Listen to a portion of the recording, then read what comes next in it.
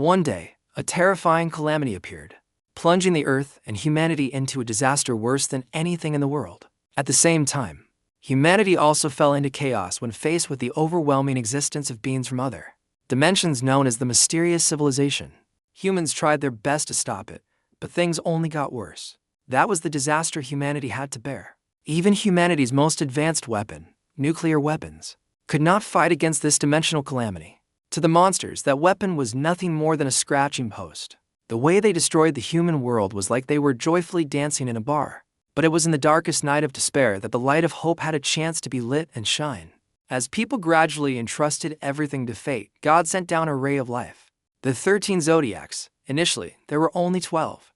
They were blessed by the holy gods, so people called them saints. Therefore, the power they used was from the divine. However, in every story, there is always a different character, Liion, the 13th member of the zodiacs who awakened without the blessing of the holy gods. In order to quell the worries of humanity, it was necessary to destroy the root of the calamity, the Crimson Eye. Therefore, the 13 of them gathered at the demon tower, where that demon resided. After a period of time, it seemed that the handling of the Crimson Eye was successful, but only 12 of the 13 zodiacs returned. This caused a heated public stir. The people wanted to know why the hero Liion did not return. Before the reporters, the representative of the 12 tearfully announced with regret that Liion had chosen death in exchange for peace for humanity. Of course, this was a complete lie. It was true that Liion had bet his life, but it was not synonymous with sacrifice. The truth of the matter at that time was that the whole team had nearly defeated the Crimson Eye. But in the final moments, Liion was left behind by his comrades to fight alone, even though he was already severely injured. Not only that, but one of the remaining 12 turned back and played a dirty trick. He stabbed Liion in the back with a fatal blow, then pushed him off a deep cliff. Liion was now trapped in the most terrible place with no way out. Those people were even kind enough to leave him a hideous, terrifying monster for company, afraid that Liion would be lonely. His left arm was severed, his right arm was paralyzed. He still had a hole from the dagger wound on his body, and a big-headed monster in front of him. In such a situation, Liion's chance of survival was almost negative. The line between life and death was thinner than a strand of hair. It seemed that the main character would die here, and we would end the story as soon as it began. But of course, with his resilient spirit and stubborn determination, Liion bravely stood up with his sword and continued to fight. The state of being covered in injuries, a wrecked body, was like a mosquito bite to Liion. As the main character, he couldn't die so easily and absurdly like this. As long as the villain lives, the hero must also live. Just as long as those treacherous scumbags are not dead, Liion will never close his eyes and lie down. Back to the time one day before entering the tower. A worried person, trying to appear strong, said, "The prophet said you will die tomorrow." At that moment, the atmosphere was terrible. I felt like I had been sentenced to death by the king. Liion thought in confusion and fear. Seriously. I looked to see if his eyes were telling the truth. Liion's voice had a hint of a joke. "So, you're in charge of my funeral." The other person became very angry upon hearing this, while Liion grinned mockingly. He thought to himself, of course, I chuckled after he said that, but your meaningless words have really gone too far. Because this mission is, I don't care about the prophecy of my death, just because of a prophecy from some quack in the market. Liion's voice was determined and cold, because I have never been defeated in battle. He raised his great sword to his neck, exuding a murderous aura as he advanced. All right, let's go. We will destroy that red-eyed one. A grand staircase led to a massive door with a dark, solemn, somewhat oppressive, and mysterious architecture. Liion awaited everyone's decision. He asked, "Are you all coming with me?" He thought to himself, "Today is just like any other day. I will always win and return for sure." I thought so. But the scene changes to a room packed with people at a press conference about the incident. Inside the demon tower, a series of questions were asked by the reporters. Why did only 12 people return? It was clear that everyone went into the demon tower together. There were 13 people who entered. The atmosphere was tense, urgent. People were curious and worried about what happened in the demon tower. 13 people were confirmed to have entered. So, where's the last person? The press raised questions about the 13th person sacrificing himself to save everyone. One person eagerly asked, "Did he sacrifice himself to save the rest? Please explain." Sir Grievich's voice was sorrowful and serious after the great battle with Red Eye. He sacrificed himself to save everyone, to save us. Everyone was deeply shocked and stunned. Having lost the strongest among the 12 zodiacs, humanity was becoming desperate. The crowd bowed their heads with dazed eyes, saying, "Is he really dead? What should we do now? Will all of humanity die? Run. We should run as fast as possible." Sir Grievance tried to remain calm and encourage everyone's spirits, but don't worry, everyone. Now is not the time to fall. We still have very strong people. His voice filled with indignation mixed with emotion, he said loudly. The will of the strongest will be inherited by everyone. He resolutely added, "The remaining monsters, we will destroy them all together." Before those eloquent words, the chaotic crowd suddenly became silent. He emphasized with a deep voice to the remaining 12, "With all the strength we have." Sir Grievance, with an explosive and fierce aura, said, "We will win." Everyone was cheerful and optimistic, as if they had regained their spirits after the speech, ready for action. The entire hall, with Sir Grievance on the stage, raised their fist high. Behind them was a red curtain and an emblem of a 4-leaf clover. Right here. The sacrifice of the heroes that everyone praises is correct. In the fight against Red Eye, an extremely ferocious monster. Suddenly, a sword swung up, cutting off its head. The stream of thought continued. We, who are hailed as heroes, have won. It's true that I died, but there's one thing, the most important thing that people don't know. I wasn't killed by a monster. Liion was still standing there, stunned as if nothing had happened. The tip of his sword was stained red with fresh blood after the slaughter. Suddenly, Liion unexpectedly fell forward, but was betrayed by those called comrades. He was pushed off a deep cliff by one of them. There were only 12 people in the Red Eye dungeon. Liion managed to turn his head to look back, trying to identify the culprit. But before his eyes was only a blurry black shadow. He only knew, one of them kicked me down. Liion tried to reach out his hand to find something to hold on to. He recalled at that time, "I thought I was dead." His body floated in the void, falling and gradually disappearing. But 20 years later, in a dark, gloomy tower, surrounded by bright cracks and hazy smoke, people often call this place the Demon Tower. The ground cracked open, blinding orange light spread from the cracks, accompanied by a strong vibrating effect. The ground continued to crack. Strong light shot out from the fissures, and debris flew everywhere. A huge explosion occurred, and a brilliant white light erupted amidst the flying rocks. A strong beam of light was swirling downwards like a massive stream of energy gathering, surrounded by orange-yellow light streaks creating a feeling of extremely powerful swirling motion. On an unexpected day, Liion was suddenly reborn. He stood in the center of the energy explosion, revealing his entire inner strength. His anger went beyond control, creating a destructive storm. Liion bit his lip. Those traitors. His eyes were full of vigilance and seriousness. "I don't know who you are, but..." Liion clenched his teeth, his eyes filled with fiery anger. "By any means I can. I swear I will kill you. I have returned."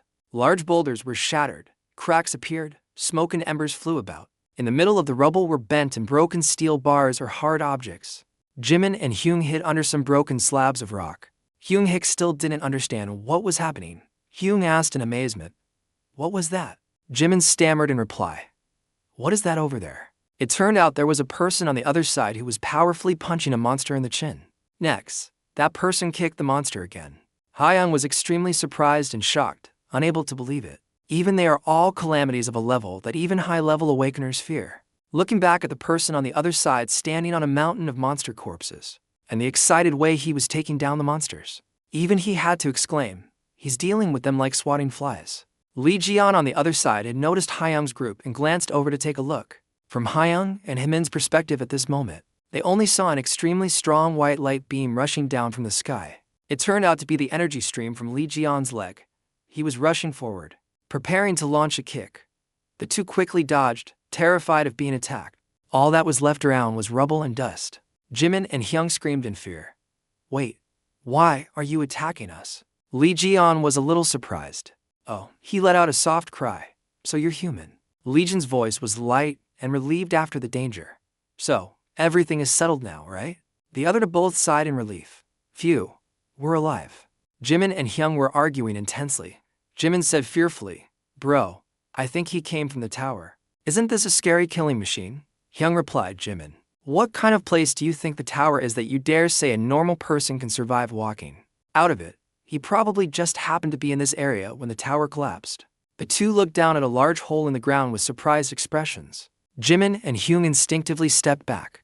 A wolf-headed monster with glowing red eyes and a wide-open mouth, revealing sharp fangs, was growling menacingly. Jimin and Hyung were terrified and panicked. That's impossible. The wolf boss has appeared. The other just shouted, run quickly. While Liion remained confident and stood there before the wolf boss. Its eyes revealed a terrifying killing intent. A powerful collision of red light erupted. In the distance, a wolf-like creature appeared, confronting the main character who was glowing intensely. The wolf boss breathed fire that spread throughout the city. Jimin and Hyung clutched their heads, their faces contorted in pain. That wolf spewed out a powerful column of fire. It spun on the ground, sweeping away all obstacles in its path. The vortex of fire expanded, overwhelming the entire space. The entire city was engulfed in a sea of fire, a scene of devastation. Smoke rose with a deep red hue. Jimin and Hyung were terrified, covering their heads and dodging with sweaty faces. Hyung's voice trembled. Are we still alive? He opened his eyes wide and looked up in amazement. Liion stood firm, his muscles bulging. He was still standing there. The surrounding scenery was still burning red, but the place where he stood was completely unscathed. Jimin and Hyung were shocked and surprised. Did he protect us? But at this point, Liion suddenly seemed angry. He growled, this damn dog, and jumped in, soaring high, preparing to launch an attack on the opponent. Legion's voice was provocative, looking down on his opponent. If you're just a stupid mutt, then sit down. He swooped down from above with immense force, his hand raised high, ready to strike the target below. A giant wolf was slammed hard to the ground, its face contorted from the impact. Jimin and Hyung's eyes and mouths widened in a loud shout of shock. After delivering that blow, he landed on the ground in a very cool pose. Liion stood before the corpse of a giant monster. Below were the other people kneeling. Liion glanced over and asked softly, this time it's really over, right? Legion's voice was a bit serious. Now, let me see. Both Jimin and Hyung said in a panic, yes. Legion's voice was scary and imposing. Go. Both of them asked in bewilderment, go where? Legion's voice was cheerful and relaxed. Go buy me some food. Jimin and Hyung were stunned, not knowing how to react. Liion added, and a few sets of clothes, too. At a diner with a clear sign, a soft sound of satisfaction was heard. A person happily slammed the empty bowl down on the table. Jimin and Hyung were horrified when they looked at the long bill. Jimin shouted in a stunned voice. He ate $10,000 worth of food at a fast food restaurant. Did he really finish 120 servings all by himself? Liion said calmly. You just said you had no money, so I earned some back. Jimin grew angrier. What do you mean you earned it back? Liion still had a calm expression, teasing lightly. Did I say something wrong? You said you would buy me everything to thank me for saving your lives. Another bowl of ramen. Hyung couldn't hold back and shouted at this. Jimin was a bit curious and confused, asking, but who are you? A disciple or a divine captain of the core army? What are you doing around the tower? Liion replied comfortably, I came out of the tower, so that's why I'm here. Jimin was surprised. Huh? You came out of the tower, Liion replied. Forget about that, I have something to ask. He looked at the young man opposite him, slowly probing, who are you? You don't seem like an ordinary person. Why can I feel magical power on you?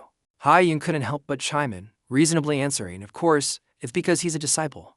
Aren't you also a disciple awakened by the blessing of a god? Jimin couldn't help but feel proud when he heard this, but Liion showed a look of contempt. Those holy gods are damn bastards.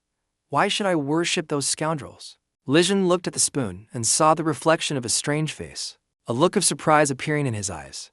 Lion's face was sweating, so shocked that his eyes widened. He jumped up in alarm. Is there a mirror here? The employee said. Over there. Liion hurriedly took off his shirt. He was shocked, unable to believe it. What is this? Liion looked at himself in the mirror, his voice full of doubt. My whole body has recovered. Liion recalled the scene of himself covered in blood, doubtfully pinching his face a few times. Those wounds should have been very difficult to heal and should have damaged my strength. Liion thoughtfully examined himself. And now let's see my left arm. He looked at the faint mark on his hand in confusion, asking, what symbol is this? A glowing green snake gradually appeared. After a while, the image became even clearer. Liion seemed to feel a sudden pain and couldn't help but cry out, while using his right hand to try and hold his left hand steady. Suddenly, a mechanical voice rang out. You have tasted death. You have achieved the impossible. Existing skills will be transferred to the new body. All achievements from the tower will be converted into your experience. You have been reborn with the zodiac skill. All unique skills and traits you once possessed will be transferred and evolved. Transfer and evolve. You can now use the power of the constellation opuchus, a giant snake head glowing with neon green energy. It opened its mouth wide, revealing poisonous fangs, and appeared behind him. Lion's eyes were sharp, with a hint of doubt. Finally, he closed his eyes and began to feel that energy. When Liion opened his eyes, he immediately found himself in another dimension. He was face to face with a giant serpent. It flicked its tongue slightly, casting a malevolent gaze towards him. Liion was a little anxious. He cautiously reached his hand forward. His hand slowly approached the snake. Liion pressed his hand on the giant snake's head, and a powerful light emanated from his palm. A huge stream of energy seemed to connect him with the snake opposite him. Liion sat up at the start, panicked. He looked around in confusion, cold sweat trickling down his face. Jimin leaned over worriedly, asking with concern, "Are you okay?" Liion waved his hands in confusion. "Did you see a snake around here?" Jimin said in bewilderment, "I didn't see any snake. I just saw you take off your clothes and run to the mirror, then grab your wrist and that was it." Liion looked at the palm of his hand with suspicion. Others can't see it. He suddenly felt a familiar stream of energy. The system suddenly displayed a notification. "You have become the master of opuchus." Since when had he been in the system space? It continued, Liion, the 13th god, master of the constellation opuchus, who crushed all creations. Super regeneration rank if any wound on your body will be restored. Your body has been regenerated. There is a small penalty. Physical strength reduced by 50%. Time remaining, 10:32 hours. Liion crossed his arms in doubt, thinking, my appearance changed because of the skill. Super regeneration?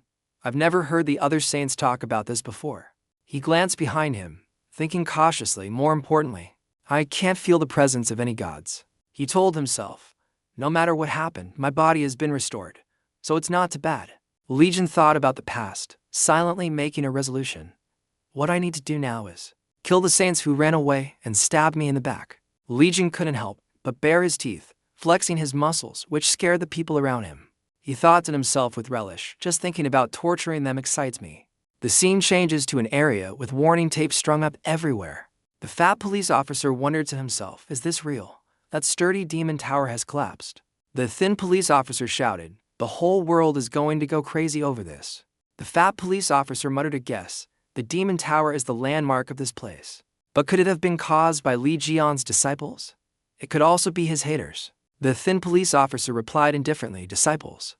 I don't know. Let me see those calamities. Looking at the monster lying prostrate before him, this person couldn't help but be impressed. Even high-level awakened saints fear them.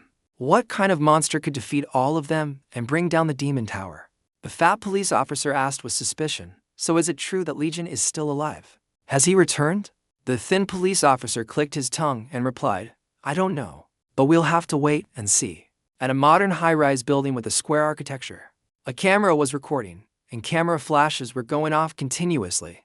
Someone shouted, Mr. Yi Hangil. Reporters crowded the spacious room, making it feel cramped. Countless questions were asked. Please tell us your thoughts on the collapsed tower. Do you believe Liion is still alive? Yang VKL, formally dressed and wearing dark glasses, was speaking in front of two microphones. With two bodyguards behind him, he remained silent, not answering immediately. Yang calmly replied, I will not comment on that. After saying that, Yang WKL calmly left. The reporters asked insistently, wait, Mr. Yang WKL, what do you mean by no comment? Outside, a luxury car was moving at high speed. Yang VKL angrily slammed his hand on the table, shattering his glasses, damn it. He clenched his fist, gritting his teeth. Liion. How many times has it been today? Thinking about the other person's ferocious expression, and the tower full of monsters, he asked himself in disbelief, are you guys saying Liion is still alive? He survived for 20 years in the Red Tower? Jiang Qi gritted his teeth and denied it. No, impossible. There are thousands of vicious demons in there. And besides, they are all of the dark rank. Jiang Qi fumbled with the pipe in his hand, convincing himself. Just surviving the red eye was a miracle. How could a person survive inside there? He grumbled to himself. His body was crippled and his power was countered. He also didn't receive the blessings of the gods like the 12 of us saints. At this point, Jiang Qi suddenly froze. But if that guy really survived, then what? He helplessly let out a puff of smoke. Jiang Qi angrily gritted his teeth. Everything will be over. On the other side, Liion was holding a phone, his voice full of confidence. Now, how about I crush this guy first? The scene of a modern airport with a plane preparing for takeoff. Everything was operating smoothly and professionally. A large airplane was parked on the runway under a clear blue sky. A pair of feet stepped down, and respectful voices rang out, "Welcome." The man stepped down to the welcome of a group of people. To be able to meet one of the 12 holy zodiacs, this is truly an honor. Sir Hugo Otters. Hugo walked out calmly and asked softly, "Where is the chief?" The bodyguards replied respectfully, "He is waiting at his place. Your car has been prepared." Hugo slowly walked past, replying softly, "All right, let's go." The bodyguards waited for him to leave before quietly exclaiming, "He is truly amazing." Looking at the handsome figure over there, they silently acknowledged, "That's what a chosen one is really like." A car is moving quickly on the road. Hugo Macbeth was sitting properly in the car, his eyes looking out the window. He remained silent. He sat still, letting the phone continue to buzz beside him without picking it up. Hugo thought irritably, "Is it the reporters again? Those people who are always blabbering about theories like Liion is still alive." The phone screen displaying an unknown number continued to vibrate incessantly. Hugo angrily hung up the phone. It's been 20 years already. The phone finally fell silent. Hugo thought about the past and was lost in thought for a long time. At that time, he had said, You will die tomorrow." Liion, while eating, casually offered him a chicken thigh and replied, "Oh, Otters, why do you keep rambling on about death? During the raid on the Demon Tower, I was attacking a calamity outside the tower at Zion's request. I silently prayed that my prediction was wrong and that Jin would return safely. But when he came out covered in wounds, Hugo couldn't believe it and exclaimed, What did you say happened to Jin? The other gods who went with Zion abandoned him, then returned with the head of the Red Eye. And that achievement of ours became known, taking the title of the 12 gods, including myself, as heroes, giving us power and strength in our hands." Hugo gritted his teeth and uncomfortably accepted reality. "I couldn't believe Zion was dead and demanded a search for him. But," Yang Wei bluntly told him, "we can't do that, Hugo Otters." He reminded him grimly, "You should know about the number of calamities outside the tower. The idea that you think Liion is still alive is ridiculous." Yang Wei cunningly pointed behind him, "If you're so worried, then go find him yourself. I won't stop you. But that means there will only be 11 gods left, Hugo." Hugo could only grit his teeth in anger upon hearing such shameless words. The past scene gradually merged with the present. Hugo uncomfortably loosened his collar. Looking out the car window, he thought to himself, "No matter how strong Jin is, it's impossible. It's too late now." Hugo felt a little apprehensive as he silently called out his old friend's name, Diane. His image in his memory remained as vivid as ever. The driver suddenly announced, "Sir Hugo, a call from the Prime Minister." As soon as the Prime Minister got through, he hastily asked, "Mr. Hugo, are you there?" Hugo replied seriously, "Yes." "What is it, Mr. Prime Minister?" The Prime Minister said solemnly, "You must have heard the news, right? The Demon Tower has collapsed." Hugo warily held his head and thought, "Is it that again?" He softly replied to the question, "I'm very sorry, Prime Minister. But if you continue to ask about the search for Jin, I must refuse." Hugo firmly emphasized, "Xion died that day at the Demon Tower. The incident at the tower was probably carried out by Xion's disciples." He glared and added, "If you're planning to use this issue for your election campaign." The Prime Minister suddenly interrupted him. "No, I'm not talking about that." His voice grew more serious. "According to the news I just received from the South Korean government, a new line just rang a few minutes ago." Hugo asked in surprise, "What rang? Is there something unusual?" The Prime Minister replied gravely, "Li Jiang's private phone line." Hearing this, Hugo was immediately shaken. He excitedly slammed his hand repeatedly on the front seat. "Is that true?" With that, Hugo's face paled and he ordered, "Stop the car." The driver replied, "Yes, sir." He quickly slammed on the brakes, causing the wheels to screech loudly against the road. Hugo sat in the car, trying to calm down. "So, don't tell me, the call I just received was..." He seriously looked at the recent missed calls. The more Hugo looked, the paler his face became. He reached out and tapped the phone screen. Hugo picked up the phone to answer, his expression extremely serious. A familiar voice suddenly rang out, "Hey Otters." The person on the other end of the line sounded like a returning demon, menacingly threatening. "I'm going to find you and kill you. Good luck." Hugo's face turned as white as a sheet of paper. He thought in shock, "This voice? Is it really you, Jin?" He quickly gave an order, "Turn the car around now. We're going back to the airport." The driver hesitated, "Sir Hugo, what about your business in England?" Hugo replied angrily, "Who cares anymore? Get back to the airport now." The driver reluctantly complied, "Yes, sir." The scene shifts to a shop. Liion held the phone, speaking with a sinister expression. Looks like Otters has grown up. Zion looked at his phone and said, he even learned how to ignore my calls. Jimin curiously asked him, Who are you calling so many times? He answered him perfunctorily, wait and see. Jin was engrossed in exploring the phone and exclaimed, so this is what people call a phone. How interesting. He thought back to the old days, the year 2005 when I entered the tower. So that means it's 2025 now, right? The world has really gotten better. Jimin, seeing that he was still unfamiliar with the phone, enthusiastically introduced. Is this the first time you're using a phone? You can use the internet on it, and even read the news. Jin asked in surprise. News? Can I read news about Liion? Jimin instructed him while replying, of course. The latest news about Liion is trending right now if you do this. Countless articles about him appeared on the phone screen, surprising both of them. Jimin looked at the rude comments and said hesitantly, but the comments section is a bit. Before he could finish, Jin suddenly squeezed his phone tightly. He cried out in alarm, my phone. Zion cursed those people in a rage. Who caught the red eye? Those fools. They were the ones who ran away like scared rats. But he quickly controlled his anger and told himself, calm down, this is nothing. Zion's attention was drawn to a line of text. He was surprised. My will? On the screen was news about his will. He remembered. I agreed to donate all my assets to orphans and scholarship organizations. As he scrolled through other news, he said, I hope it's being carried out well. Then he scrolled to some tabloid articles with headlines like 12 gods return from Demon Tower. Mourning Liion's death, Liion bequeathed all assets including his holy relics to the 12 gods. To save humanity, all gods except Sagittarius Saint have accepted the inheritance according to Liion's will. Zion read this and became furious, crushing the phone and shouting, I'll kill them all. I'll tear them all to pieces. Jimin, on the other hand, fell to the ground in sorrow, imagining his poor phone in heaven saying to him, thanks for buying me. But Zion paid no attention to Jimin at all. He rested his chin on his hand and wondered, but what should I do? He thought to himself, even if I want to announce that I've returned, I look very different from 20 years ago. If I go around telling people I'm Liion, everyone will call me crazy. He calculated silently, I'll just stay quiet for now, then take those guys down one by one. Jimin, on the other side, was crying his eyes out, hugging his phone and saying, I still have the hardware installed here. Suddenly, a wave of aura flooded the room. The system announced, warning, someone is watching. Jin also felt that presence, this aura. He stood up abruptly and left. Jimin asked in surprise, where are you going?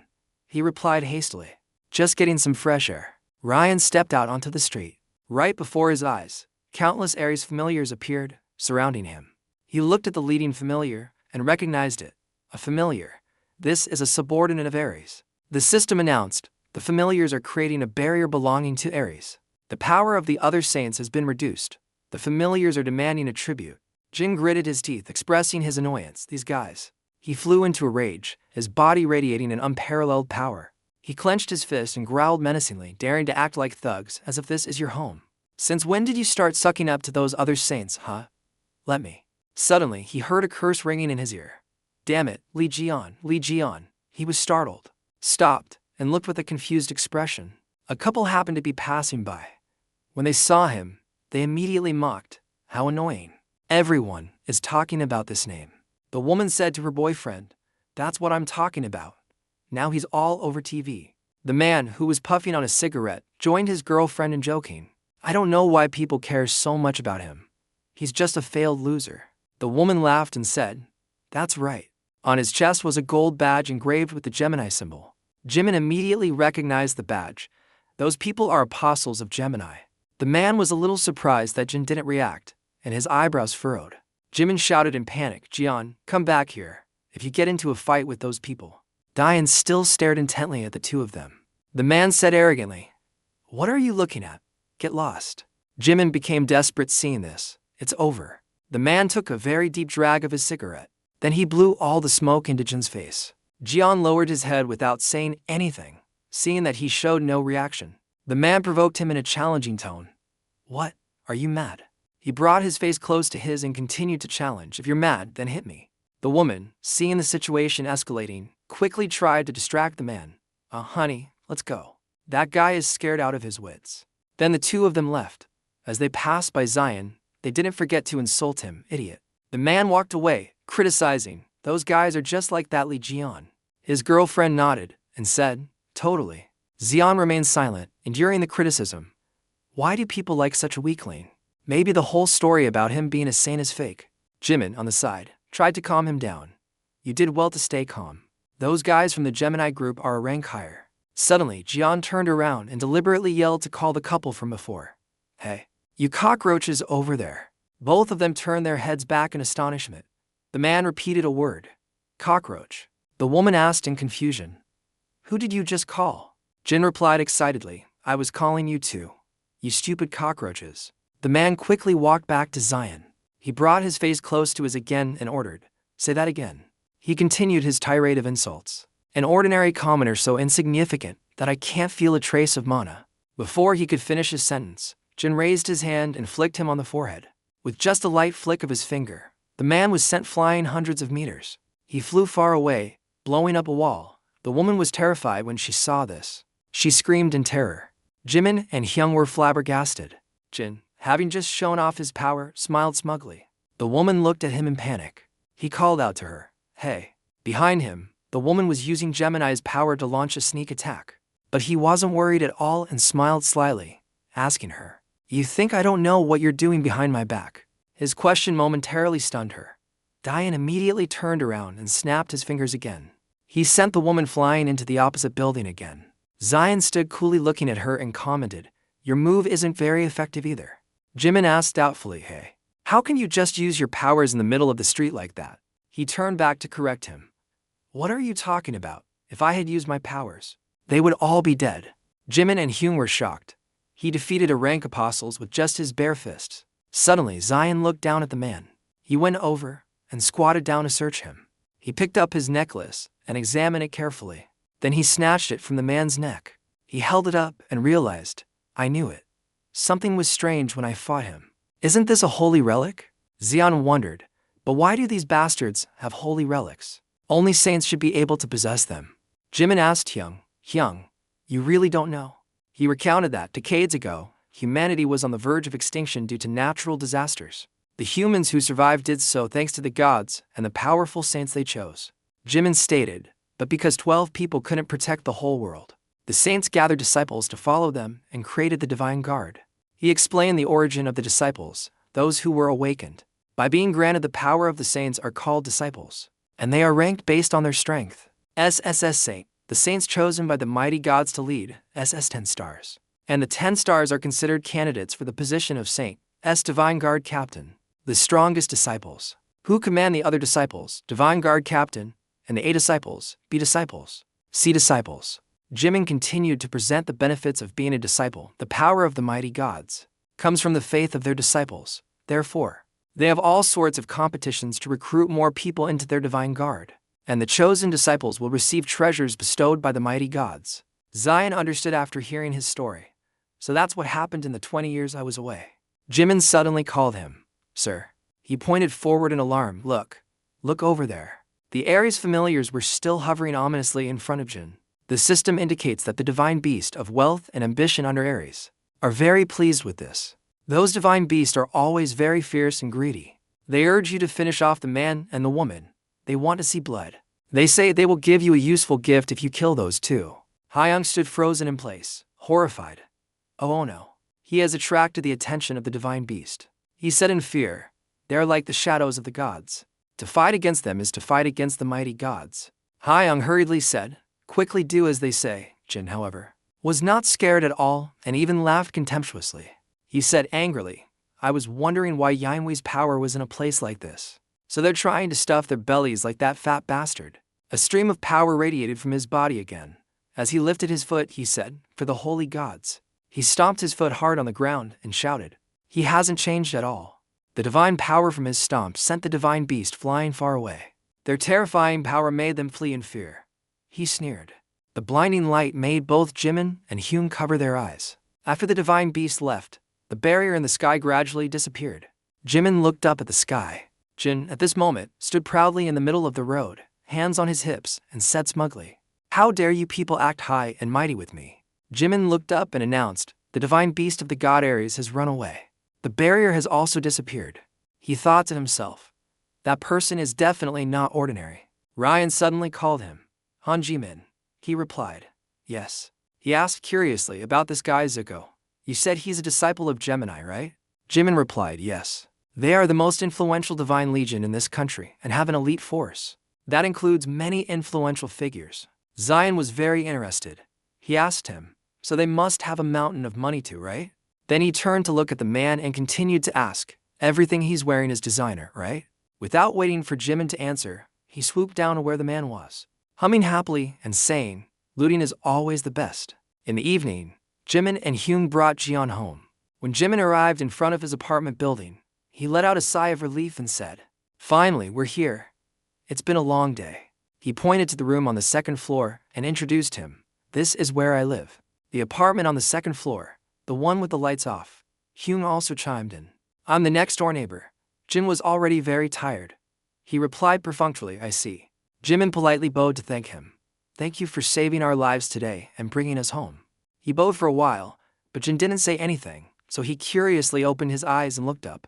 Zion, in front of him, yawned and asked, aren't you going in? I'm dead tired. Jimin was shocked by his carefree attitude. Is he planning to ask me to feed and house him? After Jin entered Hyunmin's house, he quickly took off his clothes to take a shower.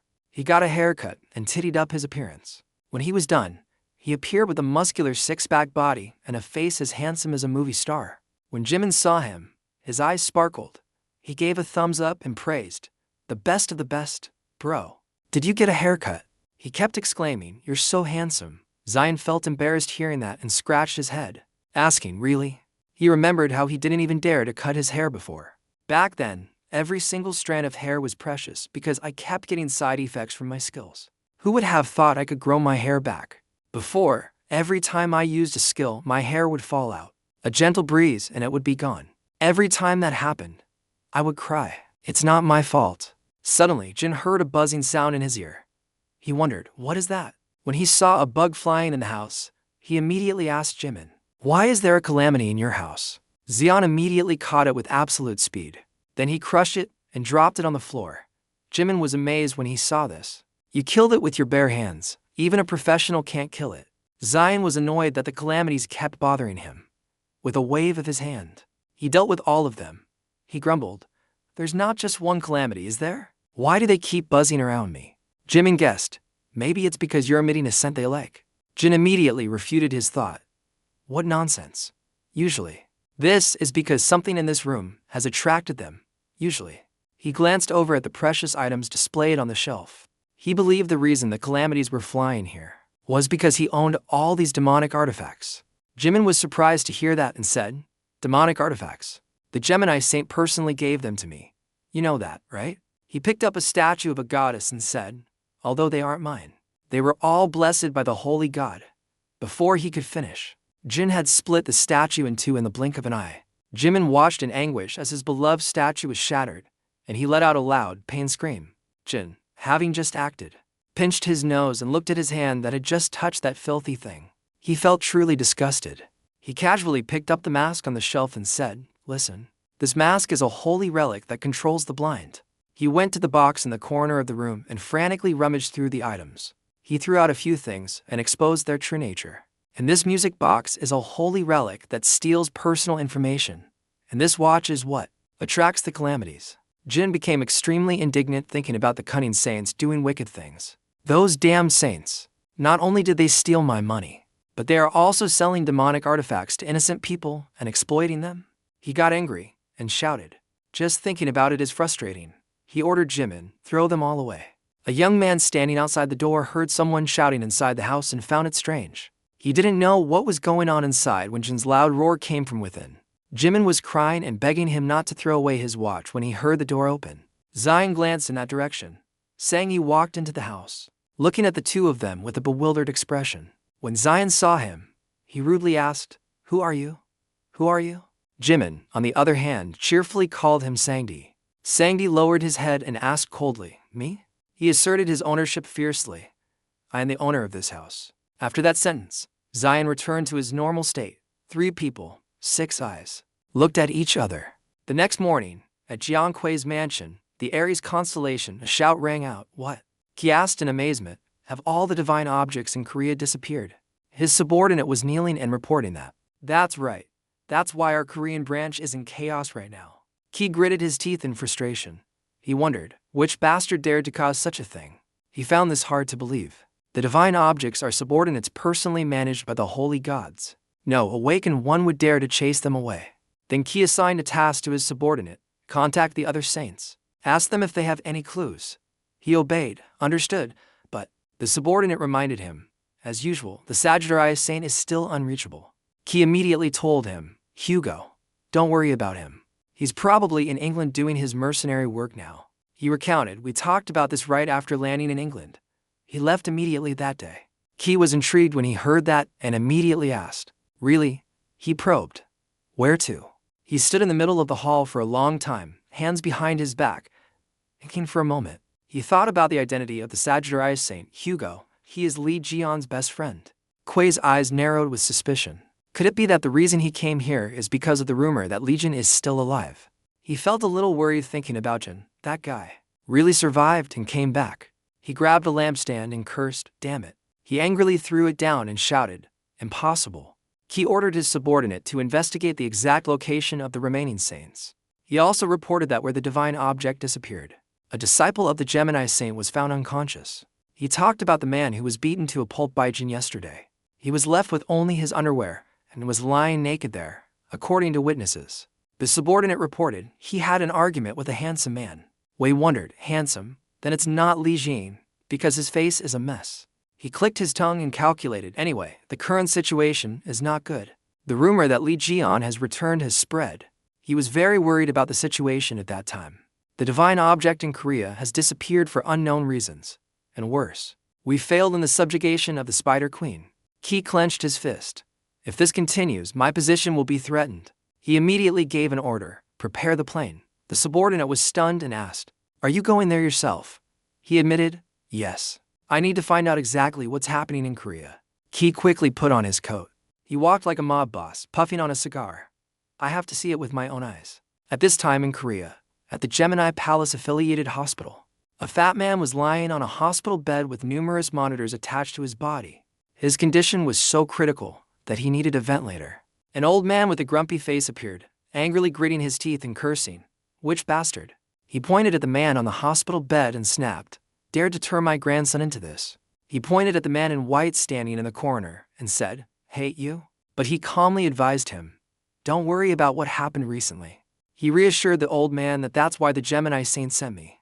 Mr. Chairman, he is a disciple of the Gemini constellation, the S-rank eternal Bong Mingxing Gong. Sanji, at this time, with annoyed expression, frowned and questioned. So, you mean you met him at the Demon Tower? He asked in disbelief, and he killed the calamities with his bare hands. Jimin, slightly intimidated, nodded quickly. Yes, yes, Sanji was surprised. He even defeated an rank disciple. He quickly replied again. Yes, that's right. Sanji didn't bother asking any more and immediately flared up. You think I'll believe you? He destroyed all the holy relics in the house. Jin, in front, was still fiddling with a strange object, and replied indifferently, I told you they're all fake. This one is fake too. He was a bit stunned and pressed. What? Which god's army do you belong to? Zion smiled and looked at him teasingly. Does it have to be that way? Sanji was getting a little heated. Still trying to stay calm, he asked again, which god do you worship? Zion now answered seriously, but the answer made one want to punch him in the face. Myself, not the 12 bastards. Sanji gritted his teeth and questioned, and what about your awakening rank? Zion answered casually, HMM, production class. Jimmy looked at his friend, who was now like a ticking time bomb. Sanji, with all his patience, asked one more question. Lee, so what's your name? Ryan, being himself, of course, still brazenly replied Lee Ryan. He was now silent in a cold fury. Jimin panicked and turned to this person and then to the other. Bro, that name, Sanji, calm down. While Jin was still bewildered, a dense blue flame enveloped him. Sanji let out a bitter smile. You trespass into our house, destroy all the holy relics, and you tell me your name is what? Immediately, under the cold flames, a giant warrior statue appeared behind him. A cold, majestic face with armor and a sharp spiked helmet was summoned by the furious Sanji, who roared, How dare you impersonate Sir Liion? Jimin shouted in alarm. Hey, stop it Sanji. We're inside the house, you crazy bastard. Jin stood calmly before the dense fire magic as the system warned. The mana of the Gemini disciple is exploding. He still brazenly exclaimed, "Oh, nice. At this rate, you'll burn down the whole house." Immediately after, his eyes narrowed and then widened, glowing as the system announced. Skill activated, Divine Eye. Vine used his skill to carefully observe the foolish kid who was fuming with rage. Information appeared. Sijin Sang, disciple of Gemini, awakening level A. Awaken name, Lightmage. Skills, Witch's Blaze S, Eternal Seal A. Traits, Genius, Visionary, Idol Worshipper, Genius. Learning efficiency, 200%. Jin looked at this information and smiled with interest. So young and already able to use high-level summoning magic. The genius trait is truly not an empty name. The majestic iron statue suddenly made a creepy sound, its two eyes shining brightly. Jimin tried to shield himself from the flames and shouted worriedly, "Bro, run." Sangjae isn't a ranked disciple of Gemini. He's also a fan of Liion. Young Sangdi now had a fierce and furious look in his eyes. Standing amidst the powerful blue flames, he warned Jimin with a serious expression. "Didn't you hear me? Get out of here if you don't want to die." Suddenly, at that moment, a shadow flashed and appeared behind him, smiling teasingly. "If you play with fire too much, you'll wet the bed one day." He was startled and quickly turned around in amazement. Since when? Before he could even register or defend himself, Sangdi was sent flying straight into the wall by a powerful flick from him. Then Jin calmly walked over to the kid and laughed mockingly. "You idiot. The house is one thing. But are you trying to burn down the whole building?" Jimin worriedly stammered, "Bro, Sangdi isn't dead, right?" Jian gave a devilish and scary smile in response. "Oh, it's okay, it's okay." Hearing this, Jimin fell silent and sadly glanced at his friend. Sangdi was convulsing at this moment, foaming at the mouth. A bump on his forehead was still smoking. Looking utterly pathetic, Jimin looked at this scene and wondered, is he okay? He immediately helped Sanji up and cried out tragically, "Sanji, are you alive?" Meanwhile, Jian, not caring at all, yawned and said, "I'm going to sleep first. I'll wake up when it's time." With that, he went straight into Sangdi's room, the door slightly ajar. Suddenly, his eyes fell upon a pile of shiny models displayed on shelves around the room. And of course, they were all models of Zion in a messy-haired state, sculpted with a cool six-pack. He looked at this pile and his face fell as he asked seriously, "What are these things?" Jimin replied helplessly, "I told you, Sangjae is a fan of Liion." He had just woken up and was trembling in despair. "Don't go in there. That room contains my Liion collection, which is more valuable than my life." Jin couldn't stand it anymore and grabbed the largest one, breaking its head off. "At least take the head off. They're annoying me." Sangdi cried out in despair. "My Sir Liion model." With that, he continued to grope around, looking for a model that was an eyesore to break its head. Sangdi cried and looked at this demon helplessly, shouting, "No, stop. You crazy bastard." He didn't care and still smiled smugly.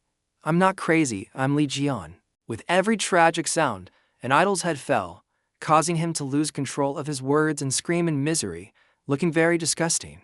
The next morning, the blue sky was quiet at Tully's coffee shop. On TV, Liion was reporting some new information. Yesterday, two disciples of Gemini were humiliated by a suspicious person, according to witnesses. The suspect robbed the victims of all their belongings and clothes. Hugo sat there, holding his forehead in frustration, and immediately realized, it's definitely Jian. What is that guy doing? The first news I hear after arriving in Korea is this. At that moment, the waitress came over with a friendly smile to ask, "What would you like to order?" But Hugo didn't answer and was strangely silent. Suddenly, he radiated a crazed killing intent, his eyes glaring angrily as he said, "Cut the act and show yourself." Yanggu, the female waitress, having been seen through, smiled eerily. "Oh my, you found out right away.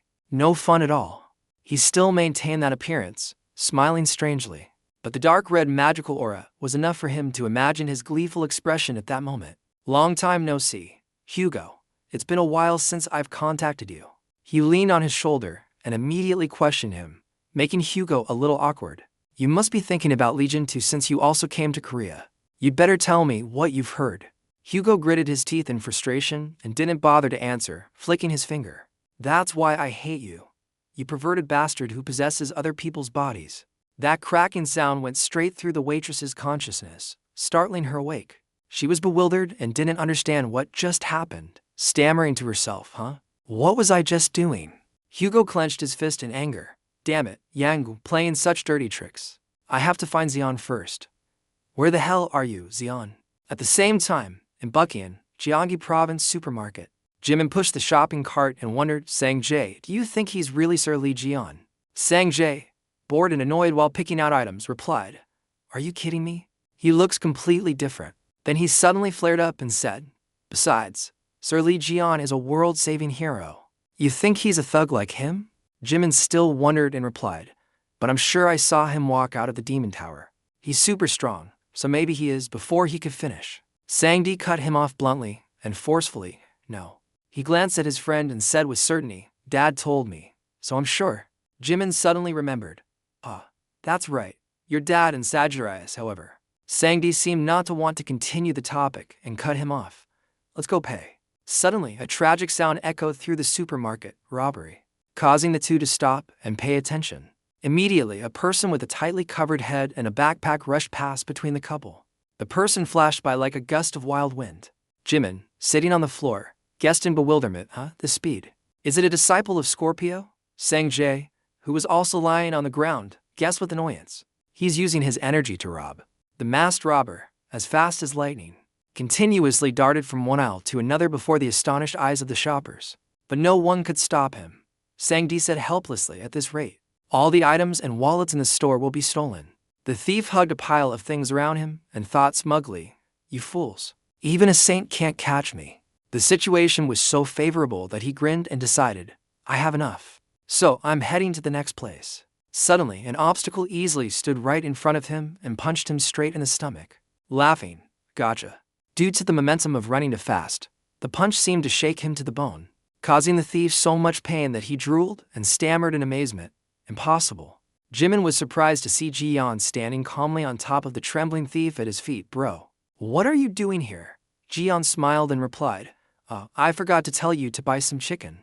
At this moment, a buzz-cut figure suddenly walked over and praised, Impressive. Scorpio's disciples are hard to catch because they are too fast. He wore a high-collared black shirt and spoke again, instructing, Judging from the energy radiating from you, you seem to be an ordinary disciple. Next time, you should call the police. Jin didn't bother to reply and stared at him with a puzzled expression. What's wrong with this bastard? Suddenly, at that moment, the whole supermarket shook violently as if there was a big earthquake, catching both of their attention. Deafening, dull roars rang out. Dust and rocks continuously fell from the ceiling. To the astonishment of all the shoppers, the thief, a disciple of Scorpio, took the opportunity to sneak away. What the hell? An earthquake? So unlucky. I'll run while it's chaotic. Once he was far enough away, he immediately sped up and dashed forward, hoping to get out of there. The thief smugly thought he was lucky. I was caught by a strange guy, but thanks to the earthquake, I have a chance to escape. At this moment, the floor tiles under his feet suddenly broke and rose up, causing the thief to stop in his tracks in bewilderment. Immediately, the ceiling beams shattered and a terrifying giant centipede emerged. The thief looked up in horror, recognizing it and wondering, a calamity. Why is there a calamity in the green zone? He backed away in frustration and decided, damn it, I'll run before I get caught up in this. The thief jumped high, hoping to get over the centipede. Then he sped up, still smiling confidently, even a calamity can't catch me. But he didn't know what he was challenging. At some point, a huge, disgusting mouth with layers of sharp teeth and crazed, glowing eyes was opening wide to swallow him whole. Then what happened? Everyone knows. The sounds of gruesome crunching echoed out. That horrific scene was witnessed by everyone in the supermarket. A giant monster was devouring a human, and on its neck was a strange, humanoid creature. The creature had a sturdy body like thick armor, with long bones growing from its back like wings and sharp spikes on its head like a crown. 5 crazed and cold eyes, filled with a terrifying aura, looked straight at the humans below as if they were insects. In these dangerous situations, what should we do? Run? No, no. Stand and watch. Yes, yes. The people below were still frozen in fear until the emergency siren blared. Warning, warning. This is not a drill. A calamity has appeared inside the supermarket. All civilians in the supermarket, please evacuate immediately. At this moment, the monster began to act. The spider head roared in anger. Giant centipedes and large insect monsters also began to swarm out and attack, causing the crowd of people to scatter like a swarm of ants. The warning alarm sounded again, bearing the appearance of the Spider Queen. The danger level in the supermarket is rated as a red zone. Amidst the chaotic scene filled with screams and the warning system, A boy lost from his mother stood frozen in despair amidst the stampeding crowd, crying. Right behind him, the giant centipede was rapidly approaching. The centipede bared its rows of sharp teeth and lunged at the delicious prey that was standing still and sobbing over there. Right at this moment, Jin shot down from above, radiating dense black lightning, and delivered a powerful punch to the creature's head. The powerful shock shattered its head, causing it to scream in pain. He looked at the poor kid who was stunned and trembling, and casually warned, "Kid, you should watch where you're going." His appearance at this moment was shrouded in a dark, cold magical aura, his eyes sharp and glowing, and his mouth curved into a creepy smile as he asked, "Are you okay, kid?" Ryan scared the kid even more in that state, and he immediately ran away in a panic, screaming wildly. Seeing this, he froze, helpless. Zion coughed a few times and calmed down. "Well, I'm glad he's okay." At this moment, he turned to look at the drooling, wary monsters and grumbled, "But why are there more calamities than people in the supermarket?" Immediately after, they all rushed forward to attack. Zion's body began to glow with a mysterious magical power, and behind him, the body of a large snake was regenerated. This giant, red-eyed blue serpent coiled around him, its magical power surging and sparking with terrifying black electricity. Jin reluctantly gave a tired smile. "Well, it's been a while. I'll warm up a bit." At the same time, elsewhere, a sleek black supercar was casually cruising down the road. Ki, sitting inside, suddenly asked in surprise, "What did you just say?" The driver replied again, "A great calamity has appeared in a market area in Buckian City." His eyes narrowed and tensed. "I'm not asking about that. What is that great calamity, driver?" One of them said bluntly, "It's the Spider Queen." Upon hearing this news, Kuei's face turned deathly pale and his expression became grave. Damn it, he thought in panic. The last campaign failed. I could only seal her away. Did she escape? Ki clenched his fist and cursed himself bitterly. Damn it. A red-level disaster, and I couldn't even deal with it. For the disaster-level arrangement, humanity has divided the great calamities into 7 levels according to the degree of danger. First, representing this peaceful and splendid place is due, the realm of the gods. This human living area underground is green, the safe zone. These abandoned areas, filled with a gloomy atmosphere, are designated as yellow, a warning zone. 1 level higher, a place with medium-level dangerous monsters, is orange, a danger zone, requiring evacuation.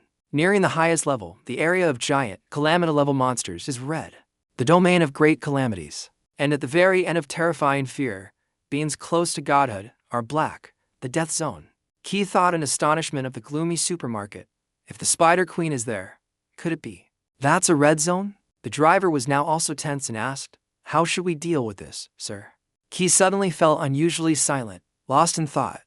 Then he uttered a cruel sentence. "Tell them to cover it up." The driver thought he had misheard and asked blankly, "What?" Ki, at this moment, clenched his fist and thought with worry. This can't be known to anyone. If they find out that things turn out this way because the campaign failed, things will get even worse. Wazer, with his trembling hand, clenched his teeth and decided to ignore the lives of hundreds of innocent people. Trapped in the supermarket, he issued an order. Report that everyone is dead and send knights there to demolish the entire building.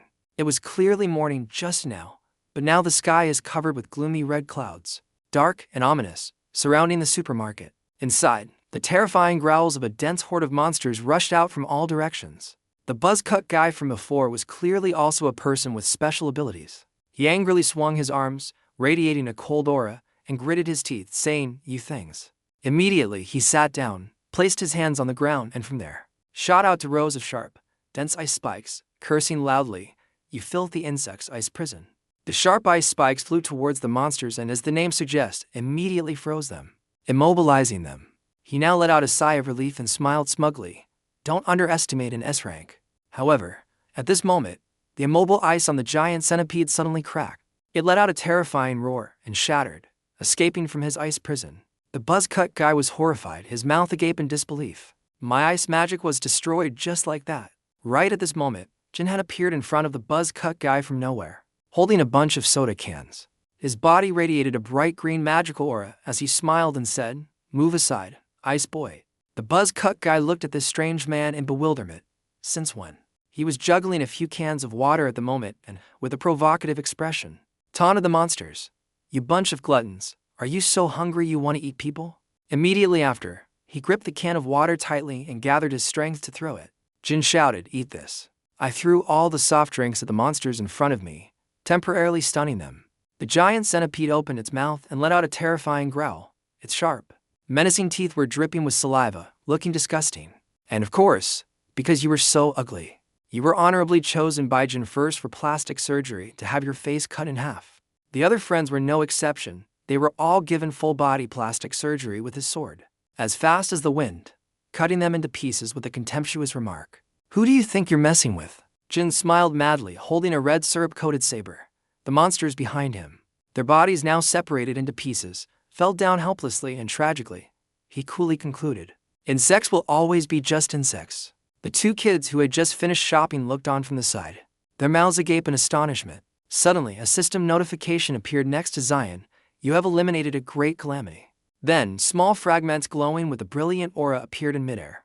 The system continued, "Your holy master has gained experience. You are rewarded with puzzle pieces." He looked at the sparkling object and wondered, what are puzzle pieces? At this moment, the small, powerful fragment was resting in Jin's hand. The system explained, "You can assemble the scattered pieces to create skills or holy relics." He was surprised.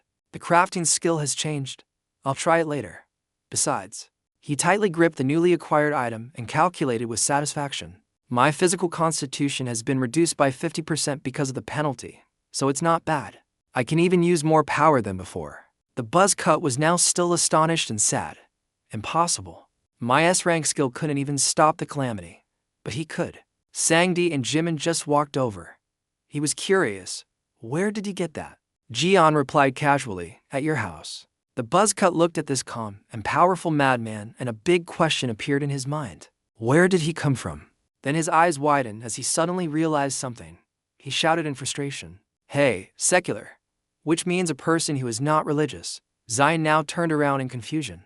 The buzz-cut guy asserted confidently in question, "I've been suspicious for a while now. You're the one who attacked our knights, aren't you?" Jin was startled by these words.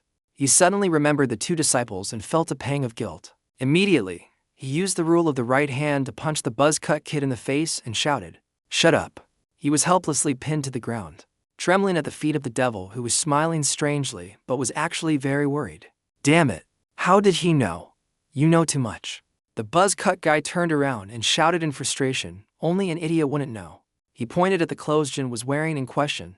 "Look at that outfit and that badge. You attacked our knights and stole them, didn't you?" He was now startled to realize. And also the badge pinned on his shirt. The buzz-cut reminded him of a strange black-haired girl who used ice magic and shouted angrily, "That is an S-class holy relic that only Gemini knights possess." He got even angrier and cursed.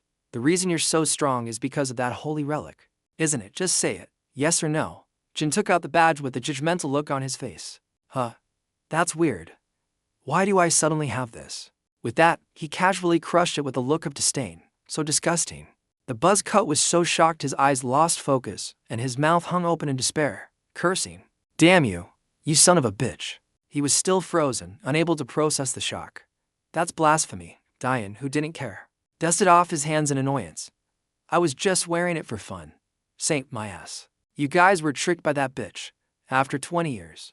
That hairy guy and that witch are still as evil as ever." At this moment, the roar of the Spider Queen interrupted the conversation. Jin now became alert and turned back with a sharp, cold look and a serious demeanor. Jimin pointed ahead, too scared to speak properly. The Spider Queen and her minions charged forward.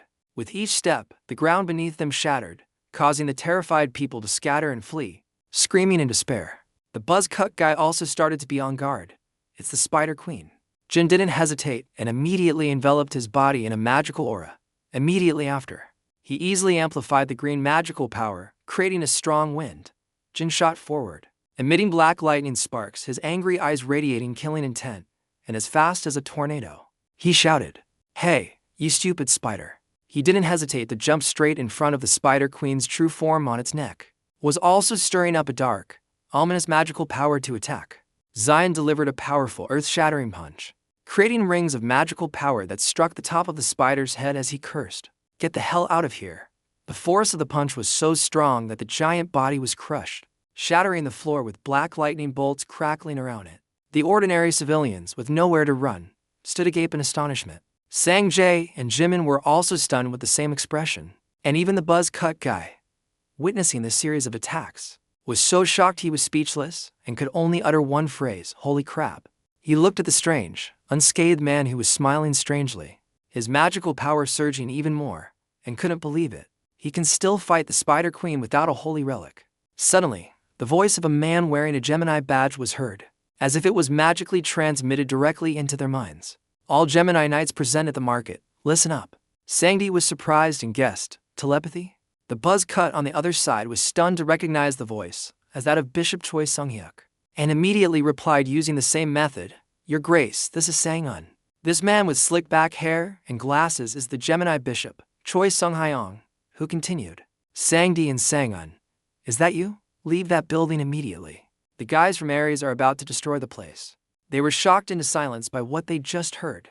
Outside the supermarket, a huge, terrifying red barrier was now enveloping the area. Sang-Hai Wook continued seriously, "Yang will personally come here. We can't stop him. Even Yang can't deal with the Spider Queen." Around the supermarket, the Aries people were constantly casting magic to maintain the barrier. Sang-Hai Wook explained, "So they are very eager to destroy this building. If their mistake is exposed, it will be very troublesome." Now he gave an order, "Sang-un, you have the teleportation skill, right? Quickly leave with Sangdi. Just the two of you." He gritted his teeth, confused by this request. "Just the two of us?" Sang-un's heart pounded. His eyes widened in guilt, not knowing what to do. He looked around, and images of casualties immediately hit him. The suffering, exhausted people were trying to fight against each other. In the giant hole in the ground, monster snakes, centipedes, and spiders were constantly pouring out. And even that strange, powerful man above was bravely fighting the Spider Queen to protect this place. Witnessing all of this, Sang-un's body suddenly trembled. He was scared because of his guilt and couldn't make a decision immediately. At this moment, the bishop's stern and slightly angry voice rang out. "What? Is there a problem?" After a fierce internal struggle, Sang-un resigned himself to their fate and, with a helpless and wretched smile, replied, "No, there's no problem at all." Sangdi obviously didn't accept this order and angrily retorted, "Even if we begged for help, it wouldn't be enough." "What are you talking about? Don't you see the chaos around us? You just said that everyone here should just be buried alive." Sang-un was silent, unable to turn his back, and after some thought, simply replied, "I know." Then he turned to justify himself in a flustered manner. "But think about it. If we were to say that the queen has appeared right in the middle of the street, what would people think?" Sangdi couldn't swallow those words and was stunned. "Huh?" he said. He went on a long-winded speech with all sorts of reasons. "The people will surely blame us. The divine legions. Their faith will be shaken and the divine power will be weakened. The people's devotion must not be shaken so that we can receive the protection of the gods." Sangdi still didn't understand and shouted just because of that. He didn't care and picked up his phone to continue. "Luckily, there's still a rental teleporter left. It can be used by two people at the same time. Shiji and Songji, you can go alone, and since this is an order, I will personally see you out." Sangdi shouted again in frustration, "What about my friend? How can I leave him behind? Besides, there are still many people who haven't found shelter." Sangul was now extremely tense and gritted his teeth in anger. "You idiot. Are you still messing with me like this?" His arms suddenly tensed up and grew cold ice chunks as he said contemptuously, "You deserve to be buried alive for procrastinating over these useless people." The icy aura surging from his body exuded coldness. Sang-un smiled sinisterly and said, "But I can't just ignore the captain's orders. I'll take care of these annoyances. So, you don't have to worry about them anymore." When Sangdi heard these words, his eyes widened in anger, and he couldn't hold back anymore. He also unleashed his blue fire magic and roared, "You scumbag." Ice and fire clashed, but both brought a chilling sensation. Sung-gun smiled as he advanced. "Saijin Sangdi, are you thinking of fighting me, huh?" he boasted. "You and I are on completely different levels. You need to stop that useless compassion and make a wise." Suddenly, at that moment, a large brown object shot out and hit Sang-un before he could finish his sentence. "Choice." He immediately cried out in pain. It was a monster bug with a hard shell that had just been beaten to a pulp, and was sent flying straight down, shattering the ground and knocking Sang-un down. Jin now jumped down from behind the monster and teased, "Hey guys, why are you still here?" The two disciples were bewildered. He held the knife horizontally at his back, his body completely unscathed, and walked over. A little annoyed, "It's dangerous, get out quickly." Jimin called out happily, "Bro," while Sangdi explained worriedly, "We can't leave because the exit is blocked by calamities." He looked at the buzz-cut guy lying motionless on the floor under the flattened rubble, with the device he was holding dropped, showing the word teleport, and said, "Or we have to use a teleporter." Then Sanji looked at the Spider Queen. "Or we have to kill all the calamities." He observed the many suffering people around and said, "Besides, many people are injured." Moreover, outside the supermarket, he became even more helpless and explained, "And outside, those disciples have blocked all the roads." Liion put on a serious face and exclaimed, "The situation is very critical. It really is." At this moment, Sangun was groaning and trying to get up from under the rubble behind him. He stood up with a start and used his magic to blow away the rocks on top of him, shouting in frustration, "You ants! How dare you trample on me like that?" Zion, not understanding what was happening, turned his head to the side. He annoyedly put his hands on his hips and scolded the buzzcut. "What's this? Didn't you throw everyone aside and run away yourself?" He cursed in frustration. "Shut up." After saying that, Sangun immediately grabbed the device and quickly started it. "You fools. Try to survive on your own. I'm leaving. I'm leaving by myself." Suddenly, at that moment, a thick layer of silk shot out from behind him. The Spider Queen shot out a controlling silk thread that stuck firmly to Sangun, rendering him unable to move. Sangun slowly turned his head in fear and panic, groaning, "No." Immediately, the silk thread retracted, pulling him straight towards the mouth of that disgusting spider monster. A terrifying cracking sound was heard, and blood splattered everywhere. The teleportation machine fell uselessly to the ground. The three of them stood there, stunned, watching this scene unfold, unable to do anything. Zion's brow furrowed in seriousness, his eyes filled with anger. Then he broke the terrifying atmosphere with his words, "You two." He stood calmly before the drooling spider, turned to instruct the other two. "I'll take care of this. You guys go take care of the injured. Then we have to go immediately." Sanji and Jimin exclaimed in worried unison. "What?" Jin's body once again radiated a denser magical power. His eyes were serious and trustworthy as he promised, "I'll be done in a moment." After quite some time, the Aries people continued to seal off the supermarket with that damn barrier. Jiangqi had just arrived and quickly asked about the situation. A subordinate immediately replied, "This place has been completely blocked off, and we have also sealed the entire building." He looked at the barrier and commented with a grunt, "Aside from what happened before I got here, isn't this progress a bit too slow?" The people who were casting and maintaining the seal were now suddenly panicking. "Why does it feel like the seal isn't working effectively?" The person next to them agreed. "That's right, it's like something is blocking it." Immediately, at that moment, a brilliant light flickered on the top of the building and appeared, shattering the barrier with huge rays of light. The guards quickly surrounded Qi and screamed in pain before the blinding light. It was a snake, a giant blue-white-gray snake with red eyes, its body radiating a surging aura of magical power. It had just shot out from the supermarket, breaking the seal that was considered too flimsy, creating a shock wave and a huge gust of wind. Qi was stunned and exclaimed, "What was that, a snake?" The seal had been broken, so right at that moment, all the ordinary people were screaming and running out of the supermarket. They swarmed out and were blocked by the Aries guards who had formed a line. The people screamed in misery, "Save us! There's a calamity in there. I'm telling you, there are still people trapped inside. Someone kill the spiders." Waiter, witnessing everything spiraling out of control, thought helplessly, "Kill the spiders? Impossible. Who could do that? Even I couldn't." He couldn't play blind anymore and let his body radiate a red magical aura, saying, "Let me check it myself." The subordinates worriedly tried to stop him, Jiangqi him. There might still be calamities inside. He remained firm.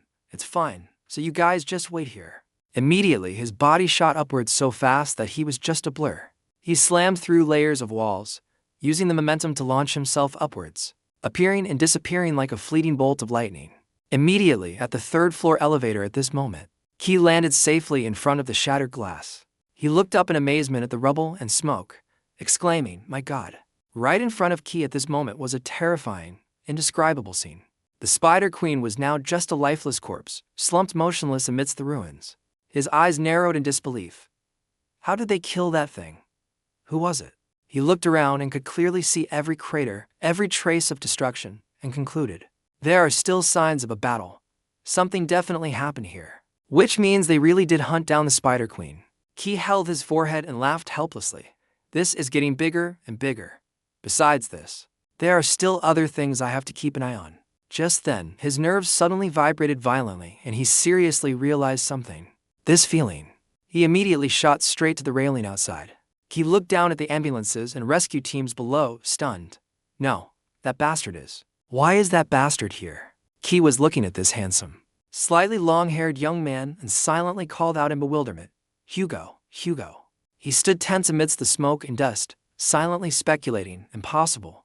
Could it be that dog Hugo is the culprit behind all of this? Is your life much better now that I'm not here? Suddenly his face fell, his expression filled with terror, as if he had just encountered something terrible. Behind Ki, a dark face with glowing eyes and a strange, teasing smile appeared.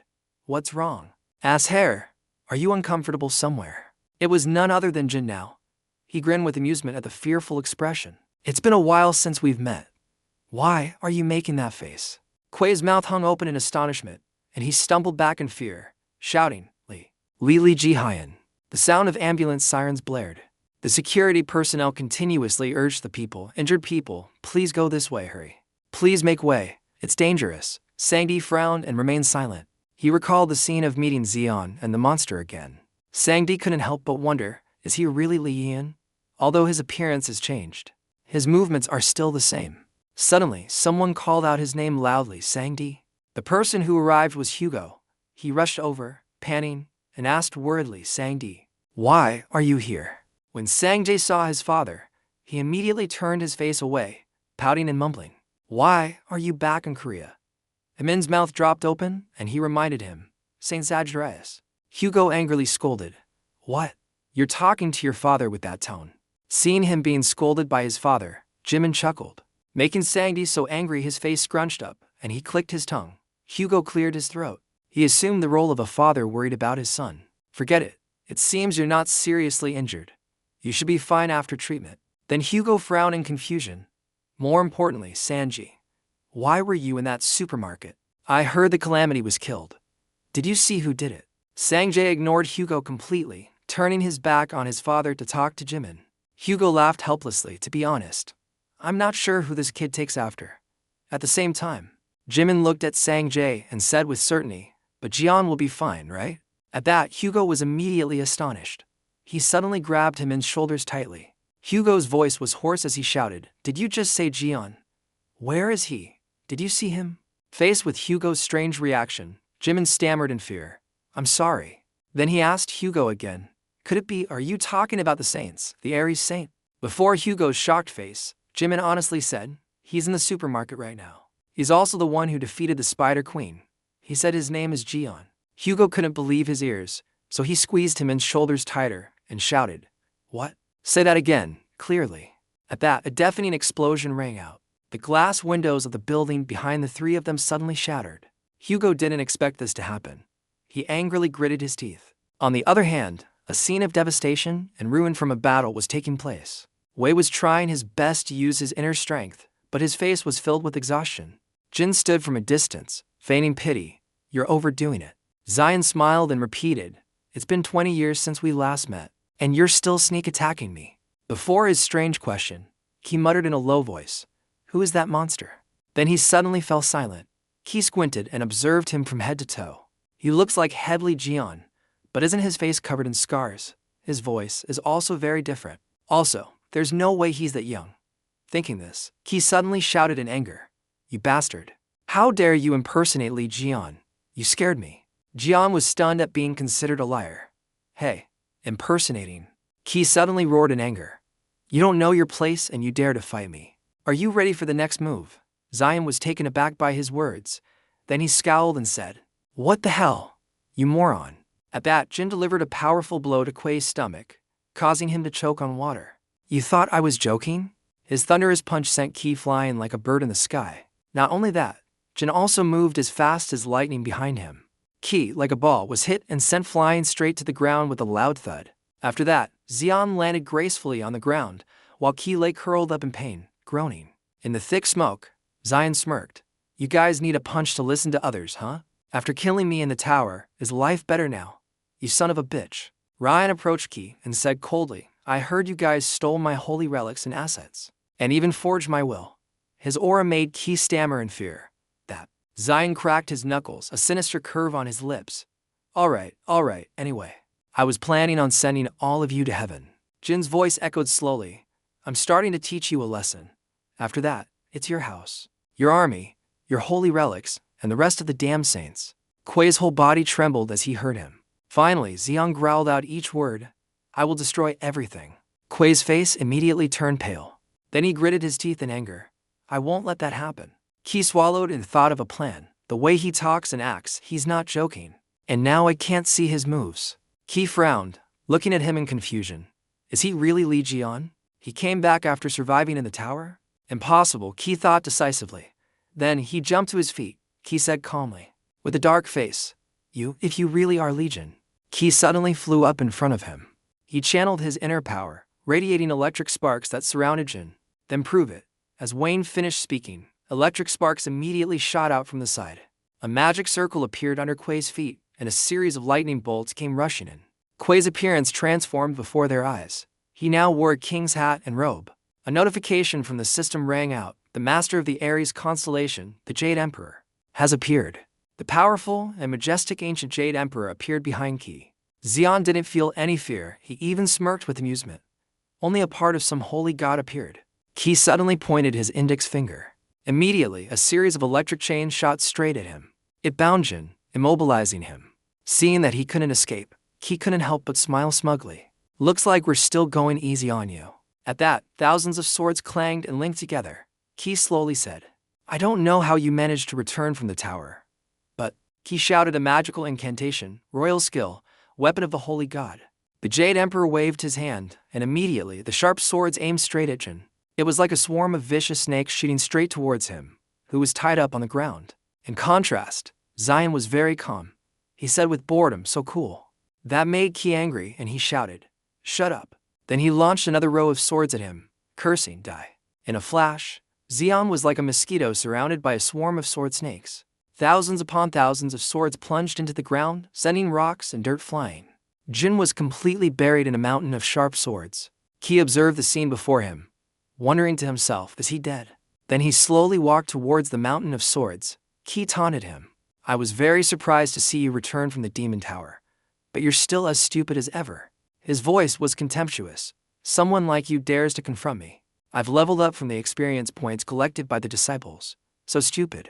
Then he laughed heartily with amusement. Qi raised an eyebrow and sneered. You think we've just been deceiving people for the past 20 years? Suddenly, a brilliant white light emanated from within the mountain of swords. Qi was immediately terrified. Impossible. With a crack, the swords began to shatter. From within the mountain of swords, a thunderous punch from Jin came down. The force of the continued blow struck Kuei's fat face. His fist immediately sent him flying 100 meters away. His body slammed hard onto the ground. Qi fell back in astonishment. How could he have survived? With a bloody and bruised face, Qi asked in shock, Are you really Legion? Jian stomped on his stomach and then laughed out loud. Finally, you recognize me. Jin frowned and shouted angrily, That's right. I'm back. It's real. Xian suddenly pinched his nose and grimaced. What happened that even your weapon smells like crap? Qi, with a face full of blood and bruises, stared at him in astonishment. Recovering like that is impossible, even with Aquarius's healing ability. Suddenly, a notification from the system rang out. You have had a near-death experience. The conditions have been met. The 13th sense skill has been unlocked. Xian heard this and let out a happy sigh. He said, Thanks to you. I've gotten stronger. So now, Jin's voice suddenly changed. He smiled fiercely. How about I try something a little different? Qi immediately pleaded, Wait. A notification about the Aries god appeared. The Aries god is terrified by Legion. He asked why Legion is still alive. The Aries god Dunnel 7 said in shock that it was impossible. The Aries god had disappeared, and with a series of prayers, Qi was horrified. What? He screamed to the heavens, What the hell? Why did a god disappear? Xian laughed and explained. Maybe it's because he knew from the beginning that it was meaningless. Jiang cracked his knuckles and gave a charming smile. I'm quite merciful. So I'll only let you taste the pain I've been through. At that, a terrifying sound echoed from behind. A long time later, Hugo and many bodyguards in black arrived. A young man looked at the scene before him and couldn't help but exclaim in shock. What the hell happened here? In front of everyone were several monsters that had been beaten unconscious and were lying dead on the ground. Hugo suddenly frowned. He used his power and discovered that this energy was Jiang Qi. Hugo was horrified when he suddenly sensed Qi lying unconscious in a deep pit. He sighed in exasperation. This is definitely Li Jian's work. even if he wanted to cause trouble. This much chaos is on the other side. The bodyguards were whispering to each other. Something's wrong. I can't feel Jiangkui's energy from here on out. One of the two bodyguards wondered. Could it be that his energy is too weak to tell if he's still alive? The other one frowned. What happened here? He's staring blankly. Hugo suddenly unleashed his power and at the same time shouted, "Can you all step back a bit?" Immediately, the bodyguards panicked and moved to the sides. A loud thud hit the ground. Hugo quickly jumped into the hole. He landed lightly, not forgetting to adjust his vest. Hugo looked and shook his head helplessly. Liion, you bastard. Really? Not only was Qi beaten to a pulp by him, but he also had a piece of paper with the words "die. You bastard" taped to his body. Hugo was tired. What else do you want to mess up next? The next day, Xian appeared at one of his mansions. He smirked and muttered, "So the god Jiang Qi managed to escape from me here, right?" Jin stepped inside to observe. An Aries head was hanging right at the door. The Aries scepter was on display. Even the statue of Qi was cast in gold by him and put on display. Jin was so angry he smirked. That bastard. He's so obsessed with looking rich that he has to show it off like this. Jin glanced deep into the mansion. I can smell my divine artifact coming from over there. Xian was amused by the statues inside the glass case. But what's with all these fakes? Those clothes look like something he took from my house, but those weapons are all fake. Suddenly, he stopped in his tracks. Jin's eyes fell on the words, "A toothpick once used by Liion." He looked at the toothpick and smiled with narrowed eyes, finally found it. My precious. A moment later, everyone in the mansion was suddenly in an uproar. The alarm blared loudly.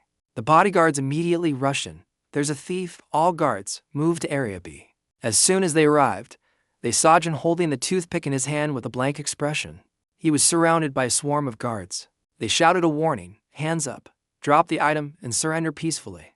Xian flicked the toothpick as if he were deep in thought. His whole body radiated lightning. Dian smiled and replied, "I don't want to." With that, he waved the toothpick up and down repeatedly. The entire group of guards was beaten black and blue by the force of the tiny toothpick, scattering like chickens and dogs. Jin pouted and looked at the toothpick, muttering, "You really have to use something familiar. Don't you all agree?" The guards were beaten so badly they cried without making a sound. With a whoosh, a small pink monster suddenly appeared in Xian's hand. He said cheerfully, "Nice to see you again, Zim." At the same time, the system appeared. You have discovered a divine artifact. Specifically, a production-oriented divine artifact, trait, shape-shifting. Smile kissed his face repeatedly, and the sound from the system kept ringing. You have met the conditions to unlock the crafting workshop. A 1.5 square meters crafting workshop has been created. The default scope of the crafting workshop has been unlocked, including the crafting workshop, repair workshop, and disassembly workshop. With the creativity of the copy skill, the characteristics of the divine artifact can also be granted. Xian said cheerfully to Smile, "Shall we go out?" It agreed playfully. While walking, Jin suddenly stopped in front of a door with an Aries symbol. The system announced, "The energy from the Aries divine artifact is clearly felt." Xian smiled sinisterly. "It would be a bit disappointing if I left empty-handed." With that, Dian slowly opened the door. Harvesting is so much fun. On the other hand, Hugo exclaimed in shock, "Am I too late?" Kui's mansion was on fire, with thick black smoke billowing up. The people were screaming and running away in chaos. Hugo braced himself and shouted helplessly, "Xian, please." Suddenly, Jin pulled a giant cloth bag out of the mansion. He rubbed his stomach and muttered, "I'm starting to get a little hungry." As soon as he saw him, Google immediately shouted Jin. He looked towards the voice, "Oh, Texu." Hugo ran towards him with tears in his eyes, shouting, "Liion, you bastard." Xian smiled and said, "You bastard. Looks like you really are my friend after." But Hugo ran past him. He rushed to the young man behind him, crying, "If you were alive, why didn't you come find me right away? What were you doing as soon as you got back? Are your legs okay? Your body doesn't look good at all. Where are you running off to? You idiot." Xian was stunned looking at his friend, then his face darkened with anger. Xian turned and kicked Hugo straight in the face. "You don't even remember your own friend's face? You idiot." The mistaken young man was flabbergasted. A single kick, and he's completely down. Xian looked at Hugo sitting with his head down on the ground. He said coldly, "You like getting beaten up, don't you? You should be worrying about something else." Hugo covered his face for a moment, then looked up and saw Smile. He was stunned. "That's..." Hugo stared at Smile intently. "Xian's divine artifact, Sim, wait, could it be you are?" Jian smiled, but his heart wasn't smiling. After getting hit, you want your ass kicked too, right? Sk. Hugo immediately hugged Jin tightly, overjoyed and shouting, Jin. He cried with tears and snot all over his face. So you're alive. You're really Jin, right? Before long, Jin pushed him away in disgust and hit him hard. He gritted his teeth and cursed. Why are you hugging me all of a sudden? Hugo clutched his stomach, and even though it hurt, he still smiled. You really are Jin. Suddenly, the system dinged. The Sagittarius god has appeared. Zion frowned in confusion and looked at it. A ridiculously handsome god with a blinding light suddenly appeared. Apollo gently raised his head, then opened his eyes with a smile.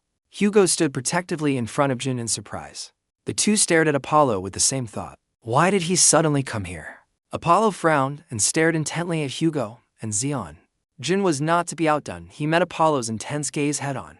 Apollo, the holy god of the Sagittarius constellation, is doubting the existence of Liion. Apollo turned to Hugo. Apollo, the holy god of the Sagittarius constellation, requests confirmation of whether this is the real Liion. Hugo frowned. What's wrong? Suddenly, Apollo drew his bow and aimed it straight at Jin. The system displayed Apollo, the holy god of the Sagittarius constellation, says, what will happen if I shoot a fire arrow at him? And aims at Liion. Jin looked at Apollo and said curtly, this holy god. Jin growled and wanted to hit Apollo. Why did that bastard aim at someone as soon as he appeared? Hugo quickly stopped him and advised, it's okay, as long as you're okay. Jin frowned and said, what do you mean it's okay from now on?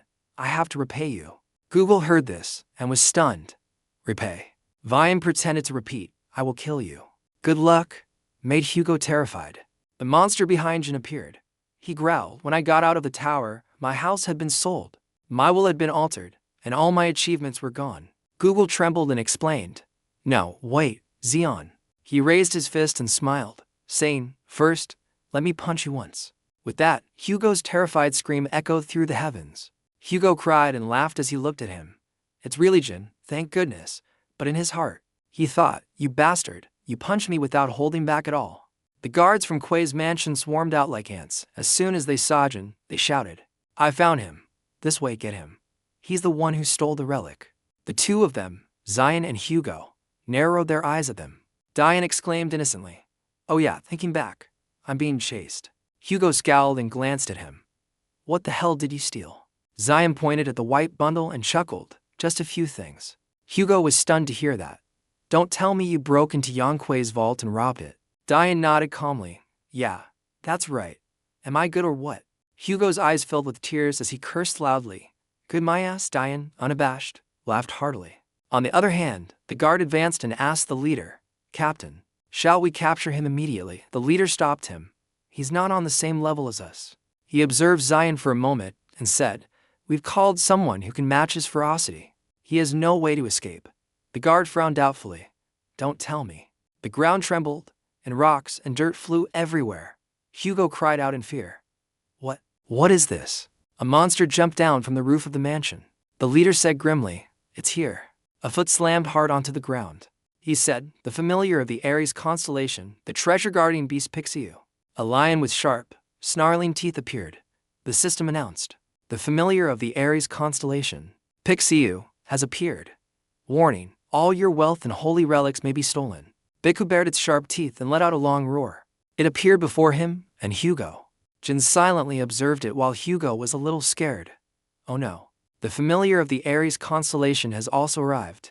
He turned to Jin and said, Jin, just throw away everything you stole from Jiangqi and run. He shook his head and ordered, Tetsu, just stay put. Zion stood up straight, preparing for a fighting stance. His voice was smug as he said, I always have a plan when I work. He called out, slime, sword. Smile heard the command and its eyes immediately widened. An image of a weapon suddenly appeared in its eyes. Smile radiated a sparkling, blinding light. Then, from its mouth, it spat out a dao handle. Xiang grabbed it as fast as lightning. His mouth curled up coldly. Jian swung the dagger in his hand forcefully. Then he silently assessed. Using this to fight the familiar in this state will be tough. But, Jin tightened his grip on the knife, his whole body enveloped in a terrifying power, he said. Show me your hidden truth. Hugo couldn't stand his overwhelming aura. He scowled and wondered, what is that power? With a thud, the small knife suddenly transformed into a huge sword that slammed into the ground. Jin held the sword in his hand and smirked. Finally, it's a little useful. The system appeared. The holy relic has awakened through the power of the master of the serpent constellation. Due to the characteristics of the serpent constellation, serpent bearer, the sword is granted the element of critical strike. The sword has been sharpened. The destructive power of the sword has increased. Skill power, 13th sense, the opponent's weaknesses are now visible, but the path to death is not. Zion heard it and exclaimed, "That's right, I've acquired a new skill." He suddenly roared 13th sense. Zion's eye immediately flashed. He stared intently at Pichu. "I can see it very clearly. The weaknesses of that monster." Jin suddenly let out a powerful roar. "All right, let's fight." With that, he bent down and swung his sword directly at Pichu. Hugo watched the fight from a distance, muttering under his breath, "That's right, Jin. Your tactic has always been a preemptive strike. You always manage to overcome any challenge that comes your way, even if it seems reckless." Hugo's lips curled in pride. "Defeat him, Dijon." At that, Pichu's leg suddenly kicked Jin hard. Hugo's eyes widened in shock, and he cried out, "What?" Jin was lying under Pichu's foot. He heard his ear-piercing scream and cursed in annoyance. "What are you screaming about? It's so loud." One of Jin's hands was holding up Pichu's leg. His voice was cold. "Oh, that fat bastard. Its stinky leg almost got me." Then Jin fell silent. He gritted his teeth and said, "So now it's my turn, right?" At that, Pichu's face turned pale with fear from his aura. Ryan, in a flash, cut its foot clean in half. Pichu screamed in pain. Zion noticed the system's reminder, warning, "Bizu, the treasure-guarding monster, is using its abilities." Pichu continued to roar, shaking the heavens and the earth. The system warned, "Pichu is sucking up all the wealth around it." Before Pichu's terrifying pressure, Zion still stood silently, watching it suck all the wealth into its body. Seeing this, Jin clicked his tongue and cursed. "You wouldn't have been beaten to death if you had just stayed put." Jin raised his sword high, and the system displayed. The characteristics of the master of the serpent constellation have been activated. Zion smiled and looked at Pichu intently. He asked mockingly, "Allow me to give you a light tap." The system announced that the characteristics were activated. Jin chanted the spell Serpent's Maw and swung his sword towards Pichu. The sword cut across the ground. He slashed straight at Pichu, who couldn't dodge in time and cried out in sobs. The destructive power of the sword, like a bolt of lightning, split the ground in two. The scene before them was so terrifying that the guards were momentarily stunned. Hugo stared at him, unable to believe his eyes. Zion, with that insane strength, was smirking smugly. That powerful magic spell split Waze's mansion in two, leaving a deep, long chasm in the ground. Hugo was amazed. All that power. He looked at Zion's figure, which was flickering in and out of the smoke. Hugo realized with horror, it's exactly like when he was at his peak. As soon as Biku fainted, the system announced, "You have defeated a familiar. Your divine experience points have increased." It asked Jin, "You want to keep Pichu, the treasure-guarding monster, as your familiar?" He frowned. "What?" Then he asked the system back, "Do I have the ability to control familiars that only the 12 gods can?" Zion reached out and touched Pichu. A stream of blue light suddenly gushed out from Jin's hand. He immediately absorbed it. A moment later, Pichu's wings suddenly spread wide. The system suddenly chimed, "Biku, the treasure-guarding monster, has become the familiar of the serpent constellation. Current number of familiars, 1. Pichu, with a cheerful expression, was licking its new master's tongue. "Pichu, the treasure-guarding monster, has shrunk in size so that its master can hold it." Zion picked it up with satisfaction. Biku wagged its tail and looked at him with amusement. Zion thought for a moment and then shouted excitedly, "All right, since it's a treasure-guarding monster, I can use it to keep my treasures." Hugo, standing behind him, heard him and was helpless. Where did he learn that phrase? Hugo. If you judge him, he has turned a familiar that belonged to other gods into his own possession. What will happen before it can fight back against him to gain this ability? As Hugo approached Zion, he heard the system ask him, "Can you name Pichu? Who has become your familiar?" Zion, who was laughing happily, suddenly stopped and looked bewildered. "Name?" Zion was silent for a moment. Then a sinister smile spread across his face. He shouted, "Piggy bank." In the large house, Jin's accusing voice echoed, "Traitor." Hugo shouted in frustration, "Traitor, do you know how worried I was about you?" Diane, playing with a wooden horse, pouted and retorted, "Am I wrong?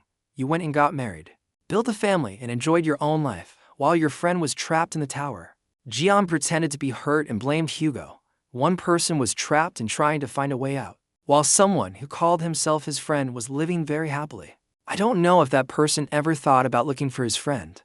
I wonder if this is how a friend should act. His voice was pitifully faint. That person didn't even recognize his friend after 20 years. I think I observed very carefully. But I wonder if that's how a saint should behave. That person should be ashamed and repentant, right? Hugo was annoyed by his rambling. He wanted to go and give him a punch. Suddenly, Jin stood up and said to Hugo, I don't think I can ask you to stay in this house. He shook his head and said, It's okay, you can stay here. I live alone anyway. Jin's mind raced when he heard that, and he patted his friend's shoulder comfortingly. I've said too much. Cheer up, my friend. Hugo immediately shouted back, It's not that I'm divorced, my wife, she. Then he stopped. Hugo held his forehead in frustration. Never mind. Let's not talk about it anymore. Tell me about you. What happened in the tower? Then he thought to himself, Don't tell Sanji and Yuha about Liion, because they're both crazy about him. Then Hugo slowly recounted to John. At that time, I was fighting the calamity outside. So I didn't know what was happening inside the tower. Why didn't you bring out the head of the red-eyed monster? But someone else did. He nodded and smiled. It's really a sad story. Then Jin smiled and explained. I was stabbed in the back and thrown into a trap. It was a place full of countless calamities. He remembered those ugly monsters and continued. Besides those calamities, the dead red-eyed monsters also resurrected. At that, Hugo was immediately surprised and exclaimed, The red-eye resurrected. Diane slowly nodded. That's right, and the red-eye we saw wasn't their real body. Zion couldn't help but remember its giant form and terrifying power. And then he said, The real red-eye is deep inside the tower. I finally succeeded in defeating that troublesome red-eye. An image of the clown with two glowing red eyes flashed through his mind. Diane slowly said, But the real problem wasn't the red-eye. It was the tower's manager. That guy had the ability to resurrect dead calamities. Somehow I found a way to escape from there. But I really thought I was close to death. That perverted bastard tortured me brutally. Now I'll tell you about him. Diane vaguely remembered the scene of him killing the monster, and he recounted. In the final moment of the struggle for life, I managed to kill the manager and collapsed after using up all my strength. Jin remembered being truly unconscious then. He turned to Hugo, his voice deep and hoarse. If I'm not mistaken, I'm sure I died there. Diane conjured a spell on his hand for Hugo to see and said, And after I woke up, those monsters were no longer inside the cave. I don't know why, but after that, I gained my current ability. One thing is certain, the bastard who stabbed me in the back knew the structure of the demon tower very well, Zion said, clenching his fist in anger, his voice filled with frustration. Because that bastard successfully trapped me in a cave full of calamities, as if he already knew this location. The more Diane remembered, the angrier he got. He cracked his knuckles and said, I will definitely defeat those who robbed me of my property and spoke ill of me. But I've planned to give the one who stabbed me in the back a more special gift. I need to start preparing to do that, right? Hugo blinked and looked at him with an awkward smile. I guess so. Immediately, Jin cast a spell on the wooden horse, making it fly. He growled. I need to create equipment to use to destroy them. Immediately, the system rang out. Crafting Workshop Level 1. Summon Crafting Workshop. Can create anything. The sound from the system kept dinging. Searching for materials that can be used for crafting. Do you want to use the materials to make a holy relic? Xion frowned at it. Materials. A black, eye-like gem suddenly appeared in his hand. The system displayed its abilities, usable materials, concentrated essence of the Spider Queen. Accumulated magical power can be absorbed. Calamity Fragment. You can increase the success rate and power of the holy relic. In addition to these two, countless Ares holy relics were also found. Zion smirked sinisterly. How about we just gather them all in? Crafting the holy relic is starting. The system announced as Zion swung the wooden horse in his hand.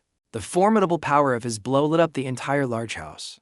A moment later, the wooden horse immediately transformed into a fiery red war horse. The system chimed, Holy Relic crafting complete. The ego has been crafted. B-rank simulated horse. If you write a name on the holy relic, the owner of that name will be able to absorb the magical power of the person he or she touches. You can absorb 10% of another person's magical power for 1 hour. The holy relic is absolutely loyal to its master. Jin quickly grabbed the warhorse and laughed loudly. Excellent. A holy relic with an ego can develop on its own. Hugo, beside him, clapped his hands in admiration. Then he walked over to look at the warhorse intently, after which Hugo pouted and said, But for a high-level piece of equipment with an ego like that, it doesn't look very cool.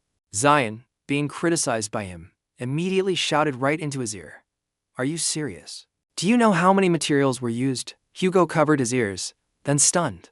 He heard him turn his head away and say, I was wondering if I should use the remaining materials to create equipment for you.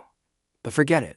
I should forget about this. Hugo immediately changed his tune faster than flipping a pancake. He held his shoulders tightly and said sweetly, "What a wonderful design, Zion. You are a genius at crafting holy relics. The Lord of Creation. What I meant just now was, why am I not cool at all? I should treat the holy relic with all due respect." Zion was speechless. He put the warhorse in a white cloth bag, then frowned and said to Hugo, who was crying his eyes out, "From now on, let's see how well you do. We need to start dealing with those damn saints." Hugo frowned upon hearing that and asked, "What are we going to do?" "It's not easy to get those saints to leave their territory."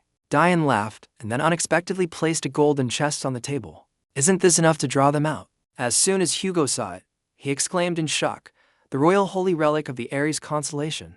The treasure chest of the Golden Fleece." A line of text appeared.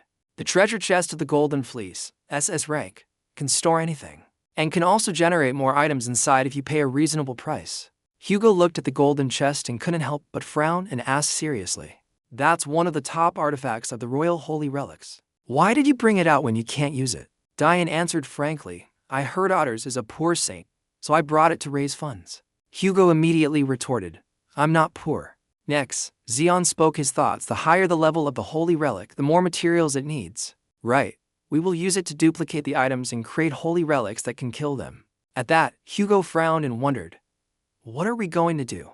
No one here can activate it." Zion looked at him with a disappointed expression. "You can't even use this?" Hugo shouted himself hoarse, "Hey, I'm not an Aries saint, I'm a Sagittarius saint." After hearing him speak, Jin was stunned and stupidly exclaimed, "Really?" With that, he glanced at Hugo while pensively looking at the golden chest. "But I thought you could use it." Hugo shook his head in frustration. "I can't. I'm sorry, but we have to find another way." Jin clicked his tongue and cursed, "Damn it, I already sent a declaration of war to the TV station." Hugo's face turned pale as he heard that. He looked at him and asked in a trembling voice, "You sent what, and to where?" Jin sighed wearily. "I guess we have no choice but to find another way." Hugo grumbled in confusion. "Wait, what did you send to the TV station?" Hugo couldn't believe his ears. His face paled and he cursed, "You crazy bastard." In South Korea, a magnificent and luxurious mansion appeared, known as the Blue House. In the emergency meeting, everyone was silent until a contemptuous voice shouted, "You idiots. You can't even kill a spider, and you're going to self-destruct." That person was none other than the captain of the Leo Divine Army, Oliver. He sat perched on a chair and smirked. "You guys should have just continued selling lucky charms to help those divine artifact guys.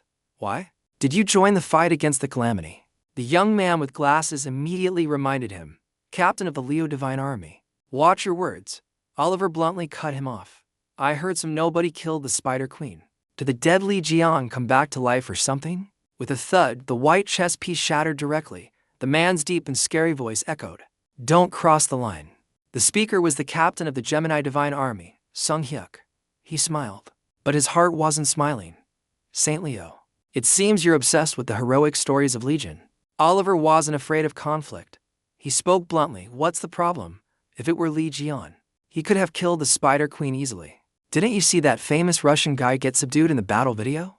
Sung Hyuk sneered. "That's only because A received a buff from the other saints. Also, Mr. A's weapon was a gift from someone else. With that much support, we could have done better," Sung Hyuk said, and just as he finished, Oliver burst out laughing. "You didn't have enough support, so you couldn't kill the Spider Queen." Huh. Sung Hyuk couldn't take it anymore. He pointed a finger straight at Oliver's face. "Let me make it clear right here. We, from the Gemini Temple, are the ones who killed the Spider Queen, thanks to the sacrifice of an S-class disciple." Seeing his arrogance, Oliver couldn't help but feign admiration. "Gemini is someone that's strong. I'd really like to meet him. I think I'll have to look for him in the Spider Queen's stomach." As soon as the words were out, Oliver and Sung Hyuk glared at each other, sparks flying as if they could fight at any moment. The president instantly gritted his teeth and cursed under his breath, "Damn it. Since when did the Blue House become a place for thugs?" Suddenly, someone burst in through the door shouting, "Mr. President, something big has happened. Please watch the news."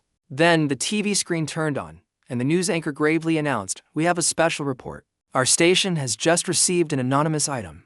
On the TV, a letter appeared with red text that read, "I'm back," along with a series of photos of a badly beaten Key. The anchor's somber voice rang out, Inside are photos believed to be of Mr. Jiangqi and a message. Handwriting analysis has determined a 99% match with the deceased Mr. Jin.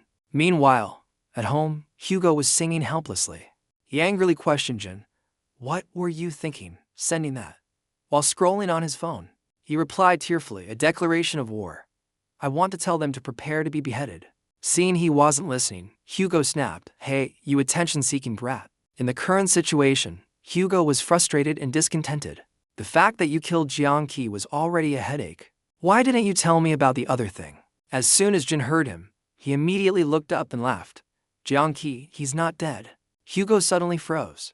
"Zyker." Xian sat up and slowly explained, "To be precise, he's still alive, but not really living." Hugo couldn't believe his ears. Suddenly, Jin turned around. In his hand was a teddy bear with ugly, bulging eyes. He laughed brightly and exclaimed, "Here's Jiangqi." The bear, named Jiangqi, growled motionlessly, "Liion, you dog." Hugo looked at the teddy bear with disgusted, doubtful eyes. Could that be Jiangqi? Helpless in his grasp, screamed angrily in his head, "Let me go. Let go of me with your stinking hands." Diane explained Hugo's confusion with a sinister smile. "I'm much stronger than in our last fight. Now I can even imprison Jiangqi's soul."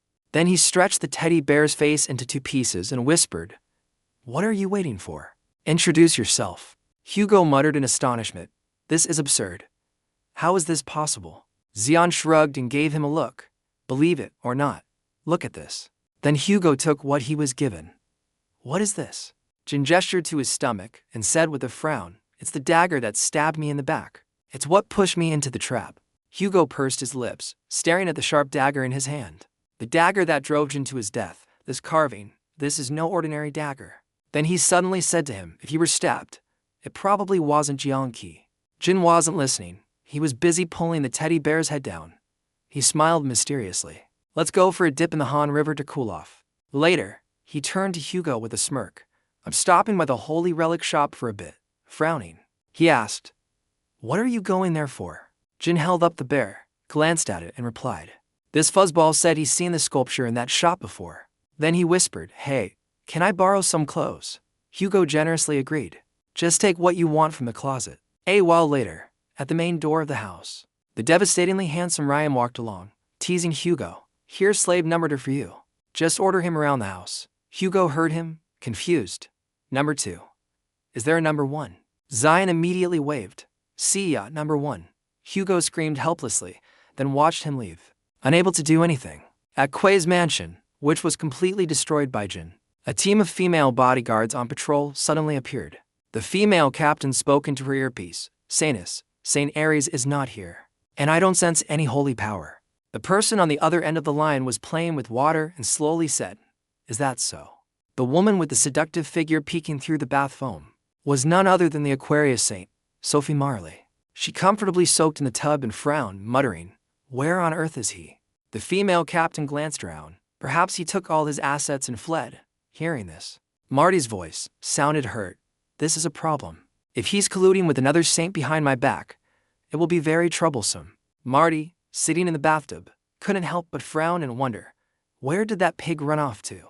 The female captain suddenly continued, "Sanus, could it be that the recently returned Legion captured him?" In the middle of her sentence, Marty burst out laughing with delight. "Oh my," she exclaimed, unable to stop laughing. Then Marty suddenly cast a spell, tightening it around the neck of a staff member standing guard behind her. She chuckled for a moment. "That's not a funny joke, go." The female captain sensed the displeasure in her master's voice. She immediately apologized. "I was foolish. Please forgive me, Sanus," Marty said with satisfaction. "Good. Proceed to the Holy Relic shop as planned. I will sell the shop to raise funds for the Drachma auction." Just as she finished speaking, a female bodyguard burst into Marty's bathroom. She frantically announced, "Sanus, something big has happened," she said. She screamed gravely, "The saints have all suddenly registered for the auction at once." Marty instantly whipped her head around and screamed in horror. "What?" At the Liion gym, everyone was training hard when suddenly there was a commotion. A young man approached a man lifting weights and called out, "Stephen." The young man whispered in Stephen's ear that Legion's holy relic would be appearing at the Drachma auction. Stephen suddenly paused for a moment. With a loud thud, she then dropped the 100-kilogram barbell to the ground. He suddenly chuckled. "So it's finally appeared. The man named Stephen, also known as the Leo Saint, said with a demonic smile, "That holy relic is ours." A teleportation gate suddenly appeared. A foot slowly emerged from the gate. Vian praised loudly, "Instantaneous teleportation is really convenient, huh?" Sanji scrolled through his phone and said, "It's expensive, but members of Gemini get to use it for free." The two walked towards the holy relic shop. Jin turned to look at Sanji and smiled cheerfully. "Thanks for introducing me to the SS class appraiser." Sanji thought of Sung Hyuk's threat. "You know the person who defeated the Spider Queen. Recruit him immediately. You can have whatever you want." He smiled and replied, "It was nothing." Sanji glanced at his phone several times, looking uneasy. Jin, beside him, asked with confusion, "Is your boss bothering you after that accident?" He immediately shook his head and replied, "Oh no." Xian held the dagger out in front of Sanji. "Here's your dagger back. I used it to fight those bugs, and it's pretty sharp." The dagger's stats appeared: Zenus's Aspiration A. Skill, Summon to Face Warrior. Red Warrior S. Blue Warrior M. Activate Random Skill. Sanji quickly took it and muttered in confusion, "Wasn't it broken back then?" Xian explained, "I had it repaired. The effects have changed a bit. Don't be surprised." Sanji whispered to Jin, "Thank you." He didn't seem to care, but looked into the distance and exclaimed, "Wow, where is this?" A building with ancient architecture appeared before the two. Zion asked curiously, "An SS class appraiser is in a place like this." A long time later, on a crowded street, a man exclaimed, "There she is." Following that, a continuous stream of people blushed and looked in one direction. Someone stuttered, "In a place like this," while another exclaimed, "So beautiful." That person stammered, "The Aquarius Saint." Immediately, the beautiful and elegant Marty led a group of guards, walking coldly. As soon as she arrived, the staff immediately welcomed Saintess Sophie Marie. An employee immediately approached. Marty gave a cold command, "I want to give some holy relics to the appraiser before the auction begins." The employee apologetically refused, "Please forgive me, Saintess. He is currently with someone else." Marty wanted to scream in anger, "I'm here, and he dares to help someone else." But on the surface, she maintained a calm demeanor and replied, "All right, I'll wait then." In front of the ancient building, Marty frowned and wondered, who is inside? Inside the house, Zion was admiring the objects and couldn't help but wonder, does that person run this place? All the prices are SS class. Suddenly, someone picked up a golden statue and asked Sanji, "Who made this, Sanji?" He didn't know how to answer when Jian chimed in, waving his hand and smiling, "I did." "Is there a problem?" The goateed man, known as the SS class appraiser for the Aquarius faction, Tin Myung, stared at the statue with eyes full of suspicion. "You made this. What is your relationship with Liion?" Sanji immediately pointed at him and pretended to say, "He's an imposter of Liion." Myung looked at him in silence, then suggested, "Sanji, we need to talk for a bit." Afterwards, Myung directly asked Jin, "What is your relationship with Mr. Liion?" He raised an eyebrow and asked back, "Why are you asking?" Meanwhile, Sanji sneakily left the conversation. Mew explained gravely, "Because he is so good at fighting, few people know this. He is also a legendary creator." He looked at the statue and said, "This creation, I have seen countless copies of it, but this one, it is truly a masterpiece of Mr. Liion." At those words, Jin approached him with an amused smile. "You know a lot about Liion, huh?" Myung immediately nodded, "Of course." After that, Myung shyly lowered his head. He whispered to him, "Because I am his favorite disciple." Jin got goosebumps hearing him speak. He scowled and exclaimed, "Hey, why are you blushing?" Zion crossed his arms deep in thought. "I don't remember ever taking on a disciple." Myung, while appraising the statue in his hand, said, "Considering your age, you probably aren't a direct disciple, but your skills are very impressive." I was almost fooled. This made him grit his teeth in anger and curse under his breath. Should I just punch him in the face? Then he took out a notebook. "I see. This is the item I received after being recognized as a disciple by Liion." Looking at the old notebook, he seemed to remember something. "Huh, isn't this the notebook I lost? Wait, could this guy be the kid who followed me all over China back then? That kid was so annoying. I thought he was just bothering me." But Jun recalled the image of the man in his youth. 20 years really does make a person old. Myung shed tears of emotion. Back then, he had an eye for wondrous treasures, and he even gave me so much useful information. Suddenly, he held the production notebook up high and screamed. But one day, he suddenly left his residence and left this behind. He glanced over helplessly. "I thought I lost it, but it turns out this old man took it." Myung opened the notebook and explained his handwriting back then was a bit messy. so I couldn't read anything. But it must be a notebook of his ideas to receive such a valuable item. He thought to himself. That's my hit list, Hoa. Seeing how much he treasured the notebook, Diane thought, after awakening. Whenever I punch anything, I get information from it. But if he's an SS rank appraiser, he must have some good information, right? Mi-ung handed the notebook to him. However, this notebook should be used by someone as talented as you. Please take it. He also quickly took it, thinking, oh, great. I had written a few things in it back then, so I was a little sad when I lost it. The system then announced, the sleeping notebook is reacting to the power of its owner. The notebook will evolve into a holy relic, the essence of Safu's power. Instead, the notebook was transforming.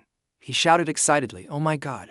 A holy relic that holds memories. It seems you have a skill I've never seen before. At that moment, a staff member ran in and announced, Mr. Jin Myung, something has happened.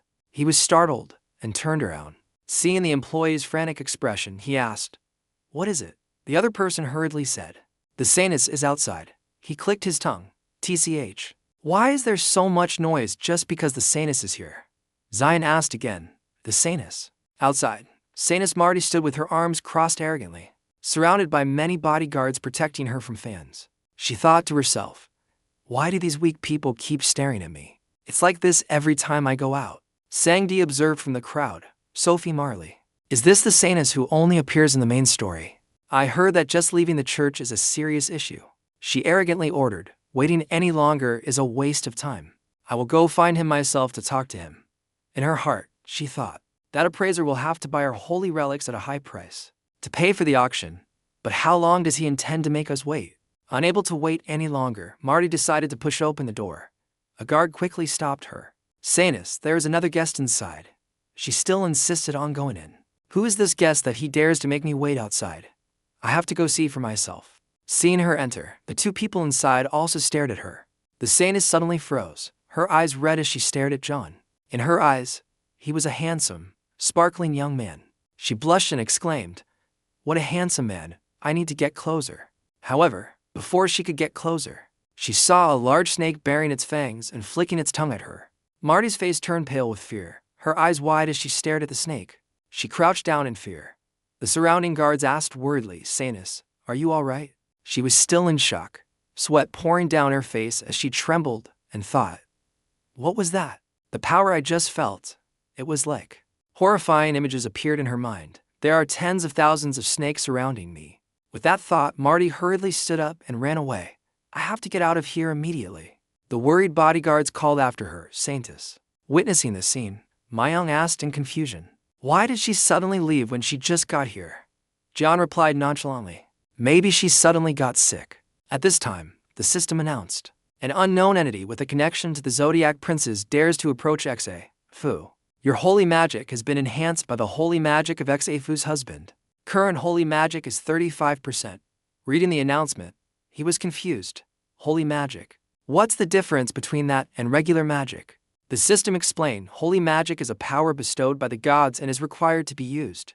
You can take holy magic from other gods or individuals. If your holy magic reaches 0%, your constellation will lose its power. If this condition persists, you will become weakened. John clenched his fist and said, things just keep getting more complicated. He pointed to where she had just been and asked, was that girl who just came in a Saintus? Myung replied in surprise, what? You don't know her? Even though she's in all the newspapers. He explained, she is the Aquarius saint. Sophie Marley. You really don't know? Jin repeated in disbelief, Sophie Marley. Hearing that, he laughed so hard he cried. I was just asking about the Saintus. But she's the Saintus? Recalling her recent appearance, he thought to himself, what a successful transformation.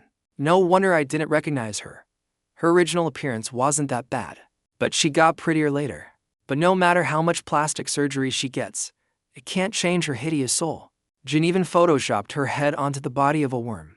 He thought, if I had to classify the types of people I hate into categories like worms, insects, and trash, then this Sophie is definitely an insect. I can never acknowledge her when she values her skincare more than her life.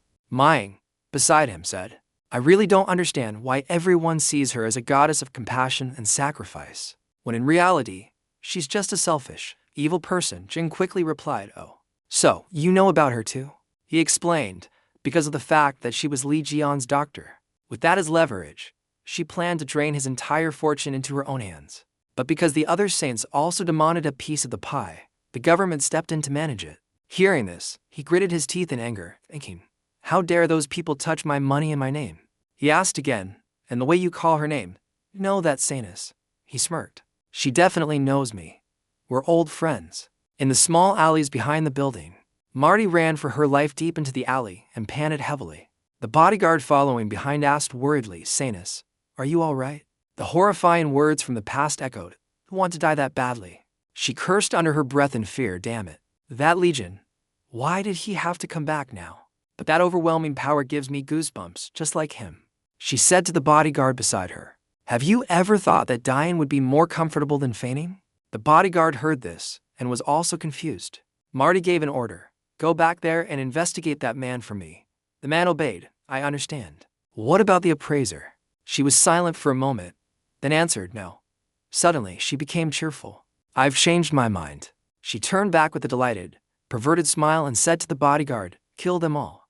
The bodyguard reminded her, but the Virgo saint seems to value that appraiser highly. We still need him to sell things. The saintess said nonchalantly. He ruined my mood by making me wait, and that guy scared me. They were simply being disrespectful to me. Marty was excited. I will lend you my holy relics and my power. The bodyguard was hesitant. But, Your Holiness, using your power in a neutral district. She smiled brightly, but her words were coercive. Not hear my command. The guard was terrified. There's no way I would disobey. The saintess's will is the will of the gods. Then he bowed and knelt, holding out his hand to receive the saintess's power chain. He cherished the power necklace in his hands and said, the will of the saintess is the will of the heavens. The bodyguard was extremely reverent. I will never defy the orders of the 12 saints who rule this world. At this moment, on Jin's side, he asked in confusion, where is this small stream coming from? At the Divine Relic Complex store, Central District. Sanji was strolling down the street. He bit the straw in his mouth as he observed his surroundings. Suddenly, something caught his eye. He thought in surprise, what? He stared at the puddle in front of him and wondered, it's not raining, so what's with this puddle? Sanji crouched down to look more closely at the puddle.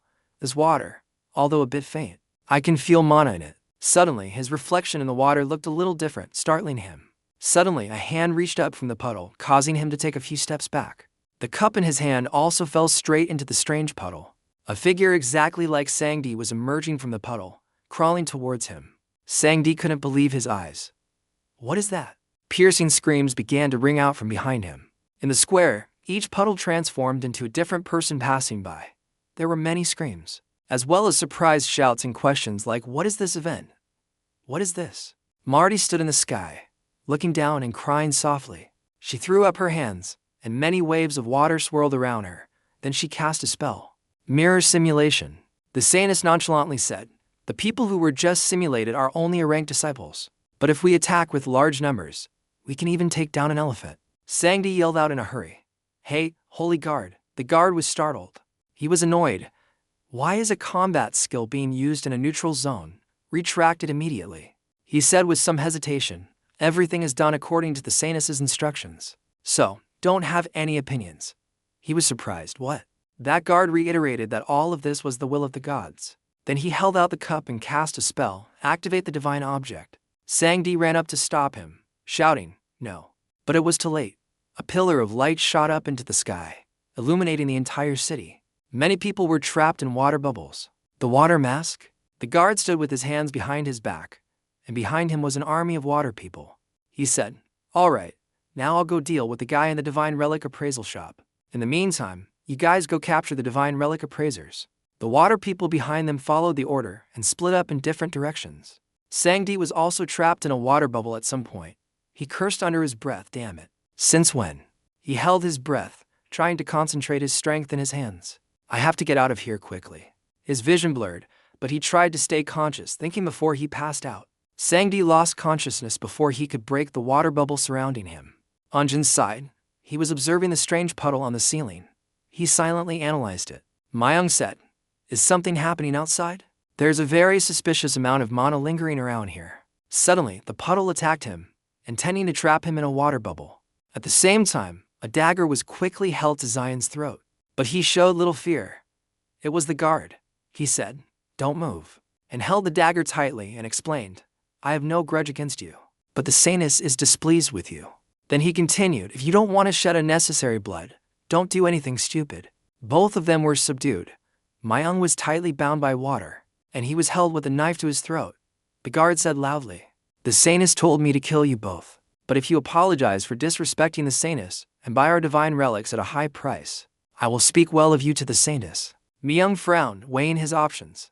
However, Zion calmly asked, is it normal to fence in public places these days? Hearing that, he was shocked. He shattered the knife at his neck with his bare hands and said calmly, in my time, no one would have thought of using a weapon outside.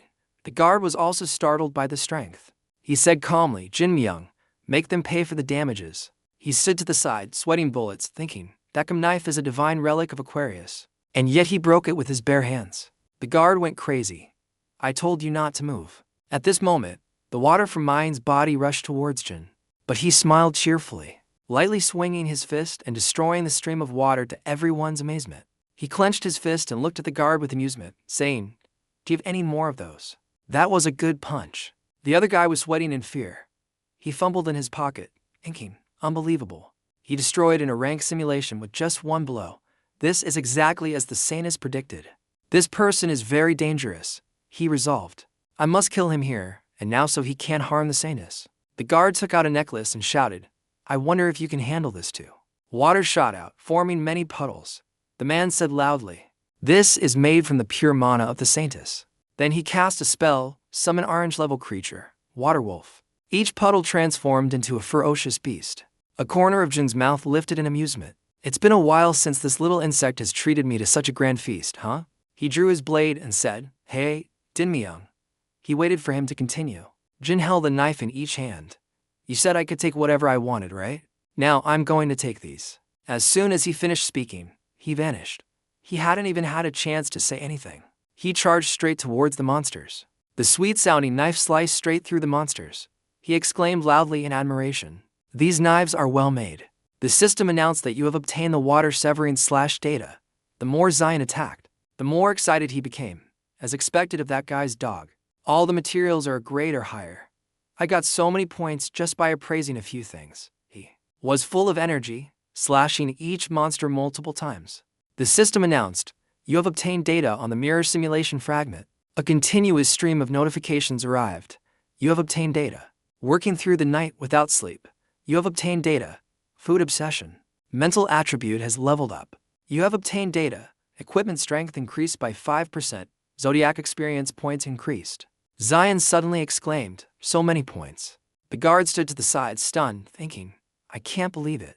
The Sanus' summoned creatures are being killed so easily. Zion called him. Hey? He was terrified. His eyes were filled with killing intent.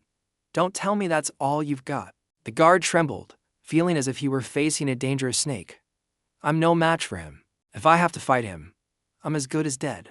He ran for the door in terror, leaving behind the words, damn it. I won't forgive you for this.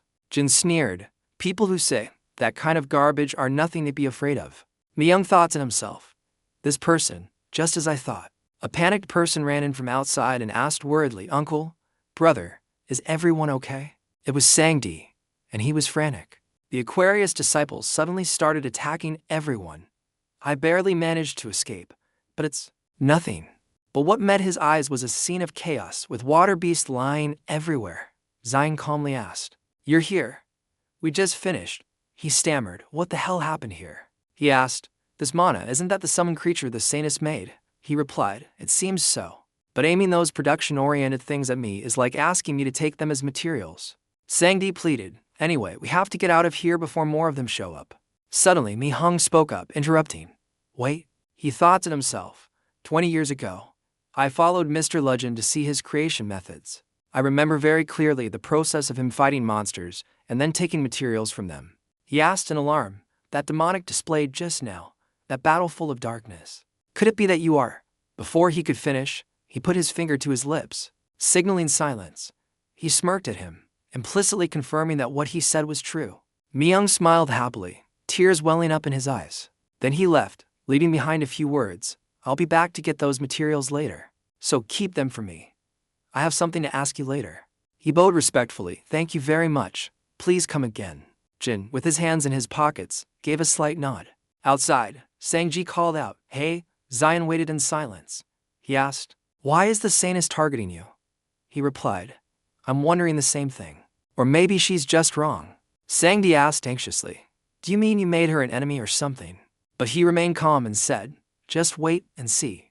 Jin smiled dangerously. I'll show you something cool later.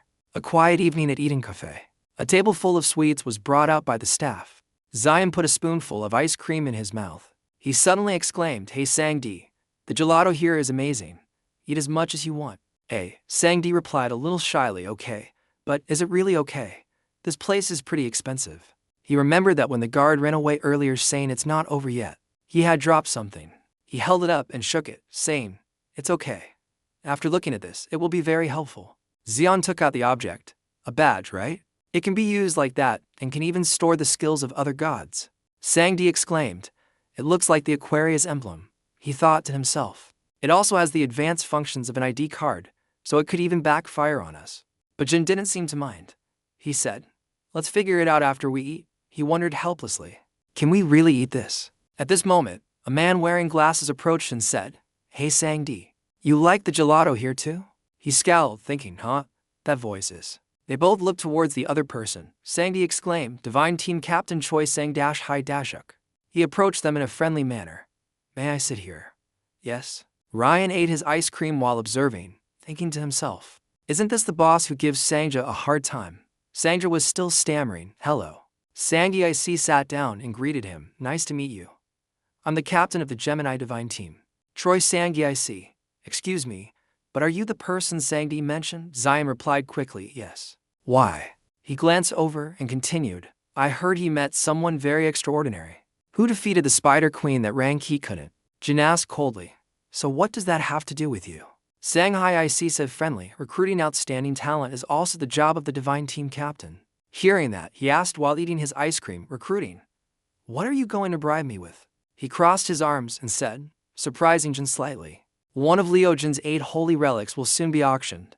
There's no rush. So how about we discuss this slowly while we monitor the auction? He placed the spoon in his hand on the table. Jin's eyebrows furrowed slightly, his mouth still smeared with a dollop of cream. They're auctioning off my personal belongings. They really know how to bribe someone. He said, I have nothing to lose, so I'll go with you. Is the auction house nearby? Sanji reminded him bluntly, wipe the gelato off your mouth first. Sangyuk held out his hand. No, I'm afraid it's not close. Since this is one of the famous Liion's holy relics, it will be auctioned at a suitable location. He squinted his eyes with delight.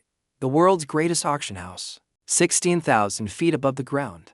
Then he continued, the prosperous fortress city of Drekma, at the Great Drakmar auction house. Marty looked very worried, hugging herself. She sat trembling on the chair, her face pale. A man holding a glass of wine said, hey? His face had very fierce scars. If you're going to sit in the corner and tremble, get out. You're ruining the taste of the wine. She glanced at him with annoyance and cursed under her breath. This guy has no manners. A real muscle brain. But for now, I have to flatter him. She observed the man.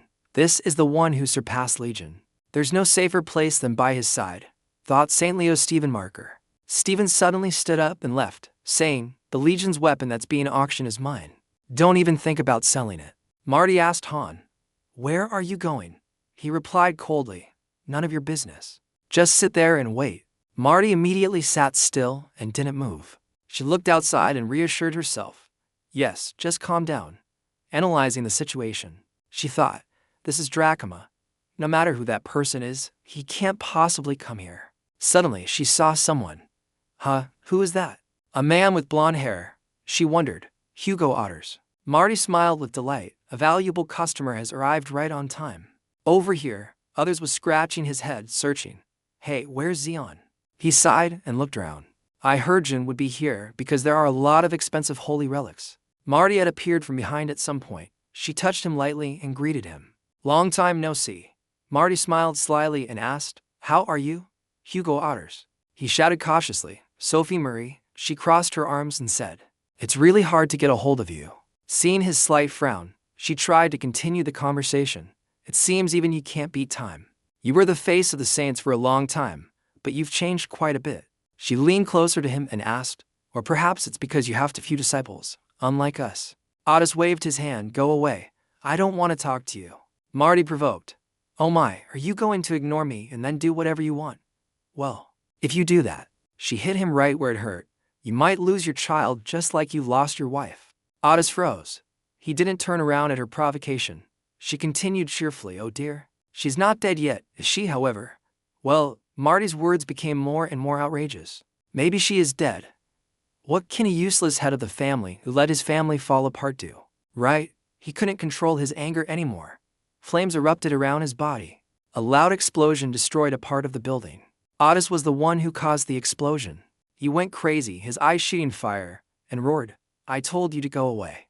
The Sanus covered her mouth and giggled. She used one hand to block his fiery fist and said gently, Phew, please calm down. After all, you have to. I thought you had forgotten the truce agreement from 10 years ago. She had nothing. She narrowed her eyes slightly and let go. After a brief pause, she continued, Shouldn't you be more aware of your status as one of the 3 saints? At this moment, a voice called out, Hey, you insect. Hearing that voice, she turned around in alarm. Jin just held out his hand and completely suppressed her power, causing her to fall backward. Marty's eyes went white, and she fainted. She was thrown straight to the floor by him. Otters also turned around in surprise. He yelled, Ji-hun. He was also surprised. Oh, Teksu? Zion asked bluntly. What are you doing here? He replied, I was worried about you. Because you might cause trouble again. He asked, confused. What? Worried about me? Zion suddenly became wary. Do you like me? He immediately replied, Don't joke like that, Zion. Then he scowled in disgust and asked, Never mind. But why? He looked down at Marnie, who was unconscious on the ground. Everywhere I go, I run into her. He wondered again, does she like me? Liion, the 13th saint, was considered the strongest. Sophie's face turned pale as memories of him suddenly flooded back. Her whole body couldn't help but tremble as she thought to herself, I always hated Liion. No, I was afraid of him. His hideous, scarred face, his violent personality that forgave no one who displeased him, and his cold eyes that always looked down on me. Sophie remembered a day 20 years ago, when it was late at night, with heavy rain and frightening thunderstorms, signaling that something bad was about to happen. Inside the palace, the cries of the guards echoed as they tried to stop Jin. Mr. Liion. Stop him. With his body covered in bandages and a broken arm, he strode forward aggressively, ignoring the warnings of those behind him. A servant quickly stood in front of Jin and tried to stop him. This is the Aquarius Holy Land. Please leave immediately. A spine-chilling silence fell over the palace. Then Jin managed to utter a single word, as if throwing a bucket of cold water on someone, scram. Coupled with his face covered in bandages and scars, he looked even more ferocious. The servant witnessed the terrifying scene, fainted from fear, and was moved elsewhere. At the same time, a voice rang out. What is this? That voice belonged to Sophie. She was wearing her pajamas and crossed her arms, yelling at Jean. How dare you trespass here? Please leave. Without letting her finish her sentence, Diane lost his temper and punched the wall behind Sophie, creating a hole. Her horrified scream echoed throughout the palace. Jin looked down at Sophie with sharp eyes, his tone threatening. Really want to die? Although a little scared, Sophie still crossed her arms defiantly and asked him back. Why did you do that? Diane got angry and yelled in her face. You're asking me. I sent you to the rear to treat those wounded by the natural disaster. So why are you still dawdling here? Their arms and legs look like they've been cut off. They were all injured protecting you. He scolded her while grabbing Sophie's wrist, causing her to wince in pain. Regardless of Sophie's reaction, Zion insisted on holding her wrist tightly and dragging her to the patients. You were the one who said you would treat them. Hurry up and save them, Sophie. Of course, disagreed. She resisted and shouted, let go. Who cares if people like them die? They should be happy to have saved me, for humanity's sake. Are you looking down on the saints? Sophie continued to be resolute and uncompromising, criticizing, lately. We've had enough of people calling us useless. I have no intention of cleaning up that mess over there. After hearing those words, Zion froze, turned to look at her, and asked coldly, what? Sophie frowned and rubbed her nose, annoyed by Jin's smell. She said irritably, if you understand, then go. I have to put on makeup for my next interview. Let me go, she said, yanking her hand out of Jin's grasp. Sophie even made a disgusted face, showing her disdain for him. My goodness, how tightly did you grip me, she said, rubbing her wrist, annoyed at being touched by his disgusting hand. All of this had successfully awakened Jin's already fiery temper. He angrily slapped Sophie hard across the face. Jin's insults echoed throughout the palace. That's right. I expected too much from an insect that understands human language. Insects need to be beaten to their senses. Sophie, furious, also screamed, "You son of a bitch," but her resistance was futile. In the end, she was dragged away to treat the injured until she fainted. Liion, that rude, unreasonable man. I really hated Liion. While still lost in those unpleasant old memories, Sophie was suddenly awakened by the voice of the person she had been cursing. "Sleep well, insect." Sophie was tied to a wooden chair. Still sleepy, she looked at Jin in confusion. He was also sitting on a chair facing her. The closer she looked, the paler her face became. As if she were constipated, she stared wide-eyed, not understanding why she was here with two people, Zion and Hugo. What could be more painful than meeting someone you absolutely can't stand? Sophie immediately panicked and screamed throughout the tower. Sophie questioned loudly, "What are you doing? Let me go right now. How dare you do this to a saintess?" Jin heard her and sighed in frustration. It's been 20 years, and she hasn't changed a bit. Why is she still like this? Hugo, standing beside him, also sighed in agreement. Sophie gritted her teeth and cursed in her heart, "Damn it, you think I'll tolerate this? Don't think this time is like 20 years ago. I will secrete Axis fluid onto my hands and melt the ropes." She was triumphant in her heart because of her plan. Tying me up like this is useless if I can escape and get to Stephen Marker. Her thoughts were suddenly shattered by a flick to the forehead from Jin. He blew away all her hopes of escape with a light touch, and even criticized her. "Your little tricks are written all over your face," which made Sophie both hurt and embarrassed, so she lowered her head. Then Jin frowned and looked at his smoking middle finger. "Huh, what's this?" At the same time, Sophie looked up and said with a scornful laugh, "Fool.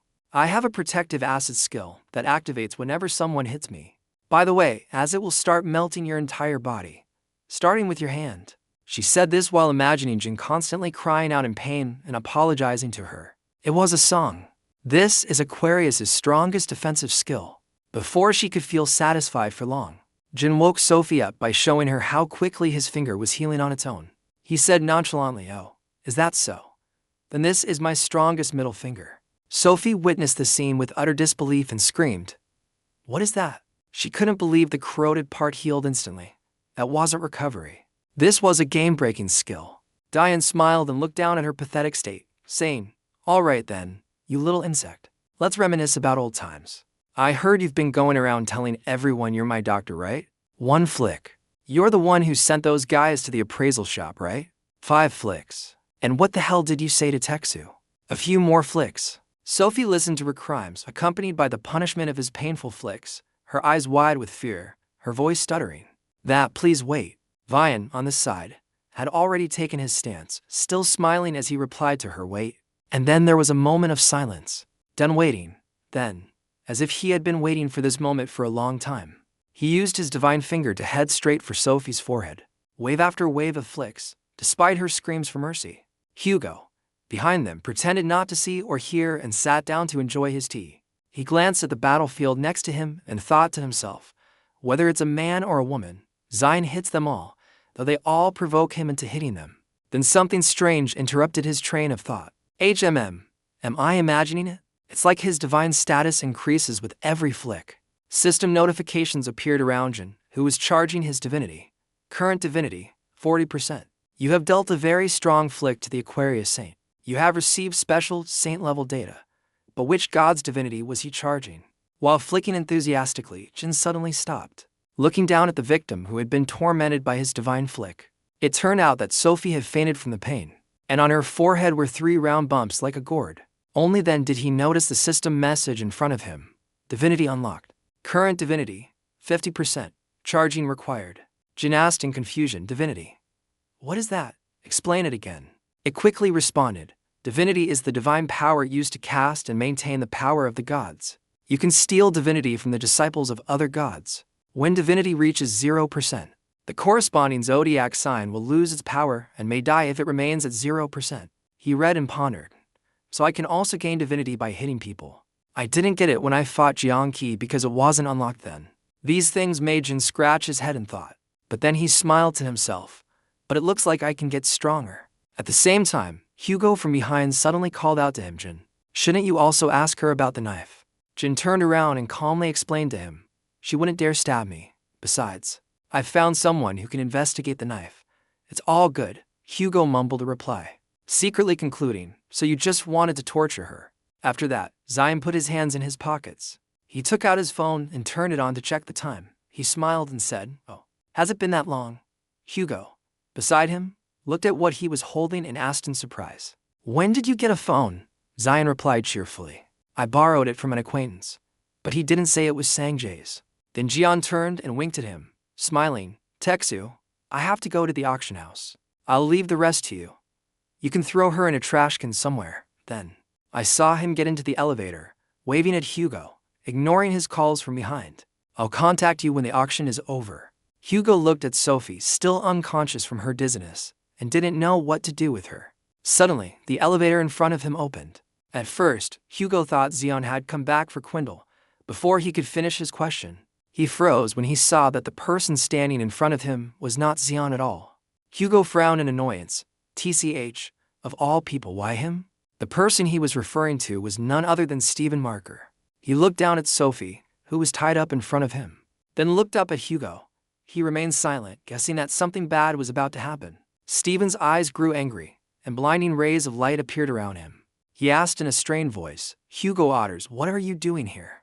The two stared in amazement at the person who had just appeared, Stephen Marker. He pulled down the glasses on his eyes and smiled. "Sagittarius, it's been a long time." A sly yellow light flashed in his eyes. Stephen said, "But I guess our current situation doesn't allow for a friendly greeting." Hugo asked cautiously, "Leo, why are you here?" Stephen held the glasses in his hand and replied, "Aquarius called for allies." Looking at the fainted Sophie opposite him, he continued, "I happened to be on business in Dracima, so I stopped by." He asked in a low, pressing voice, "All right, now it's your turn to answer. Why are you here?" Huck. Google replied with a grim face, "I came because I have business at the auction house. It has nothing to do with you." Stephen let out a sigh, and as he put his glasses in his shirt, he said, "Are you also hunting for the divine relic of Liion that will appear in this auction?" Hugo asked in surprise, "Is Jion's divine relic in this auction?" Stephen said, "You really don't know? Well, I guess you couldn't afford it even in your dreams. So knowing is pointless." Hugo provoked with a smirk, "Leo, are you still collecting the divine artifacts Zion made? You've never acknowledged his strength and always looked down on him, but you keep collecting the holy artifacts he creates." He continued, "You don't think that will make you as strong as him, do you?" Stephen's anger erupted, his power causing the ground around him to explode and shoot upwards. Hugo was forced to use his powers to block his attack. He mused, "Just as I thought. Whenever Jin is mentioned, he loses control." Sivan threw a punch in a fit of rage. He grabbed his wrist. Stephen threatened, "Oil Hugo. Don't pretend. You're nothing but a fool. And don't keep mentioning Jin's name in front of me," he said, breaking his arm. A ferocious lion seemed to appear behind him. He said, "I'm stronger than him now." Suddenly, at that very moment, someone rushed in and said, "Captain, there's a problem." The person reported, "Those Gemini bastards are buying up all of Legion's stuff." Stephen turned his head in alarm and asked, "What did you say?" Stephen finally let go of Hugo and said, "It seems I don't have time to play with you anymore." Stephen turned to leave and said, "Do what you want with Aquarius." Hugo called after him in confusion, "Weren't you here to take her?" He quickly replied, "The auction is more important. I'm leaving. In any case, we're rivals in terms of who has more disciples. So, I don't need to worry about her that much." Stephen suddenly turned around, and "Hey, Sagittarius, here's some advice from a former comrade. If you want to live, control that nature of yours and live humbly." Hugo said sarcastically, "Oh, I'm so grateful I could cry." Hugo looked in the direction Stephen went with a thoughtful expression. Sophie, who was tied up next to him, had fainted from fear long ago. Hugo looked down, holding his blackened hand up to his eyes. Damn it. Hugo silently blamed himself. "This is why I'm just a useless guy." At Drakemart Auction House. The rooms at the auction house are all equipped with high-end glass doors. In a writing room, an announcement rang out, "Gemini."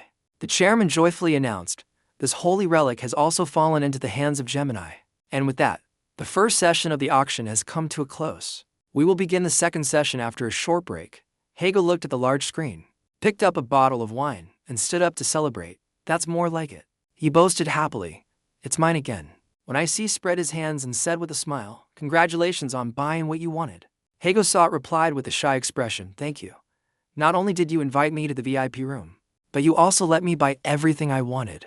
When I see pushed up his glasses and replied nonchalantly, It's only natural. Since we want to recruit talents like you. Sanji clutched his bag strap in confusion and began to speak. Mr. Captain, is it really okay? That holy relic seems to be worth a total of 1,000,000,000 won.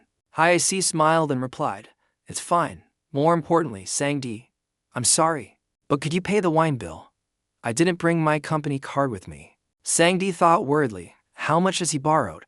But his position is higher than mine, so I can't say anything. He had no choice but to reply, yes. Hago said enthusiastically, don't worry, I've already paid for everything. YIC looked down at the bag and immediately thought, there it is, my card, since when? Hago waved Hugh's card in his hand with a sly, provocative smile. You seem a little drunk, so I paid in advance. We can't let our subordinates pay, even if it's unintentional, right? Hu forced a smile to hide his embarrassment. I was just about to give him my personal card. Thanks for helping me use it to pay. In his mind, he thought, he looks so young, but he's already trying to climb over me. But this is the super rookie who even killed the Spider Queen. If I can use him, then paying for things like this is nothing. Purple smoke suddenly emanated from around Highwick. He said, all right, if we've had enough to drink, let's get down to business. I think very highly of you. I'm sure you have the potential to become an S-class. And maybe even more if you also receive the blessing of our Saint Aries. Hegel glanced and thought, a mind-controlling mist that others can't see. It doesn't force people to do anything. But just a whiff of this magic can make people trust you more. When IC continued his persuasion with the mist, he said, the saint's successor. You could become one of the 10 saints, and not only that, you will get money and honor, and you will also possess the great power of a great magician, Saint Aries, for free. Suddenly, he held out his hand and said, here, take my hand and you will become one of the disciples of the great Saint Aries. Zion burst out laughing at the confused expressions of Hyuk and Sangdi. He laughed at himself and said, seriously, today was really fun. I think, to summarize, it's like this. Suddenly his face changed completely. He contemptuously raised a question. Are you asking me to become the lackey of some lowly god? Hugh's smile froze. He wondered to himself. He was so friendly before. Why is he suddenly so angry? I have to change the subject. With that thought, he said, I think you've misunderstood something. At that moment, the waiter outside spoke up. Sorry to bother you, but I've brought the auction items. Hayase felt lucky and thought, just in time. Come in. The waitress smiled and walked in, replying, yes, excuse me. Congratulations. This is the auction certificate, and the certificate of authenticity proving that this is truly a divine relic of Liion. Jian repeated, certificate of authenticity, thinking they were playing a lot of silly games. Hayase shouted in alarm. You bought Dion's divine artifact. Zion picked up the gold bracelet and said, you said I could buy anything, right? I wasn't specifically aiming for this, but it's a pretty useful holy relic. Hayase thought anxiously. Steven is obsessed with Lion's holy relics, so we shouldn't play around with this. He tried to persuade Jian, I'm sorry, but someone else already owns this, so we'd like to return it. Just then, a loud explosion came from the door. The door shattered, and the waitress screamed in fear. Everyone turned their eyes in that direction. Steven walked in angrily and asked, who is it? Who dares to lay a hand on my property? Zion calmly turned his head and asked, Sivan, is he the one who said he was aiming for my holy relic? When IC approached Marquette, he showed a friendly attitude and said, I'm sorry, Mr. Steven. The newcomer didn't think much and made a mistake. I'll return it to you right away. Marquette crossed his arms and replied calmly, is that so? Then it's fine. As long as you admit your mistake and return it. When IC looked up and said, thank you. You can pay slowly. But Kit smirked and said, luckily, I don't have to spend a single penny. When IC froze and asked, huh? Suddenly he became dangerous, sparks flying around him. But Kit grabbed Highwick by the head and said, you don't think you can get away with touching what belongs to me, do you? Divine Team Captain Choi Sang-hyuk, who stiffened and thought, damn it, is he going to save billions by using a mistake as an excuse? Jin spoke up from behind, breaking up the conversation, stop talking nonsense. He arrogantly pointed his thumb at himself and said proudly, I won it, so it's mine. Why would it be yours? If you want it, I'll sell it to you for 200 billion. Steven's eyes widened in surprise for a moment. He burst out laughing heartily and said, it seems Gemini isn't full of cowards after all. There's a brave one among them. Kic, scared out of his wits, opened his mouth and screamed in his mind, crazy brat. Are you trying to commit suicide? Does he not know who Steven is? Steven pushed Hugh aside and said, I like you. A man should at least be that brave. Meeting like this must be fate. Let's introduce ourselves. Whenever I meet someone I like, I'll introduce myself in a very grand way. This will be fun." Although threatened by Stephen Tung's thunderbolts, John's expression remained calm. He casually asked back, "What the hell are you talking about?" He thought with contempt. That bastard Stephen, maybe his skills have improved a little. As expected of a lion specializing in combat, his fighting spirit cannot be compared to that of Aries and Aquarius. Once he sinks his teeth in, he won't be satisfied until he tears someone apart. It's so disgusting. Steve still held out his hand towards Jin, but he just sighed. A powerful wave of thunder spread everywhere. Sanji shouted worriedly, "Brother, Kic cursed, damn it," he calculated in his mind. He really killed him. Sivan smiled smugly and said, "That was fun. You can spend the rest of your life in a wheelchair." Zion just smirked as Marquis placed a large hand on his shoulder and said, "What are you doing? Dusting my shoulders?" Stephen was startled for a moment, thinking, "What is this?" That skill definitely hit him head-on. He swung his hand out and asked, "Did you redirect my attack with teleportation?" Zion said, "You didn't see it. It seems you're still as stupid as ever. The stone wall breaking skill. You think a skill I created would work on me? You begged me to teach it to you and said you'd only use it to save people. But it seems you're just using it to show off your strength." Sivan was terrified by Jin's presence. He stammered, "How are you? Who are you?" At that moment, the voice of the auctioneer on the screen interrupted their conversation. "Thank you all for waiting. We will begin the highlight of the auction in a moment." Stephen turned and exclaimed, "Oh no, is it time already?" Xion crossed his arms and sighed, thinking, "What? Another one of my holy relics?" Sivan pointed a finger at Xion's face from above and said, "I have a lot of questions for you, but this auction is very important to me. Keep that pendant safe. I'll be back when the auction is over." Easty still turned to go, and Sandy worriedly grabbed Jin's shoulder and asked Han, "Are you okay?" When I breathed a sigh of relief as if a weight had been lifted, he thought, "How did he dodge that blow just now? Even I can't deflect a whole level attack. This guy. What kind of monster is he?" The host announced excitedly, "The time has come for the highlight of today's auction. We will now reveal the holy relic you have all been waiting for." Do you remember the 100 Spirit Wolf incident 24 years ago? It was an incident about a natural disaster that appeared on an island in Germany. That place was a hell that melted all weapons and armor. At that time, even the 12 Saints could not conquer it. All attempts to conquer the natural disaster were in vain. That was when the hero Liion appeared to defeat the calamity. Now we will reveal the holy relic Liion used to defeat it. Sivan smiled dangerously and proudly. "Finally, it's in my hands. The legendary weapon I've seen even in my dreams." About 20 years ago in a dark, barren land, the helicopter took off. The live host looked down and said into the mic, "Hello. We are above the island where the natural disaster appeared. Although it's been for days since the 13th awakened one, Liion entered. We haven't been able to confirm what's happening inside. Countless saints tried to enter, but they had no way due to the strong poison surrounding the island. We will bring you news as soon as we have new information about the situation." The teammate sitting opposite Stephen said, "This is as far as we can go." Stephen was rubbing his hands together and wondering, how did Liion get in here? How could Han fight that bastard? We can't even get in there. Why do I feel this way just because of some nobody who almost died? Because he didn't have the power of the gods. What's the difference between me and him? Is it strength, subordinates, skills? What am I missing? The comrade looked around and exclaimed, "Saint, Liion is coming out of the entrance." Stephen looked up in astonishment, his eyes wide. "Is that?" The live host and cameraman also stared in amazement. The MC stammered, "Ladies and gentlemen, it's Liion. Liion has returned alive. Liion has successfully defeated a natural disaster that everyone thought was impossible to defeat." Xion appeared with a giant bone in his hand. The hero had returned. The teammate with his arms crossed said, "Damn, it looks like Liion stole all the glory again." Stephen laughed grimly, stood up, and said, "I understand." The comrade looked at him and asked, "Saint," Stephen said, "prepare to retreat." The other person asked again, "Aren't you taking your weapon with you?" Steve still replied, "I don't need it anymore. You can keep it. I've found something even better." Yes, that's it compared to Liion. What I was missing was a weapon. Returning to the current auction, the auctioneer continued to announce, "And now, one of Liion's 8 great holy relics. We will reveal the strongest holy relic used in the Becklin wolf hunt." Sangdi and Hayek followed. Zion looked down with a confused expression, holding a glass of water.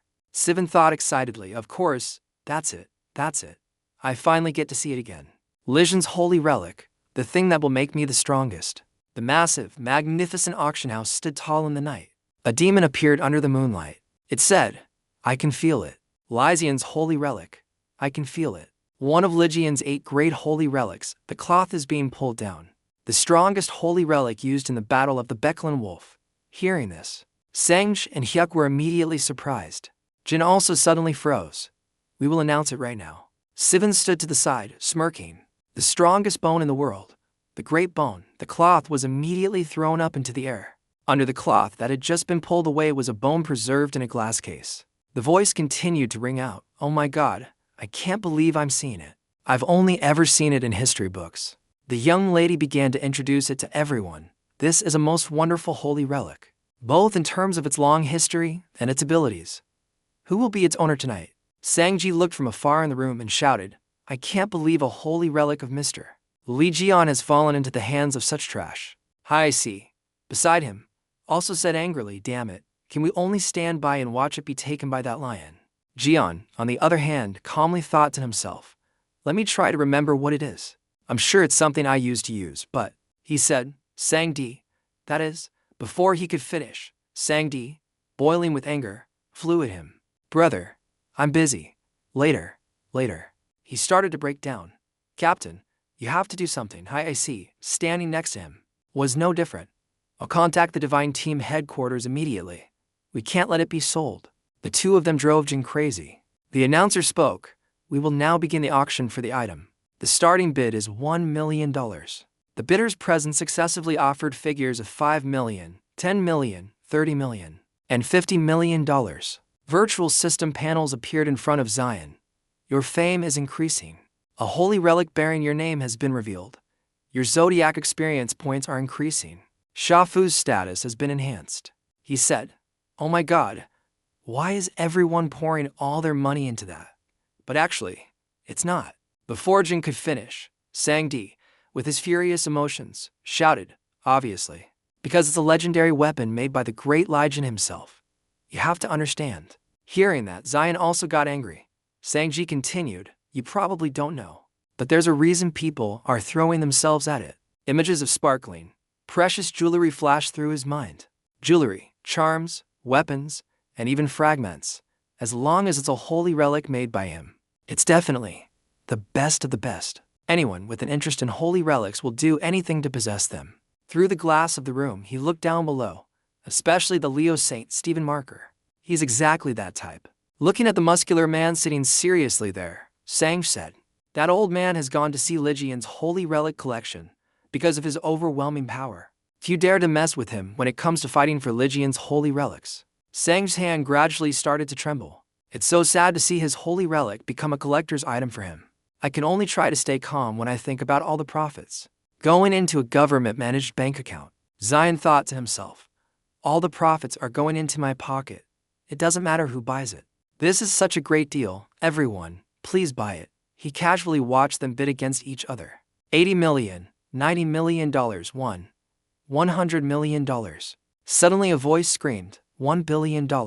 Hearing that, Diane, Sanji, when I see, or the audience of the auction all froze and looked in the direction of the voice. The owner of that voice was none other than Stephen. He coolly walked up the stairs. Didn't you hear me? Stephen screamed like a madman. I'll buy it for $1 billion if that's not enough. I'll even pay $10 billion. The host was also in awe. She stammered, $1 billion, ladies and gentlemen. What a huge sum of money. $1 billion. Everyone in the auditorium fell silent. Does anyone want to bid higher? Sanji was so worried he was about to cry. He turned to Sungho, do something, once again. The announcer asked, does anyone want to bid higher? But at this time, Zion was still frozen solid. With a loud bang, it was sold. The great bone was sold for an unbelievable sum of $1 billion. In the hallway, the janitors were also discussing the auction inside. Did you hear that? It was bought for $1 billion. Really?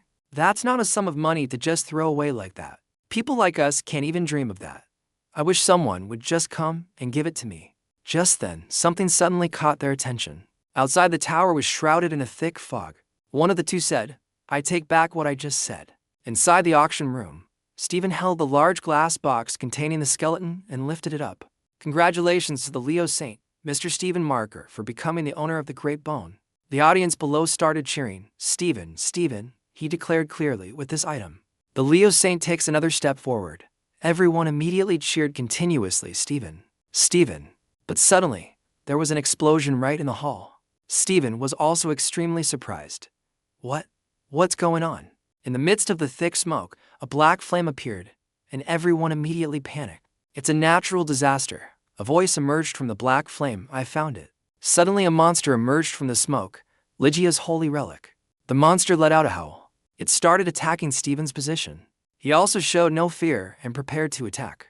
Stephen unleashed an extremely powerful force that even made the monster retreat. His move also destroyed the pillars outside. Stephen said, "You came at the right time. You're helping me test the power of this holy relic." He confidently slammed the bone on the ground to see if this item was worth the price he paid. The audience from before continued to shout his name. Seeing the pillar on the opposite side split in half by his attack, Stephen was also surprised. Sanji looked at this scene in horror. "This is bad. The magic tower of the teleportation area is collapsing." The tower gradually fell, full of power. The people were extremely terrified. "No." A woman's voice said, "If that thing collapses, this island will fall." An old man also added, "All of you, focus your strength to stop it." Everyone there said in unison, "We will help too." All the people there were united. The woman shouted, "All disciples, release your magic."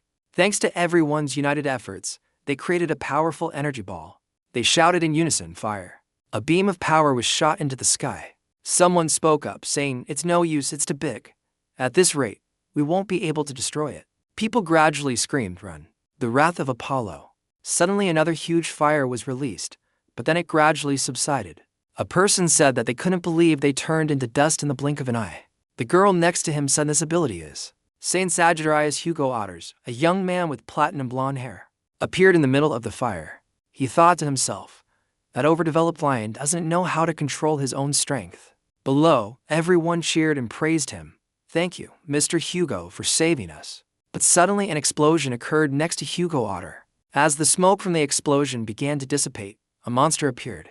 It looked like it was a mix of different animals. Seeing the monster advancing towards him, Hugo clenched his teeth and thought, "Damn it. Why is there another one?" A dark red liquid flowed from the monster's mouth. The people screamed in panic. "What the hell is that?" They were gradually covered by a liquid that seemed to be flowing from the monster. They cried out desperately for help. "Help." Hugo's power exploded. He said, "You monsters, how dare you?" He whipped the monster with his fiery whip. It didn't seem scared and immediately charged at Hugo. The monster had already opened its sharp-toothed maw, ready to bite off his head.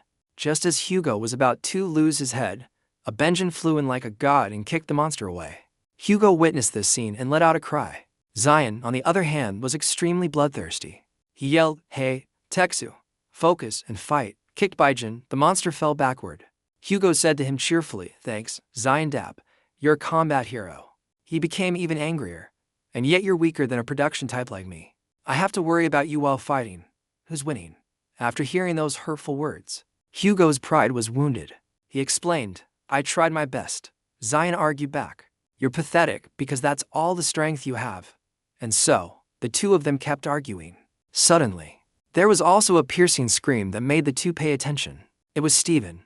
He rushed over, cursing, "Damn it." Stephen said angrily, "I'm still trying out new things here. Who dares to interfere?" Immediately after, the monster woke up and let out a howl. Zion, on the other hand, remained calm. "Oh my, I forgot about this." But suddenly a current of electricity ran through him. Stephen looked down from above. "This is my stage, and the great bones." Diane scowled.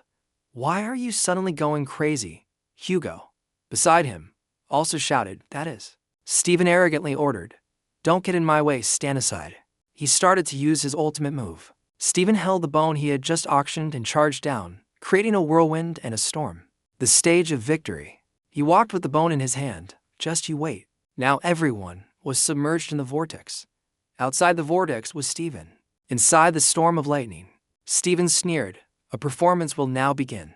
At this moment, because it's not very convenient, I have to counter with magic."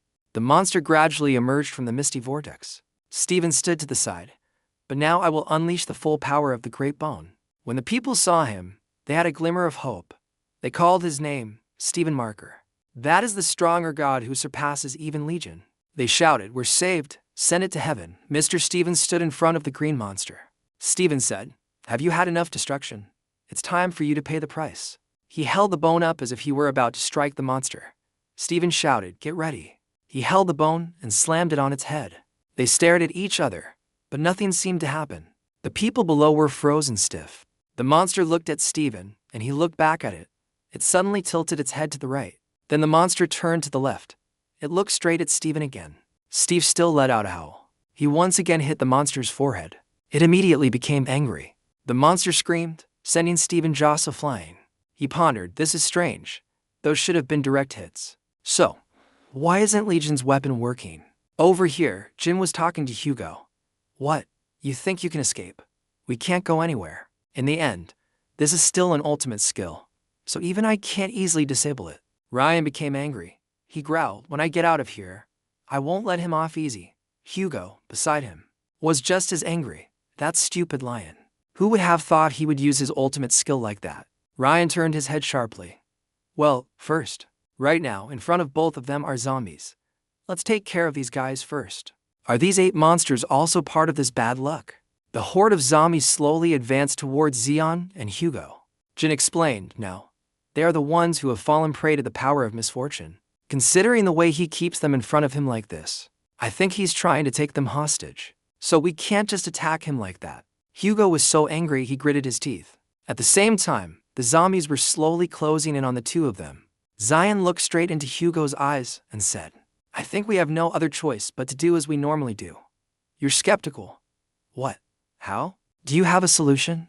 Zion yawned as he walked, but Hugo shouted from behind, warning him, Hey, wait. Zion's in front of you, damn." In front of Zion was a zombified human charging at him. Zion quickly grabbed his head and stopped him. Now Jin's face was even scarier than the zombies. Jin's hand gripped the black ring on his neck. He will break it off decisively. Hugo witnessed it with his mouth agape. The zombie crowd also looked at Jian in awe. At this point, the zombie had turned back into a human. Zion said, "See, easy." Hugo asked worriedly, "Is he okay?" Jin replied, "Don't worry, he just fainted." Hugo asked, "How did you do that?" Vian smiled confidently and said, "With strength." In contrast to him, Hugo was self-conscious. "So this is something I can't do. Unlike someone else, I'm not very stupid but strong." Diane mocked him. "What do you mean?" "I had to learn from the beginning too. I don't have any hope in a good-for-nothing like you." Hugo asked him, "You don't know how to use ancient language, do you?" He let out a long sigh. "But whatever." Hugo became bloodthirsty, a powerful aura emanating from his body. "You're going to jump in there, right? All right, I'll cover you." Zion also radiated a power no less than his. "Good, Teksu. So, you're not completely useless after all." The two coolly walked away. "All right, it's time. We're working together after a very long time." Hugo stood behind Zion, holding a flaming bow and arrow, ready to shoot. Zion said, "There's no need to drag this out. Let's finish it in one go." The zombie horde still stood there, not daring to advance. Immediately, Zion shot 2 bolts of lightning from his hands and flew straight into the sky. A huge wave of power crashed down on the zombie horde. Gradually, the zombies returned to their human forms as the black threads on their necks were broken. The monster that had spat out the thread began to growl. It continued to spit out other threads to attack Jin, but he showed no fear and continued to charge forward. He attacked and cursed at the same time, but its mysterious threads didn't attack him and instead slid right past. Jin thought to himself, "It's aiming for the civilians behind me." The people who had returned to normal were about to be targeted by the mysterious thread again. Suddenly a glowing orb appeared from the center. The mysterious thread and the glowing orb collided, causing an explosion. Perhaps this orb was created by Hugo from a distance to protect everyone. He spoke a very cool line. "I guess Dad's dead, huh?" Above, Zion looked on and had to praise him. "Well done, Teksu." Zion slid quickly towards the monster. "Hey, Skullhead, don't waste your energy here. HMM. Before he could finish, the skull-headed monster had already detected Zion approaching. Jin, with the speed of a god, was about to punch it. With just one punch, he sent the monster flying like a stubborn stain from Omo detergent. The monster, after receiving Zion's life-stealing punch, screamed in pain. Zion, with his cool-as-hell demeanor, even smirked, looking extremely handsome. Hugo immediately ran to him. As expected, one punch and it's over. Zion replied smugly. "Of course," he said. "Those possessed by that skull will recover soon." Google just hummed in agreement. A bright light suddenly appeared on Lion's hand. He looked at his hand curiously and saw a mark on his palm. What is this? A bunch of system panels descended upon Jin. Those system panels announced that you have defeated a natural disaster with your bare hands. Holy power has increased. Holy power is recovering. Current holy power is 81%. Holy power recovery rate has exceeded 70%. You want to use that holy power to activate the ultimate move. Combat instinct. Yes or no? After reading all the announcements, Zion said, Combat instinct. This skill requires a certain amount of holy power to execute. He thought to himself, this is probably a good time to try it. Ryan immediately chose yes. Over here, Stephen held the bone and thought, damn it. He stood in front of the green monster. Stephen Sui too. I can't believe I'm in this situation. Continuing his train of thought. Why is the great bone having no effect? Am I not capable enough to utilize its true power? Or is it because I'm weaker than this monstrosity? Standing before the monster, Stephen could only scream. One of the people present, impossible, Mr. Stephen is being overwhelmed by it. Another person spoke up, hey, wait, look over there. A stream of green power that could only belong to Liion. Seeing this immense power, Stephen was also in awe. How is this possible? My ultimate skill has been destroyed. The green monster stammered, this is dangerous. Before I take the holy relic, I must first. It screamed, kill him. The monster saw him standing still and charged, preparing to swallow Zion whole. Suddenly, with an angry face, Zion ordered, shut up. With just 2 words, the monster was slammed to the ground, creating a considerable explosion. The area where the people were standing was also affected. At this point, the monster was lying on the ground in pain. He said with a stutter, how can a human have such power? Could it be that you are not? Zion stared arrogantly at the monster and said, it is. Finished with the 2 words, human, Diane said angrily, what the hell are you babbling about? Immediately, this monster exploded into smoke. From a distance, Stephen's eyes widened. He thought, impossible, impossible. He scowled, but there had only ever been one person with that kind of power. Looking at Jin's terrifying appearance, Stephen thought, that's. Jin smiled in a very frightening way. He said, it's great to see you again. You damned lion. You seem to take great pleasure in tarnishing my reputation. Stephen trembled and stammered, no way. He took a swing at Zion. You can't be Zion. Suddenly, he stopped talking. It was because John had taken Stephen's bone. Holding the bone, Jin sneered, you seem to really like this thing, Stephen. But only with jealousy. Immediately, Liion crushed the bone. He said, but I'm sorry, I broke it for you. It's just an ordinary bone, go. Seeing his broken bone, Stephen's jaw dropped. Zion prepared to give him a punch. You've been flying around enough without doing anything, so now, it's only fair if I punch you back, right? Stephen said in fear, wait. He delivered a life-stealing punch to him. Looking at Stephen like that, he must have been beaten to a pulp. Zion's punch was so strong that it sent Stephen flying out of the island's core. He screamed, damn it. Being suspended in the air like that, Stephen could only scream for his life. At the same time, in another place, Sophie suddenly woke up. She wondered, what is it? Why am I sleeping here? At this moment, she was tied to a chair, but the chair had fallen over. Sophie was jealous. My head hurts. On her neck was a necklace that was emitting some kind of power. After Jin's counterattack, Stephen had lost his gravity and fell straight down from a great height, at a speed no different from a falling star. So strong and fast that he passed through the earth and fell below. In that moment, his face was filled with terror. Damn it. His piercing scream echoed throughout the vast sky. Having dealt with Stephen, Diane and Hugo went to the crater, which was still emitting a cloud of smoke and dust. With his hands on his hips, Jin threw his head back and laughed loudly. See you later. You lying bastard, if you're not dead yet. Even though he had witnessed an incredibly impressive counterattack, Hugo still couldn't believe it. What? You threw him from that height? Jin replied nonchalantly, who cares? All he has is a strong body. He'll survive one way or another. Then he asked, are all the people who were trapped out yet?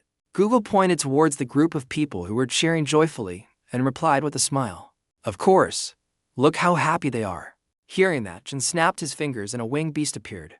All right then, piggy bank. He pointed and ordered, pick up everything that can be used. Seeing the beast eagerly picking up things, Hugo couldn't help but look at his friend with contempt. You're so cheap. Suddenly remembering something, Zion turned and said, oh, right? I brought someone with me. When we get back, let's take him with us. Hugo couldn't think of who it could be. Iker. The person who lent you his phone earlier. It was just a casual question. Who knew it would be true? Zion nodded and replied, yeah, I think his name is Sanji. As soon as he heard the name, Hugo was so shocked he froze. His whole body trembled and he broke out in a cold sweat. He stammered, "Sung, what?" Not noticing his strange reaction, Zion calmly took out his phone to check. Sanji. I think it's John Sanji. He also made some observations about Sanji, saying that he seemed to have a close relationship with the Gemini constellation. Just by looking at his magical power, one could tell that he must be at the level of a divine team commander. Although young, he was extremely outstanding and worth keeping around. The more Hugo listened, the more confused he became. He screamed in his head, Sanjay, are you really involved with this troublemaker? Despite Jin looking at him with a what's with that expression, you bastard, look. Hugo couldn't stop thinking. I've been as careful as possible to make sure he doesn't get involved with my kids. Both of them are huge fans of Jin. So what if they find out Jin is still alive? Imagining the scene of his two children being taken by the demon Zion and dissolved into one, Hugo was so scared he started to cry.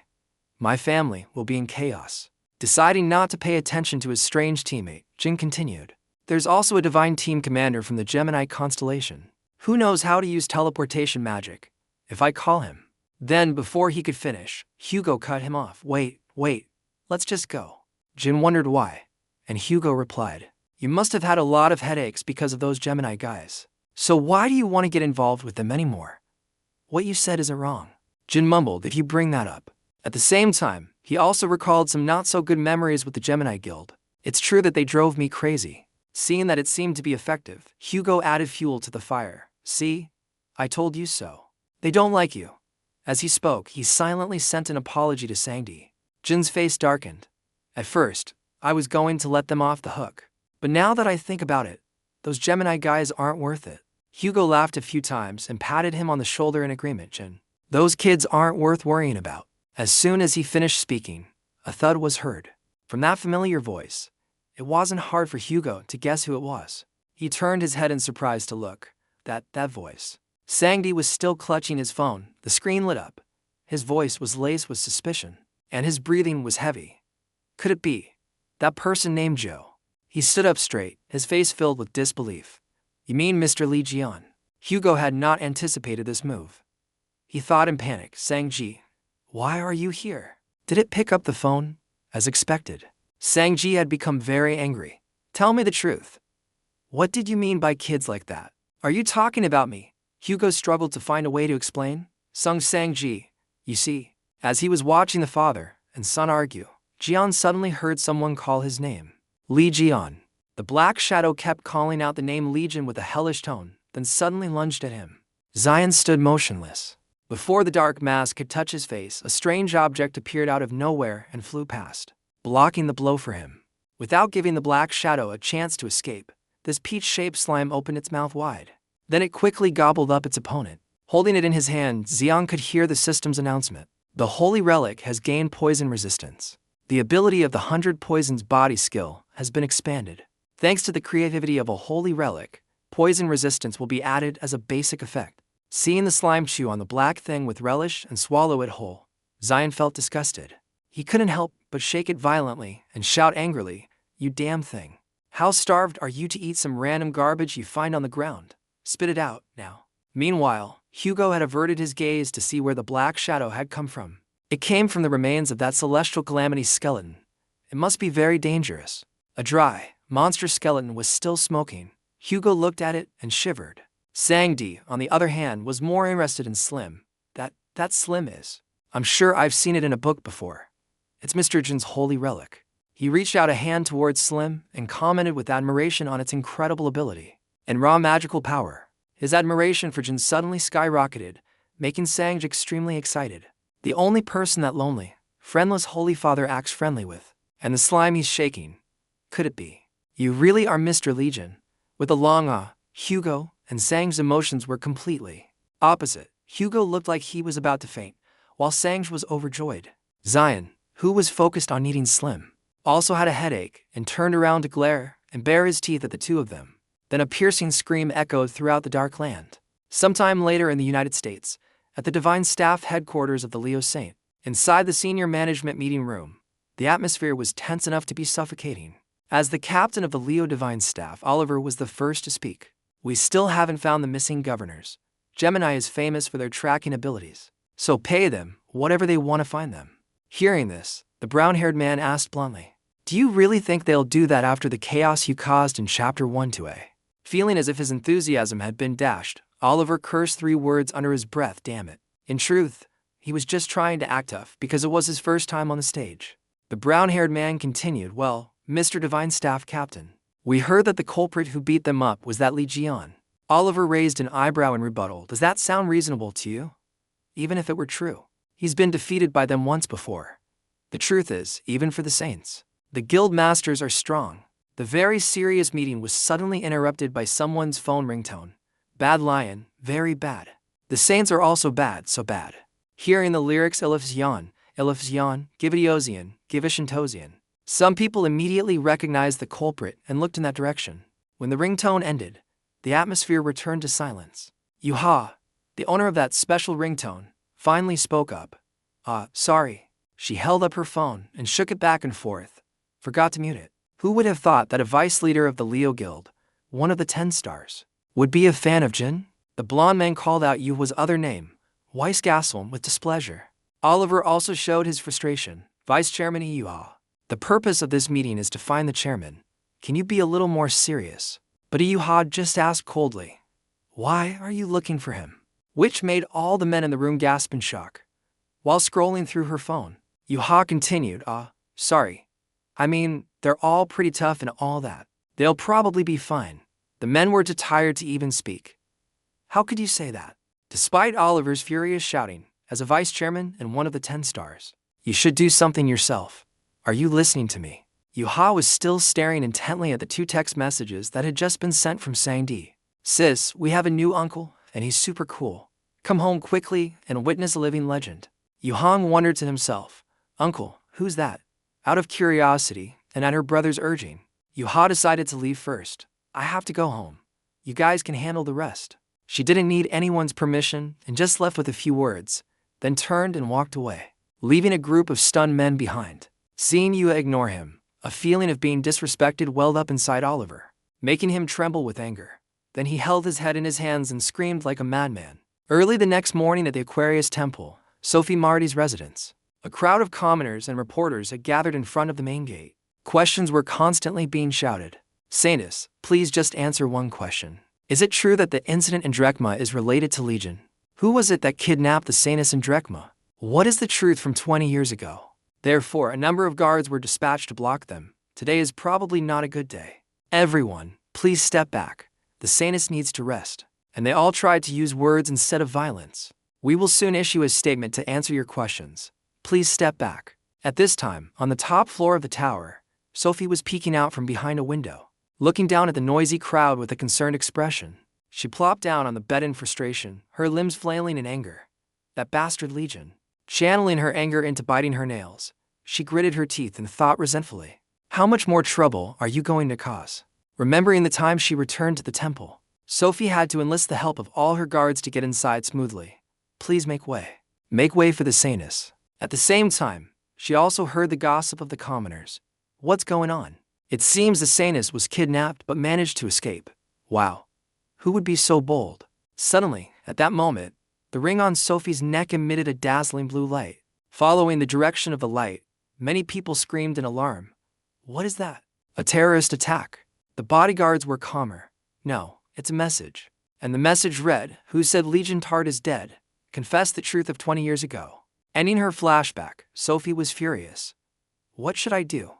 If I confess, the other saints won't leave me alone. But if I don't, I'll be in trouble with that Liion guy. I can't believe he orchestrated all of this while I was unconscious. He didn't even take off my necklace." As her anxiety grew with her thoughts, Sophie's eyes couldn't hold back the tears. Then she held her head and screamed in despair. "That damned Liion. It's all your fault." That's when I knew I wasn't strong enough anymore. Unfortunately, no matter how much Sophie cursed, it was useless because it couldn't reach Zion's ears, and it only made him feel more annoyed, as Zion was currently picking his ear and wondering, should I make some ramen? At this very moment, in some mysterious room, the TV screen was showing today's news. Currently, Sainus Sophie Marty has not made any official statement, Instead, she has secluded herself in her residence. Hearing the part about, after the series of events in Drekma this year, a long-lasting aftermath is expected to erupt.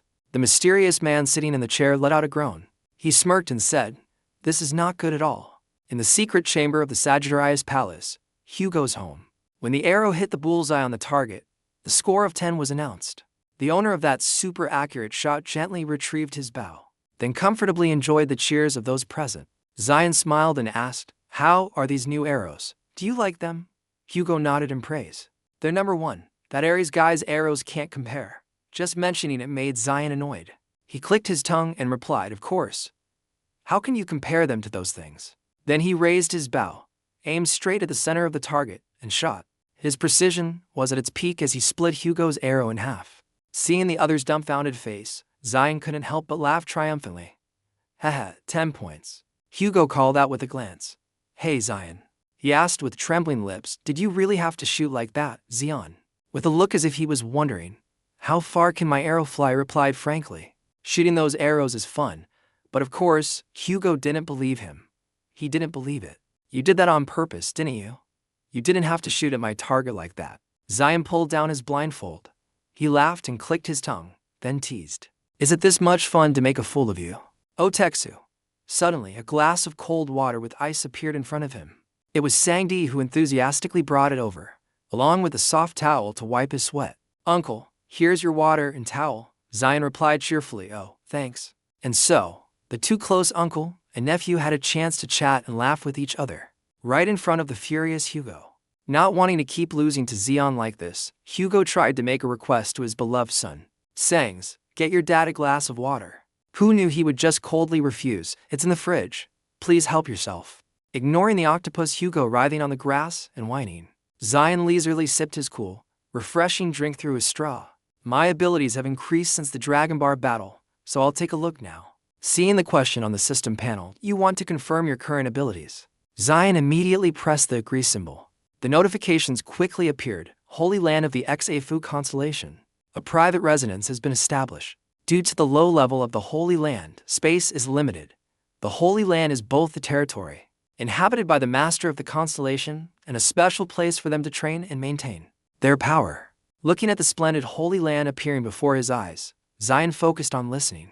"From now on, you can manage the Holy Land, a low-level estate. The pig can be moved to the Holy Land. After recruiting more human members, you can increase the power of the Holy Land. It seems this is the end."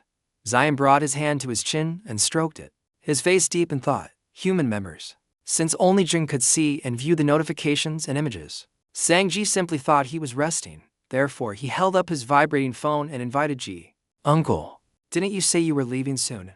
I have to go too. So why don't we go together?" Snapping out of his thoughts, Jin replied coldly, "Oh," and asked, "Is it time already?" "Thanks." Sensing something different in his attitude, Hugo stopped squirming and looked up to ask, "Do you have a date?" Zion pretended to think. Then he bit his straw and replied with a smile, "I have to meet a lot of people today. Crazy." Not long after, Zion went to the downtown shopping mall by himself. Or rather, the fried chicken shop there named Pacoma Chicken.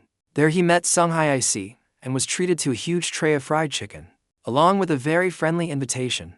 "Will you join the Gemini constellation?" Before the employee's amazed gaze, "What is he eating so much for?" Zion continued to enjoy the delicious pile of chicken while nonchalantly saying, "You're so persistent. You said you were busy." And then, Sunghai Ic skillfully continued, "No matter how busy I am, I have to prioritize recruiting talent. Besides," he clasped his hands in front of him, his eyes behind his glasses narrowing slightly as he asked probingly, "Are you planning to use the Gemini Guild's money to buy items worth millions at the auction and then just leave?" Ryan didn't answer and just continued to eat, his gentle gesture of wiping his mouth with a napkin, then looking at himself without batting an eye, made Sunghai Ic stunned. Is that really what he's planning? Placing the napkin on the table, Zion thought to himself, "This is a bit annoying, but it's also a good opportunity." Until now, he had been able to compile a few of Longla's achievements. That annoying girl and that lying guy is done for. So that's it. And his next target. Next up is that rotten wizard's hat. With his new target identified, Jin finally agreed to Sunghai Yuk's offer. "Alright, I'll join the Gemini Divine team." Hearing this, Sunghai Yuk replied joyfully, "Great. Let's pick a date for the baptism. But before he could finish, Jin cut him off.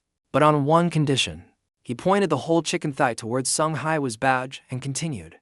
That badge you're wearing, give it to me.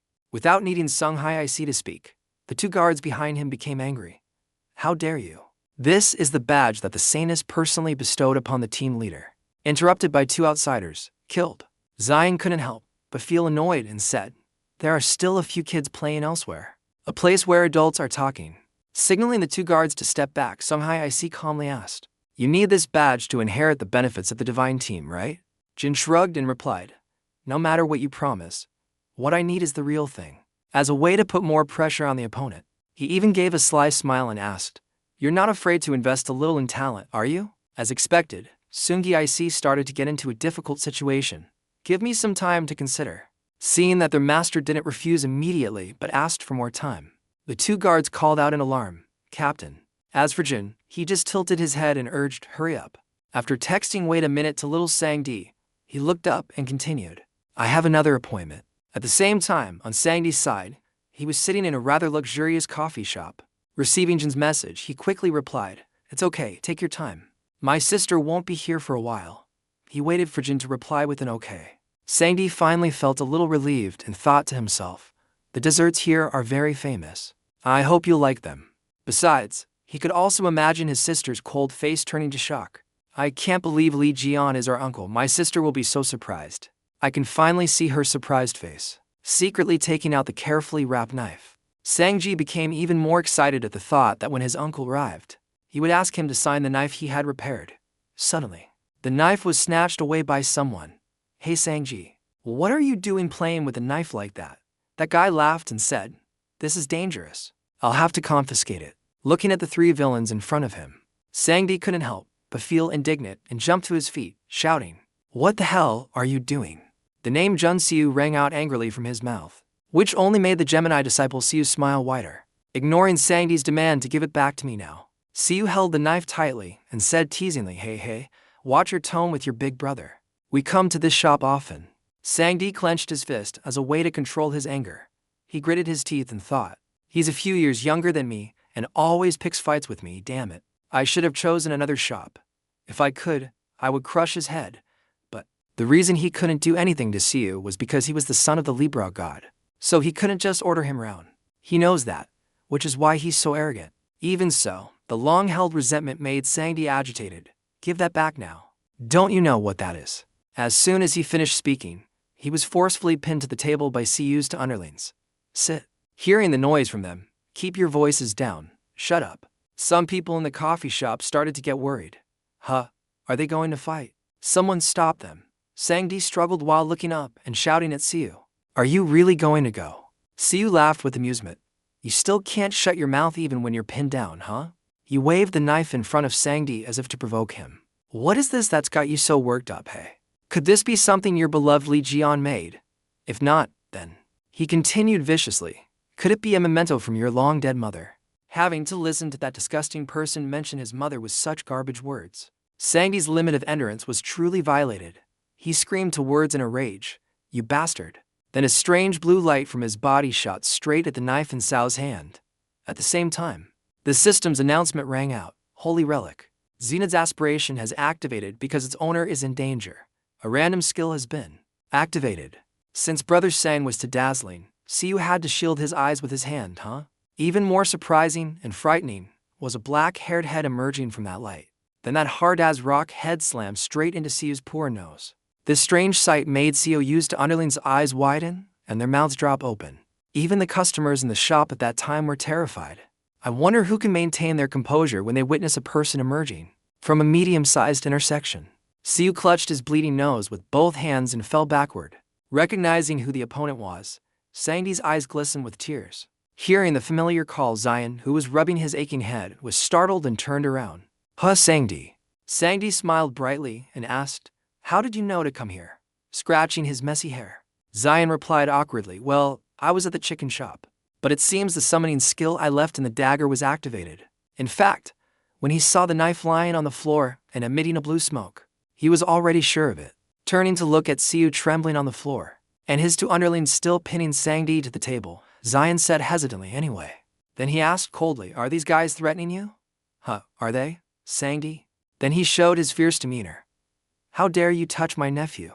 The two of them, without saying a word, let go of Sanji and trembled, whispering to each other, "Hey." Sanji said his uncle is a gangster.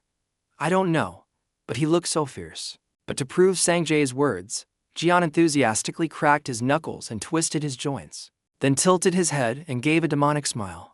"Let me carve it into your bones what happens when you lay a hand on my head." Hearing this threat, Siu's two underlings' faces turned pale, and they trembled as they slowly backed away. Rewinding time, at the fried chicken restaurant, right before Li Jian was summoned. At this point, Sung Hei had made a decision. "All right, then I will give you the badge in return. Join us right here." Jian nodded in satisfaction. "Oh, that's great." Although the loss was not small, Sung Hei was still very optimistic. "This is nothing if I can land a big fish like him. After all, I've already spent millions at the auction. Besides, after he joins the divine team, I can get it back as a special condition." Thinking of this, he no longer hesitated and gave the precious badge to Zion. "Here you go. Please use it carefully." Zion just took it with his hand and replied with a smile, "I'll do my best." And so, all that was left was to sign the contract. Sung Hei smiled enthusiastically and said, "Now, hurry up and sign," and gestured to his bodyguard, "Please get the contract." Since it had been prepared in advance, the bodyguard just had to take it out. But when Sung Hyuk took the contract and turned to Jian, Jian's body was suddenly enveloped in a blue light. Then, in a flash, he completely vanished before he had a chance to touch the contract that had been agreed upon by both parties. Sung Hyuk and his two bodyguards were so shocked they went pale. They all stared blankly, unable to believe it, and wondered to themselves, did he just disappear after dinner? Not only that, but the waitress chose this terrible moment to bring the fake bill. "Sir, the total for this plate of chicken is $790, which successfully turned Sung Hyuk to stone once again. What? In a fancy coffee shop on a downtown street, a place with a suitable atmosphere for people to relax and work, was being destroyed by the sounds of fighting.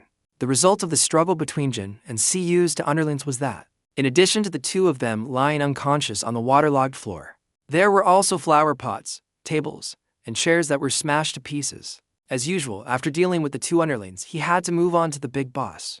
Although he was punched in the face by Jin, Siu still stubbornly shouted, "You know who I am?" Without letting him finish, "I am an rank Gemini, the son of the chairman." Jin didn't care and kneed him again in the stomach. A blow was delivered after each of Siu's words, "I am the son of." Then Thigh and Banx. Siu's whole body trembled nonstop, because Jin didn't give him a chance to speak. He could only use his eyes and silently beg in his heart, "Can you listen to me?" Unfortunately, Jin still treated Siu like a punching bag and beat him until his head turned into a pig's head. Then he temporarily stopped. He cracked his knuckles and said coldly, "Get up, you dog. I'm just getting started." "What are you blabbering about?" Siu lay on the floor, thinking angrily, "Damn it, he just broke my defensive magic. What the hell?" His hand gradually started to tremble. "Don't be so arrogant," and then clenched into a fist. With his refusal to accept defeat just for landing such blows, a source of spiritual power erupted from Siu's body like a flame. He also disregarded the rules and used his Vortex Polaris technique. Noticing this, the customers in the shop all ran away in a panic. "He's using magic to attack people in a public place. Run, you'll get hit." Siu laughed gleefully, chewing on his broken tooth. "This is what you get for being so arrogant." Sadly, Jin was not the type to be easily intimidated. He exclaimed in frustration, "You talk too much." Then he opened his palm and a magic ball appeared. "I thought you were hiding some amazing skill." When he finished his sarcastic words, "But you can't even light a match with that fire." The system's announcement rang out. "You have nullified the opponent's magic. You have collected data on S-rank Vortex Polaris." Sensing that his power was weakening, Siu's face went blank. How is this possible?" he exclaimed in disbelief. "Are you a magician?" Vian smiled and replied, "No, I'm a blacksmith." At the same time, a continuous stream of notifications from the system arrived. "You can utilize the collected skill data. The skill data you collect is temporarily stored, but the stored data will be affected when used. If you want to use the skill permanently, you must collect the data and use it to create a holy relic." When he received the question, "Will you use this data as a skill?" Xian chose to agree. "Let me show you how to use fire properly." As soon as he finished speaking, he used Su's own Vortex Polaris power, but in a much upgraded version. The man's fiery chest, Balthas Polaris. That terrifying power was shot straight at Siu. silencing his pathetic screams. After an explosion that went through the coffee shop ceiling and up to the sky, what remained in the thick smoke and dust and the large and small fragments of earth and rock was Co, writhing with his butt in the air. It looked like the fire had burned away his outer pants, revealing his polka-dotted underwear. Jin was finally satisfied and dusted off his hands a few times, then raised his voice threateningly. If you touch Sangdi again, I'll roast you alive. Then he turned to Sangdi and winked, smiling. If you run into any thugs like them, just call me. Your uncle has your back. Feeling supported, Sangdi was extremely excited. Yes. Just then, Yuha rushed into the shop from outside. Sangdi? Seeing his older sister, Sangdi happily waved and called out, Sister. Looking around at the messy scene, which was no different from a battlefield, Yuha couldn't hide her worry and asked, What happened here? It's so messy. Are you okay? Sangdi didn't answer and just rushed to his sister.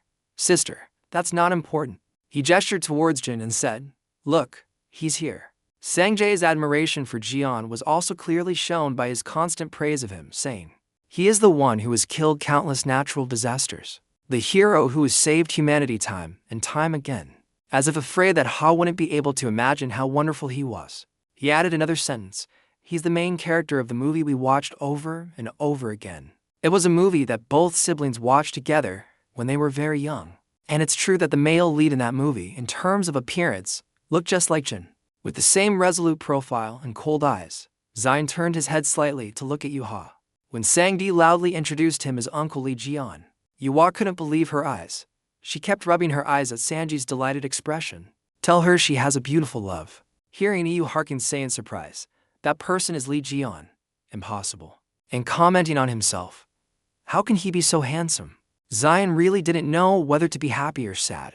Seeing his confused expression, Yuha turned to Sangdi and said flusteredly, 20 years ago, he was all scarred, and he was in the demon tower for 20 years. So I thought his condition would be even worse. Of course, even so, he's still cool.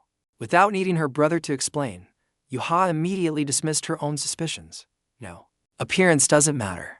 She smiled and said, I'm so glad you're okay, Uncle Liion. Because Samja understood his sister very well, he immediately caught on and teased her. Sis, you're saying all your thoughts out loud. Which made Yuha freeze, and Jin burst out laughing with delight, knowing that besides his nephew Sangeza, little Yuha was also a huge fan of his. Jin was very happy and waved cheerfully. Are you Yuha? Nice to meet you. Yuha blushed and bowed awkwardly in return. Hello, sir.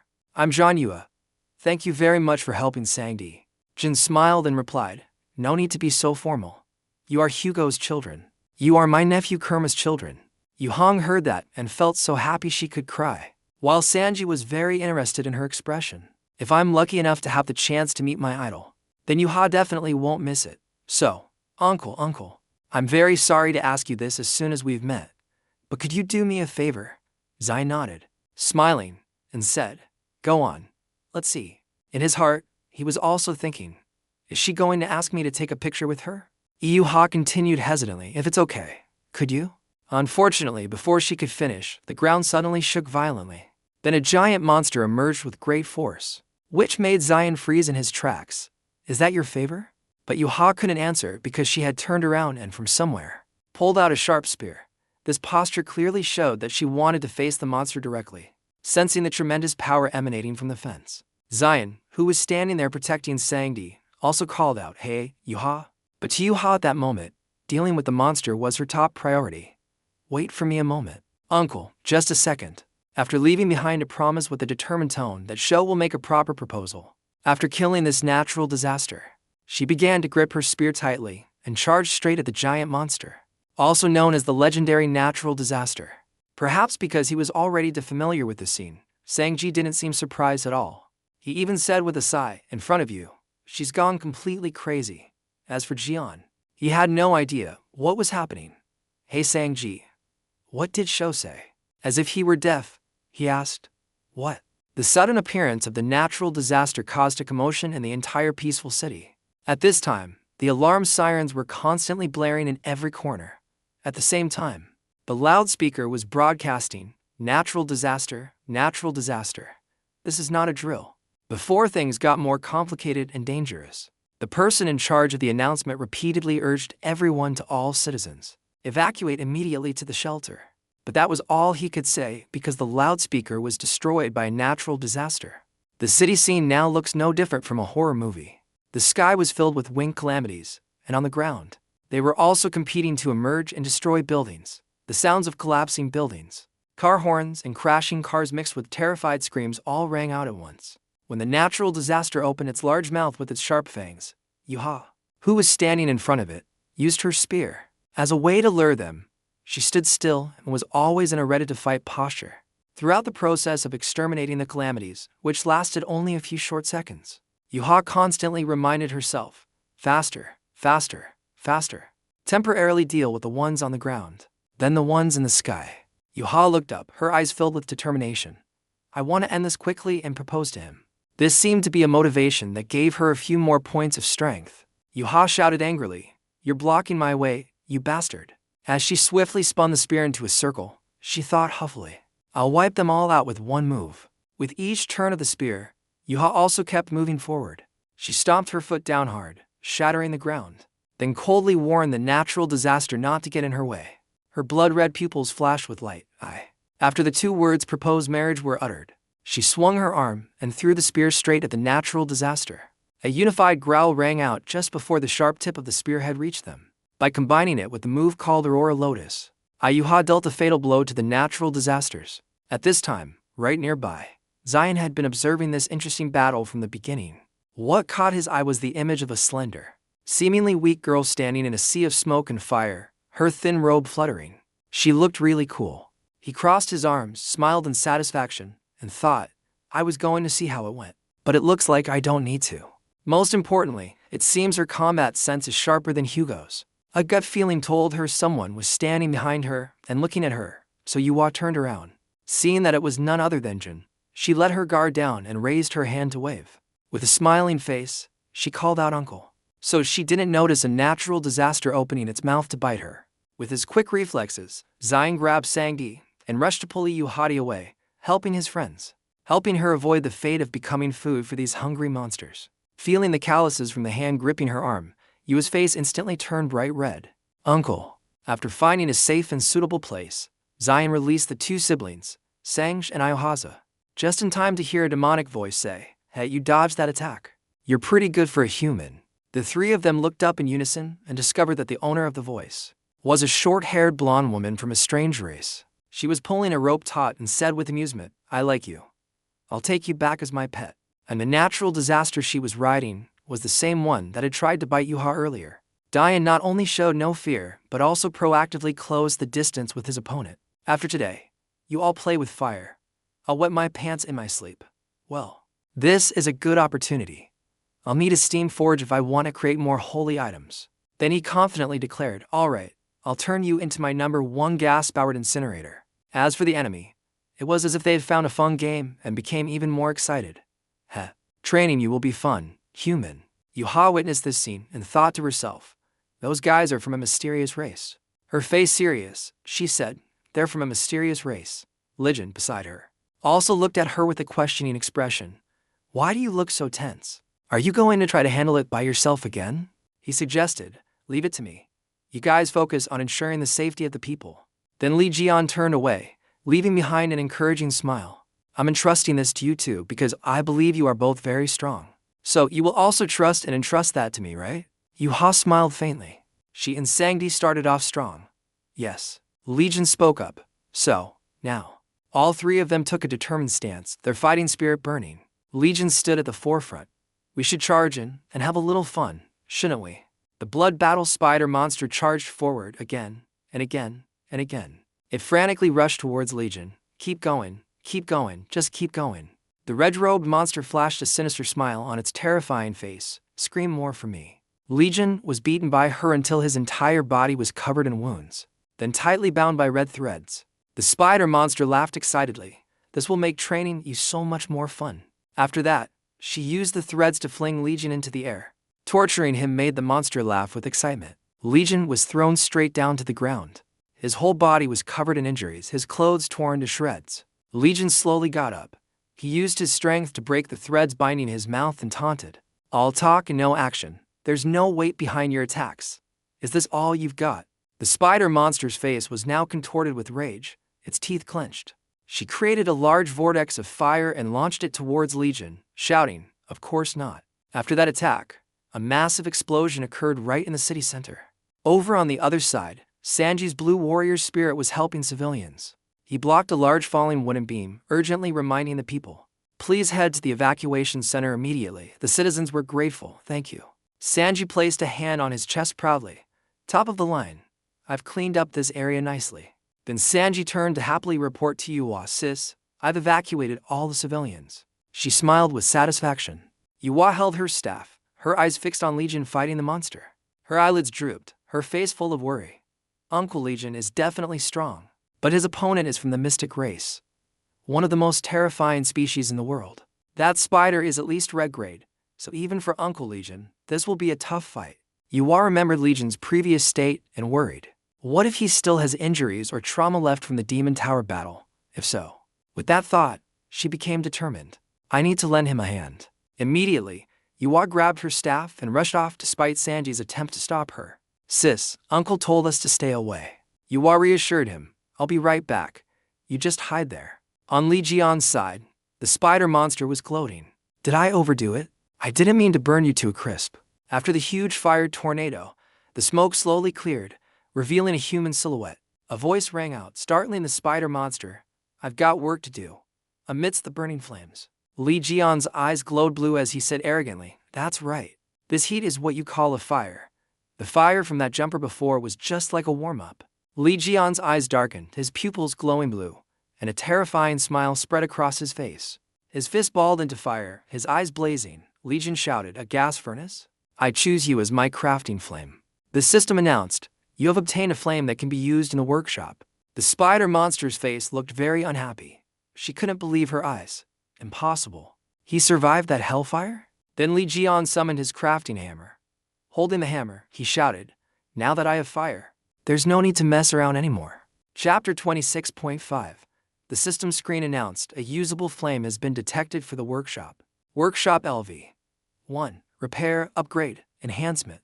Attribute boosts depend on luck. The system requested, "Please select the target for upgrade." Liion swung the hammer with one hand. With the other hand, he wielded the fire. "My upgrade target is." A magic circle appeared beneath his feet. "This thing." The spider monster gritted its teeth. "I have no idea what's happening.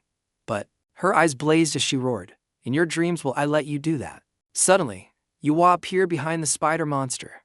Active skill. She attacked the monster directly. Suddenly, Yuwa's eyes widened in shock. It turned out the spider monster had quickly blocked the attack. It roared in anger, "How dare you!"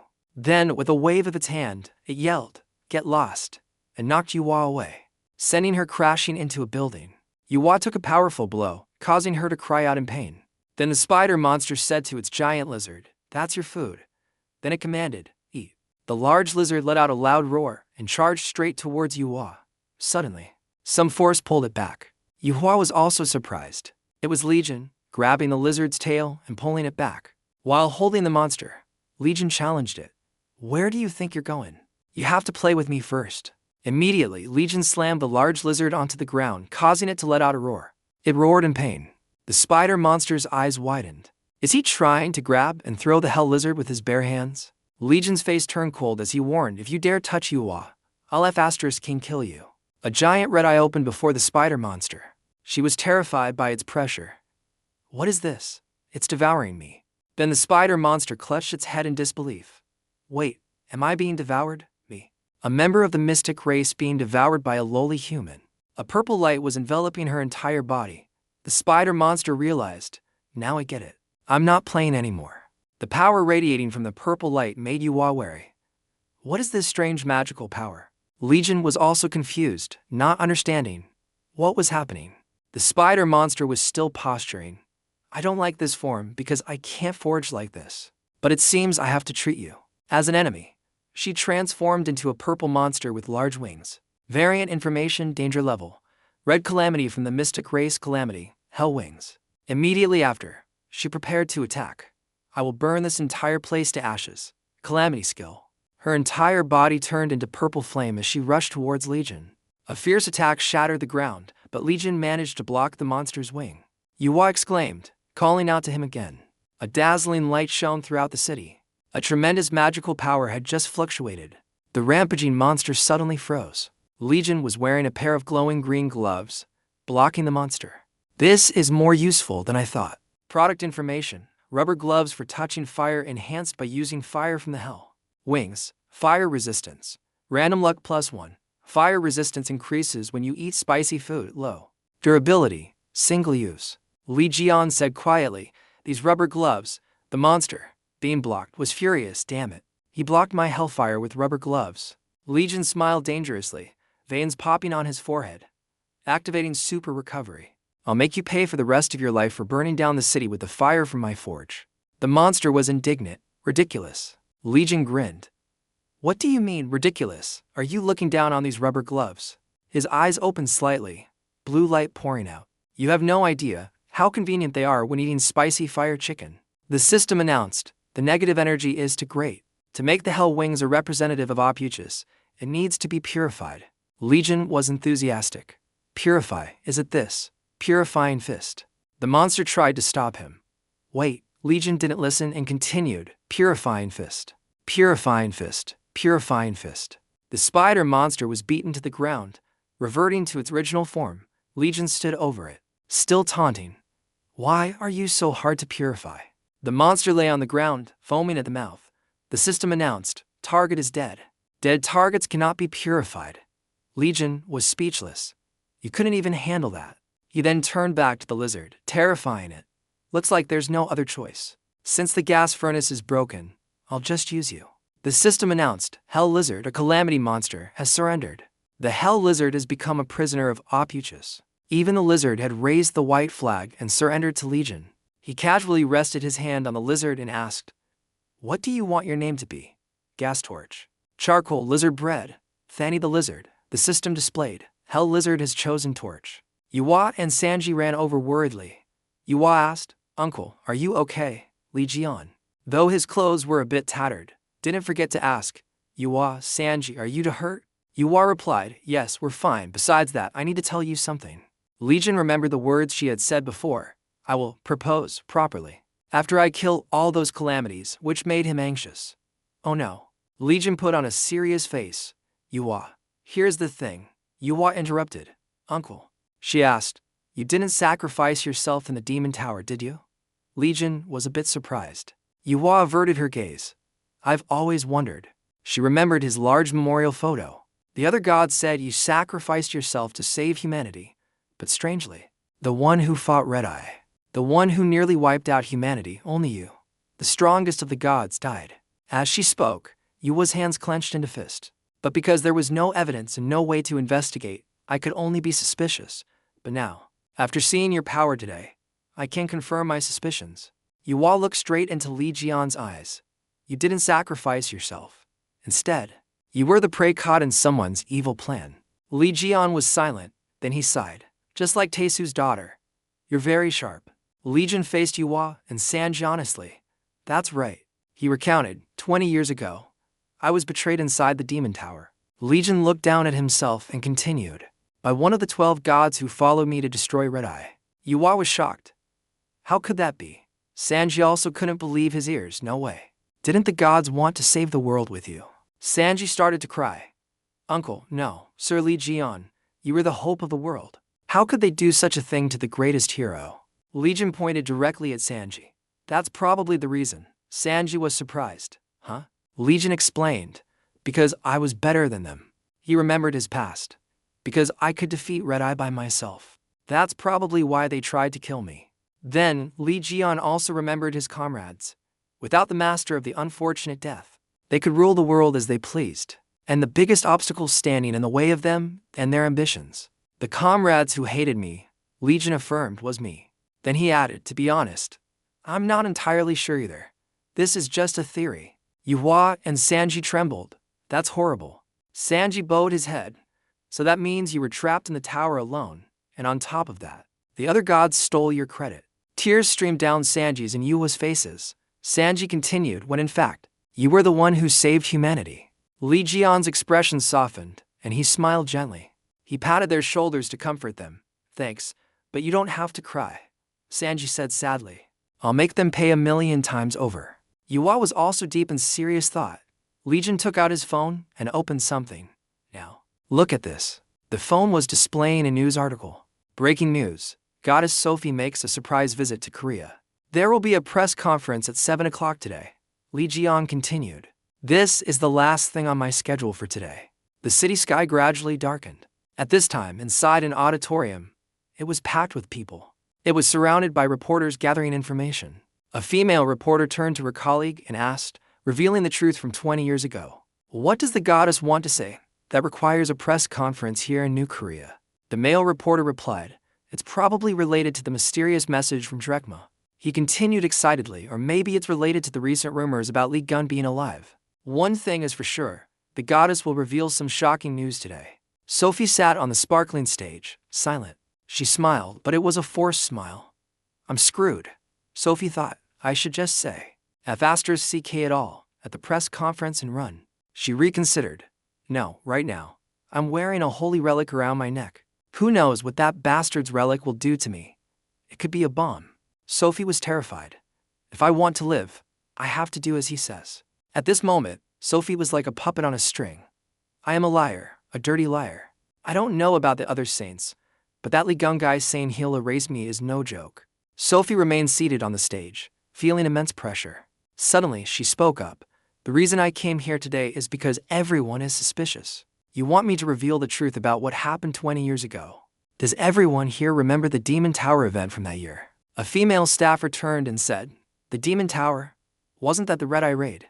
Her male colleague added, weren't they defeated by the 12 saints? That's why they are still considered heroes. To this day.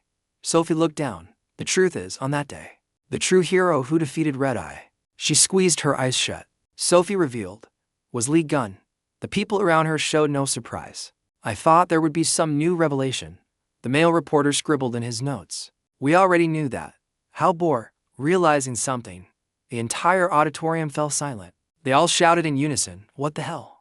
People shouted, is what you're saying true? The one who killed Red Eye was Liion. Wasn't it Steven's maker who killed it? Please elaborate. Oh my god, so the saints have been lying for the past 20 years. A voice from the audience called out, if all of this was a lie by the saints, does that mean Liion is still alive? Sophie sat silently, her eyebrows furrowed. A voice came from behind, making Sophie freeze. Yes, well, of course, that's impossible. Sophie turned around in alarm. You are. A man with brown hair and a smile that would terrify anyone. Sophie exclaimed, Jean-Louis Morel. That's the cancer saint, Jean-Louis Morel. Sophie was terrified. Jean-Louis said smoothly, oh my, our saintess is looking rather pale. He gave a strange smile, his red eyes shining. I don't think you can continue the press conference in your current state, can you, Sophie? Sophie trembled. Jean-Louis Morel. What the hell is going on?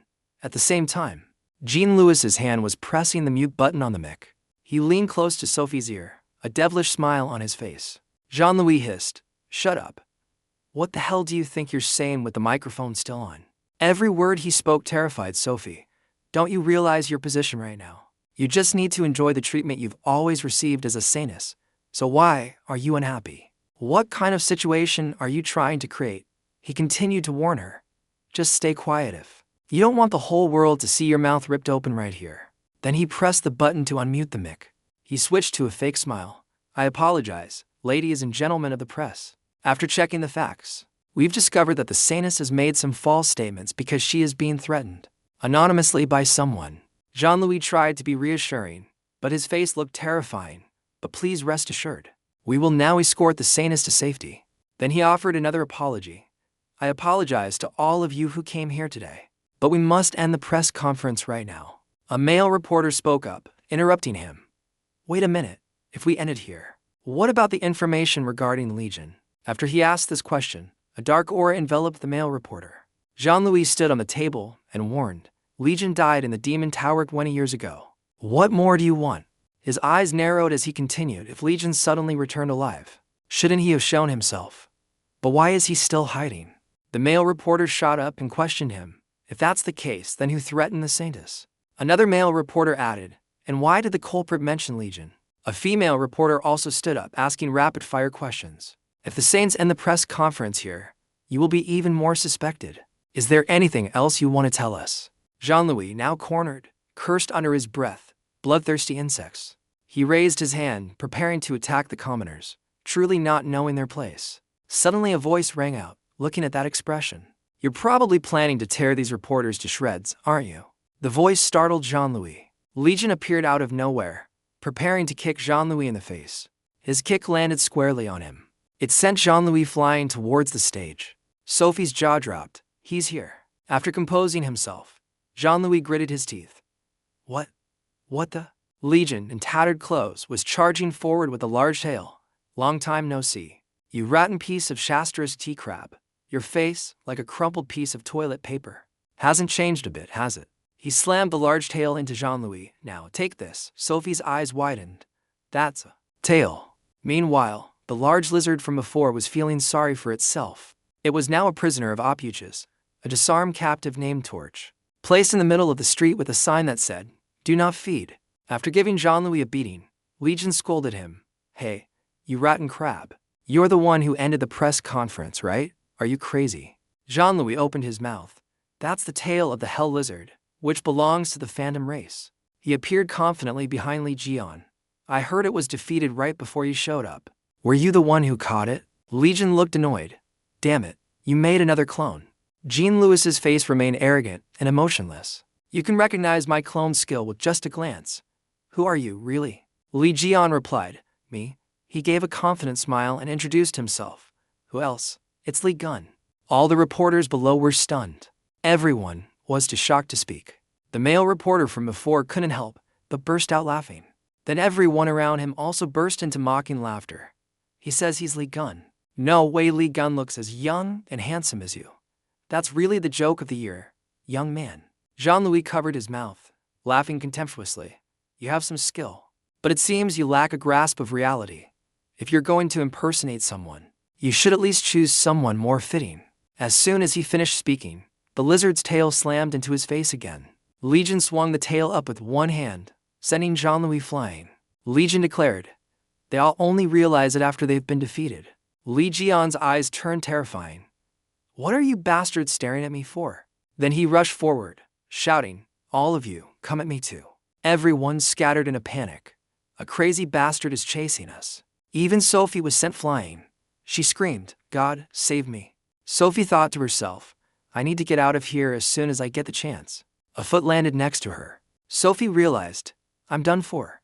Liion's eyes seemed to have sparks in them. Where are you trying to hide, bitch? You have to finish the job of revealing the whole truth. Liion became frantic, shouting loudly. The truth about how all of you ran away in a panic as soon as you saw Red Eye. 20 years ago. You used my name and made a huge amount of money to get rich. You've had tons of medical help, but in the end, your personalities haven't improved at all. Tell them everything. Liion frantically poked his finger at Sophie's forehead. She thought, no. You crazy bastard. You're just spouting nonsense from your damn mouth. Suddenly, a tremor caught both of their attention. The system announced, warning, the darkest energy of the star is gradually closing in. A huge explosion enveloped the entire auditorium in dark magic. One person was crushed under the rocks, his head turning into black smoke. The person's body disappeared in the black smoke, leaving only their clothes behind. The people around them held their heads in fear. Sophie was stunned. My God. How Liion was bewildered. What did I do? Sophie shouted at Liion in frustration. No, not you. I mean this mess here. An extremely large dark magical power was radiating from behind Jean-Louis. Sophie judged. I can feel holy power from it. Jean-Louis's smile stretched from ear to ear.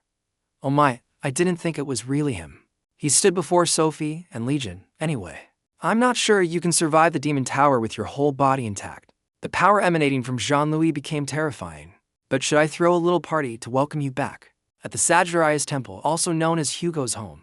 Hugo had finished cooking a fragrant pot of noodles and sighed. Sanji, Yuhua, and Jian are all gone. I guess I'll just have some ramen to get by. He put the pot of noodles down, flopped onto the sofa, and grabbed the remote curiously. Is there anything good on TV? He ate his bowl of noodles while catching up on the news. I'm at the press conference of Saint Sophie Marty. Everything here is now turned into a mess. The reporter at the scene was updating with the hottest news. In the midst of the chaos at the press conference, a man claiming to be Liion stormed in. As you can see, he is currently fighting with the Cancer Saint, It's actually quite interesting to watch them fight like this. At that moment, Liion punched the ground. The blow was so strong that the ground shattered into pieces. Hugo watched the fight with his mouth agape in astonishment, dropping all the noodles he was eating. Look, the Cancer Saint has unleashed his skill. Jean-Louis's hand gathered a ball of dark magic. Next, he threw it forcefully to the ground, letting it destroy the earth and send rocks flying everywhere. The reporters, seeing this terrifying scene, turned pale and ran in panic. Run. Despite the destructive power of the magic, Liion remained unfazed. With a single leap, he easily dodged the blow while contemptuously saying, "Those weak attacks won't work." Jean-Louis laughed slyly. "Got you?" As his hand swept up, the strange power he had just placed on the ground suddenly spread towards Liion. The mace shot up, aiming to impale Liion. But Jean-Louis was also surprised to see the tables turn. Where did that dagger come from, directly piercing through the attack? It was none other than Liion holding it. The cool dagger blocked the attack. The reporters who witnessed the scene firsthand all cheered and applauded in praise. Liion, pleased, flipped backward to escape the black thorns. He soared powerfully through the air like a god. Liion's confidence showed in the bright smile on his face. Then Liion landed coolly, to Jean-Louis's surprise. Without wasting any more time, his entire body was enveloped in blue electric sparks. He activated high-speed mode, meaning he activated high-speed mode. Of course, all of this was lovingly reserved for Jean-Louis. Jean-Louis, not to be outdone, continued to gather a ball of magic in his hand, gritting his teeth in contempt. "Have you been practicing aerobics for the past 20 years? As soon as his two arms came down, the black power immediately spread all around, attacking Liion, who was holding his blade with his own power. This time, he showed no mercy, slicing through Jean-Louis's magic like vegetables on a cutting board. As he slashed, Liion said contemptuously, "Is this all you've got?" Quick as a flash, Liion swung his blade, slicing Jean-Louis in two, causing him to growl like a dog seeing a stranger. However, Liion sensed that something was not right. Why the hell was the guy in front of him evaporating into strange black smoke? Liion was fuming with anger. "Have you only been practicing your cloning skill for the past 20 years? The sly, fox-like voice of Jean-Louis came from behind Liion as he gathered the black smoke. "I'll take that as a compliment." Suddenly, a black wind appeared, sweeping everything away, and also intending to blow away Sophie's hair, who was hiding under a rickety wooden table. It gradually gathered into a terrifying pitch-black tornado. It sucked all the air from the reporters, causing them to clutch their throats and scream in agony.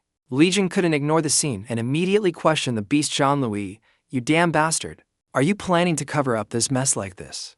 Jean-Louis landed lightly on the ground, nonchalantly replying, "I'm just taking care of my own business." He smiled dangerously, holding the new weapon he had just absorbed from the lives of many people. Gloating, "Now I see that using that foolish crowd to deal with you was worth it." Liion seemed to remember something. He looked at Jean-Louis with furious, bullet-like eyes. "It was you, wasn't it? You were the one who stabbed me in the back in the tower, right?" Jean-Louis wasn't scared and even put on a mocking tone. "Oh my, why are you so obsessed with finding the culprit?" His mouth still slightly open. "I didn't expect the hero who saved the world to hold such a petty grudge. People will see you as a street thug instead of worshipping you as a saint." Liion put on a look of mock surprise and taunted. "You can talk so big probably because you can hide behind your clones, right?" Jean-Louis still smiled, denying it, and then threatened, "They aren't ordinary clones. I created them by concentrating the life force of the reporters here. If you carelessly harm any of the clones, the reporters' life force will dissipate, and there's no guarantee for their lives." Liion put his hands on his hips and sneered, "A dirty, cowardly tactic that suits your dog-like face." The crowd of Jean-Louises stood scattered everywhere, each one with a strange, echoing laugh. "Those will be your last words," he declared grandly, and then all the clones spoke in unison, twin sword combination, and pummeled Liion relentlessly. "And now die." But somehow, the more the Jean-Louises punched, the more they felt something was wrong.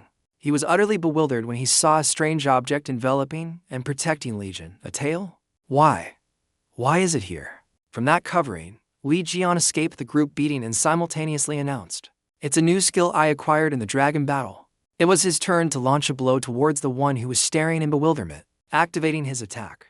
"Hit my weak spot." Jean-Louis took a full force punch from Liion as the notification board appeared simultaneously. "Hit my weak spot." You can summon a target you want to use as a shield for the Cancer constellation. You can only summon things you have recently been in contact with. You can arrange 1 to 3 targets. They will be replaced based on the order of which was touched last. Liion didn't hide anything, and blurted it all out. You're a part of Jean-Louis Morel. A high-level clone, right? If I can crush you, the other copies will be crippled. He stammered in disbelief.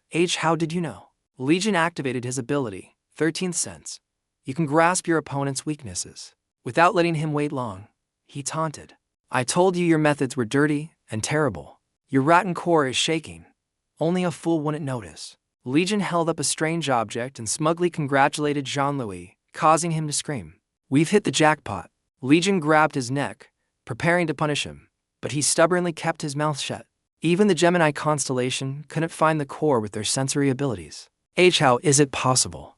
Green energy still radiated from Lion's hand, along with the light of the strange stone, signaling victory in the battle as the information board continuously updated. A fragment of the Cancer star's core containing 33% of the Saint's soul. Containing 20% of the Saint's soul. A large gap has formed in the power of the Cancer constellation. The Cancer Saint is very confused. The magic of the dark stars surrounding you has disappeared. He is being surrounded by the magic of the dark constellations. Sophie, hiding under the table, saw the silence and seemed to realize the battle had come to an end. The sandstorm had dissipated and everything was severely damaged, looking like a dilapidated, abandoned house. The reporters woke up from their daze, bewildered like young deer. What happened? I thought I was about to die. What happened? Liion watched as the high-level clone of Jean-Louis was dying, struggling to ask, what happened to you in the tower? I can feel the power of a god radiating from you. Liion chuckled. Still talking a lot even after being defeated, huh? And at the same time, he implied, I'll make good use of this core. Jean-Louis maintained a cheerful attitude. I'll retreat for now. After all, I still have a few cards left to play. Before completely vanishing, he still managed to leave a message. I might cause you some more trouble. Hearing Jean-Louis's last words made Liion predict cards to play, knowing his personality.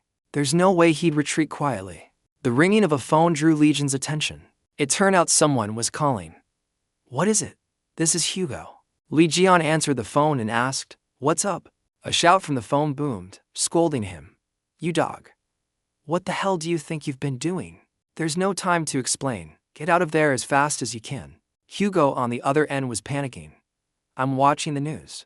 You just destroyed a high-level clone of Jean-Louis Morel. A bunch of missiles are heading your way. Don't just stand there. Liion was surprised to hear Hugo mention missiles. What? There was a loud noise in the sky, and the clouds were scattering. From outer space, missiles were hurtling towards Earth. Liion wondered aloud, missiles? Then the warheads began to separate from the main body to fly towards Earth. It flew at high speed, creating streams of red-orange light towards Earth. He began to say what he knew about this missile.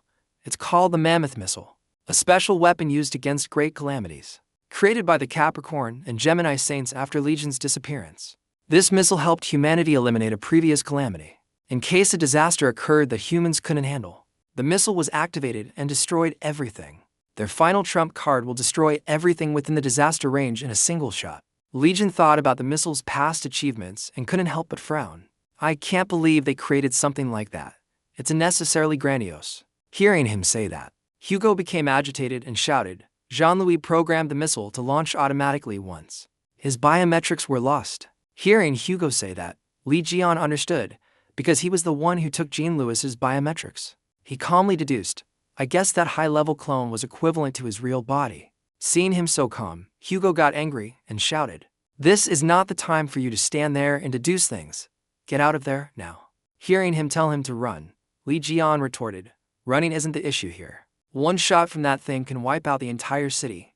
Hearing him say that, Hugo felt it was true and reluctantly asked, is there no other way? Hearing Hugo ask that, he smiled and turned to Sophie, who was kneeling on the ground. He said, a way, you ask? Liion smiled smoothly and said, it's not like we can't do anything, right? Seeing his expression, Sophie wondered what was happening. The missiles were flying faster and faster towards the populated area. The city's public announcement system said, currently, the Mammoth Missile is heading directly towards this location. All citizens are required to go to the nearest bomb shelter immediately. This is not a drill. Hearing this, the citizens were surprised and began to panic and talk among themselves. Why is a weapon for destroying calamities heading towards the center of Seoul? Does anyone have a teleportation spell for rent? They're all gone. They've all been sold out. Everyone quickly ran to hide. Someone shouted, I don't want to die. Evacuate. Yua and Sanji were also in the city. Hearing people say that, she wondered, what's going on? What do they mean by mammoth? Suddenly, a light flashed from the sky and shot down towards the ground. When the citizens saw clearly what it was, they said in surprise, "Isn't that Uncle Jian?" In the sky, Liion was holding Sophie, flying down with an excited look on his face. Sophie was terrified, tears streaming down her face, shouting, "What are you planning to do?" Liion ignored her question and continued to fly. He then bit something, and it emitted to white beams of light. The system's voice rang out, with the authority of a Gemini proxy. Flight and teleportation have been activated, teleporting just before impact. Then he continued to fly higher, surrounded by terrifying lightning bolts. He created a protective layer around the sun. Li Jian continued to fly up quickly, laughing excitedly. "You troublesome girl. I know you can liquefy anything you want, so melt this missile." "How can I do that?" "You're asking me to ram head on into that missile." He didn't care that Sophie was about to be thrown off him and continued to laugh and say, "There's no other way. If you can't do it, then me, you, and everyone down there will all die. You've been lazy for 20 years, it's time for you to be useful." Hearing him say that, Sophie's eyes widened in fear as she screamed, "Don't throw me, you crazy, damn bastard." Li Jian ignored her words and threw her directly towards the sun, laughing excitedly, "Go, go. Sanus, missile throw." Seeing herself being thrown like that, Sophie got angry and cursed, "Liion, damn you. You son of a bitch." The system's voice chimed in, "The Holy Aquarius Goddess has descended." The Holy Aquarius Goddess is very shocked by the current situation. Seeing this, Sophie closed her eyes tightly and pleaded, "Goddess, please do something." The system continued, "The Holy Aquarius Goddess is cursing up a storm, saying Li Jian is crazy." Hearing the system say that, Sophie got angry and said, "Enough with the cursing, please hurry up." At this point, the system continuously displayed lines of text. "The Holy Aquarius Goddess is giving her saintess all sorts of buffs so she doesn't die. Magic power buff, health buff, position buff, defense buff, luck buff." Sophie saw this and screamed in terror. Then suddenly, she shed tears. And that was the ultimate skill. Sovereign's Tear, Goddess's Protection. From that teardrop, a protective shield called Goddess's Tear was formed. When it encountered the Goddess's Tear shield, the missile couldn't break through to fly down at the city. It immediately shattered into many pieces that scattered around. Seeing this, Sophie trembled with joy and said, "I did it. I really did it." Then she angrily cursed Li Jian, "Forget you. You son of a bastard, tch, catch me." Seeing that she had destroyed the missile, Li Jian laughed and praised her. "Good job. So, goodbye now. With the buffs you got, you'll be fine." He propped his hands up in the air, looking up at the Goddess's Tear shield, and said, "That annoying girl did better than expected, but it's still messy. If all these fragments fall to the ground, it's going to be chaotic." The people on the ground saw that the missile had shattered into many harmless pieces, and started talking happily among themselves. "The missile has been torn to shreds. Doesn't that mean fragments will fall down now? What do we do?" Suddenly, Liion spoke up, "Wait, isn't this the work of Gemini?" He grinned and said, "I think I should give that damn witch a hefty return gift, shouldn't I?" Cut to Hugo's location. He was standing there when he heard someone calling his name, Taesu. "Can you hear me?" Hearing his voice, Hugo looked up in surprise and asked, "Is that Jian's voice? Did you handle the missile?" Liion, hearing the question, angrily cursed, "Damn it. It's an emergency. I don't have time to explain. Give me your absolute control skill." The system's voice chimed in, "Sagittarius skill, absolute control. The designated object will be sent to the pre-selected location. Combines well with weapons that require aiming." Hearing him say that, Hugo thought with a serious expression, "Jian sounds urgent. Is this situation that bad?" He immediately agreed to Legion's request. "Okay. I'll transfer everything I have," Liion replied. "Okay." Seeing that he was about to get what he wanted, Dijon let out a sigh of relief and said with a smile, "Thanks a lot, servant no." 1. A notification appeared on his phone screen. "Sagittarius has transferred the absolute control skill to you. Number of uses 238. He said happily, "Okay, that seems like a lot." And then he began to absorb the new energy. After finishing the absorption, he said seriously, "Now it's time to send a gift to the witch." The people on the ground were surprised and excited to see a magic matrix appear in the sky. "Look there." People started to buzz.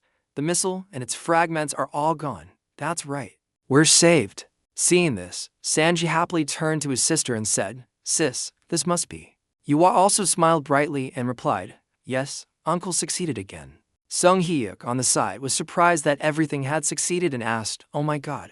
How is that possible? He can make even the missile disappear."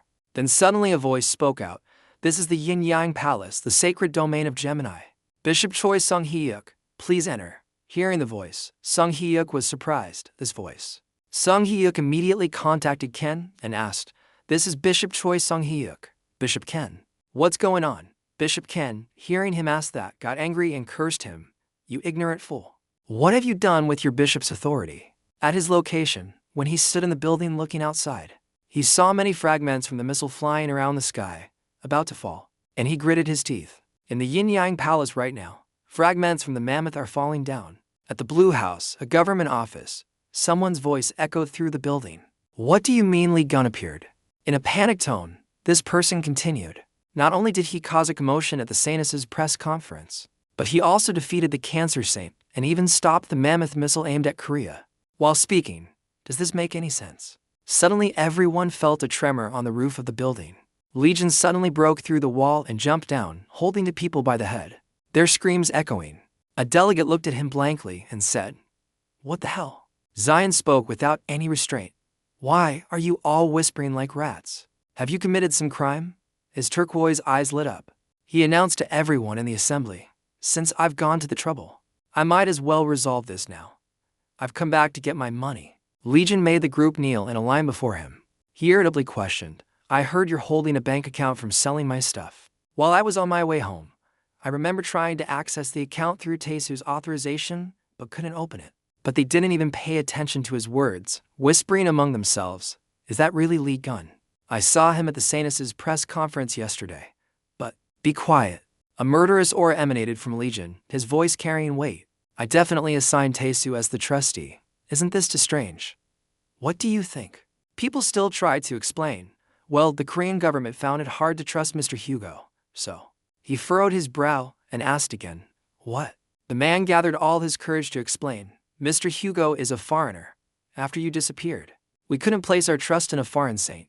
We also didn't have any saints on our side. And because many things happened, the Sagittarius constellation became weakened. So in the end, we asked someone more trustworthy than Mr. Hugo to be the account holder." Legion's face darkened as if he understood. So in the end, he flew into a rage and punched the one who had just stood up to explain, shouting, "Out of everyone, you chose that witch? I've already looked into this." Not yet venting his anger, he raised his hand threateningly. "I've tried to be patient, but you give me this damn excuse. I need to punch someone." Liion stood like a giant statue before the group of congressmen, furious. "Who dares to look down on Taesu? I am Taesu's master, so only I have the right to look down on him. But you bastards don't have the right." Taesu, standing nearby, spoke up to defend him. "Thanks for thinking of me, but I'm fine, so let's end this here." But right after, Hugo was also speechless. "Huh? What?" Liion pointed at Hugo and defended him, unintentionally or intentionally shooting his own teammate in the foot a few times. "He may not be very smart, just has a handsome face. But he's not someone for you to look down on. Even if he were a poor, begging saint, you still shouldn't." The words were so fatal that Hugo faded away. "Stop it, be quiet, you crazy bastard." The group sitting below whispered, "We never said that, just stay quiet." Finally, Liion concluded with one sentence, "Don't treat him like that, you sons of bitches," causing Taesu to fade away with the wind, becoming dust in his soul. And then the dust also disappeared. Liion thrashed about and turned to blame Hugo as well. "Seriously, just thinking about it makes my blood boil.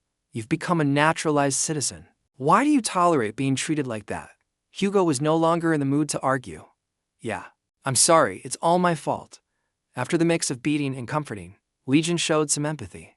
"Cheer up, boy." Hugo was so angry he was on the verge of tears and retorted, "You're the worst one in the bunch, buddy." Turning back to the group, Liion cracked his knuckles in preparation. "Anyway, before I tear this place apart, you better cough up all my money."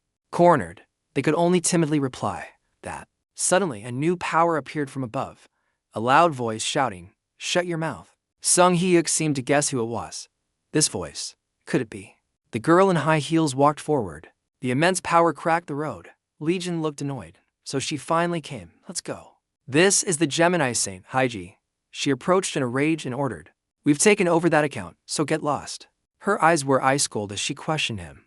I'll need to use your money to rebuild my yin-yang palace. It was you, wasn't it? The one who threw the mammoth fragments at my palace. Hundreds of fragments flew into Haiji's palace like cannonballs, turning the magnificent structure into a battlefield. Haiji relentlessly blamed him. Because of that, my palace is now in ruins. Do you know how great the damage is? She pointed directly at him, threatening.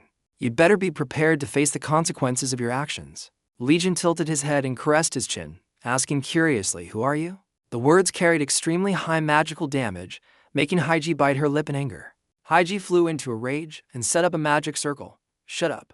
I'll deal with you right here and now. At that moment, the magical energy of Gemini began to fluctuate. The ordinary people in the room panicked. Hey, you're going to involve us too. But the system board displayed a notification. You have connected with an extremely powerful soul. Sung Hyuk was overjoyed. Oh, Gemini's ultimate technique, summoning a soul from another world. The system continued to update, using soul summoning from the magic circle. Another goddess appeared. System update, Elf Queen Laraquin has responded to the soul summon.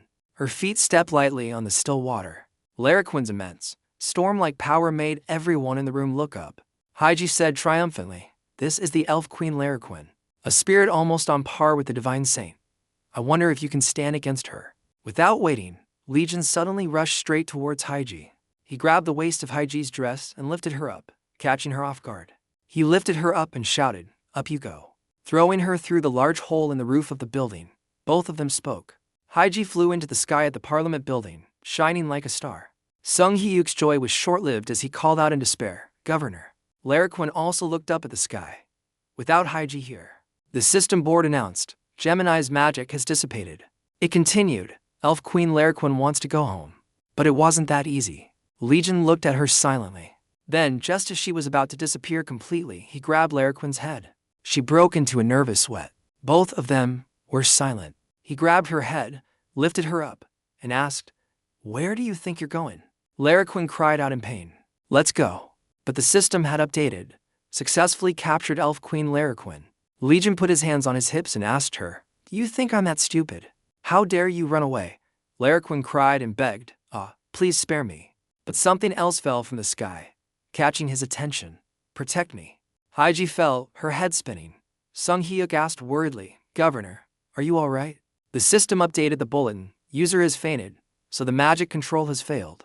Transformation borrowed from Aquarius has been undone. Haiji returned to a different appearance.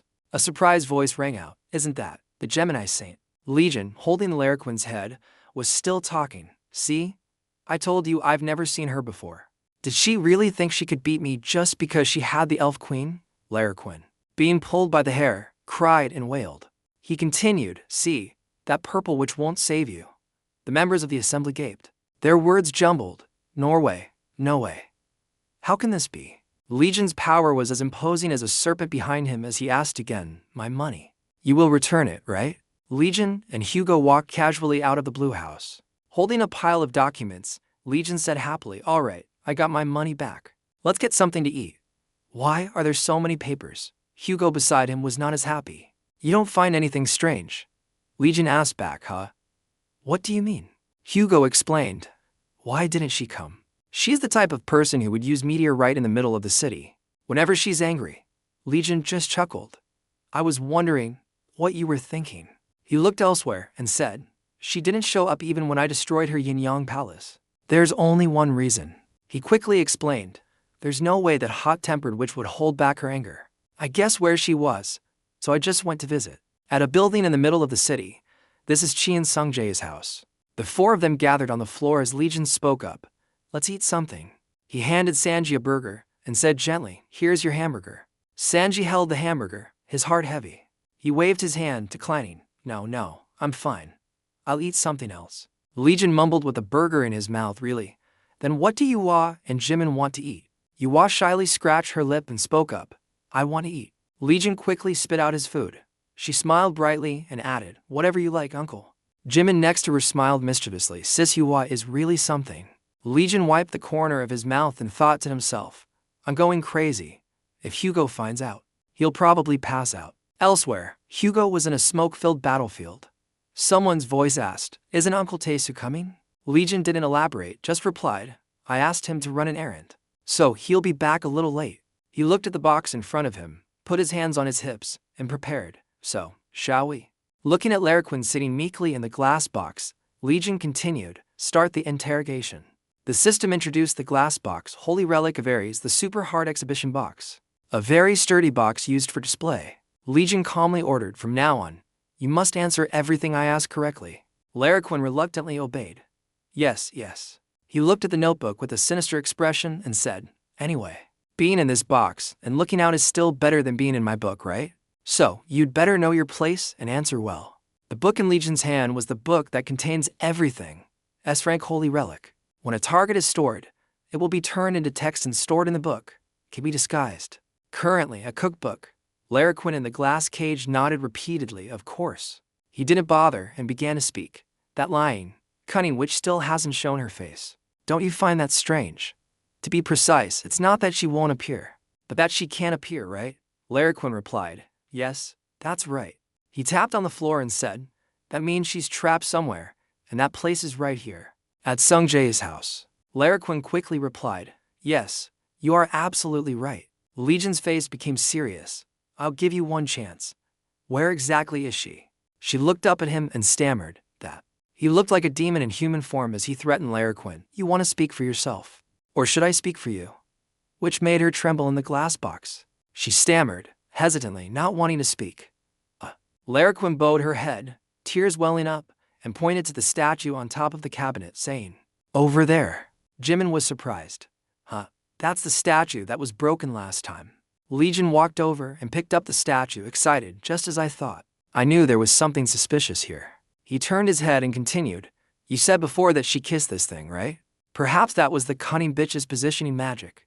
Jimin suddenly remembered what he had said before. Although this isn't mine. This is the holy relic that the zodiac star kissed to bless it.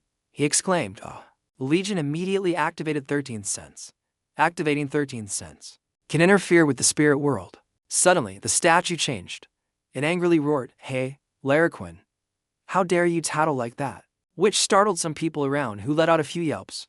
Yua was surprised. That's. She recognized it immediately. Gemini's zodiac star, Haiji. Haiji's silhouette emerged from the statue. So frustrated she was on the verge of tears. This is Gemini's zodiac star, Haiji, soul state. She clutched her head and screamed in her mind. Damn it. Why did I have to be exposed in front of that bastard? Why did things turn out like this? Haiji was annoyed. HMPH. If only on the day the demon tower collapsed. The tower's gate, adorned with numerous giant skulls filled with the deathly aura. Haiji thought to herself, if things hadn't gotten so messed up. A huge explosion erupted with powerful destructive force. The chandelier fell and shattered into pieces. Haiji stood before the banquet table, startled. What was that presence just now? A presence that gives you goosebumps. She broke into a sweat. Could it be Liion's? He's still alive. Seeing Liion, Haiji thought to herself, I was very surprised when Liion returned. Moreover, the place he went to was the house of his friend's son, Qian Sungjae. Haiji looked through the magic vortex and thought, but that's also good, because my eyes and ears are already there. What the hell is he doing? I have to go and confirm it myself. Haiji's soul entered the statue. The system displayed, using teleportation, moved to the designated location in the blink of an eye. Only the soul is teleported using the special ability of the Gemini zodiac star. Using soul possession, safely transfer one's soul into the designated object. Target, Angel's statue in Qian Sungjae's house. The statue moved slightly. Then it became still, like a normal inanimate object. She praised herself. Possessing the statue was a good idea. But then Haiji cried and wailed, and Jimin also cried and wailed. The system immediately sent an urgent notification. Warning, please be careful. You will not be able to exit if the possessed object is destroyed during use. Soul possession. Haiji lost her composure and clutched her head. The statue was broken, so the soul possession skill has malfunctioned. If this continues, I'll be trapped here. Is there really no other way? Jimin entered the room, helpless. Phew, it's a holy relic after all. I can't just throw it away like that. Seeing him, a glimmer of hope appeared for Haiji. That's right. She silently guided Jimin. Right now, you can hire a cheap restoration skill. As long as you can restore this statue to its original state. A hand quietly picked up a bottle of super glue. Jimin carelessly squeezed half a bottle of glue onto the statue and laughed. I'll stick it on real tight. Haiji's soul stood frozen beside him. She was both angry and panicked, crying even louder than before. The system displayed, "The possessed object has been broken. You cannot exit." Jiang looked at the statue and smiled dangerously. "How should I spread the rumor that I bullied? You like this?" Haiji shouted angrily, "Hey, Liion, do something. You can get out of that exhibition box." Liion looked through the glass box hopelessly, using every word to refuse. "I don't want to. I can't. I won't do it. Even if I could get out, Sir Li Jian would just catch me again. Please don't ask me to do such useless things anymore." Liion smiled in agreement. "Oh, you're quite sensible, aren't you?" Haiji's soul trembled with anger. "I'll rip your clothes off, I mean it." But then she suddenly realized something. Haiji said something that Sanji found hard to understand. "Oh, my loyal disciple. Disciple of the Gemini star. Sanji." She said loudly, "I command you as your saint master. You must attack Liion immediately." Sanji was bewildered. "Me? Why do I have to do that?" Next to him was a room filled with muscular statues of Liion. Sanji said, "I don't want to fight Uncle Liion." Haiji's mouth fell open. "What the hell are you talking about? Li Jian is the sworn enemy of our holy order." Her voice echoed throughout the room. "If you are a disciple of the Gemini star, then it's only natural for you to fight Li Jian." Sanji scratched his head. Haiji's soul urged, "Come on, hurry up." But Sanji simply said, "Then I can just leave the Gemini star, right?" For a moment, Haiji was speechless, but then she asked again, "What did you just say?" He rummaged through his pocket and said, "I am indeed a disciple of the Gemini star, but Uncle Liion is my hero." Holding a gold medal in his hand, Sanji continued, "If the Gemini star is the reason I become an enemy of Uncle Liion," he coldly dropped the badge. "Then I will leave the Gemini star," he said as it fell, much to Haiji's astonishment. Before it hit the ground, bounced up a little and then fell again. Suddenly, the building shook violently, causing everyone to lose their balance. Haiji quickly tried to stop him. "Don't. This is the punishment of the guardian god." The system displayed, "The faith of the high-ranking disciple of Gemini, Qian Sungjae, is turning towards Opuchus. The guardian god of Gemini is enraged and is carrying out punishment. The magical power of the guardian god of Gemini is descending upon Sungjae." Suddenly, blood gushed from his eyes, nose, and mouth. He was bewildered. Huh? Jimin and Yuha exclaimed in shock. Sungjae. Sungjae could no longer keep his balance and unconsciously fell down. Haiji, alarmed, quickly said, "Sungjae, quickly pray to the god that you were wrong. You are a candidate for my successor, so the god will forgive you. And you must attack Liion immediately. Liion is a violent and cruel man. You cannot trust him blindly." Sungjae, though with only a little strength left, still roared so noisy. Then he said, "If you people were so kind-hearted, you wouldn't have abandoned others." When Sung Hyuk annoyedly said, "What? Is there a problem?" Sunggun said contemptuously, "I don't think I'm going to die here just because of those mediocre, foolish people." Or when Jean-Louis trembled and said, "Tell them everyone inside is dead and send them to the burial cathedral." Sungjae's voice roared. Meanwhile, Uncle Liion single-handedly fought the monsters. He pulled Yuhua and Sungjae down, his voice full of emotion. "He always saves people in danger. And you people always talk about saving the world but only care about your own safety." A childhood memory of Sungjae and his sister sitting scared on a chair. The two children were watching a war movie on television. Sungjae's voice always echoed, "My hero." An image of Liion cheerfully saying, "Sungjae, if you ever meet those bastards again, don't hold back, just punch them. I've got your back." Sungjae, his face covered in blood, still determinedly roared, "Stop looking at others with your own eyes, you damn dogs." The system suddenly announced, "The god of the Gemini star, Freya, is showing its majesty." A giant god stood before Sungjae.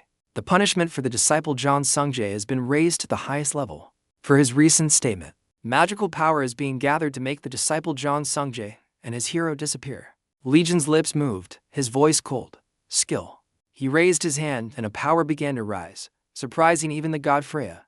Liion was truly angry, the magic in his hand gathering like a storm. It enveloped Freya, who was still surprised, and the abyss. A red slash flashed through.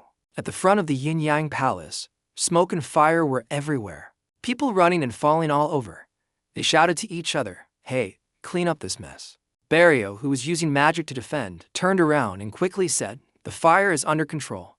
Get all the water system magic users here, now." Small streams of water poured out from someone's hands.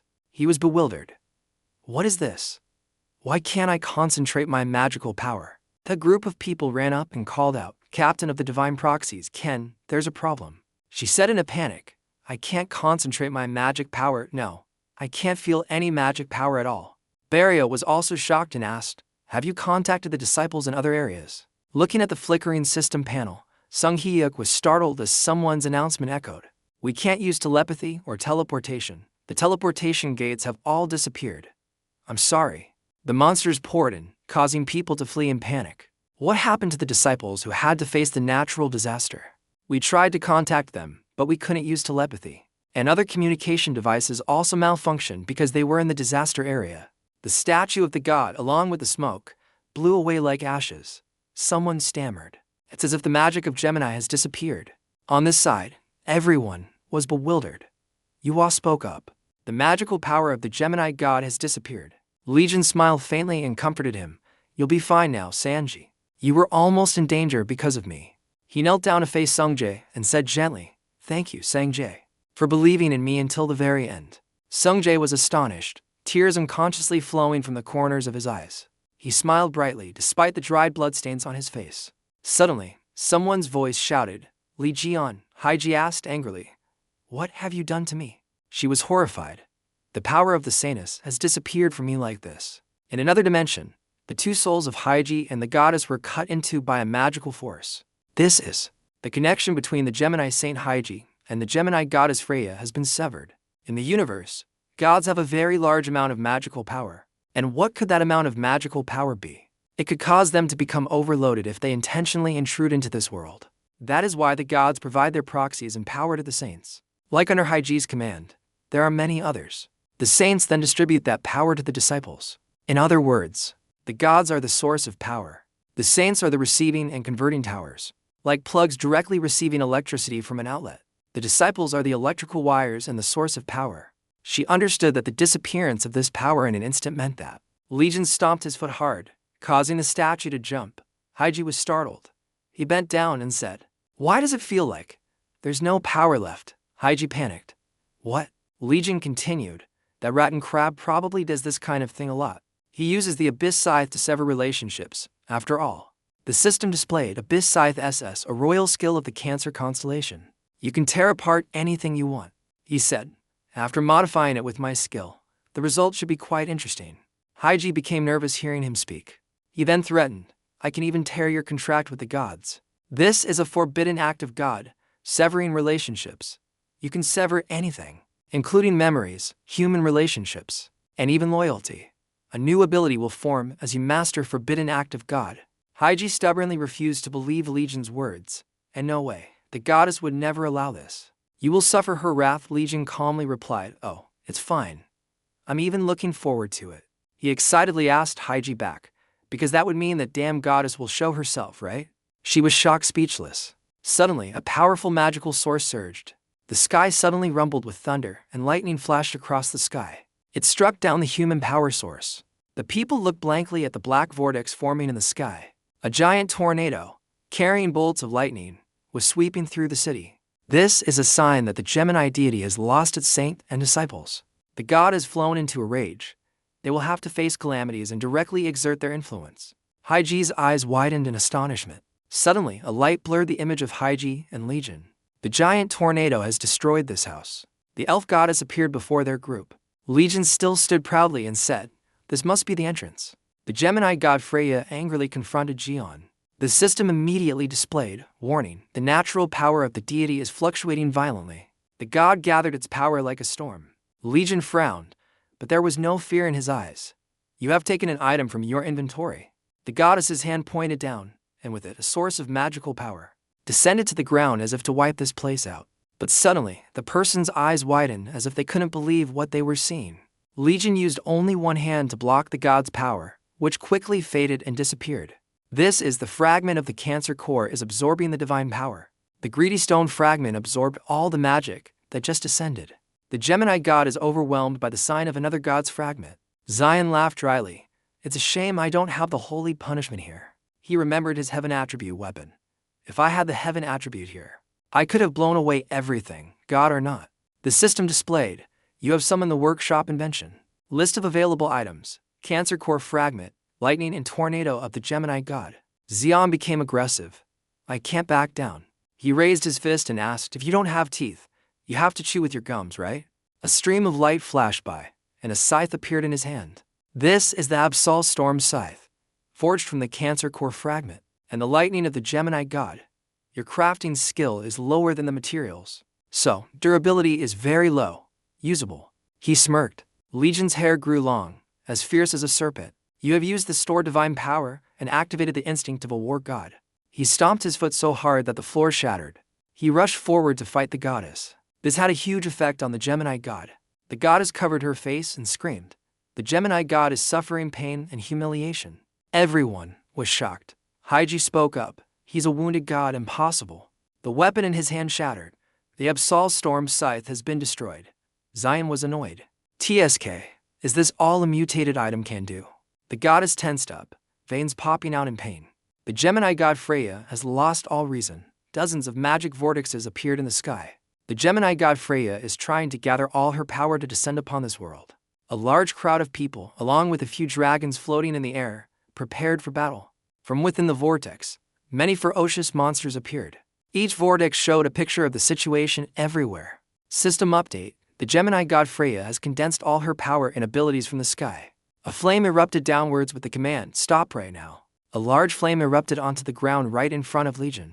Apollo jumped out from the flames. Sungjae and Yua's mouths dropped open in astonishment. They called out, "Father." He seriously ordered, "Stop the invasion, Freya." The goddess frowned, bewildered. Apollo angrily warned, "It will be against the law if you go any further." Apollo suddenly appeared. He gave a serious order, "Stop the invasion." Freya, the goddess frowned, bewildered. Apollo angrily warned, "If you take any more action, you will be breaking the law if you go any further." He asked seriously, "Go back, Freya. Have you forgotten that gods do not interfere in this world with their real bodies?" As soon as she finished speaking, there was a change. The Gemini Saintess said that the Sagittarius constellation was too weak to stop her. She laughed mockingly and wanted to see what a fallen god and constellation could do. Freya became even more aggressive. Hugo closed his eyes and still said slowly, "Of course. With the current power of the Sagittarius Saint, I can't stop you."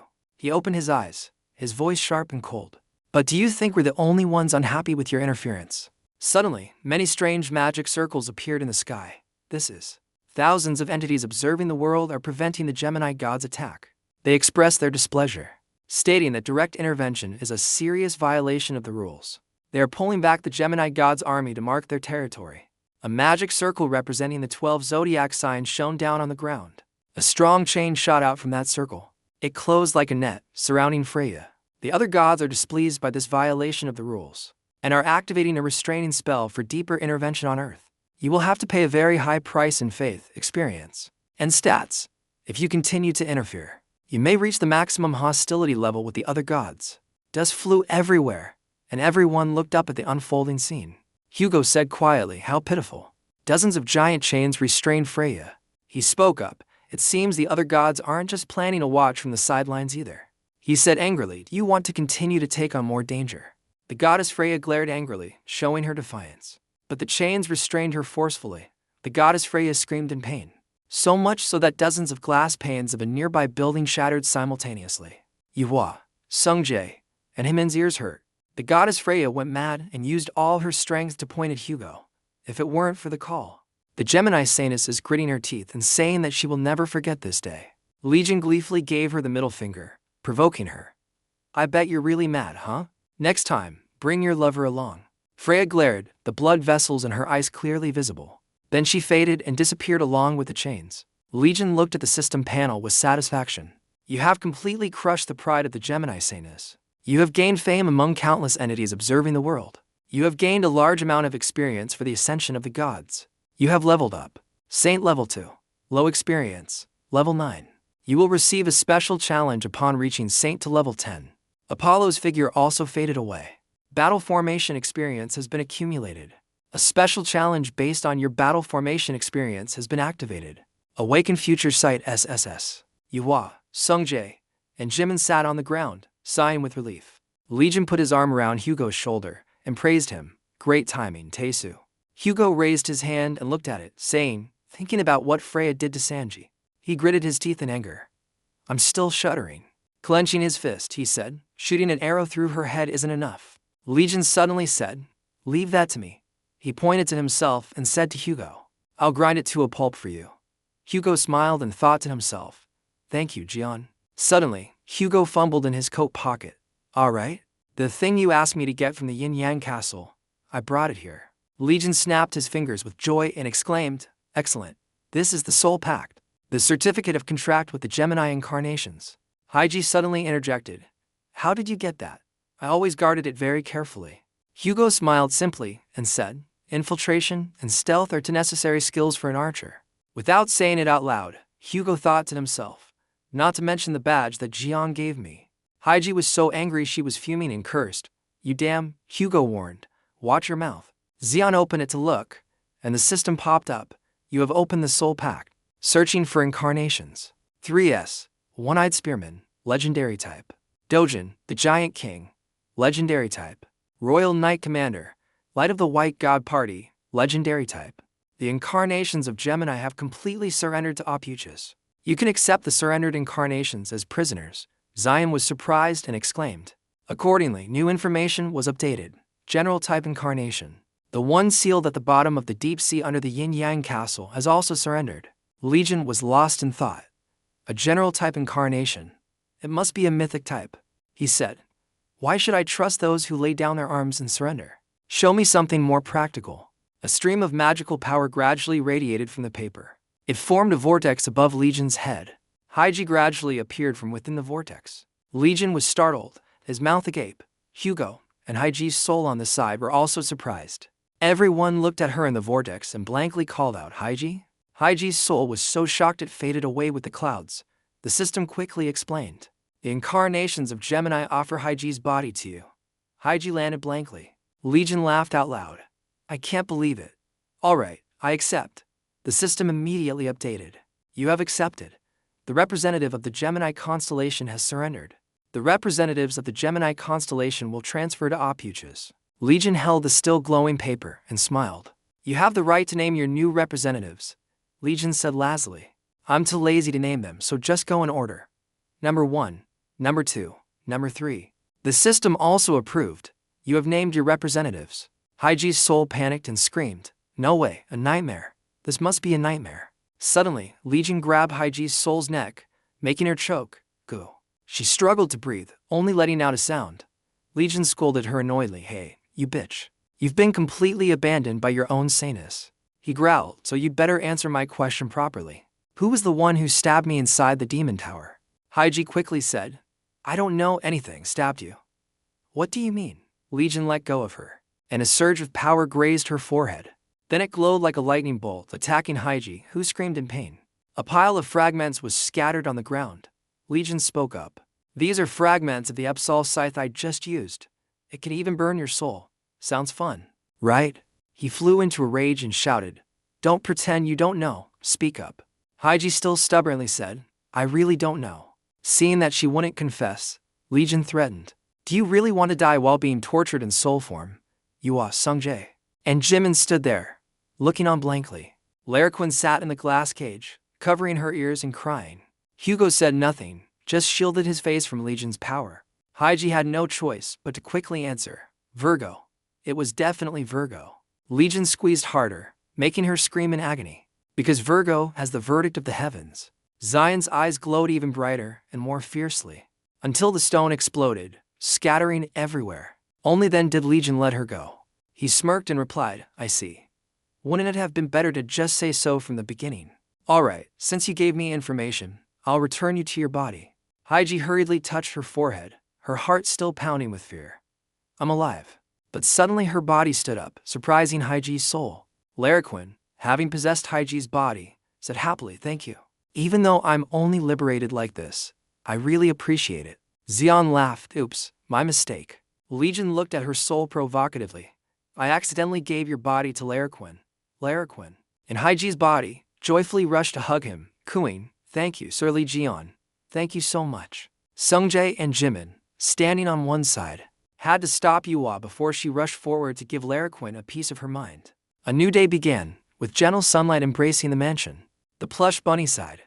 I don't know anymore. Searching for something to fix is useless." Larquin immediately got angry. She shouted, Yin why, you pig. What do you mean it's useless? Look how many unfavorable terms and legal loopholes there are here. Piles of papers were stacked on the ground. This is the sole contractus, drafted by the contract expert of the Virgo godhead. Liion had completely removed the parts monopolized by Jean-Louis. Liion said excitedly, Sir Liion, while you're at it, please let me see the souls that have signed the contract too. I'll review them all and upgrade them to SS rank. Jian waved his hand in approval. All right, Liion, you do it. Liion replied happily, yes, sir. Suddenly, shrieks rang out. The goddess statue was surrounded by a dozen Zion statues in a glass case, making happy noises. Haiji's soul pressed its face against the glass cabinet, begging, let me out of here. Xion stared intently at the system panel, deep in thought. Someone's voice was excited. We're finally on the same team as Liion. The system then informed, the newest member is praising you. Liion looked on indifferently, with no emotion, while someone else was still happily admiring him. I can't believe we get to join Sir Liion's team. It's truly an honor. The three retainers living in his house were like passionate fans. Sir Liion has turned to look at us. Just witnessing his appearance is something to be grateful for. Seeing them go crazy over Liion, Hugo said, normally retainers have very high self-esteem. This is the first time I've seen something like this. Liion laughed, me too. They all pointed at Hugo and warned, don't interfere. It's Sir Liion's errand boy. One sentence shot through Hugo's heart. He was so shocked he lost all color. Their words echoing in his ears, errand boy, errand boy. But Liion then said, I think you guys are misunderstanding something. If the words of those gods only hurt him, Legion's words were enough to knock Hugo out. He's not an errand boy. Slave would be more accurate. The three gods all pointed at him and mocked. Oh how, so he's a slave. How dare a slave stand in front of Sir Liion like that? Liion pointed downwards and spoke up. Let's put that aside for now.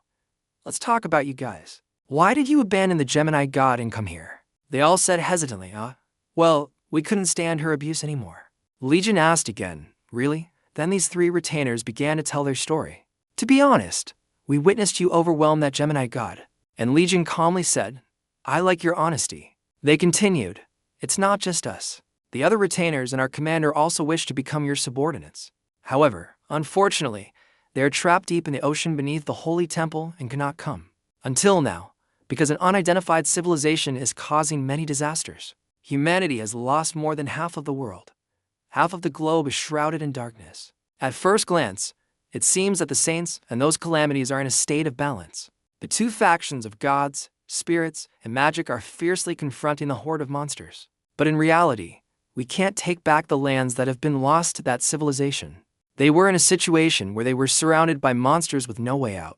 Liion suddenly thought, if it's the bottom of the ocean near the Yin-Yang Palace, it must be the Pacific Ocean. His reasoning was sharp. It's probably next to that unidentified civilization. So I'll have to check on the current situation. Suddenly, those retainers spoke up. Although we only know how to kneel before you, Sir Liion. But they bowed their heads sincerely and said, we pledge our loyalty to you with our lives. Liion smiled. All right, I hope we can cooperate smoothly. Three brothers. Sungjae, standing on the side, spoke up, so Uncle Jian really is our uncle. He said with admiration. He even managed to recruit high-level retainers. Amazing. Yuhua also said, that's right. She bowed her head and smiled mischievously. I've asked, she said innocently, proposing to him is a good idea, isn't it? The enthusiastic atmosphere suddenly died down. Liion and Hugo were speechless. Hugo suddenly looked up to check Legion's expression. His voice was like a ghost as he said to Liion, hey, what was that? What did she just say? Hugo leaned in close, his voice echoing in Legion's ear. Propose. No one spoke up, so the plush bunny spoke up for them. Does that mean Hugo will become Liion's father-in-law?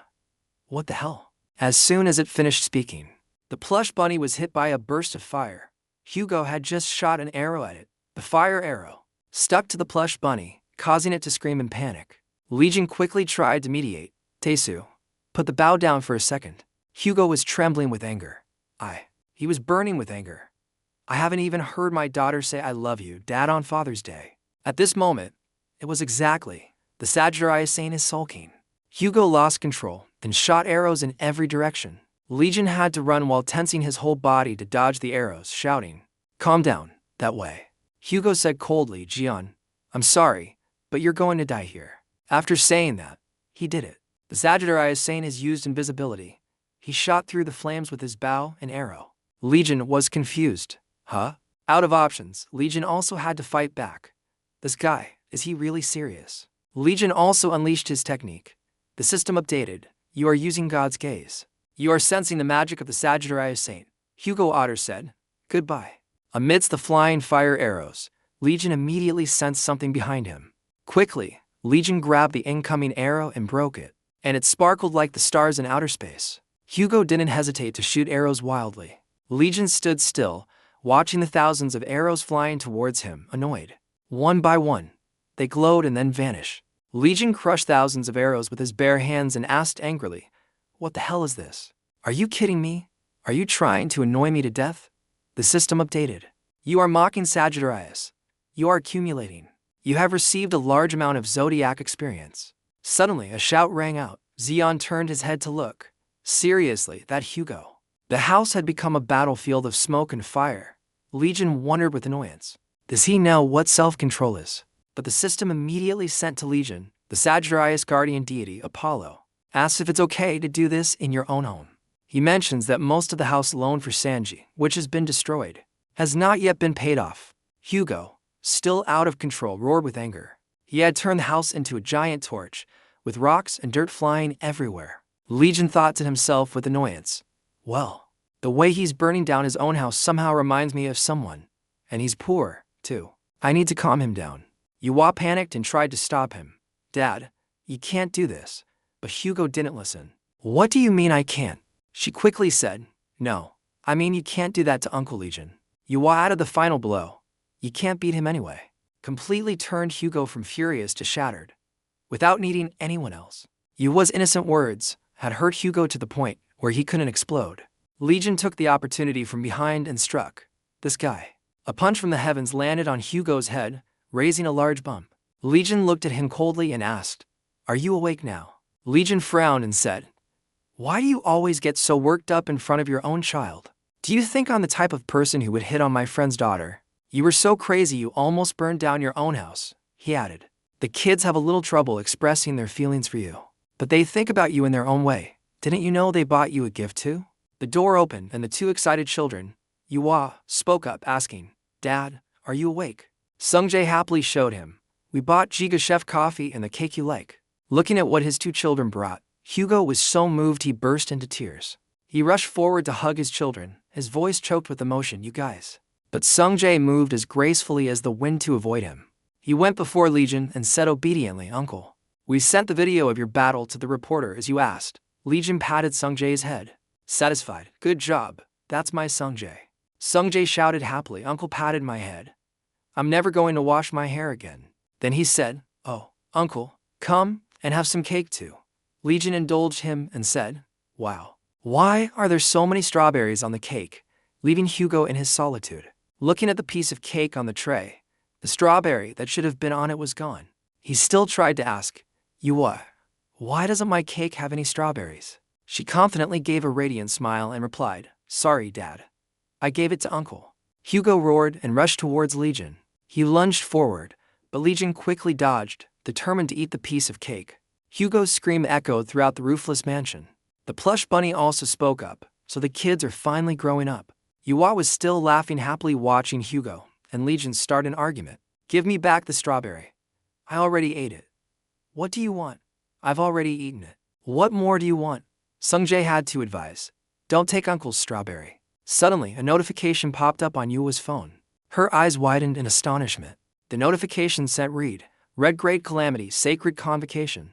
All disciples must respond immediately. In the sea near the capital city of Manila, Philippines, the sky darkened, and lightning flashed. Bolts of lightning struck the sea like threads connecting the sea and sky for a few seconds. Soldiers stood on the sandy shore, talking. They say this is a red great calamity. It's so scary. Are we going to be okay? Anyway, we have a lot of people here, so it'll be fine, right? An officer shouted loudly to boost everyone's morale. Don't be afraid, although it's dangerous. This is an opportunity. The sky was as dark as ink, and someone descended. Although our heavenly king is not here, we will be able to handle this red great calamity, soldiers. He stood on high and successfully ignited the passion of the army. This is how our Leo constellation will prosper. We will show the whole world that humanity can achieve a new breakthrough. The soldiers below shouted in unison. They shouted as if to encourage and reassure each other. Yuwa covered her ears, unable to listen. She thought to herself, I want to go home so badly. I want to see Uncle. On this side, a large tent has been set up. This is the detoxification team. Sir Grievous sat in the tent, intently looking at something in his hand and muttering. Those guys are just putting on a show. That's why they're being so unnecessarily loud. Are they trying to hide their fear with force? TSK? I don't care anyway. More importantly, he smiled with a hidden meaning. I wonder if the gifts I sent have arrived yet. At Legion's donut house, someone suddenly arrived with a suitcase. Hugo opened the door, overjoyed. You're here. This is St. Hugo's secretary, Unirin. She pulled her luggage along, full of energy as soon as she arrived. Long time no see, Heavenly King. Are you still well? A moment later, she looked around, stunned, and asked, What happened to the house? What happened? The roof is, Hugo bowed his head, dejected, and replied, Don't ask. It was just some necessary measures. Yurin looked at the news on TV and asked, Are you also following the raid of the 10,000 soldiers? Hugo walked ahead and replied, Yuwa was also sent there. He curiously pointed to the cardboard box in her hand and asked, But what's in that box? Yurin then told him, It was in front of your house, so I brought it in. Isn't it a courier delivery? Suddenly, the box shook violently and shouted, Where is Liion? Startling both of them. A sword has been broken into. This is a low-grade crafting tool, so the materials have been damaged. Ryan was helpless and annoyed. It broke again. How many times has it been now? The system immediately gave him a solution to craft an item of the desired grade. A higher grade device is needed. Xiang cursed under his breath, damn it. I've already reached the limit of the crafting hammer. He frowned, thinking seriously, what a pity. I lost the hammer of achievement. Right. I don't know where it's gone in the last 20 years. He remembered, it's hard to use that hammer to craft anything higher than a mid-grade holy relic. And I also need to preserve my pure energy before fighting the Virgo. The system reported, a member contracted with another constellation has secretly infiltrated the Holy Land where the revered Opuchus constellation and other members reside. The announcement caught Legion's attention. In the box, a goat-headed statue was speaking. The person standing over there is the Sagittarius constellation, Hugo Ottersu. It seems this is the Capricorn statue. It said cheerfully, Long time no see, Hugo. I am Sergei Wick. Hugo was astonished. You're that weirdo. That goat. This must be something Jean-Louis made. The plush bunny, hearing its name mentioned, chimed in. Me? What? Zion walked over and spoke up. I heard someone dared to sneak into this holy temple. Carrying the hammer on his shoulder, he said contemptuously. But who would have thought it was just a fake goat? The statue got angry, its eyes glowing. Long time no see, Legion. I'm glad you're still well. Yurin covered her mouth in surprise. Sir Legion? The goat-headed statue introduced itself. I'm Sergei Vic Vladimir Ivan of the Capricorn sign. Do you remember me? Legion only replied with a sound. Sebastian, the goat statue lost its temper and repeated. I said I am Sergei Vic. Sergei Vic Vladimir Ivan, he is the Capricorn saint, and just like Liion, he specializes in production. After Liion disappeared, all the weapons in the world passed through his hands. The goat statue continued, anyway, it's reassuring that you're in good health. Liion, the reason I came to see you like this is, he continued, is because I want to apologize for what happened in the past. But as soon as he said that, Legion grabbed the statue's head. He didn't care and continued to juggle it. The goat-headed statue was determined to finish its sentence and to forge a new and harmonious friendship. Surprisingly, Legion gave Sir Grievous a hammer blow, shattering him to pieces. Hugo appeared from behind and spoke up. Is it okay if I don't listen to him? Legion still looked relaxed and confident, saying, It's all nonsense anyway. He then replied to Sir Grievous. Why would the person who got angry because they didn't want to give me materials talk about harmony? Instead, I'm going to watch the Thousand Hands battle. Sir Grievous on the side was still trying to remain calm, saying, He's still as hot-tempered as ever. What a nuisance. From outside, a soldier wearing a gas mask came to announce, My lord, it's time for you to go. Sir Grievous turned slightly and replied, Oh, is it time already? He lifted the flap of the tent. Sergei Vic said coldly, Well then, shall we go see what Thousand Hands looks like? He is the Capricorn saint, Sergei Vic Vladimir Ivan. A reporter stood in front of the camera, hosting the program. Hello everyone, this is Manila, Philippines. I'm here to report on the red-level natural disaster cleanup that will take place here. Liion faced off against a giant monster in the sea. The giant natural disaster that Liion exterminated 20 years ago. 1,000 hands. 1,000 hands of the same species has appeared again off the coast near Manila, Philippines. Yuhua Oliver and the army set out. The voice of the program host rang out. Although the red-level calamity, 1,000 hands, is very strong, there are also many holy knights here.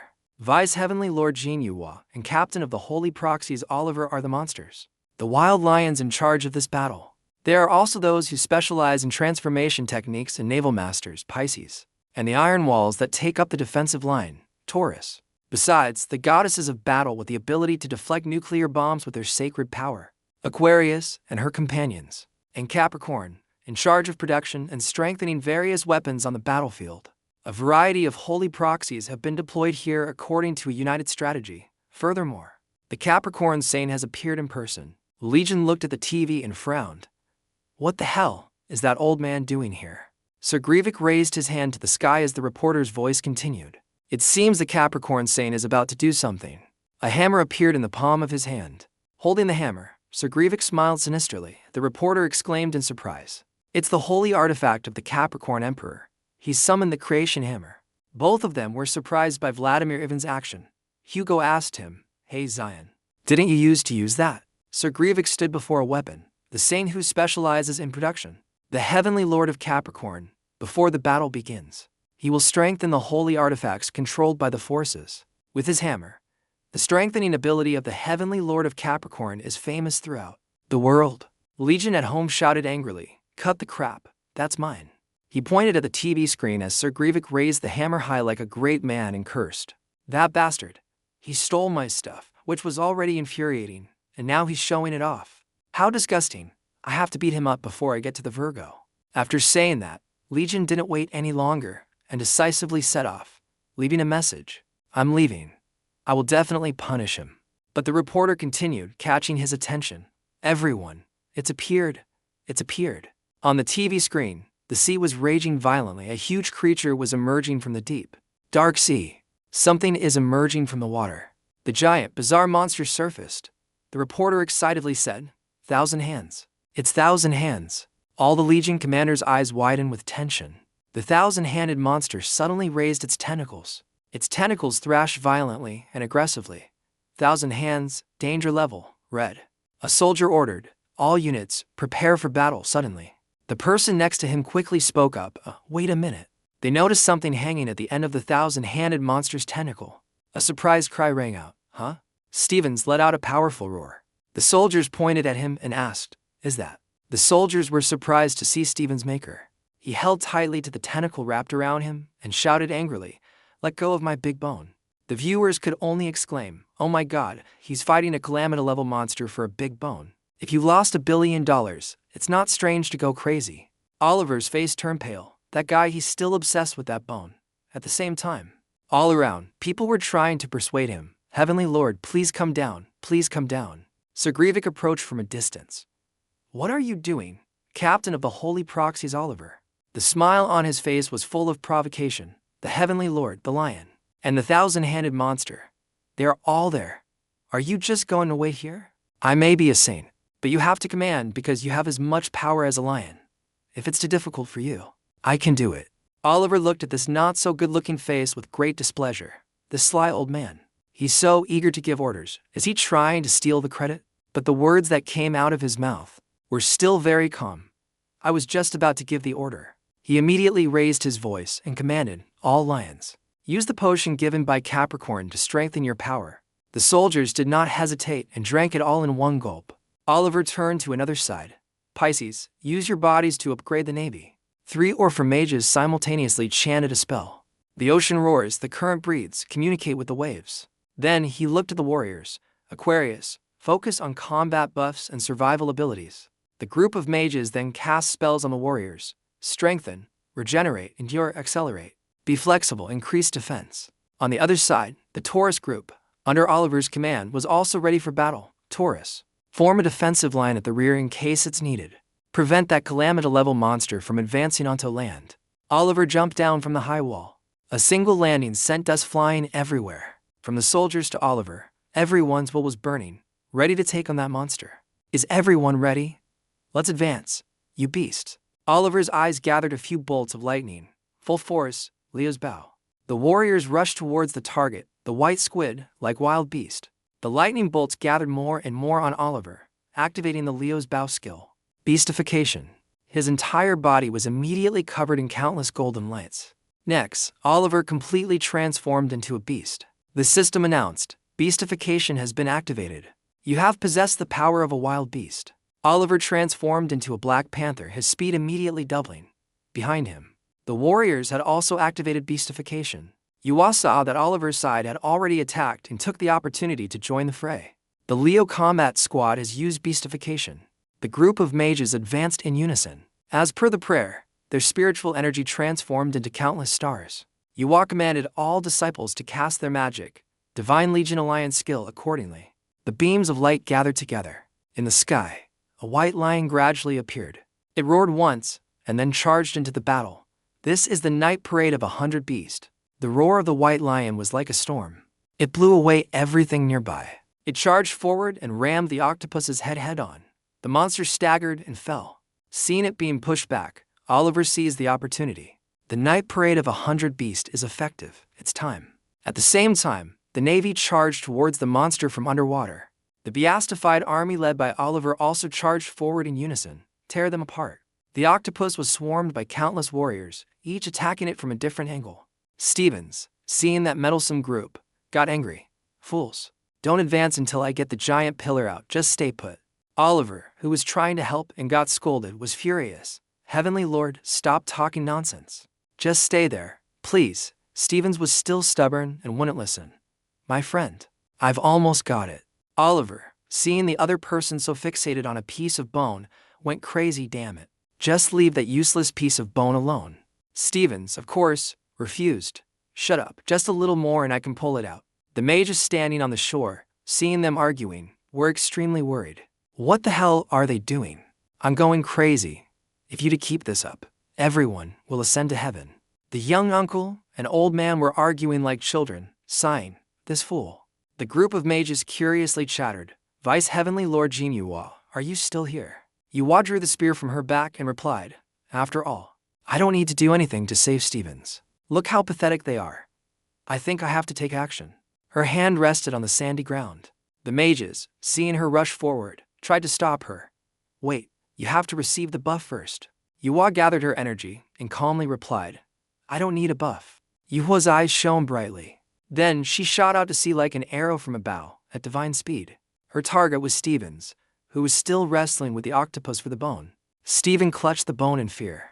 A flash of red light severed the octopus's arm that was wrapped around Stevens.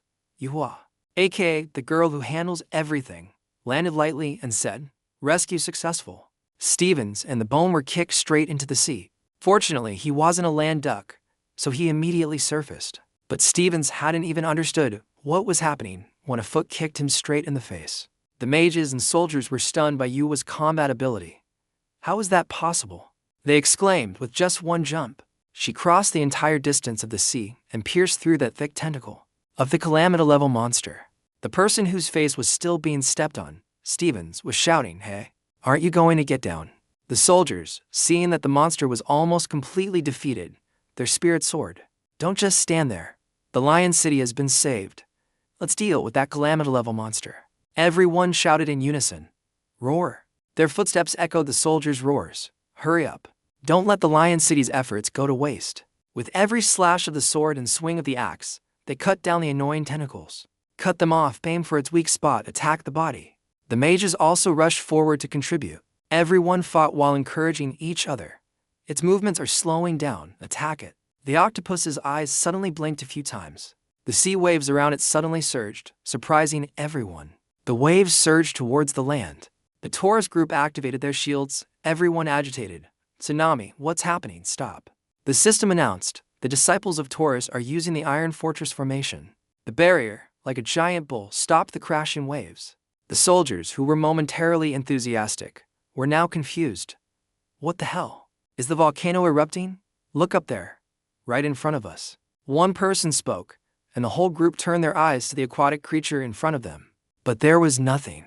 Not only did the old tentacles regenerate, but several new ones also grew. Everyone's jaws dropped. Oliver saw it and was too shocked to speak. All around were murmurs. How terrifying. What the hell is that? Oh my god. 1,000 arms were already more than enough. The aquatic monster, after its health dropped low, went into a frenzy. It directly leveled up to a super great calamity, 10,000 hands, danger level red. Everyone was horrified to see the situation turn again. Where did this monster come from? Sir Grievous did not participate in the battle. Instead of the desperate crowd, he laughed with delight. He played with the lighter in his hand. With a monster like that appearing, they can't do anything now. Suddenly, a voice came from behind him. What's in your hand? Sir Grievous replied nonchalantly. It's just a detonator. I've already placed a few mole rats in the water near it. Then he seemed to notice something unusual. Sir Grievous immediately turned around. Who are you? Before he could even understand, a dagger had pierced through his hand, knocking away the lighter. Sir Grievous screamed in pain. No way. At the same time, a wide mouth approached him. Smile got a quick and easy appetizer. Sir Grievous struggled helplessly from within the spatial gate. The same voice echoed out again. Smile, you really are a masterpiece, aren't you? Liion walked out coolly, carrying a greatsword. The people at sea are struggling to fight the octopus horde. And you're blowing them up with a calamity-level monster. Don't you think that's too much? You should reflect on yourself. The tip of the sword slammed onto the ground. He gave an arrogant smile. It's time for the first remedial class in 20 years. I will teach you how to make octopus sashimi. Footprints were left on the surface of the sea, but the person was as fast as a flash, leaving no afterimage. Yuhua glided over the water like waves, gradually approaching the aquatic monster. She gritted her teeth. Everyone had spent a lot of energy fighting the 1,000-legged calamity, so not many had any strength left. Yuhua calculated how to win quickly. The small ones can be dealt with later. I have to deal with the strongest one first. She didn't hesitate and activated her high-speed dash towards the mother. Godspeed. Continuous stride. She thought to herself. I've watched the video of Uncle John's attack on the 1,000-legged calamity over and over again. In the past, Uncle Liion defeated many calamities, while the apostles who were jealous of him could only stand still like statues, praying to the heavens. This is the attack on the 1,000-legged calamity. Yuhua remembered Legion's imposing back, one person with the strength of 100, single-handedly taking on the great monster. Yuhua recalled. It uses its small tentacles to pierce its prey. Then, following the memory, she dodged every blow from the tentacles. A worthy successor. She almost perfectly recreated the scene from that year. From the way she leaned to dodge the attacks, to every slash of the other person. Yuhua jumped up, one move cutting the tentacles like cutting fruit. So I have to cut off all those tentacles in a single move. Every one of her slashes was as clean as Legion's blade that year. Tentacles fell like rain. Yuhua also successfully approached the main body. She thought to herself, if I successfully approach its body, with each jump, I have to embed this iron rod right between its eyes. With that thought, Yuhua brandished her spear. Her eyes burned with a sharp, arrogant killing intent. The spear glowed, indicating that it had arrived and its target was doomed. Yuhua shouted loudly. She decisively brought the spear down on the aquatic monster. The spear flew like a shooting star. The impact shook the entire sea. A red light lit up the night sky. Yuhua was shocked. The spear was easily caught by a tentacle. She looked on in disbelief. It can block the blow that easily. The octopus's red eyes seemed to be mocking her, as if to say, who do you think you are to defeat me in one blow? A tentacle suddenly struck down at Yuhua like a fresh tentacle. At the same time, another arm wrapped around her body. Steven flew up and shielded her. He took the full force of the tentacle's blow. Stevens was in so much pain he gritted his teeth, but he still held Yuhua tightly. A flick of the tentacle sent both of them flying far away. Yuhua was starting to lose consciousness. Why on earth, with the commander in danger, the soldiers fell into disarray? The Star-Lord and Vice-Star-Lord? No. Yuhua was in turmoil. What should I do? The warriors, though worried, still had to fight. Damn it. Keep fighting. Don't run away. But they had already used up most of their energy in the first battle, and their morale was in disarray without their commander. Many lost their lives, their cries echoing across the sea. Help! Help me! Yuhua was unwilling to give up. If it were you, Uncle, what would you do? If it were Uncle Liion, what would he do? He would probably grab his great sword and fly up. At the same time, a familiar figure rushed forward. Yuhua, who was about to pass out, was now wide awake. She couldn't believe her eyes. Uncle Liion. Hearing that name, Steven was also shocked. Liion. He cut through each of the smaller beasts, his target the pack leader. The great sword was raised. The blade slashed powerfully into the great monster's skin. A light slash left a scar on the octopus's face. He spun the great sword in his wrist. Liion smiled. "You're done for, bitch." Then he unleashed his ultimate move. Mountain-piercing sword light. Zero break pierced a hole in the great monster. The monster was sent flying several meters. It was hit so hard its many eyes opened wide. The group of mages stared in awe at the power that sent it flying with a single blow. In the blink of an eye, he's already dealt with the 1,000-legged calamity. The group of warriors, seeing the monster with a hole punched through it, also gaped. How terrifying. Then all their heads turned to look at the crater in the ground. Did his attack fly all the way to the coast? You've got to be kidding me. The great sword was stuck in the ground, still crackling with a few blue lightning sparks. With a single push of his foot, Liion flew to where the group was gathered. Oops. Did I throw it too hard? The group of soldiers jumped in surprise. Liion, why are you here? Being shunned, Liion got angry. What's with the surprise? It's just an octopus. And you're all making a fuss. So I came to give you a demonstration.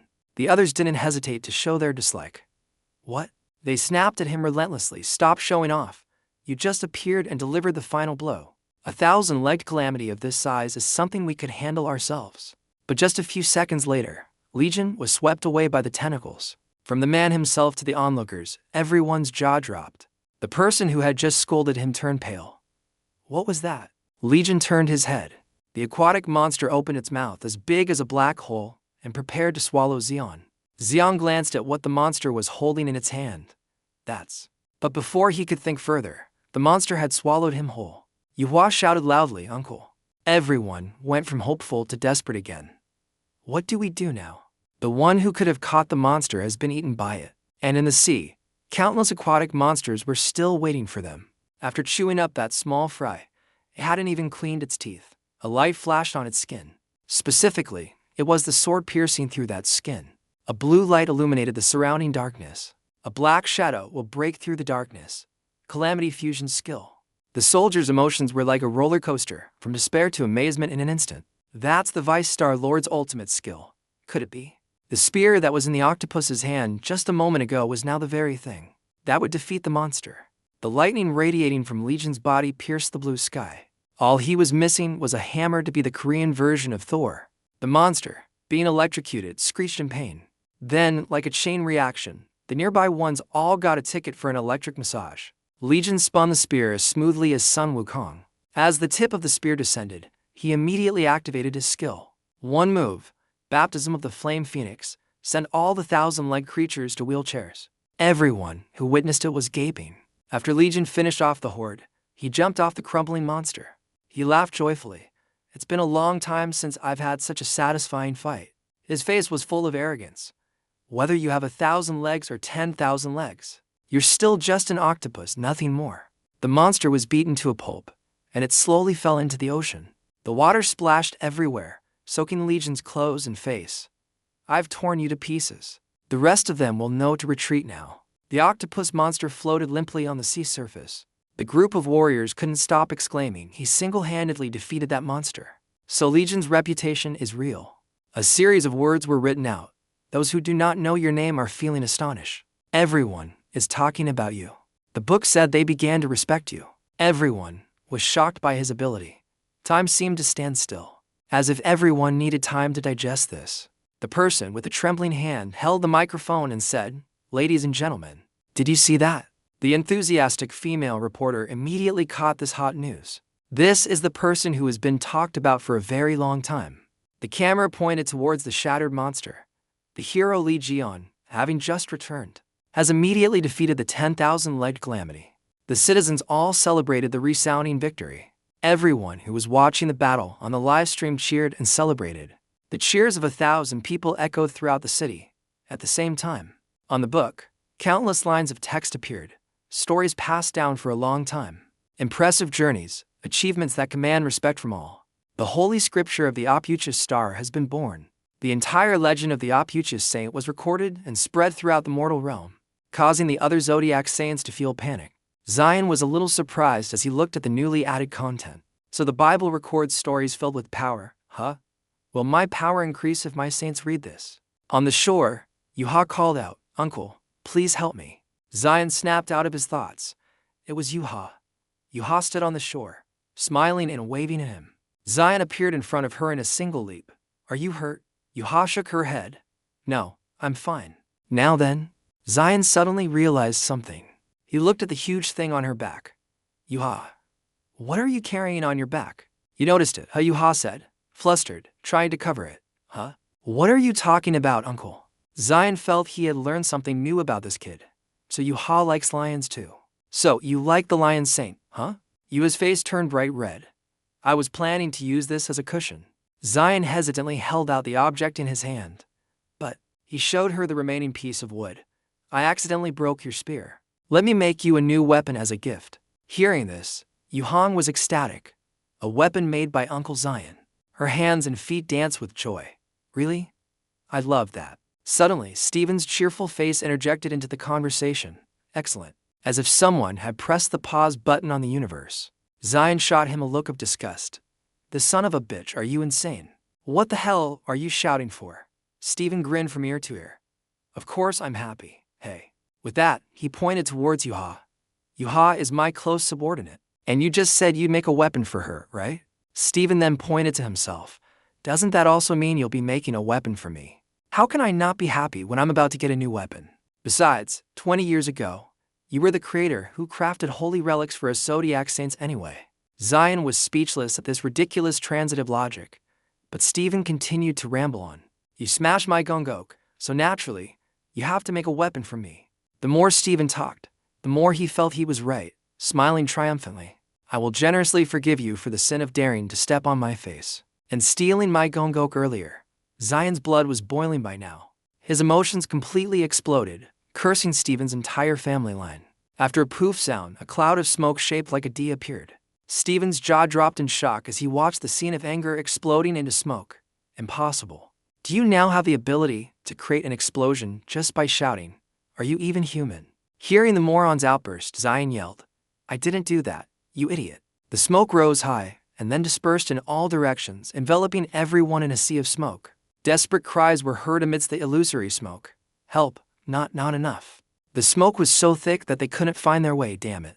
All the troops on the front line have been swept away. A person turned around, hoping to grab someone. What do we do now? The figure's eyes were obscured. A teammate in front of him suddenly looked at him with a predatory gaze, leaving him stunned. Hey, what's wrong with you? Speak up. The other person lunged forward and took a bite out of his neck. He gritted his teeth. What's happening? He watched as the members of his squad went insane one by one. The person thought to himself, they've all gone mad. Yuha was astonished. The Lion Saint squad is attacking the Taurus Saint squad. And what was that explosion just now? Suddenly, a deep, hoarse voice rang out. What else could it be? That was the brilliant light of the guinea pig bomb, personally set up by me. It was rather small, so the explosion wasn't very big.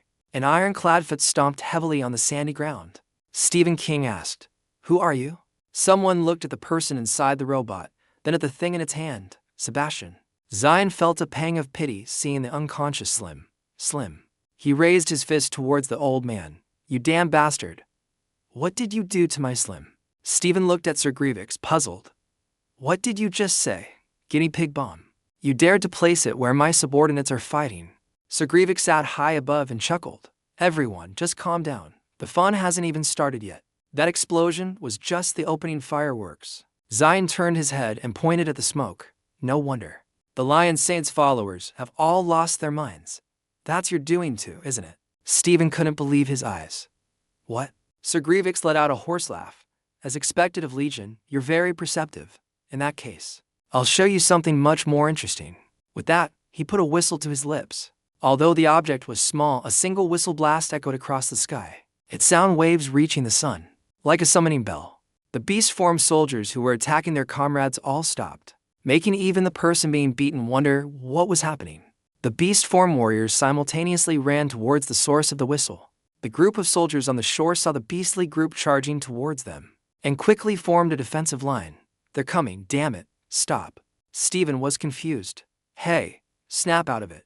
Someone even pinned Yuha to the ground. She was held down so tightly by the claws that she couldn't move. Uncle. She turned to look and saw Zion being swarmed by several guys at once, causing her panic to double. Uncle. Sir Grievous laughed with excitement. You spent a lot of energy fighting those calamities. So, you don't have much strength left now, do you? He looked at Zion pinned to the ground with glee. Checkmate, Liion. Sir Grievous laughed emotionally. I never thought I'd feel so refreshed. Seeing you all pinned down like this. Stephen shouted in anger. You madman. What have you done to my saints? Why aren't they listening to me? Sir Grievous's eyes curved. It's because you all drank my elixir. I'm actually a bit disappointed there weren't any other special reactions. Your saints are just excited because of the reaction between the elixir and the atomic radiation from the recently exploded guinea pig. In that state, they won't listen to anyone except the command from my flute. Hearing that his group was poisoned, Sivan grew even more furious. Damn you, you bastard. Turn them all back to normal right now, Sir Grievous calmly replied.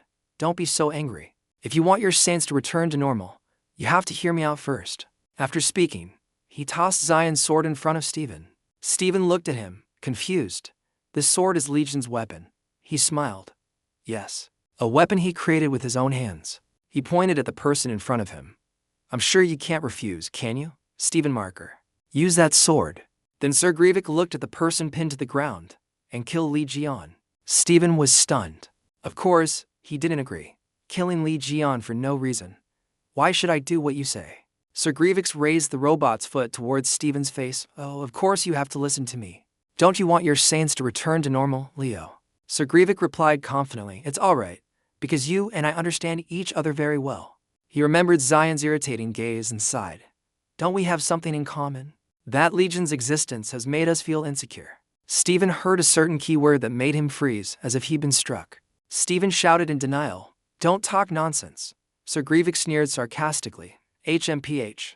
Then why are you so interested in Legion's weapons? Isn't that the clearest evidence that you're doing it to overcome your insecurity? To you, Legion's power is like a high fortress wall, an insurmountable monument, and his crafting ability is the biggest obstacle for me. Exactly. No matter how hard he tried. Sir Grievous felt he could never surpass Zion. In short, Zion's talent was something an ordinary person couldn't even hope to catch up to. Sir Grievous expressed bitterly, the more we try to surpass him, all we feel is a solid and towering wall, a wall we can never overcome. He uttered words that sounded incredibly righteous. This is our God-given opportunity, Stephen. To put it bluntly, it meant he couldn't win against him before. Sir Grievous said, I won't make empty promises, and I'm not as terrible as Liion. I will craft for you the ultimate weapon, one of a kind in this world. Sir Grievous kept painting a grand picture for Stephen. He even expressed, if you join forces with me, we can surpass Liion, and you becoming the supreme zodiac saint will only be a matter of time. After his eloquent speech, Sir Grievous urged, now, take that sword and deal with Liion immediately. The tip of the sword was lifted. Yuha looked at Stephen in alarm. Saint Lord, don't, those are just lies. You know Sir Grievous is an untrustworthy person. She shouted, Saint Lord, are you listening to me? But Stephen only glanced over at Zion. Yuha used all her strength, wanting to make Stephen change his mind. If you dare to touch Uncle Zion, I won't let you get away with it. Stephen still stood in front of Zion. He raised the sword, preparing to strike, the ultimate weapon. Sir Grievous smiled with excitement. Die. A thud sound was heard, but surprisingly, the tip of the sword was aimed at Sir Grievous. Yuha also stopped screaming. Sir Grievous gritted his teeth in pain. You fool. Why did you pass up this perfect opportunity? But was cut off by Stephen. Shut up. He shouted loudly. You think I'll listen to the one who turned my subordinates into this? His voice was filled with contempt. And I've dedicated myself to training to surpass Liion. I even regret the time I spent wallowing in useless insecurity. Sivan immediately gave him the middle finger. And I have no intention of killing Liion to take his position as desperately as you do. Zion, who was pinned to the ground, had to give a cheer of praise. But before he could praise him for more than a few seconds, he saw Stephen arrogantly boasting. Because I've already surpassed Liion. All I need now is a weapon. Zion lay there, laughing helplessly. Stephen beat his chest. Don't compare me to a lowlife like you. You goat. Then he pointed at Sir Grievous again. And what? You said you'd make a weapon for me. But you've never even surpassed Liion in the first place. You think I'd prefer your weapon over one made by Liion? You're insane.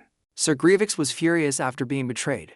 You dare. He opened the cannon on the robot's body. I'll make you regret this. Stephen punched the robot hard. Even though Sir Grievous was wearing full armor, he was still knocked off balance. Sivan seized the opportunity to land another blow. Even though Sir Grievous was on the verge of death, he still stubbornly cursed, "Don't act tough." With that, he pulled out 7,749 guns and bullets from the robot, all aimed at Stephen. The robot's feet dug deep into the sand, standing firm. Countless cannonballs flew out like rain. Activate rockets. Continuous fire. A series of bang-bang sounds echoed across the sand. Sir Grievous laughed joyfully. The world-renowned Leo Zodiac Saint will die by my attack. But before he could celebrate, he saw Stephen in his beast form, biting through the bullets as he charged forward. No matter how many bullets flew at him, Stephen fearlessly bit through them all. It's true that 20 years ago, I was insecure like you said. But even after falling countless times, I still got up and challenged my own limits. I tried to surpass Liion. Stephen let out a roar, his claws in a ready stance, using skill. Then, a few slashes of lightning shot out, shattering Sir Grievous's armor no matter how tough it was. Needle-like claws surrounded Sir Grievous like a cage. Stephen rushed forward and landed a few more punches. Sir Grievous was slammed into a rock, crying out in pain. Stephen stepped on the armor. He looked at the troublemaker. "You fake goat. You have some thick armor there." Sir Grievous grunted in pain as he was stepped on. Stephen reached out and tore the armor to shreds. He threw off the layers of armor from the other person's body. As he threw it, he cursed. "Even Aquarius fights without protective gear. Stop hiding in that armor. You damn goat, get out here." Sir Grievous gritted his teeth and shouted, "Stephen." Zion looked at the two of them with a what-the-hell expression. "How long are you going to fight?" The scene suddenly froze for 2 seconds. Stephen's eyes widened. "Liion." But Sir Grievous was even more incredulous. "How did you get out?" Zion replied contemptuously. "At first, I was going to let them capture me to see what tricks you were up to. But you guys were so long-winded and time-consuming that I got annoyed and stood up. Those guys were pathetically weak. Don't worry." Yuha sat there dumbfounded with the bone on her back, while both Stephen and Sir Grievous stared with their mouths agape at the entire troop of beasts that had been defeated. Zion lightly kicked Stephen aside like a ball. "Get out of the way." Then he gave Sir Grievous a sinister smile. "I have a lot of questions for you. So let's have a little chat, Sir Grievous." Rewinding a few minutes earlier, Zion was patiently lying down, listening to the two of them fight.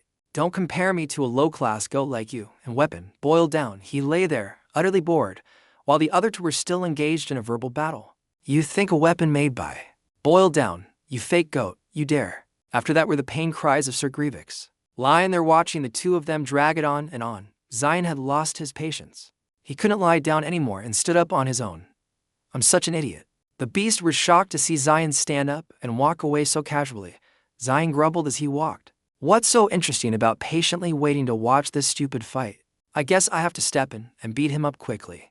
A beast tried to block Zion, but it was immediately slammed against a wall. And then came the part where Zion sent a friendly greeting to the two who were still fighting. "How long are you going to fight?" The two of them looked at him, frozen solid. The scene flashes back to 20 years ago, during the battle to attack the Demon Tower. Kevin laughed with delight. "Liion will die in the Demon Tower." Sir Grievous was stunned. "Isn't that the prophecy Hugo Otters received from his guardian deity?" Kevin Derrick, "That's just a prophecy that predicts the future." He smiled. "I mean the plan will become a reality." Sir Grievous' smile was filled with excitement. "I've decided." I don't care what he meant by that in his mind. Countless demonic thoughts screamed, "Kill Liion if so." This is the perfect opportunity for me to dissect Legion's body and make all his abilities my own. Suddenly, a hand shattered the wall of memories. "Oh my God." Zion crumpled up the pages of the past. "Stop reminiscing. I only asked you who killed me. I'm not curious about your past." Sir Grievous laughed and nodded. "All right, I'll tell you. In return, you must also guarantee my safety." But before he could smile for even 2 seconds, Zion pried his mouth open. Zion gave him a friendly smile. "It seems you still haven't grasped the situation. I'm not here to negotiate with you, so if you waste my time with nonsense one more time, I'll pull out your tongue." Who was it? By now, he had no patience left. Sir Grievous, terrified, trembled like a leaf. The Virgo Saint. Zion frowned. Virgo again this time? It was indeed a coincidence with the demoness's answer. He recalled the last words the demoness screamed. The Virgo Saint is the Virgo Saint. A chill ran down his spine again. Is it really the Virgo Saint? Zion calculated in his head. First, I need to go see Jin Myung. I also need to ask about the appraisal results of the short sword that stabbed me. He looked down at the person again. All right, let's put that aside. It's time for you to give it back to me. The hammer that bestows achievements. That's my stuff. Sir Grievous looked at him, like he was a debt collector at the door. What? Are you really going to do this? Zion didn't hesitate to raise his voice. You don't want to. Sir Grievous immediately nodded his head repeatedly. I'll give it back. I'll give it back, okay? A notification appeared on the screen. The Capricorn zodiac saint, Sebastian, has returned the holy artifact, the hammer of bestowed achievements. Zion looked at the item returned to its owner with satisfaction. That's it. Sir Grievous sat on the ground, disheveled. The system announced. His body is trembling with indignation and anger at losing the hammer. Zion smirked at him. HMPH. What are you so upset about to make that face? At the same time, he snapped his fingers to open a space portal. 3 brothers, come on out. From within, the 3 brothers poked their heads out. You summoned us, Lord Liion. Zion gave the order. Drag him to your domain. If he dares to resist, feel free to break 1 or 2 of his legs. The 3 brothers replied in unison, as you command. Sir Grievous stammered, Liion, you can summon guardian gods too. He shouted before being dragged away. Could it be that you're not a new zodiac saint, but you are? Zion stood with his hands on his hips, cursing to himself. You should reflect on yourself. Although I have no intention of forgiving you. At the same time, the Beast Legion regained their senses. What's going on?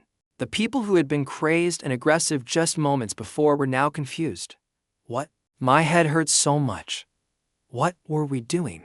Yuha was overjoyed. Everyone's back to normal. Stephen also breathed a sigh of relief. Thank goodness. Some of the others who were frightened were also stunned. They're not going crazy anymore, are they? They seem to be okay. On the other side, the masked group watched Sir Grievous disappear in horror. The Saint Lord has been captured. What should we do? The half-shaved head guy stammered, damn it. What else can we do? With that, he activated something like a watch on his wrist. When you do something, you have to see it through. A blue layer covered the warrior's armor, startling them, the armor. Then, their entire bodies were swallowed by a blue light, accompanied by a earth-shattering boom and the terrified screams of each warrior. The half-shaved head guy laughed gleefully. Did you forget that you tampered with our Saint Lord's weapon before presenting it? I'll make you all explode and return to dust. But the masked group beside him advised, Saint Leader, don't try to be a clickbaiter. He raised his voice and commanded, now fire the guinea pig. A masked man immediately lifted a large cannon. Yes, sir. The projectile was launched, heading straight for Zion. Zion stood there like a statue, even adding a comment. These aren't exactly toys, you know. Why do you have to attach the word guinea pig to everything you make? In that case, I'll use my toy to face you two. Immediately following that, a screen appeared. Using the holy relic, hammer of bestowed achievements, the target struck can be enhanced. Transform. Please select a target. Zion smirked. The target is. Then a powerful hand swung the hammer at the approaching projectile. Guinea pig. The 2 sides collided like a big bang, illuminating the entire sky. The screen displayed, target successfully transformed. The guinea pig bullet has been transformed into a guinea pig firework. The group of masked people who had been complacent for only a short while were now dumbfounded. The guinea pig turned into a firework. He's crazy, completely insane. A beast leaflet stomped heavily on the ground. You're the ones who are crazy.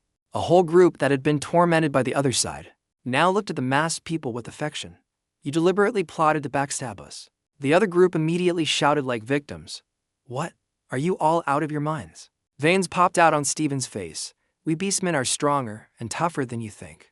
I'm not sure about the guinea pig missiles, but that kind of bullet can't hurt me. But before he could finish his threat, the others had already fled in panic. Run, run, run. Stephen's face darkened. Listen to the end before you run.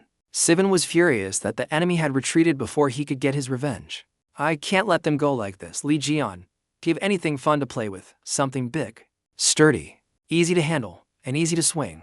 Jian glanced at him with annoyance. Why do you keep asking me? For weapons? But then Zion realized, wasn't the thing he described already right in front of him? Something named Stephen that fit all the criteria. Big, tough, easy to handle, and easy to swing. Zion gave a suggestive smile. There is something. Stephen was scared just looking at his face. But what's wrong with your eyes? However, his curiosity overcame his fear. If you have it, hurry up and give it to me. As soon as he finished speaking, his voice jumped an octave. Stephen was grabbed by the ankle and swung into the air by Zion. Zion threw him forcefully towards the fleeing enemies. Stephen landed on the ground, startling the enemies who were being chased. One throw from Zion resulted in a strike, accompanied by the pain cries of the enemy. He let out a satisfied sigh. maybe we should go bowling next time. After the battle, Zion walked up to Stephen, who was lying on the ground, and whispered, "How do you feel?" But when he saw the dirty and stinky foot, Zion immediately lost all interest. He looked at the foot, then he let it go. He complained, "It doesn't feel right in my hand. It's better not to use it again." The scene opens to the European Union of Nations for Humanity, Western Defense Zone, Red Zone outskirts. On the ground, countless writhing roots crawled around. They appeared everywhere, accompanied by a red gas that filled the city. A footsteps on the liquid on the ground. The captain of the Virgo constellation search team, Jean, covered his nose in disgust. The stench in this place is too strong. It wouldn't be surprising if a disaster suddenly appeared. I must not let my guard down. The subordinates walking with him were gossiping animatedly. "Hey, have you heard? Liion defeated the octopus disaster in the Philippines." Everyone nodded. I saw the video. He's extraordinary." The people who officially participated in the subjugation didn't end up doing much. Someone even added some drama. "I heard the Lion and Capricorn saints fought, and both sides looked like losers." Another person laughed in response. "That's even better for us. The fewer competitors, the better, right?" Jean coldly reminded them, "Quiet. Are you going to chat all the time during a mission?" The subordinates, caught by their leader's gaze, immediately shut up. "Sorry." Jean turned and scolded them. "We're not here to play. Don't forget the reason we're here is to search for the missing people." From the outskirts of the temporary settlement, the subordinates immediately stood straight and shouted, "Yes, sir." Looking at the hazy, smoky scene, he cautioned, "The deep red mist makes searching much more difficult. Stay focused." The subordinates didn't dare to delay. "Yes, sir." Suddenly, a desperate voice cried out, "Someone help me. Help, please." Jean immediately turned around. In the desolate landscape, the voice repeated itself endlessly. "Someone, please, help me." Jean shouted, "The sound is coming from over there." With that, he rushed forward. "I'll lead the way. Everyone, follow me." The group quickly followed.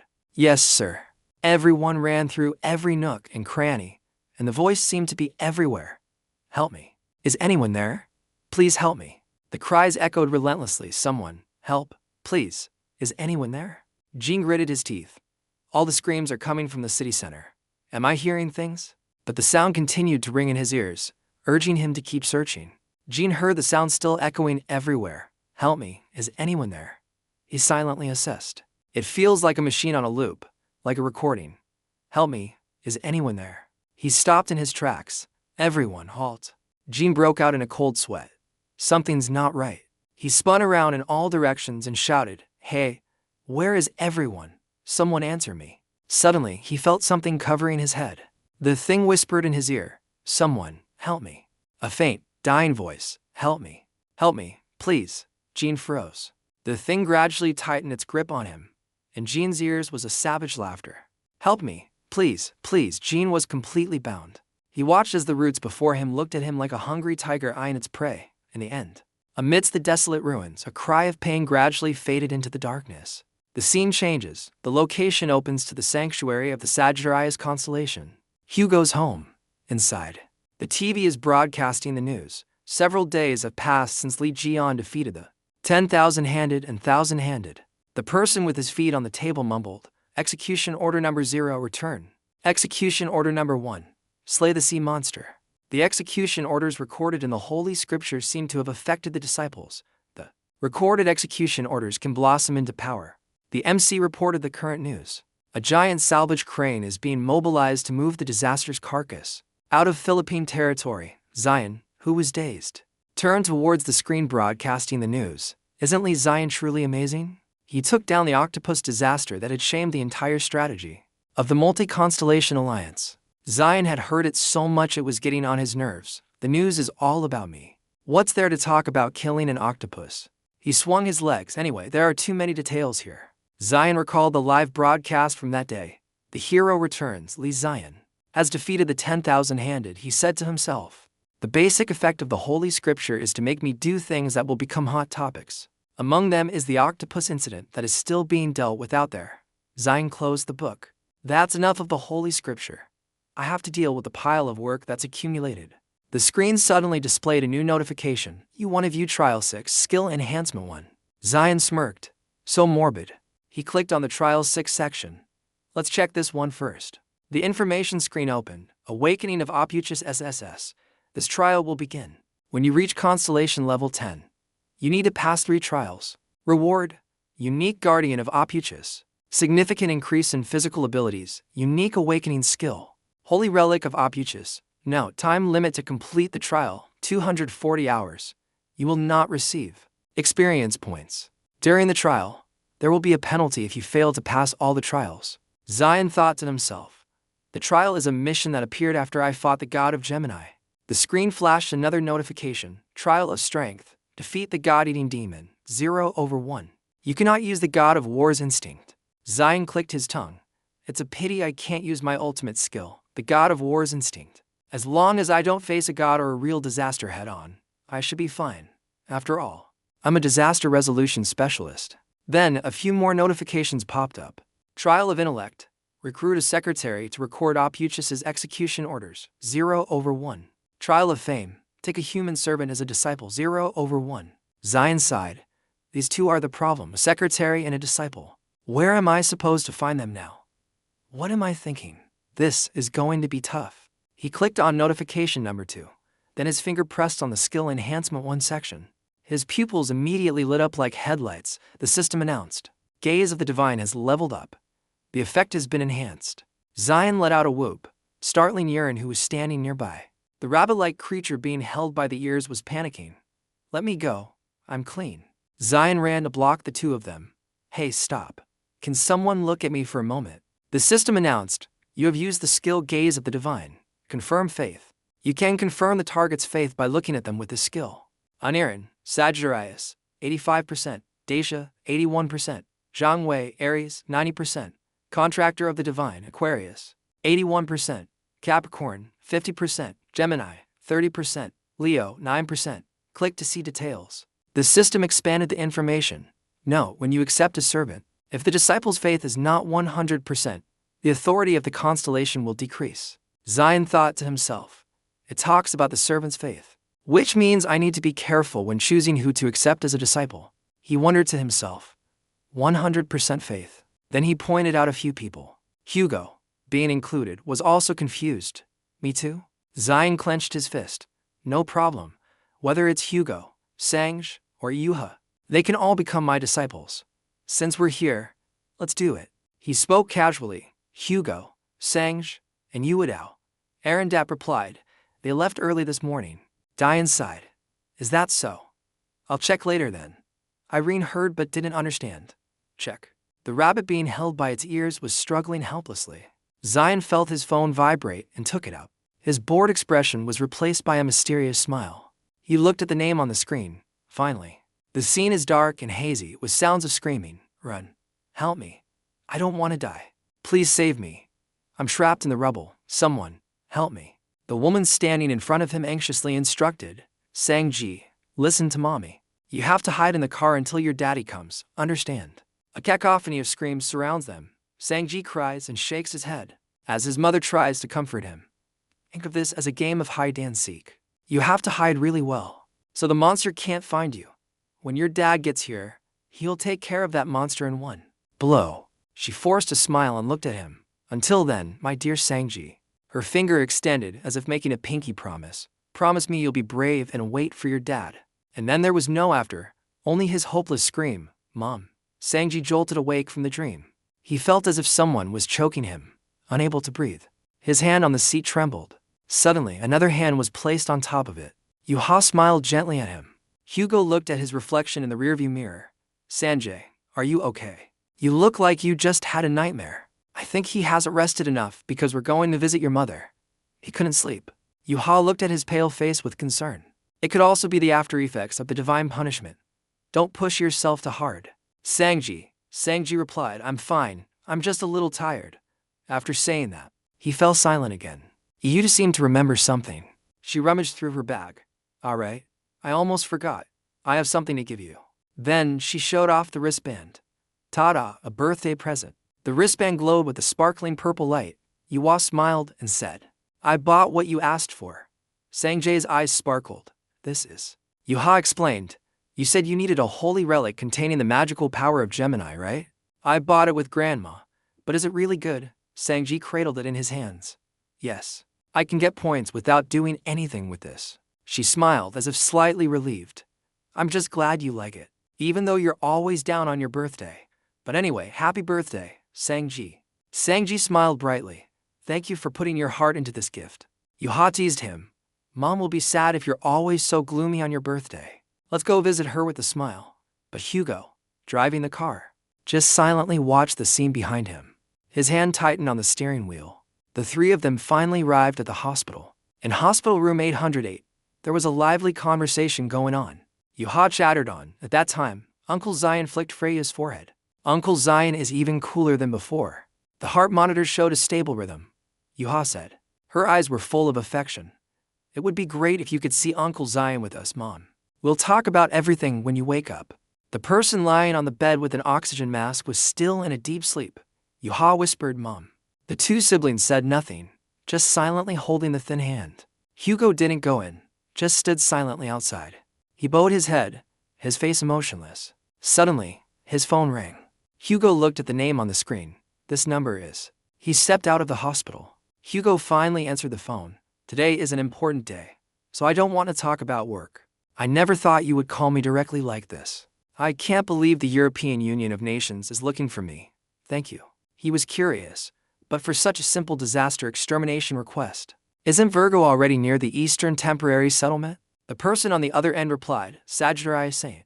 I wouldn't be calling you directly if it were just some ordinary disaster. Virgo has already declared their withdrawal from exterminating that disaster. Hugo was startled. What did you just say? Kevin Hazard said that?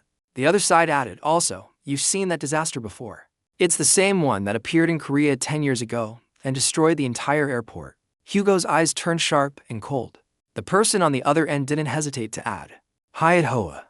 That bastard has appeared again. A rainy afternoon in the European Union, within the jurisdiction of Virgo. Go. The rain was pouring down, obscuring the sky. Zion sat sipping coffee in a shop, grumbling, damn it, what bad timing. He sighed, so many nice days. Why did it have to rain on the day I have a meeting? His hand was tapping on his phone. On the screen, Zion had messaged Sanji. Sanji, do you want to be my disciple? He had messaged back, Sanji, you want to be my disciple? I'm sorry, Uncle. I really appreciate your offer, but I don't think I can. Zion clicked his tongue. I thought he would definitely agree. He took a sip of water and thought to himself, but there are still so many things about Sanji that I don't know. He remembered his conversation with Yuren earlier, and he was stunned. Today is Sang's birthday. Zion frowned. You should have told me sooner. Yuren smiled awkwardly. Yes. Sanj doesn't really care much about his birthday. Zion thought to himself, Sanj, that kid. He didn't even tell me today is his birthday. He frowned. Yuren seems to be hiding something too. Did something happen on his birthday? Suddenly, someone approached. You seem to be deep in thought. Are you worried about something? Zion looked up. You're here. The Virgo Saint, an SS class appraiser, one of the 10 saints, Jin Young, took off his hat and greeted him. It's been a long time, Liion. He sat down. I should have come to find you myself. I'm sorry for making you come all this way. Zion replied, it's fine. I also have some business with Virgo. And it wasn't difficult to get here. He chuckled, remembering someone who was on call 24/7 to open doors. Zion glanced outside.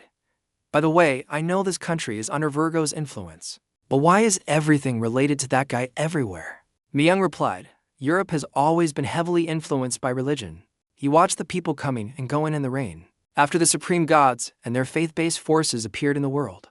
Then he looked at the golden statue, a symbol of the city. Europe has become a large country following a theocratic system.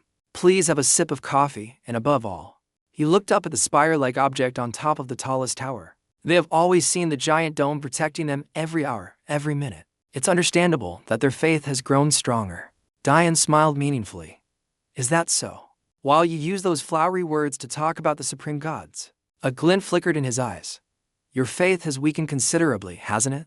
The screen displayed information. Virgo, level, SS, awakening name, heavenly appraisal. Personal trait can determine the origin of all things, memory permeation. Able to drive memories of all things, faith privilege, indomitable will. Immune to all attacks of the hypnosis, brainwashing, mind control, etc. Type. Click for details. Myung's image was reflected in his pupils. The system reported, faith, Virgo 92%, 87%. The target's faith is weakening due to a feeling of betrayal by the god. Great Serpent 99.1%. John thought to himself, the faith index of someone like Jin Myung, who possesses a trait of devotion, is decreasing due to a feeling of betrayal. Something very serious must have happened. The system announced, Gaze of the Divine, confirm faith. You can determine the target's faith index by using Gaze of the Divine when looking at them. Zion looked at Myung and smiled. I guess what we're about to talk about is related to your patron god. Myung was astonished. He was completely convinced. As expected, I can't hide anything from you. With that, he created a barrier around the two of them. The system announced, you have used the borrowed skill of Pisces, soundproof barrier. Thanks to the power of water, sound has been completely isolated from the outside. At this point, Myung opened his briefcase. I'll get straight to the point regarding the dagger you asked me to inspect. He placed it on the table, the dagger that stabbed you 20 years ago. The screen displayed information, dagger filled with death energy, containing the power of a demon. The dagger's information has been destroyed. Myung said, I was able to read a part of the memory that remained inside the blade. His face showed an unspeakable astonishment. And the result of the investigation shows, the culprit who stabbed you inside the demon's tower was the saint of Virgo, the one I serve, Kevin Hazard. Previously, when Jian was still in Korea, at the Sagittarius Sanctuary, Hugo's home. Before stepping through the portal, Zion instructed Larry. Sanji has refused my offer to become a disciple, but he's still a Gemini. He remembered the boy's shocked expression, even after what happened last time. He remembered that broken expression again. I'm sure there's a reason for it. So this is your commission, Larry. Zion instructed. Find out why Sanji joined Gemini and what happened to him in the past. Oh. And also, find out the duties of an attendant serving a deity. Larry replied crisply. As you command. She lay on the couch playing a game, thinking. I'll ask Zhang Wei or Haiji about the attendant later. Let's start by investigating Sanji. Just then, Sanji approached. Larry, I've come because I have a favor to ask. Larry was secretly pleased. How fortunate, he came at the perfect time. But she maintained a calm exterior. All right, what is it? Sanji replied. Please help me open a path from the Gemini's magic library to the secret library. Larry was a little surprised. It should be known that the Gemini's magic library is where information about the world's most powerful magic is stored, including Gemini's assets. Especially the top floor, the secret library, which only high-level disciples have the right to enter, preserves many forbidden spells. To be precise, it is the largest sea of knowledge in the world. Sanji timidly explained, I can't enter the library because I discarded my disciple's insignia, and I don't have access to the secret library because I'm an ranked disciple. With that, he bowed with a sincere expression. I have something I need to find inside. Please help me. Larry snapped her fingers, and a space portal opened. On the other side, the sound of the library echoed out, Welcome. This is the culmination of endless knowledge. The Gemini's magic library. Authorization required upon entry. Larry looked at Sanji. Letting you into the library is not difficult for me. She looked at his tense face and continued, but the secret library is a place where countless lost, mysterious, and forbidden spells are kept. I need to know what you're looking for inside and why. With that, Larry looked at him intently. Sanji hesitated to speak. Finally, he clenched his fists. The thing I want to find inside the library is. His voice was clear and resolute. The soul-calling skill that allows me to summon life from the other world. Meanwhile, Zion was sitting dejectedly at the train station. He recalled the conversation. Myung said, I've checked the records from a few years ago. He mentioned some events as evidence. Daggers similar or of the same type as this one have always been exhibited and auctioned. He said, the appraisal was conducted by my predecessor. Then, Myung commented, it seems he sensed the dark energy on the blade and tried to trace its origin, but surprisingly, Zion interjected, that dagger belongs to Virgo. Myung nodded. That's right. Myung showed a photo on his phone. This is inside Virgo's armory. Weapons possessing energy similar to this dagger are piled up there. The exhibition and auction are just slow and discreet methods of disposal. Don't you think so? Zion looked at the weapons in the photo. You must have heard some information from the appointee. Myung shook his head. No, I couldn't do that. Because he was suddenly murdered while investigating the origin of the dagger. He was stabbed by the very dagger he was investigating. With that, he tapped the surface of the dagger. There are signs of tampering left on the blade. Someone tried to erase the dark energy, and even the person appraising it. Besides that, there's a powerful prayer that I've never encountered before, although it's very faint because the prayer seems to have been used up. Myung said, The prayer has the effect of instantly nullifying your power. It is definitely related to a powerful and cunning existence. Liion silently recalled, powerful enough to harm not only the holy stars but also the supreme gods. He recalled some events. Curses are Lewis Morin's specialty, but his prayers have no effect on the supreme gods. Liion thought of the dagger. The dark energy doesn't belong to the gods either. The power of the giants is nothing compared to the energy on that dagger. Liion frowned. The bastard who stabbed me must have a close connection to the disaster of the nameless civilization.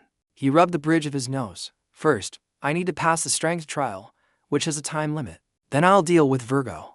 Liion quickly arranged his plan. The station announcer said, the train is now arriving. Passengers wishing to board, Lion's mood also brightened. It's here. The train is here. The train, shrouded in smoke, slowly entered and stopped. The people got off the train. Footsteps onto the floor. The other passengers on the same train were also buzzing with excitement when they saw them. Every single one of them had a slightly grim face, so the people were a bit scared, even though there were some handsome guys among them.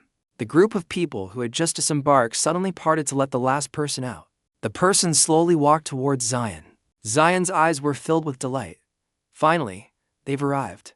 That's right, the elite force of the Sagittarius St. Hugo otters. In the Western Defense Zone, countless black birds flew against the sky. Some of the flying birds were roasted before they could even yelp. Birds fell to the ground one after another. The members divided the work. We have to deal with all the heavenly flowers in this area today. Move quickly. Some members complained. What's with all these roots? They're making it hard for us to move. Liion looked at the Sagittarius group curiously. What a coincidence. I can't believe you guys are also involved in the Virgo case. Why are you all here? The person with the buzz cut replied, it's because of the new B&M commission we just received. He explained, Sagittarius has accepted a mission to exterminate a heavenly disaster along with some other powerful individuals. We're basically mercenaries. He remembered the person who came to see Hugo that day. Our saint is currently meeting with the European Commission to get the details of the mission. Liion was speechless. What? You guys accepted the mission without even knowing what it is? The person with the buzz cut said, our saint accepted it. Liion was puzzled. He replied, it's because this disaster is related to a special incident. His face suddenly turned a little serious. Have you heard of the monster that has always coveted Legion's divine power, the blood flower? That same day, at the European Union Disaster Management and Measurement Agency, a gloomy day, not suitable for meetings at all, a government official stood at the podium, presenting, as you all know, true to its name, the blood flower constantly emits a blood-red mist, devouring the souls and life force of any living creatures near it, according to reports. The blood flower has been present in the EU region for about 10 days. Hugo questioned, isn't the usual procedure to contact the divine officials to handle it? Why do you want to handle it in such a dangerous way? The other person said, as you know, to the public, the blood flower has always been known as a subdued heavenly disaster, something that should never have appeared again. Hugo immediately interrupted, even when it has already devoured nearly 5,000 people. The other person sneered, Hugo, the divine officials stopped counting that number decades ago. Hugo didn't hesitate to press further. What about Virgo? There's Saint Kevin Hazard. Why isn't he doing anything?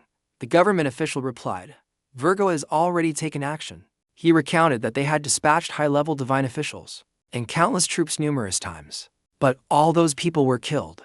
It's because of the blood mist that the blood flower emits, causing severe symptoms on the human body, a major disadvantage for the Virgo army, which specializes in close combat. He argued sharply, providing specific evidence. He said, moreover, their Virgo saint is currently fighting a heavenly disaster of the same level in the North Sea. From where he is, it's difficult for him to rush back to his holy land. This is the reason why we broke with convention and asked for help from other divine legions. After some research, we chose Sagittarius because their mercenary corps of divine officials is quite mobile. At the same time, the other person didn't hesitate to call out Liion and you, Saint Sagittarius. You're on the same side as Legion, right? We were very impressed with Legion's case in the Philippines. Please defeat the blood flower for us. Hugo just looked at the deceptively kind face in silence. He thought to himself, lies. Hugo cursed inwardly. That arrogant and conceited Kevin Hazard would rather die than let outsiders set foot in his territory for such flimsy reasons. He thought to himself, are those Virgo guys trying to use the blood price to eliminate Legion and us? Countless scenarios ran through Google's mind. They must have done something here. But Hugo's hand, resting on the chair, suddenly clenched. The government official looked calm, but he was also very nervous inside.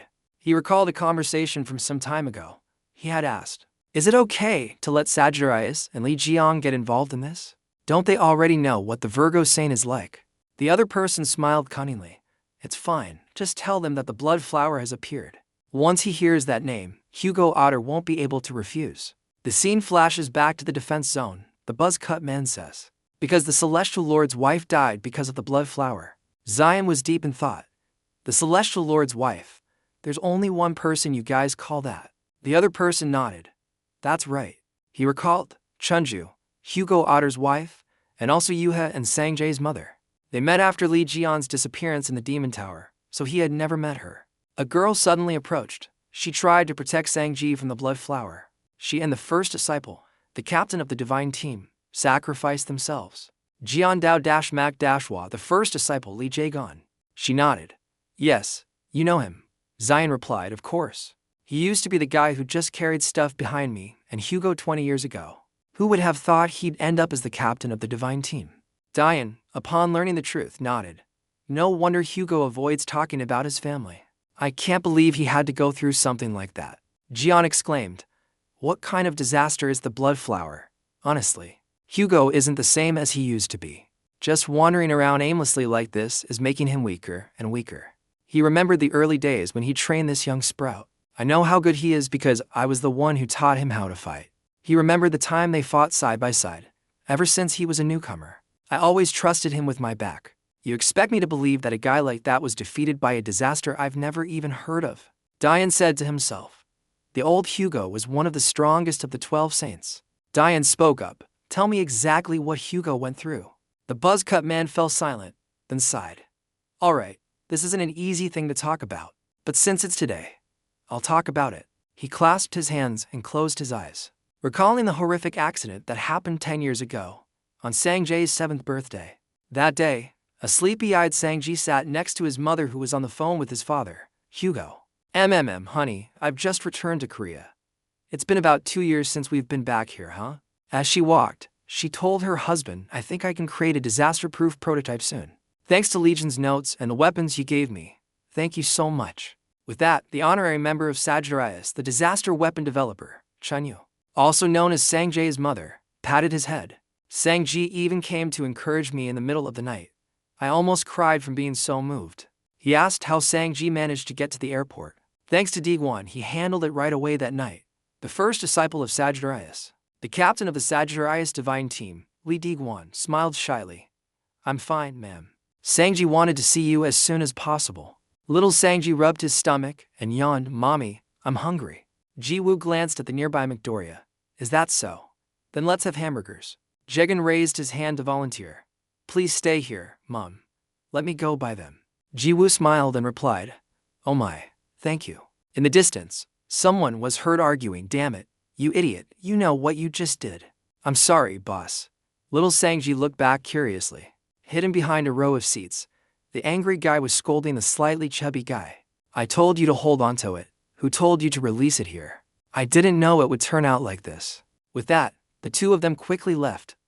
Let's go and run, or we'll all die. Sangji curiously watched the two people leave. Jiyu instructed him, Sangji, wait here. Ji-gun said he'll go buy them for us. Just then, the lights in the waiting room suddenly went out. Ji stood up worriedly. The clear blue sky turned to crimson red. The people in the airport were also confused. Why did it suddenly get so dark, damn it? Why are there no lights in the airport in the middle of the night? Sangji was scared. Mom, why are all the lights out? Ju just silently observed. Ju, leaving the restaurant, was also bewildered. What's going on? Why did the power suddenly go out? His face suddenly turned pale. Dayu held Sangji tightly, forcing a laugh. Ziu, this is really bad, isn't it?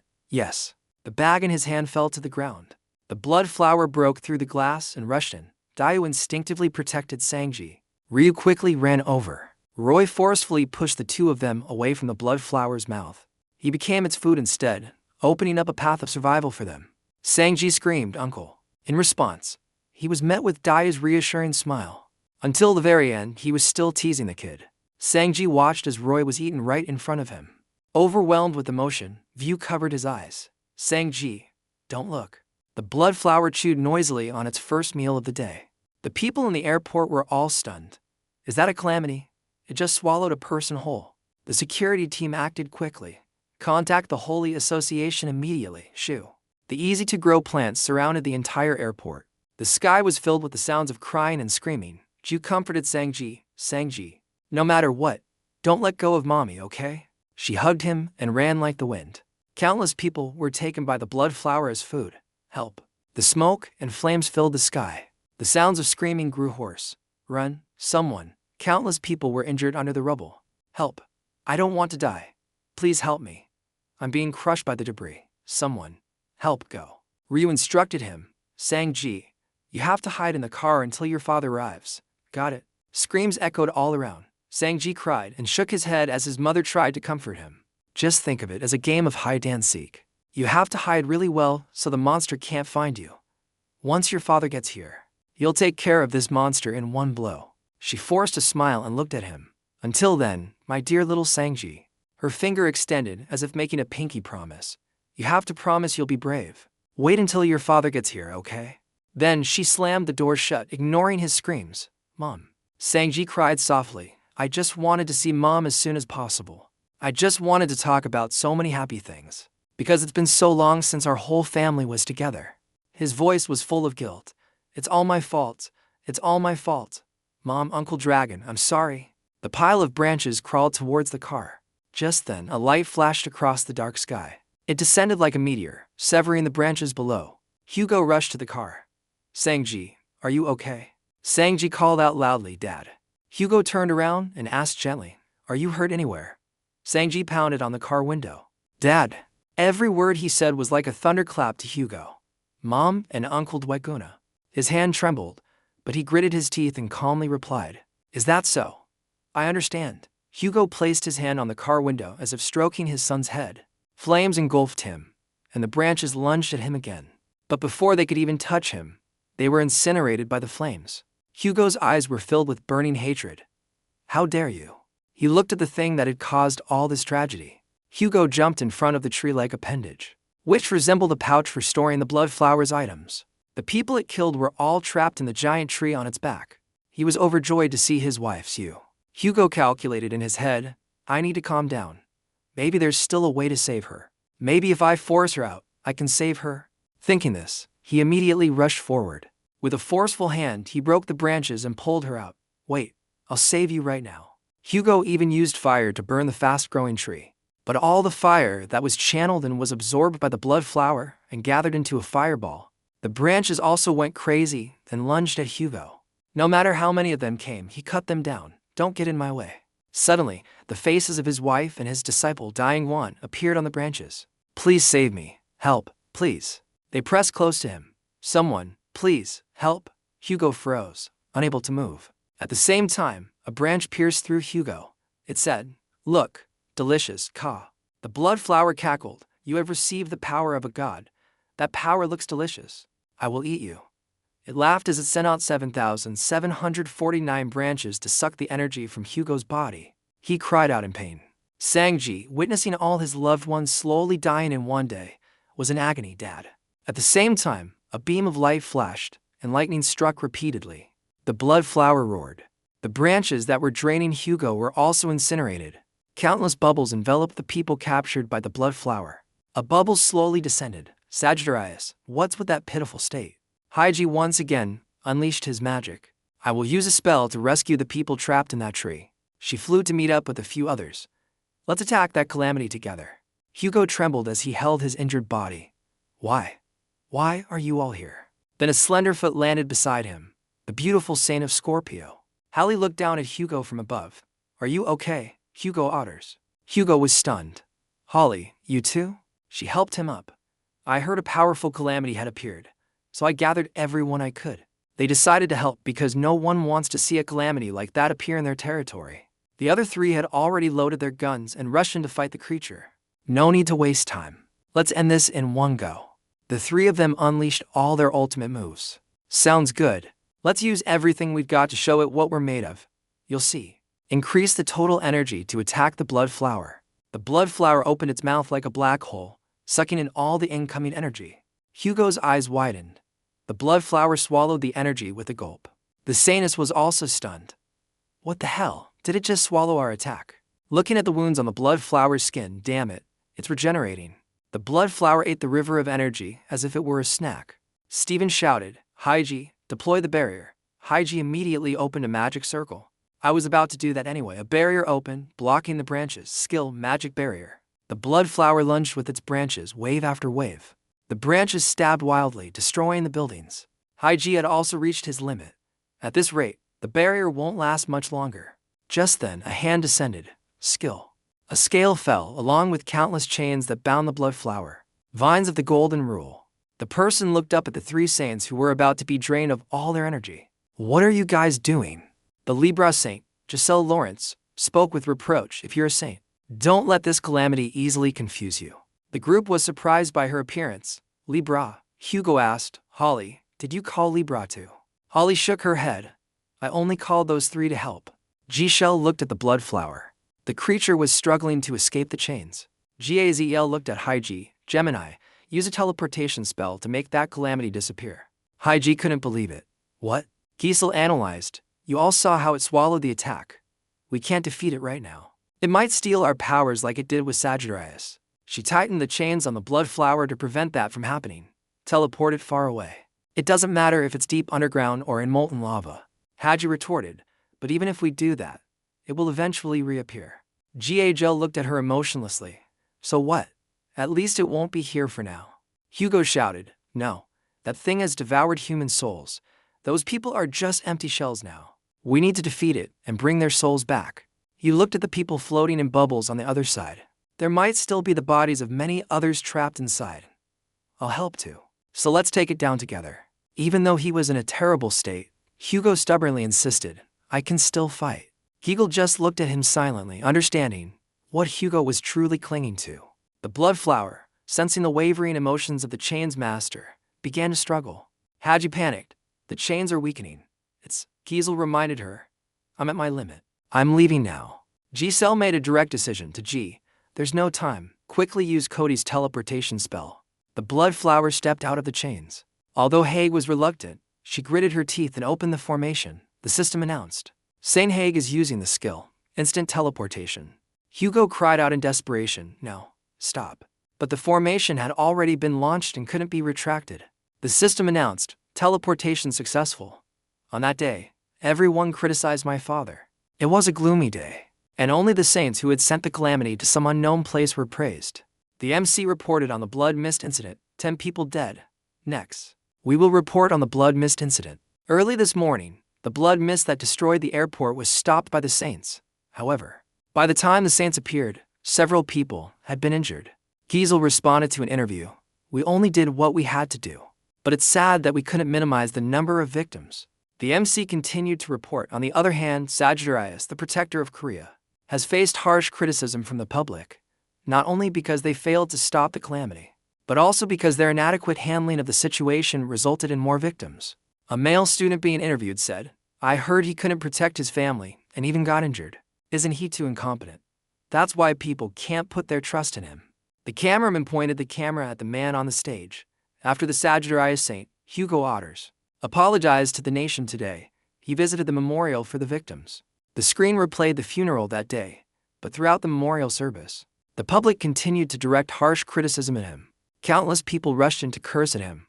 We trusted you to protect us. But what the hell did you do before the other saints arrived? My family members died because of you. From behind, there were curses. How dare you still show your face? But Hugo didn't seem to care. The space was noisy. Bring them back. Give me back my family. Steven angrily turned off the DVD. I can't watch anymore. Janwei turned around. What's wrong, Leo? I thought it was okay. Why did you turn it off? Steven grumbled. Did they really have to put Sagittarius down like that? Sophie agreed. Yeah, that's a bit much. Janwei didn't seem to care too much. Well, it's a shame. But someone has to take responsibility for the victims, right? Look on the bright side. If Sagittarius's influence spreads, it will be easier for other holy associations to enter Korea. Steven couldn't take it anymore and shouted Zhang Wei. On the upper floor, a person holding a cup descended, waving to the public, looking quite dapper. Steven Marker, I bet your conscience is starting to prick you now, isn't it? The Taurus saint, Ivan Cruz, smiled mockingly. That foolish Sagittarius. He's being made a laughingstock because he's a fool. Who doesn't even have a single royal divine artifact? With that, he even shot a serves you right look. If he's not capable enough, he should have asked for our help. Zhang Wei also joined the conversation. Oh, Ivan, you're wrong. He pointed his finger, pretending to correct Ivan. He's a useless piece of trash. That's what he is, because the blood mist stole half of his power. Ivan laughed loudly. Oh, you're right. My mistake. Mullen, Stephen, and Sophie were both furious. The two of them couldn't stand it anymore and walked out. Damn it, this is crazy. Sophie mumbled. I wonder if Hugo is okay. Stephen thought for a moment, then sighed. It will take some time to observe him. He looked into the distance. More importantly, weren't you jealous of Junju? To be honest, I'm quite surprised by your reaction now. Sophie showed a look of disgust. Of course I hate Chun Ji-woo, I hate her. But a sad expression appeared on her face. I never wanted this to happen to her. The two of them sighed in unison. Stephen said emotionally, I feel sad for Hugo. But the kids must be the ones who are hit the hardest. Elsewhere, Hugo walked slowly in the rain, flanked by countless reporters. Each of them had a question. Please share with us your thoughts. The public is criticizing you heavily. Feel any guilt standing before the people. Someone even rushed out to taunt him. How much longer are you going to postpone the funeral for the families? The reporter questioned him, as if he were on trial. There are many rumors circulating that the victims were sent to a hospital in Thénet to cover up the incident. Please provide an explanation for this matter. The vice chairman stood in front of the hospital entrance during today's press conference. He will explain everything. He is currently on his way to visit the patients. So, we will not be taking any more questions for now. Hugo finally spoke. Where's Diego? Liion reported, although his body was found much later. We still transferred him to the hospital. Before the calamity encountered you, it vomited out the victims it couldn't swallow. Her voice strained as she explained. Perhaps we found the Holy Association's captain late because he was vomited up last. Hugo emotionlessly arranged, when Dagon arrives. Please transfer him and the others to the intensive care unit. I'm glad Holly was kind enough to let us use this hospital.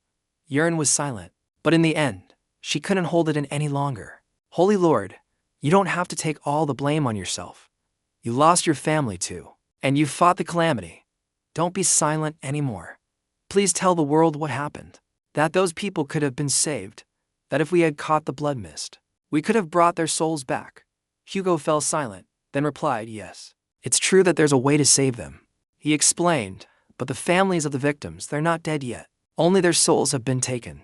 We just need to capture the blood mist and bring their souls back. Saying those words is basically torturing them with hope without any promise. Every word you just said is like deceiving yourself just by saying it. Who? When? How? By what means? Hugo recalled the moment his energy was drained. I've lost almost all my strength. Even the other saints couldn't figure out how to deal with the calamity. He remembered the moment Haiji opened the teleportation gate. So besides sending it to an unknown place, there was no other choice. With that, Hugo turned and continued walking among the saints. Who would be willing to bet their strength and their lives to retrieve the souls of the victims? No. Even if we find the calamity, who can subdue it? However, Liion still felt indignant on his behalf. But right now, they hate you while you did nothing wrong. She trembled and sobbed. Why? Hugo sighed. No, it's right for them to blame me. Irene's heart ached. Hugo clenched his fist. It's because I was too weak that I couldn't protect them. I couldn't keep my promise to protect Korea with Jian. No matter how much the people criticize or hate me, I can't say anything. Hugo raised his head and smiled faintly. These things are really annoying, but I have to endure it. Thanks for worrying about me, Liion. Now I have to go to Ju's place. Only Sanji and Yuha are there, so I'm worried. Liion had so much she wanted to say, but she didn't know what to say. Holy Lord. Suddenly, a hand patted her on the shoulder. Liion was shocked. Vice President. But he just shook his head. He said, the reason why the Holy Lord brought the victims to the hospital instead of holding a funeral is because he believes that they can wake up at any time. But right now there is no way to save them.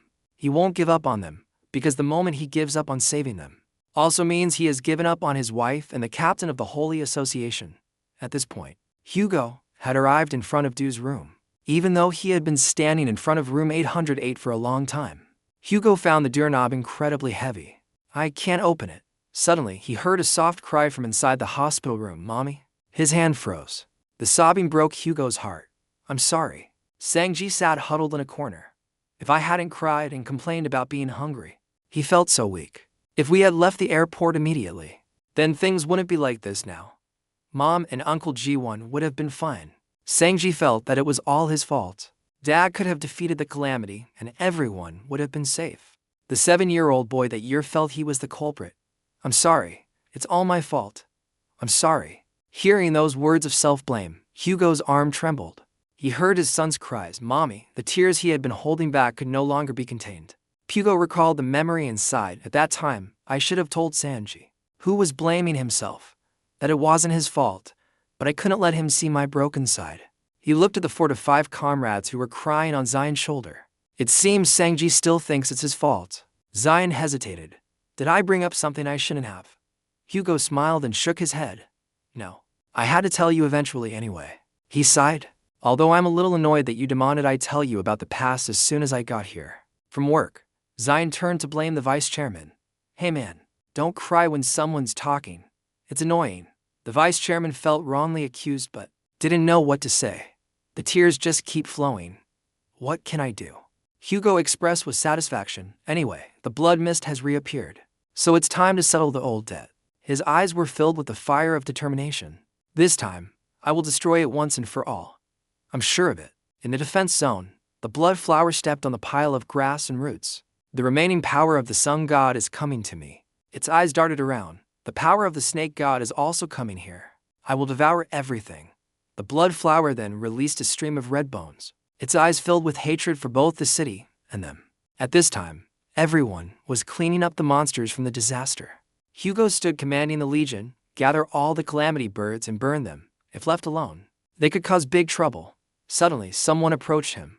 Holy Star. He respectfully offered a can of water. Please drink this, and then continue working, Hugo replied. Ha, thanks. As he was drinking, another woman called out, Holy Star. She held out a box of chocolates in the middle of the battlefield. Please have some. Hugo found it a bit strange but still accepted. Oh, thank you. After that, 3 more people ran out and said in unison, Holy Star. Take this. Holy Star. Hugo was flustered. Thank you. It seems that after he told his story last night, everyone sympathized with him. They kept giving him gifts in the middle of the battle. Don't forget this one. My condolences. Hugo replied, yes. Thank you. Then another person, and this one. My condolences. Hugo was buried under a pile of gifts. What's wrong with you guys? Is it because of the story I told earlier? They replied, no. Well, we just wanted to give you something. After saying that, they ran off. We'll expand the reconnaissance range and continue investigating. Hugo was moved. Those guys, in the meantime. Liion casually took his gift. It's their kindness, so hurry up and eat. Suddenly, Larry teleported to Zion. Lordly Zion. He was a little surprised. This voice. Larry Quinn. She reported. I just spoke with Sanji. Do you have time to hear a report on what I found in his consciousness? Diane asked again. Oh. What did you find out? And what is he planning to do? At this moment, Sanjay seemed very tense elsewhere. You? He thought to himself. I finally made it here. A notification popped up. You have entered the secret area of the Gemini Magic Library. Sanji clenched his fist. The thing I want to find inside the Magic Library, is necromancy, a skill that can summon life from another world. Sanji continued. I said I would leave, but I can still use that skill because I'm still a part of Gemini. Necromancy is a skill that can summon life from another world to this world, so it can definitely summon human souls. He thought about the images of his loved ones whose souls had been stolen by the blood flesh. No matter what it takes, I want to do what I can. My mother and Uncle Dwagon both lost consciousness because they had no souls while protecting me. He was determined, and all the people who sacrificed themselves that day, I want to heal them all. Larry was silent for a moment. She operated on the system. After a while, a notification confirmed the authorization. Thanks to the authority of the Spirit King, Larry Quinn, you can now enter the secret area of the Magic Library. Sanji was overjoyed. Thank you, Larry Quinn. She smiled gently. I'm sure that was not an easy story to share. Thank you for telling me. Sanji stepped into the library, thinking to himself, this opportunity is hard to come by. I can't waste it. As soon as he took out a book, A series of notifications popped up on the system. You want to borrow the forbidden book of the origin tree SS. It cost 187,000 contribution points. Sanji's current contribution points are 157,484. Your contribution points are too low to view this book. You can get more contribution points by mortgaging achievements. Sanji took out a holy relic. I will donate this bracelet to the sect. Sanji thought to himself. Thank you, sis. The system announced. You have received 30,000 points by donating the magic bracelet. John Sanji's current contribution points, 187,483. You have borrowed the forbidden book of the origin tree SS. John Sanji's current contribution points, 483. The book suddenly opened on its own and glowed. A notification appeared. The knowledge inside the book is pouring out. In an instant, a series of characters poured out of the book, leaving Sanji astonished. He calmed down. The part I need is page 1467, necromancy, death conversation. In the corner, someone was secretly observing him. The book suddenly vibrated. It was teleported into the other person's hands. My God, you're trying to read something else difficult, aren't you? Sanji. Sanji was annoyed. Damn it, it's you again. Junsu smiled slyly. What are you doing here after hiding like a coward when the sect was in trouble? He said angrily. I don't have time to argue with you. Give it back now. Siwu replied slyly. Why so angry? Fine, I'll give it back. However, he created 5 more copies. Huh? But which one is your book? Sanji was so angry he was about to fall into Siwu's trap. You. He still maintained a playful tone. Oh my, how scary. The reason you dare to act so righteous in front of me is because of that bastard Liion or something, right? He rummaged through his pockets. Then Siwu pulled out a scale-shaped holy relic. Look at this. Your father and uncle are about to be torn to pieces. Back on the battlefield, Hugo was preparing to fire an arrow into the sky. Just as the arrow lit up the sky, everyone understood it was the signal to withdraw the troops. Maybe that's enough for today. It's good. I don't want to encounter a disaster in the middle of the night like this. The captain ordered. All scout teams will withdraw, execute immediately. I will begin a head count of each group. Respond quickly. First, Group A. The other side reported back. Group A, no report. Continue. What about Group B? They replied. Group B, no report. Continue roll call. Group C at that moment. Group C was attacked by the vines of the blood flesh. The captain kept calling, Group C, hey Group C. Just then a faint sound came through. Please, help me. And the ground suddenly shook violently. Liion, who was sitting, immediately got on guard. He turned to see Hugo gritting his teeth in anger. With his hand gripping the bow tightly, Zion spoke. Tichzu, calm down. You're being too reckless. Hugo was channeling all his strength into his anger. Zion calmly advised him to keep a clear head. Don't let your anger control you. Hugo retracted his power. Ha, I know. But you know the situation too. It's not easy, but I'll try. Okay, Zion replied, okay. You will repay the debt you've carried for 10 years. Get ready. In a nearby area, an old man suddenly noticed something strange. He noticed the leaves turning red and thought autumn had come. But the disaster's vines had already reached that place. They continuously sprouted from the ground. Hugo saw them in the area behind him and was surprised.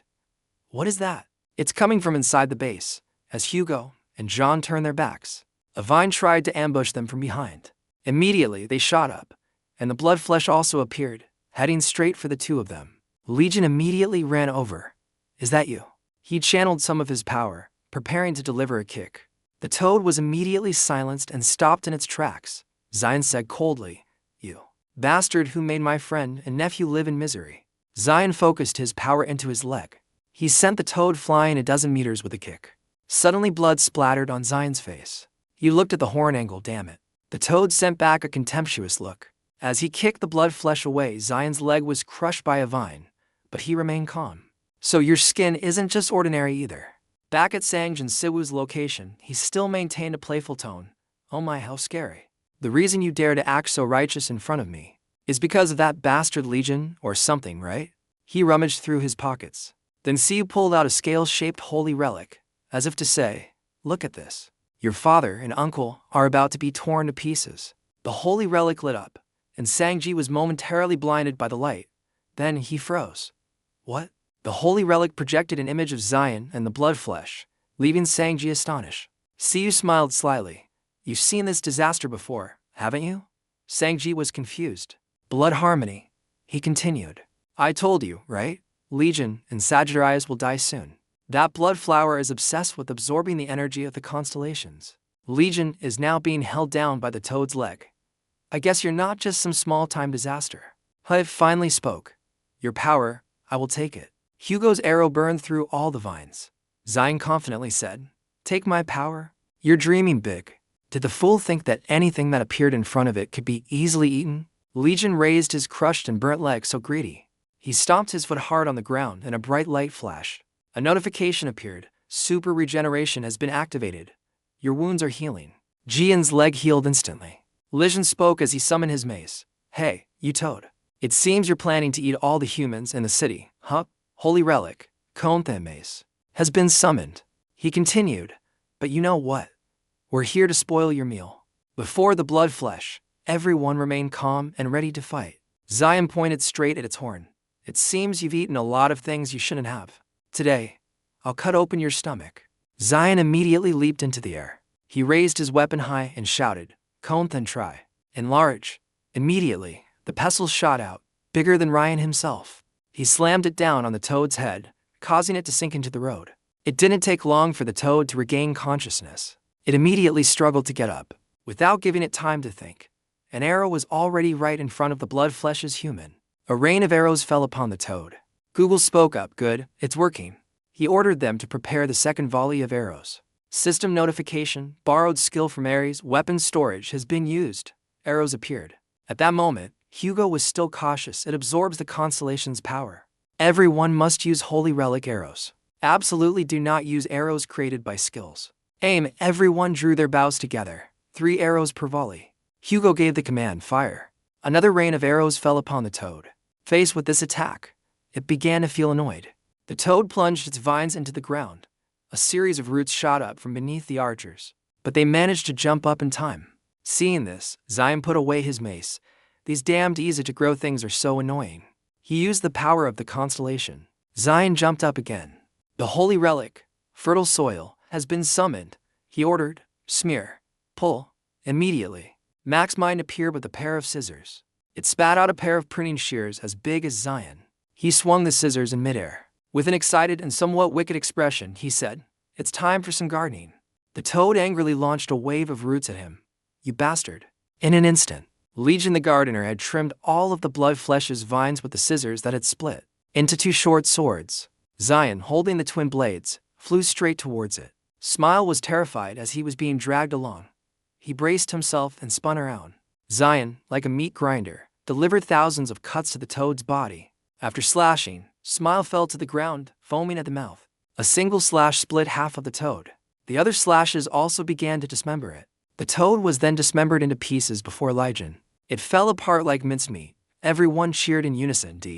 We defeated it. Someone whispered doubtfully. Why does it seem easier than I thought, really? Or is it because Liion is too strong? Hugo stood silently, deep in thought.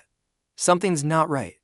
There's no way it would end like this. Looking at the roots that were still there, Hugo thought to himself, the unusual phenomenon that appears when there's a disaster hasn't disappeared yet. It's not over. On the other side, Sanji celebrated. We won. Uncle and Dad defeated the blood harmony. He pointed straight at Siu's face. Too bad for you, Junziu. You went to all this trouble to plan this, but Uncle and Dad are stronger than you think. On the contrary, he maintained a casual tone. Cuckoo, not bad. I guess an eagle is still better than a crow. I admit I underestimated them. But the real battle hasn't even begun. Siu smiled slyly. Do you know why the blood flower is so obsessed with eating? Because it can convert anything it eats into power. You've seen how dangerous it is, right? Sanji was stunned. What? Using the holy relic. Then let's continue to enjoy the show. Its power was transferred to the blood flesh, causing the pile of meat to light up. Everyone was stunned. Impossible. It's regenerating. The blood flesh gradually regenerated its body. Everyone was surprised. Sagittarius, look. Hugo was stunned to surprised by the situation. The barrier is being eroded by the blood flower. In contrast to everyone else, Zion remained calm, raising his sword. Ryan slashed a line down the ground. Seeing the scene below, he couldn't help but be surprised. Seeing the vines below, Zion realized, I was wondering how it got through the barrier. So it was this. He visualized the blood flesh's attack process and used the roots underground to indirectly enter the barrier. The toad, having recovered, roared once. The soldiers regained their spirits. Everyone, raise your bows. The blood flesh stomped its foot, shattering the ground. It entered a state of frenzy. So hungry. Eat more. Siu observed everything and burst out laughing. Even Hudoa needs time to eat an entire city. But now, the barrier no longer protects humans. It's time for it to become Hudoa's domain. Sanji froze at the sight. Siu was excited to the point of madness. It seems there are a lot of people at the airport, right? So we can look forward to a great show. Now, on to chapter 2. The blood flesh stood tall. I'm still hungry. I must eat more. Siu burst out laughing. The blood mist needs time to completely engulf the city. He revealed his sinister plot. Now the cellar is no longer a refuge for humanity, but a food store for the blood mist. You can only hope, because there are more things for you to eat here than at the airport. Sanjay's face darkened. Dunseo, you just said. Speaking like that, you must have witnessed the incident at the airport. Could it be you? He remembered when he was little and saw two people arguing. Damn it, you know what you've done. The other person replied, Bro, I'm sorry. The older brother yelled, I told you to just keep it there, but you released it here. The other guy replied, I didn't expect it to turn out like this. Sanji remembered the image of the younger brother at that time. He realized with indignation, it was you who did that. Siu couldn't help but laugh. He spoke while laughing heartily. Should I praise you for being smart enough to recognize me? Or should I say you're a fool for only realizing it now? I was about to die of frustration from having to hide it for 10 years. He laughed wickedly. Congratulations, you fool. You guessed right. I was the one who caused the incident at the airport. What are you going to do? Sanji was furious. You. He gloated. Are you going to report me to the police? Inform the whole world. Do whatever you want. Siu kept talking. Maybe your father already knows who the culprit is. How the hell could the son of the Libra saint be the culprit? The Libra constellation is the greatest constellation. He said confidently. What can you do to the son of the Libra saint? Sanji shouted. Many people died. Don't you feel any guilt? Siu was so casual, it was cruel. How much are their lives worth? Are you suggesting I should be punished for their misfortune? Unable to bear it any longer, Sanji took out the holy relic. Siu was startled when he saw it. That's... Sanji held the holy relic. What? Scared now. Siu remembered that it was the holy relic that had summoned Liion and cowered. Impossible. Are you going to summon it right now? What about the blood mist? The achievement lit up, causing him to panic. Suddenly, someone threw a head at him, making him think it was Zion. A familiar angle again. The person used a headbutt to break Siu's nose. In fact, this was Sanji taking advantage of the moment the holy relic lit up to rush over. Siu realized it too, and was about to lose consciousness. No, it must be it. He was beaten until he foamed at the mouth and passed out. A large lump grew on Sanjay's head. He gloated, it's just ordinary light magic, you coward. The fake books from before fell right on the unconscious Siu's head. Sanji acted quickly. Before he wakes up, I need to collect all the magic books. He looked carefully. Huh? Sanji saw the scale-shaped holy relic. He snatched it from Siu. Sanji speculated, it's clear Junsiu used this to summon the blood mist. I can definitely use it to erase the disaster. If that's the case, then I have to go to Europe where the blood mist is. Right now. I have neither a holy relic nor any skills. Sang deep for a while. Finally, he made a decision. Worrying is just a waste of time. Sanji grabbed the book and chanted a mana spell. If I use the power of the magic book, I can teleport instantly. He flipped through the book as fast as the wind, and the ancient runes in the book began to pour out. Activate skill, instant teleport. Back on the battlefield, the fight has spread outside the barrier. The movement of the blood flesh shakes the city's terrain. Hugo's legion was still tirelessly firing arrows. Fire. A tsunami of arrows rushed forward. The blood flesh had to shield itself with its easy-to-grow plants against the rain of fire arrows. At the same time, Zion joined the two blades into a pair of scissors and activated his skill. He made a single cut that split the surrounding terrain in two. The cut split the blood flesh in half along with the surrounding buildings. It collapsed, leaving the urban area a desolate ruin. Liion was stunned. Wow. What a beautiful cut, just when he wasn't paying attention. Some vines shot up from the ground. They flew in a straight line, severing Zion's left arm that was holding the scissors. System notification. Your left hand has been injured. Zion was somewhat unfazed. Oh. A series of notifications appeared for Zion, activating super regeneration. The The blood mist is weakening your power. Super regeneration's effectiveness is halved. Another group of dishes flew straight towards Jin. Just before he was impaled, a blazing light fell from the sky. Hugo rushed down, Diane backed away. Under Hugo's protection, his left arm grew back. Left arm has been restored. Diane still had his arm just grown. He unleashed a blast of energy, shattering the easy-to-grow plants in front of him. Zion clicked his tongue. Google was worried. Zion, that terrifying energy source. Liion also understood. That's right, it's the exact same power source as in the Demon Tower. Just like the power of the Blood Dragon Army. He recalled, 20 years ago, the Demon Tower appeared along with the large-scale invasion of the huge dragon army. Many said it was a ship-carrying disaster or the base of a mysterious civilization. But one thing is for sure, Zion remembered that demon army. The disaster in the tower is completely different from a normal disaster. He remembered the high-level monsters. The red and black ones were nothing compared to them.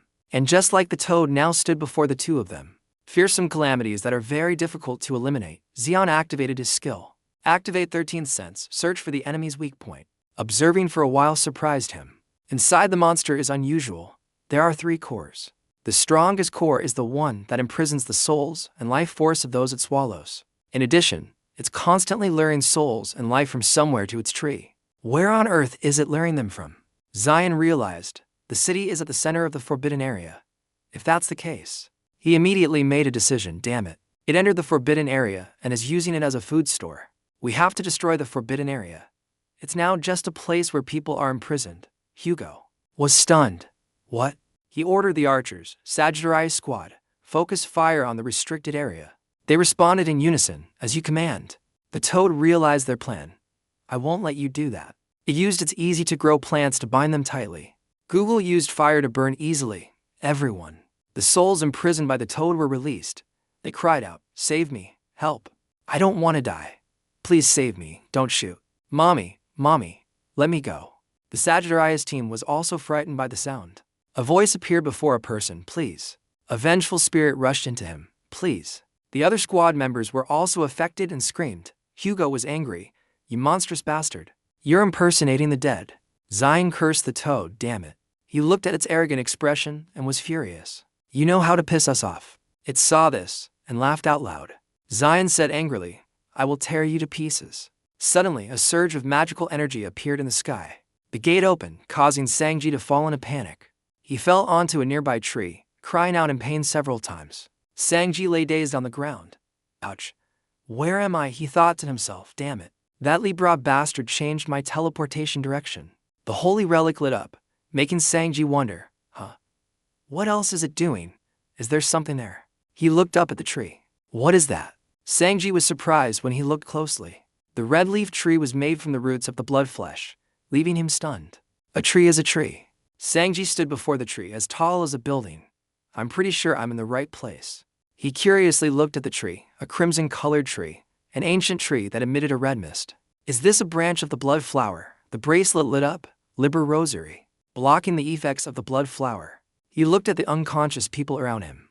I'm sure that tree is behind what happened to the people here. Sanji looked angrily at the toad in the distance. He clenched the book tightly as magical power surged from it. A giant humanoid figure appeared, using the magical power of the grimoire. He said angrily, just because of this stupid thing. A drone approached the dome to film a news report. United Nations, Western Europe. The protective dome of the suburban area. The reporter was live at the Western Protective Dome. The area has descended into complete chaos due to the sudden appearance of a heavenly disaster. In the office, someone was furious. See you. That idiot. Doesn't he understand how to do things slowly? He said angrily. I don't know what he thinks he's doing, creating such a big problem openly. And now they'll know about this problem too. The news continued to spread around the world to the other constellations. The celestial disaster is suspected to be a blood harmony, which in the past caused a great number of casualties. This is also the suspect for the disappearance of the Virgo Holy Land. A powerful-looking blonde woman was also listening. As you can see, the dome is covered in a toxic gas released from the blood flower. She narrowed her eyes, showing her displeasure. Tenzin heard the news and also smiled very slyly. The rescue team was unable to deploy due to the potential dangers in the toxic smoke. Larry was also very confused upon hearing the news. We currently cannot determine the number of casualties in the smoke. The news team's drone is recording what's happening outside the dome. Suddenly someone ran barefoot, frolicking in the sky. The newscaster also recognized him. Is that Mr. Liion? Immediately, the vine of the blood flesh crushed the drone. Jin was also getting annoyed. This persistent bastard is so annoying. Hugo stood below and called him Dian. At the same time, the toad was about to crush him. Someone from behind warned Holy One. Be careful, behind you. Hugo barely managed to block it. However, the bow was broken. The holy relic, Tieltnan Fong Sapes, has been destroyed. Hugo lost his bow and was stomped into the ground by the toad, causing him to cough up blood. Zion saw this and shouted, Tichzu. You looked behind him. These damn easy-to-grow plants. The blood flesh again took out the vengeful spirits of the dead, causing Zion to lose his guard. He was immediately caught by the easy-to-grow plants. Jian thought to himself, damn it, I know this disgusting feeling. He was thrown from the top of the building to the ground. Everyone was terrified. Mr. Liion. The toad looked down. It was arrogant. You are indeed as weak as I thought. Now I will devour all of you. Suddenly, a source of energy was signaled to it. Immediately, the blood flesh turned around and looked. It said angrily, some bastard is touching my ancient tree. After speaking, it trembled in pain. It turned out that on the other side, Sanji was attacking the red tree from before. He angrily punched the tree. Because of things like this. It's all because of things like this. Sanji remembered the victims of the blood flesh. He remembered when Hugo lost his strength. Wow. Furthermore, when his relatives were swallowed, he called out, Diguan. Sanji remembered the scene of countless people losing their souls, and also those innocent people. He angrily channeled his power into the final blow, just because of these stupid things. Sanji unleashed an all-out attack, shattering the ancient tree. The toad on the other side was in extreme pain. It roared, shaking the very ground. The blood flesh was furious. You damned maggots. The blood flesh jumped over the people who were there. It quickly ran towards the reformed tree. They were confused. He suddenly headed towards the dome. What is he planning? Hugo, pinned to the ground, still tried to get up. Damn it. I won't let you escape. He stood up. Geert, lend me your bow and arrow. We'll use what we've prepared. He replied, yes, sir. At this moment, the blood flesh was gradually approaching the dome. Something was falling towards its head. A giant arrow shot down from the sky, piercing the toad. It also lost consciousness for a moment. Hugh grunted in pain. Hugo, who had just shot the arrow, said, I couldn't use this sooner because I was afraid of getting in Jin's way. How does it feel to be pierced by an arrow the size of a pillar?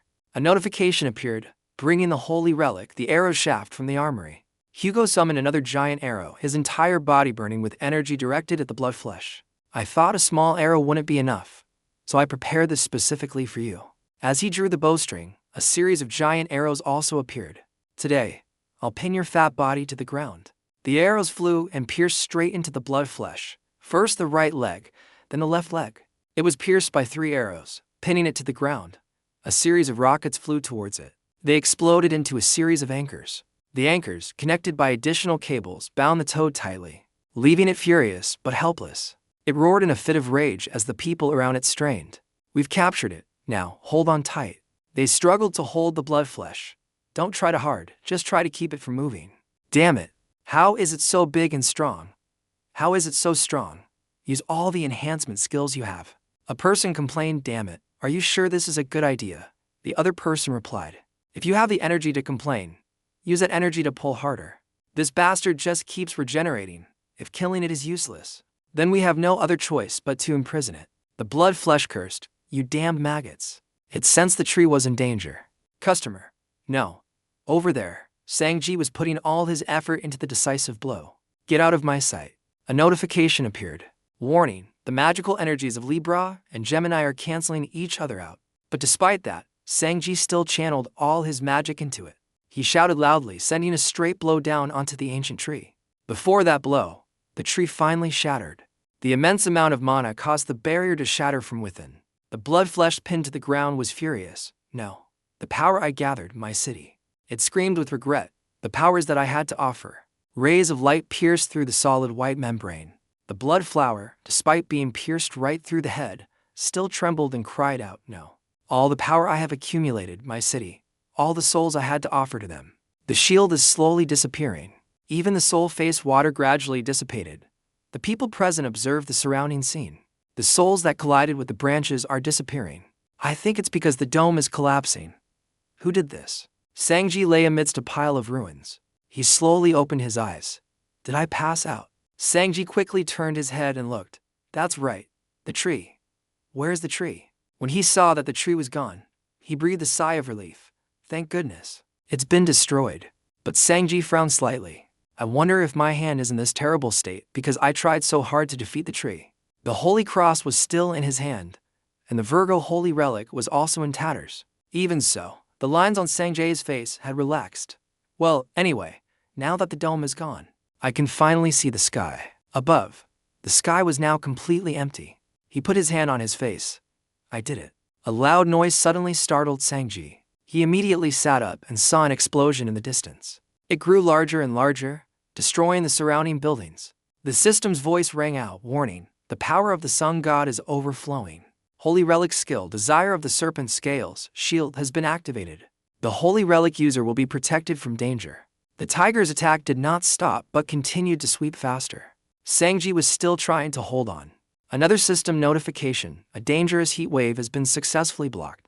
The effect of the scale shield has been completely depleted and is now disappearing. As the shield slowly disappeared, he couldn't help but wonder, what are these flames? They're like father's fire, but the feeling is completely different. As soon as he could see clearly again, Sanjay's face was filled with shock. Impossible. Has the city been completely melted? The scene before him was one of utter desolation and devastation. The fire that burned a sturdy building also caused it to lean. The soldiers sitting on the ground were also stunned. What just happened? A giant flame just swept over us. At the same time, Hugo also appeared. Everyone behind him called out, Celestial Lord. He frowned. His arms already bearing burn marks, that damn blood harmony. It's using its power. Sagittarius takes everything from me as if it were his own. Behind it, the flames blazed fiercely, and its wounds seemed to have been restored.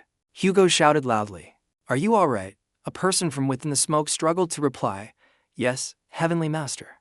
I somehow survived, but I think it will be a bit difficult for us to continue the fight. Please forgive me for having protected everyone. Two people ran out from behind him. It's our fault, Vice Heavenly Master. Are you okay? The Blood Toad's eyes lit up. Sanji was startled as he saw a vortex of fire appear around the black eye. He gaped in astonishment. Foresight eye. That's also the Sagittarius skill his father uses. But the energy source is completely different from the usual skill. It moved closer to Sanji. It's Ngaini, the one who destroyed all my tree branches. Hugo looked down from above. Damn it, isn't that Sanji? Why is he here? He wondered. Don't tell me he destroyed the dome. But before Hugo could do anything, the Blood Toad roared and spewed a torrent of fire. You insect. I will definitely eat you alive. It slammed down hard, causing rocks and soil to fly up and shatter. The Blood Toad seemed to be rushing towards Sanji. He had just blocked the firestorm and now turned his head back. Sanji realized, could it be? The Blood Toad spoke menacingly, intending to attack him. Sanji didn't counterattack, but raised his hands to cover his face and screamed. At that moment, Hugo appeared, using his hands to hold its huge mouth open. Sanji shouted loudly, Dad. The Blood Toad became even more enraged and opened its mouth. You amateur archer. You're in my way again. Hugo seemed to be struggling to hold his ground. He yelled, In that case, I'll get rid of you first. At the same time, the system's voice announced, Warning, a malevolent energy from an unknown source is accumulating. Hugo, though bleeding, still tried to protect Sanji. The skill Fire Shield has been used. He was surrounded by a levitating shield of fire. The Blood Toad swallowed Hugo whole into its mouth. Begone. Sanji had a look of agony but could do nothing. No. Hugo fell straight into its stomach. Chapter 1.5. The Blood Toad didn't stop there. It continued its attack towards Sanji. The ground where the Blood Toad passed was sent flying into the air. Sanjay's face showed disbelief in the current situation. No. He couldn't believe Hugo had been swallowed whole. Dad. The Blood Toad was extremely triumphant. I have finally swallowed the entire power of the Sun God. It suddenly jumped up from being attacked from below. A blade slashed across the Blood Toad's eye. Impossible. The blade was running vertically along its body. Surrounding the blade was a pale blue light. In the end, the Blood Toad's entire body was engulfed by that light. It screamed in pain, no matter how much he struggled. The remaining power of the Sun God now belongs to me, and I will soon devour you as well. The serpent-bearer Saint, Jean, was rushing towards it with two swords in hand. He shouted, It's not over yet, get ready, you fool. Jean called out, Hugo. Dark energies were gradually gathering towards a red orb. Meanwhile, Hugo was floating inside the Blood Toad's stomach. Am I in the stomach of a calamity? I can't feel anything. In the end, I couldn't do it. I couldn't save Jiwoo and Jaewon. He was being ensnared by black tendrils from all around. I can't even get revenge on the blood toad. All I did was expose my pathetic state. For Sanji and Yua, is this how it's going to end? Hugo groggily opened his eyes. He looked towards the source of the light over there. That is a fragment of my stolen power. The power I desperately wanted back is right before my eyes. I can't believe I can't do anything. Hugo struggled to reach out towards it, but if I can get it back, I can fight the blood toad again. His eyes gradually lost focus. No, my consciousness, my memories are fading. The remaining images in Hugo's head now were of his family from the past, also gradually fading. Is this how it's going to end? I've tried to fight until now. I think this is... What am I fighting for? Someone had once held that picture in their hand. His wife, while with their 2 children, had looked at that picture. It's been a long time since we took a family photo. What do you think? Her face was full of happiness. Honey, we all look great, don't we? Hugo snapped back to reality at this thought. The image of his family made him more determined to reach for the red orb. He thought, am I going to fall like this? If I let it end like this, I'll be so ashamed I won't be able to face my family and Jean again. Hugo's hand trembled uncontrollably. I can't let my family and Jean see my pathetic state. I have to reach it. Come on, he gritted his teeth and endured just a little more. Hugo told himself and continued without giving up. The system announced, you have touched the fragment of the Sagittarius Saint, master of the great light. The fragment of the sun is trying to return to you as your source of power. A vortex appeared around the orb. It was the system's voice again, warning. The fragment of the sun has been in contact with the mysterious malevolent energy for too long. Be careful of adverse effects. You have absorbed the fragment of the sun. The orb moved closer to Hugo. He gritted his teeth and tried to endure. Damn it, my body can't take it much longer. In front of Hugo was a cracking fissure. Finally, that spot exploded into a large hole. Outside, Jean's loud shout was heard, Hugo, Hugo Otters. He rushed in through the crack that had just formed. Jean reached out his hand and shouted, you still have a lot to do. How long are you going to lie there? Take my hand. Hugo didn't reply, but just smiled and reached out his hand. The 2 men's hands clasped tightly together. After that, Jean pulled him out from inside the blood toad. 30 years ago. At that time, Hugo was trying to escape from a monster's attack. He was careless, and tripped, and fell. Hugo struggled to vomit out the sand from his mouth. A sound from behind startled him. The monster's hand sent him flying into the air. It swallowed Hugo into the mouth on its arm. He struggled and sighed, damn it, am I going to die like this? Eaten by a monster.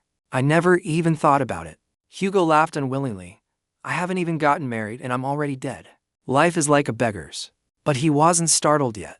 Another person, somehow, had torn the monster's arm apart. Jean looked at Hugo. What's this, a human? You're not dead yet, but you already have the face of someone who wants to give up on everything. And he just lay there without saying anything. Jean reached out his hand. He seemed to want to pull Hugo out. What's wrong? Don't you want to get out of this damn place? And now he thought to himself as he remembered Jean reaching out his hand to him again. Jean was always like that. Always standing defiantly in front of him with a scowl and reaching out his hand to him. All around Hugo were urgent calls. Dad, wake up, Dad, Dad. Sanji panicked and told Jean, Uncle, Dad's unconscious. He came over. Let me see. Jean's eyes lit up. The system announced, activating 13th sense. You have absorbed the fragment of the sun contaminated by a mysterious energy source. You may experience rejection effects during the process of fully absorbing your regained power and purifying the contaminated energy. Hugo was still lying there unconscious. In his hand was a tiny red orb. His name is. This. Could it be that he regained the power that was stolen from him while inside the blood toad? Jean let out a breath and stood up, leaning on his knees. Don't worry about your dad. He'll be fine after a little sleep. He's just picking up and eating some things that fell. Sanji was confused. What things that fell? A sword appeared in his hand. This level can't knock that guy unconscious, right? Anyway, keep a close eye on your dad, Sanji. He also stood up and quickly said, What about you, Uncle? Jean was now in an attack stance. He looked towards the blood toad. I have to deal with that bastard first. Having said that, Jean rushed forward. He jumped straight towards the monster's head. Jean landed surrounded by blue flashes of light. He plunged his 2 swords into its head. Blood toad, because of you. The whole world is laughing at my friend. My nephew hasn't even had a proper birthday. He grinned and asked, So, does that deserve punishment? The blood toad roared, You bastard. He jumped up provocatively. You're out of tricks, aren't you? Looks like there's more to play with now. The weapon in his hand began to transform. System announcement, holy relic. Summoning the hammer of achievement. Jean raised the hammer high. Now all that's left is your true core, so just one hit. He aimed for its head again and swung down hard. Blood gushed from the blood toad's mouth. How can this be? I was defeated without gaining anything. It still stubbornly growled. Very well, serpent bearer saint. I lose. Blood toad is. Warning threat. However, my roots are still everywhere. As long as they are there, even if I die, I will take all of you with me. Tree roots emerged from the ground. Serpent bearer saint, you may survive. But those archers will not. The collapsing city will bury half of them. The buildings and streets are heavily damaged.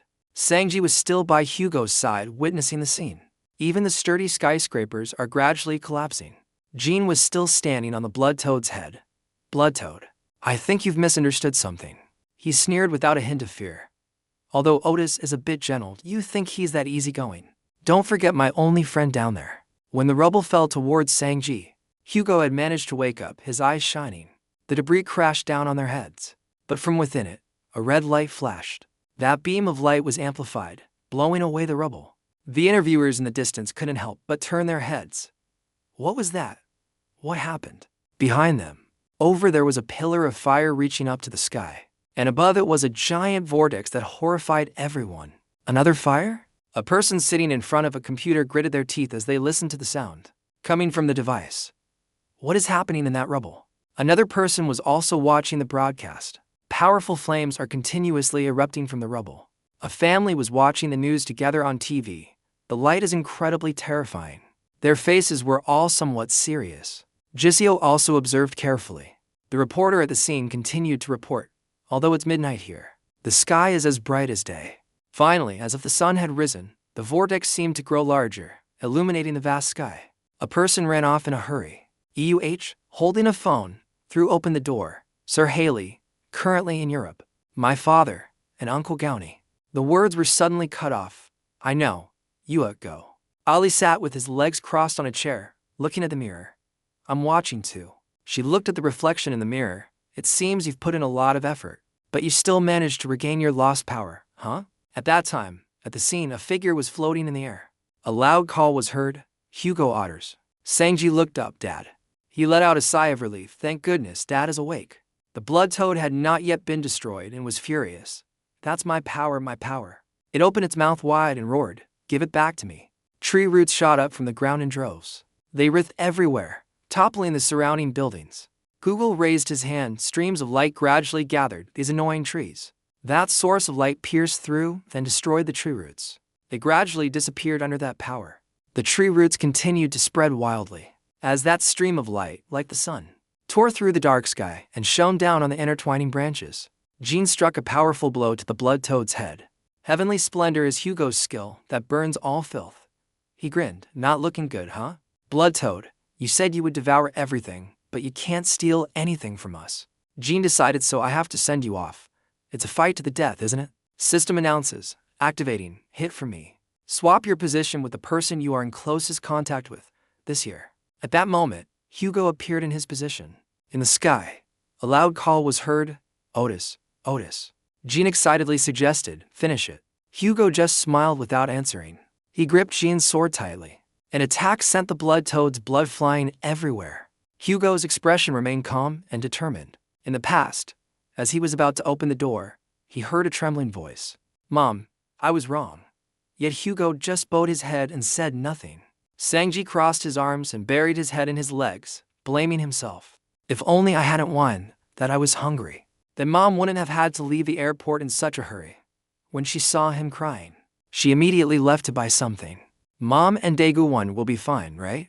The two of them were later hospitalized. Sanjay's body trembled uncontrollably, so Dad can suppress the disaster. Everyone will be safe, right? His face was flushed from crying, tears and snot covering his face. I'm sorry, it's all my fault. I was wrong. Hugo raised his bow, his expression gentle. No, it's not your fault at all, Sanji. The bow flashed with a blinding light. He let go of his hand. It shot towards the blood toad at close range. A giant pillar of light enveloped the blood toad, pinning it to the ground. In the middle of the city was a huge crater after the battle. Hugo was sitting on the ground resting when Jean walked over. That bastard blood toad, he caused too much trouble. He looked ahead. I didn't expect it to be this much of a mess. But Hugo just called out, Jean, is it really over now? Jean looked helpless. All the cores have been destroyed, and his body is turned to dust. There's nothing more I can do. He seemed annoyed. If he comes back to life after all this, what was he thinking coming to a place like this to collect souls? In the end, he's just another unfortunate bastard like the others. Hugo couldn't deny it either. That's right. He let out a sigh. Anyway, he took care of him quite a bit this time. Hugo seemed to have relaxed. Thank you, Jean. He held out his fist and joked. You've known me for so long, and you only know how to say thank you with your mouth. At least give me a fist bump. The two of them fist bumped. Good work. You too, AVNE. Jean started rummaging in his pockets. But wait, there's something I found while fighting the blood toad. Google was curious. What is it? In his hand, out of nowhere, appeared a blue ice orb. Look, I found this when I separated his real core. He couldn't help but wonder. Then how did you get that huge thing out of your pocket? Diane looked at it intently. That blood toad brat. It seems he collected quite a bit. Hugo found it interesting and stood up too. What did you say? What is that thing? But he didn't answer clearly. Wait, I'll show you. Jean's eyes turned black. The system's voice rang out, activating both the 13th sense and the God's core simultaneously. The soul sealing orb is a sealing orb that imprisons the souls of those absorbed by the disaster. A snake-like shape appeared around it, transferring the power of the serpent-bearer saint into the soul sealing orb. There is a high probability that the soul sealing orb cannot last long. The ice orb gradually showed cracks. Soul sealing orb, a new crack has appeared. The orb is cracked and can no longer contain the souls. The imprisoned souls are released. From within, thousands of threads of light escaped. Hugo looked up in astonishment. What in the world is this? Jean, on the other hand, seemed calmer and explained. I've released the souls that the blood toad swallowed. Those who were once attacked by him will gradually awaken. A voice from behind spoke up. Really? Sanji seemed to have been running and was still out of breath. Is it true that those people can wake up? Zion looked at a small soul floating in his palm. Of course. When these souls return to their bodies, they will all awaken, including your mother. And Dae-gu-won. Everyone. Sanjay's face was filled with the happiness that words could not express. Zion continued as the last souls were released. Sanji, how long has it been since you had a proper birthday? It's a bit late now, but happy birthday, Sanji. He smiled brightly. The sun was beginning to rise in the distance. A man raised a hammer in his hand, causing rocks to fly everywhere. Calamity, Stephen Marcus, will never stand by and watch humanity and the bone be threatened by you. The monster roared fiercely. The soldiers who witnessed the scene were all dumbfounded. Around him seemed to be a vast expanse of water. Stephen held up a bone high. I finally got it back, my bone. This is great. He happily placed it in a cradle, feeding it like a baby. Sometimes Stephen would walk it like a dog. Walking is great, isn't it, my bone? He felt annoyed by Hugo and Jean constantly nagging in his ear. Stephen Marker, let's fight. He threw a punch. Both of them surrendered. We lose. You're number one. Stephen. When there was a big explosion, Stephen and the bone ran away together. Let's retreat, my bone. It agreed. Yeah, let's not get caught in the explosion, Stephen Marker. The two of them laughed together. They high-fived in perfect sync. You are my greatest partner. At night, Stephen used the bone as a pillow and slept. Then he was startled awake by its disappearance. Stephen saw Yua excitedly exclaim, John Yua. No, my bone. Give it back. Hector refused to accept it. Zion had appeared behind him at some point. Stephen was suddenly pulled away by something. It was Zion holding his leg. He threw him hard to the ground. Stephen woke up with a start. My bone. He sat up with a bandaged head. The people around him were wide-eyed in amazement. They cheered joyfully. The Saint Lord is awake. Saint Lord, you've opened your eyes. We're saved. C was stunned. What's going on? Someone asked. You don't remember anything. During the heavenly hunt, you were ambushed by Liion and went down. He remained calm. How long has it been? They didn't answer immediately, but huddled together to discuss. How should we put this? Severn decided to let it go. All right, that's not important. His face was serious. He said to everyone right now. They immediately tensed up. That attitude. Could it be to go beat up Li Jianwu or to get revenge on the markets? But he gave the order. Go to John Yu's room and bring that bone back here. They were all dumbfounded and screamed internally, for fuck's sake. Please, those people exclaimed. No, you should go back to sleep for the sake of world peace. They might be poisoned, and what time is? it to be looking for a bone. Stephen resisted in the hospital room. Hey, let go. Someone outside heard the commotion in the room and felt a little relieved. Looks like the Saint Lord is fully awake. Should we inform Vice Governor John Junha? Oliver next to him let out a sigh. Whatever. Who cares? Didn't you see her rush out like a bullet as soon as we had a mission? Related to Legion's 8th holy relic? The person also admitted, it's true she didn't even care how dangerous the Scorpio sanctuary was. She hasn't changed at all. Oliver fell silent and didn't continue. Suddenly, someone came running in a hurry. Governor, he's awake. He turned around to answer. I know. Just let the Saint Lord. But his words were cut off. No, not the Saint Lord. Those who were in a coma for 10 years after the blood toad incident. They've woken up. Oliver, who was contemplating, also paid attention to this side. All those people in the world have regained consciousness. Around the patients were their relatives. All of them were extremely emotional and speechless. The hospital immediately became more lively. The TV started broadcasting the news. Everyone remembers the blood toad incident 10 years ago, and the victims of that event, right? We just received news that 1,000 people who were in a coma due to the blood toad all over the world have just woken up. A live TV reporter was also excited. I'm at the outskirts of the Western European defense line. After a long battle, the hero Liion and the Sagittarius Saint defeated the blood toad. An MC interviewed, this has never happened before, has it? The expert next to him agreed. The victims of that disaster are recovering miraculously. Then it returned to the image of the host. That's right. I have no words to describe this. It's truly a miracle. We hope that those who have not yet woken up will recover soon. A person watching TV with his arm resting on the back of a chair spoke up. Unbelievable, I sent you to capture Lee, Goon, and Hugo. But not only did you lose to the blood toad, the person turned his head slightly to glance at Siu behind him, but also lost the Libra bead necklace that mother gave you, and even let the blood toad run rampant and create a mess. His face was scowling, and on top of that, you even touched the Gemini grimoire. The most important thing of all, and lost it. This is the S-rank Libra scheme. Jun Tigu kept criticizing, if you had been robbed by a guy like Choi Sung-hee, I would have understood, but you let John Sungji, a guy you used to bully, take it. Siu bowed his head without answering. How can you be so stupid and useless? Don't tell me it was really Sangji who did it. He didn't avoid it at all. Yes, that's right. To reach for the wine bottle on the table. He smashed it towards Siu. So proud, you fucking idiot. Causing him to cry out. Tu approached. You haven't changed at all. You've never done anything useful in your life. I realized it from the airport incident. Always disappointing, Mom. As Siu lay on the ground in pain, holding his head, Tu stepped on his head. So how are you going to deal with this mess? You stupid little brother. If those people wake up and tell on us, everything will be exposed. Siu struggled to cover his face. That's why I came here to ask for your help. You'll be affected by this too. So you have to help me if you want to cover it up. Tu had to reluctantly support his forehead. First, tail Liion. Follow him and erase all our traces. Siu, now able to sit up, wondered, what will you do? He looked in one direction. I'm going to Scorpio Hospital. The scene there is a hospital. At least we can cover up the airport incident if we take care of the deceased in Korea. Outskirts of the Western European defense line. Hugo was on the phone, constantly replying, yeah, thanks, yeah, about that. When he hung up the phone, Jean cautiously asked, what did the hospital say? He told him, everyone is waking up one by one. But not everyone. Ji-won and Ji-woo are still in a coma.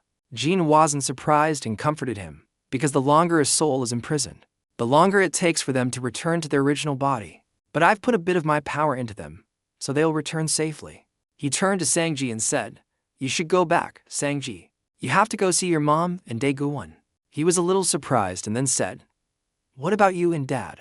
Sangjae's face flushed slightly. Hugo's eyes widened when he heard that. He trembled as if he couldn't believe his ears. Sangji cares about me. Zion witnessed this with some helplessness. Are you crying? Google cleared his throat and called out, Sungji? A long string of thoughts ran through his head. I don't want to hurt Sangjae's feelings. But I'm not just his dad. I'm also a saint. I have to act in a way that befits the dignity of a saint. If I act like I'm on cloud 9, he'll judge me. I'm so happy. I'm really so happy to see Sungjai thinking of me. But I have to put this joy aside, so that Sungjai will respect me as a great father. Hugo crossed his arms and replied seriously, Jiyeon and I can't go back yet. We have some things to resolve. He was cut off halfway through his sentence. Sangji said without hesitation, okay. Zion burst out laughing at the scene. while Hugo felt like he had turned to stone. He was happy, but there was still progress. The boy just kept his distance because of his guilt. He's just embarrassed. He knew that, so he had to accept it.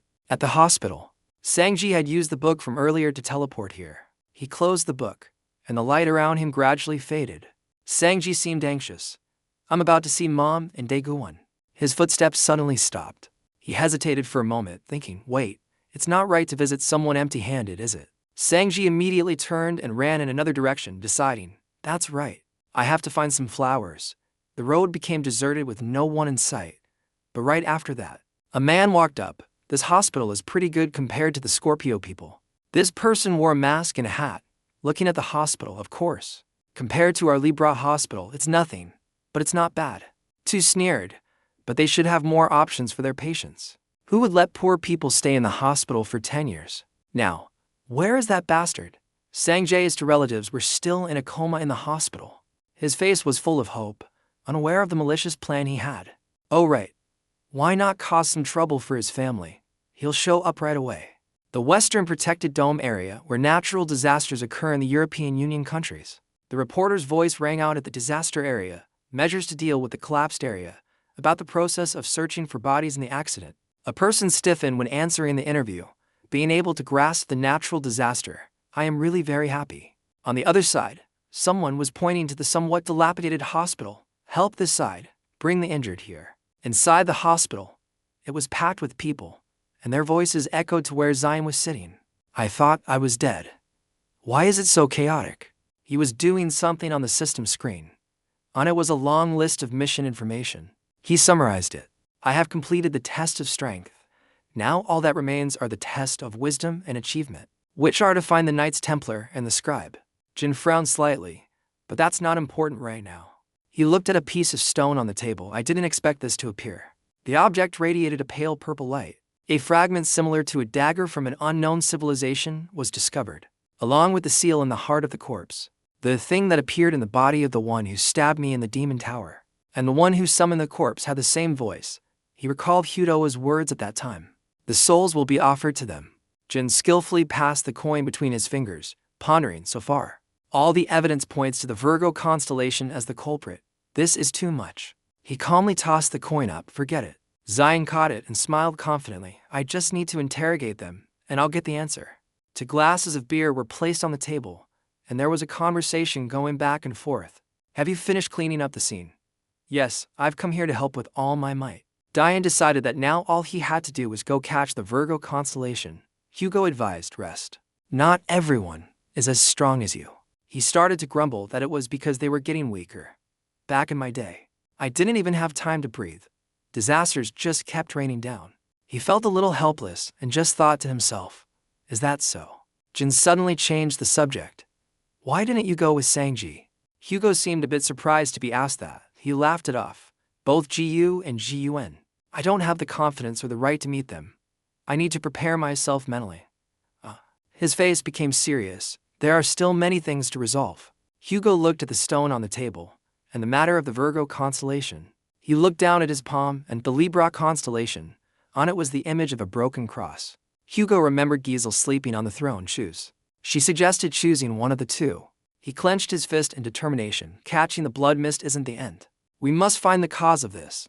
As Sanji said, there's still someone behind this. I will bring the one who destroyed my family to light. Zion glanced at Hugo, and he raised his beer glass and clinked it with him. Pierce his skull. Zion laughed so hard he almost fell off his chair. Excellent. It's been a long time since I've seen you so fired up, he said to the soldiers over there who were being treated. Hey, you guys can go back to Korea. They all turned to look. They felt confused, but we still have work to do. Zion explained to them. I fought with you because you are related to the blood mist. You will only get in our way while we are trying to catch Virgo. They fell silent and dejected upon hearing that. Zion shouted and pointed at one person. Everyone leave except for that guy with the slick back hair. The person seemed happy. Could it be that my strength has been recognized? The group of people around him cheered in admiration, as expected of Lord Goth. SS Glass is truly different. Zion clasped his hands together. We need an errand boy. Hugo looked at him. You think so? While the other group was still immersed in joy. Good. And T put both hands on the table behind him and reminded, isn't Sanji going back to Korea alone? Those who let Sanji go back alone must feel very guilty. Isn't it too dangerous for Sanji to go back to Korea alone? Hugo quickly stood up. Because the situation was too complicated, I didn't notice. Jian Shannon, it's okay now. I've arranged for someone to protect him. He looked at what appeared in his hand. It was a coin. On the face of the coin was a snake's head. Jean once gave that to Sanji. Sanji took it. He held out both hands to receive it curiously. What is it, uncle? The eyes lit up. Another gift from me. At the same time, the system's voice rang out, activating the god's eye. John Sanji was once a Virgo class A. The devotion to the Shafu shrine. 300% of John Sangjae's devotion to the Shafu star has increased dramatically. Capable of proselytizing. And depending on you can turn someone into a Shafu star, you can create a proselytizing coin and give it to someone else. Special proselytizing. The person who receives the coin must complete a challenge. If the mission is successful, that person will receive a great reward. Sanji must have been very surprised by its use. Jean was sure. There will definitely be a time when this is needed. He asked Hugo what the hospital said, but he didn't know anything more and just replied, "They haven't said anything yet." A person held a snake head-shaped coin in their hand.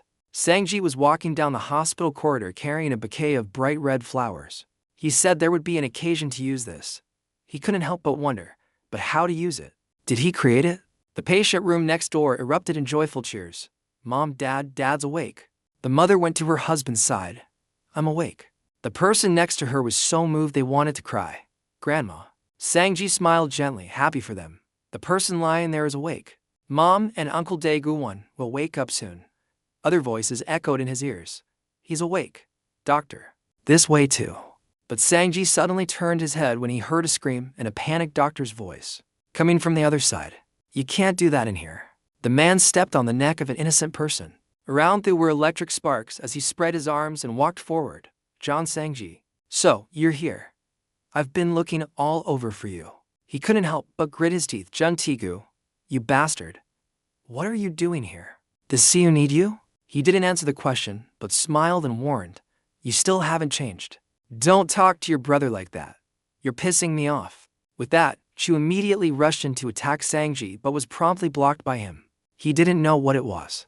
This person contemptuously praised or complimented Sanji, and a rank who can block an A, not bad. He still tried to remind Thu, what the hell are you doing? This is a hospital. He yelled. Of course, I'm yelling. I know this is a hospital. I also know this is a school. Taking the dying because of the... They shouldn't wake up and cause trouble. It's better to just lie there. That's all. The people present at the scene were all stunned to deliver a decisive punch. Sanji used his shield to try to block the blow. The whole hospital was significantly affected. The Disaster Prevention Planning Headquarters of the European Union Government Parliament. A person was standing and reporting the situation. I am very sorry for missing such a precious opportunity. If things had gone smoothly, we could have eliminated Liion and Sagittarius. It was also a deserving opportunity. To catch Virgo. The voice came from inside the phone. It's already happened. Look on the bright side. Thanks to this story, we can tarnish the reputation of the country. The person gave the order. Above all, they will return. Return. Get ready. Hurried footsteps on the corridor. A person is quickly moving straight towards the scale room. The door burst open. Run out. What happened? A white-haired person in armor questioned why that Legion guy was handling a disaster under Virgo's jurisdiction. So this is Kevin Hazard. The image of Kevin is a commander standing on a blade of ice. Below are tens of thousands of soldiers, the great swordsman and the commander of humanity, the crescent moon symbol, the silver frost knight, commander of the frozen legion. All that illustrious fame belongs to Virgo. His appearance is majestic. Kevin Hazard. Under his command, the Virgo Guild has achieved many glorious victories. The Guild's potential and reputation are no less than the Libra Guild. He is a talented person. He seems to have everything. Talent, power, looks. But after all, there were still things that made him uncontrollably angry. Kevin roared in fury. Legion. How dare that bastard act so arrogantly in my territory? He questioned. How dare he do that? The manager hesitated, not knowing how to answer. Guildmaster.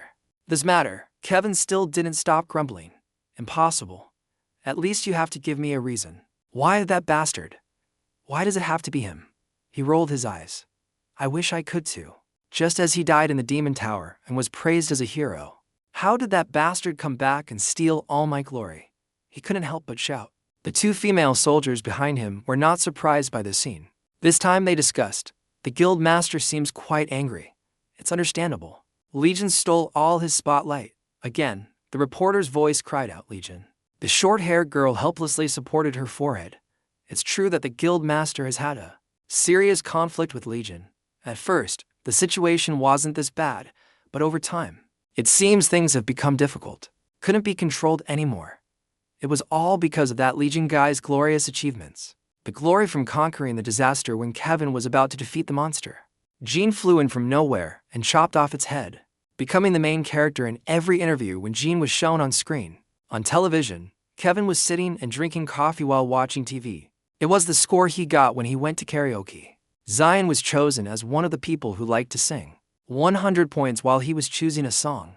The short-haired girl seemed to be trying to endure the wrath. The guild master's aura has been completely absorbed by that guy. Kevin's voice echoed again. I can't forgive that guy. Another person standing next to him was also on guard. The guild master seems to be unable to take it anymore. The manager tried to stabilize the situation. Sir, please calm down. The heresy committee has sent people to track down that Liion guy. We should wait for their contact and then act. But he still refused to stop. This time it's too much. I'm going to find that bastard. Kevin's hands stiffened. Who are you? 20 years ago, I couldn't do anything like this. A fierce wind suddenly rose around him. I will personally defeat you. Just you wait, you bastard. Who couldn't help but worry? Things are out of control. Kevin led the group away. The manager behind him decided, I have to buy some time. He continued the call that hadn't been disconnected. Sir, we have a list of his destinations. In his hand, he held a pair of contact lenses. The voice from the other side came through. If we act quickly, we might be able to meet Liion before Guildmaster Kevin. The person holding the phone on the side is unknown, so Kevin has already left. The person ended the call and gave an order. He has too much conflict with Liion. No wonder he acted so quickly that I couldn't predict it. A girl stepped forward to inquire, Sir, what should we do now? He turned and left the disaster area.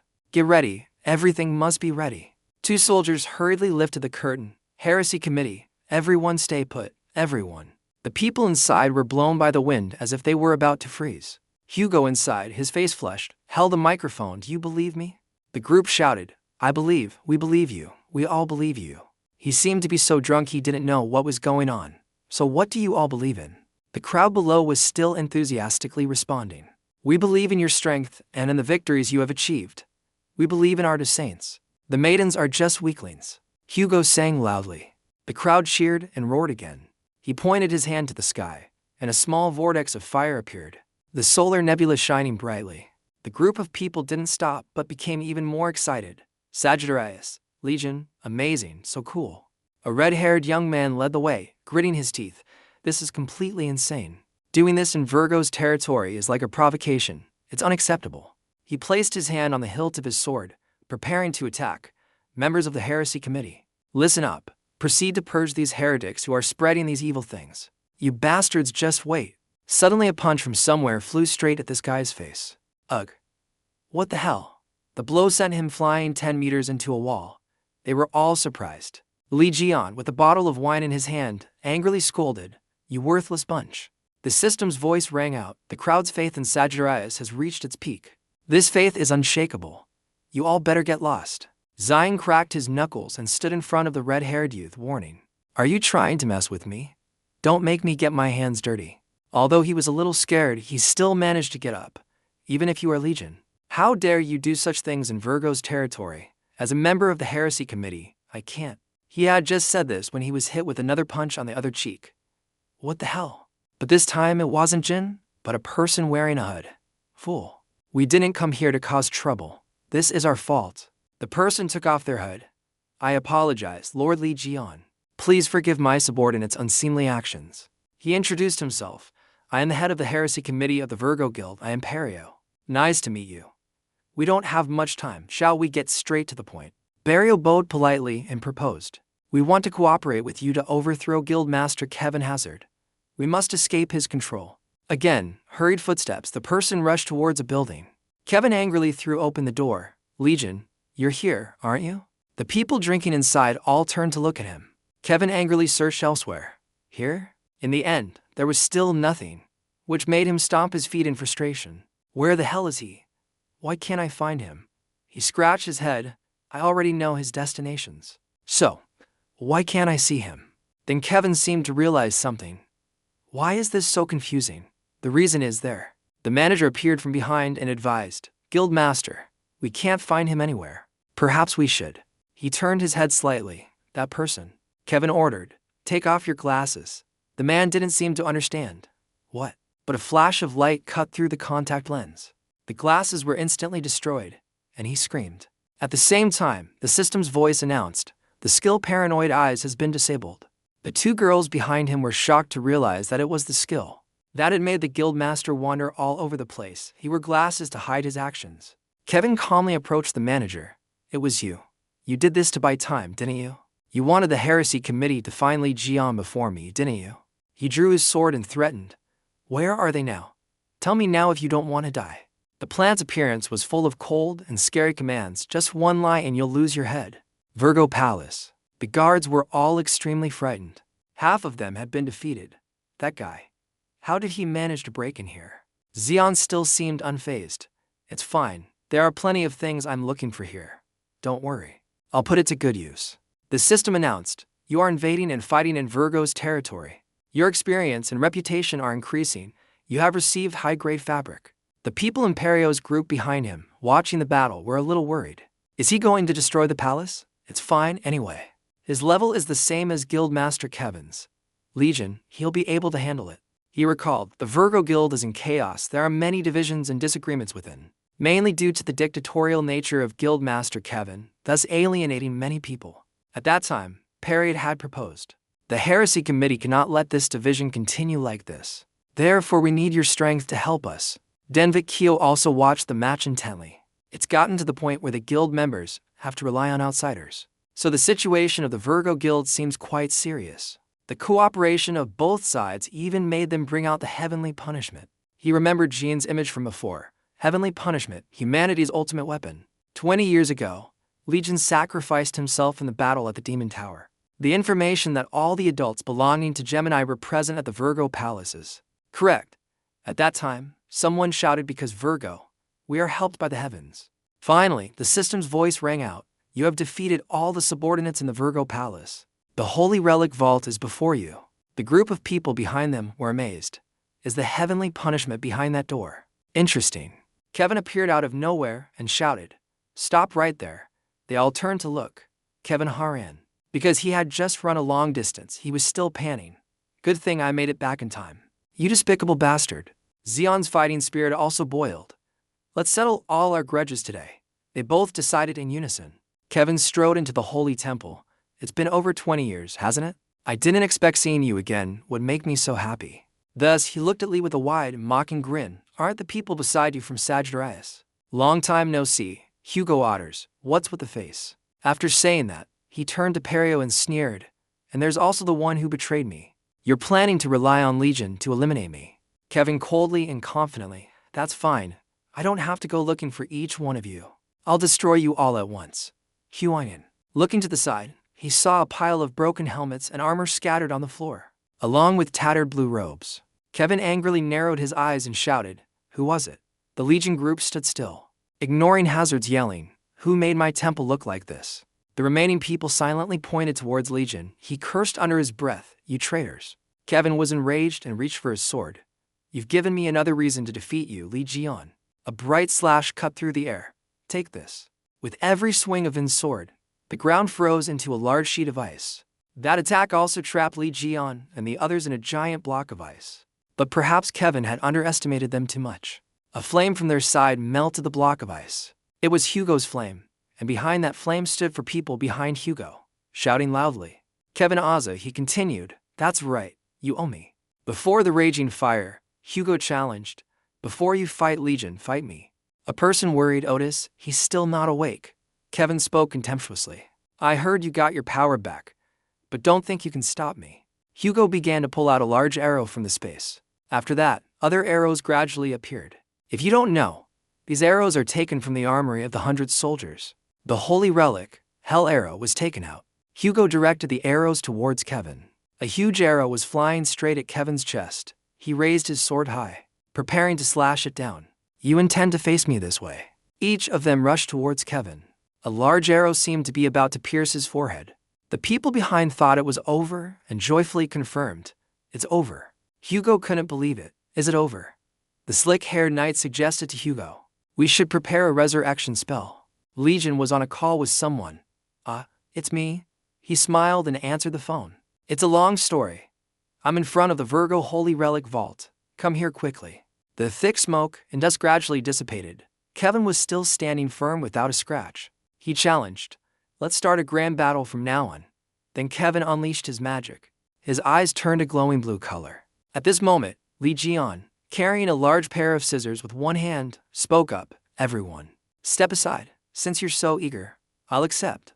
Kevin laughed excitedly. "Very well, you've come out, haven't you, Liion?" The knight standing behind Kevin chorused, "Saint Lord, we will support you." But he wanted to personally teach Liion a lesson, so he gave the order. "This is a battle. Children, step aside." Then Kevin pointed his sword at Liion. "I have waited 20 years for this day to defeat you." Liion sneered. "The rain is heavy too." Kevin prepared to get into a fighting stance. Lion's feet also began to move. Two great powers clashed, and the two shouted, "Come on." Lion's blow was blocked by Kevin's sword, surprising even himself. "What?" He blocked it. The system reported, "Power enhancement in progress, completion rate 76%. The power enhancement process is not yet complete. During the power enhancement process, due to side effects, power cannot be used." After hearing this announcement, Liion thought to himself, "How disappointing." Kevin, seeing this, also spoke up, "What's wrong, Liion? Use more strength, or else I will." The power from Kevin's sword was ice, the cold air seeping into his flesh. The two continued to fight fiercely. Suddenly, they received a notification. The holy relic, the S-class scissors that cut across the globe, has been destroyed due to its inability to withstand the cold. Lion's weapon shattered. Kevin stabbed his sword straight at Liion. A beam of light shot past his face. Liion had dodged that slash. At the same time, Lion's foot directly kicked Kevin's wrist, causing him to curse angrily. "You fool." Liion did a backflip on the ground. Kevin was surprised. He used his heel to block the sword. After a somersault on the ground, Liion had dodged away. Liion continued to prepare to rush straight towards Hagat, causing him to shout loudly, "Liion!" A powerful force is enveloping Lion's body. At this moment, Vin became frenzied and rushed to attack. A large, bright object fell from the sky in front of Kevin. It was a giant hammer that had just landed. Kevin looked at the broken sword in his hand and thought, "Lion's holy hammer." While Kevin was wondering, when did he take it out, a foot was rushing towards his face. Liion gifted him a kick along with the reminder, "Pay attention during a fight." The plant was knocked back. Liion King was taunted. "What's wrong, silver hair? I told you to use more strength. Is that all your 20 years of waiting amounts to?" Suddenly Kevin laughed loudly. "I'm sober now." Kevin's face was bruised, but he was still smiling. As expected of Liion, "Let's start here." With that, he threw the shattered sword in his hand down. Then Kevin summoned a staff. Glowing with a demonic smile, "From now on I will use my full power." Holding the staff firmly in his hand, his face was confident of victory. The slick-haired knight stood watching in amazement. Could it be? Hugo gritted his teeth. "He's awakened." Liion sat nonchalantly on the hammer, as if there was nothing to be afraid of. "It's been a while since I've seen that ice pillar. I was wondering why you were using a sword. Turns out you were hiding, eh?" Kevin replied confidently, "Of course. This thing isn't something you can just take out whenever you want. It's a royal holy relic." Holding another, better sword in his hand, Kevin also confidently challenged. "Round 2? The hammer under Lion's feet is freezing over." Kevin asked, but not with good intentions. "Can you move, Liion?"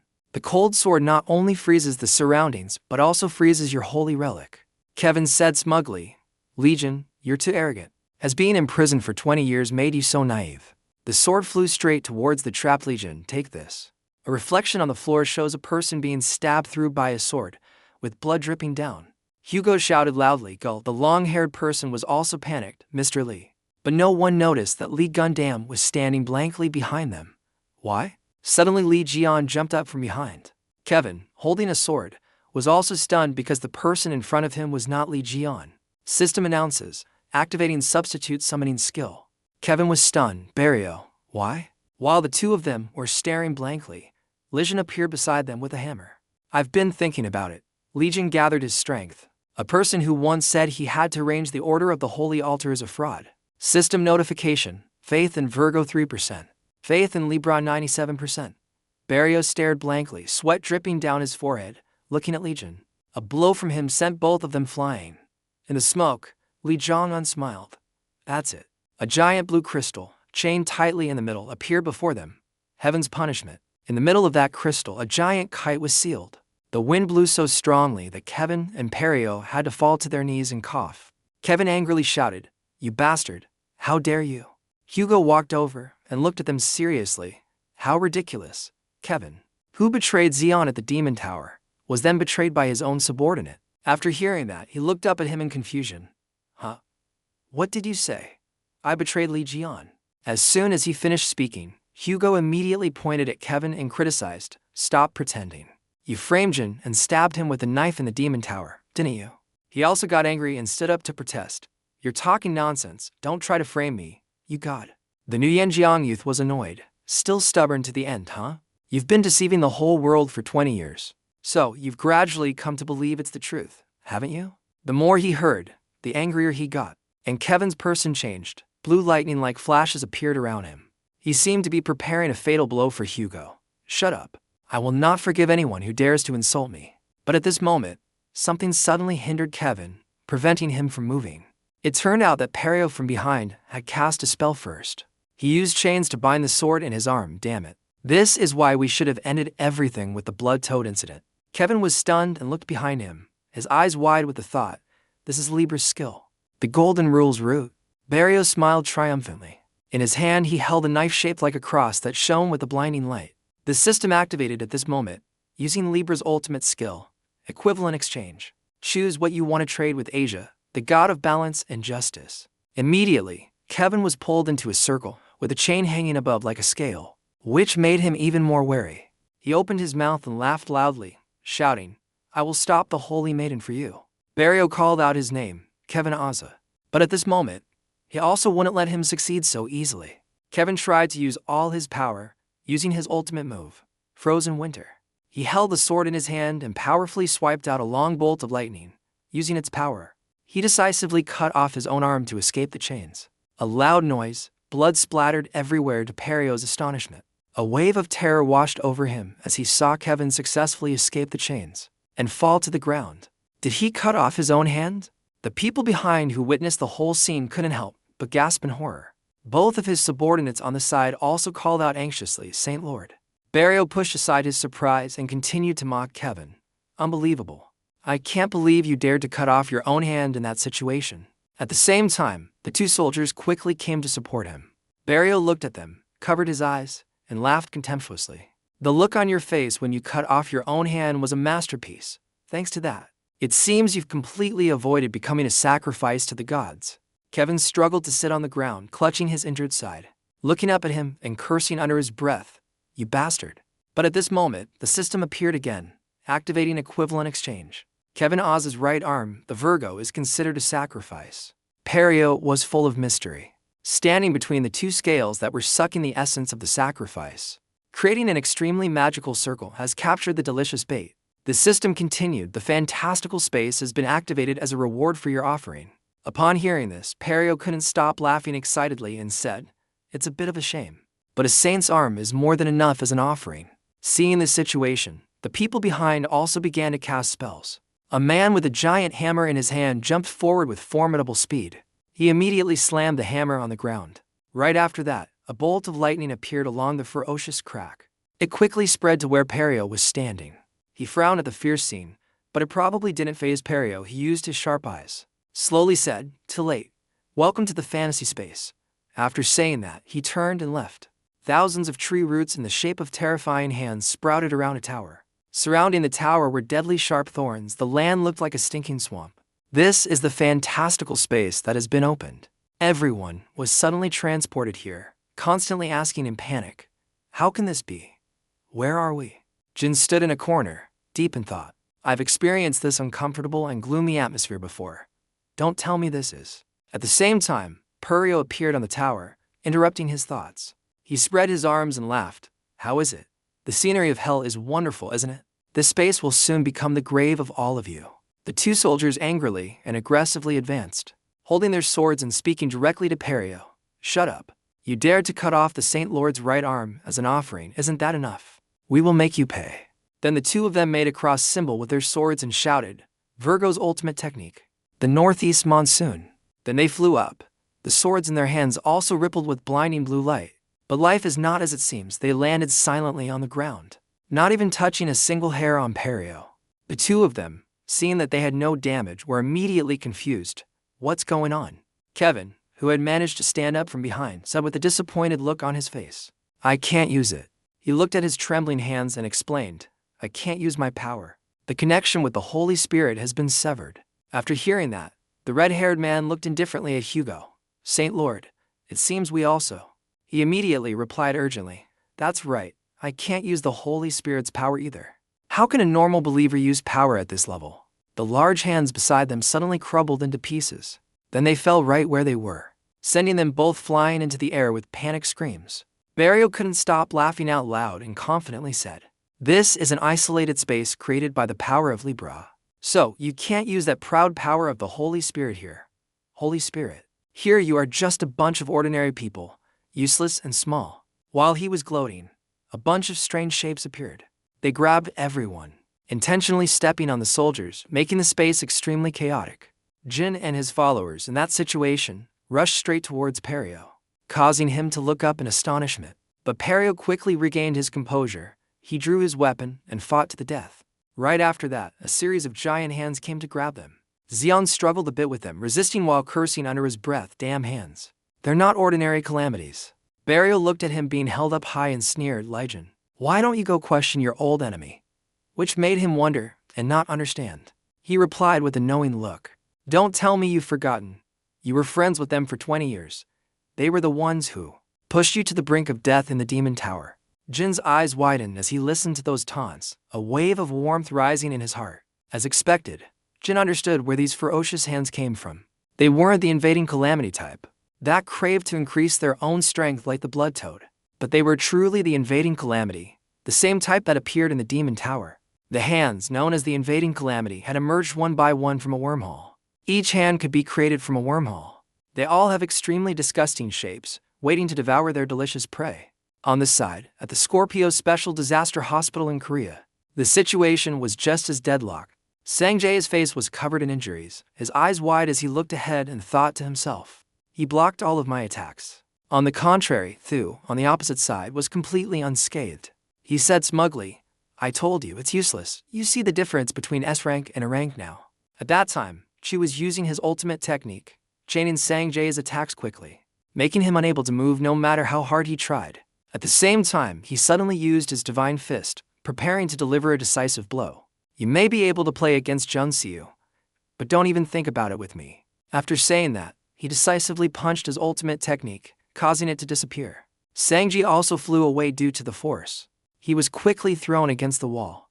The blow was so strong that it shattered the wall behind him into pieces. At this moment, he looked up and was shocked to realize where he had just fallen. It was a hospital room, and the person lying on the hospital bed was none other than Sanji's mother. Before he could come to his senses, Ta had walked over. He held a book and looked at Sanji and asked, "Is this your mother's hospital room?" When he turned to look, he realized that his grimoire was in Thu's hands. He was both shocked and blamed himself. "Why do I always fall right here?" But Thu didn't give Sanji time to rest. He immediately kicked him straight in the stomach. Kuda made Sanji once again writhe in pain and vomit blood. Looking at him lying on the ground clutching his stomach in pain, Tu smiled and said, "Do you know what a grimoire is? It's just a scroll that tells you how to use magic. Well, with that stupid head of yours, no wonder you're still only in A rank." Then he raised his hand and gathered his spiritual energy into a ball. "You tried your best. Now give up. Have fun in the afterlife. Remember to hold your mother's hand tightly." With those words, Tu threw the block at the mother and son, sending them flying out of the hospital in an instant. Sanji shouted in panic, not knowing what to do as he floated in the air, about to die. He took a long, deep breath in despair. No matter how hard he tried, he couldn't save his mother and himself. At that moment, Mrs. Luke was still unconscious, falling with Sanji from a great height. The force of the explosion was so great that it sent Sanji and Jiwoo's hospital bed flying. The situation happened so quickly that he couldn't react in time, only able to scream helplessly in despair. The situation of Sanji and Ji-woo at this moment was truly hanging by a thread. He was terrified in his heart. No, if I keep falling like this then. The images of his loved ones flashed through Sanjay's mind. Uncle, sister, dad, no one can help me. He just kept falling with many questions. What should I do?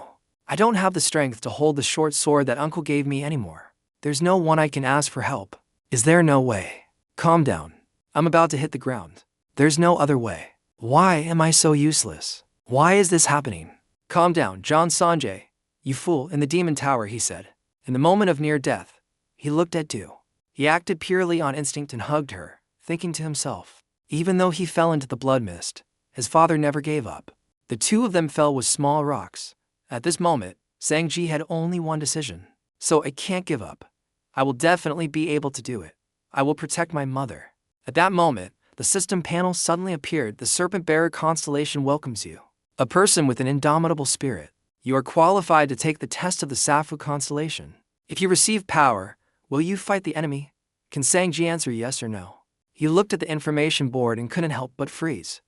What is this? The Serpent Bearer constellation, a test. In a dangerous moment like this, Sanji didn't care anymore and shouted, damn it, whatever. I'll do anything, just once. He seemed to want to grasp the last chance and screamed, just let me protect her once. Tu, standing above, was stunned in amazement. He glanced at the situation and was stunned. What? He still has magic. At this moment, Sanjay's whole body was radiating a blue aura. He held Ju tightly and landed safely, saying in amazement, I'm still alive. A cocky laugh rang out. Whether it's a saint or whatever, it's nothing special. One by one, the people below were being blocked by the multi-armed monster. They kept cursing and swearing. Damn it. Betrayal laughed heartily in delight. I didn't expect to be able to end things so easily. I'm almost exhausted from preparing. He looked at them with a contemptuous tone and said, aren't you all saints? Kevin could only helplessly endure Perry Hall's taunts. Even worms squirm when they're stepped on. Try struggling a bit. He glanced at Liion, who was fighting the monster, and asked with a smirk. Watching these powerless people struggle only hurts my eyes. What about you? Will you hold on or give up? Betrayal, as if trying to be kind, said, sometimes giving up is the best way. Before he could finish his sentence, a contemptuous voice cut him off. Too much talking. His face darkened, and he suddenly let out a strange smile. You tell me to give up.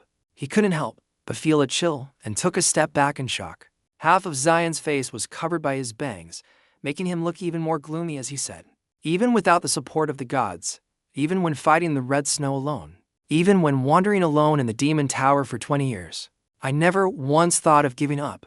You tell me to give up. In this situation. Right after that, he suddenly arched his back and roared. You brought these useless things here just thinking you could defeat me. You are truly naive.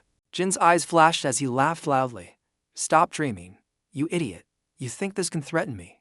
Betrayal, despite holding a powerful magical weapon, panicked and fought back. You're just bluffing with me. After his panic passed, he pointed the magic weapon at him and angrily shouted, if you want to die, I'll grant your wish. The giant hands rushed forward, and Purio's determined shout echoed, as you wish. At the same time, the precarious situation still had one person. To look at the person opposite him with some unease. Sanji used all his strength to throw a punch at him, shouting, run, Tigu. A devastating punch from him knocked out his opponent in an instant. His face was now swollen like a pig's head, and he was spitting out a lot of fresh blood. Sanji stood firmly on the ground. His whole body was still radiating a blue aura, his face dark, and his voice firm as he said, you told me to give up. I will never give up. I'm sick of being powerless now. Before the fight, he had placed you against a safe place. Sanji suddenly called out, now Mom. Remembering him lying in the ventilator room, he opened his mouth to call, Uncle Dagon. Sanjay's hand clenched tightly as he shouted with determination, everyone. I will protect them with my own hands. Stop. Immediately after, the system panel appeared. You have passed the test. The first believer of the Serpent Bearer constellation has appeared. At the same time, Zion's eyes also lit up. A command tablet with the content first believer opened a new chapter in the Gospel of Liion. You can use your power to write the Bible. Instantly, a source of light erupted from within his body. Betrayal was affected by the light and panicked, shouting, what's going on? Everyone else was also affected and screamed, Zion, is this Liion's power? Small streams of light pierced through the monster's large hands. The red screen was pierced by the blinding light. Then, right after that, a pair of bare feet stepped up the stairs. So that's how it is. As the foot stepped down, the ground shattered. The man was walking through the white smoke. The shirt on his body couldn't withstand the power and was burned black. Jin Weifeng stepped out with a single sentence: the ability to use the writings in the Bible with power. The people who saw him were extremely surprised and shouted, Liion. Gospel of Liion, page 1, verse 1, Liion chapter 1, verse 1 Revelation. He bravely walked out of the tower he had broken, where he had once imprisoned himself. Jin strode forward and coldly said, I want to deal with you first, but I have something I need to handle. Barrio, seeing the tables had turned, was a little panicked. What? He immediately glanced behind him and thought, the judgment of the sky. The iceberg had become transparent, and the object inside was visible. Barrio was both scared and suspicious, speculating in his heart. The mysterious space was broken, so the holy relic vault was revealed. He didn't show much respect and lightly pushed him away. Move. Ryan raised his hand and placed his gun on the iceberg. Just like that, he took the weapon, the judgment of the sky, out of its chains. Barrio couldn't help but grit his teeth and think, he can just use his strength to take it out. Diane slung the weapon over his shoulder and excitedly lifted his lips. This feeling is still familiar after 20 years. Then he gently shook the weapon in his hand as if meeting an old friend and said, Sky. Long time no see. The system panel immediately appeared, the Sky's Judgment SS. One of the 8 great holy relics and Legion's ultimate weapon. At that moment, a monster's hand swooped down, while he was still talking to his weapon. It's been 20 years since I've tasted the blood of a calamity. You must be itching for it. This monster, not seeing the coffin, did not shed tears and headed towards Liion. But it wasn't easy. He just raised the hand holding the weapon and was able to make the large hand tremble. Jin's eyes coldly glanced behind him and said, What? Is it over already? He raised his other hand and said, annoyed, if you want to do something, you have to be like this. A decisive slash towards Barrio. With just one slash, it could extend for several meters. As expected, a holy relic is a type of overwhelming power. The other people were also significantly affected and screamed. Kim opened his eyes to see what was happening and was so shocked he couldn't even move. The flat ice surface was now split. Ryan couldn't help but chuckle helplessly. What are you doing? Barrio could only tremble and crawl backward in fear, hearing him say, Aren't you the Libra constellation? Even worms squirm when they're stepped on. Try struggling a bit. Looking at the sharp holy relic that Zion had just swung down, his ears still rang with his playful voice. I'm different from them. I like those who never give up. What about you? Zion raised the holy relic and asked gently, Are you giving up, you fool? His lips and eyes suddenly lit up. His lips curled into a smirk as he slowly said, Let's give it a try. A blinding blue light gradually appeared in the desolate Rocky Mountains. Liion, with a strong physique and a sinister smile, asked, What are you doing? He looked at the trembling G-man in front of him and continued, Stand up. Isn't this the famous Libra constellation? Even a worm squirms when stepped on. Try struggling a bit. Amidst the blinding light, the voice continued to echo. I prefer those who never give up. What about you? At this moment, Li Jion's eyes were full of magic. He pointed his blade down. Are you giving up? His face full of killing intent, his teeth clenched as he let out a small smile. Try a little harder. Immediately, the opponent hurriedly raised the golden scales and shouted, Stop him, everyone. Stop him. As soon as the words were spoken, countless giant dark hands quickly flew over. But they were still cut down by Li Jion's sharp sword strike. Then, the hands were immediately torn to shreds and fell. Next, Liion flew into the air, carrying a large sword. The two sources of power collided, creating a wave of energy that shook the ground. Suddenly, a sharp slash unexpectedly cut down from top to bottom. Liion raised the weapon in his hand to the sky in defiance. Is that right? Come on. He revealed his sinister eyes and a wicked smile, shouting loudly. My sky hasn't tasted the smell of disaster in a long time. It's so refreshing. In another development, someone called upon the blue energy, the 7 moon star. Then a bright yellow aura was also summoned, heavenly splendor. At the same time, the two mixed together with a combined skill of the believers called northern splendor. Apollo and Artemis immediately appeared. The space has been destroyed. Now everyone can contact the Holy Spirit. The other deities were also summoned right after that, after Virgo, after Sagittarius, resurrection. At this time, Liion seemed a bit impatient and almost wide. The resurrection is too slow, and it's still bright. Hearing this, they couldn't contain their anger and shouted, Shut up. Meanwhile, the man with a few strands of hair hanging down his forehead asked in a panic, How can he be so strong? He even cut off his connection with the gods. No, I have to get away. But he was immediately stopped by someone's firm voice, Betrayal. Then, a pair of feet quickly jumped up high. Kevin, holding his sword with his left hand, flew in from above, my right arm.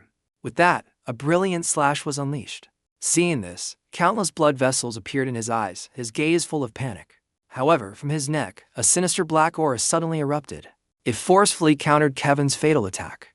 Kevin quickly retreated and used his sword to block, his voice clear. Meanwhile, the black shadow that had just appeared continued, I didn't want to meet you like this. Hearing this, Kevin immediately judged seriously, it's you indeed. Looking straight ahead, he added, Zing Louis Morin, while the other person remained extremely calm. Long time no see. Kevin, I have something urgent to talk to this guy about. After saying that, he immediately bowed his head, his eyes red. Barrio, are you planning to run away? We wanted to destroy all of them. After his words, very well. I'll give you another chance. Don't run away. As he was being restrained, he continuously spat out blood. At the same time, countless black auras filled the air. Ring narrowed his eyes coldly. I will offer you as a sacrifice to the gods. Once you become a disaster, you must complete your mission like Perio. After hearing that, he just stared silently.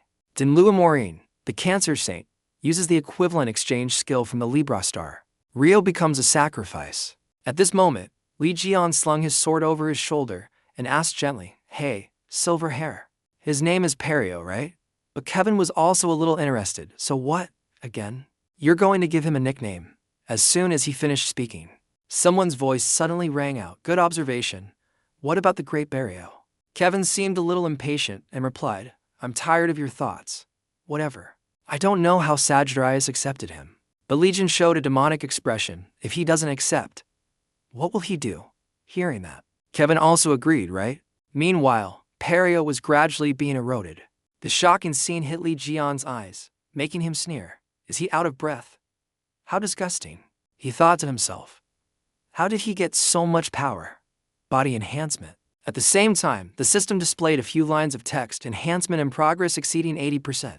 Side effects during enhancement will disappear. You can try the enhanced strength. A thought flowed through his head again. It was clearly a very light swing just now, but it still had such power. This time, let's try a really strong swing. Then, Liion quickly used both hands to hold Chooser Dao over his head. Then he powerfully swung down with a sharp slash. His eyebrows furrowed in surprise. What? A voice echoed through the sky. Why did Lord Legend suddenly call me? What's going on? Liion let out a sigh and gently touched his hat. Could it be what he said at the poetry hall? I hope he's not fighting the Saint Lord.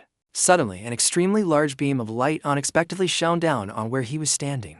After that was an extremely strong gust of wind. Mine tried to hold on and judged. The Virgo's bow. I can't believe it can fly the whole palace like this. Then a girl's voice came from beside him. The thing that just exploded was the Virgo's temple. Right? So Mayan was a little surprised. This is. In front of him was a man lying motionless on a pile of broken bricks. They saw him. At that moment, a barefoot stepped straight down, the voice full of sarcasm. What kind of body enhancement is this? Can't even control the power. Liion looked into the palm of his hand and continued. Continuing, if 85% is like this, what will 100% be like? It'll probably take quite a while to get used to it, huh? On the other side, Kevin, his face dirty, trembled all over and called out, Hey. Then a terrified scream, You crazy bastard. And at this time, there was another record that the Virgo constellation no longer had a temple. Change of scene. After a few words from someone, Berio has been defeated. The disaster raid. The gods, the internal betrayal, the entire plan has failed. Don't you find it funny to see this scene? But Din just bowed his head sadly. I'm very ashamed of this. I didn't expect that Liion guy to even take those people with him. Then, the other person continued. You even revealed yourself in front of them. Speak up. What are you thinking? But Din gently lifted the corner of his mouth in a sarcastic smile. Didn't you order me to capture Li Jianwu? I just tried my best. With that, the other hand snapped, his tone as cold as ice. Are you kidding me? Where? Opposite, countless golden chains suddenly appeared, binding Din's body tightly. He changed. Kneeling on one knee, head bowed low. No, I dare not do that in front of you. After hearing this, Giesel still sat calmly, propping her chin up with her hand and said, I hope that sarcastic tone comes from the confidence that you will succeed in the future. That sarcastic tone comes from the confidence that you will succeed in the future. Then her fingers moved slightly. What are they planning to do? Then Zin replied without hesitation, his face covered in sweat. Kevin Hazard will assert his innocence, so the place they will go is. In another development, after hearing the 4 words, Scorpio constellation, Hugo, who was crossing his arms arrogantly, was a little confused. The one who harmed Liion is the Scorpio constellation. But Kevin also tilted his head to one side and affirmed, that's right. It's the Scorpio constellation. So he was shaken violently by Hugo to the point where he almost lost his neck. I don't know who it is, but Holly wouldn't do that. Are you planning to go head-to-head with a tough opponent? We've seen all the records of the Sword of the Unknown Civilization.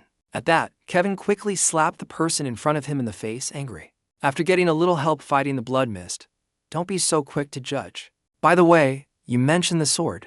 If I defeated Liion, why would I secretly come here? I can't even prove it. I have to defeat him, where everyone can see. He added with a serious face, since it's already like this. I'll show you the evidence that it was the Scorpio constellation that did it. You guys open the way to the Holy Relic Vault. After hearing this, 2 other people immediately replied, as you command. But Kevin suddenly turned his face back. The sword you presented as evidence is not unfamiliar to me. Looking at the wooden cellar door in front of him, he continued, I have secretly investigated the temples. Kevin led everyone, placing his remaining hand on the cold door to find the enemy hidden among the gods now. Then he slowly opened the door, and I discovered it. Inside were many weapons, sharp swords and blades. A familiar tone once again rang out. These are the things I found when I investigated the Scorpio constellation. They are all related to an unknown civilization. Kevin stared at them and affirmed, the Scorpio constellation is very dangerous. They are the ones who will threaten the civilization of mankind. Meanwhile, someone's footsteps were coming down the stairs. I don't think that's the case. These words made all 3 of them look up in surprise. So far, there's nothing. When they saw the girl approaching, they joyfully exclaimed, Yuha. Yuha stopped on the stairs. Kevin continued to ask, are you Sagittarius' daughter? He grumpily propped his hands up and looked up at Yuham and asked, what do you mean by it's not? She quickly replied seriously, it's what you said. The Scorpio constellation is very dangerous. Before coming here, I went to Scorpio City. I was helped by Sir Haley. He is a good person. I think you're making a hasty judgment. The people below were surprised to hear that. Kevin was the first to speak, his face extremely panicked as she finished speaking. You went to Scorpio City. You know where it is? He asked Yuha eagerly. Suddenly from behind, a familiar rumbling sound came up. It turned out to be Jin's stomach signaling. That broke the tension that had been building up. Hugo, seeing this, also spoke up to plead his case. Let's eat first. Making Kevin helpless to speak. After a while, everyone finally arrived at the restaurant to rescue Jin's hungry stomach. But inside the restaurant, for some reason, everyone from the customers to the staff was gaping as if they had witnessed a supernatural scene. Some even couldn't help but take out their phones to record it. Opposite them, Jin sighed as he crushed a glass with his hand. This is crazy. Why can't I control my strength? Under the table was a pile of shattered glass shards. It seems Jin was the culprit who destroyed them. No wonder everyone around was so shocked. Kevin, who was observing his meaningless actions, also got angry and shouted, Lee Gould, are you dissatisfied with something? Even if I'm a saint, I can't compensate you. In contrast to Kevin's noise, Yua, who was next to him, propped her chin up and looked at Jian with infatuation, smiling and saying, you're so cool. Hearing her say that, he got even angrier. Sagittarius, is this how you raise your daughter? Huh? She sat there innocently and was hit by a stray bullet, only able to cry silently to herself. Kevin suddenly realized Jin was staring at him. He asked again, what is it? As soon as he finished speaking, Jin suddenly placed his hand on his head, making Kevin the target of 2 boats. After that, Jin ruthlessly grabbed his head and shook it up and down. The next believer also tried to stop him, calling out, Guildmaster. At this moment, the system suddenly appeared with a notification that the body enhancement was complete, escaping the weak human body and replacing it with a divine body for the first time.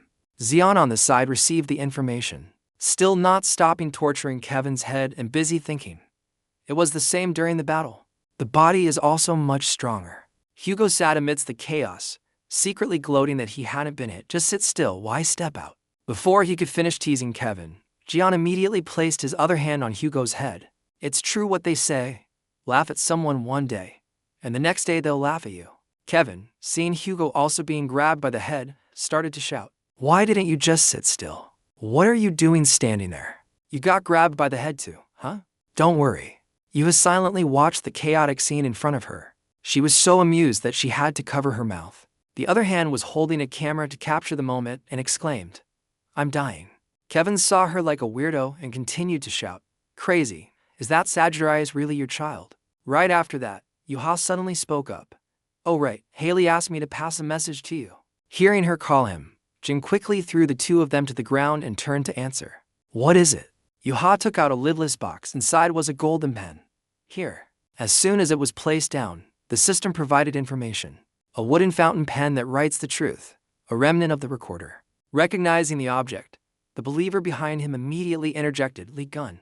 This is one of the 8 great holy relics. I can't believe I get to see it here." Jin's face remained calm after hearing this, but then he picked up the box, carefully observing it and pondering.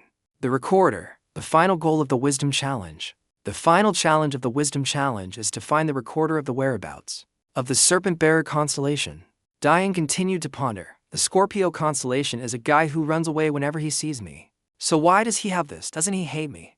After thinking, he turned to the believer and asked, "Have you checked everything in the underground vaults?" He replied seriously, "Yes, there are many things related to the unknown civilization, possibly related to the Scorpio constellation." Kevin, who had been on the ground all this time with a bowl of noodles on his head, hastily spoke up, "See? I was right. Scorpio is definitely related to the unknown civilization. I'm sure I've mentioned the unknown civilization before." The more he talked, the more agitated he became, making everything seem more serious. "I even saw him playing with you 20 years ago. He was always poisoning your food." Then Kevin's eyes widened in confirmation. The one who harmed Liion is definitely the Scorpio constellation. And yet, after he finished speaking, everyone saw Kevin acting exactly as he had just described, frantically putting something into John's food, thinking no one would notice. Helpless to watch the scene, John asked, "So what is this?" Evan, while busily pouring, said sassily, "It's a health supplement, Liion. Because you weren't born a god, you always have to change your body and fight disasters." "Done with my work." He stood up, his face smugly confident. "When you fought me, you couldn't show your full strength. That's why I always put health supplements in your food.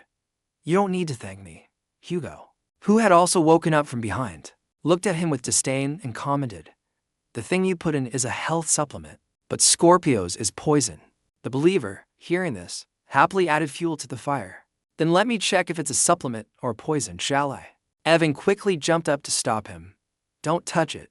This is Ligon's. You doubt your own guild master. Are you even my believer?"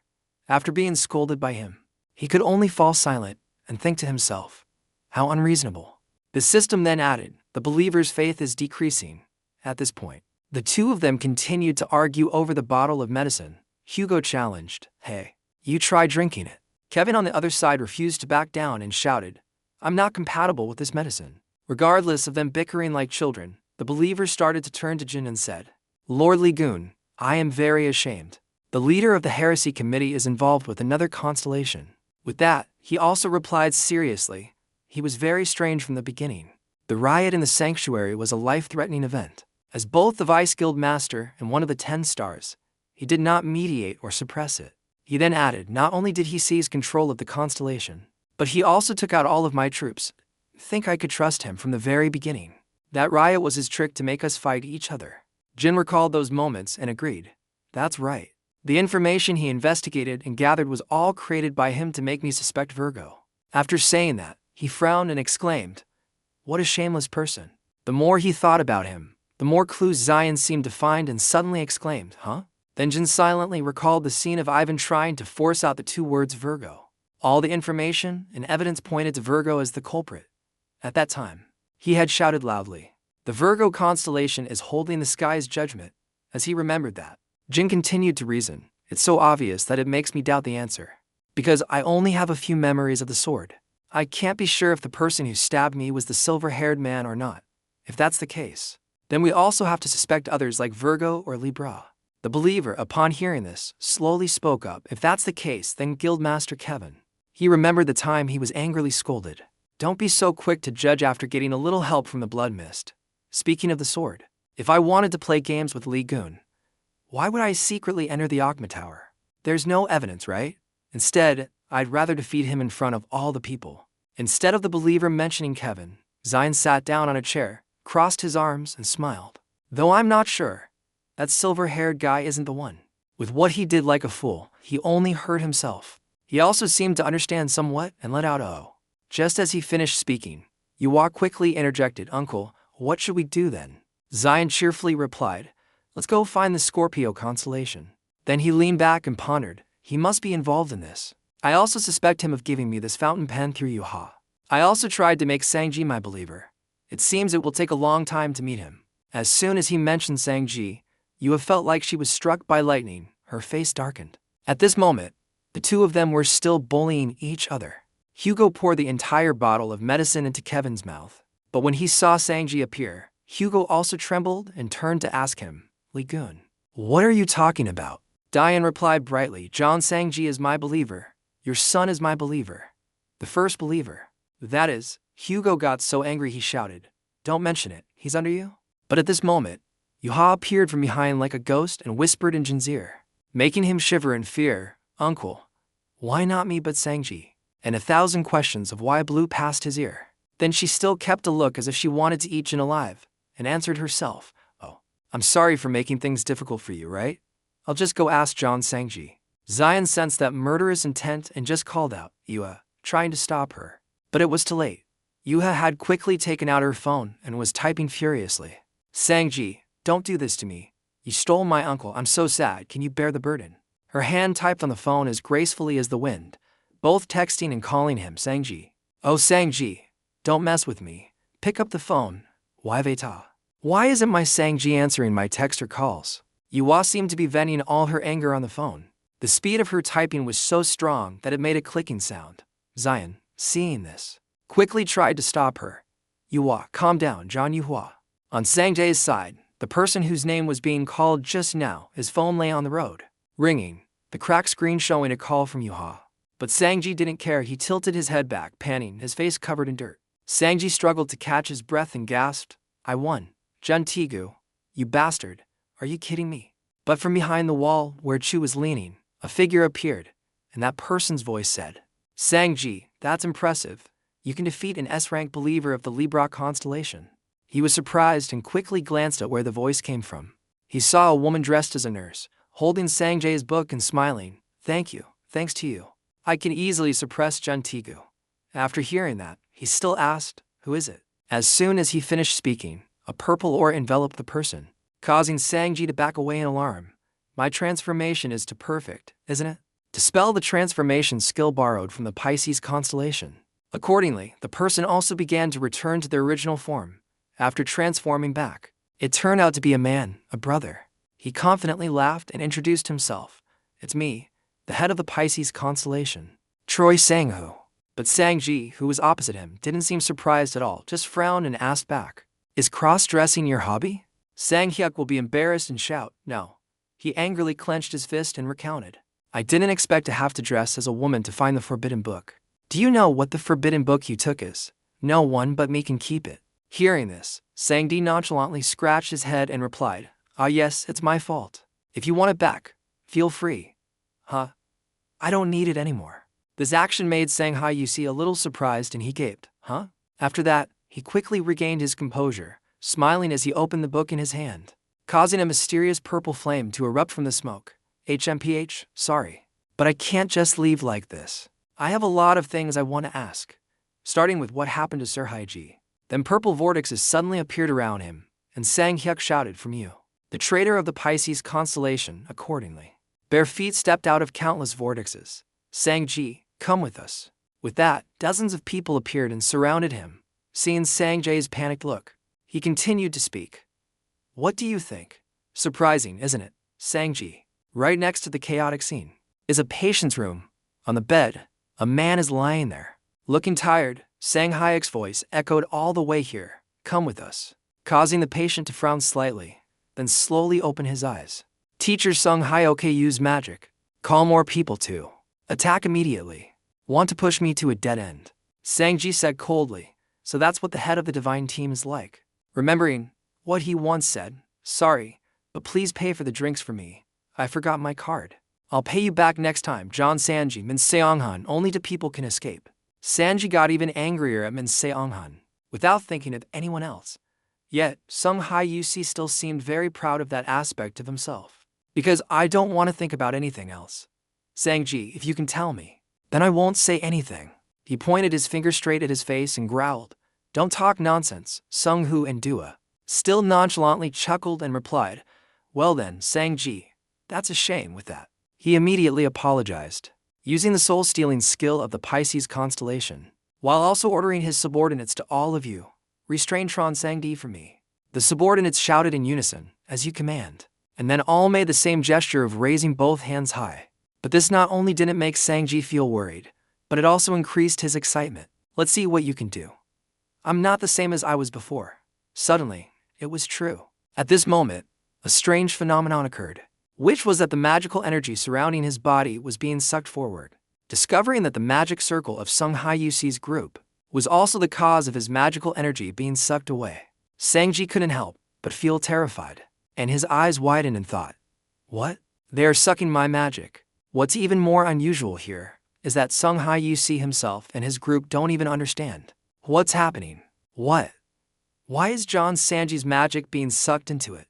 Divine Team Leader, something's not right.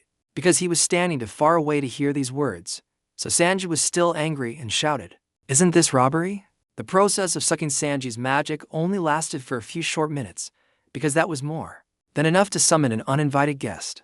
The mysterious person reached out his hand and exclaimed excitedly, "An extremely large source of energy." Gradually, this person became truly suspicious. It began to crawl out of the magic circle, its long white hair and tightly clad outfit appearing and disappearing in the blinding purple light. Realizing that it was not the soul he wanted to summon, Sung Hai Yusi looked.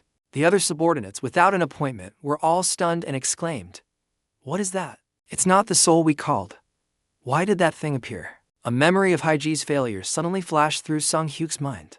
"No, if I remember correctly, that's it. The thing that I'm afraid of cannot be summoned." He can be sure that this mysterious soul is none other than the strongest head of the Spirit Kings, Edison. Many questions are surrounding Sung Hyatt's group right now. By gathering our magic power, can we summon the Elf King? Is it possible? Could it be? It's because of the power of the beast. After a quick glance at the unfamiliar faces, as well as the heart, after vaguely guessing the situation here, Elegant spoke up. "The ones who sent the summoning signal are the followers of the Gemini constellation." Then he glanced at Sangring and continued, "But what really called me here is his power, Sangji Kan. I can't help but feel surprised to hear Ellison admire my strength. You. Whose power is that? Very commendable. Although I am under the protection of the Gemini constellation, I really want that power. Does that sound good?"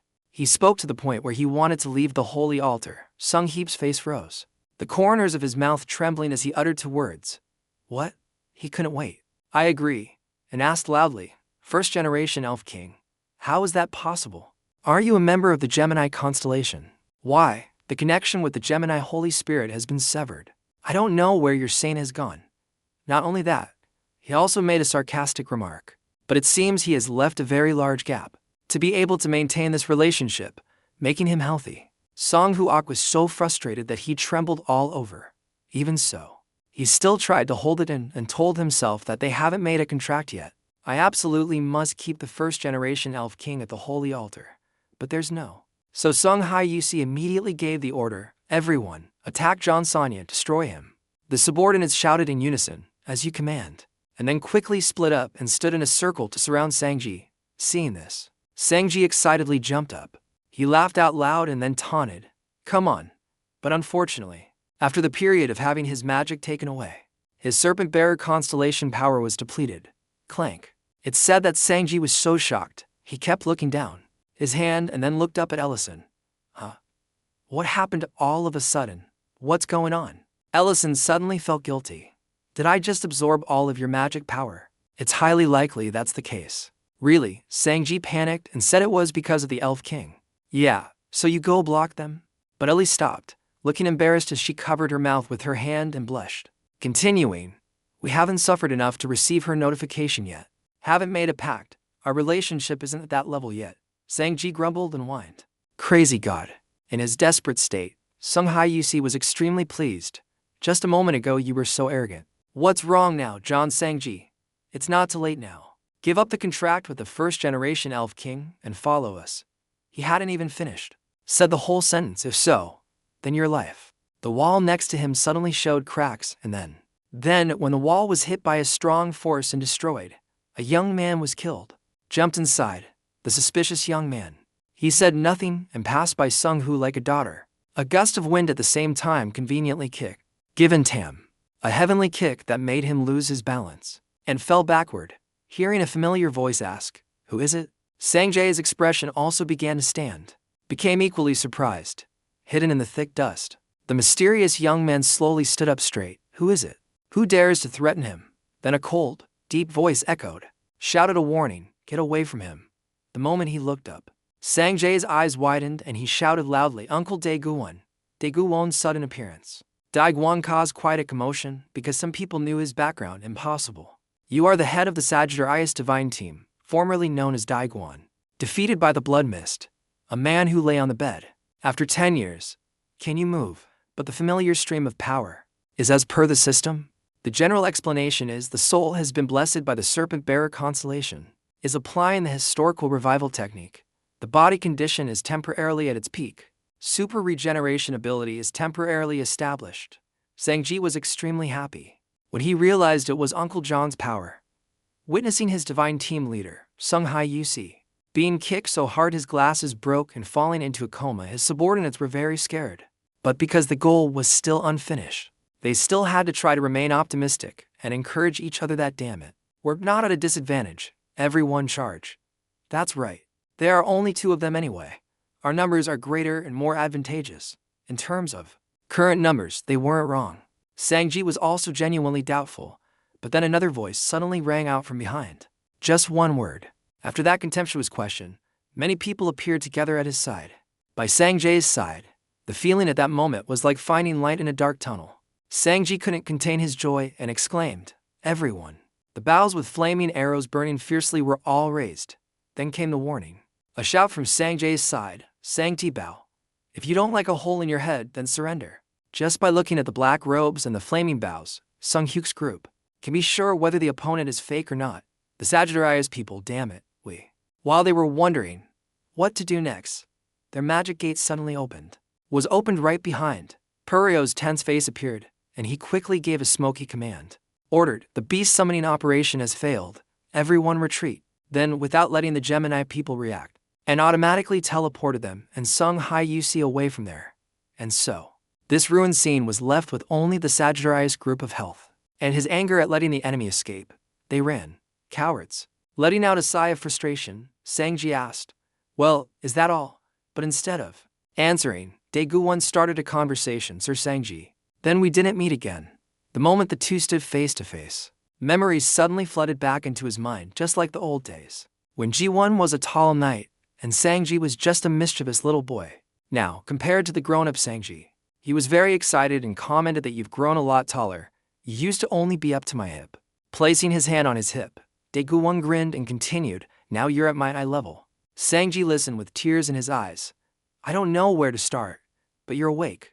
I'm so happy." Dae-gu-won didn't know what else to say besides giving a thumbs up as a way of saying, "As you can see, this reunion is filled with joy and warmth." Ellison really didn't want to break it, but the thing lying on the floor made him speak up. "They left that book." Hearing that, everyone immediately looked in the direction Ellison was pointing. It's true that the Gemini Guild accidentally dropped a book.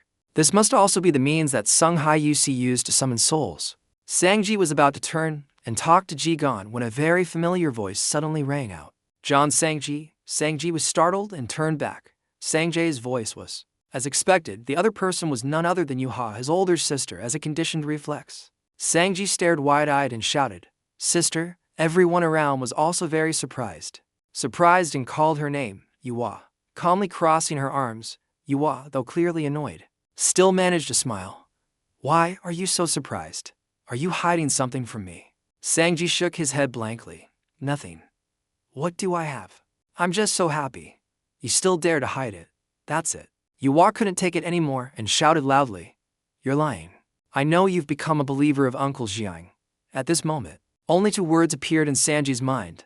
"That's it." Realizing he was having trouble finding the right words to explain that, Duan-won quickly rushed to the rescue. "Miss, I'm awake. Until now." In the letter, Yuha only noticed that there were other people here. But the most special to her was still the presence of Dragon. Seeing him in person, she was so moved that she had to cover her mouth and call out in a trembling voice, "Uncle Dragon, this is her name." So affectionate, the little girl seemed to have forgotten about settling scores with Sanji. "Uncle, you're awake. Thank goodness." G1 could only force a smile and reply, "You've grown taller, too, miss." As the only one who heard Sanjay's whisper, "Thanks to Uncle G1, I'm still alive," Ellie Dan commented. "You're more tense than when you were surrounded by the Gemini." But taking this opportunity, Ellison expressed his desire to make a pact with Sanji. "You want to run away and make a pact with me? I will move to your constellation, and you can escape. Isn't it a win-win?"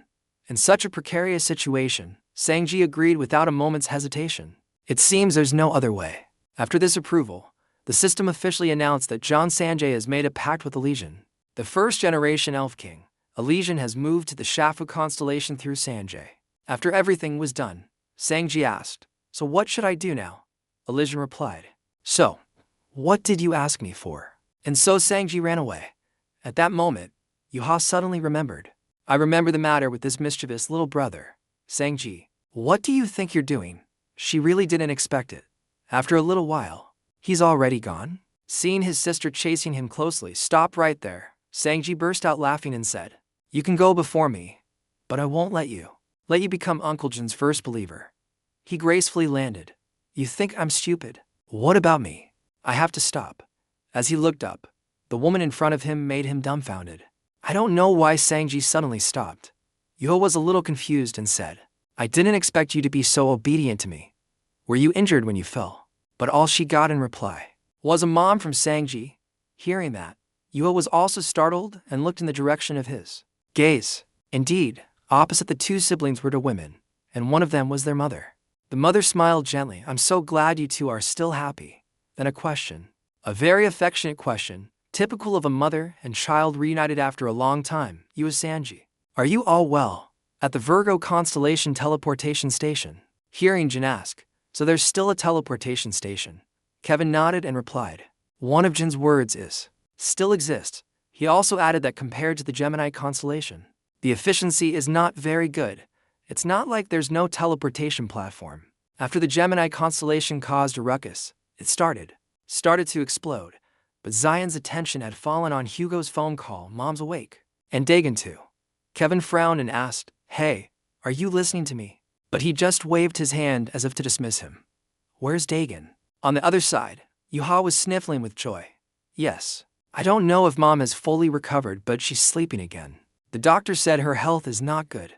There's no problem at all." As for Hugo, streams of tears were already running down his cheeks. Thank goodness. By the way, you also told him everything. The Gemini constellation has been killed, and the Sagittarius constellation chased them away.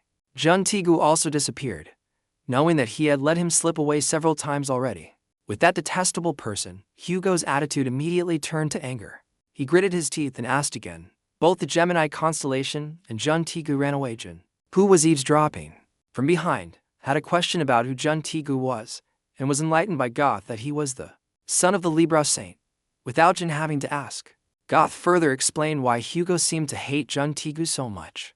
The day Hugo found the culprit of the blood mist incident 10 years ago, they were Jun Tigu and Jun Siu, the two sons of the Libra constellation. That day, he went to the Libra saint to seek justice, responsibility, returning to that time when Hugo went to find the Libra saint, also known as Giesel Lawrence. With a very angry look, he slammed the table and shouted, "Libra."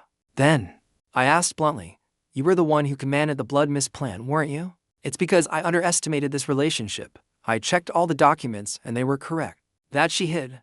He also mentioned the thing he accidentally found. Goods by whom? Specially transported by Libra. And also the conversation between her two sons, Jun Tigu and Jun Siu. "I didn't know it would turn out like this.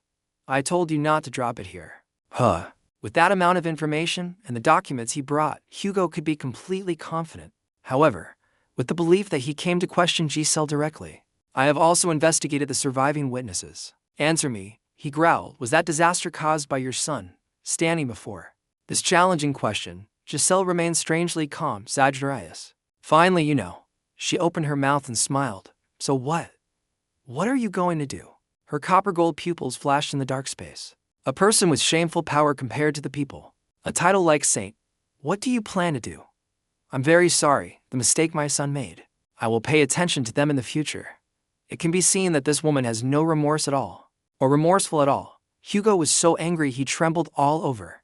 You still say those words. Not only these things. So, Giesel shamelessly blamed Hugo's side, saying that the truth is that you couldn't stop that eagle. If Liion had shown up, would it have led to such a big disaster?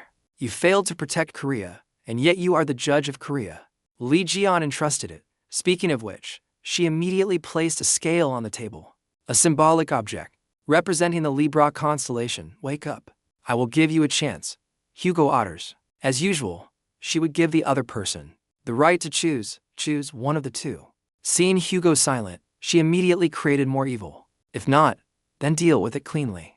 Everything with your uselessness. Letting out a sigh, Giesel showed a sympathetic look and smirked. If not, then let it go. It's common for children to make mistakes, isn't it? You have children too. You must know, from here. She started to take advantage of this weakness. That's right. Then, I remember their names. Hearing the names of his two children come out of her mouth. Sanji and Yuhani, whose expression. Google's face darkened in an instant. His hand, resting on the pile of documents, curled into a fist. Trembled. As a master of manipulating others' psychology, Giselle turned to seduction. Hugo. You're busy too, right? Make your choice quickly. You will. What will you do? The flashback ends. Goth continued. When the Libra saint mentioned Sanji and Yue, he had no other choice. While losing his own power and our holy altar. I don't know what Libra will do. Looking at Hugo's back, Goth couldn't help but feel heartbroken and sighed, then said, the guild master would do anything for the safety of Sanj and IUH.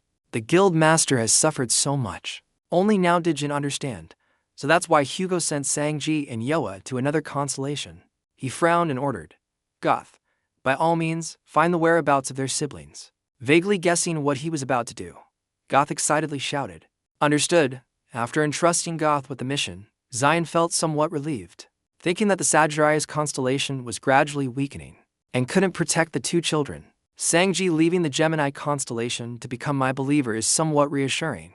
Suddenly remembered the problem. Oh right, Sanji became my believer. I'm going on to the next mission.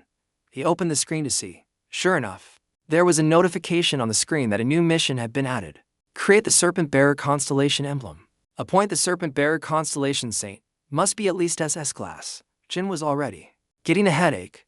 The emblem can be focused on later. It can be done. But who to find to become the constellation saint? And there's a level limit too. He was still lost in thought when Hugo hung up the phone and turned back to say with a grateful tone, hey Jin, if I hadn't sent the kids away as you said, there would have been a big problem. Thanks to that, things are fine in Korea too. Who knew he would suddenly be glared at? Hugo flinched and stepped back a few steps. A few steps. What's wrong? Are you going to grab my head?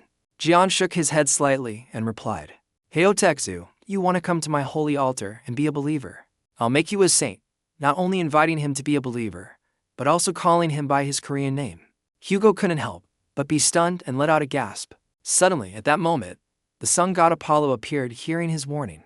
The Apollo system, the god of the Sagittarius constellation, is on alert. He warns not to covet the person who has made a pact with him.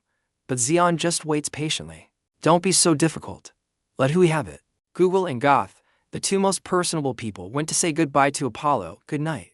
Have a safe trip. And Kevin, for some reason, was shouting loudly, Sanji, oh Sanji. D. Stop joking. Answer me. Sanga, which made Zion turn to ask, you? Hearing him invite him. You're also a crazy person. Want to join my holy altar? Kevin threw his head back and laughed, then shouted a single word, no. Clearly trying to tease him. At this moment, the platform's loudspeaker announced, passenger number 64 has finished arranging the teleportation platform. Please prepare to enter. Although he could feel the divine power increasing with each of Jin's kicks on Kevin, because it was time. So Goth still had to step in and stop him. Stop. Get ready to leave. Suddenly Hugo, with a weary expression, turned his head and exclaimed, it's so noisy, making him suggestive. OTH didn't understand what was wrong with him. Hey, what's with the attitude? Hugo whispered back, hey, don't you know why I'm like this? And then he reminded G at OTH by helping him recall a memory. At that time, Yuho was very worried because she couldn't contact her younger brother, Songjia. Stop joking and answer me. Sanji.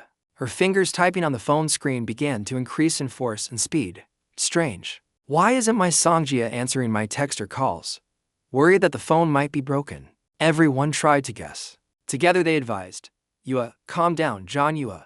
But as a devoted sister, how could Yua remain calm when thinking about the possibility of her brother being missing? Everyone. I'm sorry. I have to go to Korea right now. That kid Sanji is spoiled rotten, he dares. Goth coughed a few times as if to attract her attention, and it worked. Yua, please calm down. I have a way to get you to Korea quickly. He placed a hand on her. His face and voice were full of gentleness. How about we go to the teleportation station together? That's the fastest way. Yuha hadn't even had a chance to answer. Thimi Ung's words cut in. Meeting like this is fate. I'll give you this teleportation book as a gift. Yuha accepted it excitedly. Oh my. This gift is so rare. Thank you. Thank you. Seeing the two of them laughing and talking so friendly, the hostile feelings of the Virgo constellation within Goth began to surge. For me, Goth's offer was completely forgotten as she went straight to Jin. Uncle Jin, are you going to the Scorpio constellation? Jin nodded and replied, that's right. Wanting to impress him, immediately used her newly acquired knowledge to analyze the Scorpio constellation. How can the Scorpio, a secluded place, be reached immediately? Moreover, both sea and air routes are blocked by an unknown civilization, so we usually use the land route. In America, where the Leo constellation is, but Jin thought, it's a bit time-consuming. Yuha was about to say something else, but unfortunately time was up. She had to use instant teleportation and said with a smile, after finishing my work in Korea, I'll go to the Leo constellation right away. Let's meet there. Hearing her sweet call. Oh, Uncle, Dad, Diane, and Hugo immediately looked over. Yuha smiled brightly and continued, I've rewatched the scene of you two fighting in the blood mist. It was tough for both of you. Waiting for her to disappear completely, Zion smiled and commented, you've raised a good child. Hugo wondered. Proudly replied, of course. Hugo turned his head and said with a smile, no matter how tired I am, when I see the kids, he had to stop right there when he saw the kids. When witnessing Goth's dejected and disappointed appearance, with a father's keen intuition, Hugo immediately understood the problem. So, when he returned to the present, he stared straight at Goth and asked, you look strange. Have bad intentions towards Ayuha. Perhaps he was hit right in the heart. If not, then what? The name on Goth's tense face was covered in sweat. Knowing his speculation was not wrong, Hugo immediately wrapped his arm tightly around his neck and growled, why don't you answer? Resulting in the scene of Zion hitting Kevin and Hugo hitting Goth. Faced with this special situation, the station's staff had to shout helplessly, passenger with number 64. 10 passengers, please proceed to safety. Standing in the teleportation platform, the four of them were still making a lot of noise. What's this? I have to go with this Kevin guy. I have to prove my innocence. Kevin eagerly pointed and continued. And if someone defeats Liion before me, it'll be a pain. I will destroy anyone who attacks Liion. Then he confidently declared a famous quote. Only I can defeat Liion. Despite the other three people looking at him with contempt. Forget it. At this moment, the station staff. We will now depart. What are the coordinates of the destination, dear passenger? Diane smiled and replied, the destination coordinates are Washington, D.C., America, the holy altar of the Leo constellation. Sometime later, on the way. During the Leo Guild meeting, the chairman was sharing the information he had just received. Everyone, pay attention. I have just received a notification that Liion has arrived in Washington, D.C. Hearing this, the surrounding people became excited. They began to discuss animatedly with each other that if so, we must prepare a grand welcoming ceremony. Prepare for the most amazing performance. Of course, who better to welcome the strong than the stars? Our Leo, that Liion. I'll make him unable to stay conscious. On the day of the match, the moment the host shouted welcome to the battle arena, the audience cheered excitedly, and then in unison. The party has begun. On a bright morning.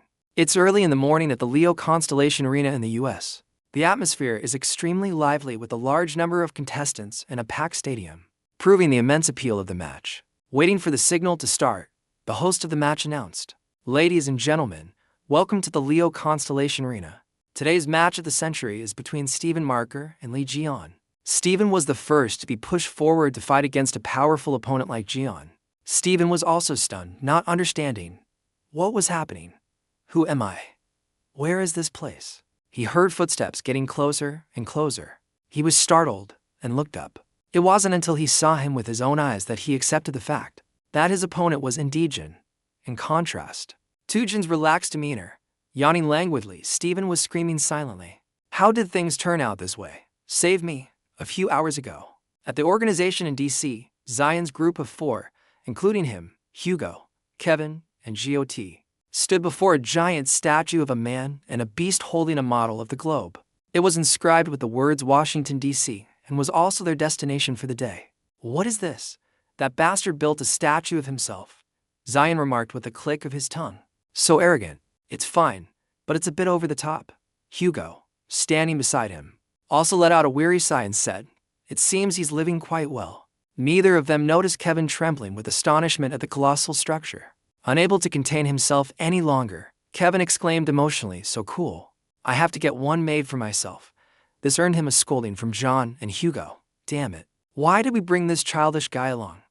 All he learns outside are useless things. Suddenly, someone shouted, over there is Liion. Jion's group turned to look. What was it?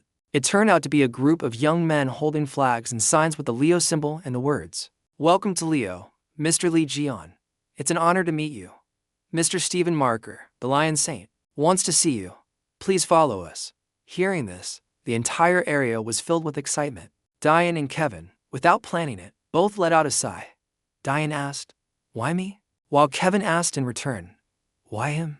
Thanks to his habit of constantly being jealous and competitive with Jin, Kevin had accidentally drawn more attention to his teammate, even though Hugo had quickly grabbed him by the neck and told him to shut up. Plus, Jin's glare wasn't helping. But it was too late. Stephen's underlings had already recognized him. That's Virgo Saint Kevin. Azza. They never expected the Virgo Saint to be there as well. On the left is Kevin Azza. On the right is Hugo Otters. As expected of Liion, he's no ordinary person. He couldn't fight the Saint Lord alone, so he brought them along. The one who just said that last sentence was immediately met with a kick to the face from Jin. He angrily retracted his foot and said in a low voice, I'm sure you want my weapon. Stop talking nonsense and get lost. Seeing him provoked, the comrade of the foul-mouthed man quickly pleaded, not at all, please listen to us. He gently helped his friend up while handing Jin a letter. We all came to invite you to the Leo constellation arena. Diane frowned and accepted the letter. According to the information he had gathered earlier, the Leo constellation arena hosted unregulated battles all across the United States. What set them apart from other arenas was the lack of discrimination based on gender, nationality, or race, age, or civilian status. However, in general, it was a battle solely to determine the strongest in order to convince Liion. The other man even knelt on one knee. The Holy War is always a sold-out event. The last Holy War took place 30 years ago, just a single match, he firmly stated. It was the battle between Saint Liion and Saint Stephen Marker. That Holy War will happen. Again hearing the name of his future opponent, Jin was a little surprised. A while later, at the Leo Saint headquarters in the U.S., Stephen had also just received news of the match. What? A fight with Li Zhongno? He tilted his head back, chugged an energy drink, and then asked with wide eyes, who authorized this? Although Stephen clearly showed his dissatisfaction with his subordinate's unauthorized action, asking, why did you decide on your own? The blond man remained insistent, asserting, I will make the preparations, Saint Lord, don't worry. You just need to be there. As a way to give Stephen more energy, he even felt, and praised him with a few more sentences. Everyone knows you humiliated Legion with a surprise attack at the Heaven's Gate Bridge battle. Hearing his confident assertion, Liion definitely hasn't forgotten, and will seek revenge for the match 30 years ago. Stephen just wanted to shout to matches. No, because only he knew the truth of that day. That he was the one who had been miserably defeated by Zion. Perhaps his voice was too low for the blond man to hear. So he continued to point at the picture frame, which captured the moment Stephen won a landslide victory over Zion. Then he continued, you don't think there will be a life or death match with him? I heard Liion has already agreed to this match. Just when he thought that was shocking enough, this guy excitedly revealed that it was very difficult to invite distinguished guests from the world's top media, political, and economic circles. He has come to America. You will surely win the championship belt. That's it. Then Stephen couldn't take it anymore and let out a long, desperate scream. Back to the arena. Stephen sat in his private room, where they were to meet. He pulled a towel over his head and silently lamented, I'm screwed. Hearing the match host say, the stands are packed to the brim. Spectators from all over the world have come to America to witness the match between Liion and Stephen Marker. The blonde man kept nodding in praise. What a top-tier match. Not only the audience, but the number of television viewers has also set a new record. Turning to look at Stephen, not only did he fail to notice his unusual behavior, but he also excitedly puffed out his chest and said with a laugh, "The thought of the Saint Lord defeating Liion in front of the whole world makes my muscles boil." At that moment, Stephen seriously doubted that this bastard wasn't trying to get revenge for him. Seeing him suddenly stand up and walk straight out the door, the blonde man quickly called after him, "Where are you going?" He turned his sweat-drenched face back and answered in a gruff voice, "I'm going to the restroom." The blonde man, relieved, waved his hand and said, "Have a good time. I thought you were going to run away again." The door was slammed shut by Stephen. Knowing he was alone in the room, the corners of the blonde man's lips slowly curled up, and on his seemingly friendly face, a very sinister expression suddenly appeared. It seems Stephen's earlier suspicion was correct. A few minutes later in the men's restroom, Stephen was washing his hands under the faucet when he was startled and surprised. When he saw Zion in the reflection of the mirror, as if by conditioned reflex, he involuntarily trembled. Damn it, why did I have to run into Liion here? Without showing as much emotion as Stephen, Zion just coolly approached the sink next to him and called out, "Hey cat," which made Stephen jump. He jumped out of his skin. Paying no mind to his state of panic, Jin casually asked, "What are you plotting? Do you have something? Can you handle this fight?" Hearing him ask that, Stephen finally regained his composure. He smiled and asked back, "Handle it, then." Whether intentionally or not, he vaguely mentioned the past. The death of that person 20 years ago is really hard to forget.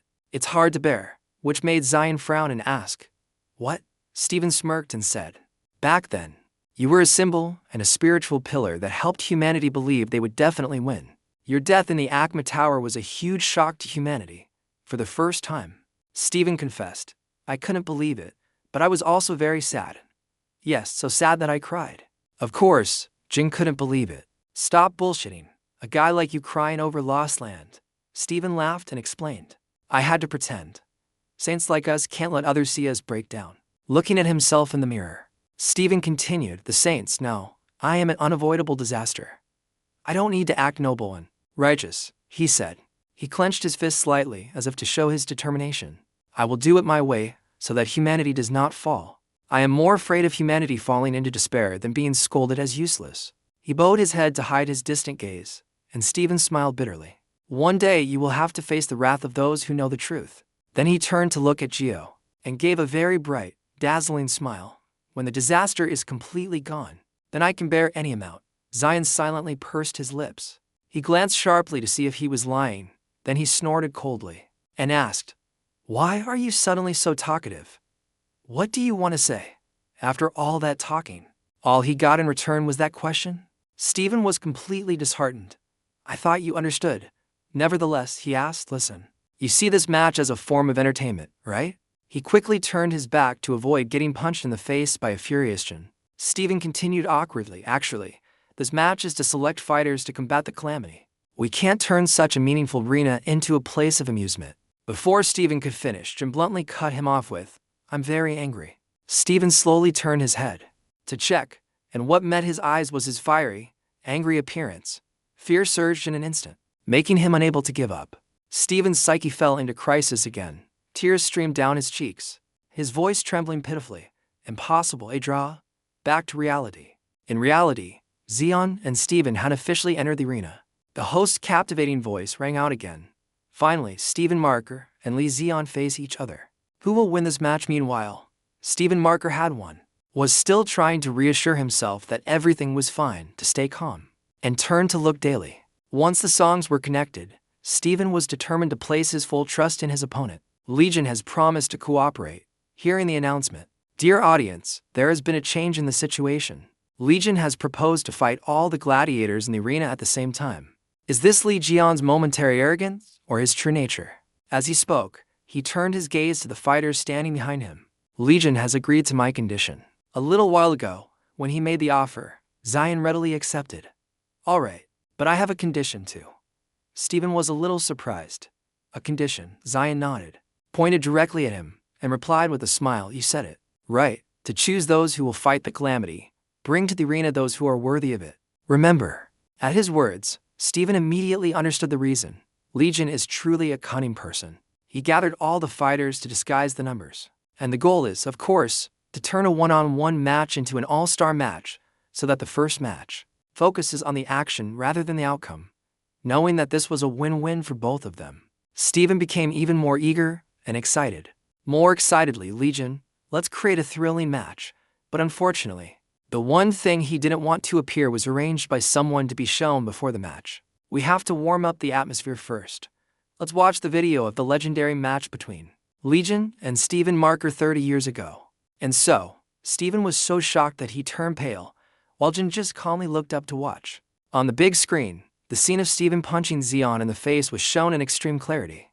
His voice at that moment was also turned up to full volume. "Liion, you think you can take me down with this kind of power?" Stephen was bewildered and couldn't understand. But what made me? The thing that scared him the most was the fear of being misunderstood by Jin. Therefore, he kept looking from the screen to Liion. "Why are they showing that clip? Wait a minute. I didn't ask them to do that. I don't know anything." And just as Stephen feared, Liion instantly transformed into a hellish demon. "I'm pissed now." From a mighty lion, Stephen suddenly turned into a small cat, losing all his will and spirit. "I'm screwed. I'm really screwed.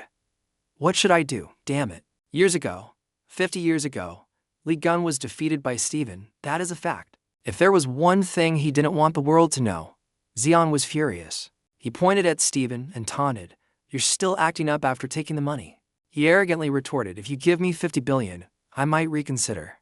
After he said that, the people around him started whispering, "Huh?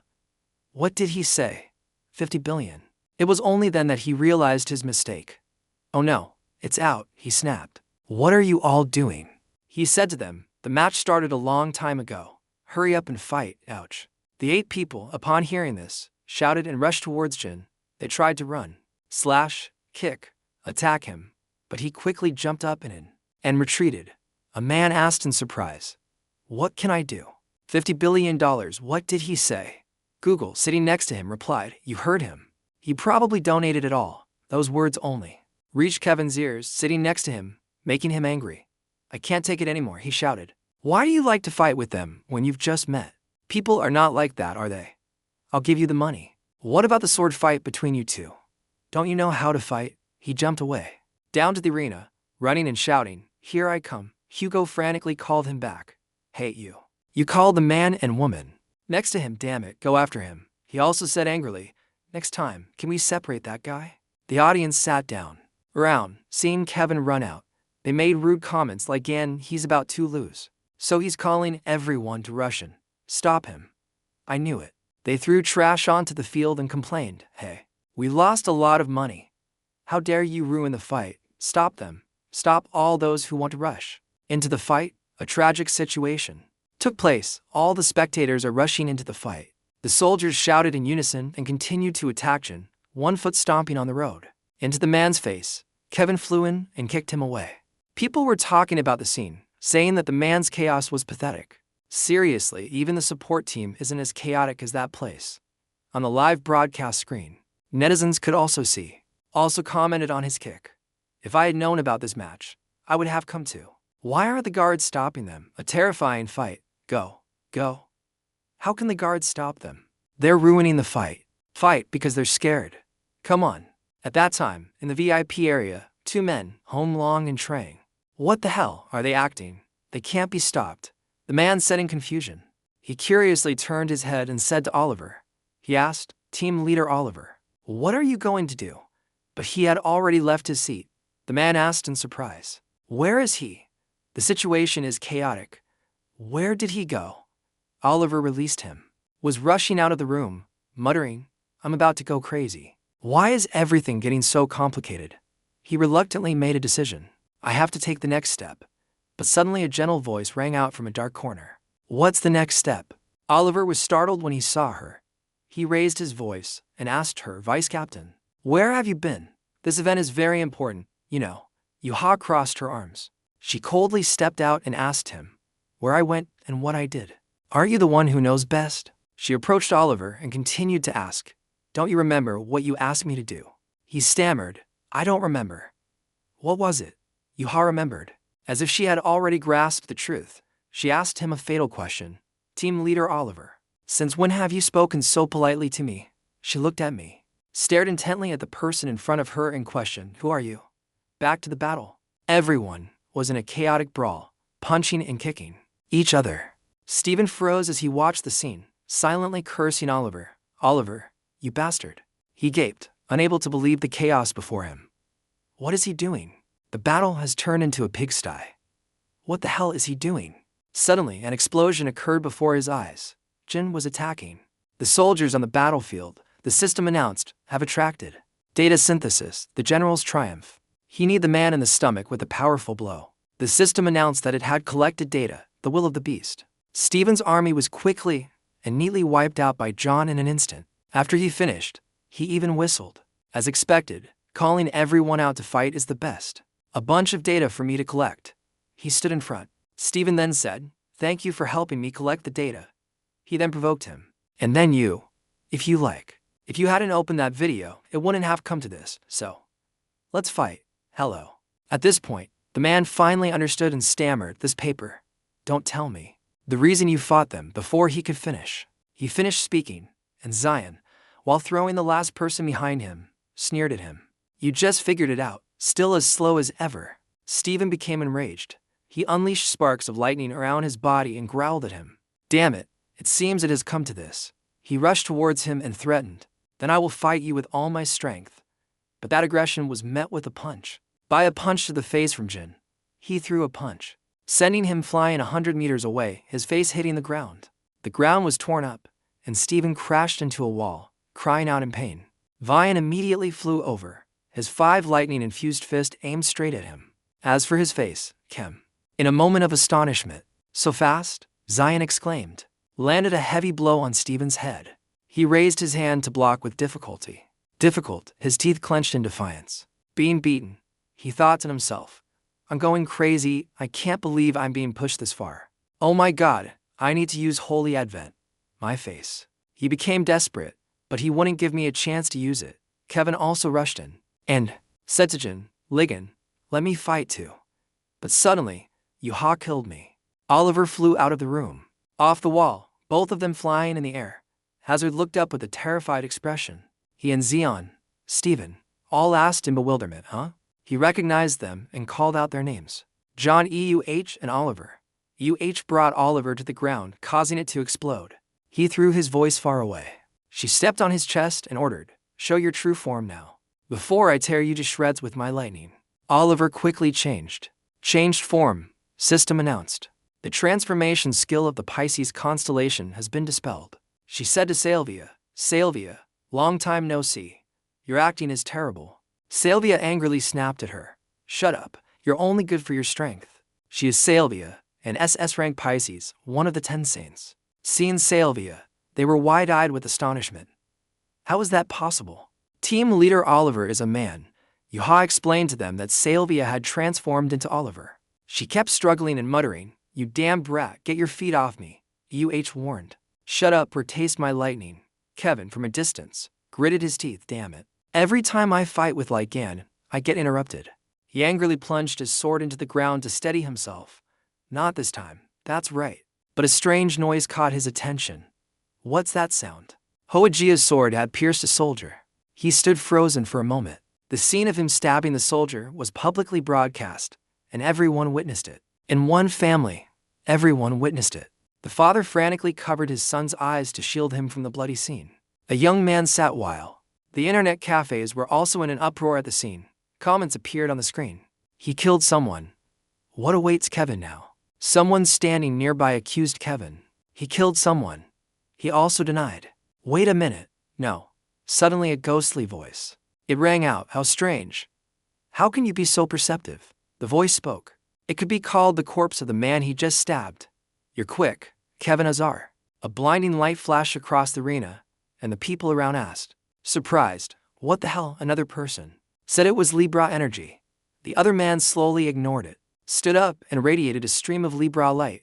People were shocked and said, impossible. There's a Libra spy within the Leo constellation.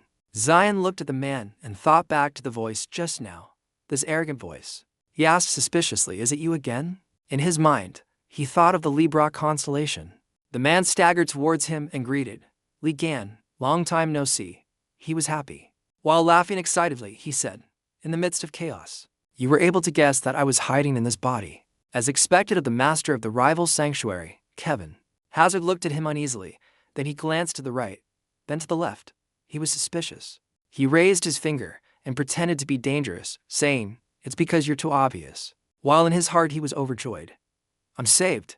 I made it through, didn't I, Kevin? He then turned to express his surprise to Jin. Liion, how are you still alive? I didn't expect you to be able to escape from the demon tower. Zion calmly said to Han. Shut up.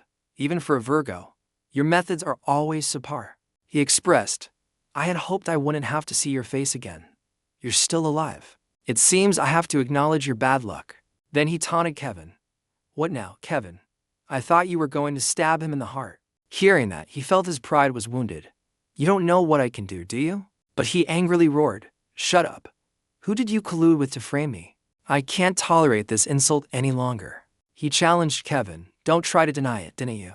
You were the one who boasted and cursed at Liion, weren't you? He bared his teeth and laughed. It's not just me, everyone knows. Hodget screamed, shut up. The man unleashed his power, creating a huge cloud of fire and smoke. He turned his head and called out, Manhwa. Hugo immediately stopped him. Don't say another word. You know what kind of person Libra is. You're. He then taunted him. How disappointing, Google Oster, he asked. Haven't you regained your strength? If you want to burn this body, you can't use a flame like that. Of course. Hazard immediately grabbed his sword and rushed towards him, but he casually asked, the sword must also be very sharp, right, Kevin? He said nothing, plunging the sword straight through his body. But he suddenly realized the condition. Even his sword couldn't harm the man's body. He criticized. You, the one who backstabbed Liion 20 years ago, are now his companion. You're really thick-skinned, Kevin. Hazard panicked and thought, damn it, I can't pierce through him. He's just a holy puppet. How did he get this power? He looked at the seal on his back. It must be because of it, really. Of the Westerner's seal. It is said that the Divine Throne Seal is a special holy mark bestowed by the gods upon those they cherish. A believer who is granted the Divine Throne Seal will have the power to connect with and use the divine power, which means the image of Lauren controlling the man appeared. Now that puppet is on the same level as Giselle Lauren. As for Jin, really. From behind Kevin, hey, get out of the way. He picked up a huge weapon and jumped towards the man. He swung down on him with all his might. But he said, Liion, it's useless. He looked at him smugly. The Divine Throne Seal can be said to be no different from being directly protected by the gods. You, who are not called saints, dare to try and break the Divine Throne Seal. However, because of Jin's terrifying force, the protective chain of the Divine Throne Seal was broken. He excitedly asked the man, you're scared. Why the different expression? Then he cut the Korean in half. At the same time, Giselle had also felt the connection of the Divine Throne Seal was lost. She thought to herself, the Divine Throne Seal is broken, she said, rubbing her head. Then she mumbled, really? Always doing unexpected things. That's right. That's what makes it interesting, Oliver. She suddenly walked over and said to Giselle, luring Liion into a trap, expelling the Lion Saint. It seems it was too much for you. She arrogantly replied that, if it weren't for that Kevin Azza, I would have succeeded. The plan was too hasty, so I had no choice. What about that side? Was the surgery successful? She looked at OD. The muscular Oliver in front of him. Team leader Oliver. No, I should call him the Lion Saint. He is the new Lion Saint. We opened our eyes wide and looked at Giselle, then turned back. Back to the Leo constellation arena. The end. The announcement has collected special data. A portion of the Libra constellation's throne seal has been collected, and the Divine Throne Seal skill has been acquired. Jian Fan Nan Van. With Sylvia and Kevin. I'm extremely disappointed in you two. She bowed her head in shame and said, I'm sorry. He looked sorry. That man is turning to dust, he said. Not to mention this fish. Those so-called saints couldn't even catch that fly. Continued, not to mention you, Ha, none of them did their part. Kevin asked him curiously. Liion, are you a saint? You destroyed another saint's Divine Throne Seal, he asked in surprise. What are you talking about? I don't have any saints. Kevin exclaimed in astonishment. Impossible, Hugo also analyzed. The Divine Throne Seal is directly bestowed by the gods. Even the gods cannot destroy it without divine level power. Diane not only didn't care, but also waved his hand while refusing to answer them. Forget it. It has nothing to do with me. Constance. Stephen, on the other side, asked in bewilderment. I won this match. And what a spectacle. If you mean due to the appearance of Libra and the chaos of the audience, then declaring this match invalid is not good. Liion gnashed his teeth and glared at them.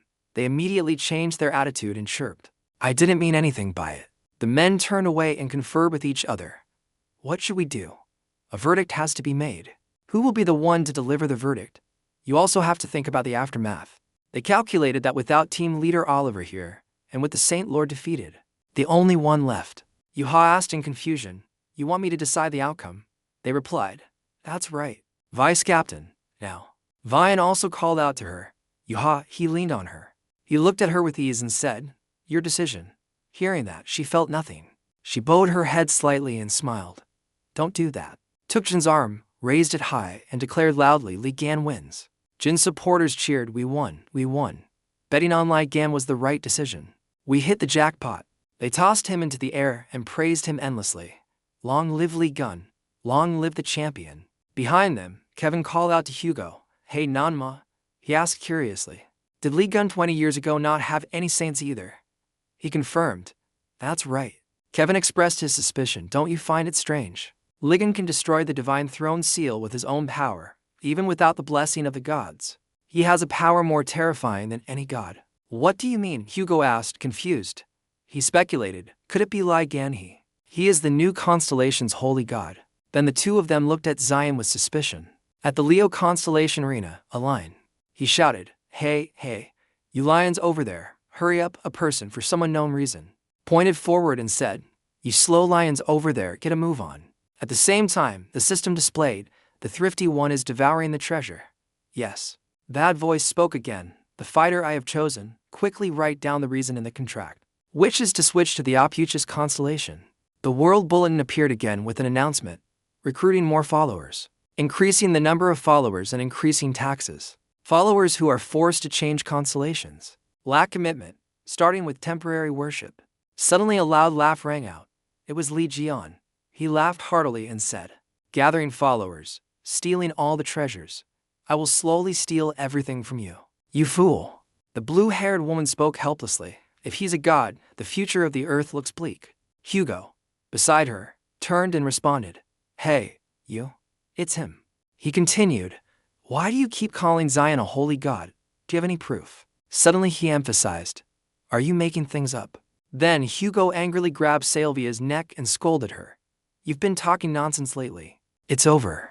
Immediately she flared up and screamed, hey, listen to me, Legion. He easily controls those who disobey the gods, doesn't he? There are 12 sanctuaries. Only Legion's is not.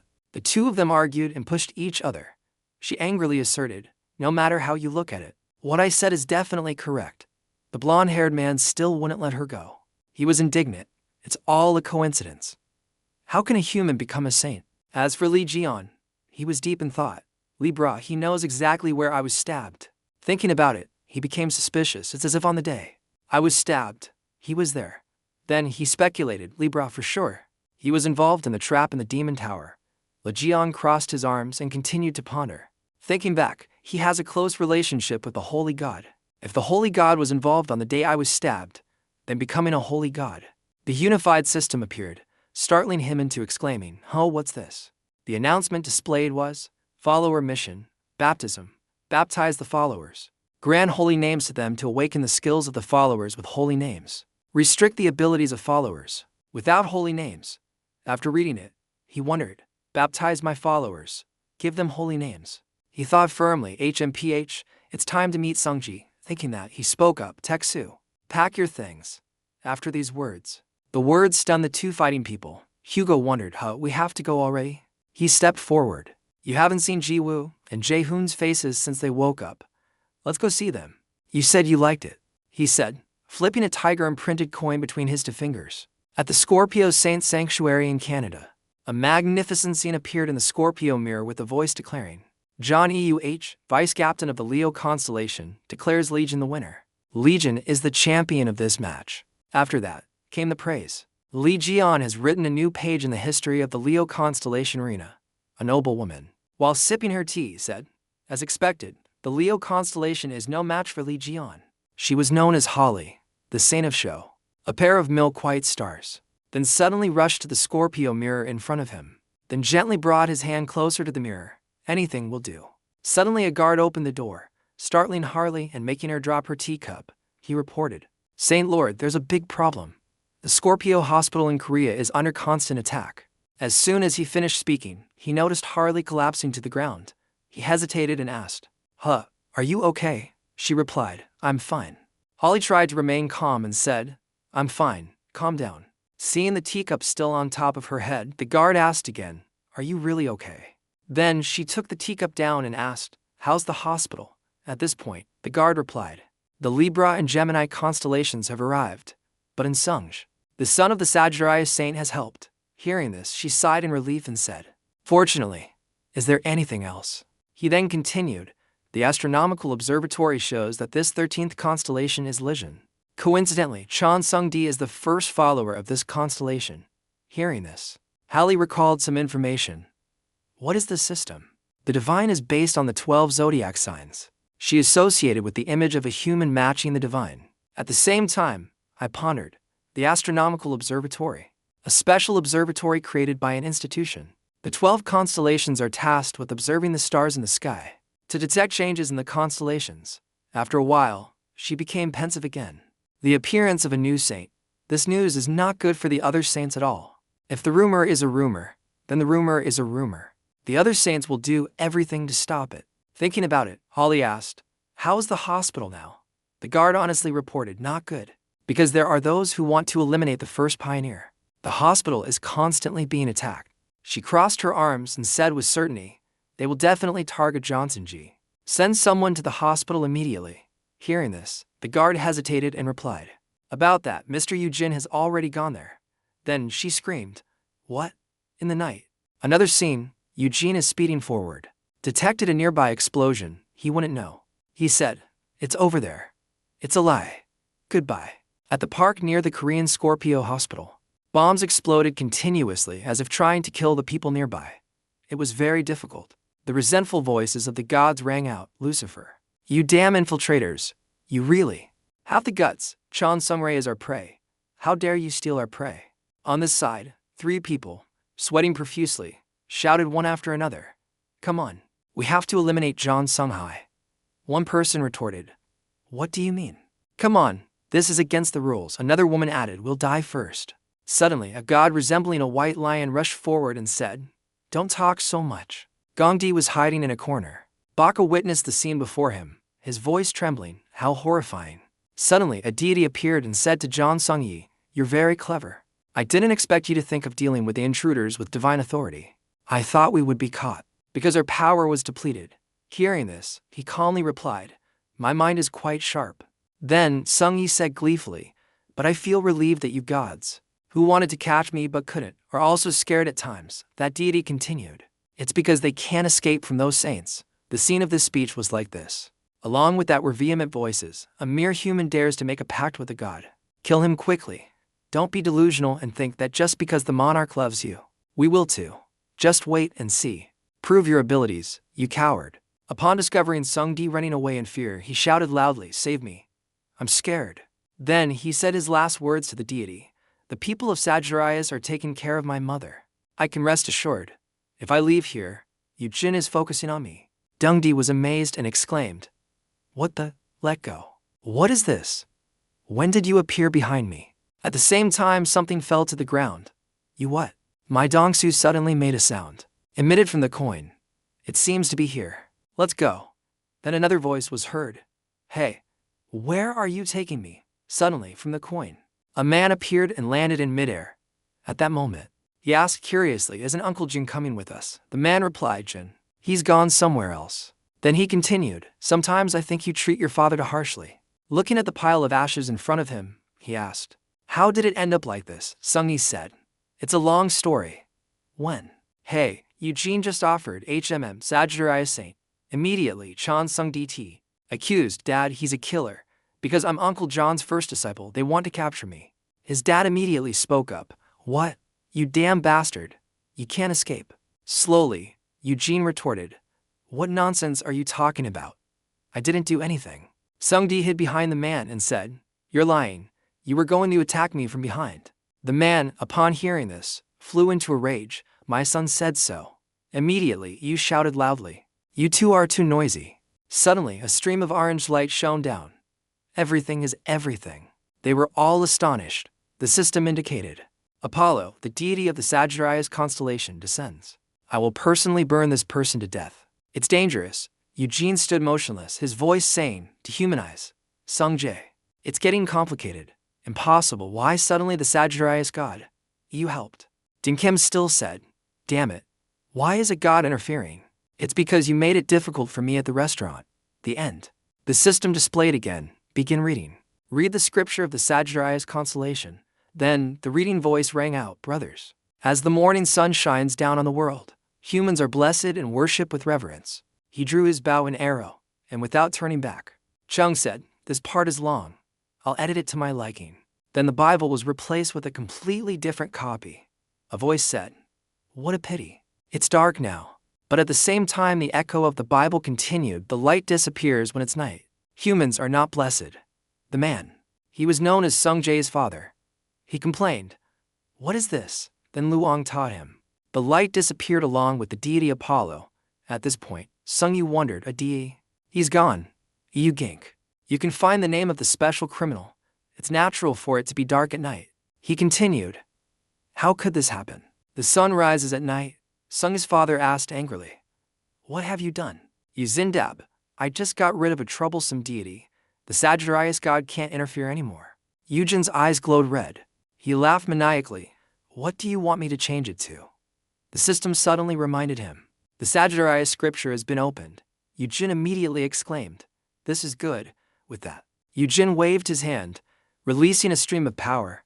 He mumbled a spell. "Those foolish sun worshippers, groveling at the feet of darkness, they are all despised and mocked." Hugo jumped, as the pressure forced him to slam onto the ground. Sangdi was behind him. Saw worriedly shouted, "Dad." Though pinned by the force, Hugo gritted his teeth and resisted. He frowned his chant. What did he associate it with? And the god Apollo with a book in his hand? Hugo speculated. Could it be a passage from the Sagittarius constellation scripture? That the gods occasionally read. Only gods can open the scripture. How could he? The chant echoed in Hugo's ears. The foolish sun worshippers grovel at the feet of darkness. They are all despised and mocked. He gritted his teeth and controlled himself no. But the sound continued unabated. The foolish mysterious monsters kneel under the sunlight. They are supported and worshipped. He reminded himself. The content is different from the original that I knew. Hugo was shocked to realize. Could it be? He can edit the Bible. A book appears with ancient writings. The Bible records the achievements and deeds of each constellation, of the terrifying explosions for the country, to the monsters that appeared on Earth. And the Bible became more of a legend and myth, and become the power of the people. The constellations, goddesses, the emperor or even the saints, such existences, especially those who can view and change the Bible. A book appeared in Eugen's hand, the teacher taught.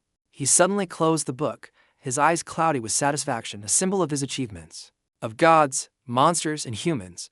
But religious education no longer exists in this world. In the past, you all knew that. The holy gods have eliminated them all, and those who hold the power of the common people, the church and its god dependence. He glanced at Eugen and thought, the proud saints did not spare those humans who committed blasphemy against the gods. So he showed up in person that day. Eugene looked at the person collapsed in front of him, laughed hysterically, and taunted. Again like this? Your arrogant attitude in front of me has turned into a face full of sweat, huh? Well then, Eugene. Eugene Vin said, I've also taken care of the flies at the hospital, haven't I? At that moment, from the sky above, Zion's swift shadow suddenly appeared. He swooped down on Eugene's head. He shouted, it appeared, and then kicked Eugene in the head, knocking him flat on the ground. Hugo Mimo tried to hold back his laughter, while Sangdi was overjoyed. Jin said in a low voice, you came to check on the people who woke up in the hospital, and you're already here. Brother. He sat up straight on Eugene's back and sighed. I have to deal with this quickly, and then come back. What do you want? I don't care what you do. Thousands of years ago, when this man, people had to fight against ferocious, rampaging monsters. Everyone was united in the idea. Let's eliminate the religious teachers. Let's wipe out all those who do violence, lost the authority of the divine throne. That ideology caused them to shed rivers of blood and pile up mountains of corpses. Theo cowered in fear among the corpses, clamping his mouth shut to avoid making a sound as tens of thousands of voices screamed for help. In his small, beautiful eyes, all that remained in Zion's little one was despair. Suddenly, Jin opened his eyes. He was so scared that he sat up with a start and screamed. Suddenly a female voice spoke. "You're awake." The woman with one eye patch was Holly. She asked Jin worriedly, "How are you feeling?" Ryan couldn't help but look at her warily. "Who are you? Where am I?" Hallie's voice softened. "Rest assured," she said, closing the book and smiling at Jian. "This is my city. Everything is fine." On the other hand, at the construction site near the Scorpio hospital, a pain moan could be heard. Byudin was tied up completely. He mumbled dizzily, "It hurts a little, don't worry." Irin and two other young people slowly approached. She pushed up her glasses and looked at him, asking, "Awake, Yen." As soon as Yuzin saw her, he roared, "Damn it. Where is this?" He was so angry he didn't know why he was tied up. Eugene just kept screaming, "Let me go." The red-haired young man turned to inform Hugo, "Saint Lord, he's awake." With that, Hugo rushed over, unable to hold back his tears, and shouted, "Jew." As soon as she saw him, she cried out with joy, "Honey." The two embraced, filled with happiness. The red-haired young man, while eating his dog food, shook his head helplessly. "No, I mean the religious teacher is awake." On the other side, Hugo sobbed and whined to his wife, "You're awake." "Thank goodness." Jiwoo wiped his tears and said tearfully, "It's a happy day. Why are you crying?" Everyone was moved to tears. Yurin covered her mouth and looked at the two of them, exclaiming, "Thank goodness." The blue-haired young man cried until his nose was running, muttering, "I'm so jealous." Suddenly, Zion rushed towards Yuzin. He smirked and asked curiously, "You have a very interesting ability, don't you?" Yuzin didn't answer until he was asked, "Are you a religious teacher?" He was then a teacher. He looked at him with surprise, deeply moved. Eugene immediately retorted, "I don't know what you're talking about." Zion, having little patience with him, used his eyes. The eyes of a god, he threatened, "Stop avoiding it. I know everything." "Know what?" Realizing he was exposed, Eugene stood up and clicked his tongue, "Damn it. A religious teacher is easily exposed." Then he immediately used the Scorpio constellation's shadow-shifting skill. In front of him, Yu managed to escape from the trap. "Taetroy," he hurriedly fled. Everyone there was astonished and stared at him with wide eyes. Not stopping there, Yu aimed at Ju with, thinking, "I will live. Please try to use him as a hostage and escape." Thinking that, he kicked Hugo in the face, but Zion was faster than him. Oh, he reached out and hugged Ju. Jin lost his balance, his hand slamming into the fresh wall. In front of him, Jin smirked triumphantly. Yujin was furious at being outsmarted. He gritted his teeth and cursed, "Damn it, where did he come from?" With that, Eugene rushed in and chased after him, punching him relentlessly. He shouted, "Take this." Dian, while holding Ju, easily dodged his punches. After chasing him for a while, Eugene finally couldn't take it anymore. He burst into tears like a child and said to him, "Just one hit." Jian stuck out his tongue to tease him, while Jiu burst out laughing. Sanji asked Dagon with a mix of worry and confusion, "My mom seems really happy." He laughed and replied, "Because she's a huge fan of Mr. Lagon." The boy was surprised. "Huh? Really?" As soon as Hugo heard that, his face immediately darkened. He roared with jealousy, "Go. Let go of Ju now. I'm so helpless, Hugo." If the father turned to scold Eugene, "Are you a religious teacher or something? Why are you running away? Why do you keep fighting?" Eugene angrily retorted, "I have to hit him once to be satisfied." Jiwoo blushed with excitement and shouted to Hugo, "Honey, wait a little longer. If not now, when will I have the chance to be hugged by Mr. Gull?" Instantly, Hugo coughed up blood on the spot. Sanji bowed his head first. He wailed tragically, "Dad, are you that shocked that Mom is a big fan of Uncle Gun?" Zion couldn't help but get annoyed and scolded. "Seriously, he's jealous even in this situation." "Don't worry." Eugene saw that he wasn't focused on the fight and gritted his teeth in anger. "He dares to underestimate me. How can this be? I have to open the scripture of the constellation he belongs to. See you later." The system suddenly turned red, unable to open. A deafening sound came from the system. "New divine throne not in records. Cannot be verified in the index of constellation scriptures." Eugene couldn't believe his eyes. "What? A new divine throne? Some time ago." A giant hand suddenly pressed down on him. "Damn it." At that sight, both Daeguan and Sandy gaped in astonishment. The lion god and the armor god appeared. The hand of the iron god pinned Yujin to the ground. Zion smirked. A weakling. He approached me. You wanted to open my Bible just now. Yujin struggled to get up and cursed loudly, damn it. His system suddenly rang out, wisdom challenge. Found a religious record of the opuchus constellation, Eugene Christen, the religious teacher of the Scorpio constellation, is the target of the final challenge. Be careful, as this is a target that can threaten the divine throne. Hearing that, Zion frowned and suggested to Eugene, I'll be blunt. Become the religious teacher of my constellation. Eugene was beaten black and blue. He chuckled. What the hell are you talking about? Eugene suddenly raised his middle finger, glared at him and cursed, get lost. Jian shrugged, well, so be it. He snapped his fingers and shouted, I'll kill him. With that, a sharp sword fell from the sky, aiming for the road. Plunged straight into Eugene's head, a heaven-shaking sound echoed. The armored god was shaken by the sight in front of him, his eyes wide with astonishment. What? The tail. The scorpion, like a vine, blocked the tip of his descending sword to protect Eugene. The other saints were confused and roared. What is this? This red power. This familiar sight caught his eye. The poison of the divine beast of the Scorpio constellation. The divine beast of the Scorpio constellation is here. Could it be a drop of poison from the scorpion's tail dripped onto the eyes and the skin of the armored god's hand immediately? From the water, a figure shot up. Love. Dujin, upon seeing this, immediately roared, Saint Lord, welcome. The beautiful woman appeared. She wore a veil on one eye. That woman was none other than Holly. She looked at him and frowned. Eugene, that was close.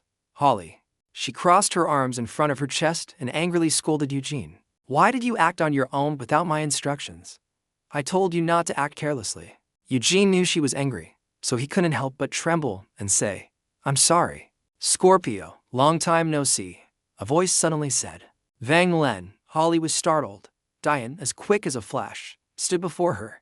He scowled and said, if you don't want me to stab you unexpectedly, answer me. With that, the two stared at each other for a few seconds. Harley was angry at his rudeness. You, Lee Gould, how dare you be so insolent? As for Holly, she was speechless.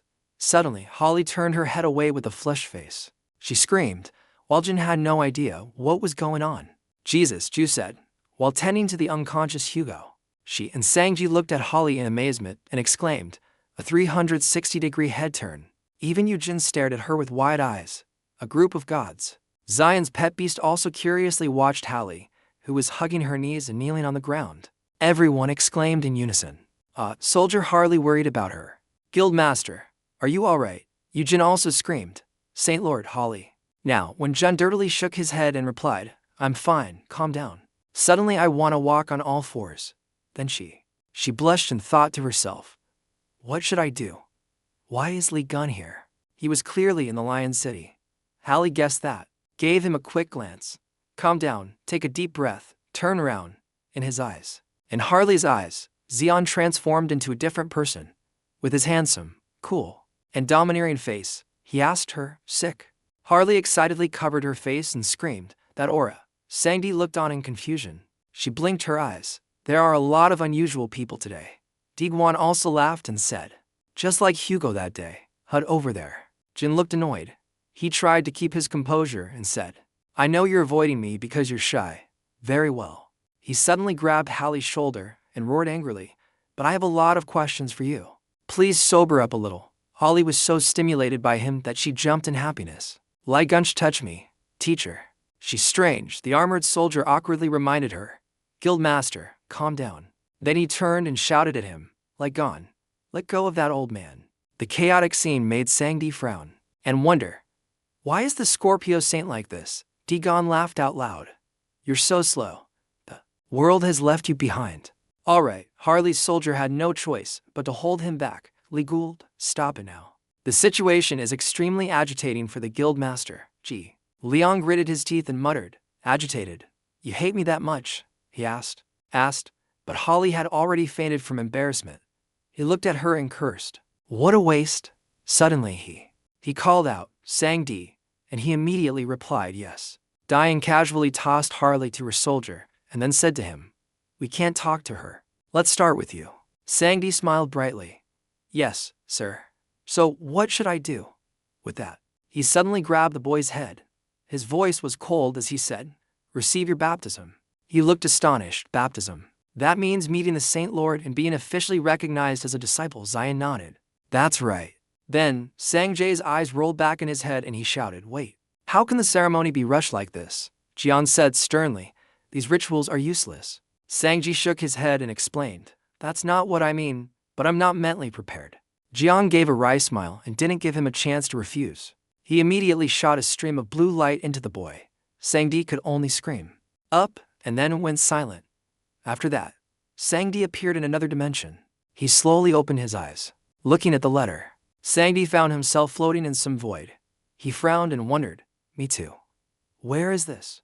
The gods haven't appeared yet. Suddenly a voice, as if from above his head, asked him, do you want to become the first disciple of the opuchus constellation? Sangdi replied directly, yes, I choose Sungdi. I trust the Shafu constellation and I am ready. Now, the voice continued, look behind you. With that, a strange sparkling light shone directly on his back. Sangdi slowly turned his head. Before him was a star with a powerful, blinding light. The star, from within the bright constellation. Then a man's shadow flew out. Because the light was too bright, Sangdi had to cover his face. He was astonished. That's the divine god of the opuchus constellation. Slowly, the person was revealed. He frowned and observed, huh? Why does he look so familiar? That's right, that person is him. Suddenly, the person transformed into a giant snake, bearing its fangs at him. Sangdi. He recoiled in horror, and the snake fled, shot to arrows that flew straight at him.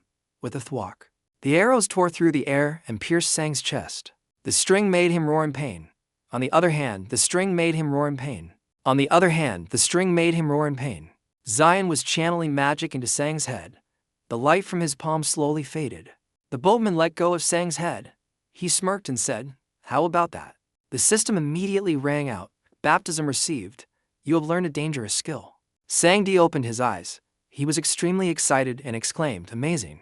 A notification from the system continued to appear. Follower John Sanji has awakened and become a follower of the Shafu constellation. You have received a new skill. Sangdi couldn't help but look at him in astonishment. Uncle Gun is the holy god of the opuchus constellation. Diane remained silent, suddenly remembering Kevin and Hugo mocking him. He's a god. Impossible. Thinking about it, he cursed silently. That kid is sharper than those two. As expected of Sung Jae. On the other hand, Sang Jae was excitedly shouting, I can't believe it. I have to tell them. I know.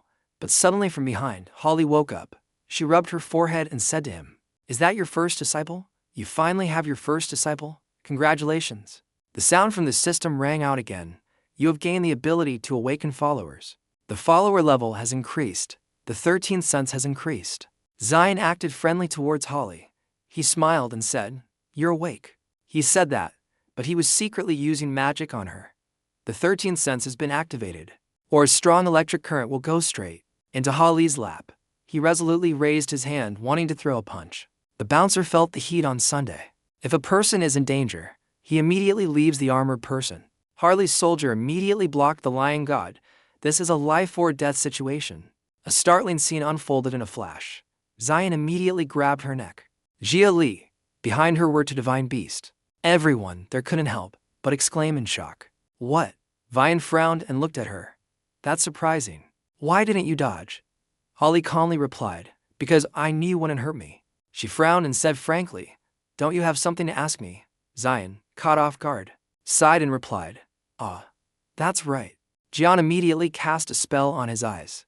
He said in a deep voice, this is the first question. Explain it to me. Zion looked straight into Holly's crimson eyes and asked, why do I sense the aura of a mysterious civilization in your power? While the person in question was still silent, Sangdi frantically exclaimed, a mysterious civilization is the Scorpio Saint of Calamity. Diane smirked humorously at her. It seems the whole world is still being deceived. Even the holy gods are being deceived. The giant red scorpion divine beast, a subordinate of Holly, immediately roared in anger. You damn Calamity! How dare you lay a hand on the princess? If it weren't for the princess's orders, you would have died by my hand. He looked at him again, sneering. These underlings are also calamities pretending to be divine beast, right? In this world, there's no divine beast that would obey a saint to this extent. In addition, he was a little surprised. Princess. You. The divine beast gritted its teeth in anger and squeezed out a word, you. At this point, Holly suddenly spoke up and admitted, startling him. That's right, I'm from Noob. Mysterious civilization. Sanko raised his head clearly, but I consider myself human. Holly, with a serious expression, declared, and I am on your side. Xian's expression didn't change much. Oh, still, he said with a smug smile, is that so? Then prove it. At that moment, a pink slim suddenly appeared next to him, holding a piece of paper. Xian looked at it happily. Perfect timing. He used his magic to make the pen stuck on the paper float with 2 questions. Question 1. What do you think of Liion? Question 2. What kind of relationship do you want to have with Liion in the future? He requested her to answer the questions above. Holly exclaimed and then calmly and quickly picked up a pen to write, nothing special, while he and Slim suddenly broke into a strange, smug smile. After writing, she handed it to him. Here, Xian, who seemed to have a plan from the beginning, now smiled eerily and with great interest. Excellent. He glanced over the answers. For question 1, she put teammate. For question 2, hope to have a strategic partnership. He was somewhat satisfied. He wrote concisely. Hallie's expression remained unchanged as she said, what I wrote is a little funny, but you know my intentions. He stared at the paper. A sentence. Suddenly, Jin pulled out a glowing golden pen from somewhere and smiled boastfully. With this, I'll know. The note appeared, the holy relic. The 10,000-year-old wooden pen that always writes the truth has appeared. Holly, at the beginning, was so shocked that he turned pale, not expecting that item to appear here. He then held out the pen and said, here, with this, whatever you write will be the truth. Let's start with question 1. What do you think of Liion? Holly gaped, then panicked to the point of sweating profusely, her face as red as a tomato, silently screaming one word. Huh? At this time, the divine beast above also craned their necks to observe and listen to the answer. The real answer rang out, extremely talented and attractive, which is why I betrayed the mysterious civilization to come here. Holly, upon hearing this, jumped up and screamed in a strange language, while she was trembling and unable to close her mouth from embarrassment. Jin and Slim looked at the answer on the paper, confused. What? Something's wrong. The next question. What kind of relationship do I want to have with Liion in the future? When? She couldn't hold it in any longer, and screamed and cried in despair, trying to drown out her damned inner voice, which was a lover in the gloomy atmosphere. Overwhelmed by the dark clouds around this construction site, Jin, whether pretending or understanding, sighed and let it go. Strange. This pen must be broken. I'll write it again later. Koma, Sanj, and Jegun weren't deaf just now. Liion gaped, astonished at the clear and distinct answer they had just heard, and even blushed a little. It's nothing. Not long after, Sangdi immediately turned pale and shouted, emergency, emergency. He ran off in a hurry, yelling, sister, the uncle's reputation is in danger. Holly now collapsed, covering her face, really wanting to find a hole to crawl into. While the scorpion beast boasted, clearing its throat, you understand now. Our princess has turned her back on her own origins and made her own choice. As for the man, his heart ached a little. Long still resolutely shouted for his master. It's me and Liion, that person. Province. Holly immediately panicked and shouted, cutting him off, dare to say another word. Having lost all face, she angrily shouted, Eugene, get ready. Let's go back. Xian immediately interjected, go back where? We haven't finished talking. He got a little annoyed and put his hands on his hips, questioning, where do you think you're going? While the princess collapsed in despair from embarrassment. What else do you want to ask? Jin imagined a sword emitting a strange purple magical energy and asked seriously, you're familiar with the weapons of the hidden civilization, aren't you? The sword that stabbed me when I was trapped in the demon tower was a weapon of the hidden civilization. Hallie, still not daring to look him in the eye, managed to reply, that is a weapon containing the power of a monarch. Xian, surprised, wondered, a monarch. As for the explanation, the monarch is the highest rank of the hidden civilization. The weapons of the mysterious civilization, containing the power of the monarch, radiate such terrifying power that even the holy gods are threatened. She supported herself with her divine beast and tried to get up. He asked her worriedly, are you all right? She continued, so even you, Liion, couldn't fight back when facing that weapon. Because it is a dangerous item, I have recovered and sealed it as you have seen. Xian recalled the pile of weapons Kevin had mentioned finding earlier. These are the items discovered during the investigation of the Scorpio constellation 5 years ago. He exclaimed in realization, so that's why the Scorpio constellation got involved. The long brown-haired man suddenly became confused and retorted, now, wait a minute. The mysterious civilization has its own lord. 20 years ago, we clearly dealt with Red Eye. Hallie then calmly replied, unfortunately, Sigmund is not the only Bosca. There are at least 3 others like Sigmund. Sang-di and Diguan were now stunned by the shocking information. Hugo also jumped up and gritted his teeth in alarm, while Jiyu's pupils dilated in surprise. Speechless, all of them pictured that terrifying and dreadful demon and asked the same question. That red eye wasn't the boss of the mysterious civilization. They couldn't believe this terrifyingly dreadful existence. And there were 3 more of them? Xian also sank into silence, making Slim a little anxious and worried. He opened his dazed eyes and frowned in thought. So, he remembered Akma's words from before. How touching. They caught one of my most beloved pets. Are you really human? Xian immediately remembered. The manager of Akma Tower said the same thing. Hugo excitedly turned to him and said loudly, Xian, did you hear that? There are 3 red-eyed ones. Xian, regaining his composure, replied with a frown. So what if I know? Then he gave a hideous, monstrous smile which the little Slim mimicked. He said smugly to Hugo, don't be afraid of anything. Whatever gets in my way will disappear. Hugo was speechless and exclaimed, easier said than done. Despite his joking demeanor, Jin was in complete control of the situation and considered it. Of course, nothing has been easy so far. I have to become stronger to do it. Then he looked towards a spot Jin pointed straight behind Harley and cheerfully gave an order. Hey, you, follow me. I believe the scorpion belongs to me. The person he pointed at was none other than Eugene, who had been lying dazedly in the muddy ground. He grumbled and replied with a sarcastic laugh, funny. Then Eugene expressed his intense frustration and cursed, you idiot. Do you think Lady Hallie will let me follow you? She's completely defenseless right now. Dared to look at the boy and actually agreed with Jian. Alright. Eugene's face broke into a shocked smile as he watched them laugh happily and smugly at each other. Not even bothering to look at him, Xian laughed loudly. This is a good deal. While Holly added, is that all? Do you need anything else? Budin is now like discarded trash. His heart shattered and he fell into a deep hole of despair and astonishment. Done. The next day, under a clear blue sky with white clouds at Toy Hospital, Jian, holding a cup of coffee, looked out the window with satisfaction and exclaimed, it's been a long time since I've had such a romantic morning. He and Slim comfortably sipped their coffee. Life may be busy, but you have to make some time for freedom. Despite this comfort, Jin smiled slyly, enjoying the sound of harsh screams and curses. Lijiang, you think you can be safe now? He maliciously added another sentence. It's a pity that some people can't enjoy freedom. Eugene, behind him, roared with anger. Shut up. Iwo Jiminshin, the religious leader of the Scorpio and opuchus constellations, was kneeling on the ground, crying helplessly. But his hands were still busy writing down his tasks, lamenting. Why do I have to face this situation? Hey, where's your smile? Smugly and sarcastically, because the Scorpion Saint sold you to me for nothing. You have a new job, so work hard. He cried even louder, screaming as he sped up his writing. Jiu from behind was also amazed. Why Yuji gritted his teeth and trembled, silently cursing.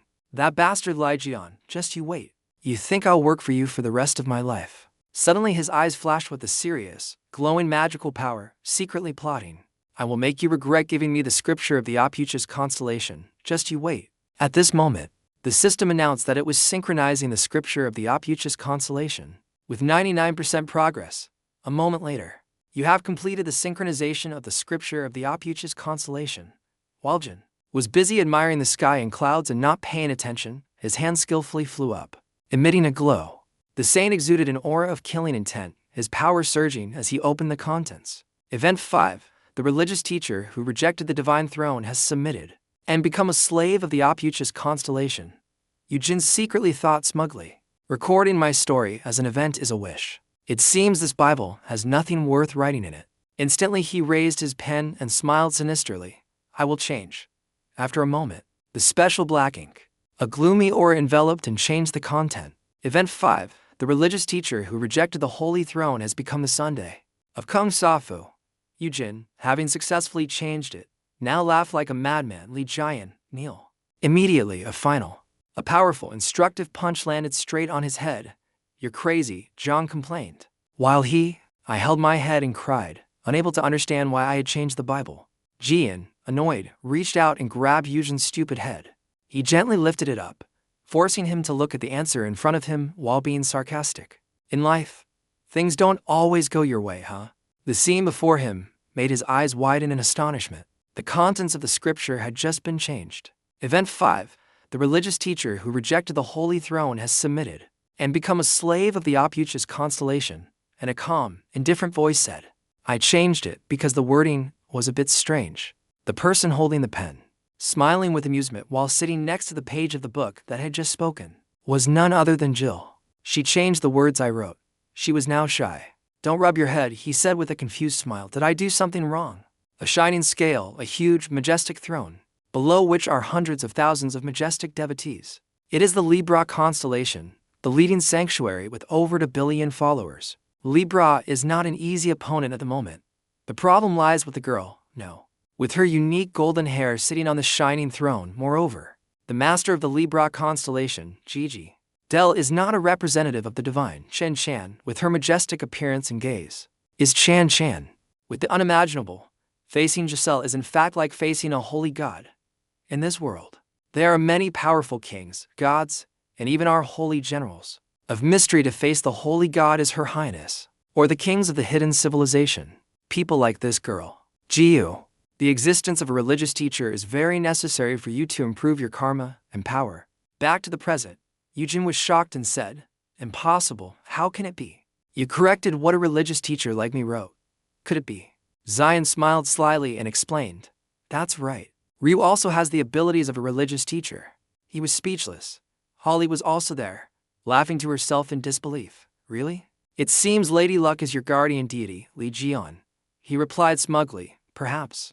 And was able to deal with both of them in front of him now. I can't believe there are 2 religious teachers.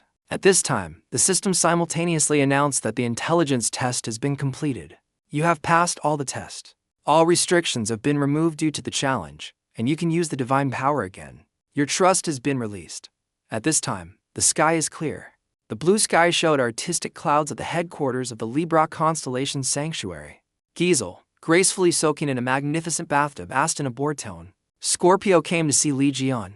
The male servant behind her knelt down, his head bowed respectfully, and replied, That's right. Sagittarius, Libra, Scorpio, and also a religious teacher.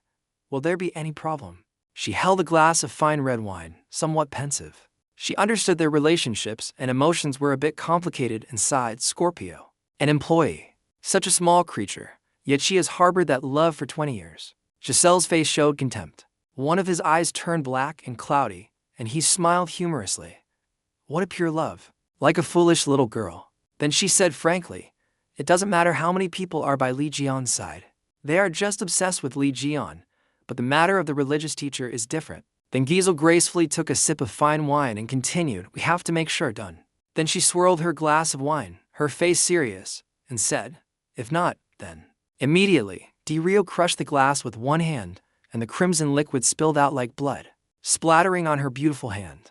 Giegel let the wine flow over his hand like a waterfall of blood, his eyes terrifyingly smiling as he firmly declared, Eliminate them.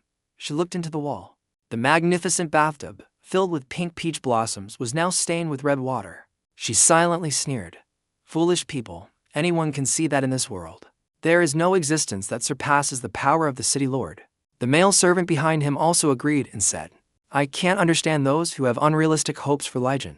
Giselle glanced over and explained, Those who confront Lie are divided into 2 types. On the left, people like Harley, Hugo, or Kevin are the ones who, under his command, have a sinister influence. On the right, like Ivan, Malling, and Cruiser, they are the opposite, holding a grudge. At this point, you can try it. Giselle stood up from the tub, revealing her smooth white back with a scale tattoo and complex symbols, and asked, Who among our people is close to Liion?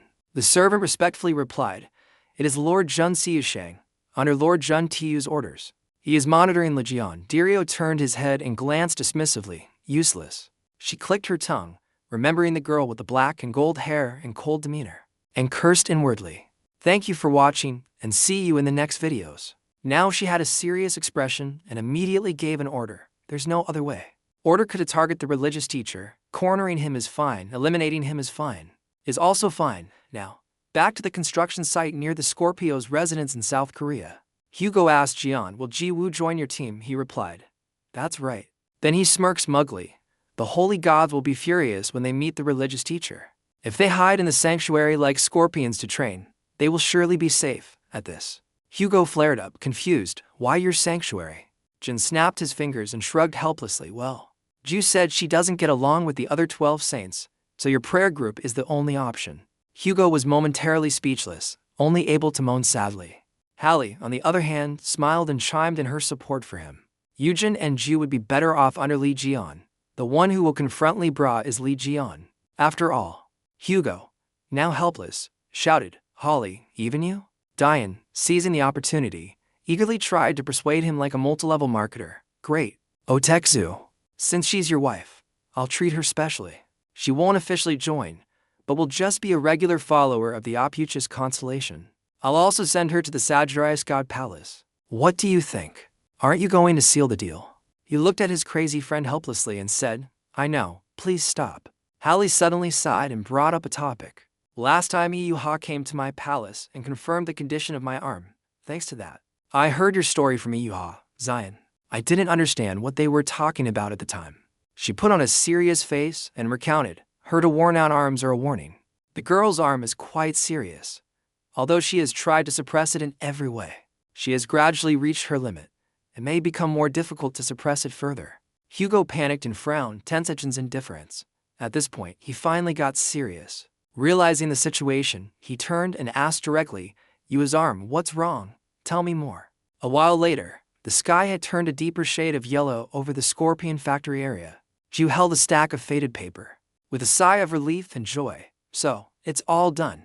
She still started calling for Eugene. I love you. I've written all of this part. Can I rearrange the next part? He was now as haggard as an exploited worker, his hands still moving the pen without stopping, while helplessly recounting his life story and replying, do whatever you want.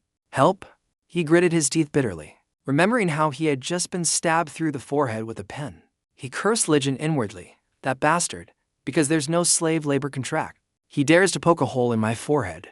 Then he cried and glanced at his tired shoulder, lamenting, and there's the suffering. The pen that was constantly moving in his hand was the 10,000-year-old wooden pen.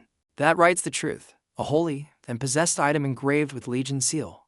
It had tasted the blood of a religious teacher and chose that person as its master. Thanks to the blood of the religious teacher and Legion's refinement, it became sentient. Eugene looked at the pen, which seemed to be enjoying its work, and it rose even higher. He threw it away with a curse, damn it. However, what you don't have, you lose. I found it myself. The pen flew in a circle, kissing the wall and ceiling, then flew straight at him, stabbing him right in the top of the head. One stab wasn't enough. It even stabbed the cold, tired corpse repeatedly. The system noted the obvious. Who's taking revenge? The pen raged at the master who had abandoned it. While Dai was frantically calling, Eugene, she enthusiastically encouraged Eugene. You can't give up on your life, can you? At this moment, he also woke up and screamed in pain. At the same time, a figure with gritted teeth was lurking at the door behind them, anxious and angry. Damn it. I came here on my mother's orders. He is the son of the Libra constellation, Siyu Dun, who was anxiously hiding, carefully observing. Brother Tu is useless, not to mention what I can do. And, no, let's think positively. Anyway, I have no future after the failure of the Blood Mist. I must do this mission well to make up for what my mother hasn't seen in me. At this moment, he peeked through the crack in the door and exclaimed, capture the religious teacher. What caught Siyu's eye was Eugene's pathetic, crying expression as he lay helpless. But he didn't let his guard down. The other one is clearly a strong person in the Scorpio constellation, because his current state is not good, but I have to think about how to deal with him later. Then he turned to look at Ji Woo, who seemed weak and panicked, and thought, if I want to catch someone, that woman would be easier. I can also scare John. Suddenly now, from a distance, the sound of hurried footsteps approached. The person headed straight for the door in front, near where the two religious teachers were.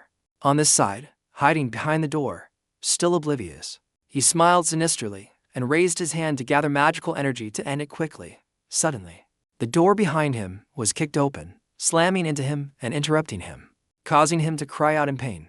In a fit of rage, he kicked down the door, revealing Kevin, who shouted, Liion. He stomped his foot hard on the ground, extremely annoyed. Then he shouted, his voice echoing everywhere like a madman, cursing. How dare you leave me at the Leo constellation? I won't let you get away with it. Jiwoo turned around in astonishment. Virgo Saint, Kevin. Eugene was also bewildered. Why is he here?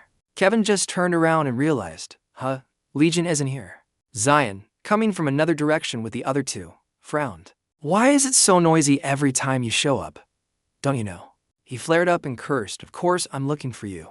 Then he looked at Holly in surprise and asked, Scorpio, why are you here? Holly sighed wearily. Why do I have to deal with this person here? Zion and Hugo silently nodded in agreement. Hugo now looked at the kicked-down door and was surprised. Huh? Under the collapsed door was a figure with a distinctly blonde head. Who was it? He exclaimed in surprise. Oh, Junsu? Hugo asked in surprise. Why are you here? Kevin, did you bring him here? Kevin also threw his hands up and said, I don't know, while John, confused, asked, Who is he? Then he remembered the scrawny-faced kid from before.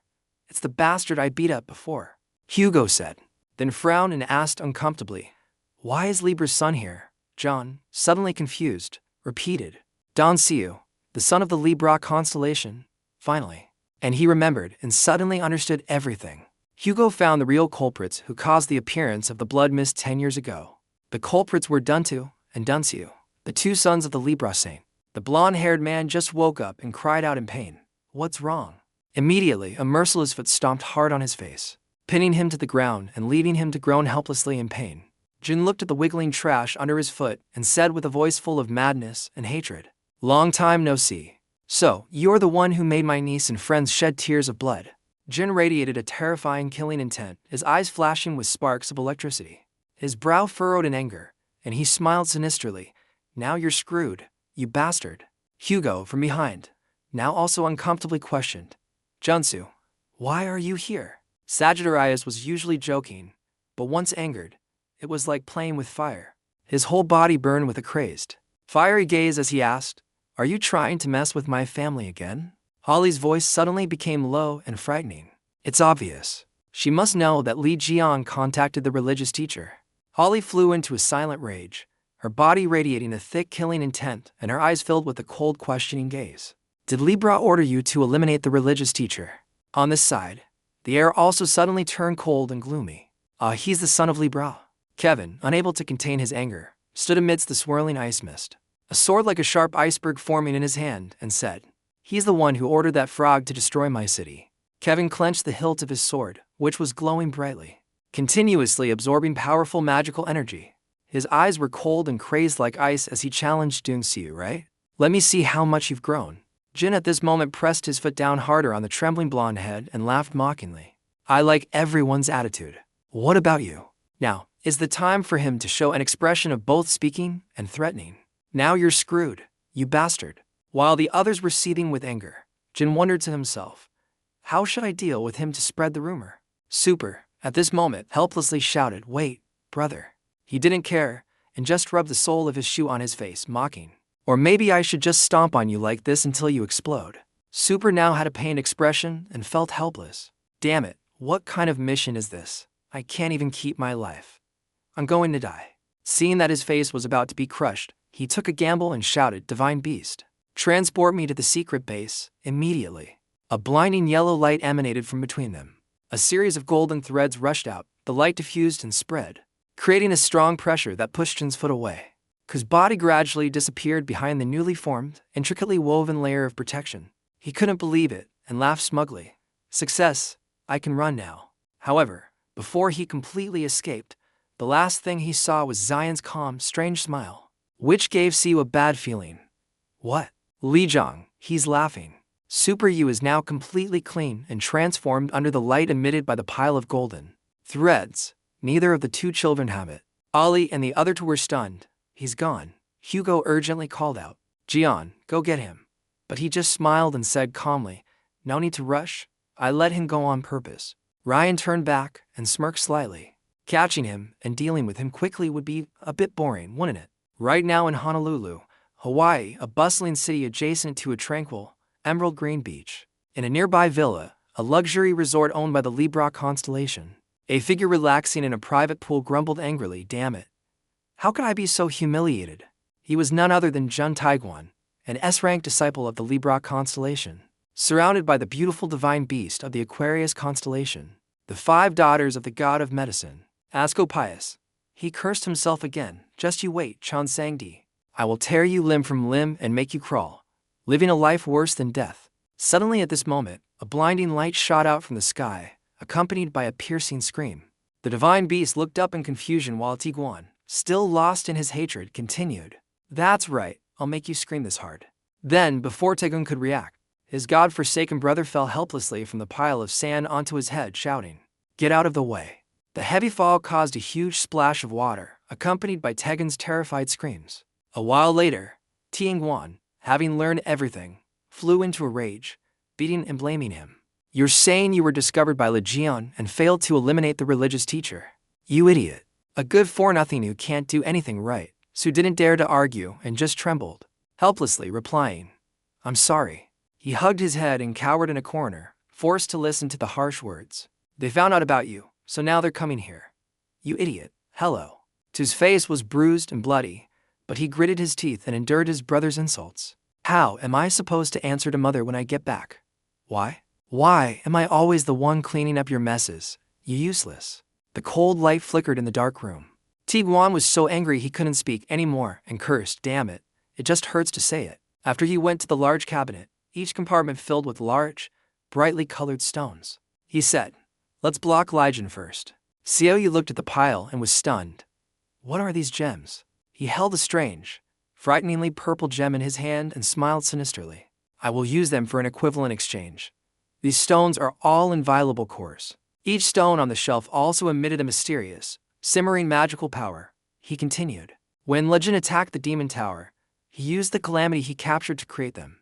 Zhu then wondered, if we call them out, can we deal with them?" Taegun, holding a glowing scale, replied with a raised eyebrow, "We have the Libra chain, what's there to worry about? Let's just capture Liion first." Immediately after, a silent chain spread, the system announced. Using the Libra constellation's equivalent exchange skill. Using the inviolable core as an offering. Summoning a disaster that no one can handle in exchange for those offerings. Immediately, a giant pillar of light erupted from the room, shooting straight into the sky with a deafening roar. Inside, the magical power swirled and transformed with a strong wind. Taegun laughed excitedly. "Ugh, it's that strong. It seems a calamity will appear that will make that Liion's life a living hell." Oh my. But the Libra scale stopped moving, and a strange blue light enveloped them both, stunning him. The yellow light suddenly transformed into a giant, dazzling blue light, creating a terrifying halo that panicked the people on the beach. Taegun, confused, shouted, What happened? Why is there a pillar of light?" When the statues above the pillar of light suddenly shook, as if something terrible was slowly descending.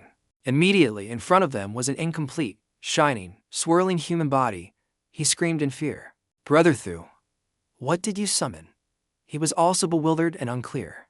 Strange. It can't be like that before them. He immediately dodged to the side. To his brother's confusion, Liion sat. Then the creature's head rammed straight into Chu, startling him, then leaving him unable to react in time.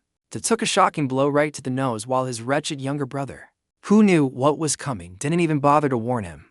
Didn't know. After a bloody nose, Kansu rolled on the ground laughing. "I'm going to fix it." Using that familiar move, not this time. At this moment, the body of the summoned being reformed into Jin. He was angrily squeezing a yellow parrot in his hand, calling it small. "So you were hiding here." Which made Siu jump in fear and shout, "Liion." He looked at his beloved parrot, motionless, and immediately panicked and shouted. Zion calmly said, I picked it up on the way here. It's the divine beast you left behind when you ran away." He angrily squeezed the parrot's neck. "It suddenly brought me here. So I followed to see who it was." The divine bird now panicked and shrieked, "Calamity. Summoning successful, summoning successful, successful." Jin tossed the bird aside and calmly stepped forward. "Now, why don't you have a little chat with me?" Tiu backed away in fear, cursing to himself, "Damn divine beast, a calamity no one can handle. And you even brought Liion here."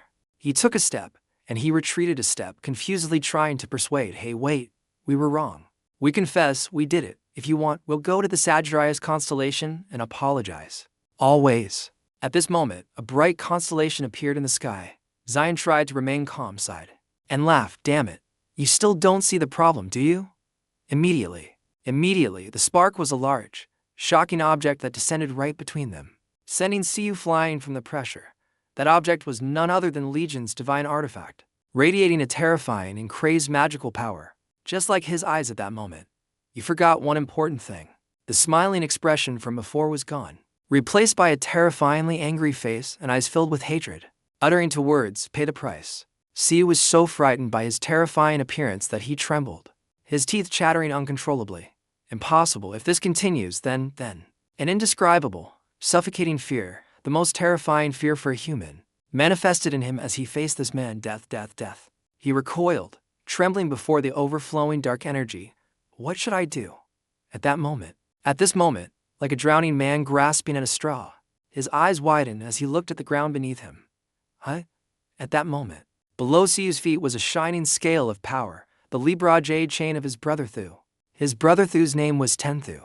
My brother just woke up, groaning in pain. Damn it, one summon and it's already this chaotic. He quickly turned and called out, that's right, the Libra jade chain, Jun Siu, have it. Had seen the jade chain before he could finish his sentence. What met his eyes was the glowing jade chain that had just been activated. In his insolent younger brother's hand, Ta turned to look at Siu's nonchalant, desperate expression. Brother Thu, I'm sorry. I think you're right, I'm a useless child. The watch. At the same time, the system notification kept appearing. Using the Libra constellation's equivalent exchange skill, using Run Tiguan, the son of the Libra constellation, as an offering. Now he smiled, a forced, fearful smile, but still a smile. Unlike me, you're very useful. In his hand, the scales glowed and activated. 2, his mind no longer clear, smiled, but his eyes were filled with fear as he called out, Shi Zhu. A notification. The cruel news appeared, transforming Dun Tiguan into a calamity. Listen to this. Immediately, golden threads bound him. The formula. His body involuntarily transformed, swelling into a bizarre, hideous form. Tieguan Kainger could only use his last bit of strength to scream tragically. Now a huge gash lay on one side of the scale, his muscles bulging crudely. His skin a grayish color, with a mutated body, horns, and chaotic wings displayed before Jin. He now burst into a wild, mocking laugh. Interesting. A younger brother turns his older brother into a monster. The gods are here.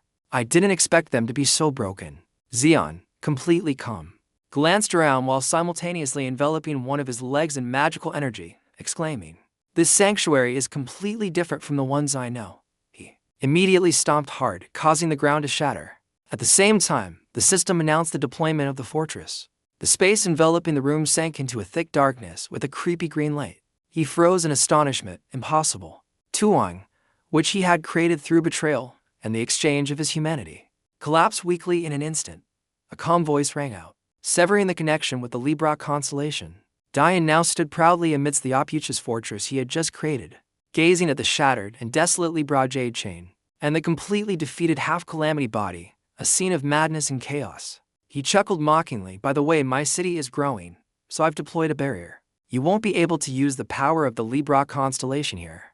The power of Libra was cut off in the middle of a sentence, and thus was destroyed.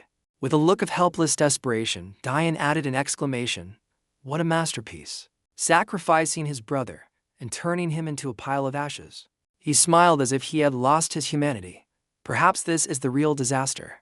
Ling Koi Hai asked. What do you think? Doesn't it seem like a farce? Ryan smiled calmly. Now it's my turn. The system showed progress. Using the records in the scripture of the Kung Safu, select Event 2. Event 2. The Sagittarius Saint admires the master of Safu. Through Event 2, the power of the Sagittarius constellation can be used. And immediately a layer of crackling fire appeared around his eyes. The system noted, activating the Sagittarius constellation's all-seeing eyes skill. Jin gracefully stepped forward and said, do you have any last words? Siu looked at him in alarm, holding a giant double-bladed axe. As a final act of mercy, he said, before you die, I'll let you atone for your sins. Sometimes you want to confess something, right? Before the mask of fire, Jin, like a judge from hell with a piercing gaze, smiled terrifyingly. If you have any last words, think carefully and say them, you bastard. He just gritted his teeth in fear and helplessness, his super trembling face showing unwillingness as he cursed, damn it, you bastard. He pulled his hair and screamed like a madman, damn it, which confused Jian.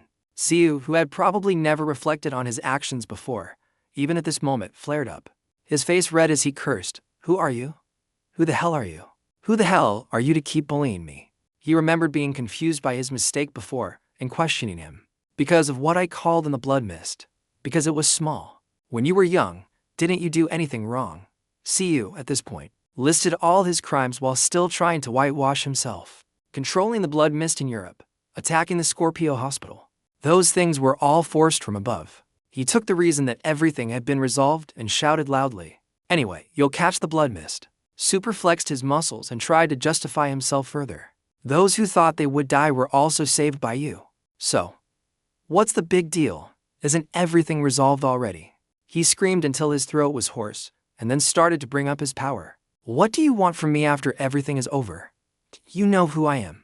Then he used all his strength to intimidate him with his authority. Jun Siu, son of Giza Lauren, and his peace-loving companion. Siu was challenging him. You think if you touch me, my mother will let it go? How strange. Then he froze. Siu looked at Jun's current state and trembled in disbelief. You bastard. He pointed in confusion at the rude, cross-eyed man who had been ignoring him and cursed. I'm talking, and you dare to fall asleep. Zion, tired and drooling, woke up. Is it over? I had a hard time keeping my eyes open.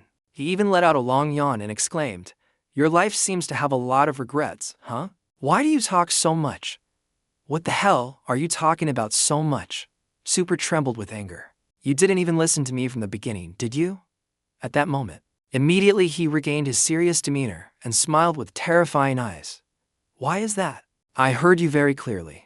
The all-seeing gaze pierced through Siu's horrified expression. Zion said, Not only me, but all of them heard it, from the beginning, every word. Every gesture of his was directly broadcasted. By the ring of fire throughout the city, to the indignation of the people, he shouted in panic. What? What did you say? The public's reaction at this time was one of astonishment and contempt. Action. John explained that what you said, I have broadcasted all over the world. And it was true. Even in the cold, windy, snowy night, on the sea, the seagulls and the emerald green water, Jin sneered, no matter where you are, you can watch it. The number of viewers must be huge. What is the scale of this? Is no joke. Scattered across the globe are bright, floating sparks, he said nonchalantly. Counting roughly, 8 billion people. This is the power of Sagittarius, the all-seeing eyes of the Sagittarius constellation. A skill similar to the 1,000-mile eyes of the Sagittarius constellation. The archer, using this skill, was astonished to discover Yang Jian motionless amidst the rocks. In that way, Jun Siu's direct speech was transmitted throughout the world using the skill. Now let's try it. Now at the Libra Palace, the territory of the Libra constellation. The Libra retainers were watching in horror and worry. Where are Liion and Lord Jun Siu now? A subordinate urgently replied, We still haven't found any trace. At this moment, the internal situation was more chaotic than ever. Damn it. How much trouble does that Liion want to cause? Use every means to find that place now. We have to save Lord Run Siu at all cost. The first Libra emissary said worriedly, Your Excellency, look over here. The people are entering. His superior was stunned. What?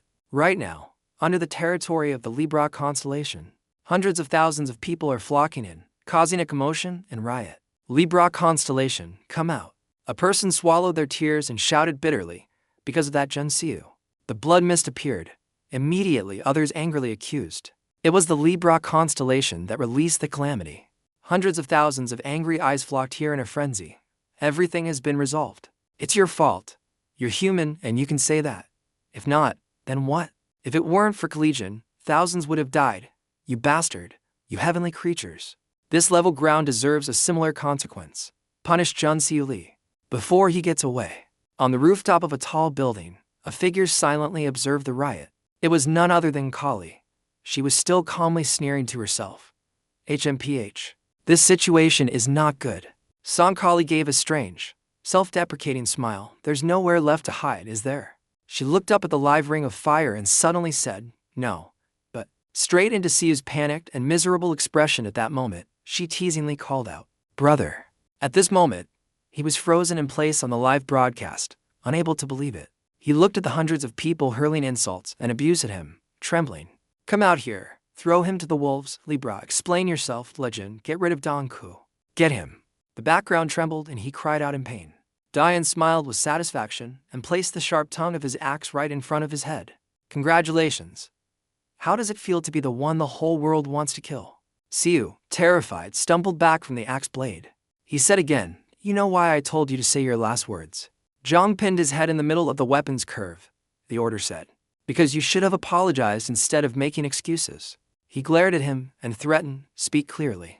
You threw away the last chance you had to beg everyone in this world. Siu's eyes bulged, tears streaming down his face as he listened in despair. Now, neither I nor they can forgive you anymore. The retainers of the Libra constellation were now panicking. No, he's going to die. They strained their eyes to watch in hopelessness, calling out, Lord Run Siu. A series of update notifications at this time. The people's trust in the Libra constellation is decreasing. The followers' faith is declining. The people are growing to hate the Libra constellation, and the sanctuary's status is declining. The people are growing to hate the Libra constellation, and the sanctuary's status is declining. The people are gradually developing a favorable impression of the opuchus constellation. Now, the low-level followers all panicked and looked at their master, Saint Lord. There's a big problem. The position of the sanctuary, Saint Lord. The followers' faith is decreasing. We can't let that legion get away with this. We will send our elite forces to attack. What? Amidst all the confused and panicked words of her subordinates, Giselle remained silent and motionless. Suddenly, her eyes flashed with a blinding light. At this very moment, as Zion raised his weapon to finish off Awakir, well then, let's have some fun with their enthusiastic support. And immediately a brilliant pillar of light shot down right behind him. The dark shadow of the divine bird appeared, followed by the image of the enraged Libra god. Legion, stop. I can't just stand by and watch anymore. He sneered, so you're finally showing your face? You're pretty slow, you piece of trash. See you. As if he had found his savior, happily called out, Mother. The divine bird spoke for her. You're determined, Liion. I didn't expect you to do something so crazy. Jian boasted in response. Do you think releasing a calamity and destroying a city is a small matter? Stop talking nonsense. Giesel said contemptuously, I'll be blunt. I'm taking my son with me. I know you're trying to provoke me, but isn't this method a bit too despicable? He clicked his tongue and replied mockingly. Despicable? The fact that your son's harmed innocent people is what's despicable. Jin stomped hard on the helpless Su, saying, all right. Then he forcefully stabbed the battle axe into the ground, shattering it right next to his neck. Dian calmly made a suggestion. If you're not satisfied with my method, then try doing it your way. He leaned on the axe handle and faced her, forcing her to choose. Choose one of the two. Either reveal all the atrocities the Libra constellation has committed, and pay for those sins, or apologize. I got everything I needed to fight you, and I even found out who stabbed me in the Acma Tower. The entire Giselle was now holding her forehead in helplessness. HMPH. I have nothing more to say to you. Liion. She gently waved her hand, revealing her transformed black eye, and calmly replied, indirectly ending her son's life. Why should I listen to you? Siu, hearing these words, cried out in despair, Mother. At that moment, Zion also smiled mockingly and swung his axe handle in reply. It seems so. A mournful cutting sound was heard. His head, with a look of utter despair, dived from the betrayal of his own mother, and fell helplessly. Dian swung his axe once, then spun around and gracefully parried. At this moment, Giselle's bird screeched at Jin. How dare you do that in front of me? You think I'll still stand by? After severing Siu's head, Zion looked up and replied, You're already angry. A huge amount of energy was surging in his palm. I can do more than that. Zion's eyes flashed like flames. He reached his hand back, the energy swirling in the space, creating a shadow. Created strange flashing streaks of light. The bird saw this, its face horrified and surprised. What? Zion looked at it and smiled triumphantly. At the same time, a source of energy from A's hand surrounded Siu. How could it be? Rebirth? Giesel, who was observing him through the bird, gasped in astonishment. That's right. Xian had just used his power to resurrect Siu, leaving him stunned and terrified. Then the system rang out. You have granted Zulseal the skill of rebirth. The influence of the rebirth skill has increased due to the effect of the domain. After returning from the dead, Siu clutched his neck as if he couldn't believe his eyes. It had healed, but the pain was still there. What? I was definitely dead. It's nothing. From somewhere, Xian rushed forward and struck Super Yu with another fatal blow. The closer the pain got, the more Super Yu's fear made his pants wet. The blade swung down, splitting his body in two. Before he could even go to heaven for 5 seconds, he was resurrected by Jin again. His eyes were sharp, as if he could torture Siu Yu 1,000 more times. His wounds quickly healed as if they were never there, leaving him wide-eyed with fear. What the hell is going on? Then another fatal blow sent him flying. The bird panicked. Liion, what are you trying to do? He turned back and smiled smugly. Are you blind? Can't you see? It would be boring if he just died like that. As soon as he finished speaking, Jin continued to resurrect Siu Yu. He laughed maniacally. If I only kill him once, the people who were harmed will be at a great disadvantage. Your son has done a lot of bad things, so I will cut you with the number of pains of the people you have caused. Liion swung his weapon, but paused for a moment, where you can cut yourself. I will count them directly, after which superused tragic screams echoed. His eyes wide and bloodshot, tears and snot streaming down his pathetic face. Another sharp thwack followed by the system's voice. You have granted Duniku the skill of rebirth. Outside the city, everyone held their breath as they watched the live broadcast of the Libra constellation's match. His desperate scream echoed, "Save me." Liion was attacking like a beast. "Save him. I am saving you." After that, Siu continued to be trapped in a loop of being beaten and then resurrected. The system announced again, "You have granted Duniku the skill of rebirth." "I was wrong." His scream echoed outside, making the crowd standing outside worried. "Please stop." His pitiful cry echoed out again. At this moment, the image of Siu's battered body made G.Cell even more furious. The system displayed the familiar resurrection notification again. G.Cell's soldiers were extremely worried when they saw this scene. "No, Mr. Siu." His body seemed to have been completely shattered, causing him to scream in despair. Another series of notifications. "You have granted Dune the super skill of rebirth." Liion seemed to not care and continued to slash at him relentlessly. Giesel, upon seeing this image, flew into a rage, her eyes blazing as she screamed, "Liion, you're testing my patience. I'm sorry." Then the system rang out, activating instant teleportation skill through Larry Quinn, activating the Sagittarius constellation's absolute coordinate skill.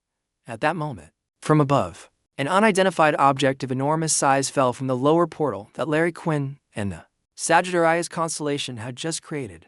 Seeing this, Giselle was extremely alarmed. The object was so large that when it fell, Giselle's tower seemed to be hit by a violent earthquake.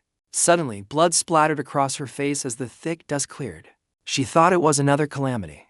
Giselle silently observed as she looked at the head lying limply in front of her. With that signature golden hair, she realized it was the corpse of her son, Siu. But his body was no longer intact as it was before. It was swollen from being constantly attacked. A large horn grew on his forehead. His entire skin had turned purple. His ears were pointed like an elf's, and he had a chilling, screaming expression. Giselle, at this point, couldn't contain her rage. Her eyes widened, her mouth bled, and her face darkened. By now, from here, through the image on the Libra tower, the image of Jin's haughty voice speaks. "What's with that face, you bitch? You don't look very happy. Why aren't you happy? You're still standing there like a statue. Your beloved eldest son has returned." His face lit up with a triumphant smile as he added, "Show him some love and comfort." At this moment, Giselle turned around with the calmest expression she could muster. "You will definitely pay the price for provoking me." As soon as she finished speaking, on the other end, Jin roughly squeezed her bird's neck. "Provoke? I didn't provoke anything. Hey, you bitch, I just responded to your choice. Anyone who stands in my way will end up like this. Whether they are chosen by the sanctuary or a calamity from a mysterious civilization. Even if it's a god." He glanced at Giselle's body. Jin's anger had reached its peak. After speaking, Liion threw the bird into the air, leaving it no time to react. "See you next time, you bitch. Prepare your neck and wait." "Giselle Lauren," he shouted and unleashed his power forward. Giselle gritted her teeth and looked up at the sky. At this moment, the reflection had stopped due to Jian's influence. The terrified soldiers looked up at the tower, Saint Lord. At the same time, a beam of energy shot straight at where Giselle was sitting, with a thwack. "My family," screamed tragically. Giselle went completely mad. She raised her head and roared. "Hey, what's that? An earthquake? What is it?" The townspeople screamed. Giselle, upon receiving Jin's blow, her emotions seemed to reach an extreme level. "How dare you insult me? I will definitely kill you." Her dark eyes expressed her extreme anger. "Liion, you and that trash down there. Always moving." At this moment, right in the center of the scale, a strange light suddenly shone. The whole city shook violently due to her anger. Giselle, seeing this, screamed, "Liion." Suddenly, Siu opened his eyes and saw that he was still lying in the same place, and was immediately alarmed. "So it was all just a dream. You're awake. Good. I thought you were dead, so I was really sad," he said with a smug smile. "Now, let's continue where we left off." Suddenly he asked in confusion, "How many did I count to?" Siu, hearing this, immediately trembled like a leaf. Jin, after thinking for a moment, decided to start counting again. He immediately panicked and cried out, "Stop it, you bastard." But he seemed to ignore those words and muttered to himself, "The number of injured is 5,000, plus the number at the Scorpio hospital. If we calculate the time the Oteksu family suffered by pain in installments, Siu, hearing this, screamed and begged, "Please listen to me." After a while, Liion raised his sword and said softly, "Okay, I'm done counting. Just die 10,000 more times," Zion said as he raised his weapon. Up. Another slash between the head split the skull. Siu used his last chance to scream, "You bastard."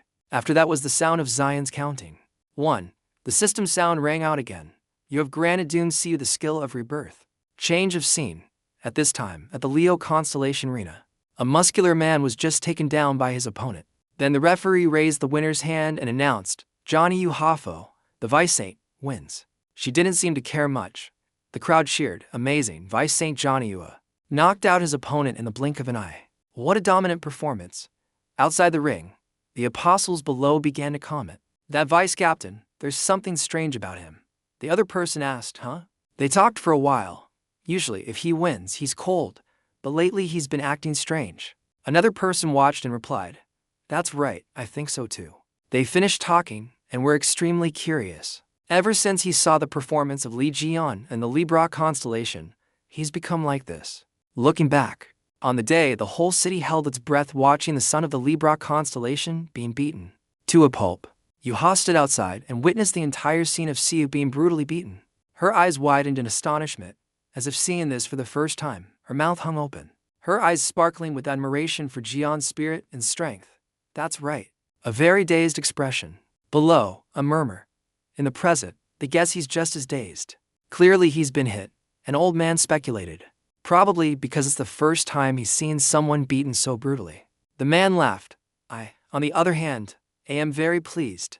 Those arrogant Libras. They deserve what they got for flying all over the place." Yuha stood in the courtyard with a dazed expression, but the MC's loud voice kept ringing in her ears, annoying her.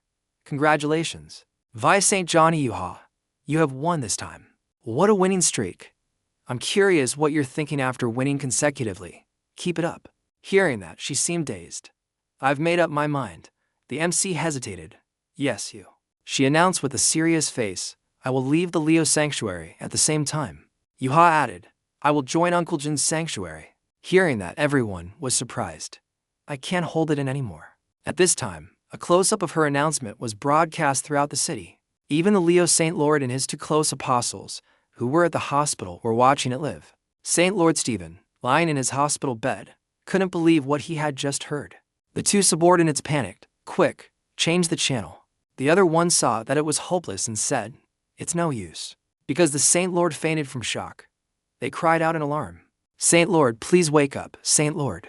Oliver, standing outside, heard this and gritted his teeth in anger, thinking to himself, "Both the Saint Lord and the Vice Saint Lord, those who bring shame to the sanctuary." At this time, the hospital room was noisier than a market. "Saint Lord, please wake up. You can't leave like this. He just fainted. Don't overdo it." The other man reassured the crying man. A person shouted, "Hey Steve." He was looked down on by both Liion and John Yua. "How can he live like that?" The other person got angry. "You bastard. You pretended to be worried about the Saint Lord, confirmed he fainted, and then did something bad, didn't you?" At that moment, at this time, the TV is switched to a high-level emergency meeting of humanity. A young man said loudly, "Until now, the Libra constellation has deceived the whole world. She concealed the truth of the blood mist with the mistake of the Sagittarius constellation." Hearing this, another, older-looking commissioner replied, "Aren't we being too hasty? Nothing has been clarified yet.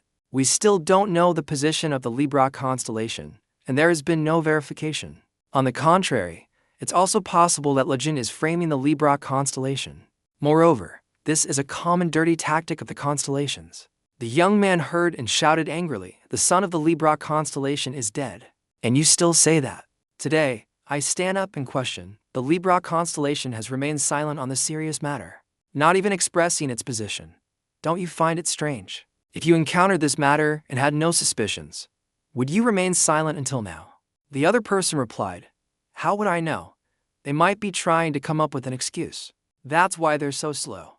After watching the news for a while, Hallie had to praise him. "Kevin, is this media manipulation? Besides poisoning food, you also know how to do this, Virgo." He smiled confidently. "Manipulating public opinion with my influence is a small matter."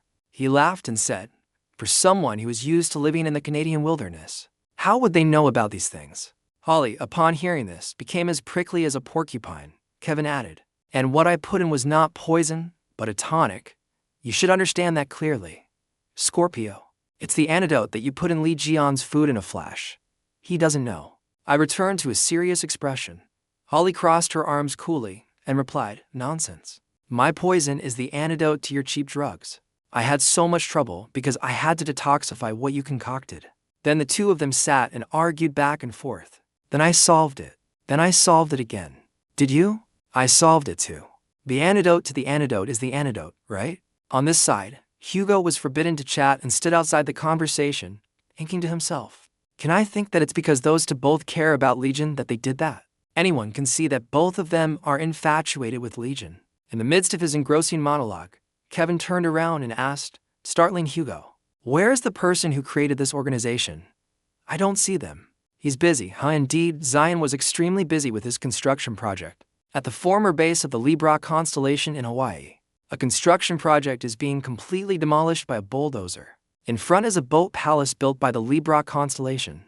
In front of the construction site, Zion was sitting, eating a pile of fast food and listening to music. "Amazing. You're so cool." "The system sounds off. The Hawaii branch of the Libra constellation has been destroyed." Liion, while munching on his hamburger, scrolled through the system. "The grand opening is also done. Now I can figure out what to build. There are quite a few bonus points too. The Libras have this too." The system chimed in again, "The heart of a demon. A crystal created from the crystallization of the calamity. That Liion destroyed in the demon tower before." He thought to himself, "So they're going to summon a calamity with the gem I created. Calamity level. Calamity level. That parrot summoned me in a similar way. Anyway, break's over. Let's get back to it." After finishing his food, he stood up and started working. Liion asked happily, "We're getting a new house soon. Has the gift I sent to that girl arrived yet?" Red. On the other hand, the gift Jin mentioned was the head of Azizio's beloved son, Super, hanging on a flower arch in the middle of the scales of the Holy Land of Heaven. Gisel's rage made the entire sanctuary tremble. The fearful soldiers knelt behind her. Gisel's face was filled with hatred. He said, "You want to piss me off to death, don't you? You sent this to insult me?" she asked. She glared, her eyes shooting lightning as she questioned her useless subordinates. "He still wants to insult us on live television, whether it's broadcasted or not. You people still have no plan for this." They, in fear, said loudly, "The subordinate deserves death." The Virgo's movements were too fast, making it difficult for them to stop him. The man was enraged, thinking about the smug image of the Virgo Saint Lord and that Kevin laughing at and insulting her. He thought to himself, "Damn it, he's just a servant of the goddess. It's not like it's his name." The followers of Liion have also gathered in large numbers. Gisel then turned and ordered her minions, "Gather the troops." They, who had been begging and sweating profusely, raised their heads and got up. "We know there's nothing. I can't just sit here like this. I'm going all out." His eyes. The girl's eyes flashed with extreme hatred. Giselle ordered, "Contact the allied sanctuaries and all the tribes around the world. Use any means necessary to eliminate that Liion." The soldiers, upon hearing this, chanted in unison, "As you command." All actions are focused on a full-scale attack, moving into the attack phase to avenge the young masters. The soldiers rush outside, shouting, in front of them, the spot where the subordinates had just knelt, having just endured Giselle's wrath, seemed to have sunk deep down. After she finished, she shouted, "Come out." At this moment, a large evil spirit appeared from the void and knelt behind her. He, reporting, "Saint Lord, the god has summoned the army of the mysterious civilization. All are awaiting the Saint Lord's command." Giselle praised, "Very good, as you wish." A very powerful, benevolent energy appeared in her hand. These various colors grew larger and larger, illuminating the entire sky. A miniature globe was summoned. Around it were dark stains, indicating the presence of formidable calamity forces. Giselle reached her hand towards it, her face dark and gloomy, her glowing eyes filled with resentment. Her hand stopped at the largest and darkest stain. That was the Pacific Ocean, the dark territory of a mysterious civilization. The ocean waves crashed violently, lightning struck the sea ceaselessly, and the entire surrounding sky was frighteningly gloomy. From beneath the sea, countless calamities of all sizes and types suddenly emerged. "We can investigate them." They screamed and let out horrifying, ghastly cries. A lightning bolt streaked across the sky, and they all flew high up in unison. The horse-riding calamity appeared and spoke. "They're here." At this moment, the extremely powerful calamity army had fully emerged, and they flew across the sky, looking incredibly demonic. A giant hand appeared in the sky, It was Gisel's hand after she had plunged her own into the dark stains on the miniature globe. It glowed strangely, illuminating a region of the gloomy sky. Around them, lightning continued to strike. Below, the horse-riding Calamity army had lined up neatly, awaiting orders. Then, her hand plunged straight into the sea. Meanwhile, as she stood outside and plunged her hand in, the dark, filthy stains began to chaotically fly about in the air. She then squeezed it tightly, pulling out a strangely glowing red orb that was suppressing the demonic filth. I will wipe them all out, Liion and those insects. In her hand, the orb vanished, revealing a monstrous, glowing red eye. Liion, how pitiful. Her rage also reached its peak. Her eyes became distorted, pitch black and glowing strangely. Her hair stood on end due to her fury. I will make you all feel utter despair. As she spoke, Gisel squeezed the monstrous thing in her hand, causing more of the sticky substance to ooze out. The eye in her hand suddenly lit up, opening wide in a bizarre manner, followed by an announcement. The Dark Territory would attack humanity in 65 hours. Hawaii, one of the most beautiful islands in the world. It is also the location of the Libra Temple headquarters and the Opuchus Holy Land. In front of the main entrance of the headquarters, a magic teleportation gate opened. Look, Hugo's group, consisting of himself, Jiwoo, Hallie, Kevin, and Sanji, stepped outside one by one. As soon as he set foot on the ground, Kevin started complaining. What the hell is Liion doing here? Why did he suddenly make us come to Hawaii this early in the morning? Hugo replied, I only know what he's doing here. Besides Holly, who was looking forward to meeting Liion, can I really see Liion now? The others were more focused on the headquarters before them.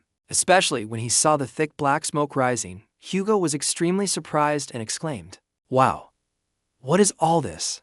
When was it built? As the one sent by Liion to welcome the guests as soon as she saw their group, Lasso proactively stepped forward to greet them. Oh, hello. You must be the guest Master Liion mentioned. Where did a woman come from? Hugo stammered. Who are you? Although Lasso was a prisoner of the Opuchus Temple, she did not hide her identity and introduced herself with a smile. I am Lasso, former divine servant of both Aquarius and Libra. I am currently called the Purifier. I was kidnapped from the Libra Temple and thrown here, brought in by Master Liion as a prisoner. Lasso didn't say the last 5 words clearly, which made Hallie suspicious. Liion brought in. What does that mean? Hugo, on the other hand, was more interested in the green egg in her hand. What are you holding? Lasso replied, this is the egg of a divine beast that Master Liion entrusted to me. He said that because I am a god of health and nursing, I could raise it well. For those who don't know, the divine beast egg of the Opuchus Temple is one of the rewards for passing trials of strength, intelligence, and fame. Kevin shook his head and exclaimed, that bastard Liion. Is he planning to start a family or something? Naturally, these words were a red flag for Harley. She immediately summoned my divine servant. The divine servant appeared. Your command, my lady. Holly's whole body trembled as if she was trying to suppress her emotions. She ordered, bring everything possible from our divine temple to Liion. The divine servant thought she was just joking, my lady. It turned out he was agitatedly yelled at by Harley. Even if you have to sell the pillars of our house to get here. Hurry up. If we have nothing to compete with, we'll lose. The divine servant, terrified, cried his eyes out, calling out once, Princess. Then he quickly went to carry out the order, unaware that she was being considered a rival in love by Harley. Lasso gestured towards the large door and said, please go through this door. As she finished speaking, the door automatically opened to both sides. The suffocating heat and thick smoke, as if finding a new escape route, rushed towards Hugo's group. Stepping inside, the scene before them was even more horrific. The image of a monster with its mouth wide open. Then it forcefully blew a blazing fire into some kind of device. A whole room. Such a huge construction, Hugo quickly realized what it was. Is that fire? The corner of his mouth twitched as he asked, is he planning to build a steel factory or something? Kevin, however, was suspicious. Is the lava in the bath taken from those damn lizards? After connecting all the events, Hugo suddenly realized something and remembered something. So this is what he wanted to build after destroying the main headquarters in Libra. Jiwoo completely agreed, but the heat here made her so dizzy she couldn't say anything. Only Hallie seemed to be even more infatuated with Liion. That's Liion for you. His leadership skills are so cool even now. Suddenly a hearty voice rang out, oh, isn't that the Sagittarius slave of the Lord? But Hugo's group looked towards the source of the voice and saw it was from Zion's divine servants. He's waiting for you. Isn't our workshop impressive? Perhaps afraid that Jin would have to wait long. They continuously urged them with a very annoyed attitude. Go straight in, hurry up. He's in the Lozan inside. Facing the 3 divine servants who looked like they wanted to fight him, the 5 members of Hugo's group weren't stupid enough to linger. Let's go. All 3 of us brothers. This group seems to enjoy working at Lozan. They look so happy. Push. Thus, Haley opened the door and stepped into the forge. Hugo said with a smile. If there's no forge, it's not Legion's workshop. Haley nodded in response. I've been hearing the sound of a hammer for a while now. Indeed, the deeper they went, the clearer the sound of the hammer became. Seeing the familiar tall figure from a distance, Hugo raised his hand and waved a greeting. Legion. We're here. The man with the back drenched in sweat knew that Hugo's group had arrived, so watch and see. Stopped hammering and parted his lips into a cheerful smile. Then, as he turned around, he ran a hand through his hair and replied with a smile, Oh, you're here. Huh, completely revealing. Under the flickering firelight, a firm physique, 6-pack abs drenched in sweat, looking extremely attractive. Plus a handsome, masculine face, a combo more than enough to make Harley's nose bleed. Thump. And the 3 boys were acting normal, which was expected, but the reactions of the 2 girls, Ju and Holly, were truly concerning. Hugo glanced at Ju with a look of contempt. Now. Then he looked towards Holly, who couldn't bear it anymore and collapsed to the ground, because she fainted on the spot. Lasso could only get a towel and water and stay to take care of her, while Kevin had already left because it was too hot. Ryan popped open the can of water Hugo had brought. Then he chugged it down like he was dying of thirst. Behind him, Hugo was looking around and asked, Didn't you just destroy someone's house yesterday? How did you build this place so fast? Wiping his mouth with his hand, Zion replied with a smile. I have a new skill that's quite useful. This new skill is called Gluttony, SSS rank. Designates a target to eat regardless of type and recreates that target. Available when divine power is at or above 70%. If the target is a creature with greater power than the user, the skill may fail. If the skill fails, you may suffer a backlash. However, he wouldn't reveal it to Hugo. Basically, I just combined the opuchus sanctuary and my workshop into one. Placing the hammer on a nearby table, he continued. It's been a while since I've done my original job. So much motivation. Definitely, speaking of which, I miss it, Hugo said with a smile. Yeah, that's right. Your original profession was production. As Hugo turned to look at John drinking water, he suddenly noticed a wisp of magical smoke drift past his eyes. And then it became even more apparent when Jin sat on the edge of the table, propped his hand beside him, and introduced with a smirk. This place is my sanctuary, the place of my bloodline, and also, the forge of the workshop is where countless holy relics are created. He also confidently asserted, as long as I have the motivation, there's a mountain of things I can make. Since I declared war, even that trash will be on edge. Hugo had to admit that was true. He asked curiously, What are you making now? Xion gave a playful wink. A weapon for you, as promised to the little one. I'll also make one for Sanji and Jiwoo. Hearing this, both Sanji and Jiwoo were extremely happy and excited. Only Otis, who was left out, couldn't smile. Suddenly, Xion held out his hand in front of Hugo. And also, the two went back and forth, not understanding each other. What? Hand it over. Hand what over? What else? Your royal holy relic. Before Ryan could finish speaking, a loud noise suddenly echoed. Hugo stammered in surprise. What was that? Looking around and not seeing Holly, Sanji passionately shouted. Hallie's gone. Feeling the shaking coming from outside the main door, they all started to get tense. Are we under attack? What the hell is going on? But when they ran outside together to check, they just happened to hear an announcement, an emergency delivery from the Scorpio Divine Temple. Headquarters has arrived, and the person they thought was missing was standing in front of that pile of goods. You know? Jian was right behind her, and Holly's face instantly turned bright red. Trying to suppress her trembling, she stammered as fluently as possible, A holy land is basically just a god's house, so coming here is like a housewarming, right? Just consider this a housewarming gift. It turned out that the pile of delivered goods was the very thing she had sent her divine servant to bring. After finishing her sentence, Holly even felt proud of herself. Amazing.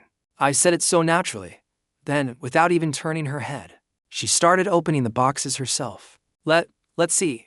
This is food, this is money, and that's holy relics and fragments, so. Haley had no idea that Zion wasn't as excited as she imagined. Looking at his friend who was frozen in place, Hugo let out a sigh and said, Good luck. She seems really serious about you. You'll have a boy and a girl just like me. While enthusiastically opening the boxes, Holly suddenly froze. When she saw a pile of letters and documents, "This box isn't mine." She randomly picked up a letter, and to her surprise, it was clearly addressed to Liion. Although she was a bit reluctant, she still handed it to Jian. Liion. "This is for Liion. Someone sent you a letter." Jian frowned in disbelief. "What? Who would send me a letter?" Hugo took the opportunity to tease. "Maybe it's a fan letter. Something like 'I love you, Liion.'" Hearing Harley say that all the letters had names on them, Zion, who was holding Hugo, felt even more suspicious from the Lion. "That's even more confusing." Vaguely guessing something, Sanji spoke up. "That's right. There's been a big problem ever since my sister dropped a bombshell, saying she's leaving the Leo temple. Maybe that's why they sent letters to you." This hypothesis made Hugo and Jian exclaim in unison. "What?" At this moment in America, at the headquarters of the Leo temple, Stephen Tuck slammed his hand down on the table with a loud bang. "Why on earth did you say that, right?" As Sanji had guessed, Stephen was yelling at Yua because she wanted to leave the guild. "Even if you leave, things won't end that easily. You know that, right? Do you have any idea how many people will leave with you?" The name Johnny Yua had probably never been called with such a loud volume. Yet Yua remained calm and replied, "Yes, I know. So what?" Causing Stephen a headache. "If you know, then how can you say that with such a nonchalant tone?" The two were like cats and dogs, going back and forth. "What's the problem? I gave you everything you wanted. Tell me. Please let me leave and transfer to another divine team, you damn bastard." Devon helplessly put his hand on his face and said in a weary voice, "Not only that, but what about the contract terms, salary, or anything else?" "I'm so stressed I can almost feel my muscles twitching." Yuha replied bluntly, "I don't need things like that." Taking a deep breath, and then exhaling as if to regain his composure, Stephen closed his eyes and asked once more, "Do you really want to leave this place? How has it been lately?" Then he opened his eyes, looked at her arm, and continued, "I mean your arm." Time rewinds to 10 years ago, a few days before the Hayatoa disaster, inside the Scorpio Temple Hospital in Korea. At that time, Ji was still in a coma and on a ventilator. 11.9. Sanji and Ilha had to take care of their mother together from morning until late at night. As Yuha was not a deep sleeper like Sanji, she woke up when she heard a strange noise from outside. At that young age, she naturally just thought her father had returned. "Be careful." After adjusting her brother's sleeping position, she drowsily went to the door, peeked her head out, and called, "Dad, is that you?" But in the hallway, besides the light shining from the elevator, there was no one in sight. "There's no one here." And sometimes, perhaps due to her curious nature, Yuha did not take her eyes off the elevator that was still unusually open. Yuha's small footsteps approached the elevator door, feeling as if someone was pulling her. But before she could even step inside, the elevator's announcement suddenly sounded. "The door is closing." Yuha rubbed her eyes as the elevator's light gradually faded. Then, a woman suddenly appeared right behind her. "Hello, you're Yuha, right?" Yuha was startled and spun around. Giesel took off her hood and said with a smile, "Oh my, did I startle you?" As soon as she saw her face, Yuha immediately recognized the person. This is the Libra Saint." Seeing that she seemed to have recognized her, Giesel gently asked, "I'd like to talk to you for a bit. Shall we go somewhere else?" Yuha hesitated slightly, but with the mind of a child at a time, she simply believed that a saint wouldn't lie or harm her. Therefore, she followed Giesel to a room with seats. Giesel sat down and said, "I was a little worried about you all after the blood disaster, so I came to see you." Pushing a can of soda towards Yuha, she continued with a sad expression, "I'm very sorry about your mother." Yuha shook her head slightly and replied, "No, it's okay." Although she was also very sad, she still tried to smile as brightly as possible. The saints must have tried their best. I believe this was the best possible outcome. Giesel bowed her head, let out a sigh, and then said with a smile, "Thank you for saying that. After meeting you like this, I understand why Hugo keeps bragging about his child." Looking up at Yuha, who was listening intently, she continued, "Even after going through something like that, you're still so strong and mature," as if to create a stronger bond and intimacy between them. She even mentioned her own two children and compared them to Yuha. "I'm so worried because my children always cause me trouble. If only they could be half as good as you. Who wouldn't like being praised like that?" Yuha chuckled shyly a few times. "But when I heard Giselle say, they caused trouble again, so I threw them in the punishment room to correct their behavior." Yuha couldn't help but exclaim in disbelief, What? Tapping her finger on the sodacan lid, Teseo smirked and spoke with a hidden meaning. Raising children is hard. Wanting them to be both smart, talented, and well-behaved is not easy at all, just like you. Yuha. Her expression suddenly changed, her eyes and smile looking extremely demonic. Ayuha. If only you were my daughter, that would be so good. Yuha heard this and shivered involuntarily. At the same time, she couldn't understand. What are you saying? The atmosphere between the two suddenly fell into silence. After a few short seconds, Giesel let out a sigh. Now. Then she burst out laughing as if she had just seen or heard something hilarious. I was just saying that. I was just kidding. Look at your confused face. She burst out laughing as if she had just seen or heard something hilarious. She turned sideways and said with a laugh, after all, you're still just a child. It took Giselle a few minutes to stop laughing. Sorry, Yuha. I was a bit mean just now. Then she raised her index finger, twirling it a few times to create faint streams of light, and then the sparkling gemstone earrings fell from it into her palm. Giselle then picked them up and dangled them in front of Yuha. Here, take them. Knowing that she would definitely ask for the reason for the gift, Giselle preempted her with a strange sentence. It's a memento of the day we met. Yuha waved her hands in refusal. I can't. We've only met once. I can't accept this. Giselle didn't give up. She still insisted on giving it. Just take it. I brought it here for you. Hearing footsteps getting closer, Giselle grew more impatient and urged Yuha, take it. Or do you want me to keep my hand outstretched like this forever? At this moment, Hugo had stopped right in front of the door because he recognized the familiar voice. This voice is Libra. Who is she talking to? When he went inside to check, Hugo witnessed the scene of his daughter holding out her hand to receive the item from Giselle.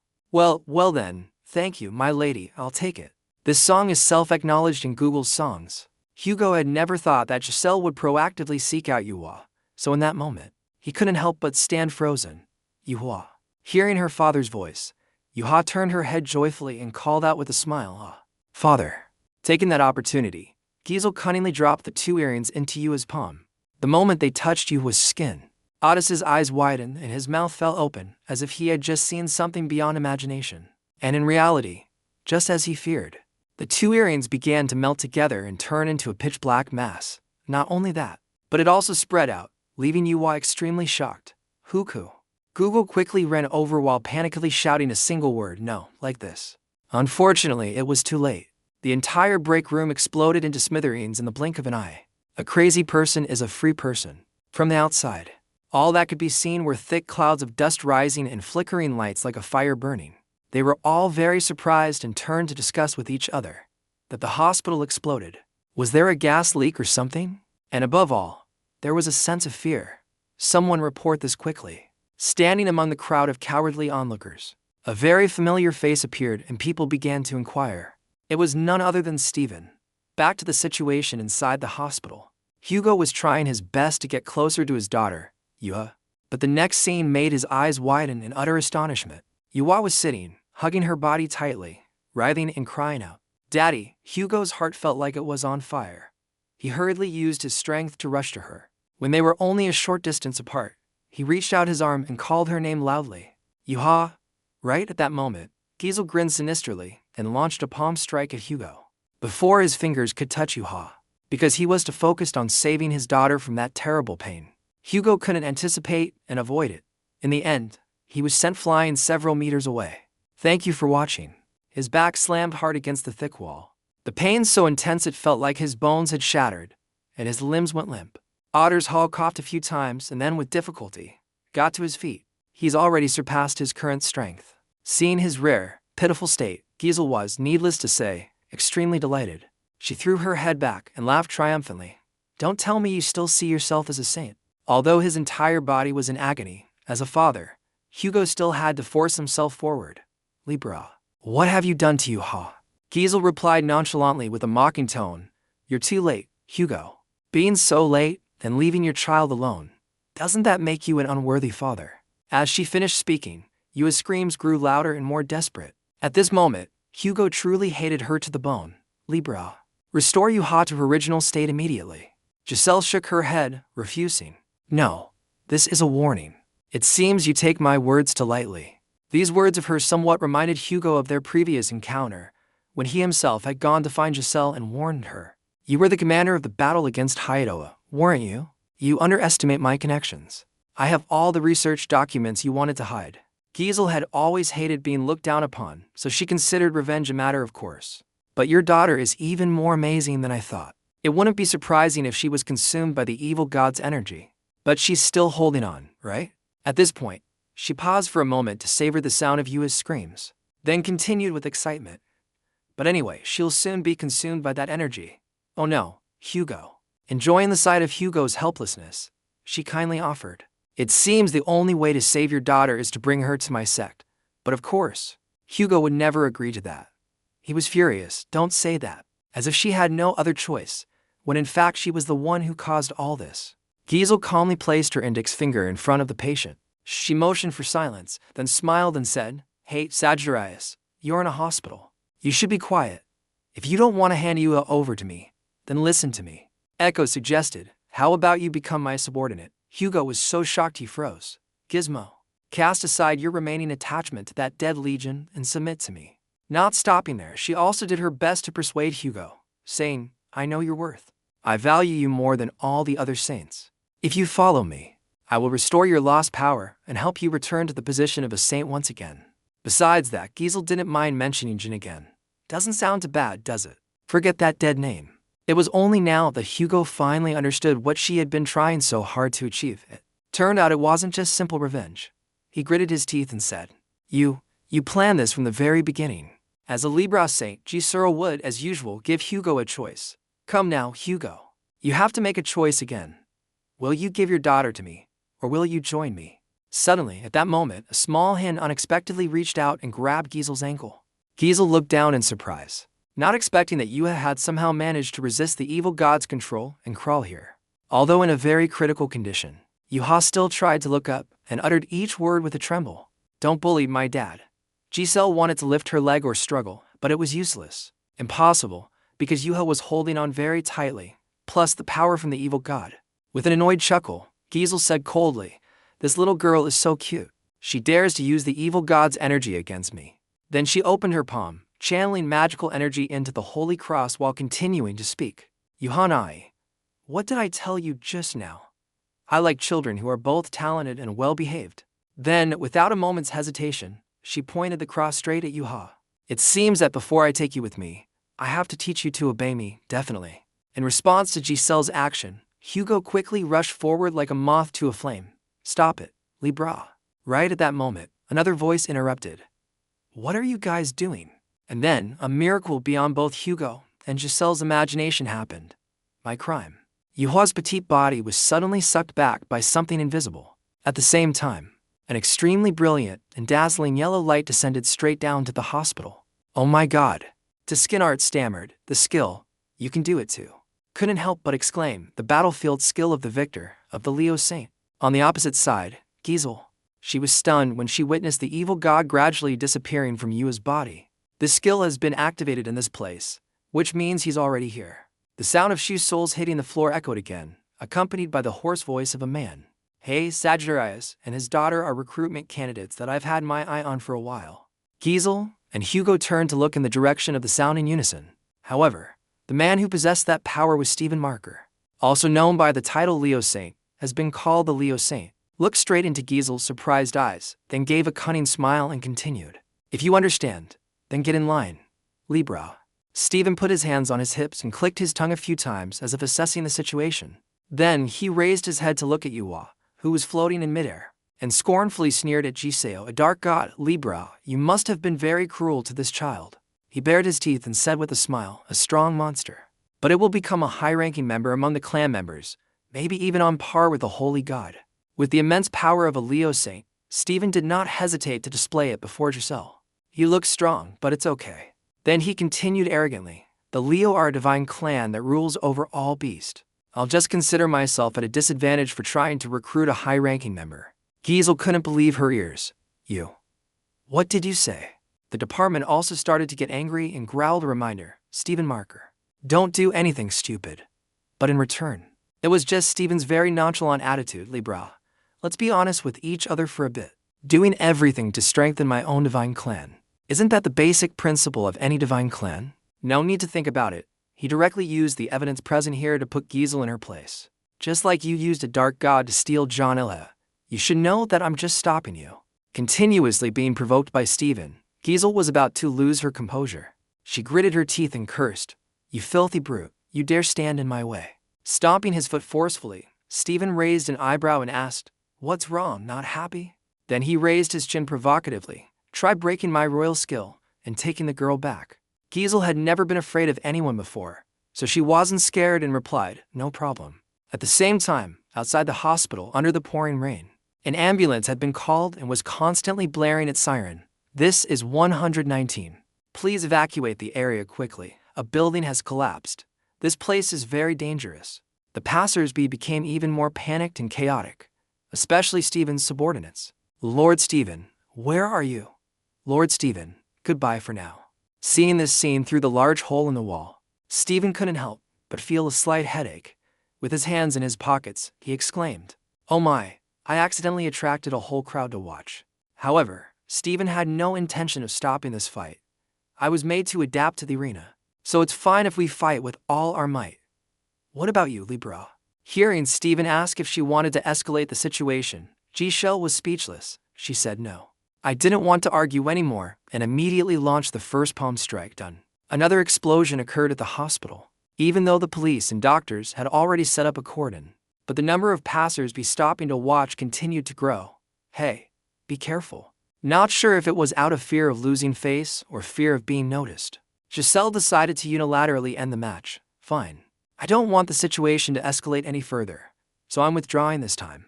Her attitude also did a complete 180. "Leo, I owe you one. I'll find a way to repay you someday." Stephen burst out laughing. "Can you really do that? Soon, I'll become the strongest, surpassing even Liion." As confident as he sounded, Giselle just bit her lip contemptuously and clicked her tongue. Then she huffily left behind a cursed, "Stupid monster. You don't know your place," and disappeared. Sven let out a weary chuckle. "How boring. Now then." Then he gave a thumbs up. No need to thank me, Sagittarius." Hugo glanced at him contemptuously. "I haven't said anything yet." Sighing, he asked, "What are you doing here?" Stephen replied, "I came to see your cup before going to work." He also took the opportunity to offer a few words of advice. "But you have to attend the preliminary hearing and apologize to the people. You have a cup as pathetic as a dog, being dragged through the streets all day and then beaten to a pulp." Otos's lips trembled. "Did you come here to mock me?" Sven wouldn't dare, because he also had the intention of saying, "Or maybe you should join my divine team before you become even more pathetic. If you, a supporter of Liion, help me, then I'll be able to surpass Liion." It's true that this guy is really competitive, and his obsession with Jin is also strong. Hugo closed his eyes and sighed. "Everyone says that. Thank you for your help. But right now I can't let myself think about this. Let you go." A very normal request, but who would have thought Stephen would refuse outright? "I can't do that," making it impossible for Hugo to understand. "What are you doing?" Stephen gently explained. "Your daughter's body is being possessed by a dark god. If we release her now, the consequences will be unpredictable." He even honestly pointed out that your daughter will either become a target of Libra or lose her life because she can't control that energy. Hearing Stephen ask seriously, "Let me ask you honestly, are you capable of protecting her in her current state?" Hugo honestly found it hard to be sure. It was still something that always made him feel guilty and remorseful towards his family. Stephen was no stranger to his silence. "When you're powerless, the truth is you can't decide anything." Looking up at Yuha, Stephen continued, "The dark deity that has possessed your daughter's body might be a monster. I just told you about the characteristics of the divine team, didn't I? Even though I can't eliminate it or tame it, I can suppress it so that it can't run rampant." He touched the barrier sphere surrounding Yuha with his hand. "So, I'll take her with me." "Yes." At Stephen's word, he shot a magical spell at Yuha. At the same time, he also spread his arms wide. Waiting for Yuha to lose her gravity and let herself fall, Stephen stood still to catch her, holding Yuha firmly in his arms. Feeling the dark power in Yuha's body showing signs of diminishing, Stephen said, "Jino has been restrained." Otis let out a sigh of relief and then asked curiously, "Leo, why did you make yourself an opponent of Libra?" Stephen didn't hide the reason and answered, "Because I can't recruit you. I'm simply recruiting your promising daughter." At this point, he paused as an old memory gradually surfaced in his mind. Back then, also on a battlefield, an angry voice rang out, "You are all trash. Although being pinned down on the ground by several people, Hugo still tried to raise his voice and question them. How could you leave Liion behind in the tower and go out on your own? If there's no reason, then let him out. If you could get the blood eye, you should at least retrieve Liion's body. Some people, seeing him so agitated, told each other, Sagittarius, calm down, get him out. However, for someone who had just lost their best friend and couldn't even find their body, Hugo obviously couldn't bear it. Compared to everything you've done, you still dare to tarnish Li Zhongsa's honor. Are you even worthy of being saints? Faced with these challenging words, Stephen could only bow his head, grit his teeth, and remain silent. The flashback ends, and Stephen continues bitterly. And my conscience is a little bit pricked. When reminded of the past, the time shifts to the present. A conversation between Stephen and the grown-up Yua. Hearing Stephen open up about the past for the first time, Yuha's emotions had softened considerably. I will always be grateful for what you have done for me. Hearing Stephen assert that, but when I was in the Leo constellation, you couldn't grow strong. Yua clenched her fist and told herself, if I want to help Uncle Liion, I have to become stronger. This thought really pushed her to make the decision to honestly express her desires. I need to train in a new and completely different way to become stronger. Stephen no longer had the energy to object. All right, for the past 10 years, I thought I did my best as your guardian. He put his hand on his face and said in a hoarse voice, and about you secretly meeting the Scorpio Saint because of your hand. I've also kept quiet about it. Yuha was startled to hear that. Heavens, it's nothing. Not only that, but Stephen also tremblingly blamed himself. If you still want to leave after all that, it's because I didn't do enough. It can't be helped, especially because of me. That sentence, even after you leave this place, I hope you will live happily, combined with that voice full of suffering, made Yua's jaw drop. Why? Why is he acting like that? Is he really crying? She was about to say something to comfort Stephen when the blonde suddenly pushed the door open and rushed in. In contrast to Stephen's clinging and reluctance to let her go, he laughed heartily. Johnny I heard everything. All right, go. I like it too. It's okay. Ignoring Yua's disgusted expression, he continued to ramble on. I never liked you. You always treat the divine team's activities like child's play. Get out of my sight and don't even think about coming back. There's nothing like that. Unexpectedly, his plan was about to succeed when it was sabotaged. Stephen couldn't help but roar in anger. You fool, she was deceived by my acting skills. Why did you have to chase her away? At the same time, he accidentally revealed the bottle of eye drops, causing all of Yua's guilt and pity to vanish in an instant. Tonight. And then both Stephen and the blonde, two people on different sides, began a heated debate. And the main character in it was none other than Yuha. Sir, do you really want to keep this arrogant girl? She openly said she's quitting, and even said she'll follow Liion. She's still the Vice Celestial Lord. We have to keep someone like her. Keep someone like her. Someone like her. Gradually, the two of them started arguing about something else. So what if I choose to quit? Why would you have to do that? Answer me. Really? All right, you all can just leave. Not expecting to be kicked out like that, the blonde was so shocked he froze. It scared Stephen into quickly correcting himself. What are you surprised about? I was just angry. So I said that. But the blonde seemed to be no longer lucid enough to listen. He said bitterly, I understand. You don't care if an SS rank like me stays or goes, but you want to keep Johnny Yua, an S rank. Here, Stephen explained with difficulty. That's not what I meant, calm down. Not only did the blonde not calm down, he went so crazy that he even revealed his power. Both the Vice Celestial Lord and the Celestial Lord treat the divine team like a joke. Who would have thought that the Celestial Lord, the one who represents the values of the divine team, would outright ignore the truth that the strongest will survive? And that's not right. And then, when his power had been suppressed and reached its limit, the blonde underwent a transformation. She VTM was startled and shouted, Is that Libra's energy? Oliver, what have you done? The blonde, or rather Oliver, was extremely pleased with his new appearance. He said arrogantly, This feeling is amazing. I haven't felt this strong in a long time. I'll teach you all a lesson. Teach you how the Leo constellation works with this power. Although he knew it would be futile, Stephen still wanted to stop him. Oliver, stop. Do you know what you're doing? Instead of answering, Oliver used his actions to speak for him. The moment he launched his punch, Stephen was forced to enter this fight, leaning to the side to dodge. Oliver's attack shattered a large section of the wall. Stephen lost an arm. He clutched the wound in pain, inking. How is this possible? My arm was severed in a single blow. Stephen roared in anger. Oliver, Have you betrayed us and joined Libra? Oliver sneered. Betrayed you? Don't make me laugh. He widened his eyes and screamed madly. If you, the celestial lord of the divine team, had done your job properly, things wouldn't have turned out like this. I'm simply re-establishing the rights of our celestial team. Oliver declared, the strongest will survive. That is the meaning of Leo. Stephen Marker. You have forgotten that. That is why you chose John Illa, an S-Class, as your deputy governor. He remembered the scene of himself standing below, lost in the crowd cheering for Stephen. Even though I, an S-Class, was right there. Oliver was resentful. My loyalty to Leo, my understanding of the celestial team, and my display of achievements and skills. I am superior to John EUH in every way. So why not choose me? In the end, Oliver became utterly resentful of Stephen. Something like that was never the will of the Leo Saint. You, who always respected strength, made that decision solely on your own. You who were always biased towards John Iwa. He kept saying that. Yuha and Stephen were annoyed by his words. You were easily defeated by Liion. The deputy governor will neglect the celestial team just because she's crazy about Liion. Crazy about him. You think you can lead the celestial team like that? Your words are. Oliver's next words shocked Yuha. Do you know what I did to the previous vice governor to become a candidate? Stephen was equally shocked. You hackwit, Oliver. What did you just say? Don't tell me the reason my master died was. He laughed loudly, pleased with himself. That's right. Then Oliver recounted.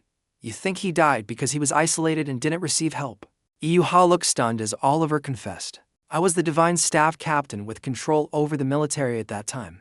Suddenly something happened that made Stephen call out, John, Yuha. She rushed forward and punched Oliver in the face. You. Her eyes were filled with rage. The beautiful girl was filled with resentful anger, which was terrifying.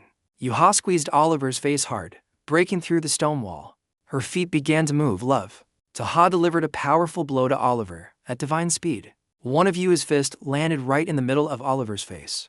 Oliver's face was being held by Yua's hand, but he gave a demonic smile, scary. Oliver grabbed Yua's wrist. Is this the special skill that Stephen Marker and Li Jiang created together? He arrogantly twisted Yua's wrist hard. It's called stonewall break, right? It seems that's the only thing Stephen Marker taught you. Oliver tightened his grip on Yua's wrist. But this skill is still too weak for you to take revenge. Then Oliver raised his fist high. If you want to hurt me, he said loudly then. At least it has to be like this. Oliver slammed one hand onto the ground, creating a huge tremor that shattered the earth, the office floor, then successively the training floor. Yuha was punched so hard she was flattened to the ground, her clothes torn and fresh blood flowing from her mouth. Several people around saw this and gathered to ask, Deputy Governor, are you all right? Yuha trembled as she stood up, then heard a loud laugh. Oliver jumped down from above, near her. How pathetic. John Iwa, get up quickly and fight back. The immense power caused the entire tower to be on the verge of breaking in two. Oliver Lodan challenged. Even the chain lightning you've always been proud of is nothing compared to my new power. You are no longer worthy of being my opponent. If you don't want to die, then release the sleeping monster in your hand. Yuha gritted her teeth and fell to the ground, while Oliver continued to taunt her from above. If not, he channeled his power into his hand and attacked Yuha without warning. You'll just keep taking hits like this. The attack of the two of them pierced through every layer of the large building. The powerful tremor terrified even the people below. Run. The wall crumbled, and on Legion's side, a staff was emitting a blue power. Liion looked at the staff and smiled proudly, so radiant. Look at the energy source for it even though I just made it not long ago. Liion looked forward in anticipation. Well, it's time to give Yuha this weapon. A large house with an intricately carved door featuring sculpted snakes. Welcome to the opuchus serpentarium workshop. Liion called out cheerfully. Jiu, she replied. Yes, Liion commanded. I will give you your first mission as my secretary. Hearing this sentence, both Jiu and Oda were stunned. Liion continued. Yuha needs your help right now. On EU's side, Harko and Oliver had fought their way down to the lowest floor. Oliver took a step towards her. Our positions have changed, Johnny Ua. He displayed his power through the magic circle behind him, always looking down on others, acting all high and mighty. You and Stephen Marker enjoyed it, didn't you? Yuha wondered. You're causing such a fuss just for the position of vice governor. Oliver looked at her in silence. Yuha said seriously. You get excited just because you got a little stronger. Oliver sneered. A little? Are you blind? I cut off Stephen Marker's arm, you, who were always as hard as iron, in a single blow. He boasted, my power is on par with the saint. I am the strongest. Yuha repeated, the strongest. Yuha stepped forward, taking off her outer coat. You say you're the strongest. But what have you done besides pushing your master into a trap and secretly cutting off Stephen Maker's arm? EUH continued to provoke Oliver. You still haven't done anything to me. A person, only S-class. How are you the strongest, you? Her angry eyes began to show, her hands neatly tying up her hair. A fool. Once a captain of the Leo divine staff, who doesn't know his place. His eyes seemed to be her own, as if there was a spark inside. I will punish you, traitor of Leo. Here, Oliver. Oliver's large body trembled with anger. How dare you? The system announced that the Leo skill, beastification, has been activated. And then Oliver's body began to transform, his fangs growing sharp. You don't even know how to use it. The beast transformation power, the source of Leo's strength. Oliver growled like a true lion, pouncing on his prey, the strange Yuha. He reached out to grab Iu2, but she dodged. Iu2. Ha somersaulted and kicked Oliver away, taking a hit. Oliver roared in anger. Yua's entire body was now enveloped in red lightning as she gathered her strength. For the next fight, Yua's power caused the surroundings to glow a brilliant red, and the ground to tremble. She stood up, clenching her fist and facing Oliver. A punch to the gut made Oliver scream in pain. Yuha continued with a lightning-fast punch. Oliver was sent flying upwards. His large body slammed into the floor, shattering the tiles. Not stopping there, Yuha continued to rush in and attack. Another knee to Oliver's sharp fangs. He also began a counterattack, reaching out to grab Yua's entire body. One hand lifted her entire body into the air as he cursed. So annoying. Then Oliver threw Yuha down hard. His entire body was bulging with veins, his eyes no different from a real beast. No matter how you try, it's useless. Yuha was thrown through multiple layers of brick, her body pressed against the ground. Oliver roared, "This is for you." Here, Yuha scram. She stood up heavily. Oliver was arrogant. The Libra Saint wants me to defeat you. But there's no need to bother with someone who can't even control the evil god in their hand. Yuha panted, her eyes darkening. I'm so angry. Angry at myself for not being able to defeat someone like Oliver. At this moment, the image of Liion appeared in her mind again. At this rate, I'll never be able to catch up to him. She even thought of Miss Lin, and Yua's eyes became even more determined. Capture. Keep up with Uncle Liion. Oliver approached and continued, teasing. Hey, Johnny Yua. What are you thinking about in the middle of a battle? Then Oliver's eyes widened threateningly. We'll meet again. I'm at the train station. If you're not careful, a fist flew towards the train as Oliver warned. You'll get hit. Yuha stood up, gathering her strength to fight. Remembering the last time, Yuha was determined. I don't want to lose miserably like that time again. When she lost to Lawrence, she said she didn't think she could have endured until now. A normal person would have been devoured by the divine energy. At that time, Yua had cried out in pain during the battle with the spider demon. Yuha thought to herself, I don't want to lose anymore. Thinking back to past battles, does it end that easily? The more Yuha thought about it, the more determined she became. I have to win. I have to become stronger so I can stand by Uncle Liion. Yuha fought with all her might. I will pour everything I have into every moment. A familiar voice suddenly rang out. I like that attitude. Hearing this voice, Yuha froze. Uncle Liion. A stream of blue light fell from above. The shockwave from its power was not small and impacted the surrounding space. A massive red spark split the train in two as it headed towards Yuha. The sparks grew stronger and more numerous. A stream of blue light shot downwards. A broken iron wire in its path. Yuha stood in the middle of the road with the train split in two. Yuha, stunned, called out Ligion's name. Something was thrown down in front of Yuha, emitting a blinding light. After a closer look, Yuha realized it was a spear. The system announced, Safu welcomes you, who has shown an immortal fighting spirit. Ju held the spear in her hand. The weapon of her husband, Shafu, had chosen its master. No matter where the master was, it would find them. Ju held the spear, power surging around her, and continued to accompany it until its master's life ended. Li Zhang, with gentle eyes and a smile, said, the weapon will always be with its master until it completes its given mission. Ju's eyes were determined as she faced the weapon, focusing her spirit on the spear. The serious atmosphere was broken by Ju's smile. What should I do next? Li Zhang smiled. Now, throw the spear into the sky. Ju was stunned. Throw it into the sky. Li Zhang replied, that's right. Then Ju took the spear and threw it powerfully into the sky. Yujin wondered, oh my god, is it okay to just throw it like that? Then the spear emitted a powerful light and soared into the sky. Its blue light pierced through the clouds high above, circling around the high mountains. Yujin was surprised. It worked. Z wondered, was it okay for me to throw it like that? Liion praised her. You did very well. The spear went where it needed to go. Now that spear will know where it has to go. And naturally. And so, the blue light of the spear flew straight to Yua. Over here, Stephen was also having the wound on his arm treated. The female healer who was treating him advised, although I've given you first aid with a borrowed skill, if you want proper treatment, you must go see the Aquarius constellation. Stephen was furious. Damn it. Why do I have to suffer such humiliation?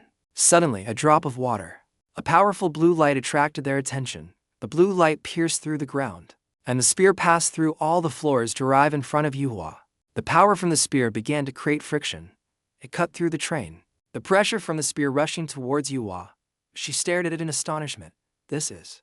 The light stopped before my eyes, and Yua's figure gradually appeared. Yuhua looked out. A spear. A majestic spear appeared. System announcement. The master of the opuchus constellation welcomes the one with the resilient fighting spirit. The sharp point pierced the ground. The system reported to join the opuchus constellation. You must prove your worth. Yuhua took the spear in her hand. The system displayed the mission. Prove your worth. Annihilate all enemies before you with immortal strength. Clenching the spear in her hand, Yuhua said seriously. All right, she smiled expectantly. Hope, I will do it. Then Yuhua unleashed the power from the spear.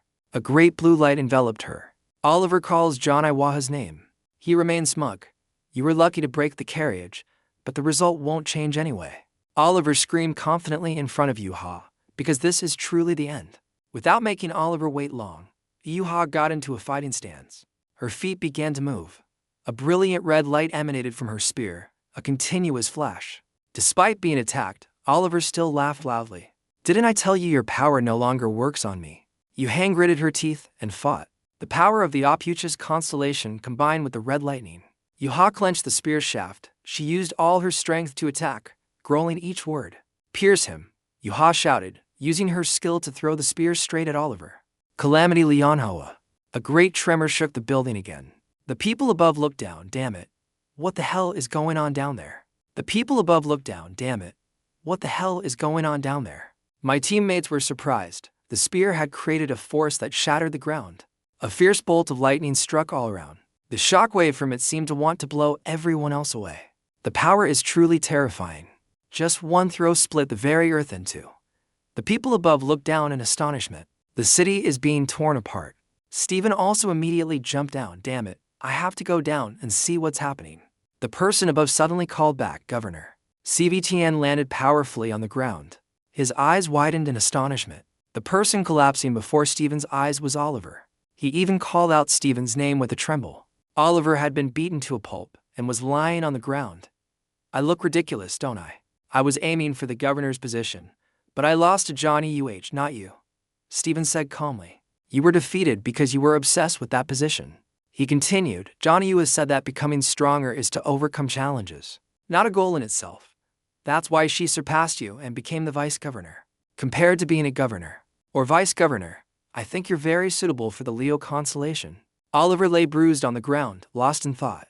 He turned sharply to one side and cursed. You talk too much. Oh, Stephen stood majestically in the wind. Well, John Iwawa won anyway.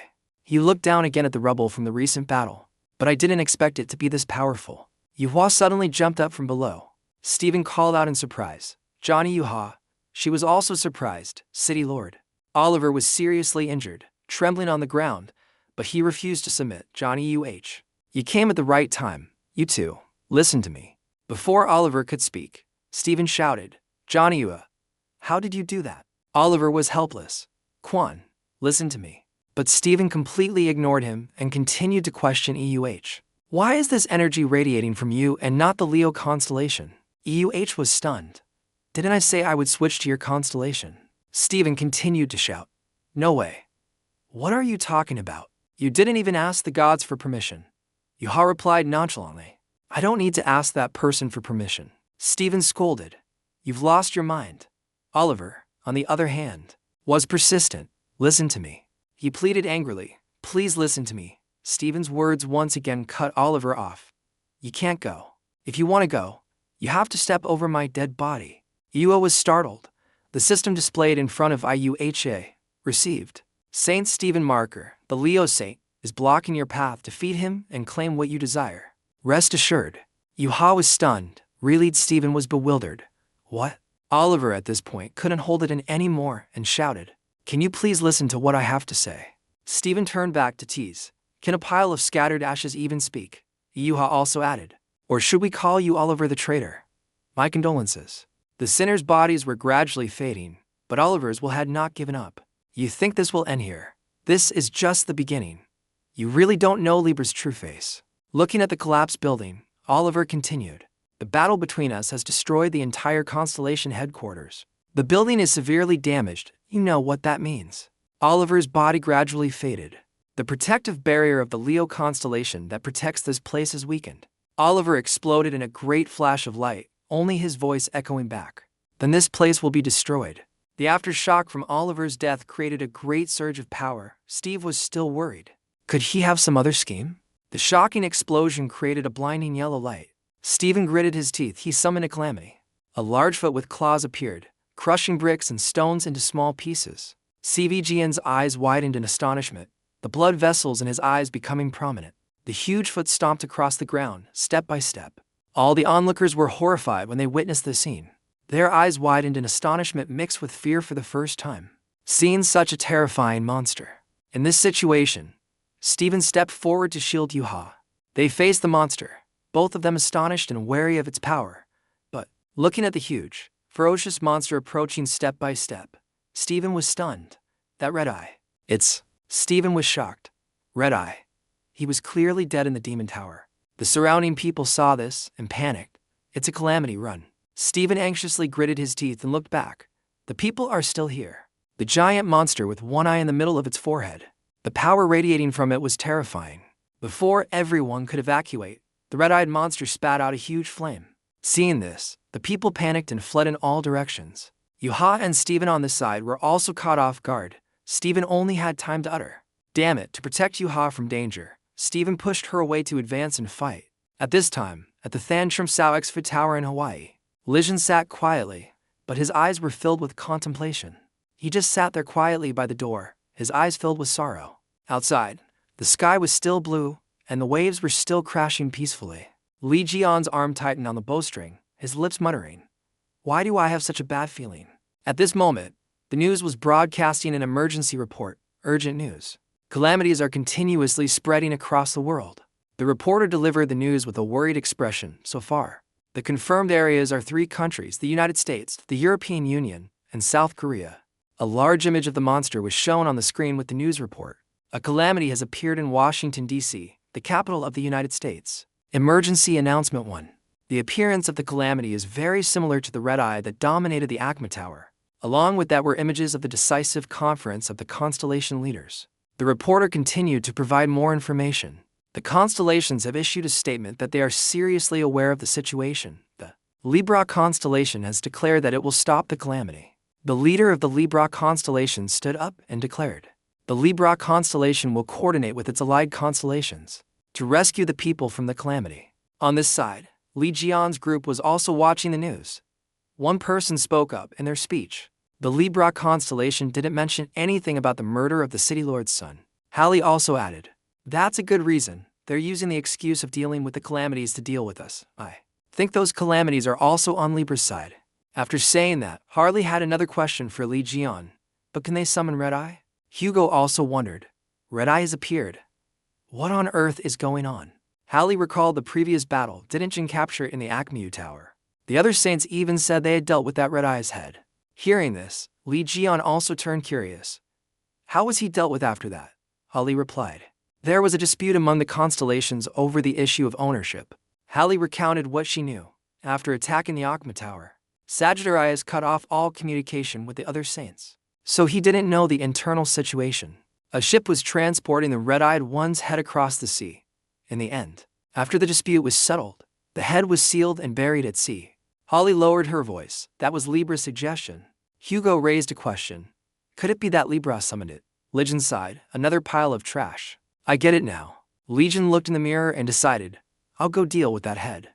To see if it's the one I caught, or someone else like Scorpio said. Hearing the word Scorpio, Hallie blushed and scratched her head. Scorpio. Suddenly, Liion leaned in close to Hallie, making her face even redder. The enemy might invade. So build a defense system around my castle. Isn't your talent setting up formations and traps? Liion has no talent. Liion put on an incredibly helpless expression to rely on Hala. I can only count on you. This action of his made Hala blush shyly. Too close. What should I do? Liion's smile filled the surrounding air with the pink hue of love. Will you help me? That was the look through Hal's eyes. And me.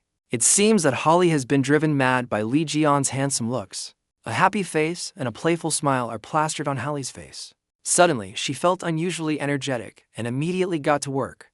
Leave it to me. Even if you tell me to uproot the pillars of the castle, I'll do it. Huh? Ollie kept rummaging through everything to help with the mission, to the point where the soldier next to her had to intervene. Princess, please calm down. If you continue like this, the ham will collapse. Harley was still frantically searching for things, shouting, Why? Liion asked me for help. Liion said that if it wasn't for me, no one could help. Holly started to have random thoughts. Holly's thoughts. Liion asked to strengthen the defense of the holy altar. To strengthen the protection. Many holy relics of the Scorpio constellation are needed. Doesn't that mean that the holy relics of the Scorpio constellation will be brought to the holy altar of opuchus? Doesn't that mean living together? Thinking of this, Holly blushed again and thought of something else. Is this a marriage proposal? The soldier next to her denied it. No, you're thinking of far. Holly angrily shouted, You're too loud. Don't get in my way. On this side, Liion also turned to ask Hugo. Teksu, what about you? He replied. I'll go with you to catch that red-eyed guy. Liion has caught that red-eyed guy. Liion immediately denied it and ordered, No, you go back to Korea immediately. Hugo was stunned. What? Iyuha is there. I can't go back. Liion smiled and a blue aura in the shape of Iyuha appeared from his hand. Don't worry. I can feel Iyuha's presence. I'll take good care of Iyuha. Don't worry. After saying that, Liion's face became serious again. If Libra pulls any tricks in Korea, you of your holy sea can stand against them. At this time, under the tall city buildings, the collapse had caused dust and smoke to rise. Seoul, South Korea. Many monsters are spitting fire, attacking people in the city. The gunmen standing below are wondering, damn it, where did they come from? Another person speaks up, we must not let the defensive line be broken. Nothing is right. The green monster is growling, making a loud noise. A soldier shouts from this side. Several others were also in a critical state, covered in injuries. One person cursed, damn it. Countless monsters are surrounding the city of Seoul, attacking everyone. The soldiers were worried if this continues, it will never end. The monsters were still rampaging through the city of Seoul. Suddenly, a tremor caught their attention. A blindingly bright force struck down countless monsters. The force was so fast and large that it pierced through buildings, blowing away a large number of monsters in the city. The soldiers who witnessed this scene were all open-mouthed in astonishment. The monster's body was pierced, its head severed from its torso. A voice rang out. I can't believe you handled them so poorly. Ivan smiled mockingly and turned his head. I really can't watch anymore. He turned back to show off his muscles. After all, half of you are archers. This is the holy saint of the Taurus constellation, Ivan Cruz. Ivan struck a few awkward poses as much as possible. He turned back to the soldiers and asked, Hey archers, where's Hugo? One of them spoke up. Thank you, Sir Ivan, for your assistance. Saint Hugo is not here at the moment. If you wish to leave a message, please tell me. Ivan the Vasavin. That's not what I meant. So I'll wait for him here. But did you know? See you again. Ivan's eyes were terrifying. He squeezed Jegel's shoulder hard. I hate anyone who blocks my way. Then Ivan mercilessly threw the young soldier far away. The soldier next to him saw this and shouted, What are you doing? Ivan replied arrogantly, I've adjusted my strength. If he's lucky, he might survive. Don't worry. Ivan's expression remained just as terrifying. The soldier next to him spoke up. Could it be that you came here to deal with us and not those calamities? Digwan stood up and turned back to question him. I thought someone with a bad relationship with our city lord couldn't possibly come here. The system announced. Lai Digwan has received the blessing of the hidden opuchus constellation in his soul. Ivan saw that he was still safe and sound and said, Oh, that's pretty good. It's a pity you're his lackey. Zeugen retorted. You've been insulting our city lord since just now. Although he was unhappy, G.Woon remained polite. I hope you will correct your words. Ivan waved his hand. How does he manage his subordinates, daring to talk back to a holy person? A bunch of completely undisciplined people. A red-haired soldier stepped forward. Ivan continued, anyway, Libra said to wipe them all out. The better. Ivan's foot stomped on the ground, and a great force caused the ground to crack. His eyes turned a brilliant gold, brimming with power. Ivan flashed a challenging smile. Bring it on. On this side, the top of the opuchus Hawaii building is on fire. Before leaving, Hugo warned Jiwoo, if anything happens, you must contact me. Jiwoo also smiled reassuringly. Don't worry, with Lee Ji-yeon here, nothing will happen. Hugo also forced a smile in return. Although I'm very angry, you're right. System announcement. The Saint's authority returns to the holy altar. Then Hugo burst into flames and flew up, saying goodbye, see you later. Jill also waved goodbye to him. Please send my regards to Sang-di and everyone. Lee Ji-yeon also spoke up. Go to Korea and handle it for me. I'll be there right after I catch red eye. Legion continued. I have completed the task you entrusted to me. I will send a message. Then Hugo also flew away like a strong wind, only a sound echoing back. All right. Watching Hugo leave, John also smiled and said, we have nothing to do. We should also slowly get ready to go. Dai was surprised. Are we leaving right away, you? Legion looked at the sky with a meaningful gaze. No. Before we go catch red eye, I'll catch the cowardly rats in my city. On Hugo's path, knights were watching him. The sun god's subordinate has left. Should we deal with him? Another knight turned and replied, no need, our target is Legion. The other knight agreed. All right. Then one of them jumped onto his iron horse, preparing to leave. He raised one hand and beckoned to the people behind him, knights. A legion of knights in iron armor, riding iron horses, is advancing, preparing to attack. According to information, those are soul knights of a dangerous level, break. Who cannot be defeated?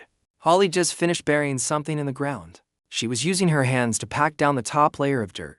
After finishing her work, she looked up at Hai Long. Very good, it's done. Looking at a stone statue of a scorpion above, Holly was satisfied. I've set them up all over this area. The system provides information, Scorpio constellation holy relic. Scorpion sculpture. The statue protects the barrier of the Scorpio constellation. Holly stood up, hands on her hips, and laughed loudly. Look around and see if there are any missing spots. Eugene looked around helplessly. Missing spots? Hallie had placed many statues there. She stood there admiring her handiwork. Eugene questioned, if you say this is not enough, then what would satisfy you? Then Holly exclaimed with pride, oh look, the entire island has holy relics. I'm relieved. The soldier with Eugene could only feel a little sad in his heart. At this rate, our constellation will really be destroyed.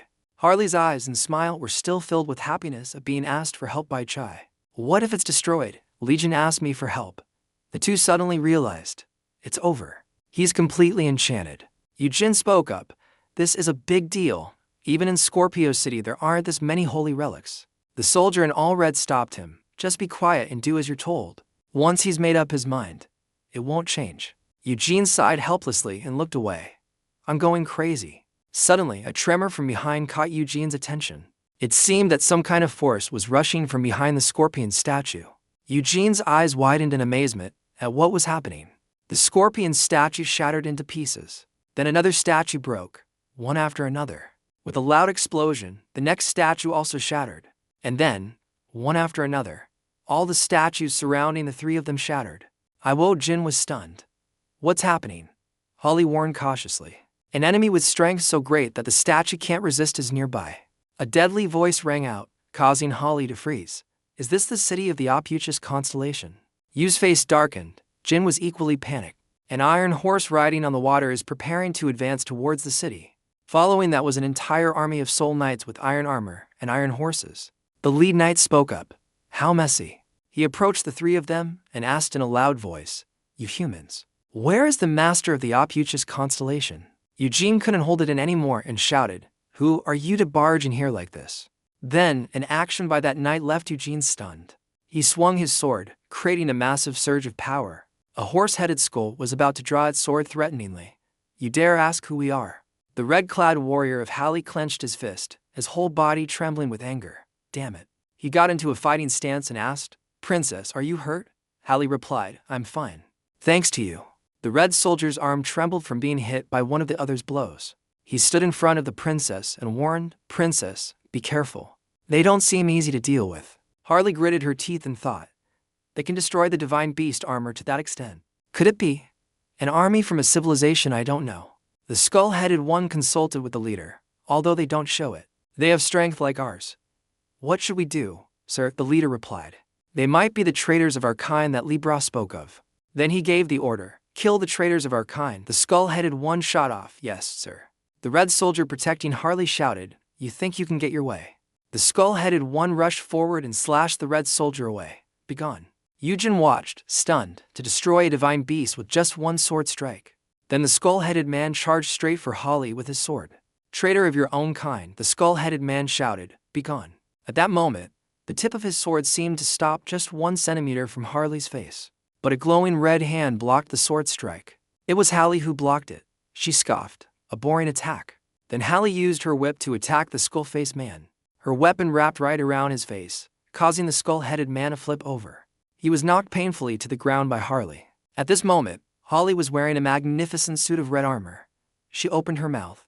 You dare to step your dirty feet on this island? Suddenly, a familiar voice rang out. Well said, Scorpio. A stream of blue power appeared behind Harley. That light shot past her, rushing to take down a group of soul knights. With each piercing attack, hundreds of knights, rumored to be invincible, were shattered. Then the arrow, carrying a terrifying power, flew straight towards the leader's face. But when the arrow was just a short distance from his face, he caught it with his hand. Liion appeared. You cowardly rats, who are you to talk so big? After saying that, he looked back and teased her again. Oh, you're pretty big too. Or should I call you a sewer rat? Liion held a bow and arrow, his face angry as he asked, who are you? Hallie was overjoyed, and Eudianthe was unexpectedly in unison. Liion. The lead knight crushed the arrow in his hand. So you're the master of the opuchus constellation that Libra mentioned. Liion stepped forward majestically. So you're Libra's lackeys. The leader warned, you better watch your words. I heard from Libra that there's a snake who doesn't know its place. Then the knight continued, a mere brat claiming to be a god. How disappointing, Liion looked disgusted. Why do I have to live up to your expectations? Answer me, who are you? Libra's subordinates? The skull-headed one saw this and shouted, shut up, you know who you're talking to. Before he could even finish his sentence, Liion sent him back to heaven with an arrow. He angrily scolded, get out of the way, who are you to interrupt when I'm talking? The lead knight looked at the skull-headed man who had just been shot down and thought, master of opuchus, I thought he was just a brat, so that's why Libra was wary of him.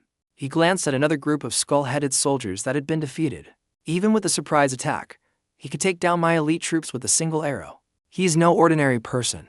The leader cautiously growled, who are you? Liion held his bow and arrow, preparing to shoot again. He introduced himself briefly, Liion. The lead knight seemed to have gotten angry and was preparing to attack. Very well, Liion, master of the Safu constellation, forgive me for testing you. Then he began to introduce himself. I am the leader of the army of the great unknown civilization, the Soul Knight team, subordinate to the south before the war. A large army approached again. I have come here to destroy humanity, those who follow the cunning holy gods. Then he raised his voice and threatened, I will punish you for obstructing us. The lead knight ordered the other knights, charge. The other knights were united for their great monarch. But Liion didn't pay any attention to their words. Your words are exaggerated, but they sound so similar. Ligai's eyes were stern as he said loudly, punish, destroy. Are you kidding me? Know your place. Then an army of thousands rushed towards Liion. The door behind him opened and Liion called out, Thing Kong, go. Immediately, a large saber flew out from inside and went straight for the knights. Wherever the spear flew, the heads of those guys fell. With just one stroke, countless knights were killed. The leader roared, you. A spear flew straight at Liion. That's the spear. It was the spear of the lead knight. He attacked towards Liion, shouting, die. The lead knight couldn't believe his eyes. What? Liion, a small human that he despised, was embracing his large spear. His eyes glowed brightly, the veins on his hands bulging. Haven't you eaten anything? Looking at Liion holding the spear, the lead knight was shocked and couldn't believe it. He even added a teasing remark, holding a spear with no strength at all. See the next episode. Then Liion used a great force to knock the other guy down. Seeing this, the knights behind also rushed forward together. Everyone, charge. How pitiful. Many spears were thrown at Liion, but he dodged them all. Liion moved with extreme speed, preparing to counterattack. How slow. The other knights were surprised by his speed and hadn't reacted yet. Jin used both hands to block all of their weapons. The others were stunned. What? The Soul Knight team worked together to retrieve their weapons, but failed. Damn it. The weapons are stuck together. Why can't we pull them out? Liion watched them struggle, a hammer ready in his hand, and then bam, a huge explosion. Do you know what that is? Leaping up, he knocked away the knights trying to retrieve their weapons. Are you holding your weapons just for show? The hammer grew gigantic, and Liion became even more enthusiastic. Increase the hammer's size. Whether you like it or not, you're all done for. One swing of Legion's hammer was enough to defeat many knights.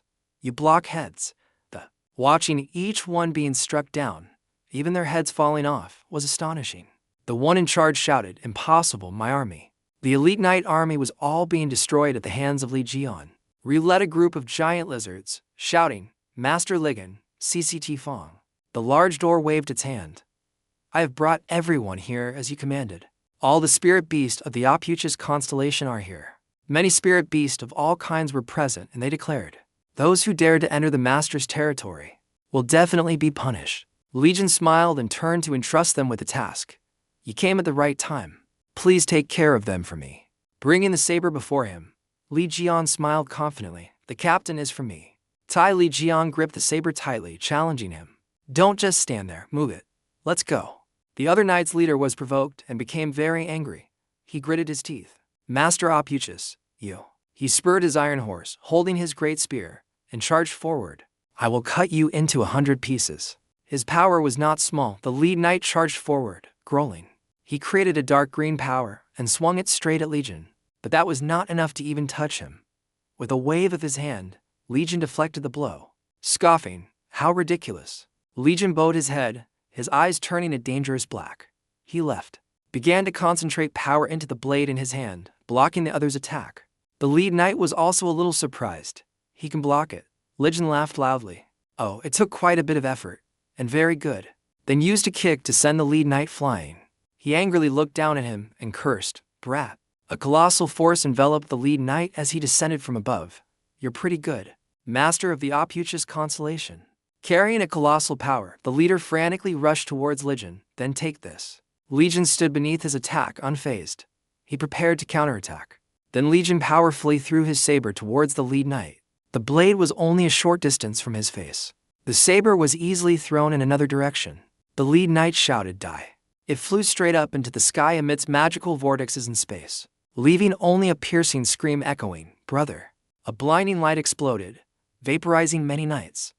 "I will destroy both you and your subordinates." Suddenly, the lead knight froze. "That sent. Damn it, I attacked in the wrong direction because of his weapon." Suddenly, a red rope wrapped around one of his legs. The lead knight looked down. "What is this now?" Below, Harley's group was tying him up. The lead knight wondered, "What are those bastards doing?" "Holly, below," ordered the other two. "Pull." The lead knight jumped up. "How foolish. Doing this will only." Then he was taught a lesson. He raised his sword, preparing to attack them. "You'll just die sooner." Holly smirked. "Gotcha, gotcha." The other knight's leader was surprised. "What?" A sharp object had pierced through the lead knight's back. It was Liion who had stabbed him with a sword. The lead knight cried out in pain. He trembled. And Liion challenged, "Scream louder. You must have been suffering a lot by now without screaming. Speak." Oh. Then the blade was driven even deeper into the lead knight by Liion Gim. He was pierced and fell from above to the floor below. On the ground, Liion praised, "Good job." The lead knight could only curse in helplessness.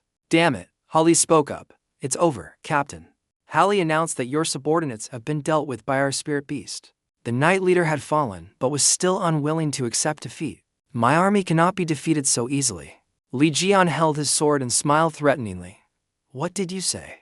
He recalled the earlier moment and reminded the lead knight. "Didn't you just destroy your own subordinates? I guess the number of spirits you captured is about the same as mine." Liion plunged the blade deeper into the leader. "By the way, change your name. What's the point of a defeated army?" The lead knight roared in pain, his eyes glowing. A blinding light appeared behind Liion. But then, a loud call rang out, "Master." The other lead knight stood up and charged at Liion. "Even if I die, I must make you die with me." Ali saw this and exclaimed in surprise, Liion, the spirit beast, also supported the beast with Du Kong Swine Gui, Master Liion. A giant magic sphere is about to explode. The lead knight is hugging Liion with the intention of changing. Die together, he still called out, Master. The other skull-headed man hugged Jin tightly as they fell. At the same time, he resolutely shouted, If you fall from here, you must also die. Even if you live, expect suffering. Jin gradually separated himself from the skull-headed man and calmly spoke. Even though he didn't understand anything, I don't know if you're ready yet. Without letting the skull-headed man think much, he immediately reached out and squeezed his neck hard. Ryan put pressure on the skull-headed man's neck, making him cry out in pain. Then he quickly moved behind the skull-headed man and growled, But I don't really like this position. Ryan adjusted his posture and decisively stepped on the skull-headed man's head. In a surfing-like posture, he excitedly cheered, That's it, below. The skull-headed man couldn't help but panic. You. What the hell are you doing? Jin bared his teeth and said with a smile, To be honest, I've always wanted to surf in the air once. Let's just go down like this. Hearing this, he shouted in anger, My honor as a knight. Xian then glanced around and let out a thoughtful chuckle. Still in a standing position on the skull-headed man's back, the two of them descended like a blazing red meteor. Xian wondered, Where is this playground? Near the headquarters of the Leo constellation in Washington, USA. In the rubble of the surrounding buildings, Red-Eye still stood unharmed. Yua's mouth hung open in utter astonishment. At the same time, the man beside her exclaimed in surprise, I thought he was dead. Looking towards the person standing in front of Yua who had just launched an attack on Red-Eye, the other man continued to shout, City Lord XIP. Stephen, with some difficulty, looked back and forced a smile. His voice trembled as he spoke. Are you okay? Yua urgently approached Stephen and exclaimed with worry, Are you all right?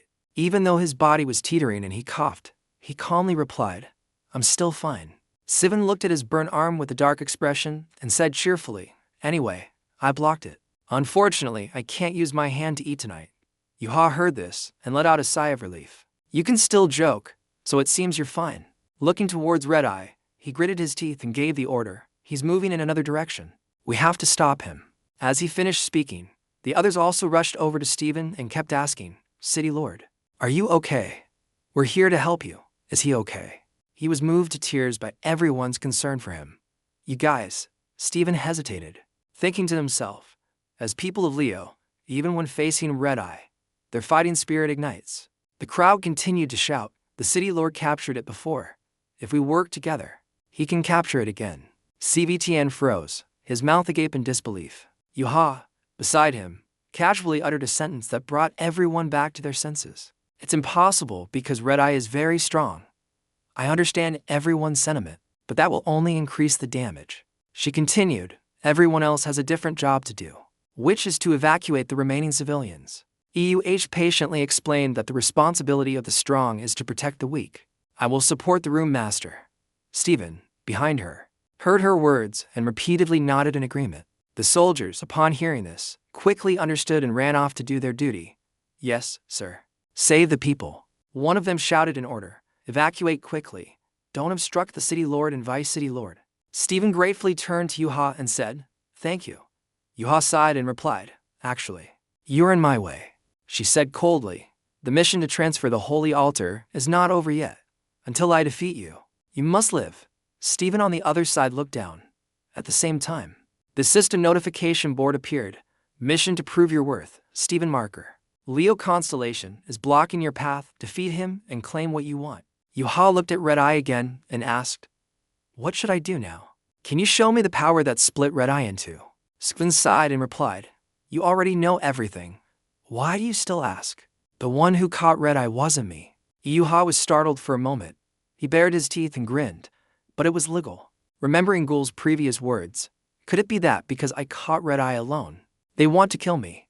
Yuha suddenly realized, so he was the one who caught it. The two of them looked up at Red-Eye, which was still wreaking havoc. She spoke, But Uncle Liion isn't here. Stephen added, Someone has to stop it. He said with determination, This time, I will do it. Stephen's eyes shone like a predatory lion. He continued to speak. I will use divine summoning.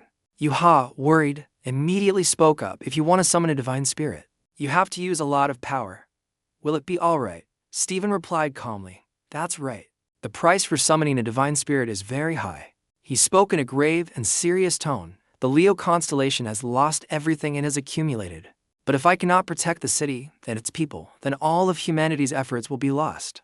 Stepping forward a little, Stephen affirmed, I have decided that this is my chance to atone for 20 years ago. His entire body was gone. One of his arms stood tall, looking up at the red eye that was still destroying everything. Then Stephen flexed, emitting blinding rays of power. He abandoned it. He told himself, I will not run away like I did then. At the same time, in Stephen's mind, he recalled the scene of people running around in chaos, screaming, run. At this, Stephen seemed to gain more strength and let out a loud roar like a ferocious lion. From where he stood, a beam of light immediately shot up, attracting Red Eye's attention. Use all your strength and accumulated points to summon a divine spirit. Stephen ordered, John Yuha, you protect me while I summon the god. Yuha also quickly grabbed her weapon and stood in front of him.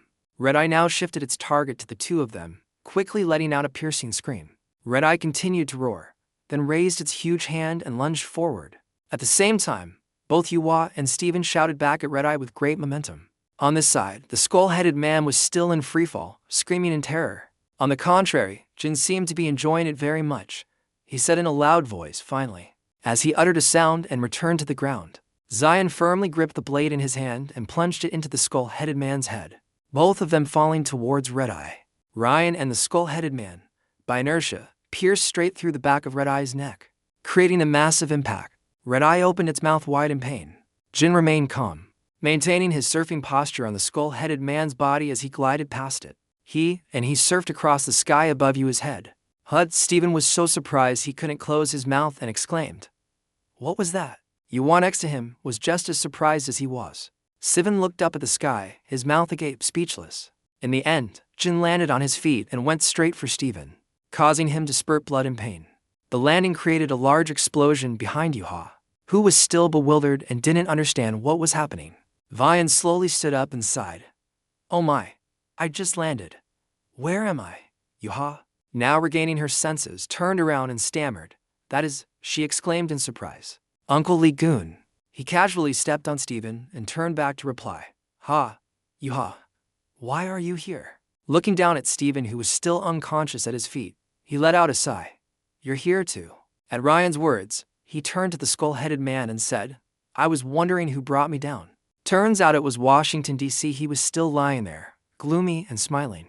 His laughter rang out at the same time as his mocking voice. It's over, Master Opuchus. It's useless even if you defeat me. It's time. The skull-headed man laughed loudly and declared, you will never be able to defeat that red-eyed monster. Die in helplessness and despair, Liggle. At this point, Jin looked at the Red Eye in anger. He was confused. Red Eye quietly tilted his head and observed for a moment, keeping in mind. Dian suddenly became excited and grinned. He spoke calmly. Hey, do you still remember me? 20 years ago, the ruler of the Demon Tower, Red Eye, appeared.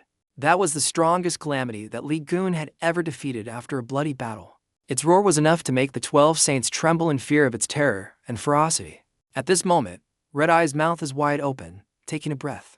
Then it roared fiercely again, a long roar, and raised its foot to stomp on Jin, who was running below.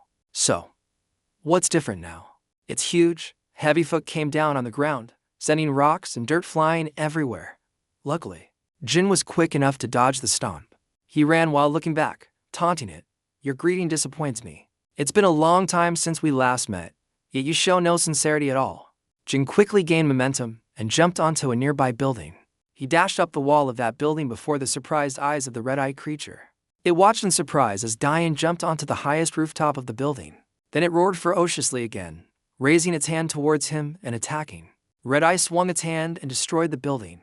Zion managed to jump out in time, falling with the debris of the building. He frowned and thought, something strange. Landing on another building, Dian couldn't help but wonder, looking at his face. He's definitely the same guy from back then. Looking at Red Eye, who was still confusedly observing his empty palm, he asked himself, the infamous evil demon Mars, why is he so dull now? Then a glint appeared in Jin's eyes. He said, I need to confirm something, the 13th sense. Suddenly, Xian froze, his mouth agape, and let out a sound of utter shock. Looking at the core of Red Eye, he thought to himself, I was wondering how it could be reborn without a manager of the Demon Tower. Turns out it's just a disposable item. Except for the Red Eye, which was real, everything else was fake. At the same time, the system announced, a small amount of aura from an unknown civilization has been detected. A large amount of aura from the Libra constellation has been detected. At this time, at the castle of the Libra constellation, the Libra palace, someone's voice asked, "City Lord, will nothing happen on the American side?" The other person replied, "What do you mean?" The black-haired man knelt respectfully and said, "I am worried about the hasty revival of Red Eye." Standing on the platform, the blonde woman replied nonchalantly, "The destruction of the Leo constellation is enough. Giesel, if you're going to add something, a patched-up lie, even if it's destroyed, it doesn't matter. It would be great if that Liion was like the Leo constellation." Even though she said that on the outside, she secretly acknowledged, "Actually, Han is right. This Red Eye isn't perfect." Remembering the image of the ferocious monster, Giesel pondered, "Blood mist as long as he revives. He can summon the Black Dragon and the host of the Red Eye with his resources." The monster opened its mouth, its tongue wrapped around the stone, and then it exploded. Ingia. When it came to him, she sighed to herself, "I didn't expect that foolish elf to use up all his accumulated resources and then die. Suddenly." And a mysterious masked figure suddenly appeared, interrupting Giselle's thoughts. He spoke. "City Lord, there is a new report," she ordered coldly. "Speak." As he thought of Hugo and Ivan, the masked man reported, "I have just confirmed that Hugo Otis has arrived in Korea. It seems he's about to meet Ivan Kruger." "Is that him?" Continuing to speak. "On the side of the unknown civilization. Baron Iron Armor has directly entered the battle." Giesel then turned to look at him and said, "His spirit legion was defeated in a flash. Of course he had to show his face." Then she narrowed her eyes and asked in a low voice, "How is Kali?" Hearing this, the masked man immediately bowed his head and said sincerely, "Forgive me, City Lord. The young lady has not yet responded." GCO could only sigh in response. "It seems it doesn't listen to me at all." Turning to face the stage, she made up her mind. "Then I won't wait any longer." Her graceful feet stepped forward. GCL commanded, "I will go into battle. Give the order to all soldiers." Her body glowed with a brilliant golden light. Deseo growled, "The main target is the Demon Tower in Korea. Korea, Juhan." At the man's feet, a group of soldiers lay scattered everywhere. The man with a cigarette between his fingers sat leisurely on top of a pile of monster bones. "Inhale." Hugo looked up at the man. "Ivan." And Emsham let out a cold HMPH and then slowly began to speak. "Where did you bastard come from?" "Hugo, if you stay, you don't know what I've been through to get to Korea, Taurus." He continued, "You even dared to touch my subordinates." The two who were called Hugo's subordinates exclaimed worriedly, "City Lord." Ivan spread his arms wide and boasted arrogantly, "The Demon Tower, Red Eye, has appeared in the United States." He bared his teeth and said, "I wanted to investigate, but your subordinates blocked my way. Wouldn't it be ridiculous if the Saints found out? So I was just disciplining them." Hugo angrily retorted, "The reason Red Eye appeared in the United States to come to Korea is interesting. You should discipline the Libra constellation and Red Eye, not my subordinates." He continued to press, "If you came to investigate the Demon Tower, then why are you hesitating here?" Hugo provoked, "Since you're here, why don't you go inside? Are you afraid, just like 20 years ago?" Hearing this, Cruiser froze for a moment. Then his face darkened, his eyes glinting a dangerous red. He let out a cold snort and a quiet curse. "You damn bastard. I heard you regain your strength. But it seems you're still delusional." Looking down at Hugo, Ivan couldn't help but feel contempt. "Without your holy relic, you're just a brat." He asked, "Have you forgotten who shattered your holy relic?" Then he recalled the scene of the demon relic being shattered, and someone's angry shout echoed, "You damn bastards." Siu was pinned under Ivan's hand and his accomplices, struggling and screaming relentlessly. "How could you leave the Demon Tower? If you could defeat Red Eye, then Liion wouldn't have." Ending the flashback, Ivan flexed and fiercely declared, "This time, I will crush you." He dropped his hand from the cigarette butt, which was broken into. Done. Then he rushed down and shouted the spell, Taurus constellation skill, Habilidad de Toro. Will destroy, quite a black chicken coop and impregnated by. Behind him, a herd of brightly glowing buffalo appeared. You naturally don't know that someone is there. The pink-haired subordinate of Hugo warned loudly, "My lord, you must dodge." Ivan rushed towards Hugo, roaring, "Are you scared?" Clenching the rope in his hand, Hugo gathered his strength to counterattack. "Come on." He aimed straight for Ivan's stomach and threw a punch, causing him to double over. "You're Dan's leg." Sho, who was behind, also had to tilt his head back because of the pain. The others were also wide-eyed in astonishment at the attack. Ivan's mouth hung open in pain as he fell back, enveloped in a magical light.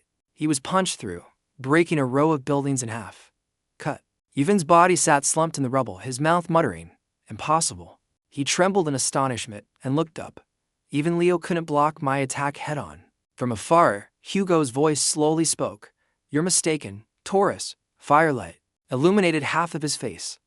Otis said, "You think I've lost my divine artifact?" As soon as he finished speaking, a powerful beam of light shot up in front of where he stood. Hugo's face turned cold. The beam of light gradually took shape, summoning the desired holy relic from the opuchus territory. Looking at Ivan, he was so surprised that he couldn't even close his mouth. He sneered. "What's wrong? Where's that arrogant attitude from before?" Google arrogantly spoke up. "What do you think?" His head down, his mouth uttered a taunt. "Are you scared, you bastard?" At this moment, the light disappeared, revealing the demon-slaying blade that had once been broken. Ultimate Constellation Technique, Heaven-Piercing Light, SS. Ivan looked at Hugo in terror, who raised his voice to provoke him. "What's wrong? Where's that arrogant attitude from before? What did you say?" He smugly asked him. "What do you think?" Hugo pointed his weapon at Wei Vang and gloated inwardly. "You're a fool, aren't you, you damn bastard?" But suddenly his weapon fell apart, and a few pieces hit him on the head. Hugo fumbled, not knowing what to do. Ivan watched him fumbling with the weapon and was stunned. He can resurrect holy relics. Could it be that Liion did it? Suddenly Hugo turned to him and said, "Don't be afraid, Kiminhu. I've decided not to use a weapon anymore." He used magic to retrieve his weapon and said, "I'm angry because you dared to touch my subordinates, even if that didn't happen. It's not like we haven't fought before." He casually tied his hair up. It would be a shame to fight with weapons in the situation, so Hugo looked at Ivan and suggested, "Let's fight with our hands. It will definitely be very refreshing." Hearing this, his hands and feet trembled, and his mouth could only curse, "Damn it." Then he suddenly roared, "So what if you resurrected your holy relic? You dare to underestimate me?" Hugo immediately flew over and punched him, challenging him. "Then come at me." Dao delivered a punch that shook the heavens and the earth. After that thunderous punch, the two of them knelt down and struggled against each other. "Inhale." Google's voice taunted him. "Aren't you usually very confident in your own strength? Take this opportunity to show your true abilities." Hearing that, Ivan couldn't control himself and roared, "Who are you to dare challenge me with such confidence?" He strained and pressed him down hard, his foot sinking into the ground, and the two of them took turns pushing each other. Hugo's eyes widened. Said, "You underestimate the strength of an archer." Ivan suddenly burst with power. He roared and flexed, pinning Hugo and making him spurt blood from his nose. But he immediately reacted, raising his fist and saying, "Real tree." He went berserk and landed a punch on him. Ivan was sent flying, his face a mess of snot and saliva. "Foudier," he stammered, "You?" Then he counterattacked, punching Hugo back with a blow that sent his head flying into the sky. His nosebleed gushed out. He glared at Ivan in disgust, who also glared back with his fist ready to smash into his face. Hugo quickly punched him in the middle of his face. The force of his punch was so strong that it split a large tree trunk in two. Ivan's face was now a bloody mess, and a bunch of his teeth had fallen out. Hugo took the opportunity to land another kick on his knee. He kicked his leg so hard it stuck to the ground. That's it, sending bricks and stones flying into the air.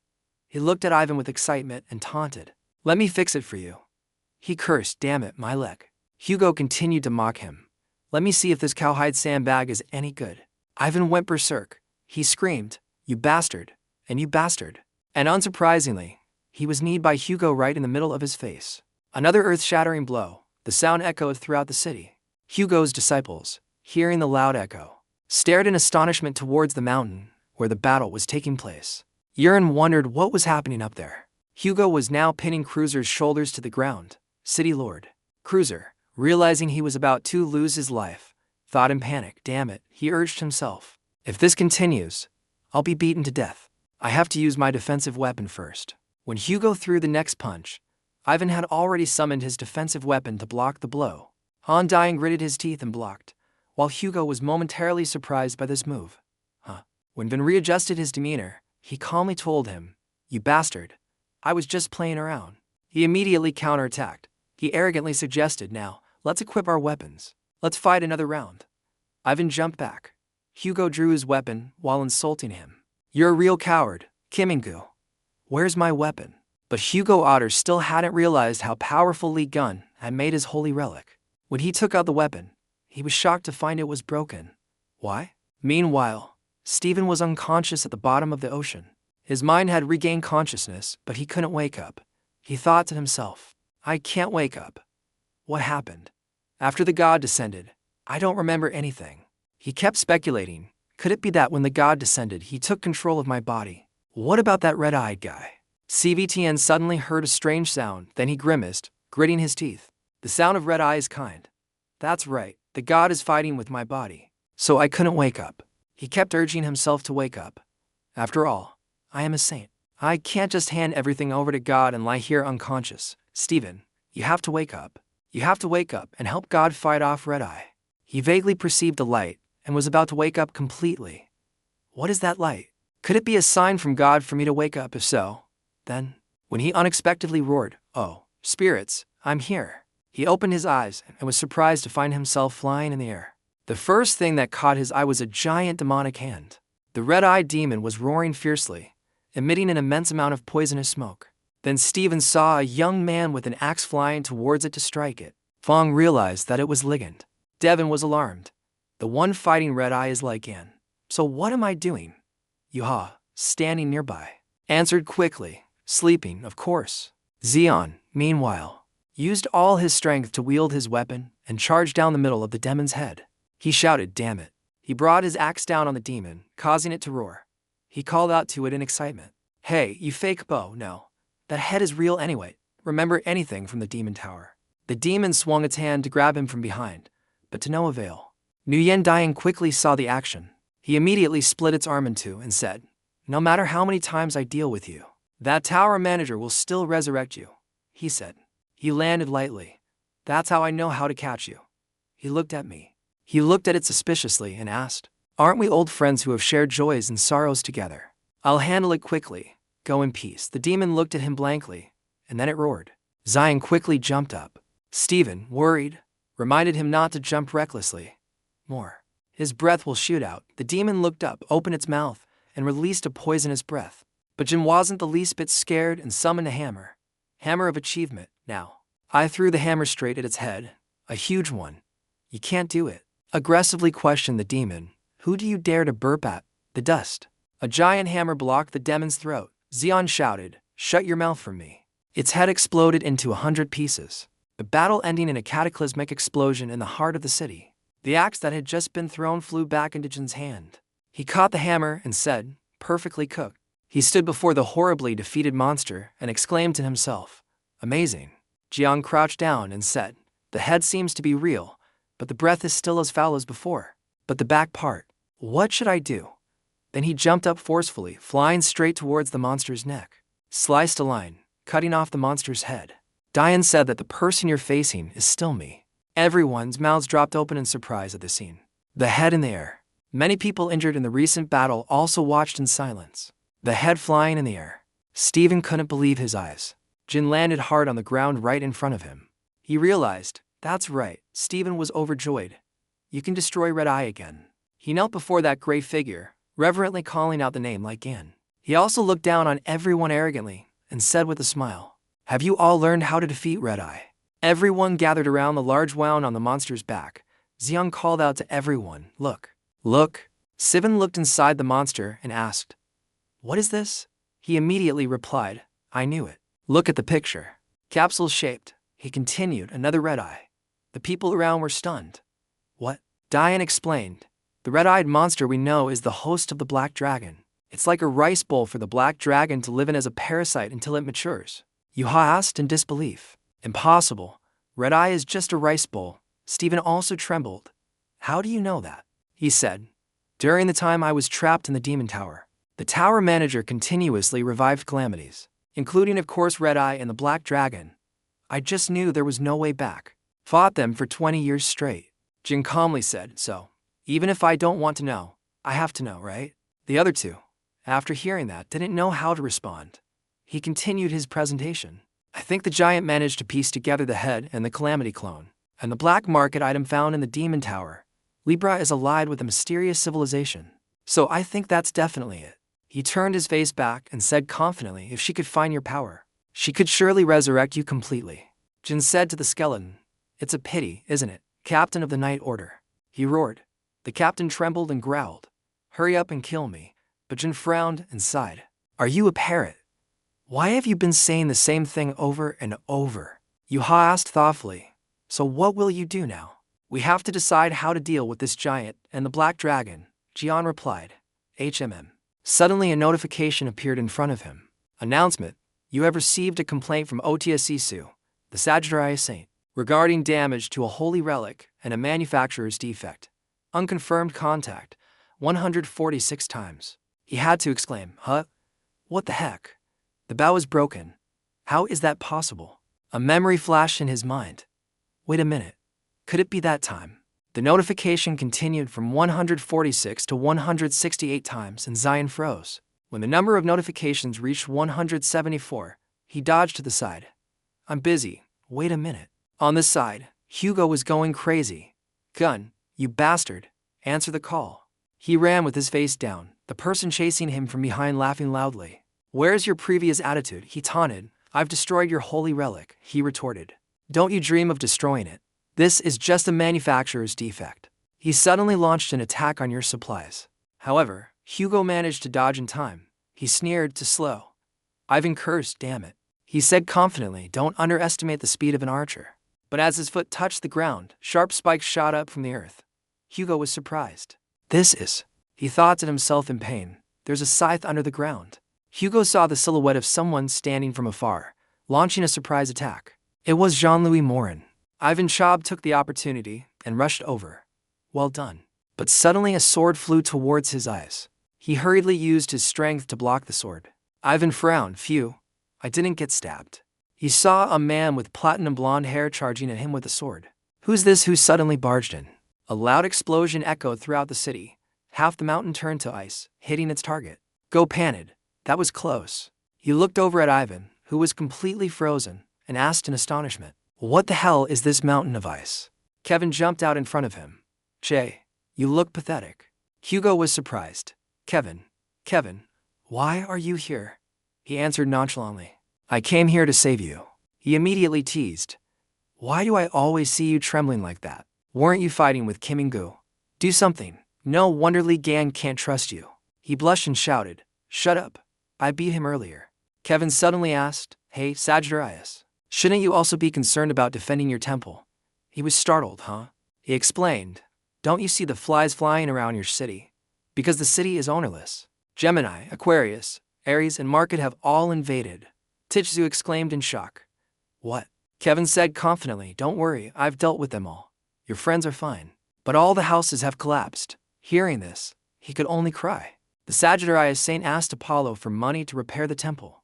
Suddenly he added, it's not because I got lost on my way to your city while flying over America to meet Lee Gondolf. Hugo Denmark thought, I'm sure it's because you got lost, you blind fool. The block of ice in front of the two people cracked. Ivan shouted and shattered the ice that encased him. He jumped down, his feet sinking deep into the ground. He gritted his teeth and said, I was wondering who came. Turns out it's the parasitic older brother. You think you can trap me in there? Kevin taunted. Frozen beef isn't good, but it seems the beef is very thick, strong, and beautiful. Your face is still fine even after being cut that much. Those words also agitated Ivan. I will cut out your tongue before I smash that face. DW stood to one side and said, don't talk anymore. We don't have time, hurry up. He smiled dangerously. We're not here just to chat, are we? He provoked them to the point where the other two's faces darkened. They're not Liion. Just a weak Sagittarius and Virgo. Let's deal with them quickly. Sagittarius was furious and on fire. That's a funny thing to say. You're not Liion either to look down on us. Virgo also retorted, weak. What do you think of the second-ranked god in the world? And you even paired me with him instead of Liion. Or maybe you can get him out of my life. Get into fighting stance. Hugo punched his hand and said, beef and crab. Kevin, do you eat grilled food? Kevin immediately replied, I love it. In that case, let me cut it up for you. Ivan also gritted his teeth. Who's cooking who? We don't know yet, and said, we're in a hurry. So we won't hold back, just like our own. Suddenly, another voice spoke up, causing all four of them to freeze. You all seem to be having a good time. A foot is preparing to land. Don't dive. With a brilliant light that created a very powerful feeling, a powerful woman. Glowing brightly, she gently descended, standing among the four men. She said coldly, it's a pleasure to meet you.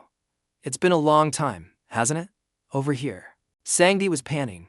He was cleaning up the collapsed buildings after the war. The house collapsed again. The golden rabbit next to him was too big.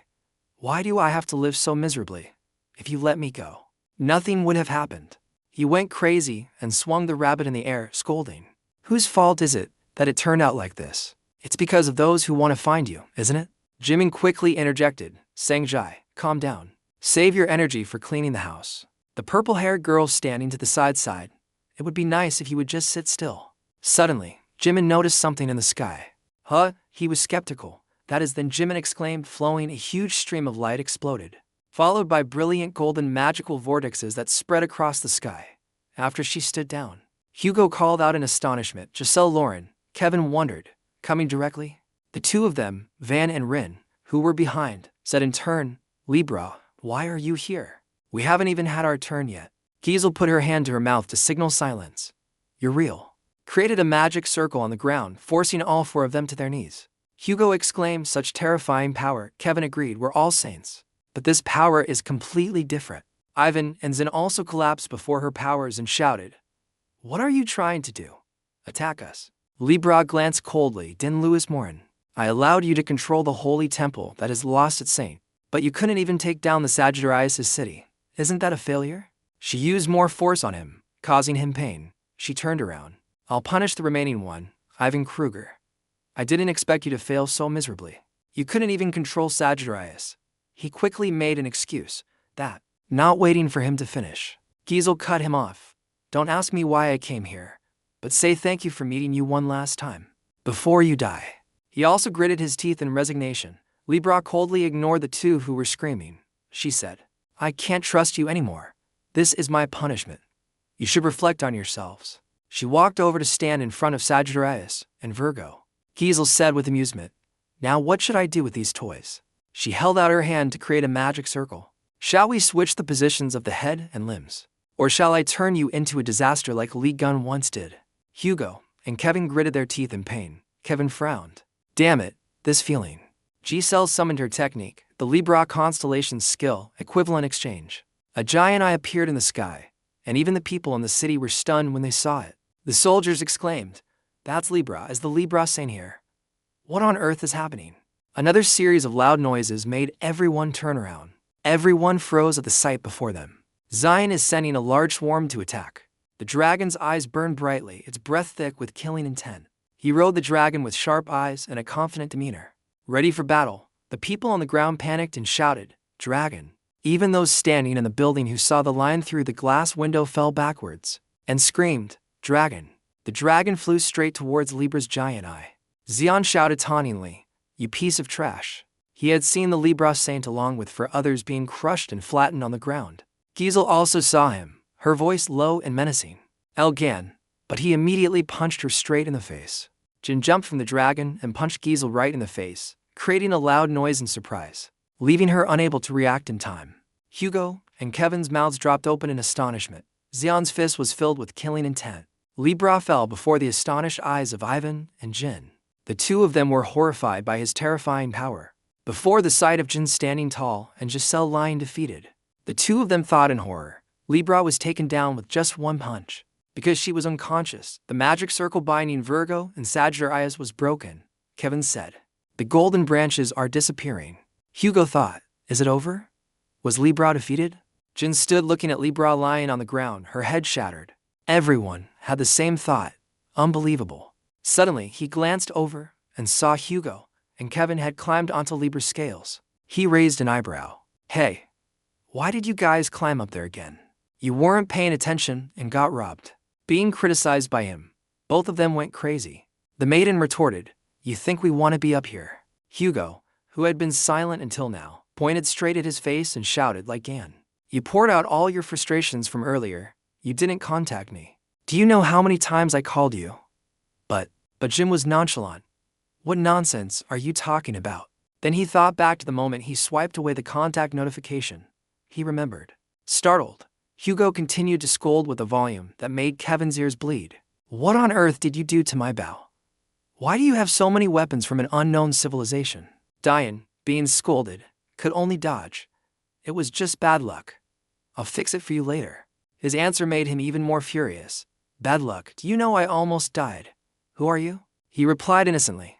That was an opportunity for you to appreciate your life more. Ivan and Zin were treated as if they were invisible. No one paid them any attention. The two of them glanced at each other, giving a silent signal, no matter what.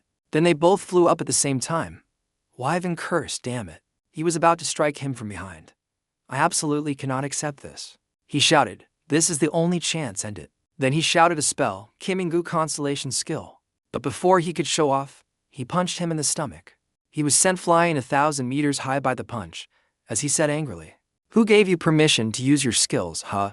Kim was sent flying through the air, cursing, damn it, how did it come to this? Suddenly, Ivan was stunned to see that Jin had also been sent flying like him. He had been kicked away by the dragon, and he cursed inwardly, that black dragon. Ivan was about to fall to the ground. But what caught him was the wide-open mouth of the black dragon. Scene 2. The other three stood to the side, observing. Jian sneered contemptuously, idiot, damn it. Ivan knew he couldn't avoid it, and screamed, damn it, it's over. He lay completely inside the black dragon's mouth. The space fell silent. The Virgo's eyes sparkled with excitement. Hugo asked, where did the black dragon come from? Liion explained, that's the other red eye I told you about. He asked while watching the dragon chew noisily, what? Then why is it following you? Wasn't it inside the red eye in America? He recalled hitting the red eye's head with a hammer earlier, saying, die. You told me to kill you. While the other guy screamed, stop. The system announced, creative summoning. Using the head of the red-eyed giant and the Soul Knight squad. Using 13th sense skill. Using super regeneration skill. Jian laughed heartily. I used my power to awaken them. And I was lucky to get such useful materials. Hugo reminded him. Don't you see how dangerous it is? He said nonchalantly, I've already thrown it some bait, so it'll be fine. He then recalled the past scene where he was scolded. You almost became its bait, he argued. I did my best. He trembled and muttered. Bait? Jian asked. Can I raise it at your place? Hugo went crazy. Are you insane? If I raised it in Hawaii, I'd get chewed out. What about the plan? Kevin was bewildered. He asked, hey, why isn't that thing disappearing suddenly? A divine light began to swirl and converge, signaling a magical ritual. All three of them stared in shock at the pillar of light. All the light gathered at the spot where Giselle had fallen earlier. At the same time, a voice spoke out, because I am still alive. Libra flew into the air, to everyone's astonishment. Jian smirked with interest. No wonder it was too easy. Not bad. He spread his two hands, creating two pillars of light with terrifying power. In each hand, he held a very cool-looking weapon. He provoked. Because I didn't want to see your face, I destroyed it. Libra's shattered face gradually regenerated. Jian continued. I can't believe you replaced it with another garbage face. He got into a fighting stance. Let's see how many times you can replace it. And how many of those faces I can destroy. Are you ready? Punching back. Strange beams of light surrounded Giselle. She held out her hand. You foolish snake. You want to bite someone? Then let me tighten that neck of yours. Jian shouted. Red Eye. Get that head out of the way. The dragon received the command and immediately flew away. He continued speaking to the other two. If you can't help here, go protect the civilians. Giselle clapped her hands together. An incredible source of power was released. A giant magic circle appeared in the sky, bearing the symbol of Libra. A pillar of light shot down from the circle, destroying an entire mountain. As soon as the explosion occurred, the dragon had already snatched Hugo and Kevin and flown away. Hugo worriedly called out, Jian. That explosion was so huge that he could no longer be seen from above. That's why. Debris flew into the air, and Xian also jumped up to stand on a floating piece of earth. He looked with a murderous gaze. You truly are garbage. He faced Giselle and said, You're not human. She laughed loudly. You're only just realizing that now. What's wrong? Are you disappointed? He analyzed. She can use powers separate from other saints.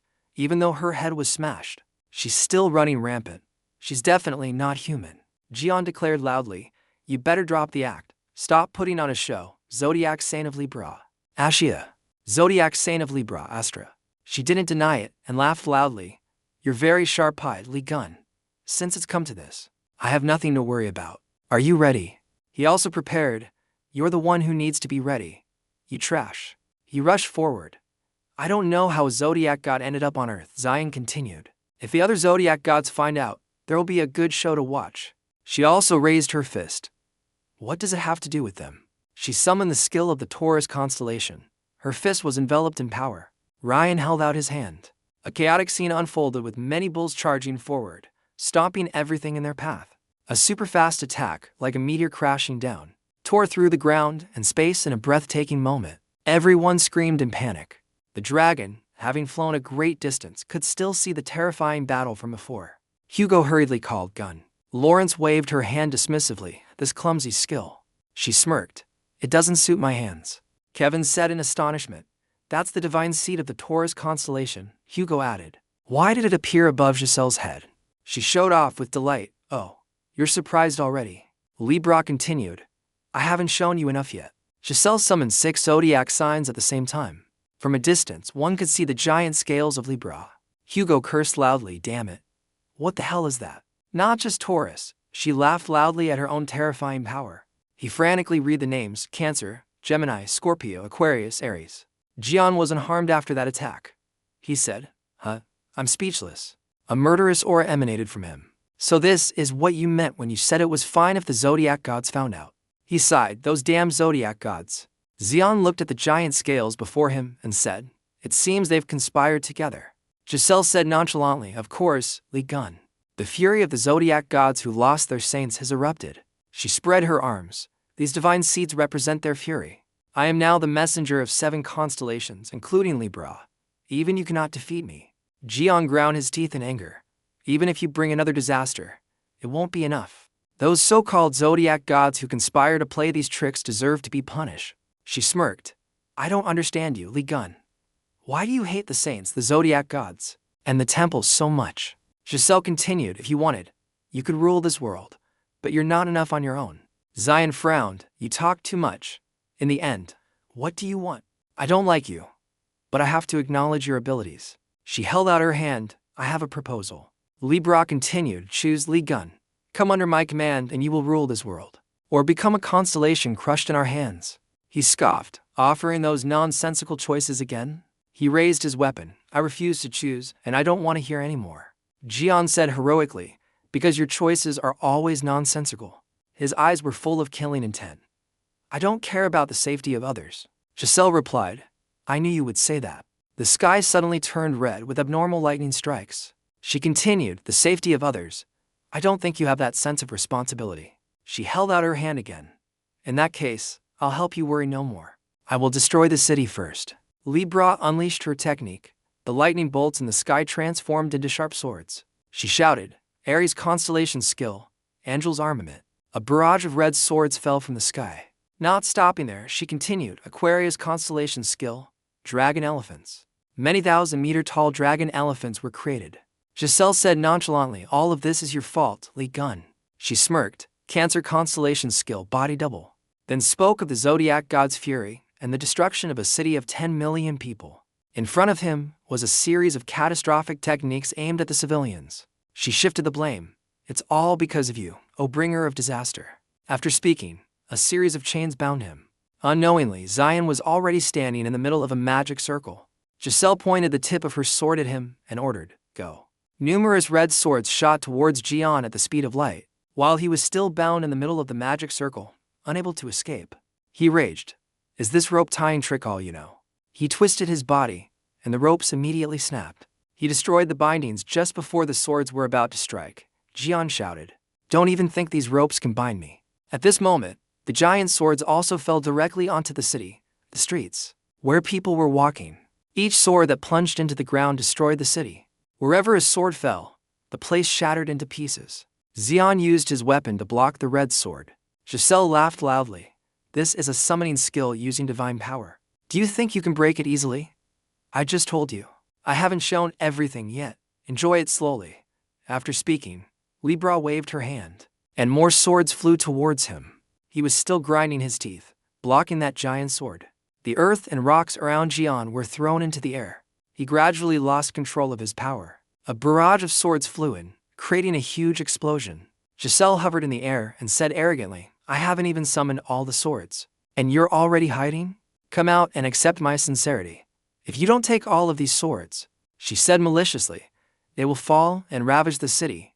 Immediately, more swords changed direction towards the city, destroying buildings. The civilians screamed and fled in a hurry. Someone shouted, save us. At this time, there was still a TVMC filming. Hello, viewers. An unprecedented disaster is currently occurring in Seoul. The surroundings were chaotic with many people. Everyone shouted, "Run." At that moment, a giant sword was about to plunge down right near the female MC. Everyone screamed in terror and ran. The female MC and the cameraman were frozen to the spot. At that moment, someone rushed over. It was Kevin. He quickly froze the sword. However, the red sword was only halfway frozen, which altered its falling trajectory. He was disappointed. "Damn it. Is that all I can freeze?" Then Kevin called out, "Sagittarius, aim for the frozen part." Immediately, Hugo, covered entirely in flames, shot forward. The MC and the cameraman, snapping out of their daze, exclaimed in unison, "We're alive." Having just dealt with one sword, Kevin was annoyed. "Damn it. This isn't even enough to scratch it. How could Liion shatter it?" Hugo next to him said, "Luckily, we could combine our powers to destroy it." He turned back and warned, "This place is very dangerous. Get away quickly." The cameraman and the female MC said one after another, "Yes, thank you." The Virgo side, "This power is even stronger than the temple skills I know. If we don't work together, we can't destroy the swords." Sagittarius added, "Because this is not the power of a saint, but a zodiac god." He continued, "Furthermore, she is receiving support from other zodiac gods. If this continues, we have no chance of winning." Kevin said, "In the end, this fight must stop. Besides saving the people, there's no other way to help him." Hugo asked, "Help him?" He ground his teeth and recalled when the battle started, Gunn stated that we couldn't help him. He said Red Eye was more useful than us. Kevin hissed through his teeth, "This is an insult." Suddenly, a loud noise startled the two of them. A tsunami, taller than the buildings, was approaching, and the dragon elephants were destroying the buildings one by one. Hugo panicked, "River water." Seeing this spectacle, the civilians screamed, "The water is rising higher than the buildings." A few people knelt and prayed, "It's over. Oh, zodiac gods, please save us." Hearing these words, Kevin seemed to realize something. He thought, "Zodiac god, divine seat." He might have realized something. He plunged his sword firmly into the ground. Kevin prayed, "O master of the Virgo constellation, I know you are watching the current situation. I beg you to grant your power to Liion so we can overcome this disaster." At this moment, Zion was standing in the middle of a whirlpool. He frowned. "She wants to submerge this city with river water." He thought to himself, "This is complicated. Does she want me to use my god of combat instinct to end this fight now, again?" A lightning bolt was about to strike his head, but Zion vigilantly turned his head and gave the bolt a sharp look. He smirked, "HMPH, these guys are pretty smart." The overall view of the fight showed Giselle having the upper hand. She crossed her arms and said, "Liion, have you not surrendered yet? Or are you too scared to show yourself?" Libra created another blue magic circle. "HMPH, it doesn't matter." She laughed. "If this continues, the river will flood the city. How many people will die, I wonder?" Giselle ordered the tsunami, "Sweep them all away." In the middle of the wave, a light flashed. A powerful light that seemed to destroy Libra's wave surprised her. Zion had borrowed the power of Virgo, freezing the entire tsunami. Virgo constellation skill, January wind. All of Libra's clones were surprised. "The river water is freezing. Could this be that Liion's doing?" She ordered. "It seems Liion is still alive. Destroy him." Receiving the order, all of Libra's copies flew up. She pointed to the place where the strongest light was emanating. "There." Suddenly, right at that spot, the ground cracked into large pieces. The copies shouted, "What? That is." At this moment, the ferocious black dragon rushed out. The Libras were surprised. Red Eye. Jian swooped down from the sky. "Hey, you trash, get out of the way. Let me introduce you to my new friend, Red Eye." System notification, using skill, substitute attack. Zion smirked. "What are you doing, Red Eye?" He commanded, "Give them a spectacular greeting." Red Eye immediately opened its mouth wide, forming an energy sphere. Then it spewed out a massive flame with terrifying destructive power, aimed straight at her face. Heading straight for Giselle. She ground her teeth, Liion, and immediately unleashed a technique. Using Gemini constellation skill, teleport, magic gate. She created two portals, one to receive Red Eye's fireball. Then she redirected the attack towards the city where the civilians were fleeing. The civilians looked up in panic at the fireball above their heads. "It's coming." The black dragon flew quickly to where the fireball was about to attack the people. Red Eye cut through the flame with a single strike. Zion shouted, "Don't you dare." He continued, touch the innocent. He blocked the flame, causing it to split into many branches. Jian smirked triumphantly as he turned the fire into ice. He swung his weapon, and the fire turned into ice, then shattered in midair. He confidently faced Libra head-on. Giselle bit her lip in frustration. You. She went crazy, losing all reason. Hissing through her teeth, that bitch, the moon god, a white-winged, platinum-haired goddess stood on Jion's side, her sharp eyes fixed on Libra. System notification. The saint of Virgo has prayed for opuchus. Your divine power has increased. The saint of Virgo has blessed opuchus with her divine authority. Your divine power has increased. The power of the saint of Virgo has merged with heavenly punishment. Heavenly punishment is the freezing state. Zion gripped his weapon firmly and said, Hey, you piece of trash. Giselle ground her teeth, her eyes filled with killing intent. He smirked and continued, You said you represent their fury, right? Well, it seems you're not the only representative here. Stormy winds swirled in the sky. The two powerful beings remained motionless, locked in a tense standoff, observing each other in midair. The Aquarius magic circle spun continuously, making the air even colder. Giselle replied sarcastically to his words, representing fury. How surprising. She lifted her chin slightly, her eyes full of mockery, and asked with a laugh, Is there anything greater and more terrifying than the fury of the zodiac gods? Fury over what, from whom? Jion stood firmly on the back of the black dragon, pointing his war hammer at her with one hand, and replied with a laugh, You really don't know. Their eyes glinted with anger hidden behind their smiles. It is the expression of the frantic fury of the innocent people who were harmed by you, and your cronies, and my friends. He bitterly recalled his pitiful comrades who had died in agony. A desperate little girl being attacked by a demon. The final, gentle smile of the person he loved most. The tears of innocent children. The chaos among the children. The suffering of the people trying to cling to life. The empty, cold hospital room where patients fought death day and night. He said heartbrokenly, The innocent people caught in your games. And the outrage of hundreds who cursed Libra before. Jion asked sternly, When I say it's their fury, you understand. And that damned stab in the devil's tower. Jion's eyes widened with anger as he declared, And also, the fury of the one who was betrayed and abandoned in the devil's tower, my fury. He tilted his head and questioned her again. Tell me, you bastard, who was it that stabbed me in the devil's tower? He looked straight into Giselle's crazed eyes, boldly guessing, was it you? Or was it one of the zodiac emblems surrounding Libra on those giant scales? Or one of those self-proclaimed zodiac gods who want to eliminate me? Hiding behind you. Giselle, who had been silent, suddenly bent over and smirked. She then burst into a loud, contemptuous laugh. I was wondering what you wanted to ask. So, you want to find out the truth of that incident? Then her demeanor turned serious. Really want to hear it? Is it that important? Then she put on an arrogant, challenging, and boastful expression and replied, Only the strong have the right to ask questions. I am the one who asks the questions.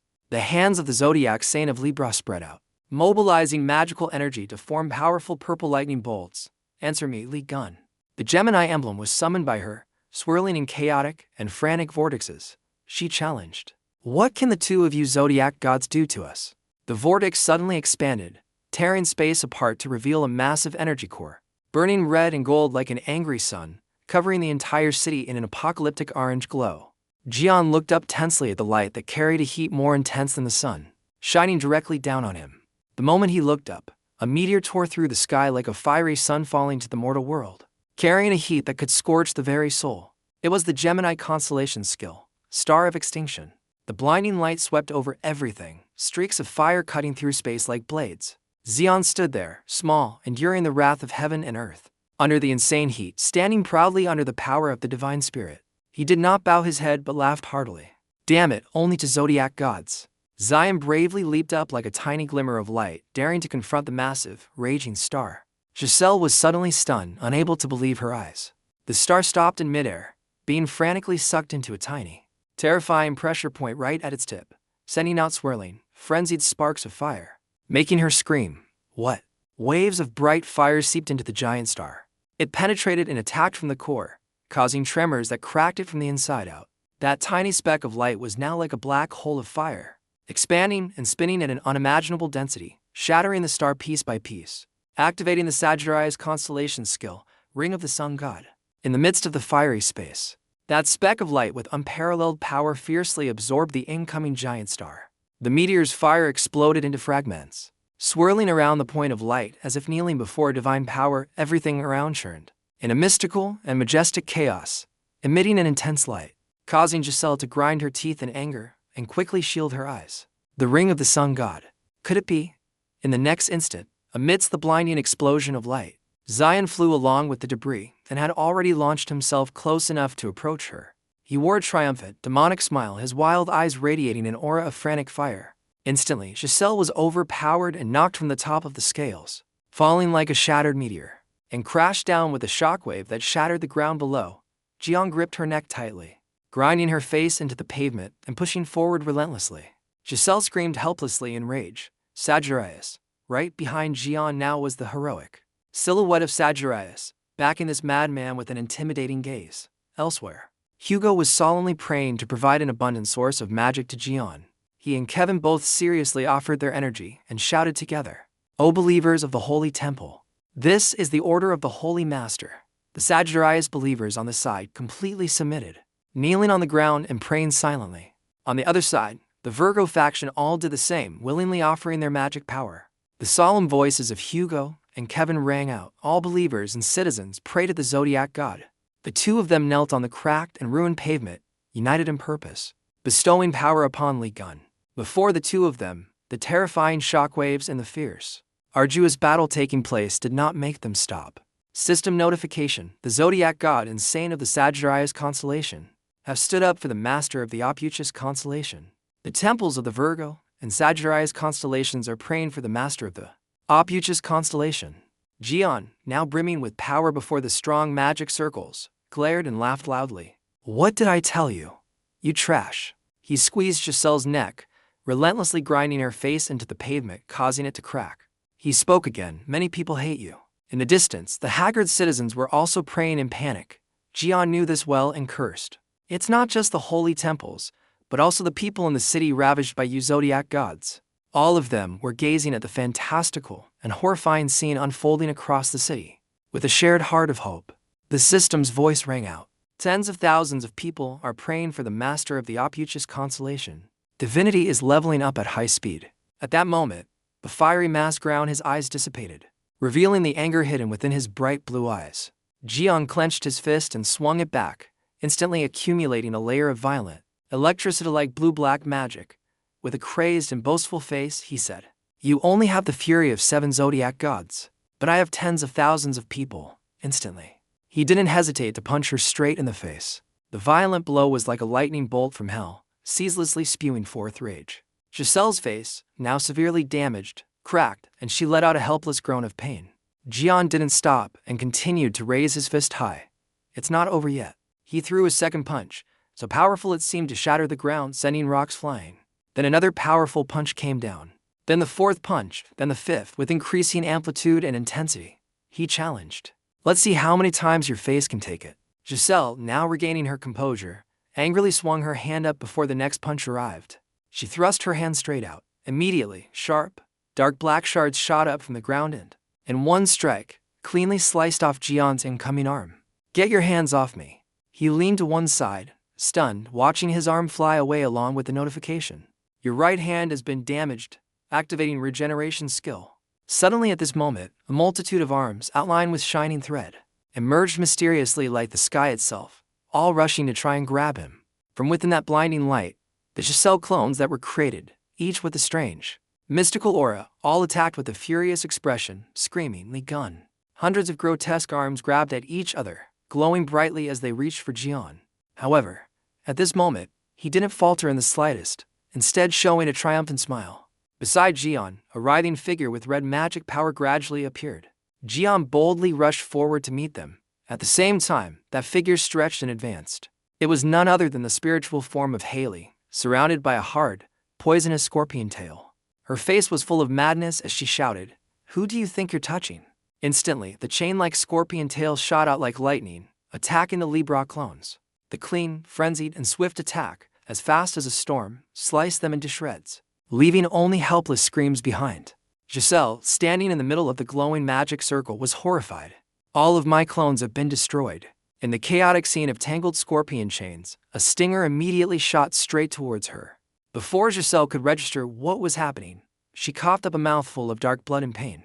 Only now did she realize in shock that she had been hit by the powerful and poisonous sting of the scorpion.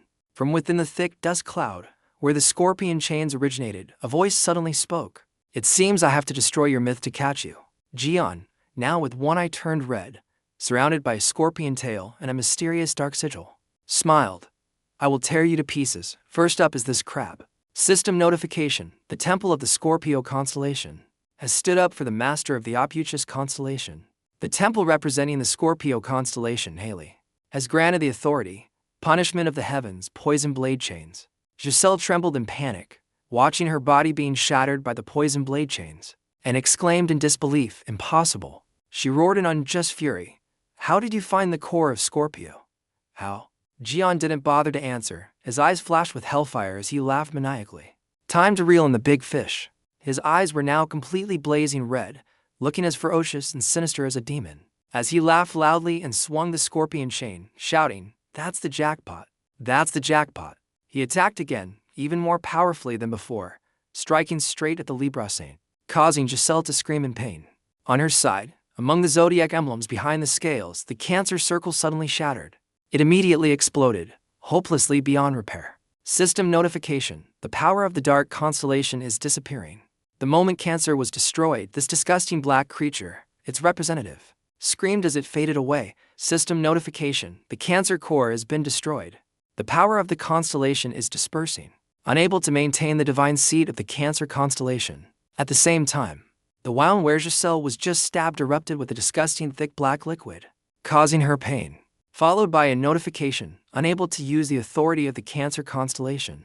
Giselle ground her teeth and furrowed her brow, her eyes filled with frantic rage. She watched the man casually swinging the scorpion chain as he approached, and screamed furiously, Liion! Meanwhile, he couldn't wipe the triumphant smile off his face, standing amidst the dust. He remained frenzied and unflinching, preparing his next attack. Giselle now gathered her strength to release the power of the Taurus constellation. A blinding yellow-green light shone out as she shouted, swearing to the death, I will definitely destroy you. Immediately after, those frantic and desperate hands shot up from the ground again, grabbing his legs. Her clone, though shattered, smiled eerily as it reappeared out of nowhere, making Jian look down in surprise. He realized in a panic that it was a fragment of the destroyed clone. At this moment, something inside them began to glow manically and swell up. Xian couldn't defend in time and could only watch helplessly as she detonated her clones. In a self-destruct sequence, instantly an earth-shattering explosion rocked the entire city. Through the hazy smoke, the ferocious head of a bull appeared with a venomous blue-black hue. This was the Taurus constellation skill, World Ender. Not stopping, Giselle then summoned the two holy emblems of Aries and Libra. She frantically gathered her strength, creating a terrifying pressure that cracked the ground beneath her. Giselle swung her arms diagonally amidst the crazed tremors around her. Immediately after, the two constellation emblems forcibly merged, shooting out chaotic sparks. She screamed, This star is owned by the gods. Instantly in the sky, the dense black clouds gave way, expanding to reveal a terrifyingly huge and sharp blade, which was the combined skill of Libra and Aries. Amidst the fiery, apocalyptic scene, the sky was torn apart by a blinding light as the giant blade descended from the heavens to the mortal world. Giselle, with immense momentum, summoned the ultimate divine weapon, Golden Rule. Her eyes burned with madness as she ruthlessly swung her arm down, roaring, You brats! You think I'll let you take this star? Instantly, the blade, sparkling with ancient patterns as if forged from divine power, brought with it a majestic might and slowly plunged into the ground, emitting a thick yellow smoke. Good heavens! The ground seemed to be split in two amidst the roaring storm. A heaven and earth shattering impact sound rang out, and a powerful shockwave spread throughout the city. However, the city was not damaged because that protective barrier was a giant blue ray of light that had stopped and frozen the blade's tip. Giselle was stunned, unable to believe it as a freezing wind hit her. Cold air. The cold wind of the Virgo constellation. The blade was now frozen solid like a rock, making her realize with astonishment. The light from the sword is being frozen.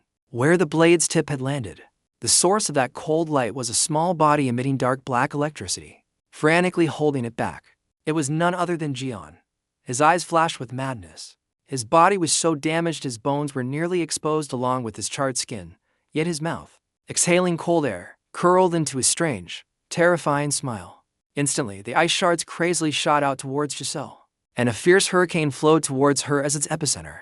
The zodiac saint of Libra could only grit her teeth helplessly as she watched the enraged dragon fist coming at her. Amidst the shower of sparkling broken ice, Zion charged forward like a lightning bolt, his furious fist aimed straight at the zodiac saint's face.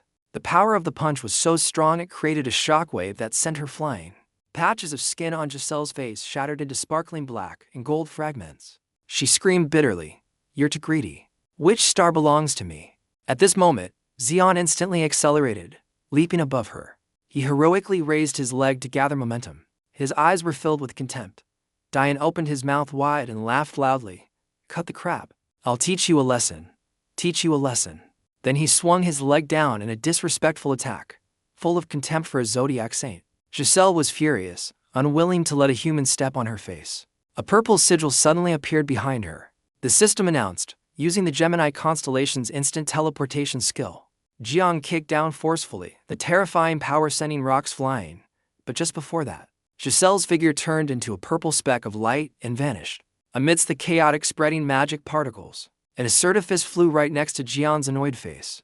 Giselle emerged from a swirling black hole of space. Her furious punch struck Jian as she taunted. "Where are you looking, Li Jian?"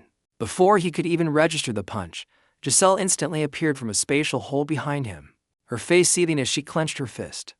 "I'm behind you." She landed a powerful punch on his back, roaring triumphantly, "I'll turn you into a pile of rags." Next, Giselle teleported again, attacking from above. Her chain of counterattacks began. Then came the fifth chaotic punch. Gaining momentum, she didn't stop her terrifying barrage. Zion now looked as if he had lost consciousness. Giselle then appeared from behind, shouting, "It's over." Majestic and strange colors of orange, blue, and purple surrounded her dazzlingly. Combined skill of Taurus and Capricorn constellations, sharp point attack, system notification. Using the Libra constellation's buff skill, Giselle now smiled with mad triumph. Suddenly, at this distance, Jian's cold eyes opened, looked down, and he uttered a single word. The husk seemed to freeze on her astonished face, as his terrifying voice echoed, "Where are you looking?" Jian's body seemed to become an afterimage. In the dark space, he easily threw a punch that tore through the theory of time while taunting Dai. The two frenzied fists collided, creating a giant explosion and a powerful shockwave that seemed to rip space apart. Libra was stunned. In an instant, she saw her dark hand being broken by the punch and sent flying back crazily. "Impossible. My mind has been broken. I even used the buff skills of the Aquarius and Taurus constellations. Why?" Suddenly she remembered being stabbed by the scorpion's poison chains earlier. Could it be from that time? It is from that time. The damn system had said. The Scorpio constellation's poison reduces all ability stats. Giselle inwardly screamed in fury. "Haley!" Jian waved his hand, and her entire body suddenly burst into fierce flames. She screamed in madness, forming a sacred, terrifyingly majestic fire. Her dark figure immediately flew up into the air, trailing a massive, flickering flame like an erupting volcano. Giselle's form, engulfed in the blazing black fire, was indistinct as she roared, "Damn you!"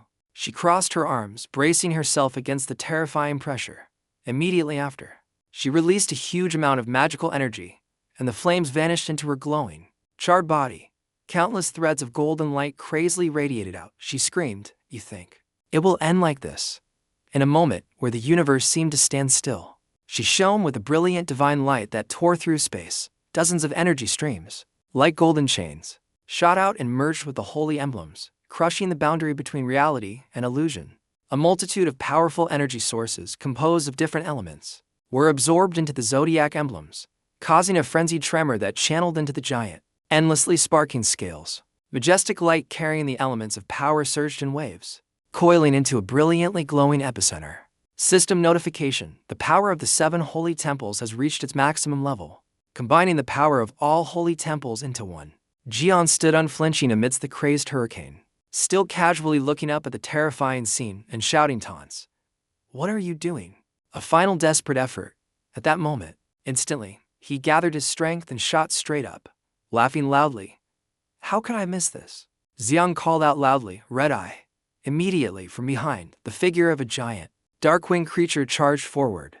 Liion jumped onto Red Eye's head, both man and dragon ready for battle. Giselle was now standing in the midst of a chaotic flow of various powers. The system reported again, warning, "The powers of the holy temples are being forcibly combined. The power will be strongly reflected back." A brilliant golden light shot down from the sky to the ground, its branches of light spreading out as if to cover all of creation. Liion and Red Eye stood silently, witnessing the spectacle. A wave of golden power was unleashed, and the buildings within the attack's range immediately collapsed. The light spread even wider like a chaotic wave, destroying structures. Liion smiled faintly, encouraging his dragon, Red-Eye, try to endure it. With that, Liion gave the command, let's go. Both man and dragon shot through the air at maximum speed. The black shadow of the strange creatures shot across the sky, leaving the safe zone and heading towards the center of the battle, to everyone's great surprise. The reporter quickly raised his camera as the MC eagerly asked, "Are you all seeing this?" The live image of the battlefield was broadcast to the entire nation via large screens. The power of the 7 holy temples is combining into one oversoul, powerfully shooting into the sky. The worried citizens clasped their hands in prayer. The city, Seoul, Larry Queen, Sanji, and others in front of their TV screens all prayed for the safety of their comrades. On the front lines, Hugo and Kevin bowed their heads, showing their devotion to the Supreme Being. Haley's group also closed their eyes in fervent prayer. In a situation like this apocalypse, who will we trust? At the barracks, the atmosphere was extremely tense. An urgent, restraining voice came from the tent. "Vice Holy Master, please stop. The Holy Master will be angry if he sees this." A stern voice cut him off. "I'm concentrating. Don't disturb me." Yua surprisingly humbled herself, clasping her hands and praying earnestly. She commanded her close aides, "Uncle Gun is fighting alone. I must pray for him." They replied in confusion. But Stevens suddenly appeared, saying calmly, "Just let her be." The others were frightened by his sudden appearance, exclaiming in alarm, "Saint Stevens." He seriously said that there was no one. Yua didn't quite understand. She asked quietly, "What do you mean?" The man bowed, continuing with a reverent expression in the situation. Stevens knelt down completely next to Yua, stating frankly, "We could only rely on Liion." At this point, Stevens spoke loudly again, "All believers of the Leo constellation, I command the representative of the Leo zodiac god, pray for Liion, who is fighting right now." In the battle over Seoul, the beams of power had begun to stir the space. Stevens earnestly called out, "Transfer your power to Liion." On that perilous battlefield, he was facing thousands of powerful attacks from the enemy. Around Liion, golden rays of light faintly flickered. He stood tall, releasing hundreds of light beams that shattered the opponent's power spheres, allowing Red-Eye to advance confidently. Heaven and earth seemed to become one with that pillar of light. Amidst the furious wrath of creation, Liion's stream of power still majestically took over the space, becoming everyone's pillar of hope. He leaped high, a great sword in one hand and a hammer in the other, appearing like a god of slaughter, which even surprised and alarmed Giselle. She glared furiously, growling, "You've come, Liion." He faintly raised the corner of his mouth, lightly asking in return, "Were you waiting for me?" That confident attitude was because the temple of the Leo constellation has come forward for the master of the opuchus constellation. Divinity increased.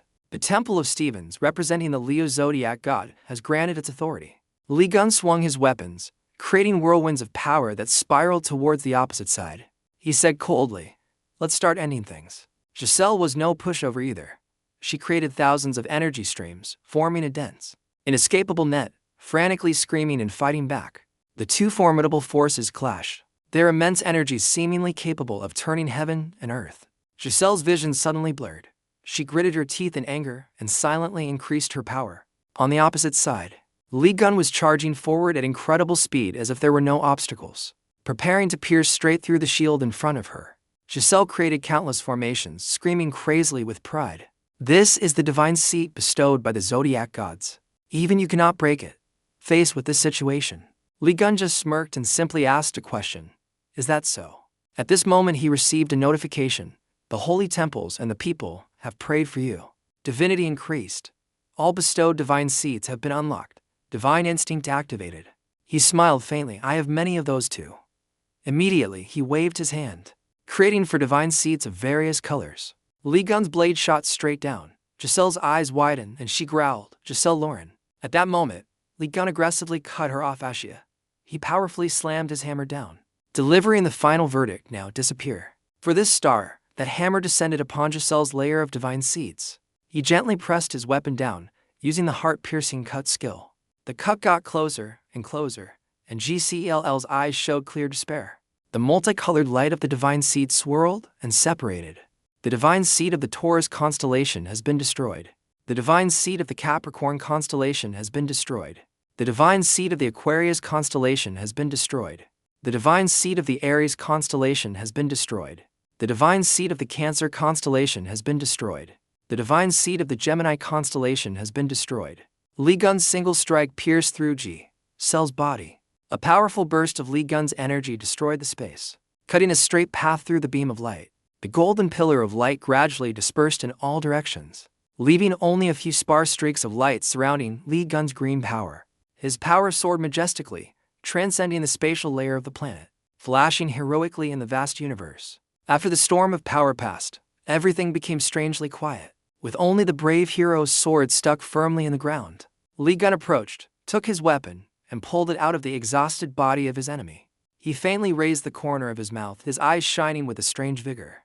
Amidst the devastated battlefield, Liion sighed softly. "I didn't expect this." He frowned and questioned, "Why did you do something this terrible, huh? How can you answer when you're in pieces?" He looked at Cell's body, which was gradually disintegrating into black dust, and clicked his tongue. Liion was silent for a moment. "Didn't you say it? Only the strong can ask questions. I still have many questions for you, so I won't let you go so easily." He mocked himself. "Regeneration, 13th sense, eyes of God, no matter what method I have to use. I'll make you talk." A deep, hoarse voice suddenly rang out, startling Liion. He said, "Not bad. I didn't expect Libra to be defeated." Liion turned around warily. A dark shadow advanced, wanting to swallow him whole. He looked towards that dark place. A person in iron armor slowly approached. The man in the helmet growled, asking, "You are Liion, correct?" He frowned slightly, his pupils shining brightly. At this moment, Jian was fighting with the helmeted baron. He gritted his teeth and asked him, "Who are you?" The helmeted baron replied to him contemptuously, "Me?" With that, he slammed the giant skull axe onto the ground. Its weight was so heavy that it shook the entire ground. After this display of power, the helmeted baron finally introduced himself in a haughty voice. "I am a general of the mysterious civilization." He emphasized further, one of the 13 generals serving the monarch, the helmeted baron. The system also provided information about his background. General of the mysterious civilization, helmeted baron, danger level, dark, invincible. The story goes back 30 years. The day the army of the unknown civilization invaded Earth.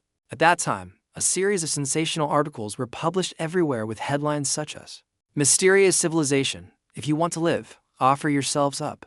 The United Nations firmly rejects the demands of the mysterious civilization," were published everywhere.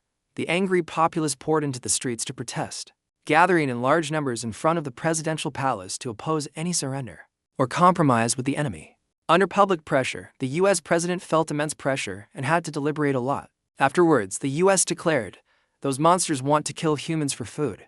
We must absolutely not meet their demands." However, one day, an announcement appeared that terrified humanity. "All living beings on this planet, listen up. From today, this place will be ruled by the mysterious civilization.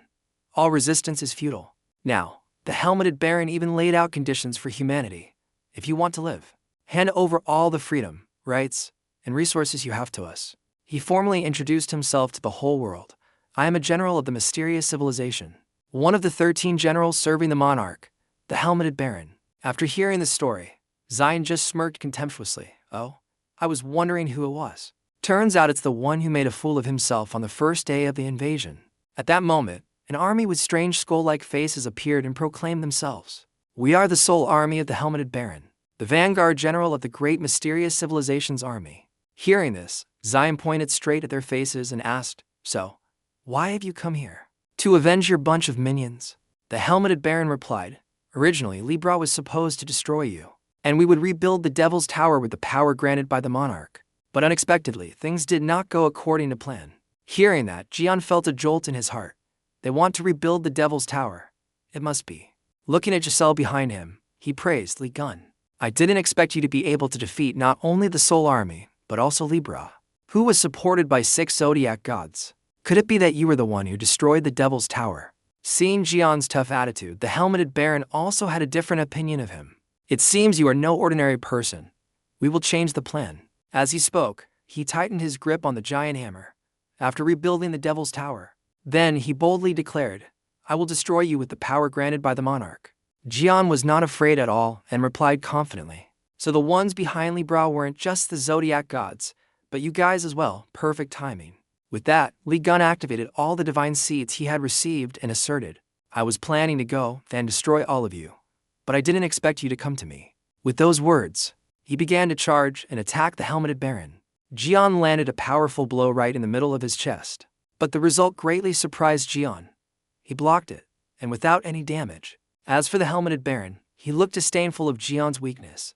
No matter how strong you are just a zodiac god of the constellations. The power of those constellations is completely opposite to the power of our mysterious civilization. Before the great power of the monarch, your constellations are nothing but food for us. At that moment, the light from the four constellations around Jian began to dim. He gritted his teeth and thought, my power is weakening. His vision was gradually blurring. I've felt this sensation before. In Jian's thoughts, the image of a man suddenly appeared. The image of himself being stabbed. That's right. It's exactly like the power of the dagger that stabbed me in the Devil's Tower. Jian finally remembered. This is the monarch's power that Haley mentioned. All weapons of the mysterious civilization contain the monarch's power, so terrifying that it can threaten the zodiac gods. The four constellations were also gradually fading away, and at the same time, the system displayed a warning. Mysterious space will isolate you from the current world. Along with the gradual disappearance of the constellations, urgent notifications were issued. Connection to the divine seeds will be severed. The power of the constellations is weakening. Xian turned his head to look at the vanished constellations, unable to do anything. A streak of light flashed in the space. A few minutes later, Xian had fallen into a state of limbo. Looking around, there was now only a solid black color. He thought to himself, so this is the mysterious space that imprisoned Virgo. He suddenly realized his body's energy was gradually being drained. The system continued to sound an alarm. The mysterious space is draining your power. All ability stats are rapidly decreasing. Cannot activate super regeneration skill. In such a perilous situation, a voice suddenly called out to him, "Gun." That voice came from behind Jian. He jumped and turned around to see who it was. It turned out to be an old comrade of Xian. That person continued to ask him, "What are you doing here?" Xian stood still, silent, not reacting. The other person continued with a gentle yet hauntingly reproachful tone. "Didn't we promise to get out together? Did you forget?" Sweat poured down Jian's forehead. He was completely frozen, only able to stare at the strange figure, while the other person pressed on. "What's with the attitude? What are you holding in your hand?" In that moment, a terrifying memory surged from the depths of his subconscious. It was the scene of him being stabbed years ago, replaying in his mind. How could you? While Diane was distracted, the helmeted baron took the opportunity to restrain him. "Got you." His pitch-black hand had pierced through Zion's body. The speed was so fast that Zion couldn't react in time. A tearing pain spread throughout his body as blood spurted from his mouth. At that moment, he could have blocked the shadow. At this moment, the helmeted baron leaned close to Jian's ear and spoke in a deep, gravelly voice. "Once you're affected by the skill, you become completely helpless. Listen." He said that, but Zion couldn't resist. He even emphasized that it was his disaster-class skill. "Nightmare." He triumphantly and repeatedly provoked Jian. "Choose the memory you want to forget the most. I'll help you remember it." At that moment, the image of the strange girl from before appeared in his mind again. After that, having almost defeated Jian, the helmeted baron suddenly turned his head to speak to Giselle. "The power of the zodiac gods is also fading, so don't even think about resisting. This is enough, isn't it, Libra?" As soon as he finished speaking, a huge explosion erupted, lighting up the entire space. From the middle of the light beam, Giselle appeared and said with sincerity, "Thank you, helmeted baron." Diane was a bit startled seeing this scene. Libra. As for Giselle, she stepped forward and declared bluntly to him, "You put me in this miserable state. I admit that. You are truly formidable, but I have no intention of ending things like this." She made no secret of her intentions. "I will absorb the power in your body." Seeing her so arrogant, Jian just let out a hearty laugh, though blood was still trickling from the corner of his mouth. "You intend to use my body as a vessel for your resurrection." He even warned Giselle, "You will regret this." Giselle paid little attention to the protagonist's warning and just smirked. Then she began to deploy her technique, speaking coldly, "Are those your last words?" With that, she delivered a fatal blow right to Jian's face. Jian screamed in agony as the energy beam pierced through his entire brain. Seeing Jian so easily defeated, the helmeted baron smirked contemptuously. "HMPH, so troublesome." He continuously mocked him. "I heard you were a wild beast. I didn't expect you to give up so easily." As for Jian, he could also feel his power gradually fading. At this moment, his memory returned as the system issued a notification. "You have become the master of the opuchus constellation." Hearing this, Jian was very surprised. My body changed because of this super regeneration skill. I've never heard of other saints having this condition.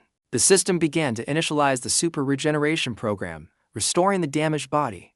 The regenerated body has been applied a light penalty. Penalty: 50% power reduction. Remaining time: 1. Minus 32 hours. The whites of Zion's eyes began to darken. Meanwhile, the system continuously reminded him, due to the complete regeneration of the body, you will suffer a light penalty. Penalty: 50% power reduction. Remaining time: 1 minute 57 seconds. In Zion's subconscious at this time, a voice suddenly called out to him, Zion, do you like the 10 saints that much? Hearing this question, Zion was very excited and laughed in reply, you even have to ask. Of course.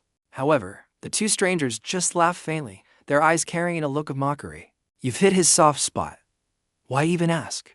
Zion excitedly pointed behind him, where a huge poster with the images of the saints was displayed, and introduced them. Look over there. Those are the protectors of humanity. He continued to speak well of them with pride. Aren't they great? They want to save all of humanity. A spirit that everyone must admire. I also gathered donations and sent it all to them yesterday. Not only that, Zion also encouraged the two. If everyone works together under the leadership of the 12 saints, then the monsters are nothing. The day we drive out all those mysterious monsters is not far off. After saying that, Zion felt very happy, raised his hands and laughed loudly. Humanity will win. You stupid monsters. The protagonist of Friends heard this and were a bit confused. Then muttered, what donation? You only have 50,000 won. Carried away by his excitement, Zion immediately made a suggestion. Anyway, on such a happy day, let's go eat something delicious at the shopping mall. He even smiled generously and said, this time it's on me. Order whatever you want. However, these happy moments didn't last long. In just a short time, the image of a crying and trembling Jian appeared again. He sat dejectedly in front of a grave, a severed arm with a pool of blood at its feet. The entire space was ruined and gloomy, with only Jian left alone. At this moment, the radio announced, a calamity has appeared right in the middle of Seoul and is attacking the shopping center. But the Zodiac counterattack team quickly took action and successfully eliminated the calamity. Hearing this, Jian became even more devastated, tears welling up in his eyes without him realizing. The image of the terrifying giant monster attacking the populace, along with the screams of no, don't, reappeared, making him even more desperate. Stop. Jian couldn't bear it anymore and collapsed to the ground, choking out resentfully. You people couldn't do a damn thing. It turned out the heroes in his eyes were actually frauds, just deceivers. They were all for show. Phew. Lucky for us, that calamity left before we got there. But what about this kid? So annoying. Just pretend we didn't see him. All we have to do is put on a little show and get paid. The news report continued, as if covering up for the fake heroes of the Zodiac group. Although there were many injured, thanks to the efforts of the Zodiac counterattack team. Fortunately, there were no casualties, and humanity has once again affirmed that it can prosper under the protection of the 12 Zodiacs. Hearing these words, Zion felt even more pain. You didn't protect anything at all. Witnessing the entirety of that painful memory, Giselle finally understood everything. So that's the reason. And you hate both the calamities and the Zodiacs? Gisselle's eyes had seen through all of Jian's innermost thoughts. She just smiled faintly with eyes full of judgment, a very predictable story. A cheap tragedy. Because of that past, you hate both the calamities and the Zodiacs? G.Cell continuously blamed and attacked Jian, then you let your own anger destroy everything, turning everything into this pathetic state. From the very beginning, being swept up by anger and hatred had already clouded your eyes. As Jian couldn't resist, Giselle pressed on, no matter how great your anger is, it cannot surpass my divinity. Her eyes were now filled with malice. This is the end for your foolish choice, Li Jian. Obediently let me devour you. For my resurrection. At this moment, the sphere imprisoning Jian moved closer to her mouth. Suddenly, the sphere shot away as if pushed by a magnetic force. Giselle was confused, not knowing what was happening to her. At this time, the system issued a warning. The difference in divinity between opuchus and Libra is too great. Absorption is not possible. Opuchus is greater than Libra. This drove Giselle mad. Impossible. How can my divinity be lower than Liion's? She looked up and shouted angrily. What the hell is going on? At this moment, the magic clock was slowly approaching the 12 o'clock mark. Giselle couldn't take her eyes off it. Her gaze became uneasy. A sense of unease crept into her mind. She began to doubt her own thoughts. Don't tell me he is a being of immense divinity. Beyond my comprehension? Just then, a giant serpent appeared, coiling around the magic clock. GSO was nearly driven mad, unable to believe her eyes. Impossible. How can he have such great divinity? How can a mutant who just became a zodiac god? The system rang out once more. The penalty of the opuchus constellation will soon be lifted. Time remaining until removal, 25 seconds. G-Cell was very surprised. Penalty. At that very moment, the sphere imprisoning the protagonist suddenly exploded. Jiang coldly questioned her. How dare you peek into someone else's memories? Jiang gradually recovered and warned Lawrence, are you ready, you piece of trash? Our synchronization. At the same time, the system officially issued the penalty, 50% reduction in physical ability. Time remaining, 17 seconds. Seeing the situation change so drastically, Giselle seemed desperate. She kept asking the protagonist, Who in the world are you? Time ticked by. The system continuously issued notifications. Penalty, 50% reduction in physical ability. Time remaining, 9 seconds. Penalty, 50% reduction in physical ability. Time remaining, 9 seconds. At this point, G.Cell had completely lost her composure. She screamed in despair. How did you get that power? Jian shattered the sphere that had imprisoned him for a long time and replied coldly. What can I do? He had returned, stronger than ever, with his bulging muscles. Then he raised his hand, his eyes cold, his voice ringing out like a judgment. In my hands, I have the power to crush you all. At this moment, Giselle could hardly escape from Jian's grasp, and G.Cell could only stand still and take it. Xian was about to crush G.Cell's face without any mercy. Along with that, streams of light and Xian's hands began to appear. Outside, the helmeted baron saw these streams of light and felt something was strange. Oh, this light is. Suddenly, Giselle was thrown out of the barrier, falling right in front of him. Giselle tried to resist, but her remaining strength was insignificant against Jian's terrifying power. Jian was powerful and full of momentum, preparing to break through the protective layer. The helmeted baron saw this, but could do nothing more. As for Giselle, her face was about to explode from the protagonist's power. In just a moment, the barrier's protective layer was broken. Jian's eyes looked at Giselle as if he wanted to eat her alive. Just then, the system, as if in complete support of Jian, announced, penalty has been lifted. Body ability limit has been released. All stats can be fully utilized, beginning the journey to becoming a zodiac god. Suddenly, a strange black area appeared in the sky. The people in the city were very confused by the sight. What is this? Isn't the battle over? The strange black light was gradually covering the entire city. Everyone was buzzing with discussion. What the hell is that thing? Finally, the strange black mass landed right in the center of the city. Looking up at the sky, Kevin said to Hugo, Sagittarius, could that be? Sagittarius understood his comrade's meaning and replied, yeah, I think so too. At that moment, the image of Perio suddenly appeared in the sky. Before the whole city, he arrogantly declared, it's too late now. Sagittarius realized the main ruse was the fantastical space Perio had created. Kevin was very worried for the protagonist. Is Li Jian trapped in there? Suddenly, the strange black mass began to crack, emitting mysterious blue rays of light. This left Kevin and Hugo a bit stunned. It splitting apart. Just then, the mysterious black mass exploded, creating a huge source of energy, and with it, the appearance of Jiang crushing Giselle's face. He was using all his strength without any mercy. At this point, the defense created by the helmeted baron was about to be pierced by the protagonist. He shouted in anger, that's enough. The helmeted baron looked on but could do nothing more. As for G.Cell's face, it seemed to have reached its limit, and Jian had no intention of stopping. He raised his fist, preparing to deliver the finishing blow to her. At this moment, the system displayed the text, your penalty has been removed.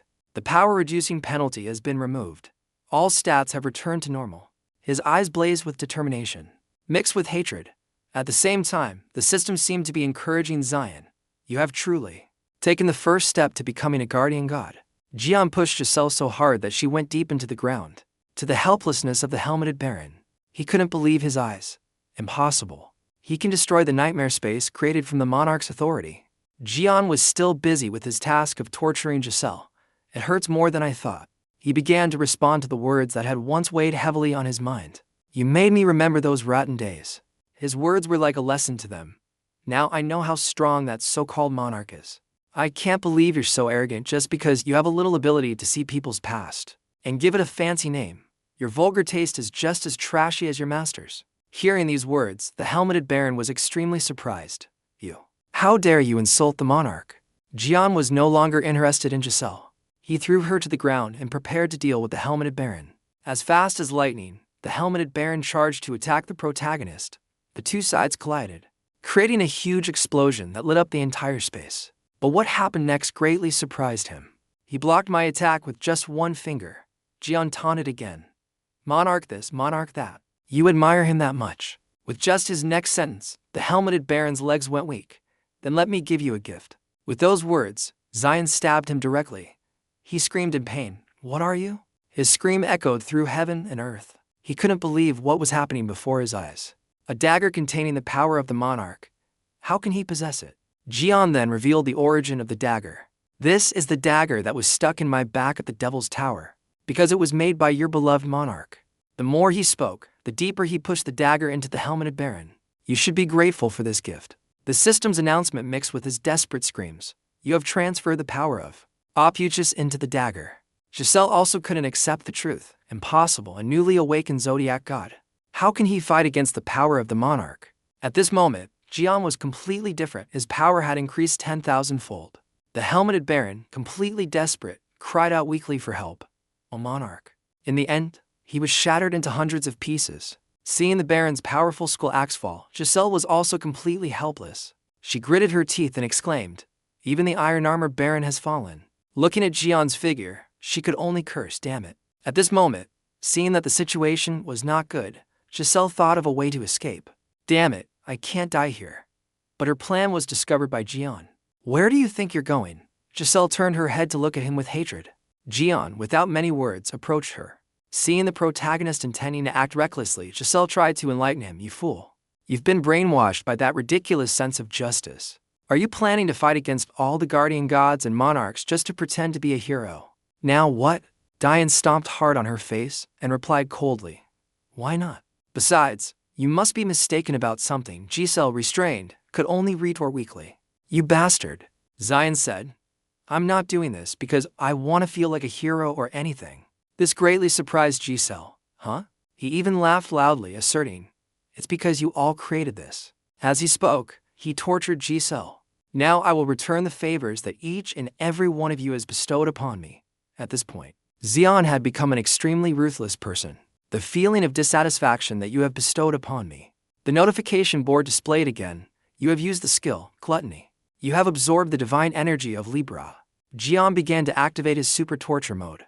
"This is my ambition." The system provided him with information due to the amount of divine energy absorbed. "The sacred body of the guardian god Libra will be destroyed." Diane powerfully declared, "This place will be the grave for your foolishness. You trash, Giselle's scream echoed throughout the space. However, Giselle did not want to accept such a cruel fate. "I cannot be destroyed like this." She didn't want to wait for death and vowed to herself, "I must make a pact with the monarch." With those words, she shouted, "Summon the palace of Libra." Immediately, a giant swirling vortex of light appeared in the sky. A giant meteor began to fall. Its target was Zion. Giselle was very pleased with this scene.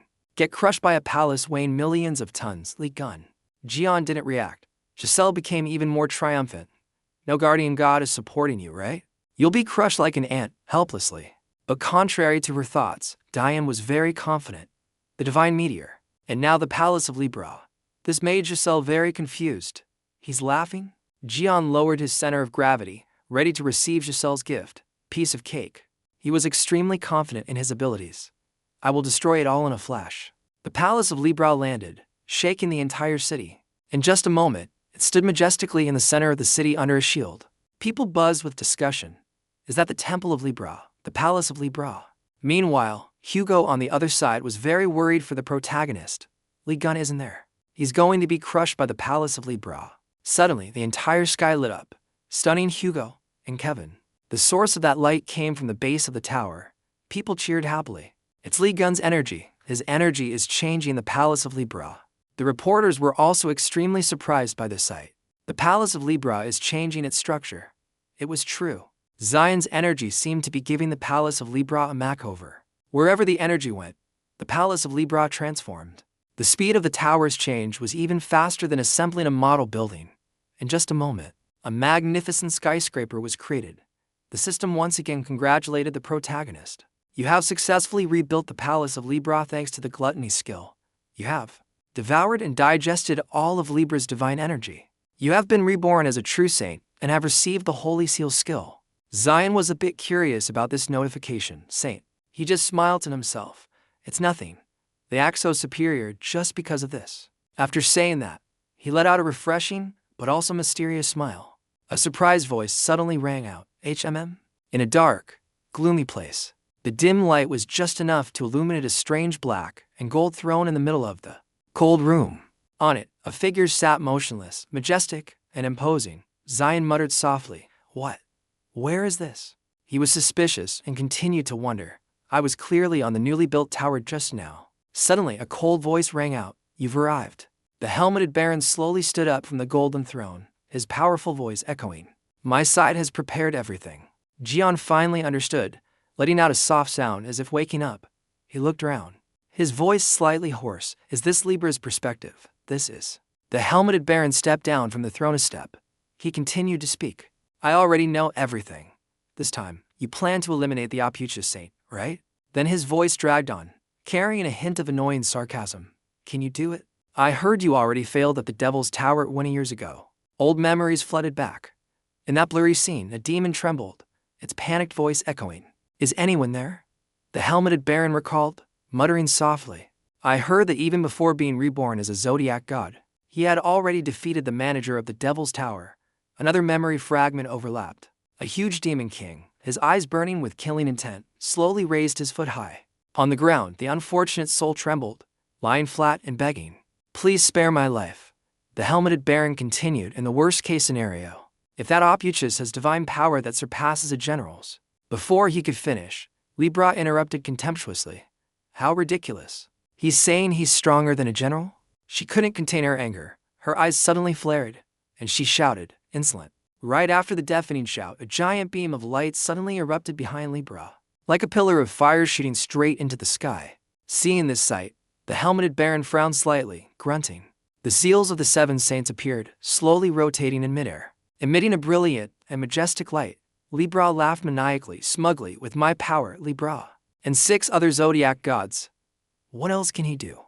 Her right hand suddenly glowed, and the red eye appeared from her palm. Libra's voice, brimming with confidence, rang out. "Furthermore, we have recovered the red eye that was buried under the sea. Compared to our forces, he's just a tiny snake. This time, he won't survive." She spread her arms, her voice soft but sharp as a knife. "I'm not even sure if we'll need you to step in, helmeted baron." Hearing this, his voice became serious as he warned, "Don't be careless. Have you forgotten that 20 years ago, you thought he was dead in the Devil's Tower? But he still came back to life." He continued, "You zodiac gods are easily blinded by your arrogance." Libra raised her hand to cover her eyes, her voice mocking, "But your monarch is no different." Her eyes glinted with disdain as she asked sarcastically, "Remember?" The scene returned to a dark, misty space. A person sat on a dilapidated throne, a seal under his feet, surrounded by sturdy chains. Libra reiterated, "That time your own arrogance led to your betrayal by your own monarch. You locked him in the deepest level of the Devil's Tower, didn't you?" Hearing this, the baron burst into hearty laughter, the sound echoing in the silent space, and replied, "That's right. Well, all right, do a good job this time." Then he cleared his throat and instructed, "I will send the Phantom Knight squad to support you. Eliminate him, and we will meet at the Devil's Tower." After giving his instructions, he turned into a plume of black smoke and slowly dissipated. Watching the fading smoke disappear into the air, Jian vaguely guessed, It seems this is Libra's memory, right?" Jian recalled the moment he absorbed Libra's power, his voice filled with doubt. "So, in the process of absorbing her power, I accidentally took her memories as well." As if realizing something, Xian paused for a moment and then continued, "This is from before the invasion of the Black Region. It's a memory, so I can only watch." Suddenly, everything vanished, and the space turned dark. A screen appeared, showing an image of Kali.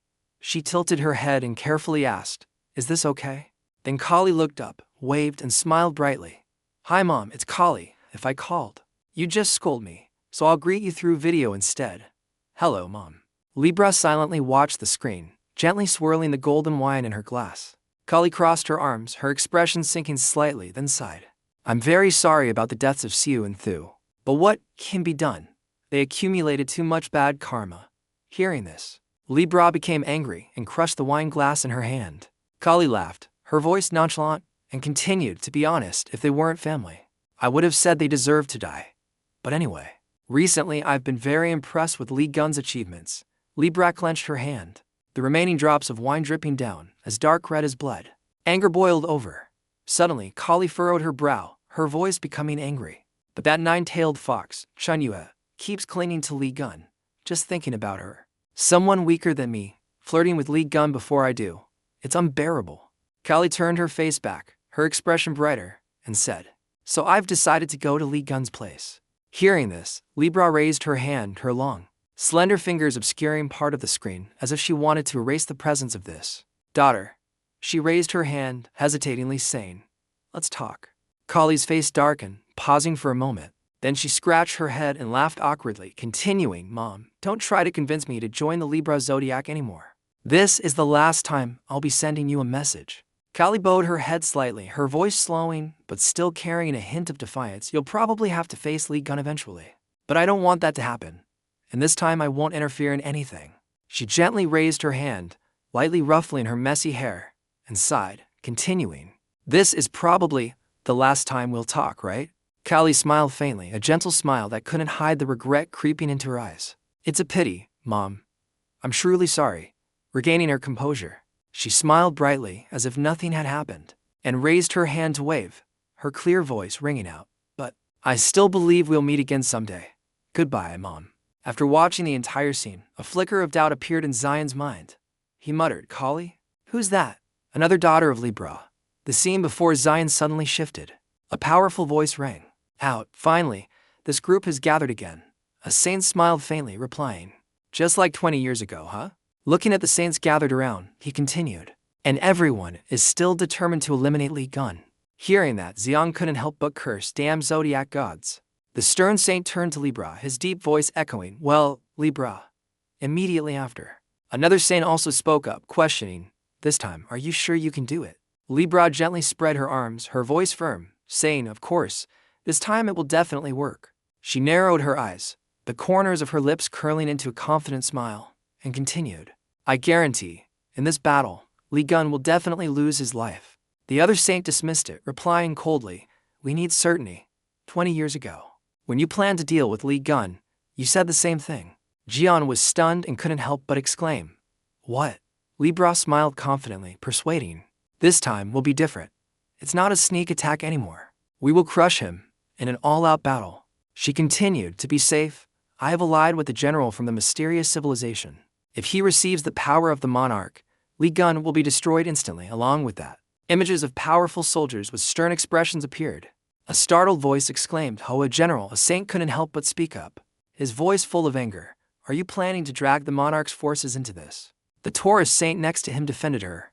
What's wrong with that? We must prevent that 13th saint from awakening as a zodiac god.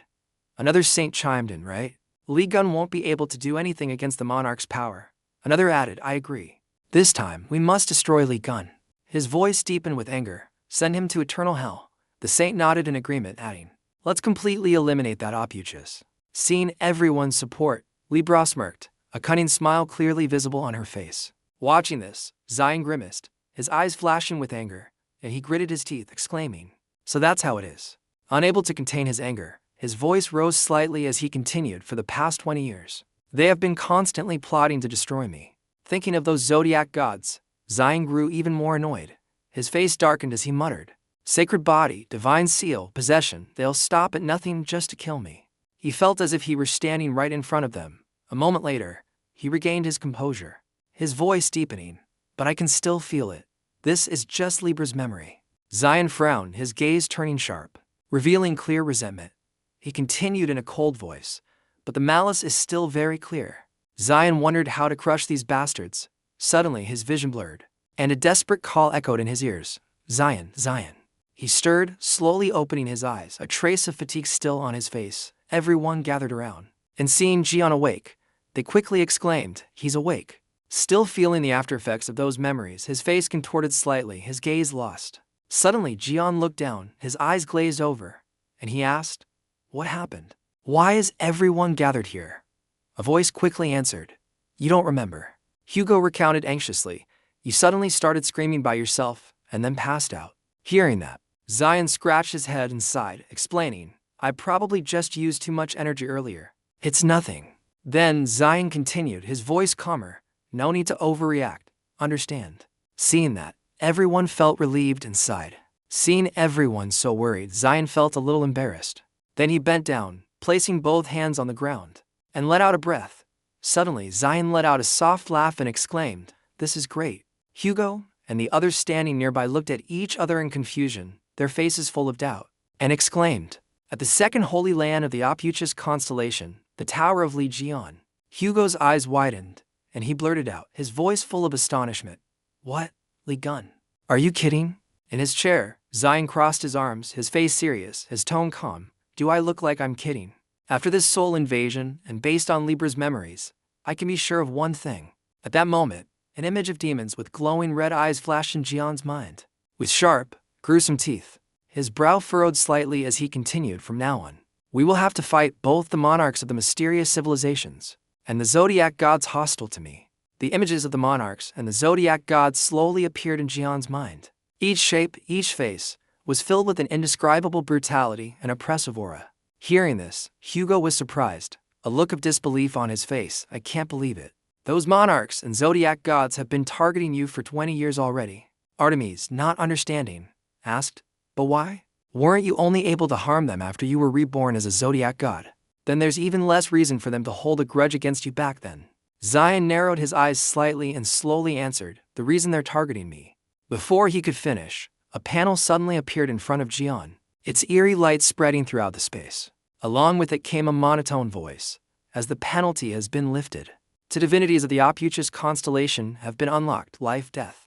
Right after the announcement, from a faint light, the image of the god of life appeared. Majestic and cold, the system's voice continued evenly, From now on, depending on the development of divinity, the opuchus constellation can become the god of life. At the same time, the image of the god of destruction also silently appeared. His eyes were sharp and cold, his face covered with a killing intent that sent a chill down one's spine. The echo of the system seemed to deepen, or the god of destruction. In his mind, a doubtful thought arose, a constellation with two divinities. He recalled the past scene, his eyes contemplative, thinking to himself, Could this be the true meaning of mutation? Or the calamity god that those zodiac gods mentioned? Then he shook his head slightly, dismissing the confusing thoughts, clenching his hand to calm himself. Anyway, if it's a power that makes the enemy tremble, I must obtain it at all cost. Then he suddenly burst into a silly laugh. Hugo glanced at him and offered his assessment, Liion, you look really sinister. Beside him, Haley smiled shyly, her eyes sparkling with admiration. She whispered, So cool. Diane suddenly became serious, his smile vanishing. He stood up and said sternly, Everyone, listen carefully. The slightest carelessness will result in significant damage in places where I am not present, like what just happened in Seoul. Artemis leaned against a pillar, her eyes fixed on Jion, silently listening to his every word. That's why we must expand our forces and become stronger together. Otis stood still, his lips pressed tightly in tension. Zion continued, his voice even and cold. Only then can we be sure to deal with the enemy. In another corner, Haley watched him intently, her eyes pensive, without a word. Diane clasped his hands together, a smile gradually spreading across his lips, his eyes glinting with a mischievous and provocative look. There's a lot of work to do. Everyone needs to be highly focused. In Liion's workshop, a faint blue light filled the space, accompanied by a few thin wisps of smoke. Slowly curling up, Diane rested a large hammer on his shoulder, sweat trickling down his forehead. He was panting from exhaustion. On his head, Smile sat perched, looking extremely comfortable. Admiring the result before him, Zion cheered happily and excitedly. Great, it's done. A beautiful, shiny bow appeared. He continued, Weapon maintenance is complete. He glanced up, his eyes sharp, his voice firm. The next thing is. Pausing for a moment, Zion stared at the shattered corpse in front of him, his voice somewhat contemplative. How can I make use of this guy's remains? I'll make a prosthetic arm from one of his arms. He remembered the scene at that time. A blinding light reflected down, and an angry voice echoed. You're about to be crushed under the millions of tons of this castle. Liion. Then, without hesitation, she roared and threw the rock straight at Jion, creating a streak of light that cut across the sky like an angry lightning bolt striking down. The rock shot straight ahead, getting closer and closer. But Jian's face remained calm, without a trace of fear. Then he kicked out forcefully.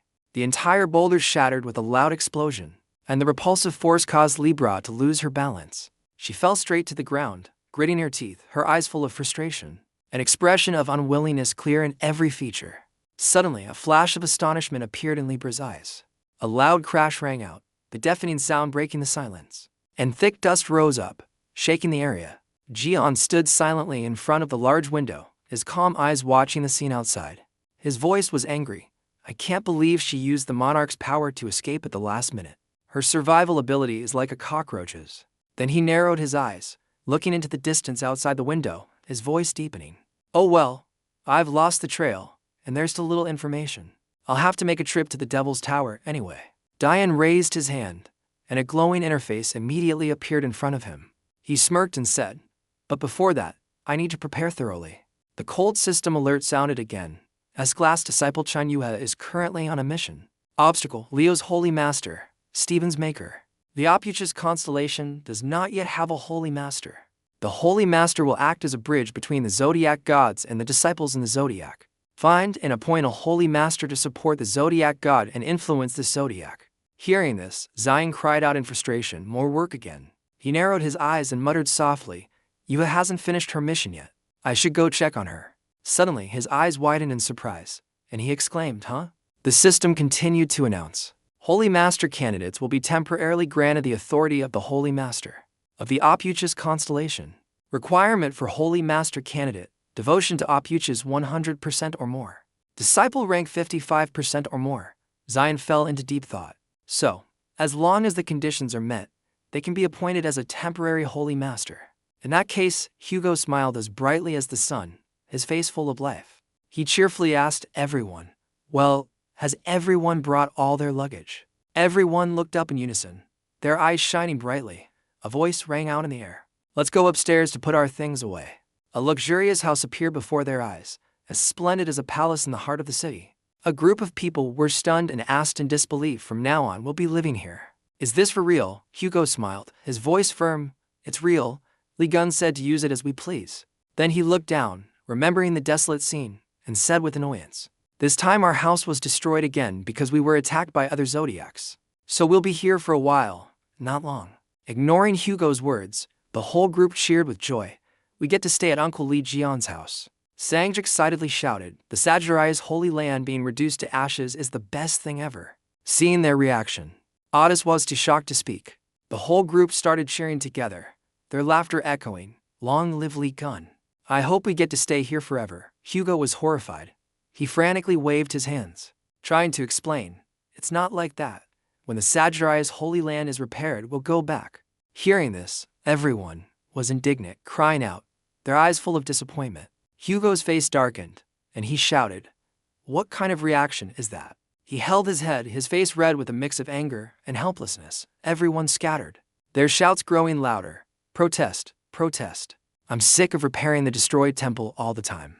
We want a magnificent temple too. Hugo stood frozen, his face blank, helplessly crying out, these kids ugh. Apollo, the Sagittarius zodiac god, taunted, see? I told you to listen to my advice about the house. But you wouldn't. Everyone rushed forward, pushing Otis aside. As they ran, they shouted, come on, let's go get our luggage. Charge, Apollo smiled brightly, subtly reminding Otis this time. The temple has to be repaired anyway. Remember to make it grand, okay? Unable to bear it, he roared, as if I don't want to. Then cut the cost a little, Apollo, the Sagittarius zodiac god said coldly. That's your job.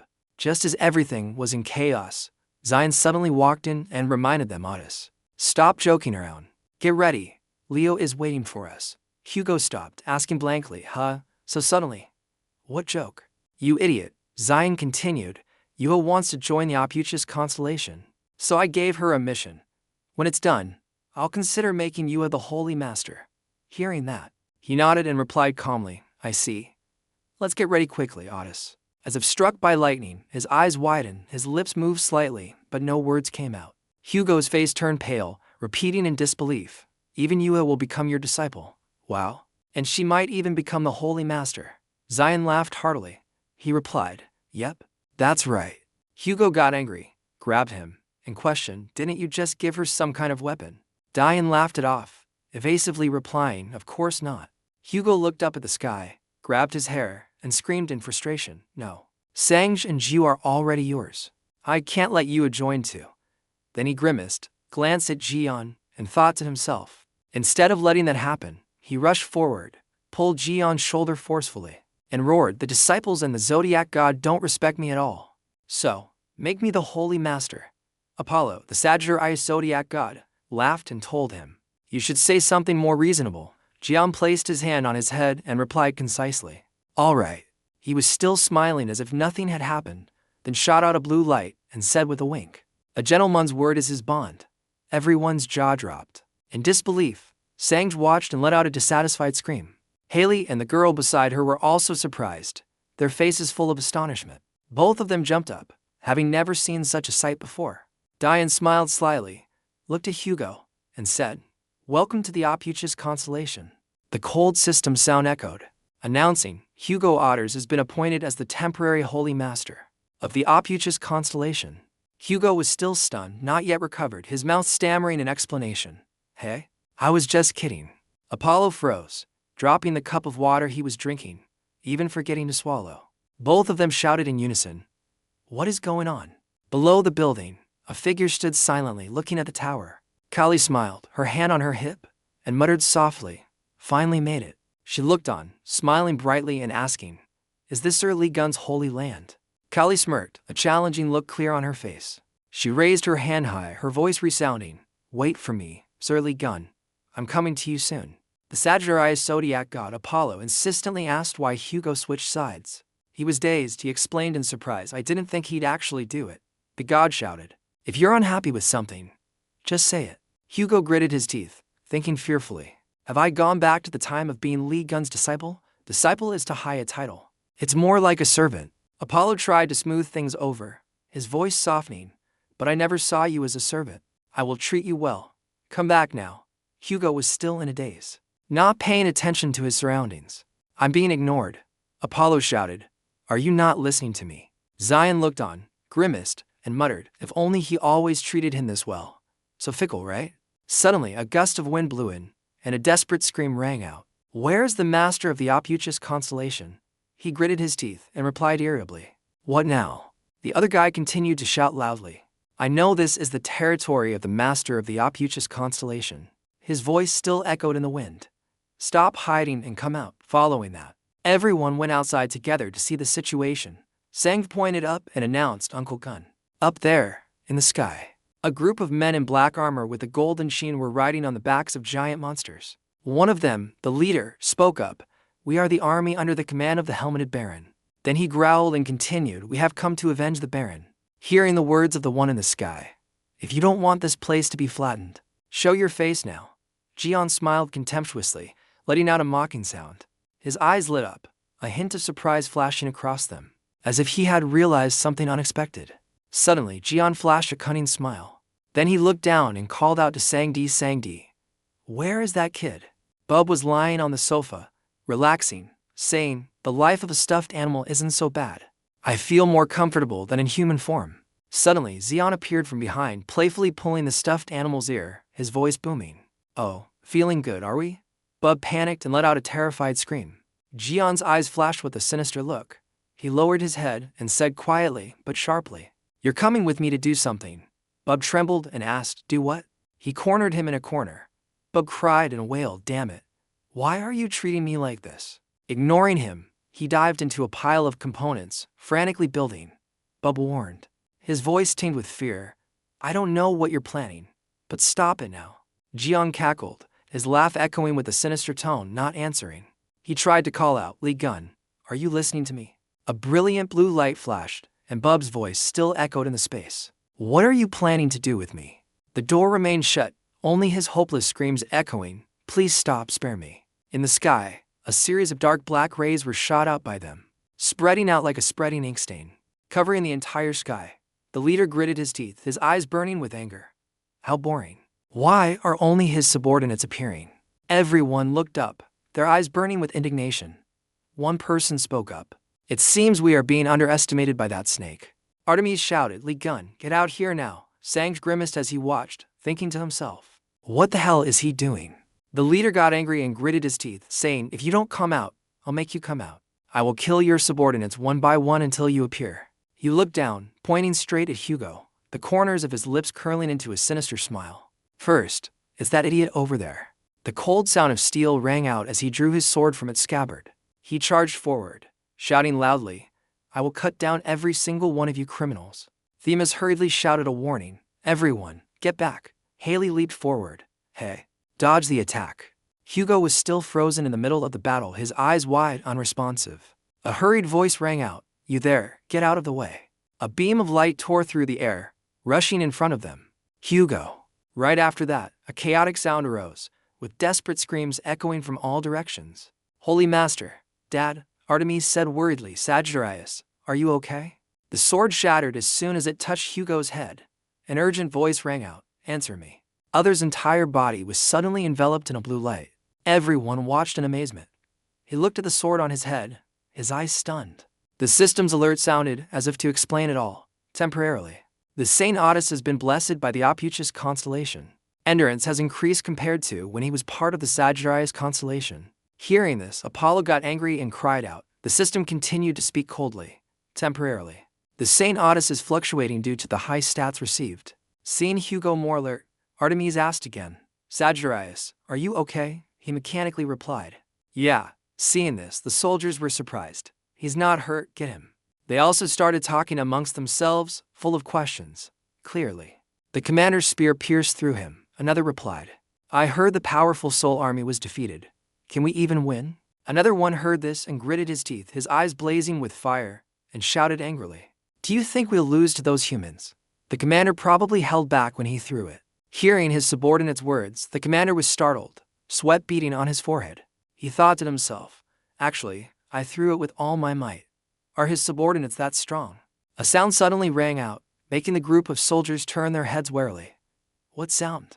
A figure shot forward like a lightning bolt, unleashing several flashes of light like continuous thunder, annihilating them, causing them to fall in unison. Their desperate cries echoed in the space. Severed skulls flying up.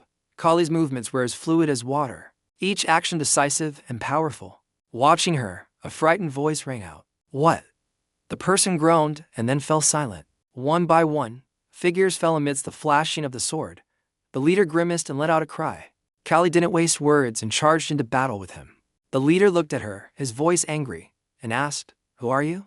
Kali's eyes shone with a fierce fighting spirit. Her voice was cold but clear. "What does it matter? What could you do even if I told you?" Hearing this, he got angry and growled, "Damn it." Kali rushed forward, raised her weapon, and said forcefully, "Die, you pervert." Defeated, the leader staggered to his feet, his eyes wide, gritting his teeth and exclaiming, "How can this be?" Kali spun around, her blade drawing dazzling arcs of light. In a flash, she had approached each one, striking decisively without hesitation. She landed lightly on the ground in front of everyone. With a calm demeanor, someone seemed to recognize her and asked, "You, could you be?" A desperate scream rang out. Libra's Kali colon. Kali bowed slightly, her hands firmly gripping to swords, and smiled in greeting. "Oh, long time no see." She winked, a bright smile appearing on her beautiful face, and said, "Thanks for the introduction. This is the first time we've met since the fight at the Leo Arena last time, right?" She continued, "Wasn't it fun fighting me back then?" Hearing this, the other person hung his head low. Artemis, next to him, spoke sarcastically. "What's wrong? Was it that bad?" He lowered his face and nodded, "Very bad." Then he continued, "Kali is so strong that I feel she's different from the 10 of us. Not just me, but also Yuha and Salvia and many other fighters. That girl has never lost a match." He recalled the terrifying scene. Kali had defeated everyone like a demon on a brutal battlefield. Her laugh was full of delight, her eyes shining with joy as if she had just completed a top-tier performance. The more he spoke, the more respect tinged his voice. "The 10 stars are right behind the saints of each temple, so if you don't count the saints, she's probably the strongest among humans." Artemis turned and said, "I've heard the rumors for a long time, but this is the first time I've actually met her. Maybe she's even stronger than Jinmyung." The other person grimaced and muttered, "The moment I saw her, I knew I shouldn't fight her." Holly seemed to remember something. She thought to herself, "The 10 stars of the Libra constellation, Kali colon, that girl." Then she looked up at Kali. Her eyes filled with a flicker of doubt as if she had realized something. "So she's Giselle's daughter. Why is she here?" The leader bowed his head and asked, "You just said you belong to the Libra constellation." His voice slightly trembled. "Why did you attack us? I remember we signed a compromise agreement." Hearing this, Cully looked up and waved her hand. "You're mistaken. It has nothing to do with that. I've already left the Libra constellation." Her answer surprised everyone. "What?" Then Cully looked up, a deadly glint in her eyes, and said coldly, "Let's stop talking here. Even if you're from the mysterious civilization, don't think you can escape from my hands today. No matter what happens, I must join the opuchus constellation." A flock of monsters with bizarre shapes roared, their wings flapping as they flew chaotically in the sky. The leader, his voice stern, regained his composure and warned, "You human, don't get cocky just because you've taken down a few of our soldiers. All troops, prepare to attack." Kali's two blades clashed with a sharp sound, creating small sparks. She spoke contemptuously. "HMPH, all talk. Come at me, all of you." Her eyes flashed with two bolts of lightning like thunder striking down, and she continued coldly, "Today, I must join the opuchus zodiac by any means necessary." Suddenly, a voice rang out from right behind Kali, low but clear. "Hey, you guys." Jian clenched his fist, his whole body trembling with anger. A blue aura began to envelop him as he gritted his teeth and said, "What are you doing in someone else's holy land?" A blinding blue beam of light suddenly shot straight forward. It charged fiercely and then slammed into the tower. Everyone braced themselves, trying to stand firm against the terrifying power. Kali watched, surprised. Such terrifying power. The system issued a warning. A massive amount of the zodiac god's power is flooding the area. The aura of the foreign civilization has been gradually eroded. The leader was startled, his eyes widening when he saw Jian standing there. Then he smiled and said, "So you finally appeared, opuchus." Zion burst out laughing, his eyes shining as if they could swallow everything around him. Kali saw Jian's appearance and blushed, thinking shyly, "I finally get to meet him, this person." Jian had one hand in his pocket, the other holding a box, smiling powerfully, his eyes sparkling with confidence as if nothing could challenge him. Kali watched, confirming, "It's Sir Liion." Jian smiled confidently, his voice slightly contemptuous. "Going this far just to avenge the helmeted baron. The helmeted baron is lucky. Loyal subordinates like these are not easy to come by." A loud explosion rang out, the fierce sound echoing through the air. Mixed with the explosion, Jian's voice could be heard. "But if you continue to cause trouble here, someone is going to be in big trouble. Is that okay?" The leader was startled and asked in confusion, "Huh? What nonsense are you talking about?" Jian stepped forward and calmly opened the box right away. The baron's head was revealed, its mouth sealed shut with tape. The other guy panicked and shouted, "Baron!" Jian laughed, raised his hand to lift the head, and said coldly, "I just established a new territory today, so I'm in a good mood. I'll let it slide this time. Take this guy and get out." The soldiers in the sky all stared, their faces showing clear surprise. Below, the atmosphere also seemed to freeze. No one spoke. Only the wind blew past amidst the stunned gazes. Then Otis and Artemis spoke in unison. "What are you talking about? You caught the helmeted baron and you're just giving him back." Ignoring his comrade's shock, Xiang calmly replied, "I have it all figured out, just be quiet." The soldiers began to whisper, their faces still showing shock. "What's going on? This is different from our plan." The person next to him replied, "Don't waver. That's the guy who did this to the helmeted baron." He recalled the images flashing like a slow-motion film, Otis being stabbed by the sword, but remaining unharmed. Then Jian with his crazed smile, his face covered in lightning. He continued, "They weren't even harmed by the commander's spear.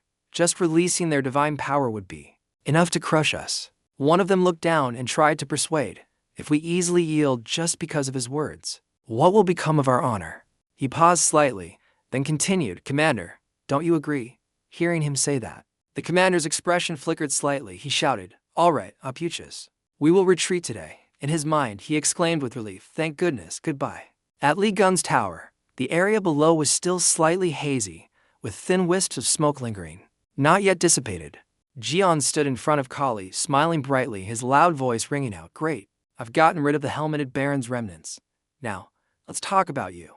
Pausing slightly, he continued, "You want to join the opuchus zodiac." Jian's voice was not high, but it was clear. Hearing this, Kali's eyes sparkled, her pupils shining with excitement. She immediately replied, "Yes." A moment of silence fell. He sighed. Then he answered bluntly, "No." Kali was stunned, raising her eyebrows slightly. her voice coming out almost as a reflex. Huh? Why? He slowly replied. I heard you are the strongest among the elites, and I don't doubt that you came to join me. But I need further verification. Callie was shy, her cheeks blushing. She lowered her head slightly, twirling a strand of her hair. She asked timidly, it seems defeating the remnants of the helmeted baron wasn't enough proof. Is it because I came from Libra? The sound of high heels echoed as someone slowly approached. At the same time, a coquettish voice spoke up. That could be it. Holly stood in front of Callie, her expression as arrogant as ever. She tilted her head up slightly and said in a cold voice, more precisely, because you are Giselle's daughter. Callie was startled and thought to herself, the Scorpio Holy Master. An image of Giselle appeared as Holly began to recount. Giselle used the power of Libra to merge her cells with those of influential people in this world, to create children for her, with the intention of having those children gradually exert influence from the grassroots of human society. Pausing for a moment, she continued with that purpose. It's very likely that Giselle's daughter shares the same ideology, so it's difficult for us, who were once Giselle's enemies, to trust you. Does that sound fun? Hearing this, Otis seemed to understand. So she wanted children, but not for genetic reasons. Holly slowly turned to Callie. So, tell me the truth. Why did you leave Libra to join Liion's zodiac? Callie pouted, her face flushed, and replied timidly, actually, it's because I am a girl. Callie was shy and couldn't speak properly, struggling to get out the words of his. After hearing that, Harley froze as if petrified. Artemis furrowed her brow and glanced at Hugo. What did she say? He answered bluntly, I didn't hear anything. Realizing she had just blurted it out, Callie immediately covered her mouth tightly, her eyes wide, her face completely red. Gathering some courage, she slowly said again, actually, I'm a fan of Sir Liion. Then she hung her head, continuing shyly, Libra has made too many enemies. So I didn't want to move anywhere else, so I chose to come here. Right after that moment of embarrassment, Callie's eyes suddenly lit up, shining with a fierce determination. I swear I will do everything in my power to prove my loyalty. Please believe me. Diane heard this and smiled cheerfully, asking back, Poe, is that so? Then he used his skill, and the system's voice reported, using skill, divine eye appraisal, name, Callie : organization and characteristics, Libra Elite, 55. Faith check, faith in opuchus, 200%. Faith in Libra, 1%. Callie was full of spirit, her lips pressed tightly, thinking to herself, look at that faith level. There's no way I'm a traitor with numbers like these. The system issued a warning, special note, a power similar to opuchus can be felt. A questioning voice rose, but what's with this note? Xion smirked and said arrogantly, all right, I'll give you a chance. Join our team and prove your loyalty and strength. Seeing this, Callie couldn't hide her joy, and a bright smile bloomed on her face. She replied, yes, I'll do my best. She raised her hand with determination. If it's too easy to get in, it's boring. There has to be a challenge. Xion burst out laughing, so enthusiastic. Huh? Callie also replied excitedly. Everyone says that about me. Artemis tilted her head, her face slightly wary. Someone from Libra joining Li Jion's side. It's truly strange, but those two seem to get along well. Harley was furious, biting her nails, her whole body trembling with rage. Impossible. She said but it can't be. I can't believe it. Could Giselle have used some other absurd method? Or did she go into the Devil's Tower to get Lion's information? So what should I do? Do I really have to accept this? Artemis was scared and blurted out, what the heck? Never mind. I won't ask. Sorry. Then she turned to Xion and said, hey Liion, let's put that girl's matter aside for now. What are you going to do now? He didn't understand and asked back. What? Artemis replied. What else? The matter with the helmeted baron. She continued. You went through the trouble of defeating him, and then you just gave him back to that group. Hearing this, Xion smiled comfortably and replied lazily, oh, that is fine. The scene shifts to the group of soldiers. One of them worriedly looked at the leader and asked, helmeted baron, are you all right? He smiled slyly and continued, that's Bub. The soldiers, still unaware, gently said to it, helmeted baron, please endure it a little longer. Hearing this, Otis' group was horrified. Yangwei? Bub, scared, said tremblingly, thank you. The subordinate started cursing again, Liion. You cruel bastard. What did you do to make the helmeted baron end up like this? Bub's real body was trembling, crying and complaining. Liion, why did you drag me into this mess? Back when Xion told Bub to go to the lab, he tied Bub up and warned him. Listen carefully, Bub.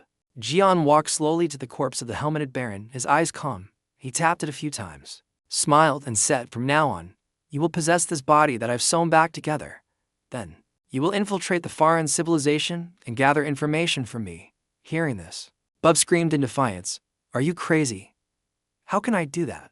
Without giving him a chance to resist, Diane grabbed Pup's ear and threatened, "If you do it, I'll get your original body back for you. I heard the Aries are keeping your stuff." Pup panicked, still trying to reason, "But I can't do it. Be reasonable." Zion cut him off. "Shut up. You may be a bit useless, but you're still a holy master." He pointed at Bub and said sternly, "In the name of one of the 13 representatives of humanity, prove your worth." At this moment, his real self, Bub, was hitting his head, angrily thinking to himself, "Damn it, it's already happened. At this point, I have to do my best to get back to my original body. That Liion guy is a bit of a jerk, but he's not one to break promises." He glanced sideways, continuing to think, "But the current situation is worse than I thought." Then he looked up at the soldiers in front of him, screaming silently in his heart, "Why do I have to go back to the Devil's Tower?" Then Bub called out softly, his voice hesitant, asking, "Can I ask something?" The leader spoke softly, his attitude respectful. "Yes, Baron." "What is it?" Bub immediately replied, "Why do we have to go to the Devil's Tower? It's already collapsed." The leader replied, "Because there's a device there to restore the Baron's body." Hearing this, he fell silent, thinking to himself, "A device? I thought they were all destroyed. There's still a device like that." A gloomy castle appeared. Faint pink mist gently enveloped the surroundings, creating a cold and silent space. Inside, a person was surrounded by a circle of talismans and iron chains, their body unable to escape. His body was pierced by dozens of swords, each one embedded deep in his flesh, creating large wounds. His face was covered by a thick cloth, only revealing his nose to breathe. Suddenly, a large beam of light shone out from somewhere, illuminating the person on the chair. The large door slowly opened, as if allowing the light from outside to seep in. A voice rang out, "We've arrived." From outside, a flock of giant dragons flew in, carrying a large chest. Inside the chest was the helmeted baron. The chest was tied with ropes, and the dragons had the ropes tied to their legs to carry it. The voice couldn't hide its joy. "This place will help us restore the helmeted baron's body." Hearing this, the helmeted baron was a bit pensive, wondering to himself, "Restore? Huh?" He stared in astonishment at the giant thing before him. What is that?" The voice explained, "When the calamities are eliminated or the Devil's Tower is severely damaged." The baron continued to focus on the strange person before him. "This is the device that will help repair the damage inside." All around this person were large chains. Under his feet were sprouting roots that climbed all over the floor and clung tightly to the person in the middle. The other person's voice continued, "But currently, that function has stopped. There's only a little energy leaking out. Absorbing that will be enough to restore the helmeted baron." Hearing this, the baron broke out in a cold sweat. He quickly tried to stop them. "Huh? Wait," he shouted. "I'm not mentally prepared yet." The other person also shouted back with a determined voice, "What's there to be mentally prepared for? Please just trust us." Suddenly, the cloaked figure's expression changed slightly. The helmeted baron, being forced to lie down by his subordinates, fumbled for an excuse. "No, it's not that. That's right. Actually, I prefer it this way. Just let me stay in this cozy box." The others, hearing him say this, became alarmed and hurriedly urged each other, "Hurry up. The baron is not in his right mind anymore. That bastard Liion. Did he brainwash the baron?" They didn't notice the cloaked figure, who was now smiling eerily. He swung his arms forcefully, shattering the large spikes on his body, and the chains also broke into pieces. The group couldn't help but be astonished. "Hey, you." The helmeted baron and his subordinates looked up at the large figure in front of them. The cloaked figure bowed his head, his tone amused, "Not one of our kind." He posed a question to the group below. "Why did you take over the helmeted baron's body?" Just then, a notification appeared. One of the long-dormant monarchs has sensed the power of opuchus and has awakened. That is why he has been. The group below was surprised, not believing their eyes. "Impossible. He can move." The group quickly shifted their attention to the cloaked figure's words. "But what did he just say? The helmeted baron is not one of us." The helmeted baron cursed under his breath, "Damn it. I've been found out." The cloaked figure frowned in anger and pointed at the group below. "You fools. Do you not know who you've brought here? Well, it's useless to say more." He shouted loudly, extending his hand and unleashing a wave of power towards the group. "Shut up. All of you." The group, caught off guard, was frozen and took the hit. Being lifted by something, The helmeted baron was surprised. What is this? Being dragged away suddenly, he didn't know what to do and could only shout loudly. The subordinates below looked at each other in confusion. The helmeted baron's entire body was squeezed tight. His voice trembled. What is happening? The cloaked figure shouted, Speak.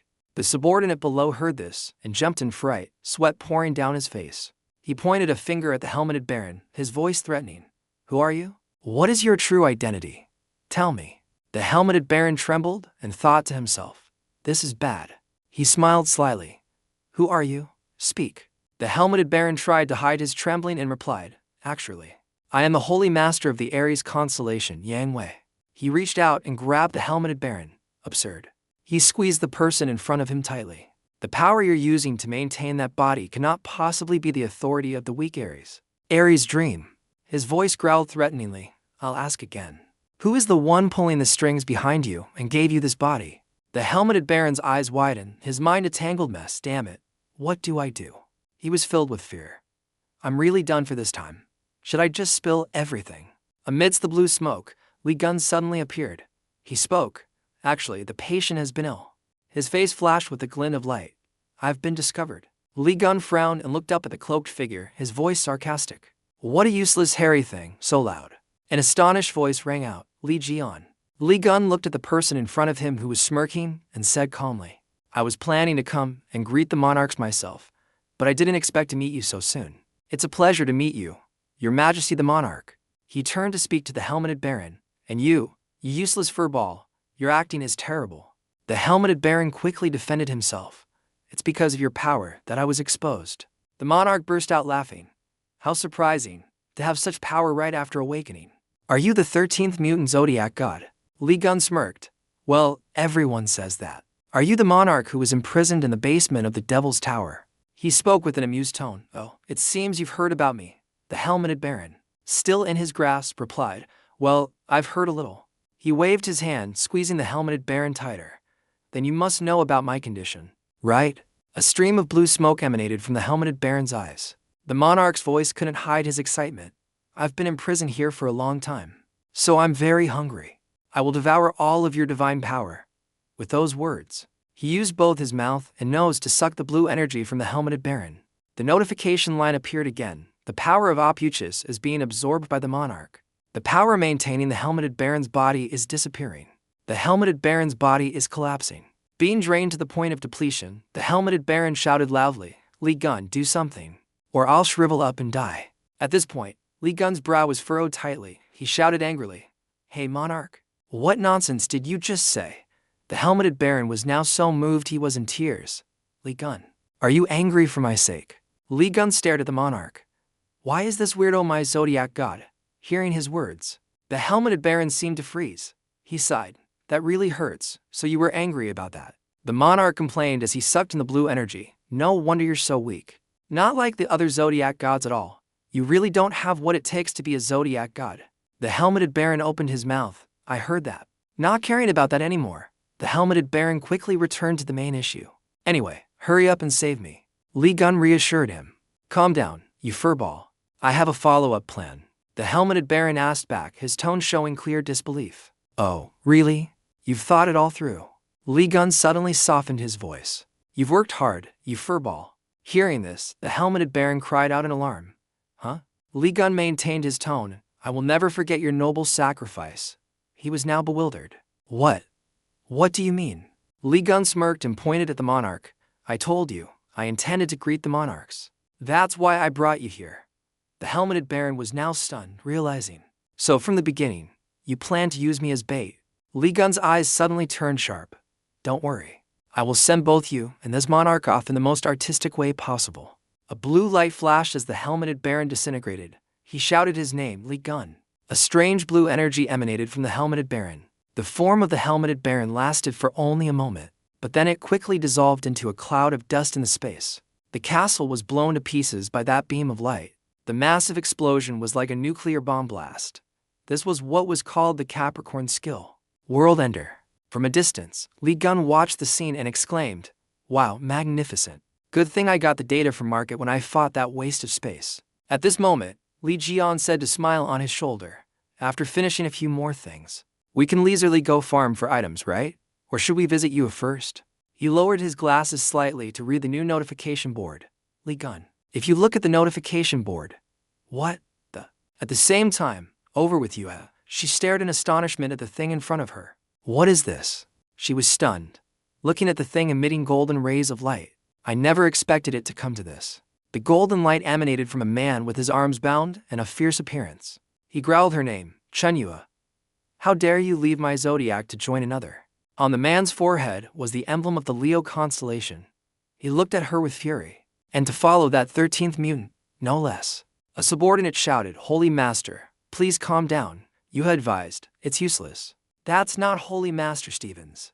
She stared at the person in front of her. That is. On Lion's side, he frowned and exclaimed, the Leo Zodiac God. The content on the notification board, Chunyua's special propagation mission. Eliminate all enemies in the way. Target, Leo's Holy Master, Stephen's Maker, Leo Zodiac God. Narasimha. The person from before immediately rushed towards Yua. Behind him appeared the form of Narasimha. And he is the Leo Zodiac God, Narasimha. One of the younger disciples shouted, Holy Master, please calm down. Yua cursed silently. It's useless. That's not St. Stephen's. Her eyes were filled with tension. That is. Liion, looking at the system screen, was equally disgusted. The Leo constellation's Zodiac God. At the same time, the system announced, Chunyua's special propagation mission. Eliminate all who stand in the way. Target, Leo's Holy Master, Stephen's Maker. Leo Zodiac God Narasimha. Zion looked at the roaring lion symbol, then at the twice as muscular Stevens, who was now the Leo Zodiac God Narasimha, and shouted, Narasimha. She, still possessed, furiously rushed towards Yua. I'll give you a chance, Chunyua. Explain yourself. What in the world is going on? To put it plainly, the ancestor had come down to question his delinquent descendant. How did my temple fall into this state? Why was Stephen's arm cut off? Why did you leave the temple? Yua looked dazed. This is a bit difficult to explain, she replied. I don't know because. Yua racked her brains but couldn't remember, so she replied irritably. Go back and read chapters 77 to 86, then you'll know. The old man was also left speechless, but he still had to use the Leo constellation skill, 1,000 sleepless chapters, to find out for himself. He used his speed reading skill to skim the summary of the drama unfolding before him. He sighed. I understand. The pupils in his eyes grew cloudier. He has done things that have destroyed the holy temple.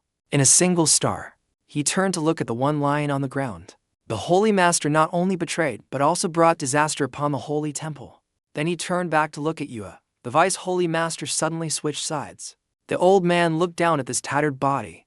The saint couldn't stop it, and even lost an arm. To think I had to go through the trouble of attaching an artificial arm made of lightning. The old man didn't hesitate to add another accusation. Furthermore, that Liion guy casually borrowed my power. You didn't expect the old man to have looked so closely. He even knows about that. To sum it up, Narasimha was now furious. I must tighten the discipline of this temple once again. He let out a roar, and the light of lightning shot up to the sky. Yua looked at the sky full of lightning and knew he was very angry. Her eyes stared at the system screen. You want us to confront the holy god. The system immediately displayed a notification. Mission, prove your qualification. Saint Stephen marker of the Leo constellation is crossed out. The lion god Narasimha is blocking your path. Defeat him and seize what you desire. Yes. Yua silently cursed the damned system. Anyone could see this was an impossible task. Then she tightened her grip on the spear in her hand. But if I want to join Uncle Li Jian's sanctuary, Yua took a stance, preparing to attack. Then I have to do it. In other words, don't anyone dare stop me from joining my idol's group. Seeing her rebellious intent, a vein throbbed on Narasimha's temple. Yua, what do you think you're doing? You dare challenge me? He immediately unleashed thousands of lightning strikes. Foolish. In just a moment, a sphere of lightning formed. I will take this opportunity to get rid of you. Narasimha unleashed his skill, Lion, a thunderhammer strike that smashed down, tearing up the earth. The subordinates worried. Vice Guild Master Yua, seeing the lightning sphere rushing towards her, showed no fear. Danger, get out of the way. Suddenly, a voice echoed in her head. You foolish girl. Yua was startled. This voice. The voice urged her, quickly stab the spear into the ground. Yua immediately followed the instruction. The spear tip pierced the earth, and a stream of green energy spread out. Following that, a sphere formed, enveloping Yua. Narasimha was also extremely surprised. After the barrage of lightning strikes, the shield of leaves also vanished. The system announced. The scale shield skill of the opuchus constellation has temporarily protected the apostle. Yunyuwa. Yuwa gritted her teeth, holding the spear firmly. Narasimha immediately unleashed his ultimate move. This is the power of Li Jianwu. He powered up both hands, activating the lion skill, his voice full of confidence.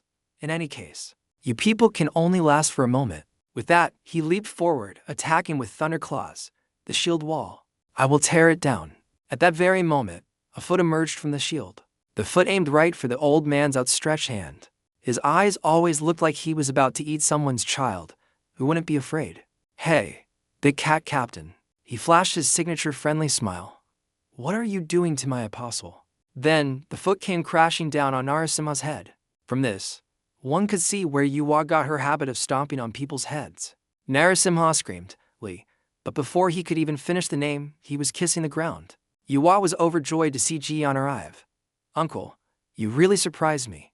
She looked at the person who always appeared so cool in front of her, Uncle Li Jian. Jian could only laugh helplessly.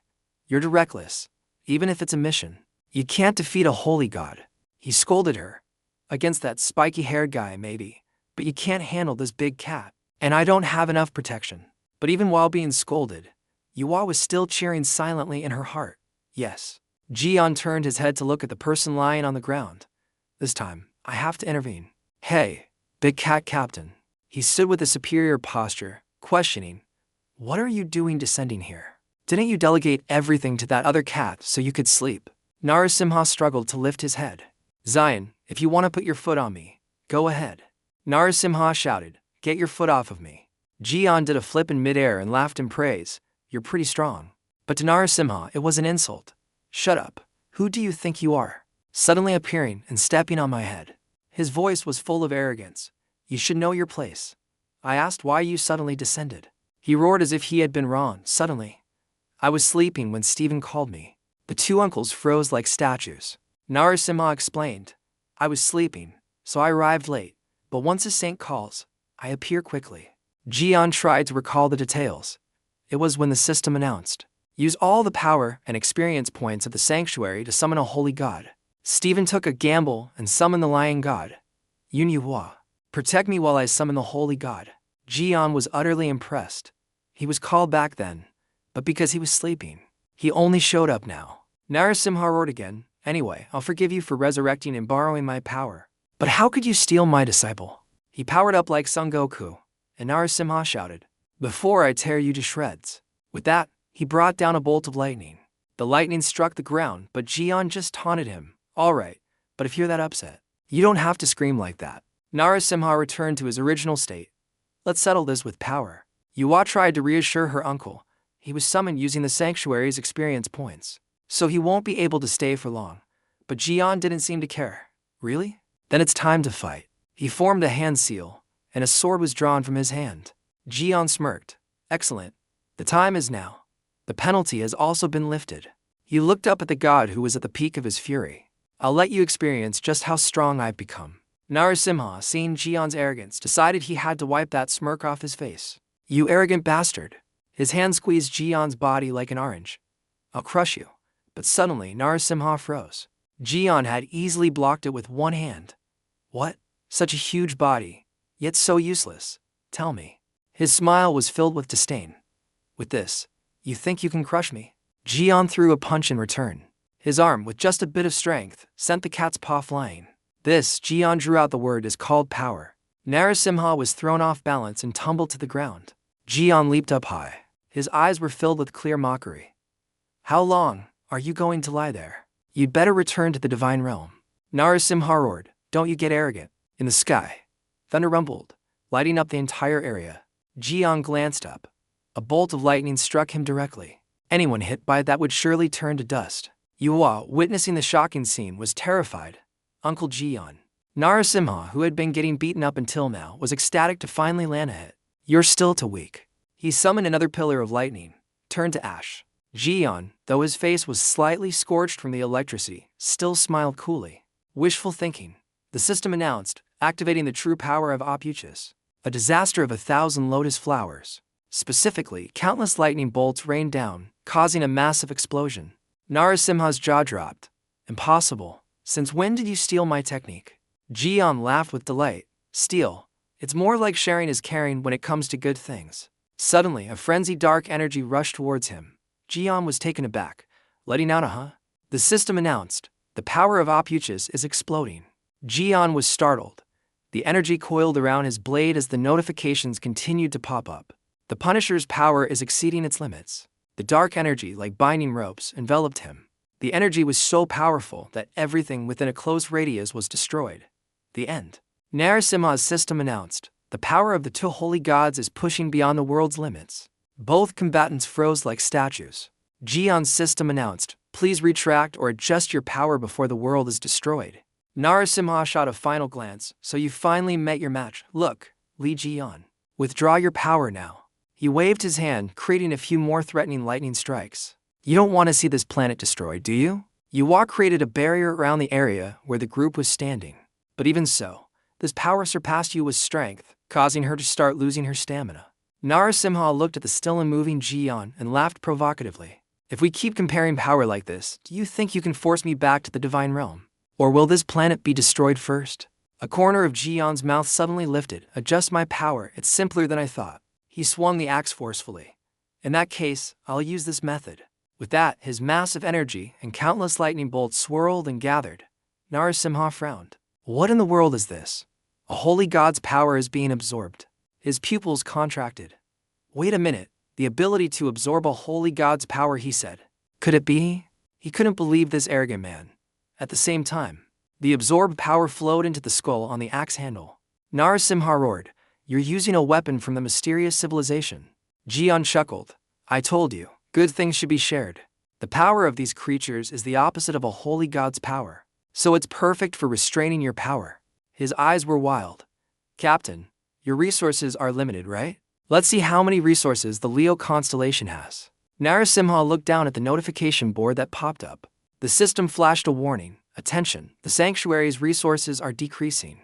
Narasimha was horrified. What? Liion saw him stunned and swung his axe. You've lost your focus. The axe grazed his face, leaving a gash, a deep one. His fang was knocked out, leaving the holy god himself dumbfounded. Liion smiled. First, the fang. Narasimha, having a tooth forcibly extracted, was naturally in excruciating pain. Liion didn't just stop there. The axe blade slashed a few more times. The system announced, collected material, skin of the lion god Narasimha. Then, the slash cut off half of his mane. The system announced, collected material, mane of the lion god Narasimha. Zion was completely dominating the god. Basically, Narasimha thought to himself, not only is he strong, but he's also using a weapon from the mysterious civilization. As expected of the god of calamity and disaster, he silently cursed, damn it, you man. A few more pillars of lightning rained down, this time surrounding him from all sides. The destructive power was off the charts. The main goal was to send Liion straight to heaven. Narasimha threw out his kingly skill, and the lightning bolts immediately bound Liion's limbs. This is a battlefield skill for the victor. Lightning chains, a move that completely locks down the opponent. Narasimha laughed in his face. With this final blow, I finally caught you. He gathered his strength for a single strike, and this. The god's towering figure, with just a stomp of his foot, caused several buildings to fall like dominoes. This also meant that if his hand reached him, Narasimha would crush him like an ant. But the one being attacked, Liion, was strangely calm. He smirked. How foolish. Liion looked at the god's face of disbelief. When you get agitated, you become as foolish as my slave. Narasimha's power suddenly dispersed, and his entire body lunged forward. Liion sneered. If you keep using your skills recklessly, how much of your resources will be left? That's what we need to find out. At the same time, the god system announced, experience and prayers for Leo have been depleted. The notification displayed the message, the holy god will be forcibly returned to the divine realm, causing Narasimha's face to freeze solid. Damn it, I was about to win. Why now? Liion immediately gave Narasimha a benevolent middle finger. What do you mean, about to win? Weren't you the one getting yours handed to you by me? The holy god shouted. Even as he disappeared, he remained defiant, challenging Liion. I dare you to return to the divine realm. I'll teach you a lesson. Liion looked at him with an expression that said, stop your nonsense. That's the difference between holy gods. Narasimha completely vanished, returning a semblance of peace to the now desolate and ruined city. Stephen's group of subordinates were dumbfounded. Liion drove away our lion god. How is this possible? And how can a human fight a holy god? Jian suddenly spoke up. Yuhua, she looked over at him. Yes. Jian said, it's over. The conditions have returned to the original state. With that, he tilted his head and smiled mysteriously. Continue what you were doing. It only took Yuhua a few seconds to understand. Stephen opened his eyes in a daze, his entire body aching. Did I lose consciousness again? Hearing the rattling of fake bones, he muttered. What is it this time, Yuhua? Sitting in a nearby corner, spoke up. Sir, please get up. Stephen turned around in shock and shouted in amazement. Yuhua summarized the story of how the lion god, after descending, had returned to the divine realm. Stephen was stunned. A holy god, she simply replied. There's nothing to worry about anymore. Let's quickly take care of the remaining business. With that, the head of the spear slammed hard onto the ground. Her eyes were 3 parts cold, 7 parts indifferent. Let's slowly bring this to an end. Stephen still hadn't caught up with the conversation. What? She answered bluntly, my mission to join the opuchus constellation. Stephen's face went pale upon hearing this. The screen also displayed a notification, mission, confirm qualification. The Saint of the Leo constellation, Stephen Marker, is obstructing your progress. Defeat him and seize what you desire. Her red pupils flashed. I will defeat the guild master. Stephen couldn't believe the spear tip pointed at his face. Yuhua, what do you mean? You really? The spear tip slowly lowered. Following that, Yuhua bowed a full 90 degrees, startling Stephen. He was also completely dumbfounded by this plot twist. Yuhua shouted with sincerity, Guild Master, I apologize, thank you for everything during this time. Stephen was speechless. Yuhua closed her eyes and said in one breath, I want to become stronger. I feel I've reached my limit in the Leo constellation. So now I want to join the opuchus constellation with Uncle Jian. She said, I know you will be disappointed. I haven't forgotten what you've done for me. I believe you will understand. Yuhua pleaded with sincerity, I hope for your help. Please allow me to leave this place. Stephen's eyes widened. Finally, he closed them. Making a final decision, I understand. This time, it was Yuhua's turn to be equally astonished. The subordinates clamored to intervene. Wait, Guild Master. Do you really want to let the Vice Guild Master go? Stephen straightened himself up. She has made her decision anyway. Saying more won't do any good. Stephen tilted his head back at a 120-degree obtuse angle. He explained, perhaps it was because of the guilt from the past that I held onto her until now. I cannot let my past hold back her present. Stephen looked at the vast, clear blue sky. Go. With that, Stephen turned and walked away with a flair, adding a few words of encouragement for his junior. Go and become strong in the way you desire. To become strong at all cost is the spirit of the Leo constellation. Show that master of the opuchus constellation what you're made of. The subordinates were so moved they could cry. Yuhua called after him. Guild Master. But his footsteps didn't stop. Take care, Yuhua. She smiled, relieved. Guild Master. Her eyes followed the back that, despite enduring countless wounds, would still walk with its back straight and proud. Just like the confident and brave personality of a lion, Yuhua suddenly chased after him. Guild Master Stephen. Stephen sighed inwardly. He looked strange, but he had been struggling to maintain his composure. As expected, she took the bait. Stephen silently praised himself. To be honest, even I think I'm cool. Yuhua must be so moved that she's hesitating, but he pretended not to know anything. What is it? Are you still reluctant? Yuhua answered concisely, I still have to do this. Then, the spear smacked him right on the head. The system displayed a notification, mission, prove competence, complete. You have defeated the Saint of the Leo constellation, Stephen Marker. Vice Guild Master Yuhua is now qualified to become an official disciple. Yuhua shouted with joy. The mission is complete. Now I can join Uncle's sanctuary. Just the thought of it made Yuhua incredibly excited. Uncle, let's go. Back to Korea. Jian stood in a corner, applauding in praise. Everyone returned to the Liion Tower in Seoul, South Korea. The young mother, who had been so happy just 2 minutes ago, now looked at her with disdain. And the person sitting and sipping coffee, Kali, also scowled when she saw her face. The tense atmosphere between the women made the vice captain of the Sagittarius group, who was hugging a goat, tremble. Yuhua glared. Why are you here? Kali shot back a look just as sharp. And you? Yuhua coldly retorted. I asked first. So, you answer. Kali scolded. How childish. Kali answered smoothly. I will be joining Sir Liion's sanctuary. Yuhua scoffed. Someone from Libra like you? Dream on, Sanji whispered. Their relationship doesn't seem very good. The vice captain coughed and replied, perhaps. He sidled up to the woman sitting at a separate table nearby. Ms. Holly, could you help me stop them? Holly sighed in annoyance at being disturbed. Where did these brats come from to cause trouble? Damn it, so annoying. Yuhua was still pressing Kali for an answer. Tell the truth. What are you planning? Kali waved her hand. Nothing's going on. Why are you so noisy? You heard me. I've decided to follow Sir Liion. So why keep making a fuss? Kali suddenly pointed a finger at her. With your skills. Are you afraid that your position as his right-hand woman will be taken away? The two guys were scared to death when they saw Kali's mouth running wild. At the slightest opportunity, Yua's hand clenched into a fist. Yuhua was completely enraged. Get out here, now. I'll show you that things are different now. Kali conveniently added more fuel to the fire. Oh, if you say so. Then we can expect something from you, right? After hearing that, Sanji also started warming up. Great, it's time for me to show my abilities. The room fell silent. Kali glanced over. Who are you? Don't interfere. Yuhua sighed, speechless. Sanji, I'm talking here. Sanji, sensing the disdain, started to cry. What are you saying? I also want to become Uncle Liion's right-hand man. Holly was quick to jump on the drama. This is interesting. I'll be the judge. All three kids replied in unison. Thank you, Mum. The vice captain couldn't let the younger members fight. Ms. Holly, you have to stop them. Kevin walked in and remarked, it's so noisy, isn't it? No need to stop them. Hugo sighed. If I try to stop them now, who would listen? The kids are fighting, and with Holly involved. I'm sure nothing bad will happen. Besides, he said, turning his head to look at the person next to him. A look of utter disgust was on his face as he looked at this uninvited guest. Why are you here? Steven scratched his head. I don't know. When I woke up, I was here. Liion, why did you have to bring this guy along?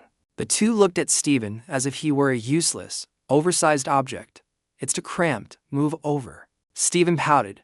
You're being too much.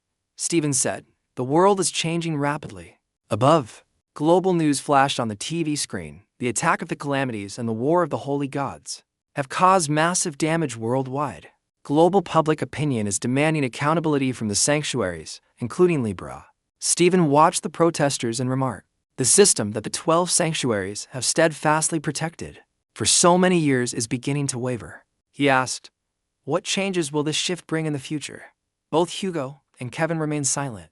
Steven immediately shifted the blame. All these changes are Legion's fault. The other kicked him again. Stop pretending to be serious. Get out of the way. It's too crowded. Steven said again, after becoming the saint of the Leo constellation. I knew Liion was a pretty strong guy. He remembered Jion's wild appearance from years ago. He was a very unpredictable person whenever I saw him. Steven recounted how someone who awakened without a guardian deity was considered a monster. Then he looked at the one who was once ridiculed for not having a guardian deity. Now a self-made god who cooks his own meals. Now he has become a holy god himself, confronting the monarchs and other holy gods. Steven chuckled at the thought. He's gone too far. Hugo asked, you still want to fight him? Steven shook his head. I no longer have that intention. But I can't help but feel a little regretful. Kevin nodded. I understand that feeling. It's like the finish line I once believed I would reach is now far away and has disappeared. He bowed his head and thought. I can only accept it.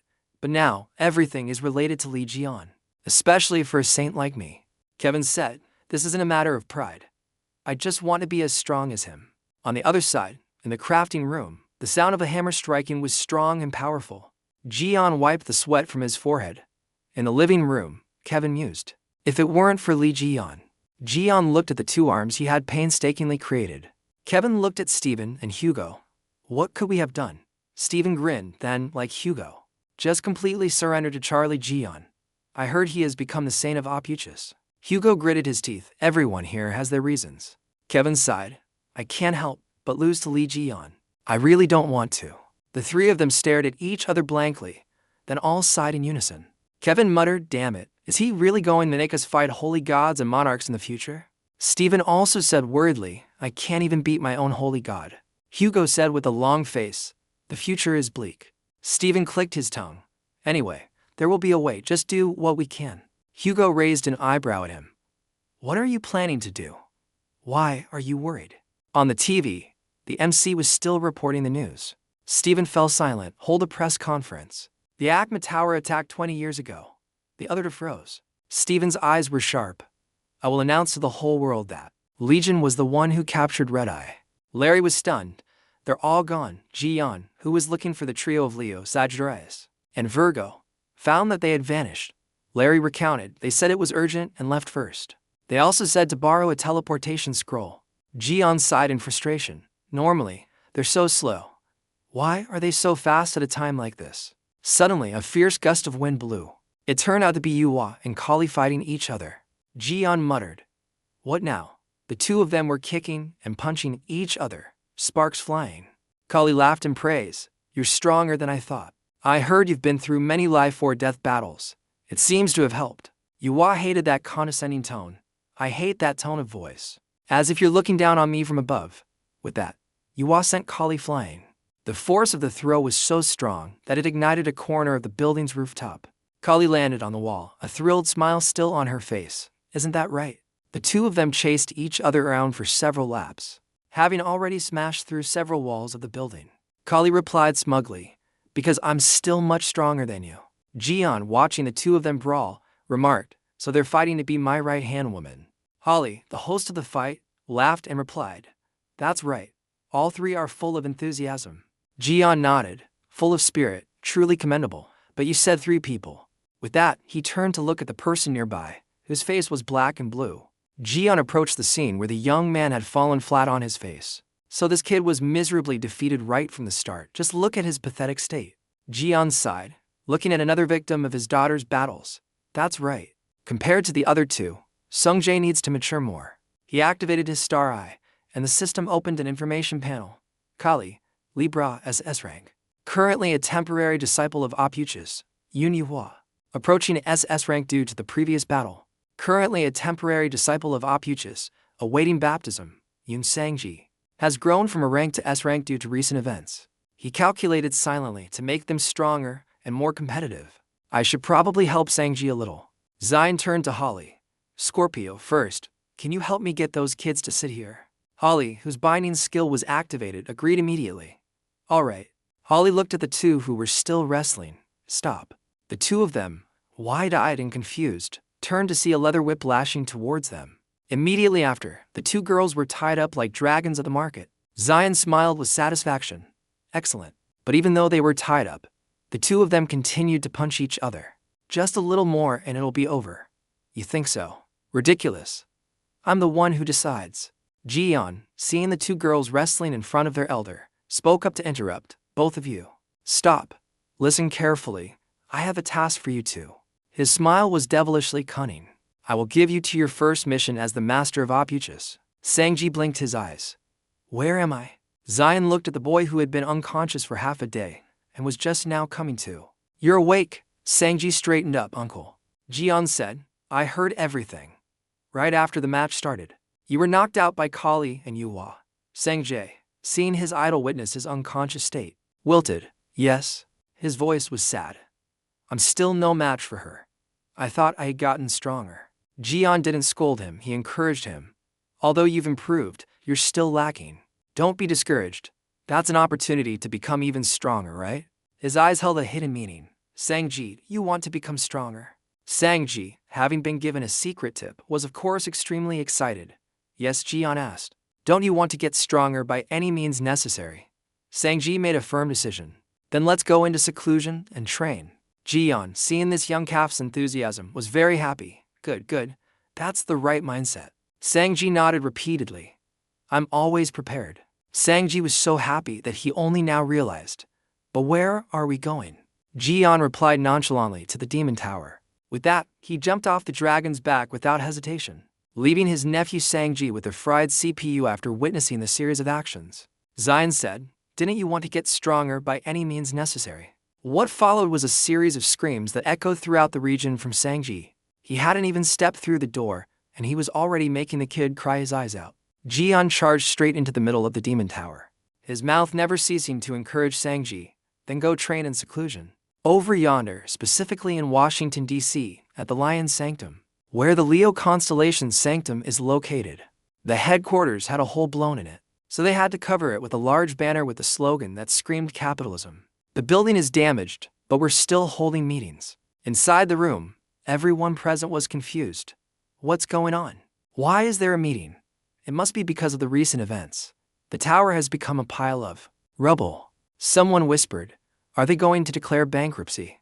Another person immediately retorted, "Didn't you see the sign that says still operating normally?" The group made wild guesses, but had to give up. Let's just listen to what he has to say. With that, the whispers died down. Backtracking a few minutes, Hugo frowned at Stephen. "They say you'll go public with everything. Can you handle it? If you're not careful, you'll be criticized for deceiving the world and face the resentment of the other saints." Stephen's face remained unfazed. "It's fine. From now on, I will correct all my mistakes. On the contrary, this is a necessary step." Kevin looked at his untrustworthy face and sneered. "You want to cause trouble again?" Kevin, unable to dissuade him, had no choice but to go along with it. "There's no other way. Let's get ready to go too." Hugo sighed and nodded. "Let's get ready quickly." Stephen was stunned. "What?" he roared. "What did you say?" Hugo retorted, "You think we want to go?" But Kevin directly shot back. "A man with both arms amputated like you dares to hold a press conference alone." Hugo was already fed up with this Leo brain man whose limbs were more developed than his brain. Without the Vice Guild Master and the Temple Master, if the Libras attack, can you fight them off? Stop talking nonsense and quickly arrange what you need to say at the press conference. We'll save you a seat. She still got scolded, but for some reason, his heart felt warm. He shed a tear. So even if it's just a scam, I don't have a hand, but this is worth noting. He uttered 3 short but sincere words. "Thank you." Severin opened his eyes, ending the flashback. His voice, when he spoke, was incredibly powerful. "Thank you all for attending this emergency press conference. Now, I will get to the main point. Do you still remember the press conference of the Aquarius Saint, Sophie Marty, recently?" He recounted at that time. Sophie Marceau revealed the truth about the Red Eye attack that occurred in the Demon Tower 20 years ago. However, due to the interference of the Cancer Saint and the subsequent events and accidents, that story was forgotten. His eyes were serious, no longer holding their usual playful glint. Adding a certain weight to his words, "This time, I will bring that story to light once again." According to Sophie Marty's testimony, the one who captured Red Eye at the Demon Tower at that time was Liion. Stephen had just announced the news. The reporters below were both discussing and taking notes, as expected, so the controversy is over.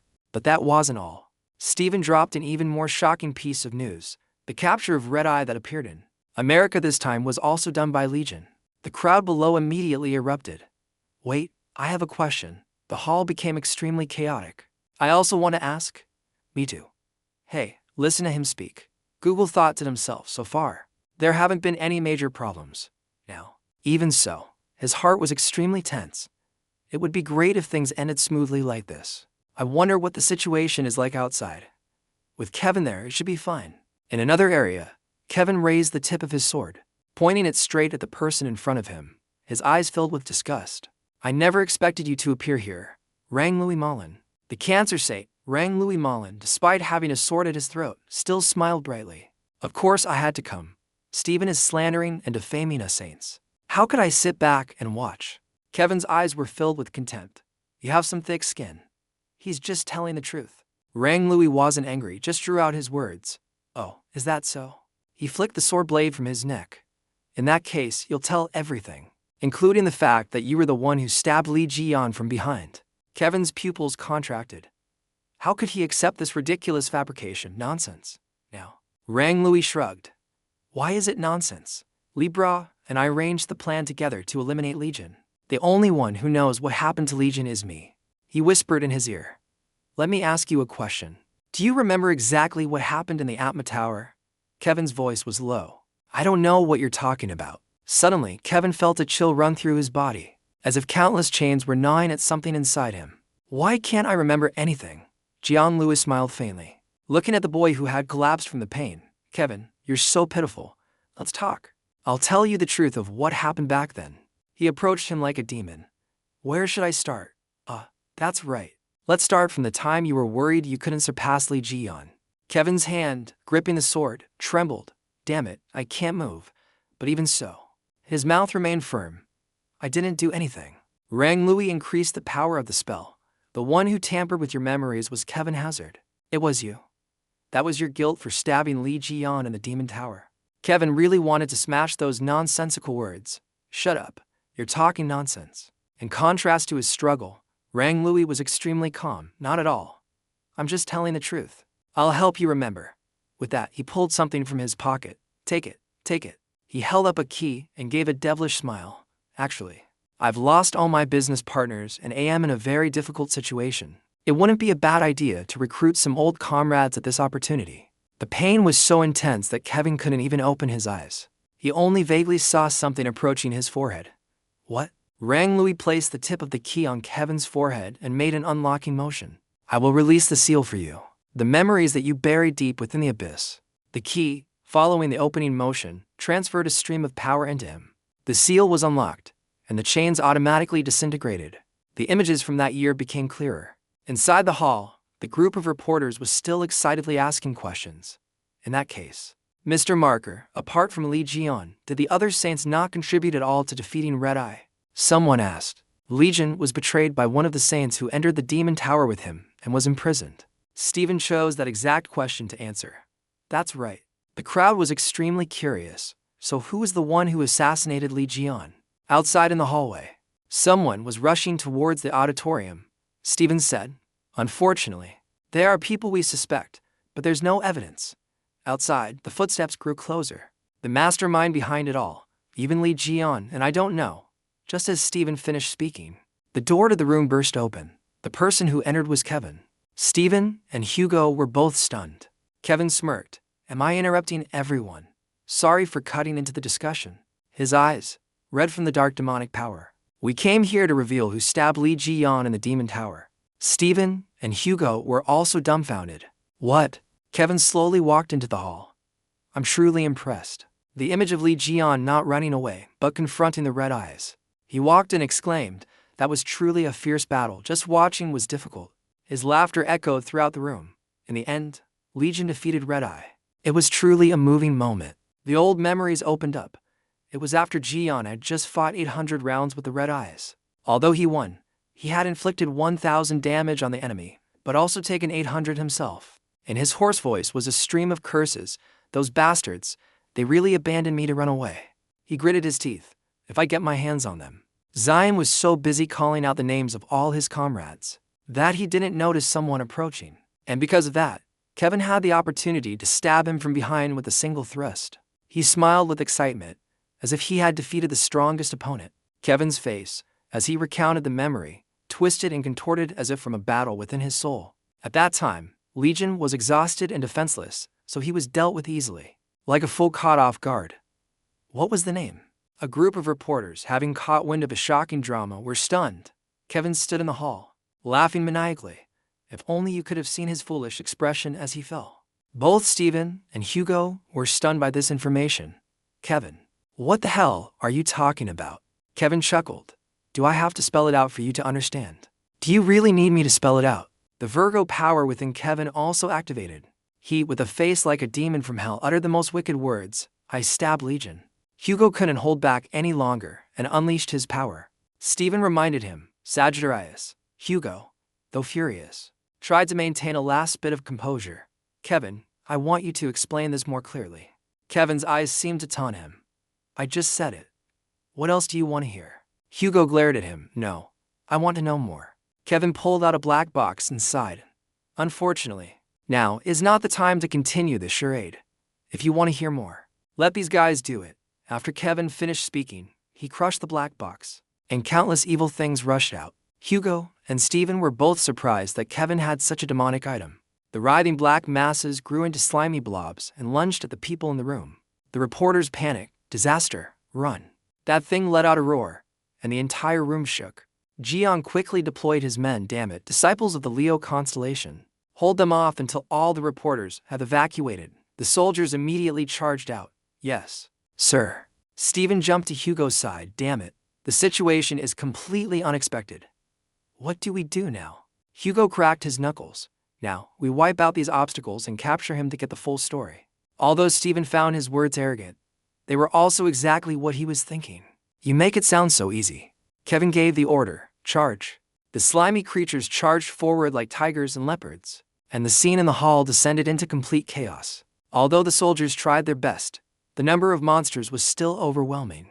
The panic of the ordinary people further hindered the fight. A reporter was chased by a monster to a dead end.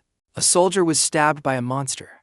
Just then, Hugo and Stephen rushed in, each delivering a powerful blow to a monster. Hugo immediately ordered the reporter with glasses, quickly evacuate to the emergency exit. The man ran, stammering, "Thank you." Stephen looked at the scene before him, stunned. The writhing masses, which had been smashed to pieces, regenerated their flesh in an instant. They linked together, using the dark energy core as a life source to sustain the entire body. Kevin, seeing the Sagittarius and Leo caught in a dilemma, was overjoyed. Honestly, if we continue fighting here, the entire holy temple will collapse. The writhing mass now coalesced into a giant tree. It swung its ugly hand towards the prey in front of it. Sonya was shattered by the force of the blow. Even after such a brutal punch, its hand wasn't even scratched. It was as if it had been buffed. Stephen thought to himself, damn, if we keep fighting here, the entire holy temple will collapse. I have to end this quickly. Both of them unleashed their maximum power, ready to pulverize this monster today. Shivan launched a kick.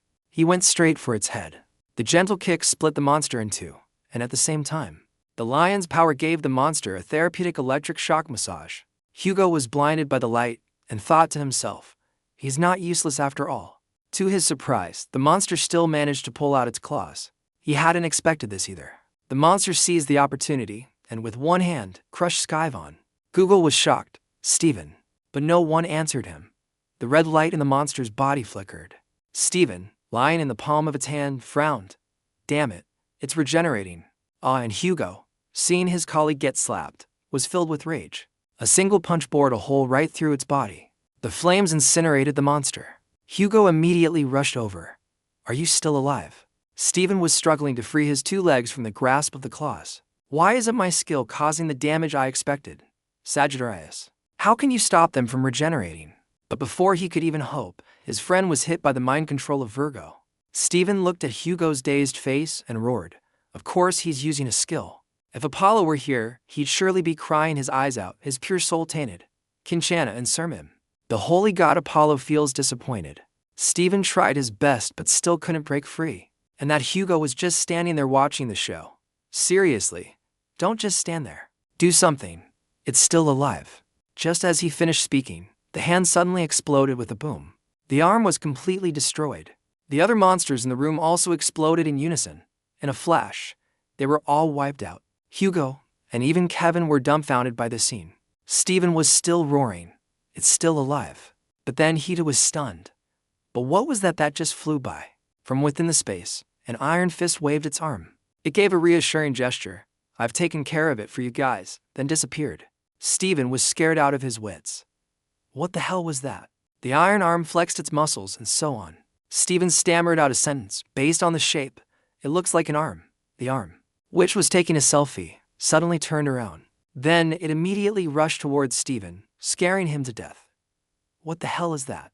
The arm clicked and then seemed to merge with Stephen's arm joint. He could feel the lion's power and the energy of the iron arm fusing together. And then what? Stephen went from having two limbs to just one. It left him completely stunned. I can't believe it. Yua also ran over at this point. Where did it go? Seeing her appear here, she still had a question. Yua. Yua was amazed when she saw the arm had automatically found its owner. What a smart hand. It's already in position, how you're wearing it. Stephen panicked and quickly raised the iron hand. Explain this. What is this thing? It just attached itself to me. Yua replied, this is a custom-made prosthetic arm made by Uncle Liion, specifically for Stephen Marker. Stephen let out a roar, and with one hand, he seemed to gain a huge boost in power. A single roar was enough to make the entire stage explode. Kevin was astonished. What the hell was that? In the hall, Stephen let out a long laugh, so loud that it seemed the entire street could hear. Hugo felt sorry for his friend. He's too excited. Yua was also speechless. He's too excited. But Stephen was still lost in a moment of happiness. Finally, Liion has recognized my value and created a weapon for me. It's a bit late, but with the addition of the hand, Stephen felt like he had reached the pinnacle of his life. The main character always appears when people have almost forgotten about them. Hugo came over to interview him. You finally fulfilled a wish. How do you feel? Stephen laughed and blurted out, "Now I'm the champion." Hugo sighed, "Idiot. You also walked over to the other two." "All right, today I'll follow your lead." Stephen was eager to try out his new arm. "Everyone, get ready." He looked at the writhing mass over there. From now on, Set was fully charged. Stephen was ready to take on these monsters. The historic moment of Stephen Marker begins. In the Demon Tower, Liion, with a blank expression, did his best to comfort Sanji. "That's not going to happen. Don't be needlessly tense." Sanji's face turned pale. Liion looked at the cowardly boy with disdain. He comforted him, "No need to be tense, there won't be any more bad luck." Sanji laughed dryly. "You've told me that before, haven't you, uncle?" Liion observed the room inside. The explosion was quite large. "I should have reduced the destructive power a little." Sanji was curious. "Why did you come here?" "Uncle," Jian replied naturally. "Why, isn't it because of you?" Then he pointed to something nearby. Sanji looked at the giant statue in front of him. "That is," Zion replied. "The monarch trapped in the Acma Tower." Sanji still didn't quite understand. "Didn't he die already?" Zion continued to point at the statue's face. "Look there." With that, he shouted at the statue, "Stop playing dead and get up. I know you're not dead yet." As soon as Jian finished speaking, the statue laughed loudly. "You found out, did you?" The iron chains of the seal binding the statue snapped. "Welcome here, 13th Holy God." Sanji screamed his head off. "Stop talking nonsense." But Jian was still calmly chatting with the statue. "I mean, there's nothing small around here. For a monarch like you. What's this explosion?" The more the monarch listened, the more interesting he found this young man. "That's right. After all, I am a monarch.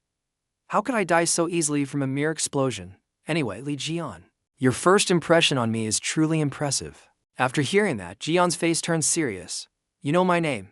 he replied. "Of course I do." With that, he proceeded to recount every detail of his past. "I not only know that I am the source of the tower's power, but also the keeper of its memories. I know that 20 years ago, you attacked this Acma Tower, but were ultimately betrayed by your comrades, isn't that right? You've been trapped in this tower for 20 years. He recounted, while being swallowed in this damn space. "I couldn't help but be concerned about everything that happened in the tower." Jian nodded. "All right, it seems you know a lot. Then let's not beat around the bush and get to the main point." His eyes, one moment gentle, the next sharp and cold. "Who was it?" "The one who stabbed me in the back." "I know, right?" The monarch chuckled. "Of course, I know. But it's impossible." Jian immediately summoned his weapon. "Perhaps you're mistaken." He was ready to smash the statue to pieces if he didn't confess. "I'm not negotiating with you." The monarch looked stressed. "Hey, listen to me. You definitely won't be at a disadvantage. Let's help each other out a bit. I'll show you all the memories in the tower, and you'll help me escape from here." Zion shot him a suspicious look. He asked, "What exactly are you plotting?" The monarch just calmly explained. "Look at my situation." His voice was deep and hoarse. "I was once a monarch, but now I'm imprisoned and have to absorb power in this place. By any means necessary, I will beg anyone and pay any price for freedom." He was very honest. "A scheme? Of course there is. I will leave this damn space and stab a knife into the ones who did this to me. You, of all people, understand my feelings, don't you?" Zion remembered his own struggle that year, and a thrilled smile appeared on his face. Zion laughed loudly. "Damn it, although it smells a little bad. But your last words are exactly what I was thinking." The sword slammed hard onto the ground. "All right." Zion's voice was low. "I'll trust you this time." Jian looked fiercely at the monarch. "But first, you have to show me your memories." He laughed again, unrestrained. "All right, finally someone who understands me." Sanji stood beside him, stunned, looking at Jian. "Uncle." Zion walked towards the statue. "Sanji, I'm just going to skim through his memories for a moment. When I get back, it'll be hellish training. Get ready." He stopped a short distance from it. Jian asked, "What do I have to do?" The monarch replied, "You just stand still there." With that, he pointed his finger in the air. "I will activate my memories in yours." A stream of dark energy immediately flowed into his body. The monarch said, "After that, you can see any memory you want." Zion watched the black smoke envelop him. "Any memory I want." Zion looked at the countless memories like a parade. "It seems you're very good at storing memories," Ryan thought to himself. Looking back at this memory, the feeling is so strange. But now is not the time to be emotional. Replay the memory right after I defeated Red Eye 20 years ago. With that thought, he entered a state of complete concentration. He gave the command, "Show me the memories right after I defeated Red Eye 20 years ago." A piece of memory stopped in front of him. That was when he risked his life to fight the Red Eyes. While his colleagues were nowhere to be seen, damn it. They dared to leave me behind and run away alone. If I get my hands on them.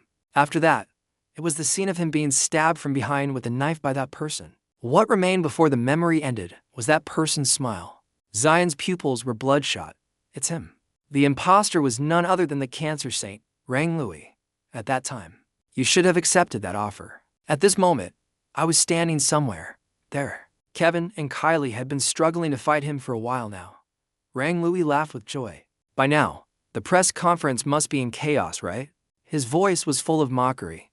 The world will only know that you caused everything.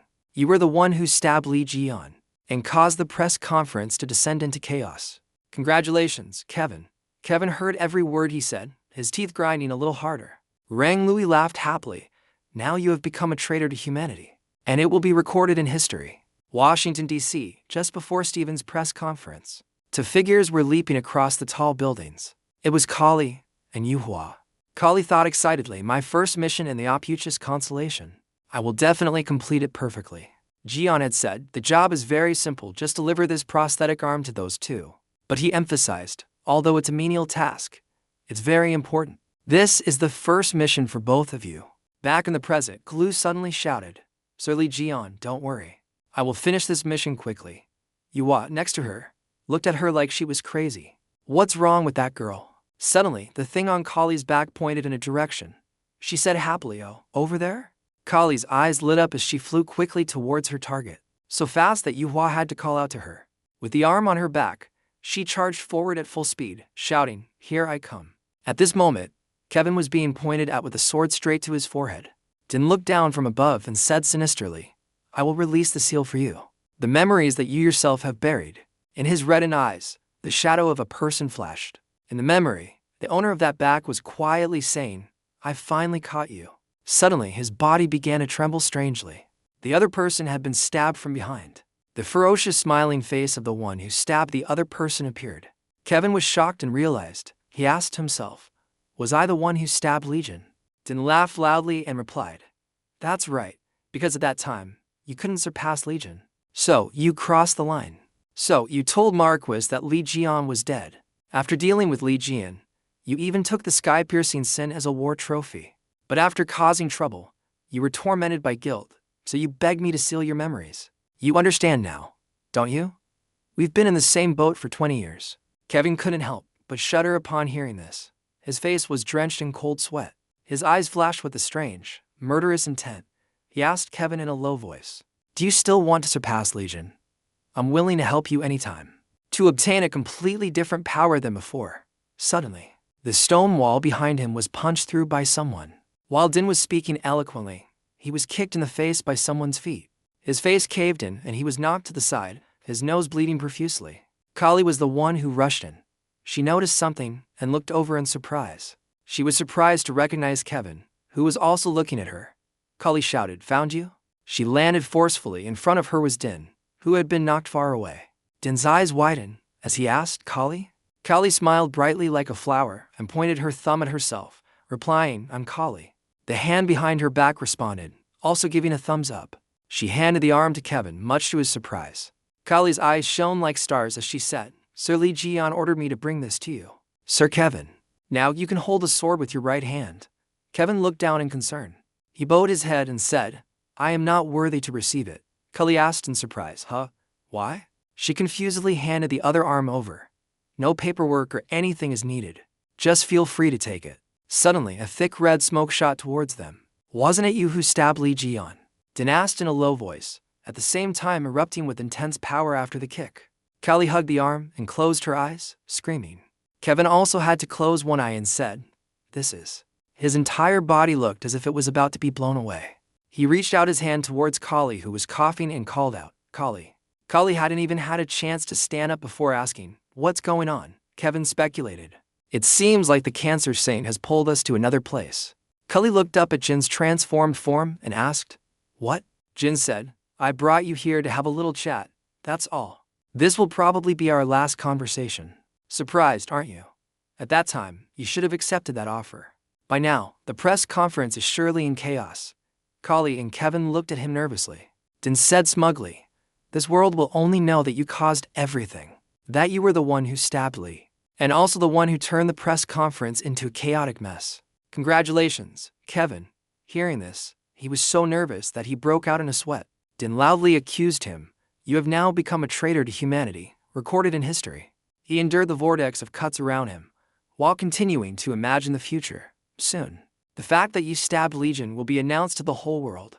Now, the only way for you to survive is to get on the same boat as me. Will Liion leave you alone? Kevin lowered his head and said softly, I don't care.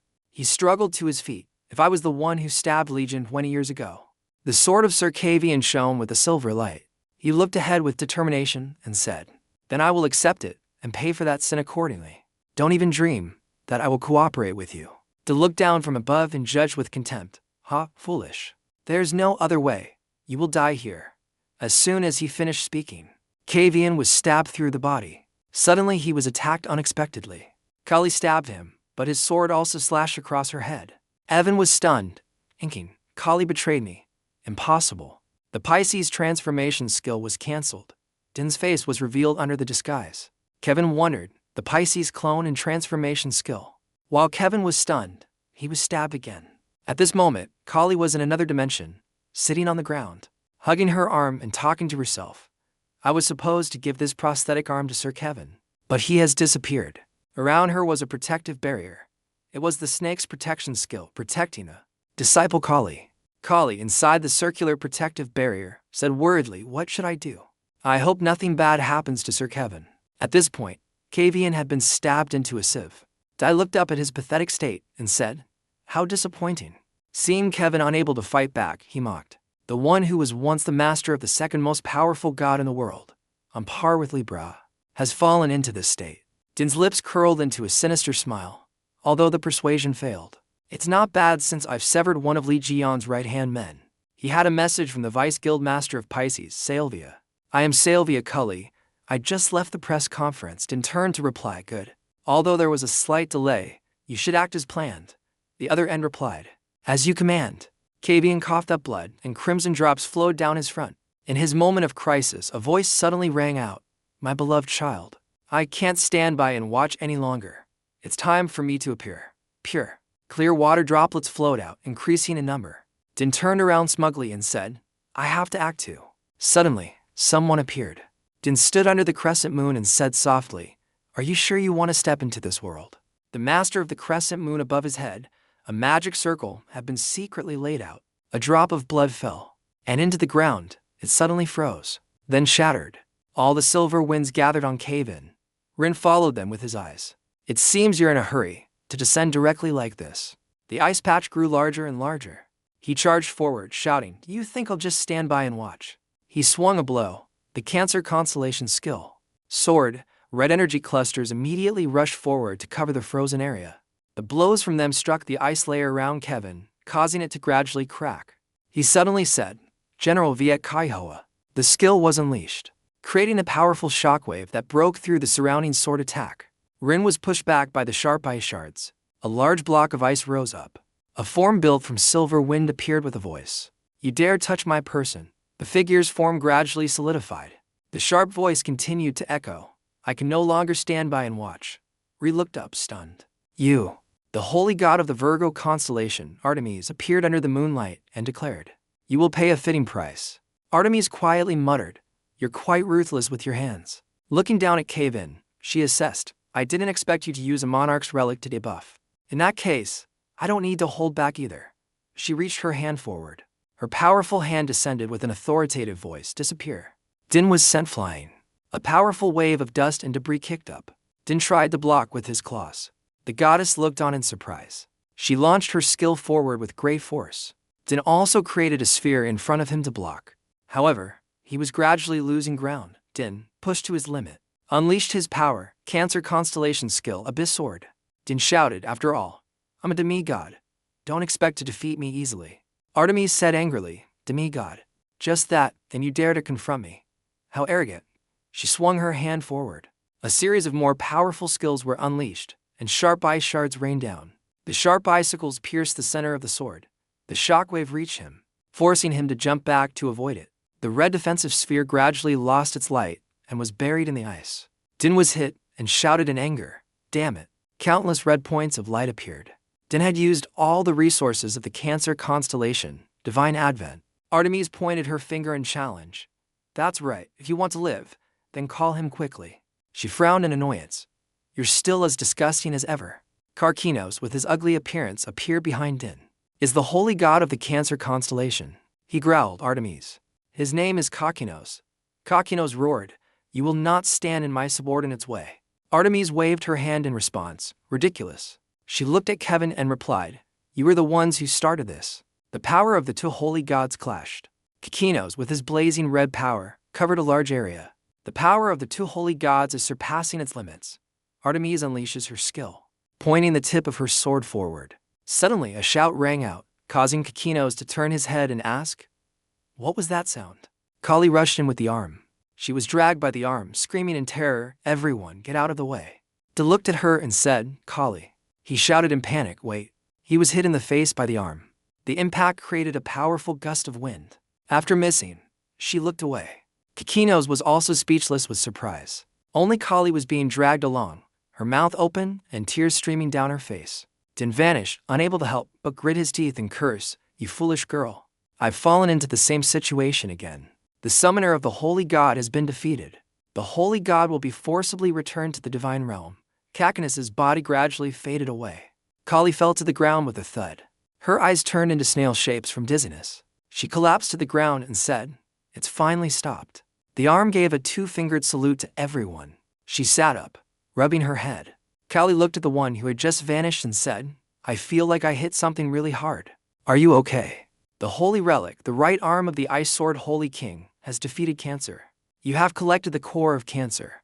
Kali was bewildered, wondering to herself, where did this come from? Aftermath, Kai asked, "Kali?"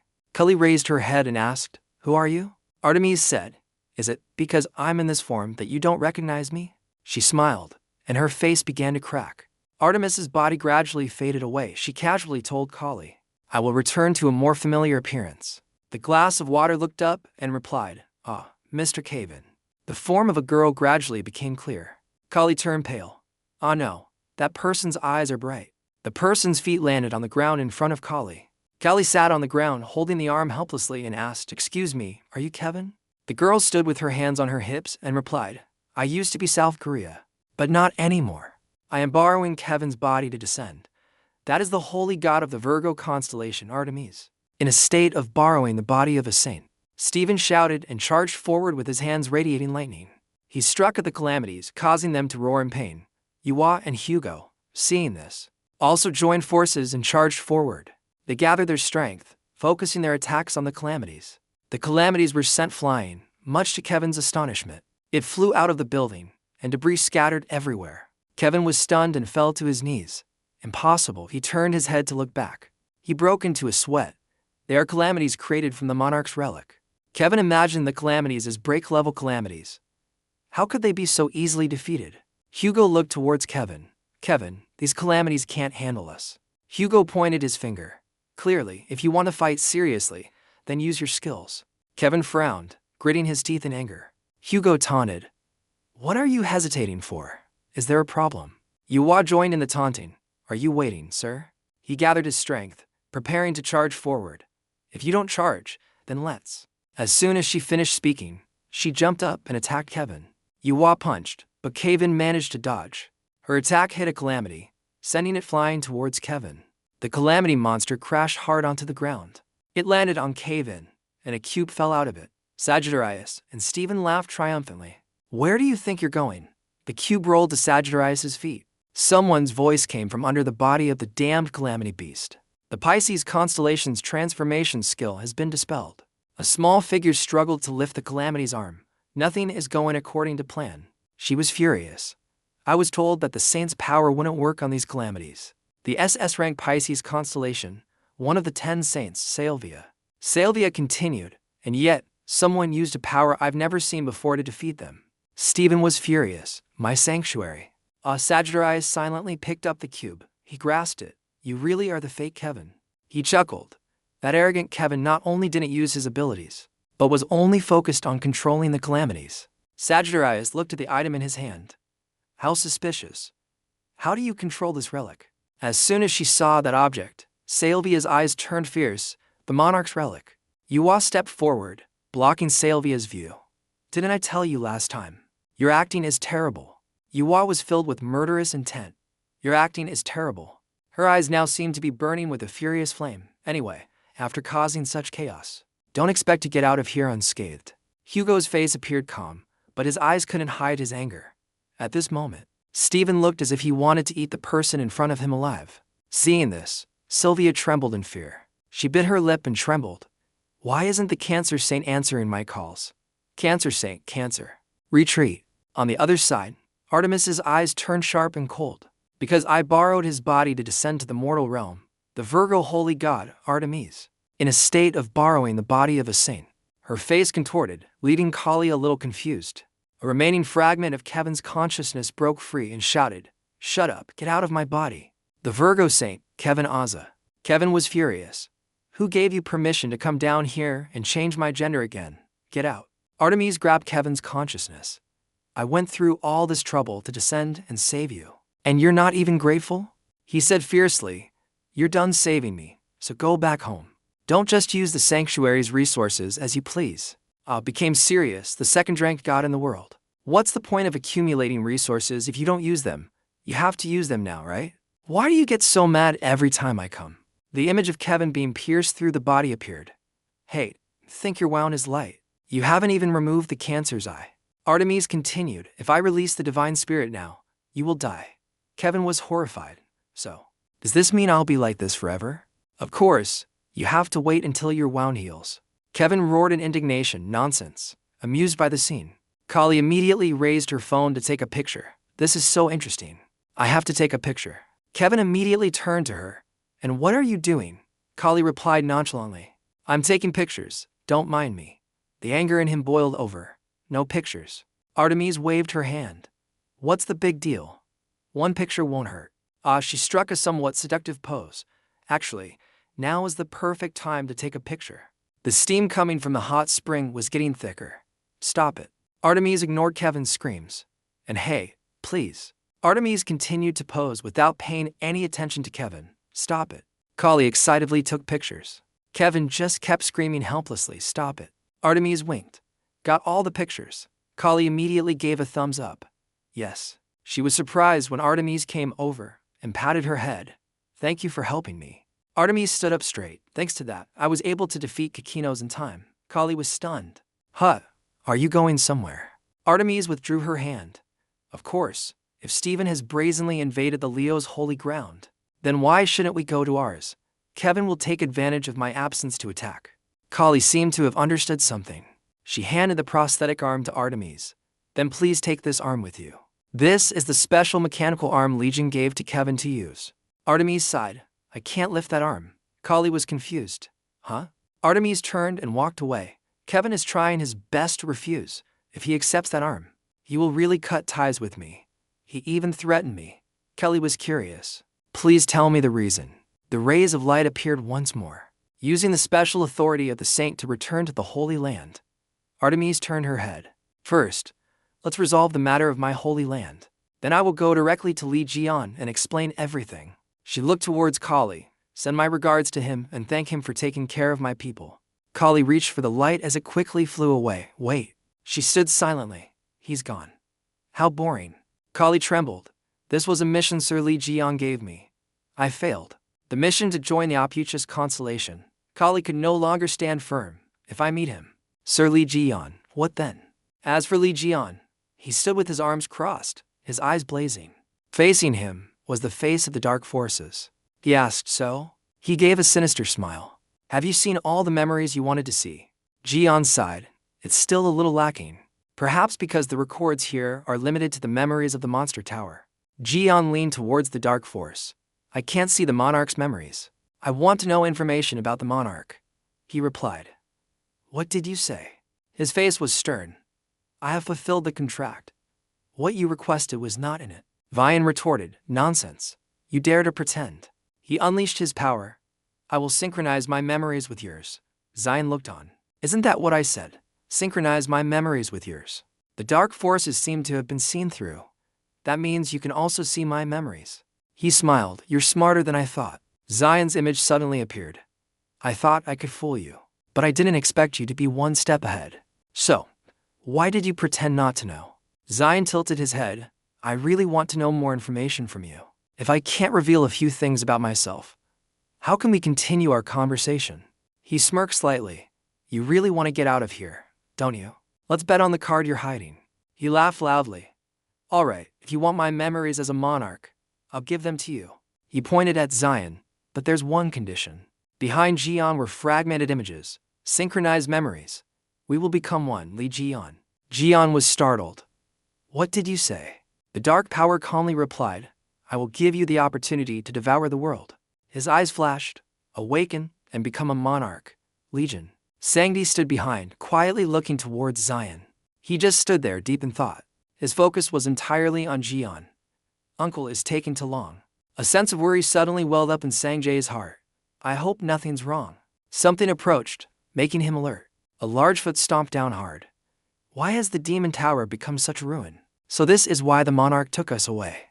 The door behind Sanji slowly opened. Someone was coming. Two monsters slowly walked in. HMPH, an intruder. Sanji spun around. Seeing Sanji, the monster was slightly surprised. A human? What are you doing? It closed in on Sanji. How did you get in here? Are you the reason the tower is in this state? He instinctively took a step back. The monster discovered something.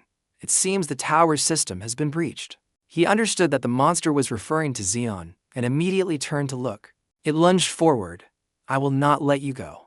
Zion was still surrounded by a dark aura. The monster attacked him from behind. To protect Jian, Sanji used his power to attack the monster.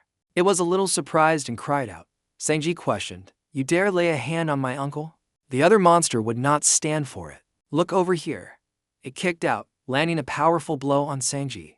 He crashed hard onto the ground, creating a large crater. The scale protection skill of the opuchus constellation protected the disciple Yun Sanji. He was terrified. If it weren't for Uncle Jian's power, I'd be dead.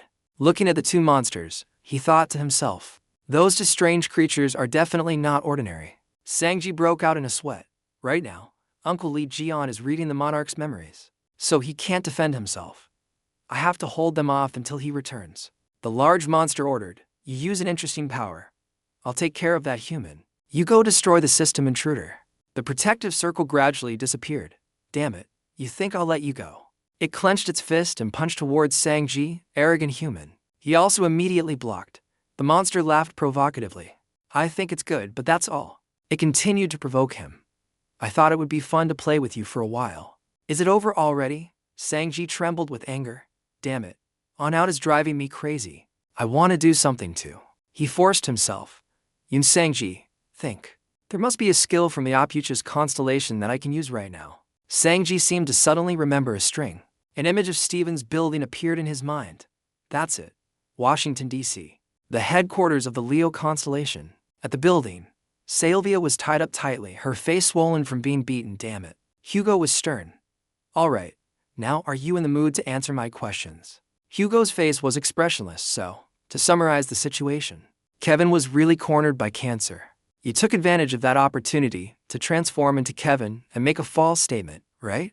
Sylvia was terrified. That's right. Hugo brought the cube in front of Sylvia. Where did you get this? She quickly replied. The cancer saint gave it to me. Stephen approached. I don't know the details. First, we have to find Kevin and that cancer guy. Sagittarius continued to ask. Do you know where cancer took Kevin? She laughed loudly. It's useless. At this moment, Sylvia's face became hard to read. Even though I failed. By now the cancer saint has surely killed Kevin and is proceeding to attack the Virgo Holy Land.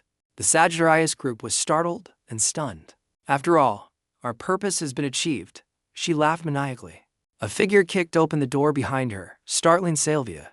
Is it that funny? Everyone in the room turned their attention to the door. Kali? Kali strode in aggressively, her face dark. I asked you, is it that funny? Yua asked, are you done with your mission? Kali was so angry she was fuming. Can't you see? Yua noticed something. Wait a minute. You're pointing. Wait a minute. That arm, did you fail? Kali stood with her hands on her hips. I'm really angry right now. Don't mention it. Kali's eyes were filled with murderous intent as she looked at the girl tied up on the floor. Is Salvia? Salvia broke out in a cold sweat. Huh? What?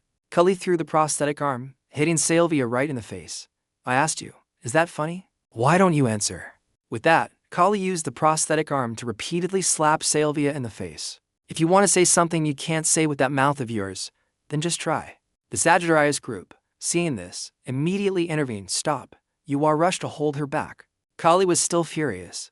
I failed the first mission Sir Liion gave me because of you people. Yuhua held Kali tightly. Calm down. Kali quickly turned her head. You think I can calm down? This has nothing to do with you. Yuhua smiled sinisterly. Of course it has nothing to do with me, because I've already completed my mission. Yuhua's words turned Kali to stone. Kali, where are you? She couldn't believe her own hands. She cried in anger. I'll deal with all of you. Sivan was frozen. I can't stop her. Sagittarius held his forehead in helplessness. Someone stop her. Suddenly, a control panel appeared in front of Sagittarius. The text on the control panel appeared. Skill. Take my hand has been designated as a target in the form of family protection. User. Chan Sungjae. Sagittarius's face darkened. What now? Steven said with a hint of sarcasm. Libra, you're really lucky. Beside him, Hugo had been sucked into the control panel. Steven turned to look with a confused expression. He looked around for Sagittarius. Kali was continuously slapping Salvia's face. I swear I'll make you eat slaps for dinner. Yuhua taunted from behind. You can't even send any equipment, yet you talk so big. Kali was furious. Chan Yuhua, you're next. Just stay there. That day was more true than the days of being scolded by the holy gods all day. Excerpt from the memoirs of the Leo Saint Stephen Marker. At the same time, Sagittarius was being pulled into a deep space. Elsewhere, the monster was approaching Liion. It slowly raised its leg. You dare to break into the tower system. It kicked hard towards Jin. I will kill you. Hugo fell right into the monster's kick. The monster was slightly surprised. Its kuda hit Sagittarius right in the stomach. What the hell is this? Hearing Hugo's voice, Sanji happily turned to look. He smiled happily. It's really effective. You have protected the safety of the holy god as a disciple of opuchus. You have gained merit points. Hugo still didn't understand what was happening. What's going on? Your pathetic face has protected the safety of the holy god as a disciple of opuchus. You have blocked the attack of the calamity with your strong inner strength. Kikinos pointed at Liion and said, Of course I have a condition. He roared. More than just synchronizing our memories, you and I will merge. Jin, standing below, calmly asked him, What did you say? Kikinos smiled sinisterly and replied clearly, word for word. I will give you the opportunity to devour this world, Liggle. His eyes gleamed with a fiery red, his smile stretching from ear to ear as he shouted in excitement. Awaken and become a monarch. Jin showed no emotion, sighing with boredom as if it were a lame joke. He replied sarcastically, What? A monarch? What nonsense are you spouting? Kikino still spoke with a confident and loud voice, explaining to him, Ridiculous. I'm not joking with you, Liggle. I've seen the potential you possess through your memories. He stated bluntly, You have the qualities that the god of calamity should have. Your destiny will not end as a holy god. Accept me. You have nothing to lose. If you join hands with me. While Kikinos was relentlessly trying to persuade Jin, a hole suddenly appeared, revealing the scene behind them. He realized his two friends were probably in danger. He immediately became serious. Kikinos was also a little surprised and spoke up, You're already here. Then Jin asked, Who are you? He quickly replied, We are the generals under the command of the Monarch of Time. He still didn't understand about the so-called Monarch of Time, so he continued, The Master of Akma Tower is also the one who imprisoned me here. He's also the one who instigated those who wanted to kill you, plotting to stab you in the back. Jion's face darkened upon hearing those words. Kikinos smiled, looking at him. What are you going to do? The generals have come in person. There's not much time to hesitate. Then he approached and whispered enticingly to Jin, Hey, what are you hesitating for? Get your revenge. Kikinos shouted relentlessly, Crush the holy gods and monarchs who deceived us. If we merge and become the monarch, we can surely rule this world. However, Liion remained as calm as before and uttered, My answer is very clear. I refuse. Kakinos' smile vanished after hearing that. Not understanding why he received such an answer, Dian shot a sharp glance at him and said, Your revenge plan can't be carried out without me, right? Just after hearing that sentence, Kikinos shouted angrily. What did you say? He calmly continued. Isn't that so? You're trying to drag me into your garbage plan. Jin stood with his hands on his hips, exposing all of his thoughts. If I hadn't returned to the demon tower, you would have surely rotted here. If you could have cooperated with me from the beginning, you wouldn't have had to endure all this suffering. Why don't you just admit that you want to devour my power? You'd be better off begging me pitifully. Then I might have used you and spared you. Then Jin suddenly grabbed the lower part of Kakino's. As he used his skill to absorb his spiritual energy, he said triumphantly, "But I will still grant your wish." The system showed that Jin was using the devour skill of the Safu constellation. With a pleased expression, he uttered each word, "When you enter my stomach and are digested, won't you become a part of me?" Kakino's, in a panic, only managed to say the words, "Wait a minute." He suddenly shouted as his entire body was pulled towards Jin, wave after wave. The people below couldn't help but be amazed when they witnessed the entire brutal scene. A general exclaimed in confusion, "What in the world are those damned humans doing in there?" Sanji, standing next to them, was just as shocked. "If we knew, we would have stopped them."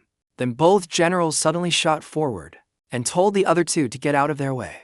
Hugo seemed to guess what they would do next and cursed in his heart. With incredible speed, he quickly blocked the two in front of him. The movement was so swift that the surrounding rocks cracked and flew everywhere. Hugo used all his strength and thought to himself, "Even though I don't know what's going on, I can't let him get close to Liggle." But it wasn't easy to hold them back. The female general suddenly leaped into the air and said angrily, "You want to stop us? I'll crush you." When he looked up nervously, he saw her hovering above his head. Feeling like he was about to be crushed, Hugo immediately let out a loud roar to activate his skill. His eyes changed to a bright, shining gold, his power screaming, and around him appeared menacing sparks. Those things successfully pushed both generals back a certain distance. Hugo's power made them both struggle. Next, a large hand in the chaotic space reached out and grabbed the female general. That was the formidable skill of Sanji. He was controlling a giant shadow that was holding her tightly. The female general, while trying to dodge the grasp, shouted, "You dare to follow me?" Her struggles finally caused Sanji to stumble back a few steps, successfully escaping the grip. At the same time he nearly fell, a hand from behind quickly supported Sanji. It was none other than Hugo, who was approaching with a powerful fist surrounded by flames, creating an effect that made the female general wary. He didn't hesitate, decisively throwing his divine punch forward. The two generals didn't know which way to dodge as the punch was coming straight at them. Yet Hugo's target was not the two of them. The punch only grazed the male general's shoulder.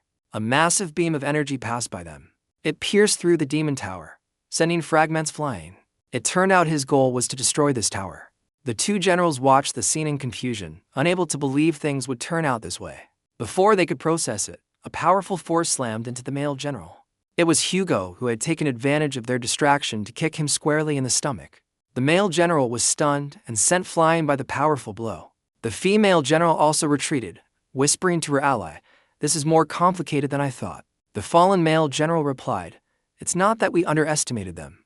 These humans truly possess divine power. Moreover, the one in front of us doesn't just possess the power of one holy god." The female general then wondered who they were. But the male general gritted his teeth and made a decision. There's no other way. He took out a circular object resembling a watch, which emanated a mysterious blue-black aura. Hugo saw that object and fell into deep thought. "What is that? I have a bad feeling." The male general stood up decisively, with something that looked extremely powerful in his hand. Then he suddenly shouted, "In the name of the great monarch of time, I command. Reverse the time of Akmar Tower," he said afterwards. The object in his hand immediately split into levitating pieces, and the blue-black aura emanating from it grew stronger. It gradually transformed into tendrils resembling tree roots, which imprinted themselves onto incomprehensible words and symbols, covering everything. Both of them stared in amazement at the strange thing that was rampaging before them, row by row. Those roots were like they were supporting every fragment that Hugo had just broken and piecing them back together. It was clearly restoring the demon tower as per the male general's rewind time command. Hugo's jaw dropped at what was happening, exclaiming loudly, "The collapsed tower is being restored." Suddenly, a hand from nowhere grabbed his leg. They were not just skeletons, but a whole giant body with 3 terrifying skulls. Hugo witnessed this scene and exclaimed, "Disaster." Then he remembered what Jin had once said. Red Eye is not the true calamity of the demon tower, but its manager. That person can resurrect a vanished calamity. Only now did Hugo truly understand the resurrection of the vanished calamity. At this moment, on Jin's side, the system continued to announce, "The monarch's power is controlling the tower. The activation of the Devour skill has been blocked. He frowned, looking down at his glowing green hand, and said, "Oh, look at it. I don't know what tricks you're playing, but you dare to block my skill. Not bad." Meanwhile, Kikino's opposite Jin was bound by thousands of chains, looking truly savage. At that moment, something suddenly appeared in front of him. Jin had to shift his attention to the strange object. After getting a clear look at what it was, he said irritably, "Oh, damn it, a welcome message." Each word was clearly visible on the black board. "You have a letter. Sender, Monarch of Time." Xian directly pushed the notification aside. "Ignore it." His voice boomed with anger. "Let's finish the meal we're in the middle of." Before the system's voice could echo, activating the Devour skill, breaking the Monarch's command, Kikino's was already starting to fade, but he still tried to entice him. "Stop." Kikino's bit down hard and roared at Jin, "Reconsider my offer one more time, Liggle." He smirked. "Just accept your fate. I will avenge you," Xian said coldly. Then he continued to use his power to seal Kikino's. A bright red stone glowed in the middle of Kakinus's chest, catching Xian's attention. "Oh, is that the core?" Xian replied with a knowing smile. "The real deal." Jin sucked the stone towards him. He opened his mouth and said, "I will eat well." Suddenly, a demonic voice echoed, "I didn't expect it to be this difficult." Jin's entire body immediately stiffened. Xian immediately got into a fighting stance when he heard the system notification in his ear. "Warning, the Monarch's power is appearing from multiple directions." Kikino's was being torn apart by his power, but he still managed to open his mouth and say, "You dare to come here without knowing where this place is?" The Monarch of Time, Kikino's, roared at the mysterious man in the black robe, who appeared and disappeared in the thick smoke. The Monarch of Time, leaning on his staff, slowly approached. He even politely adjusted his hood. Vian's eyes widened as he watched him warily. "Is that the Monarch of Time?" In the blink of an eye, the Monarch of Time was holding the red stone in his hand. He even gave him a cheerful smile. Xian's terrifying power immediately erupted. His entire body was shrouded in a murderous aura. Jian's voice was cold as he introduced himself. "It's a pleasure to meet you, Monarch of Time. I've heard your name for a long time. You're the one who caused me to be stabbed in the back, right?" Jin's face was filled with fury as he accused the Monarch of Time. "You even want to steal my meal? You must have prepared yourself before making a move." The Monarch of Time stood in the thick black smoke. He looked at him and said mockingly, "That useless failure is the source of energy for the Demon Tower. I can't let him fall into someone else's hands." "Shut up," Xian roared. Then he suddenly leaped into the air. Satrang immediately bared its sharp fangs and lunged at the Monarch of Time. He looked at the snake passing through him. Jin immediately clenched his teeth. Even though he was directly bitten by the snake, the Monarch of Time was completely unharmed. He even chuckled and said, "How impressive. You've only been awakened for a short time, yet you possess such power." Kikino's, on the side, immediately interjected to remind Xian, "Stop it, Liion. Your power is not yet enough to touch the Monarch of Time. You will be swallowed whole." The Monarch of Time heard him and sneered. "How ridiculous. You useless failure. Who are you worried about? You should worry about yourself first." Before the sentence was finished, right above Kakinus's head, the cold cement wall suddenly cracked, and countless grotesque, wriggling hands slowly emerged. Kikino's gritted his teeth as he listened to the Monarch of Time speak. "My subordinates have reversed the tower's time. Do you know what that means?" he asked Kikino's abruptly. At the same time, tens of thousands of thorny hands rushed forward, wanting to devour him. Kikino's couldn't answer because he had been swallowed by the hand monster. Helpless and desperate, Kikino's screamed, "If I use that power, I will completely disappear." The Monarch of Time looked indifferently at the hand gnawing on Kikino's, but Kikino stubbornly shouted to maintain the Demon Tower, "I must exist." The Monarch of Time shrugged and said, "You're mistaken," he said with a wicked smile. "I'm not trying to protect the Demon Tower." His eyes darkened. The Monarch of Time raised his lips and said to Kikino's, "I will eliminate you." Hearing him say that, Kikino's unwillingly screamed to the heavens, "You ungrateful bastards." The Monarch of Time turned and walked away without paying him any attention. Kikino's was truly furious at being betrayed. He roared with rage, "You've been stealing my power all this time, and now you dare to insult me at the end." But unfortunately, Kikino's couldn't fight back against the Monarch of Time. His body exploded with a deafening bang in front of Xian. The Monarch of Time pursed his lips, shook his head, and chuckled, finally. "The goal is accomplished." Then he turned to look at him. "Don't look at me like that." Xian glared at him. "It seems the monarchs have their own complex troubles, huh?" The Monarch of Time honestly nodded in reply. "That's right, everyone has their difficulties. Life is like that everywhere. The hourglass suddenly appeared. The monarch of time politely took off his hat and bowed to Jin. The great monarch's mental space has also collapsed. I must bid you farewell. Now, the time of the pact with the demon will be reversed and reset. The sand in the hourglass flowed quickly. The monarch of time's voice echoed low and deep. After the reset, the pact with the demon will be up to you to decide. He squinted and smiled at him. This is my apology for interrupting your meal. Before the sentence was finished, Jin shot forward like a flash. He roared in anger. You think I'll let you go so easily? The monarch of time shook his head and chuckled. No need to rush.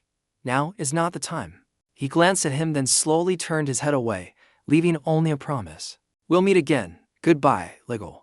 With that, Jin, from outside his consciousness, furrowed his brow. His face showing clear annoyance. Jin's eyes flew open, and he muttered in frustration. It was going so well, but in the end, I was thwarted. The goal is still so far away.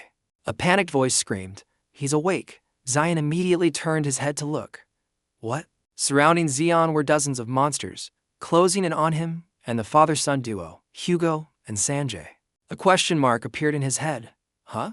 A long-necked monster, upon seeing Jin, immediately roared, That's. He glared at him and demanded, What have you done to the great monarch of spacetime? What have you done to make the burn like that?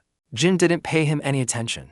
He slowly put his hands in his pockets and quietly observed the dried corpse in front of him. So this is the great monarch of spacetime? Vian looked at the corpse and sighed with regret. It's completely burned. It's useless now. The long-necked monster, being ignored by him, immediately roared, Are you looking down on me? Answer my question. Jin slowly turned and ordered the two people standing beside him. Sanji, Teksu, bow your heads. Before he could finish, a powerful beam of light shot past Hugo and Sanjay's heads.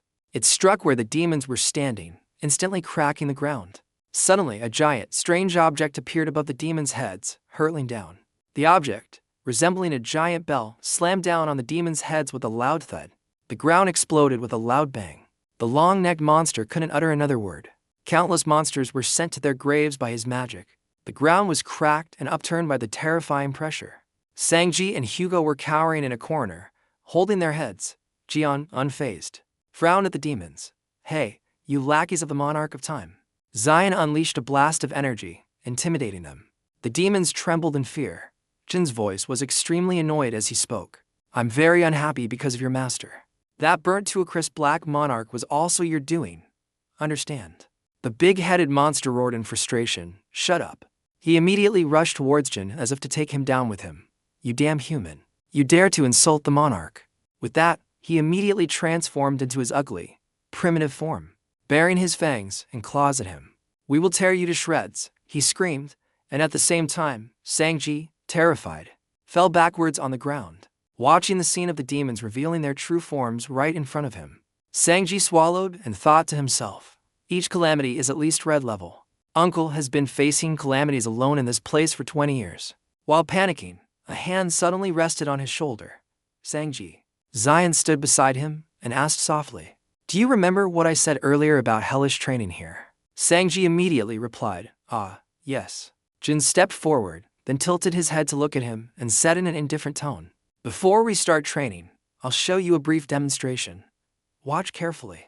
Before the sentence was finished, Sanji replied enthusiastically, Yes. Then he suddenly felt excited. I've always wanted to know. Sanji looked at Zion's solitary, cool back with admiration. How did you manage to fight and survive for 20 years in the Demon Tower? How strong must one be to become as strong as you? Sanji gritted his teeth, determined to follow him. This is a great opportunity to learn.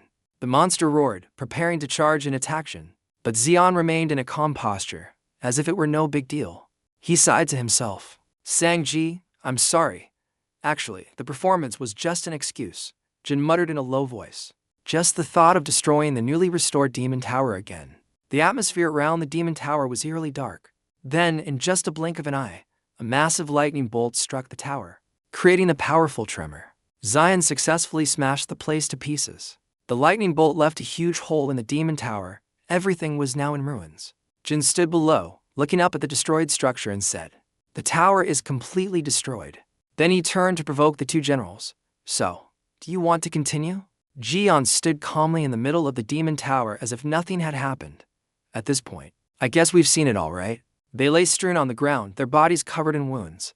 Witnessing the horrific scene, they could only utter helplessly, "Impossible, the gap is this big." He looked down at the two of them and asked, "Hey, are you guys really generals?" Hugo was now behind Jin. He was still quite shocked from the last encounter. He looked up at his back and thought to himself, this guy John was already strong, but after his divine awakening, he's on a whole other level, to the point where it's impossible to estimate. He in front still maintained a triumphant expression, saying contemptuously, "You guys are weaker than I thought. Aren't there any Baron-level guys?" Hearing that, the two of them suddenly took offense. Denim the Imagined angrily shouted, "Shut up. You dare compare us to someone who was defeated despite having the monarch's power?" He crossed his arms and listened to him ramble on. "If we were directly granted power by the monarch, dealing with someone like you would be a piece of cake." Hearing that, Jin nodded to himself and muttered, "I kind of get it now. Just like a holy god and a saint in love. Those calamities also seem to have a monarch-general relationship, and these guys weren't granted special power by the monarch like Baron Mum." After thinking it over, he looked down at them and said, "So, the problem is that it has to be an even match, right?" As soon as he finished speaking, both generals grunted in unison, not quite understanding Jin's meaning. At the same time, Sanji, who was behind them, chimed in, shouting excitedly, as expected of Uncle Jian. One hit, and those generals were knocked out, but he pointed his thumb at him instead. He said something that hit Sanji with a double whammy. "So, what about that guy over there?" Jin smiled with amusement and made an offer to them. Both Sanji and the two generals were stunned after hearing that, with a giant question mark appearing in their minds. What? A few hours later, at the second holy land of Opuchus, the tower of Liion, Yuhua and Kali walked in, both calling out in unison, "We're back," but one was smiling and excited, while the other was gloomy and exhausted. Jin heard them and turned around, replying, "Oh, you're both back." Smile, who was on his shoulder, also happily welcomed them. Only Hugo, sitting behind him, looked like a corpse and could barely manage to say the words of welcome. Then Jin gently asked the two of them, "You've worked hard. Are you finished with your missions?" Yuhua, while walking up, spoke up, "Of course." She posed confidently and said, "Needless to say." Jin saw this and smiled, "Well done." "What about Kali?" She, behind him, still had an expression as if someone had stolen her rice bowl, and replied, "It's heartbreaking." At this moment, the system also appeared to explain. The right arm of the Bone Knight laments its failure in the mission. It blames itself for not being able to extract a usage fee from a recently rare wealthy person. Seeing this, Jin couldn't help but laugh bitterly. "I can tell just by looking at your face." Then he calmly continued, "It can't be helped. I'll give it to that white-haired guy next time, so." Did that big cat say anything after receiving the prosthetic arm? Yuhua recalled that scene and replied with unabated excitement. He absolutely loved it. If he wasn't busy cleaning up the mess at the Leo constellation, he probably would have stormed over here to ask for the left arm too. He heard this and exclaimed, "So greedy." But only now did she notice Hugo, who had been silently sighing in the back the whole time. Yuhua asked, "But what's wrong with Dad? It feels like she had just touched a nerve." Gugu quickly stood up, put his arm around Zion's shoulder, and answered loudly, "Listen here. This bastard." And so he recounted the story from a few hours ago at the Demon Tower, continuing from when Jin recommended Sanji to the two generals. Zion looked at him in bewilderment, then happily encouraged him. "Sanj, just think of this as hellish training. Try to completely defeat them." That sentence made him panic, and he shouted loudly, "Uncle, what do you mean? This is too much for me." He calmly reassured him again.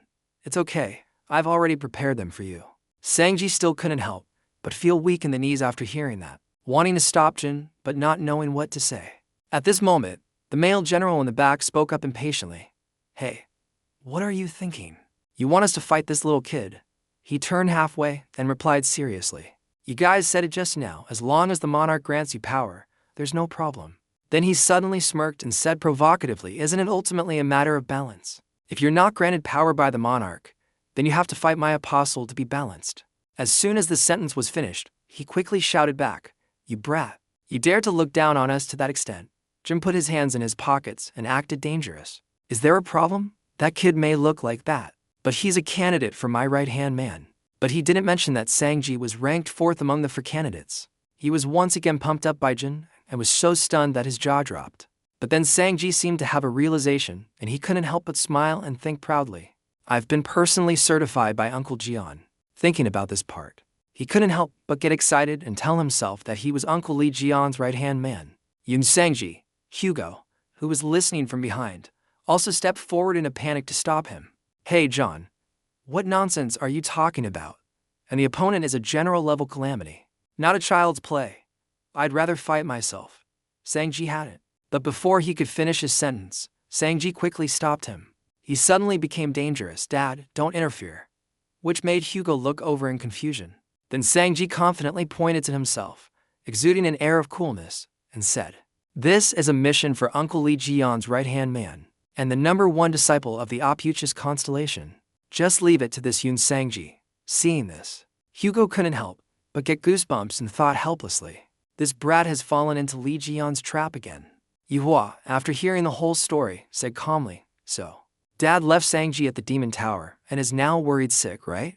He, on the opposite side, shook Jin's neck and replied anxiously, "Exactly, Dad is afraid Sanji will suffer some hardship there." But she then contradicted Hugo, as if to reassure him. "Dad, don't look down on Sanji like that." This made Hugo suddenly stop and stare blankly. Yuhua continued to explain clearly, "That boy is also a disciple of the opuchus star, and if he is determined to become Uncle Jin's right-hand man, he must have that much determination.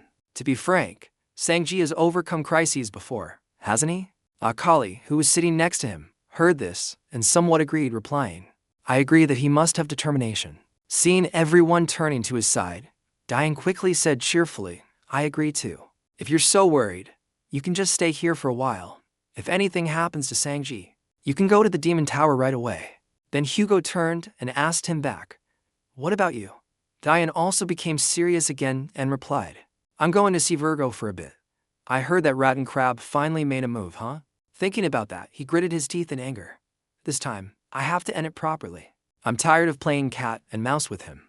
The person being mentioned was over here, with a cigarette hanging from his lips, calm amidst the chaotic atmosphere. Then suddenly a voice commanded, "The Virgos have retreated their defense line. Continue to press on. We have the advantage in a war of attrition." The commander frantically shouted each word. "Taurus, deploy the encirclement and advance. Aquarius, quickly treat the wounded. Capricorn and Aries, continue to replenish the depleted holy relics." The crowd and the voices were in chaos, but only he stood to the side as if enjoying every bit of it. A moment later, all the soldiers had assembled. The Taurus group, clad in sturdy armor and riding ferocious buffaloes, looked both aggressive and intimidating. Standing in the center of the troops was their leader, Din, who exuded a deadly aura. A gloomy atmosphere constantly radiated from him, creating an oppressive feeling for his opponents. The next group was the Aries group. They used magic to levitate dozens of sharp blades, their faces filled with extreme confidence for the battle. Next came a series of archer groups, Capricorn and Aquarius. Those tasked with replenishing holy relics were also prepared for battle. Din smugly smoked a cigarette. He couldn't stop smiling while standing amidst his mighty army, as if victory was already in his grasp. Right at this moment at the Virgo Holy Land in Europe, the war between the two sides had begun. The commander's shouts echoed throughout the Holy Land, urging them on. The destruction of the Virgo sanctuary was imminent. The Virgo saints were at a stalemate, as the enemy's forces were too powerful. They launched cannonballs into the city walls, making it impossible for them to defend, forcing them to call for a swift retreat. A female officer urgently mobilized everyone, ordering them to head immediately to the Divine Temple if this place was breached. The female officer beside her also shouted, "We must not let them enter that place." Then, suddenly, in the midst of the crisis, a powerful voice boomed, "Everyone, fall back." Following that, a majestic female general strode in, to the astonishment of the soldiers. The white-haired female general resolutely said, "I will lead," leaving everyone beside her stunned. Someone even asked who she was, but the female general didn't answer. She stomped her foot with such force that the ground cracked. Then, in an instant, before the army's eyes, a giant block of ice rose from nowhere, lifting the female general forward. It was as if she were flying on it. That moment also made the enemy side stare in shock, not understanding what was happening. On her side, she stood firm on the ice pillar, dozens of gusts of wind swirling around her, creating a scene that was both beautiful and formidable. Then, the female general magically summoned a sword which seemed to be formed from ice, its shape looking extremely menacing.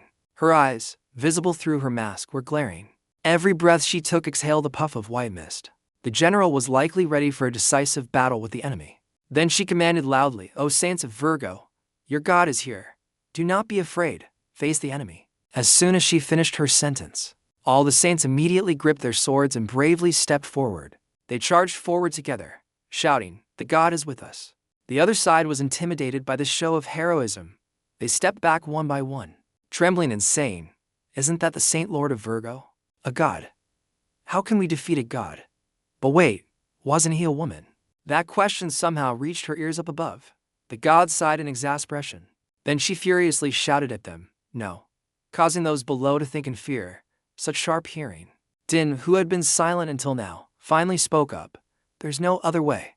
We have to act too." The god ignored whatever plans they were discussing. She raised the sword in her hand and powerfully uttered, "Virgo skill." July's meteors shower upon her words. The god immediately swooped down. Following her were dozens of giant meteors, forming a stream of energy like a colossal ice shard, aimed straight at Din standing below. Witnessing that scene, the soldiers screamed and scattered in chaos. Yet he stood still as the powerful blast was about to hit him. When the blue energy stream was just moments away from annihilating Din, he finally unleashed his own move, his eyes turning a fiery red. Instantly, streams of red energy erupted, countering the god's meteor shower and creating a massive shockwave. The saints on the side looked up at the scene in utter astonishment. He blocked the god's skill entirely. Then they suddenly realized something. Could it be that the other side also has a god? The round symbol, shaped like a bloody clock, had now grown enormous, nearly overpowering her Virgo skill. Din at this moment seemed to transform into a more brutal person, even summoning a large, bald figure behind him. Din's grin stretched from ear to ear. He taunted, well, the situation feels familiar, doesn't it? You know, this time it won't end so easily. Now, let's get started, Artemis." The god on this side, hearing this, asserted with equal ferocity, "That's exactly what I was thinking. I will put an end to this persistent nuisance with my own hands." As she spoke, veins appeared around her, showing the god's determination to fight and win. Massive explosions continuously destroyed the sturdy high-rise buildings. People fled in terror.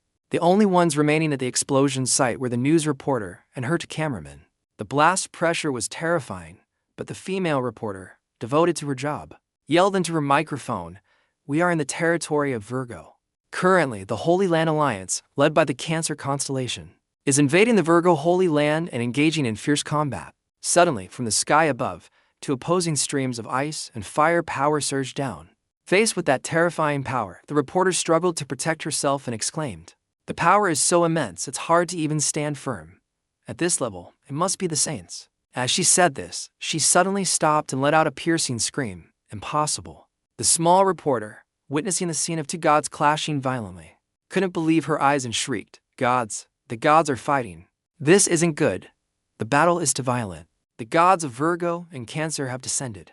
Zion watched the spectacular fight in a mirror. He clicked his tongue and cursed, "Look at them." Zion cracked his knuckles and muttered coldly, "So the gods are just descending to earth whenever they please now, huh? Just wait, I'm on my way." Kali suddenly stopped him, "Surly Gun, please wait a moment." Diane frowned as he listened to her worriedly say, "I don't know what will happen, but if you're going, please take this with you." The battle was extremely fierce. Artemis immediately commanded her soldiers, "Attack! Protect the holy temple." The enemy faction of Kikinos also roared in unison, "That's just Virgo's final, desperate effort. Charge!" In a flash, the two armies clashed in a fierce melee. The Cancer leader Artemis waved her hand and roared to her soldiers, "From now on, this will be a true war of attrition. Make Virgo exhaust their resources just as Liion did to Leo." Observing the scene before her, Artemis silently thought, "It seems they're using the same tactic Liion used to attack Narasimha." Then she said mockingly, "It seems Cancer's resources are infinite, aren't they? We are the second-ranked divine throne in the world. If we switch to a war of attrition, you're the ones who will be at a disadvantage." The Cancer army leader Kikinos nodded slowly. "You're right. However, the army here is an alliance of holy lands that have lost their saints." He flew up high and smirked, saying, "They have poured all the resources of their holy lands into Cancer. At least I won't lack the resources to maintain the god's descent." The Virgo army leader Artemis looked at him with a low voice. "That's certainly not good news." She swiftly drew her sword. "Then I will end this quickly." She blinked once. Instantly, a towering mountain range of ice erupted from the ground, leaving both armies gaping in astonishment. Everyone started chattering. "What is that? A royal skill." Everyone looked up to the sky and exclaimed in awe, "Unbelievable, the sky is freezing over." As soon as the words were spoken, A terrifying stream of power shot from the mountain's peak straight into the sky. Kikinos laughed excitedly and charged forward on his horse like a hungry tiger. That's Virgo's royal skill, everyone, get back. Kikinos grinned devilishly. So what? Atop the mountain where the Virgo leader Artemis stood, she directly froze the sky. Royal skill, frigid sky. Kikinos charged forward, loudly and intentionally praising her in an attempt to push Artemis back. Artemis continuously unleashed her power, her shouts echoing across the sky. The tip of the sword, following Artemis's hand, plunged deeper and deeper into the ground. Suddenly, dozens of sword tips shot out like lightning, aiming at the Cancer army. Kikinos instantly opened a special black net that sucked the sword tips inside it. The sight left Artemis in disbelief. She exclaimed, "What?" Everything was sucked into the darkness. Seeing her struggle, Kikinos burst out laughing triumphantly. So the black hole can be used like this.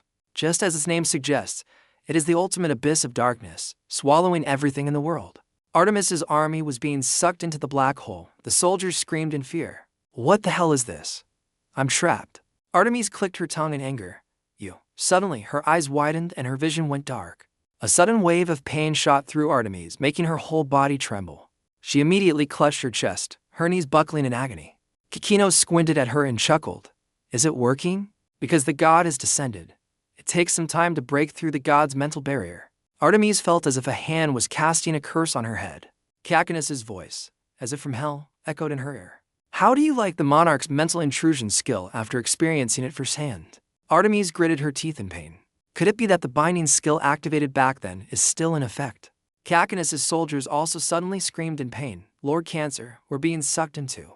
Kikinos pretended to be surprised and exclaimed, "Oh no, my apologies. I can't quite distinguish between friend and foe." The Cancer army leader Kikinos sighed with an air of reluctance. I'll end this quickly. So just try to endure until then.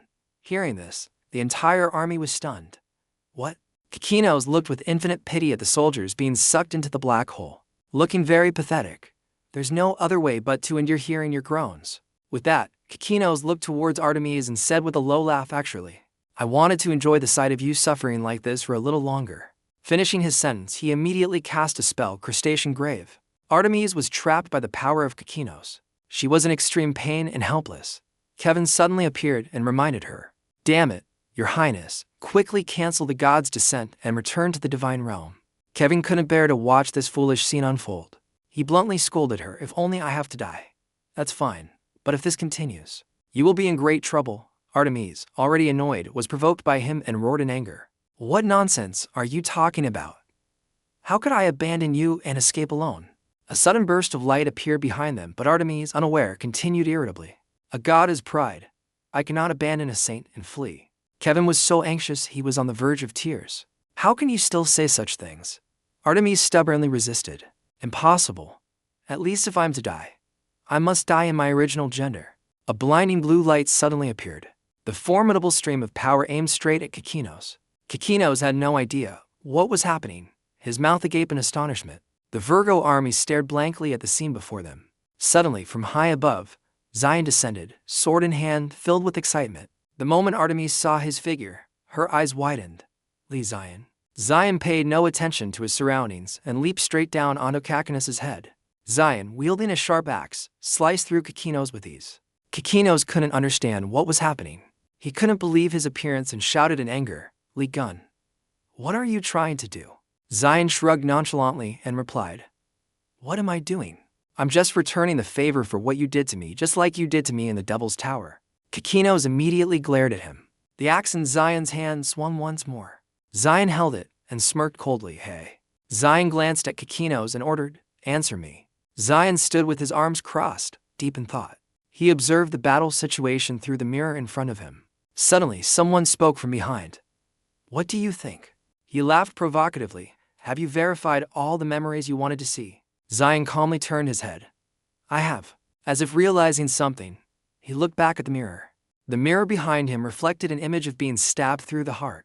The hooded figure laughed, and Lion spoke, First of all, so it was you. The figure heard this and was startled. He was dim, but his face was covered in grotesque lines. Lion drew his weapon. He was in a ready stance. You damn crustacean. Lion's eyes were so sharp and cold they radiated a murderous aura.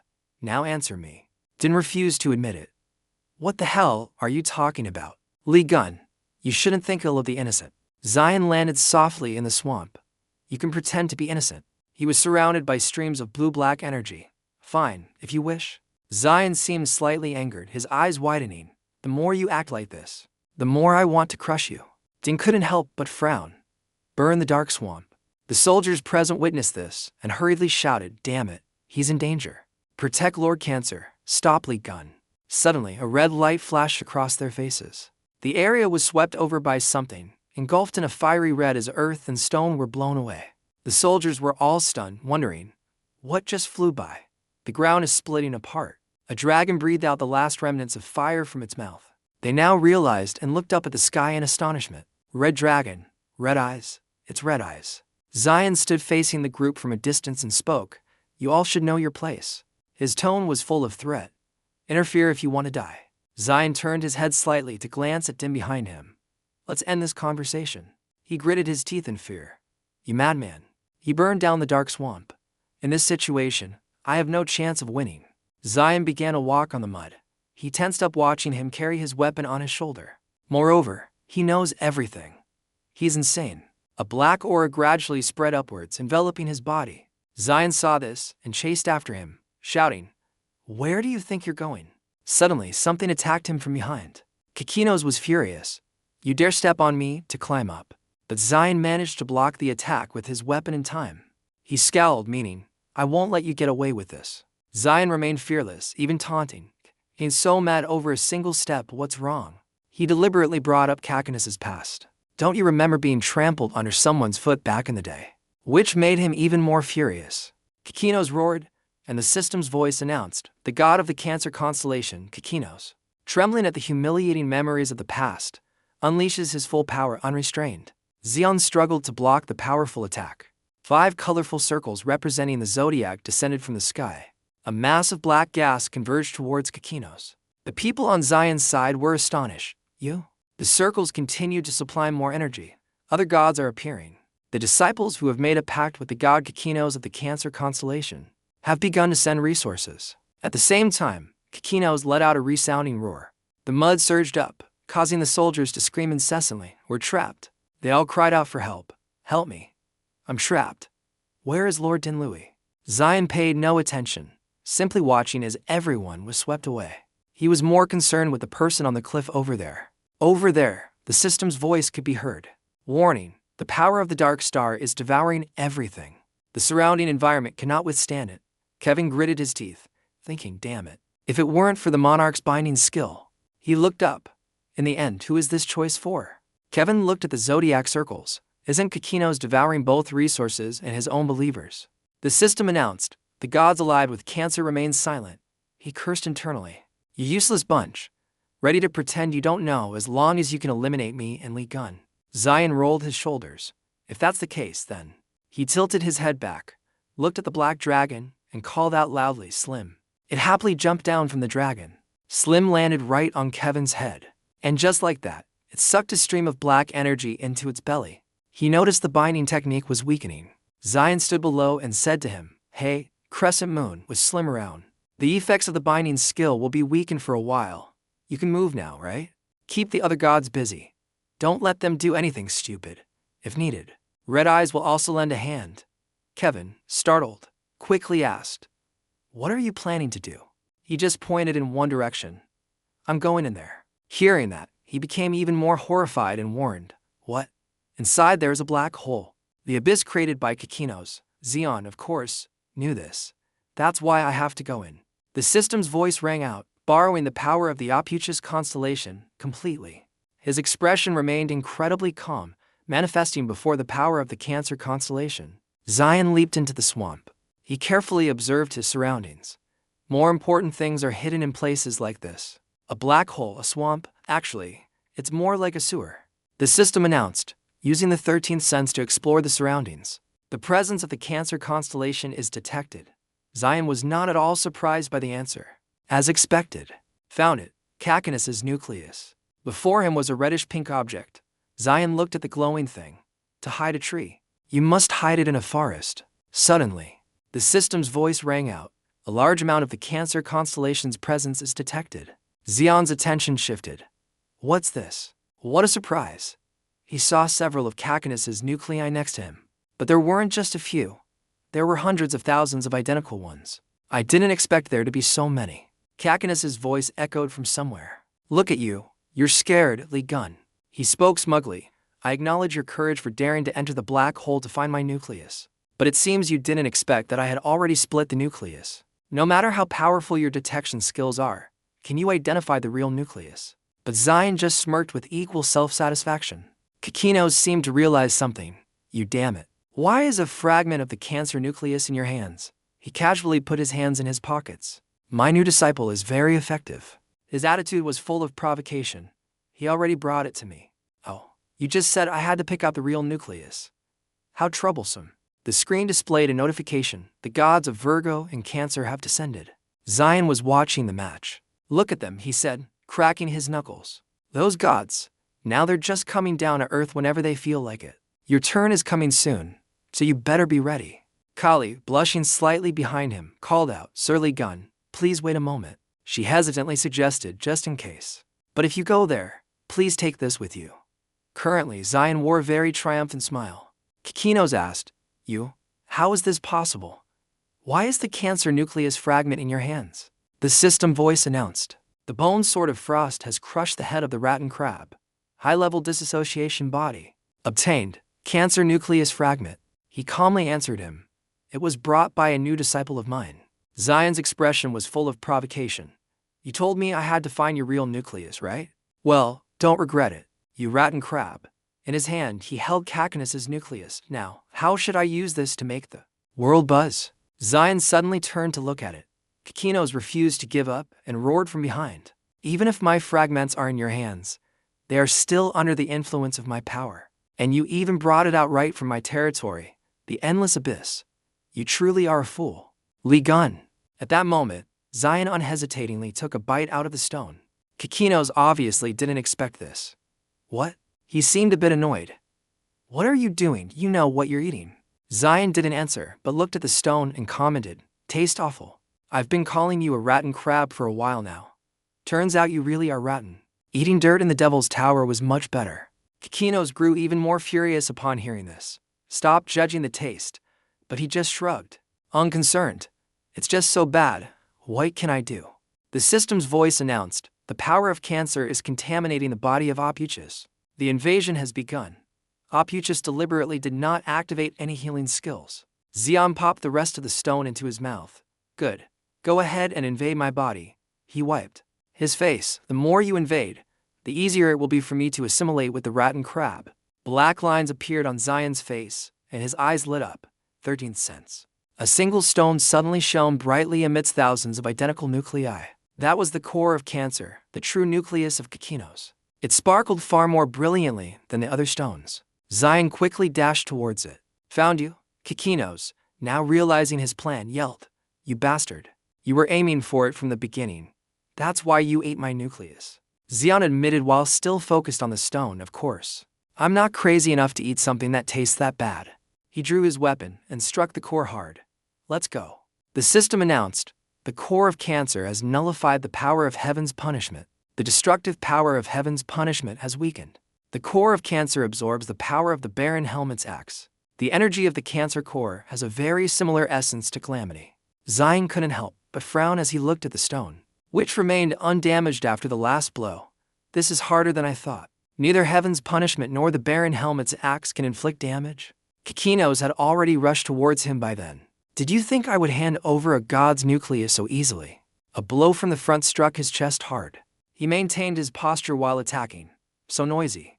Let me think for a moment. Cacanus's image was reflected in Xion's eyes. Red eyes. His eye color instantly changed to red.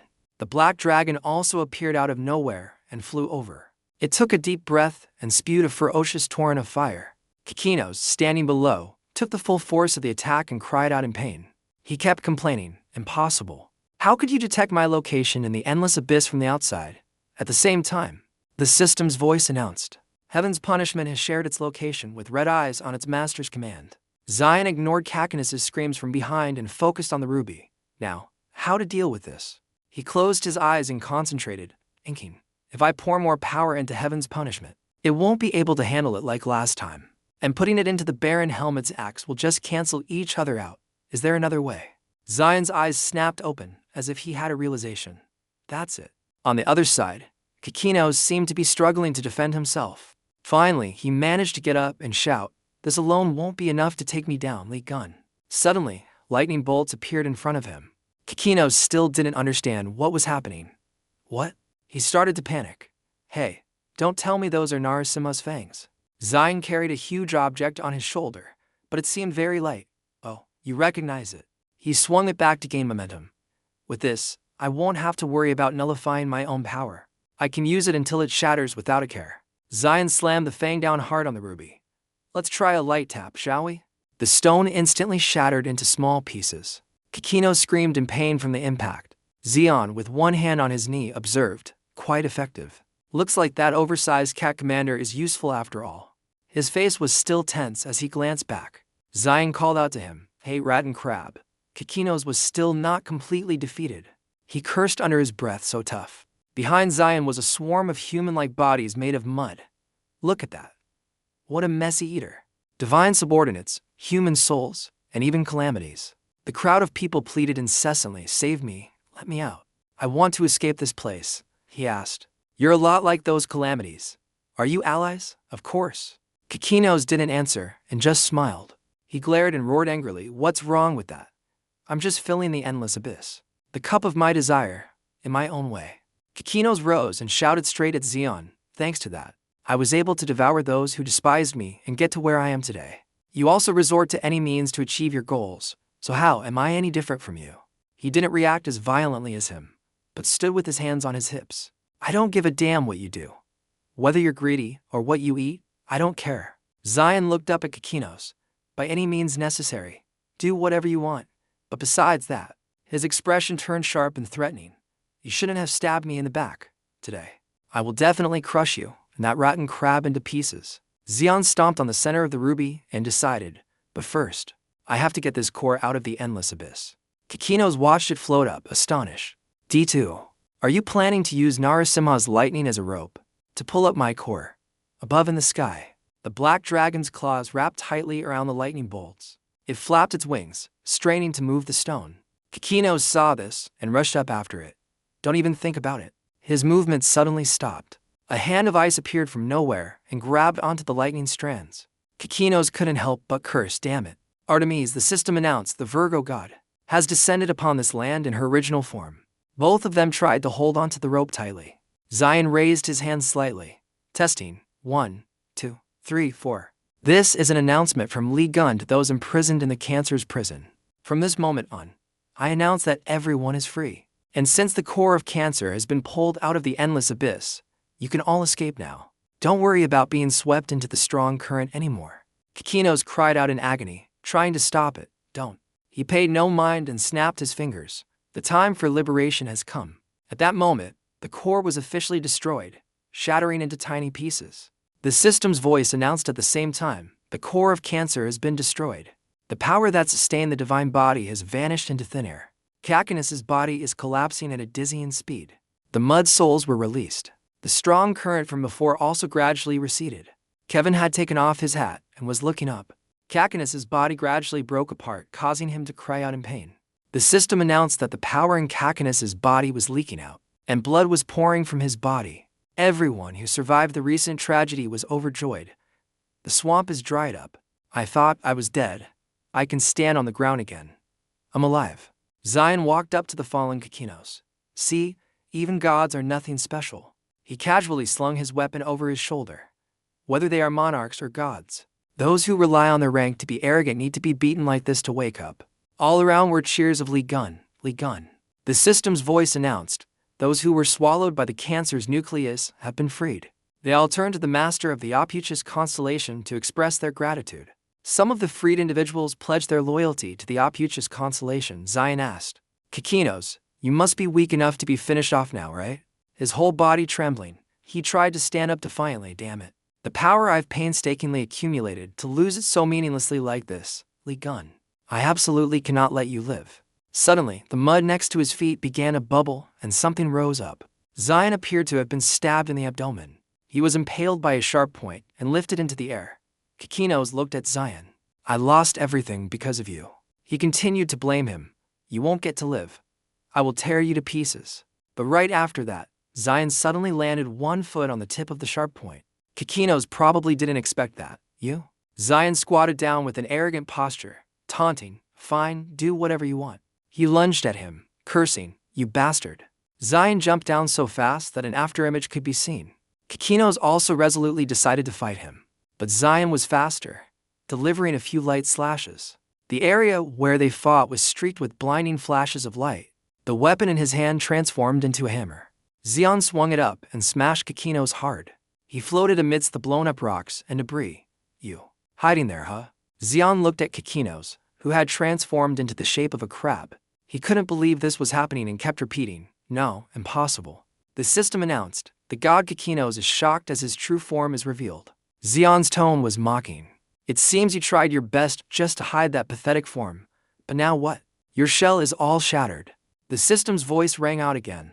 Opuchus is killing intent towards the god Kikinos. Is burning fiercely. The power of death can be used. Zion let out an excited smile and charged towards Kikinos. He was surrounded by a beautiful blue sphere. Its power extended in all directions. Kikinos was utterly astonished as he witnessed this scene. A giant snake appeared behind Zion's back. Didn't I tell you? You will definitely die today.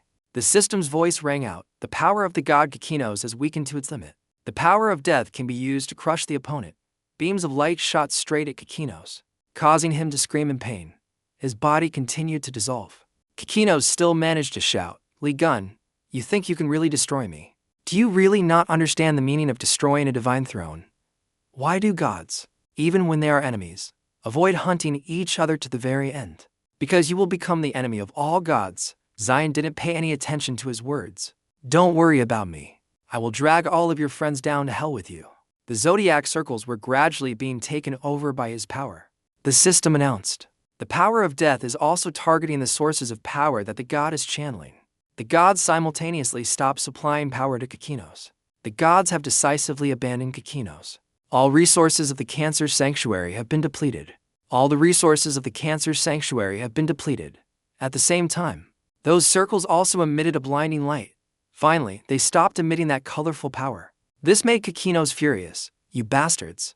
His body was disintegrating more and more. You pushed me to the forefront for so long, and now you're running away. Using his power had turned Zion's hair completely purple. It's all over now. Where do you think you can run from the moment you fell into my hands? It was all over. You damn crustacean. Everything was gone, with only a part of Kakinis's face remaining, which was also fading away. Don't you think that things will end just by eliminating me? No matter what, someone will succeed me and become the new god of Cancer. He roared, sooner or later, you will meet the same end as me. After Kikinos finished that sentence, his face completely exploded with just one last cry. All the debris and rock fragments fell to the ground. Below Zion's feet were the chaotic remnants of a fierce battle. Even Kevin and Artemis, who witnessed this scene, were stunned. The soldiers all looked up with disbelief. Unbelievable. He even killed a god. Zion continued to float up there, looking incredibly calm. The system's voice announced, the gods are afraid. They have no idea what is happening in the end. What they feared most has happened. They are extremely worried. He looked up at the colorful circles. You all just wait. After that crab, it'll be your turn. The system's voice continued. The gods fall silent, retreating to the divine realm, leaving behind a threat. Just you wait. Then the circles faded and disappeared. Zion suddenly looked down at the mud puddle. Ding crawled out of it, gasping for breath. This can't be happening. As he tried to crawl away, he cursed, damn it, he even dared to kill a god. A sudden blow struck the middle of his neck. Jian held up his severed head. Look at this. But Din showed no anger. I completely surrender. Now, not even a god is a match for you. He cursed. Your tongue is really tough. Go to hell quickly, you bastard. He didn't intend to stop and deliberately provoked, without a god to back me. How long can I last? They say an enemy becomes a confidant. You want to hear my last words? Saying this now is really funny, but just as Din said this, Zion immediately threw his head away. He still tried to continue. Stabbing you in the back at the Devil's Tower felt extremely exhilarating. He extended his leg towards him. Zion didn't hesitate and stomped hard. Die, you bastard.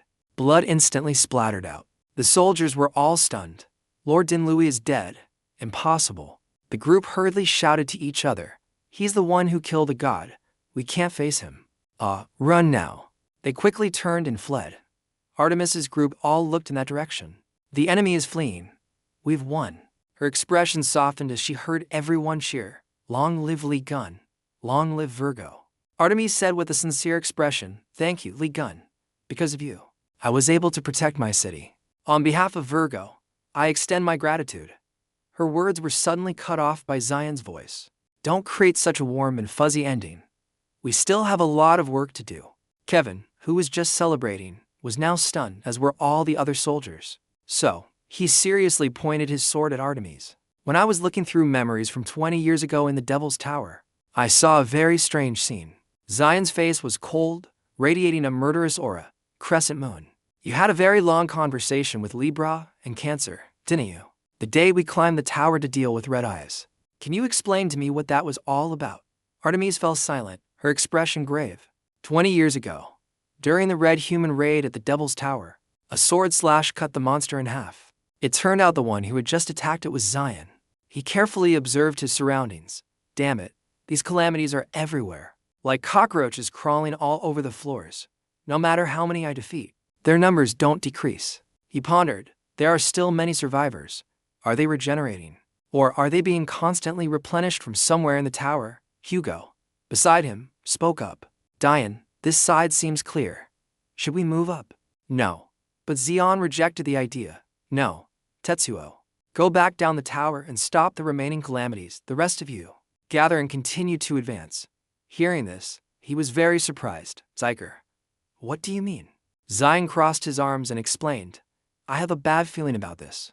There's a possibility that the surviving calamities on the lower floors will escape the tower. He described the tower's layout. Yes, we left a few people outside to guard, but we need to reinforce them.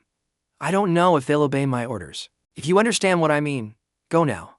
Teksu, I'm only sending you because I only trust you. You idiot. Hugo seemed extremely annoyed. That bastard Zion always pushes these kinds of jobs on me. In the end, he decided to let it go. But since he said he'd trust me, I'll let it slide this time. Hugo was unaware that someone was hiding and watching him from a nearby cliff. A blade was held to the girl's face with the suggestion, Stop. Kevin seriously questioned. What are you doing, Pisces? Why are you targeting the Holy Archer? Seeing she didn't speak, he became more insistent. Explain yourself. Don't tell me that even in a situation like this, you still want to kill the Holy Archer just because of interfaction conflicts. Sanji slightly turned her head. All right, the order changing a little doesn't matter. It's not that. Actually, I should have taken care of you first. Instantly, someone jumped up from behind Kevin. Only now did he realize what the start, darkness. Just as Kevin was about to attack, he was surrounded by glowing golden threads. Golden threads. His expression changed as he glanced back. How does that damn fish have this? She smiled sinisterly, one hand creating a water vortex, the other holding a scale. Pisces uses the skill water barrier. Libra activates the skill golden threads. Kevin couldn't help but be astonished. You have Libra's beads. The dark figure from before swooped down and stabbed him hard. Kevin gritted his teeth in pain. He placed his fingers on his forehead and performed a spell. Kevin immediately lost consciousness and his arm went limp. He let out a sigh of relief. That was close. Song and Gu explained, because we are inside the Devil's Tower. The god's weakened mental barrier is easily broken by the monarch's skill. The man slowly stood up. Is now really the time to be saying such things? This guy's face was stern. Things almost went south. Luckily, thanks to the water barrier, the Holy Archer didn't notice. Song and Gu turned her head away to avoid his gaze. Meanwhile, Hugo continued on his way. Completely unaware. Song and Gu admitted her fault. It's my fault. I'm not used to ambushes like this. As the disguise gradually faded, the person was revealed to be the Libra Saint, Giselle Lawrence. The other person looked down at Kevin. So, what should we do with this pitiful Virgo Saint? Giselle was on high alert. Besides Liion and the Holy Archer, he is the most dangerous target. Eliminate him. I'll take care of the cover-up. He immediately drew a knife. As you command. The man lunged with the knife towards Kevin. A white barrier instantly appeared. It separated Kevin's face from the knife. The man was surprised. A barrier? A notification appeared on it. The Virgo constellation's Artemis has created a protective barrier. The man still gritted his teeth and tried. The burst of power knocked him and the knife backwards. Giselle stood in the wind and glanced over. Damn it. The foolish god who always pampers the Virgo saint has appeared. Nice to meet you, Artemis. Artemis appeared. Along with the notification, Artemis appears as a spirit. Due to the influence of the Devil's Tower, Artemis's power has been significantly weakened. She looked down at Giselle and questioned, Libra, what are you planning to do to my precious disciple? She didn't hesitate to say it all. What else? I'm taking this opportunity to eliminate the troublesome followers of Liion. It's very easy to fake a scene where he died fighting the calamities inside the Devil's Tower. Artemis roared a warning. Don't cross the line, Arcia. I can't stop you from acting as you please due to my limitations. But I will not stand by and watch you trample on the rights of my faction. Giselle teased. Then why don't you do it right now and stop me? Oh, of course. It's because the Devil's Tower weakens even a fraction of your power.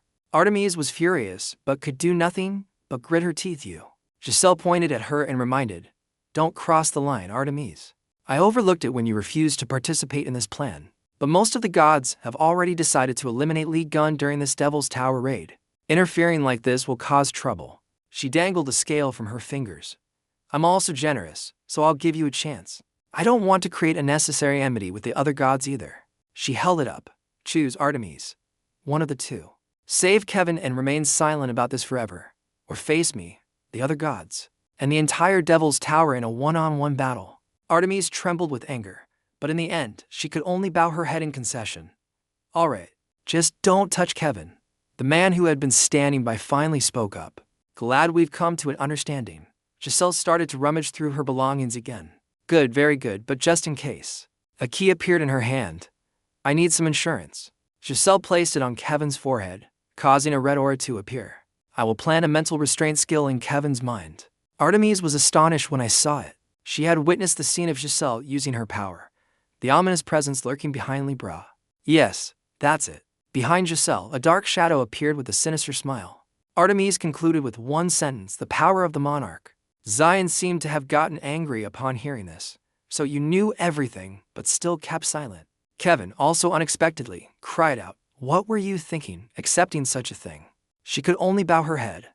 I'm sorry. I couldn't do anything else. Virgo alone could not fight against Libra, the calamities and all the monarchs. But after Liion was revived, I believed we could escape that situation and cooperated with everything I had. Kevin continued to blame her. The problem started because you listened to that person in the Devil's Tower. I'd rather die than sit idly by and do nothing to survive. Artemis was also moved and on the verge of tears. To save you, I had no other choice. Zion began to ponder. Everything is clear now. The white-haired person who went to see Sebastian Hanna was either Jean-Louis Jardin or was arranged by Libra. He looked at the key in his hand. The real problem is that Libra used the monarch's power. We have confirmed that Libra is colluding with the monarchs. So it makes sense that she would use a monarch skill, but something still feels off. If so, then the system displayed information about the key, a mysterious key used by the Dark Faction and Lib. Ra, obtained after killing Din Lewis. Taejeon was surrounded by the back-and-forth arguments between Kevin and Artemis. I can't stand Virgo anymore. How can you be so heartless? My disciple. This made him extremely frustrated. Jian shouted, so noisy. Be quiet. Kevin turned to shout at him. How can I be quiet? You knew everything and still said nothing. He grew even more frustrated. Yeah, that's right. I'm so mad right now. Artemis, seeing the two argue, was at a loss as to how to intervene. Diane finally decided, even so. You helped me fight the monsters. And as Crescent Moon said, you stood by my side. Let's call it even, no more debts. Artemis was overjoyed to hear this. She clasped her hands together and asked again, really? Thank you, Liion. He then glanced at Kevin, who was tied up by Slim next to him. White hair. What are you planning to do? He stroked his chin, deep in thought. Kevin placed something in Zion's hand. Take this, Liion. He looked at it curiously. What's this? He explained, my symbol of power. It was a round emblem with a four-pointed star in the center. Zion's eyes widened in surprise. Kevin looked at him and smiled. Liion, I grant you full authority over the Virgo faction. The system's voice announced, Virgo Saint, Kevin Hazard, officially requests to join your legion. Artemis was stunned. What do you mean? Are you planning to leave the Holy Temple? Kevin just calmly explained, that's not my intention. I'm just repaying a debt. He turned his head slightly and repeated seriously, thanks to Liion, the Holy Temple is safe. I haven't even mentioned the previous debts. Moreover, what happened in the Devil's Tower was also kept secret. I understand your thoughts. But from my perspective, this is absolutely unforgivable. You all know that too. You are you, and I am me. Regardless of how you and Liion have settled this debt, I will simply repay my debt in my own way. The soldiers listened in silence. Even Artemis just bit her lip without a word. Kevin knelt on one knee. I will only kneel this once. He expressed his sincerity with utmost respect. I, Kevin Hazard, saint of the Virgo constellation, on behalf of Virgo, express my gratitude to Opuchus for his assistance. From this day forward, Virgo will transfer all authority of the Holy Temple to Opuchus. I declare that under Opuchus, both holy temples will strive to develop together. Please accept our request, Liion. The soldiers standing behind silently watched Kevin, then they also gradually bowed down after him. In the end, everyone knelt and bowed respectfully before Zion. Artemis was extremely surprised to witness the scene. Jian found it inconvenient to refuse and let out a sigh. Well then, thank you, I'll accept. And what about you? Do you object to his choice, Crescent Moon? Artemis closed her eyes and accepted. Of course not. He's right. She was the last to kneel. I will place the future of the Holy Temple in your hands, Liion. I hope you will carry this responsibility with all your heart, the system announced. Virgo is joined under the banner of the Opuchus Holy Temple. A snake symbol appeared behind Zion's back. All of Virgo's resources will belong to Opuchus. A great record is carved into the holy scripture of Opuchus. The prestige of Opuchus increases. The divinity of Opuchus increases. A smile appeared on his face as he heard this announcement. The symbolic stone lay in Jian's palm. He couldn't help but exclaim, so one holy temple can also submit and belong to another holy temple. At Seoul, the second holy ground of Opuchus, the rooftop of Liion Tower, Jian held the stone up to his eyes to observe. The number of people I have to take care of is increasing rapidly. I'm about to be overwhelmed with work again. He held it up to the sunlight. Wait a minute, if that's the case, the symbolic insignia flashed a ray of light. Zion looked towards the sun. There's one more thing that can belong to me. He realized it, but just smiled calmly. Looks like I've gone in a circle for nothing. Yuha, standing below, called up, Uncle. Diane looked down and saw her waving her hand. Yuha and Kali. He propped himself up on his knees. You've been waiting for a long time, haven't you? Zion put both hands in his pockets. Today, I have to clear up the backlog of work. First, let's proceed with Yuha's baptism ceremony. On the other side, Hugo stood with his hands on his hips, his face scrunched up. He began to grumble, damn it, that hateful Liion. He told me to follow if I was worried about Sanji, but then he sealed off the Devil's Tower. So what am I supposed to do now? The text on the system announced, Devil's Tower. Entry forbidden. Time until the St. John Sanji completes his training. Those permitted to enter and exit. Gods and saints of Opuchus. Hugo was still frustrated. This is a god's authority. I can't interfere. Then he glanced down at the system panel again. But wait, that's strange. I'm a saint of Opuchus. So, why can't I enter? It clearly stated Otaiksu cannot enter because he is only a temporary saint of Opuchus. When you become an official saint, you will be allowed to enter. Hugo cried out in frustration. Oh my god. Hugo closed his eyes and pondered. But this is really something to think about. Should I try to become an official saint of Opuchus? No way. No matter what. I can't go back to being Liion's lackey. A series of notifications appeared. The Sagittarius god earnestly begs you not to go. The Sagittarius god asks if you want to eat anything. The Sagittarius god offered to help repay the home repair loan. He could only criticize helplessly. Offers something a little more appealing. Apollo just wanted to cry after hearing that. Suddenly, a strong beam of light appeared from the distant tower, shooting straight up into the sky. Hugo looked over there in alarm. What's happening? The system announced. The baptism for Duna has begun. Knowing this, he immediately rushed off. Zion, you can't do this. The system displayed again. The Sagittarius god is holding you back, telling you to answer before you go. A hand appeared from nowhere and grabbed the back of Google's shirt. It kept repeating, the Sagittarius god is holding you back, telling you to answer before you go. He was stiff but still had to explain, not now. The hand didn't let go of Hugo and held on tight. The Sagittarius god says that what he is doing here is right. He tried to move forward, crying out, Yua, just wait a moment. I'll be right there. On another side, Yua was a bit surprised by the scene in front of her. A voice rang out, good. Almost got them all, this time. Finish it decisively. She was floating next to a giant python. Yua looked utterly bewildered. What on earth is happening? All around were chaotic voices. It's just struggling for the last time. Don't be afraid. Aim for the head. Right after that, Yuta saw the python roar. Did this happen in the past? Is what I'm seeing right now someone's memory? The python's eyes suddenly opened, along with the lifeless eyes of another person. Zion stood motionless, surrounded by loud cheers. O all people of this land, rejoice and welcome. Today, the 13th saint has appeared. Send your resounding cheers to the 13th saint who has just ascended. He still didn't react, just remaining silent. Zion seemed to be holding the hand of a dead person. The mood of those present was still extremely enthusiastic. Long live the 13th saint. Long live the 13th divine throne. Long live humanity. Yuha witnessed it all. He looks younger than now, but that's definitely him, she said. Julie Jian. Right after that, Yuha was startled to find herself standing in Zion's palm. He looked at her and smiled. What's wrong? Back to reality. Zion now asked Yuha. How was it? She happily held onto the arm placed on her head. I finally received it. The system displayed a notification. Holy Disciple Yuna has completed the baptism. The holy name Punishing Serpent has been upgraded to SS rank. He was a bit helpless. Well, that's good. Now can you let go of my hand? Yua's hand trembled as she held onto Jian's wrist. Huh? What did you say? She still had her eyes closed, pondering. What I just saw. Should I ask him? No. It's better not to ask. What should I do? I'll just hold his hand a little longer. Suddenly, someone jumped up from here, startling both of them. Hugo's eyes lit up. Hey, have you completed the baptism already? The system announced.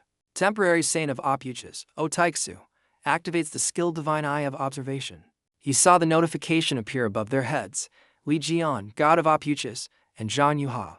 The judge, Jian, looked at Hugo and smiled smugly. You're late, kid. Yua's face was fierce as she clenched her fist. I like being with him. Hugo knelt down and sobbed. Open your eyes and look. He's stolen my daughter, Diane advised dryly. Cut the comedy act. It's your turn to decide. He hesitantly raised his head and asked, Huh? What am I doing? He said loudly. What are you going to do? You want to remain a temporary saint forever? Hugo turned his head to avoid the question. I'm still not prepared. Xian seemed to have gotten a bit annoyed. Oh, is that so? Then let's do this. A stream of power formed the shape of scissors on his two fingers. You. Come here and fight me one-on-one. Hugo was terrified. What are you planning to do? Zion brought the scissors towards the chain on his head. If you want to be free of attachments, use these scissors of destiny to handle it cleanly. Hugo kept asking, wait, what are you trying to do? But before he could do anything, something like a flame appeared, separating the two of them. Zion pulled Yua back, away from the flame's reach. He wasn't angry at all and proactively asked, so someone interfered and ruined things. Anyway, it's nice to meet you. Someone from within the flame spoke. Silence. That person had long, golden hair and a sun symbol on their forehead. So, you're forcing me to personally intervene? It turns out this was the god of Sagittarius, Apollo, currently borrowing the body of a saint. He angrily cursed, You damn god of disaster. Someone was running hastily down the hallway. It was Kali, panting as she clutched a stack of papers. Kali suddenly remembered Zion's smug expression. Want to become an official disciple first.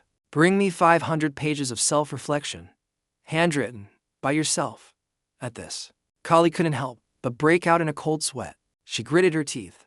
I finished writing it, all 500 pages. So tired. But thinking about the future, she couldn't help but blush with excitement. With just this, I can definitely be promoted to an official disciple. Then, Yuha will have to kneel and address me as Saint Kali. She ran out joyfully, shouting, Is Sir Li Gun here? Kali shouted, Li Gun. I've finished writing. Just as she finished her sentence, a flame unexpectedly swept through the stack of papers in her hands. On the other side, in front of Li, Jian, and Yue, a chaotic fire was raging. Vio tilted his head and clicked his tongue. TSK, it was about to succeed, but it got ruined. Anyway, nice to meet you.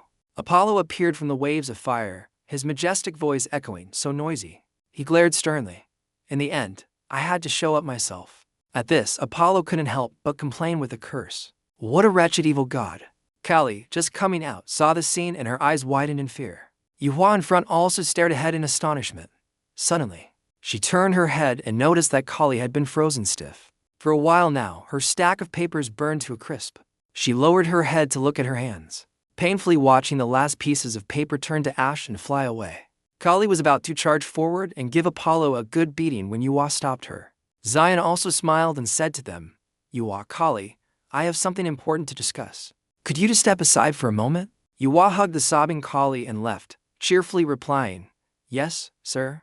You two go ahead and talk. We'll go down first. She thought to herself, Anyway, it's between my father's god and Uncle Gun. Nothing bad will happen, right?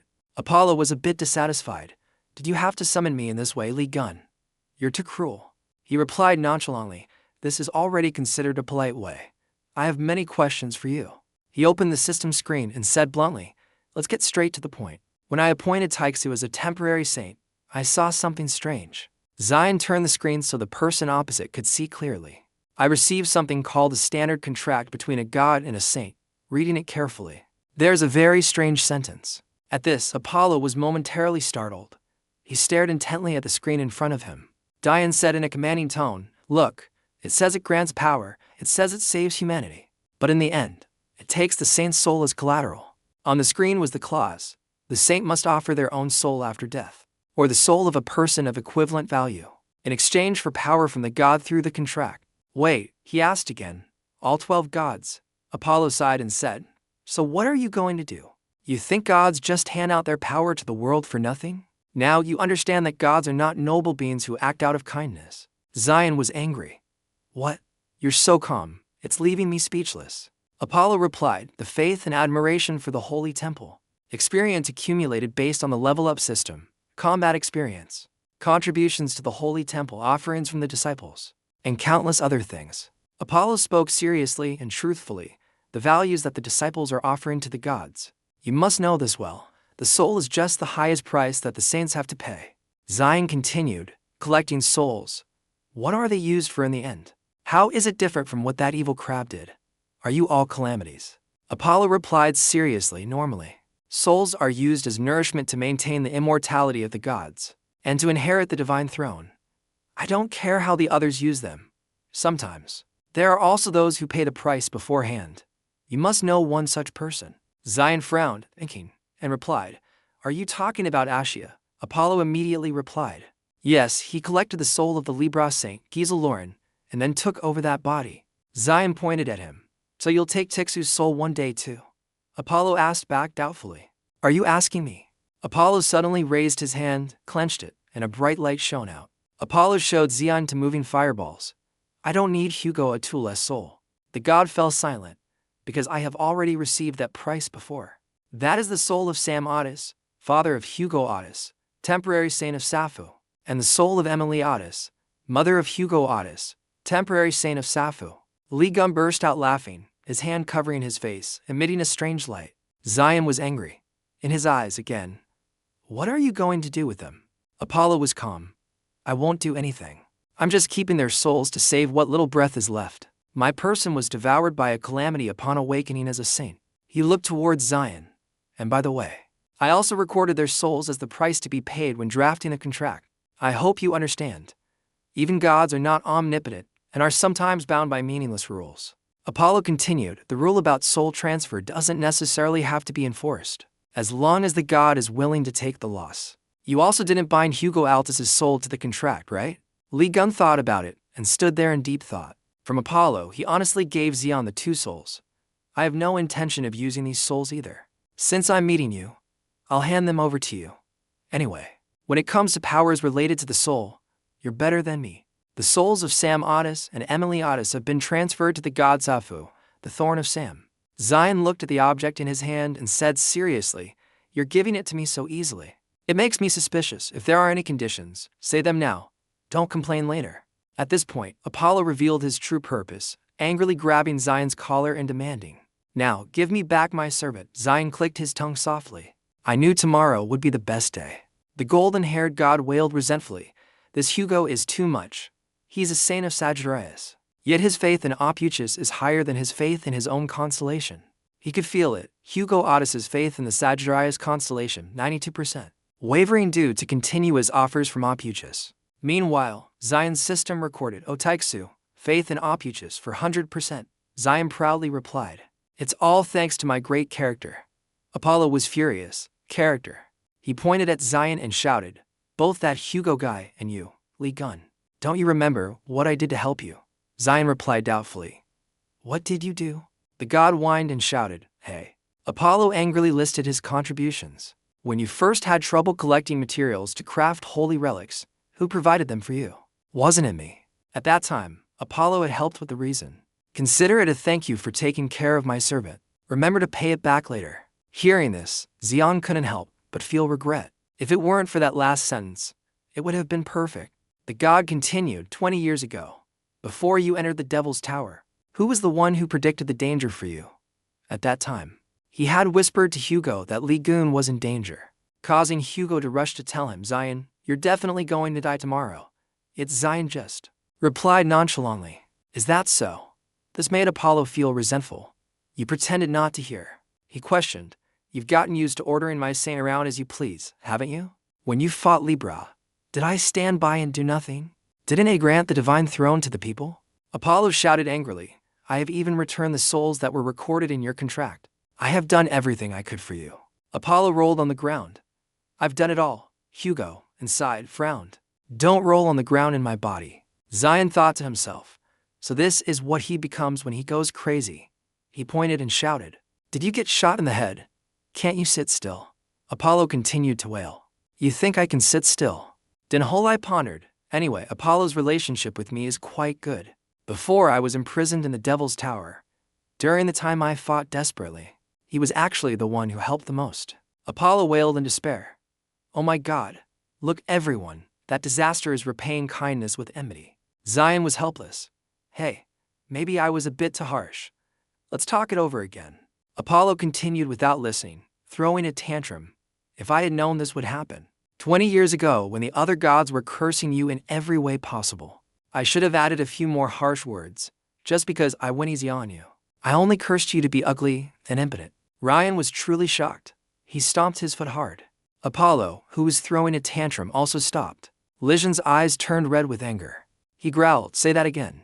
Apollo suddenly froze, silent. Apollo, who had just been throwing a tantrum, dusted himself off and stood up. Apollo leaned against the rooftop railing. With his handsome, sculpted face and a radiant smile, he extended his hand. I look forward to your help in the future, Liion. Diane bluntly grabbed Apollo's face, forcing him to speak. That was a bit too much, wasn't it? A bolt of lightning struck down from the magic circle in the sky onto the rooftop. Yuha sighed. I knew it would turn out like this. Zion was angry. Hey, I always thought my body was being crushed because I was using too much power without a god's support. Did you just say you cursed me? Apollo, with a 5-fingered handprint on his face, silently avoided the question. Zion asked, Is there anything else? Apollo, battered and bruised, quickly said, I'm telling you this straight to your face.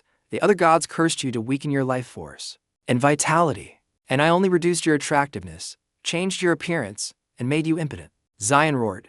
That's the problem. You idiot, damn it. This is Otaiksu's body. I can't touch it. Apollo still tried to say, Hey Lee Gould, my brother, and I have settled our debts, right? Can I be like that too?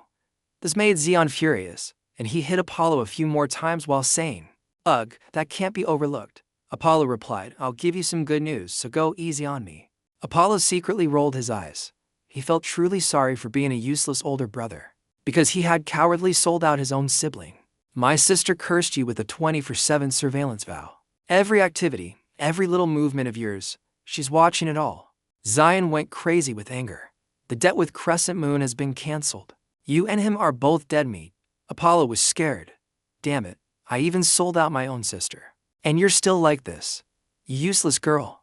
At that moment, Artemis was picking her ear and asked, Who are you talking about? Kevin also vehemently condemned, Stop playing dirty.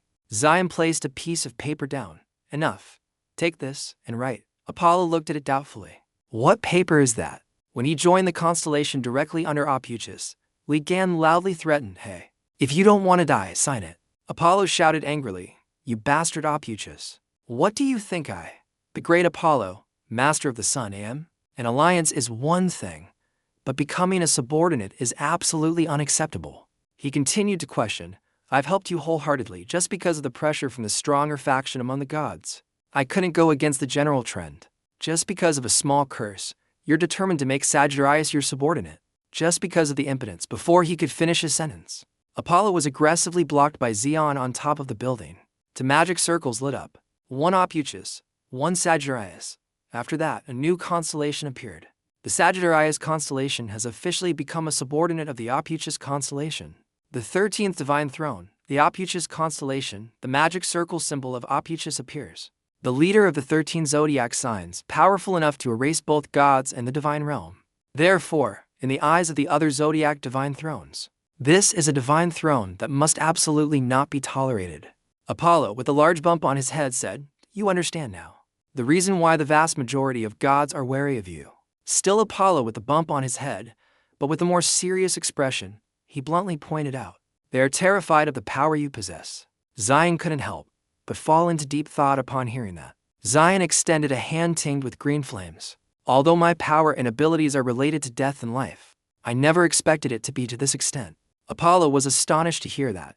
"You didn't expect it to be to this extent? You used that power to destroy Kikinos." He imagined a scene of several people in hooded robes sitting around the zodiac divine throne. Apollo said, "The zodiac divine throne is the highest divine position. All gods aspire to claim it if one of them becomes vacant. The consequences will soon follow."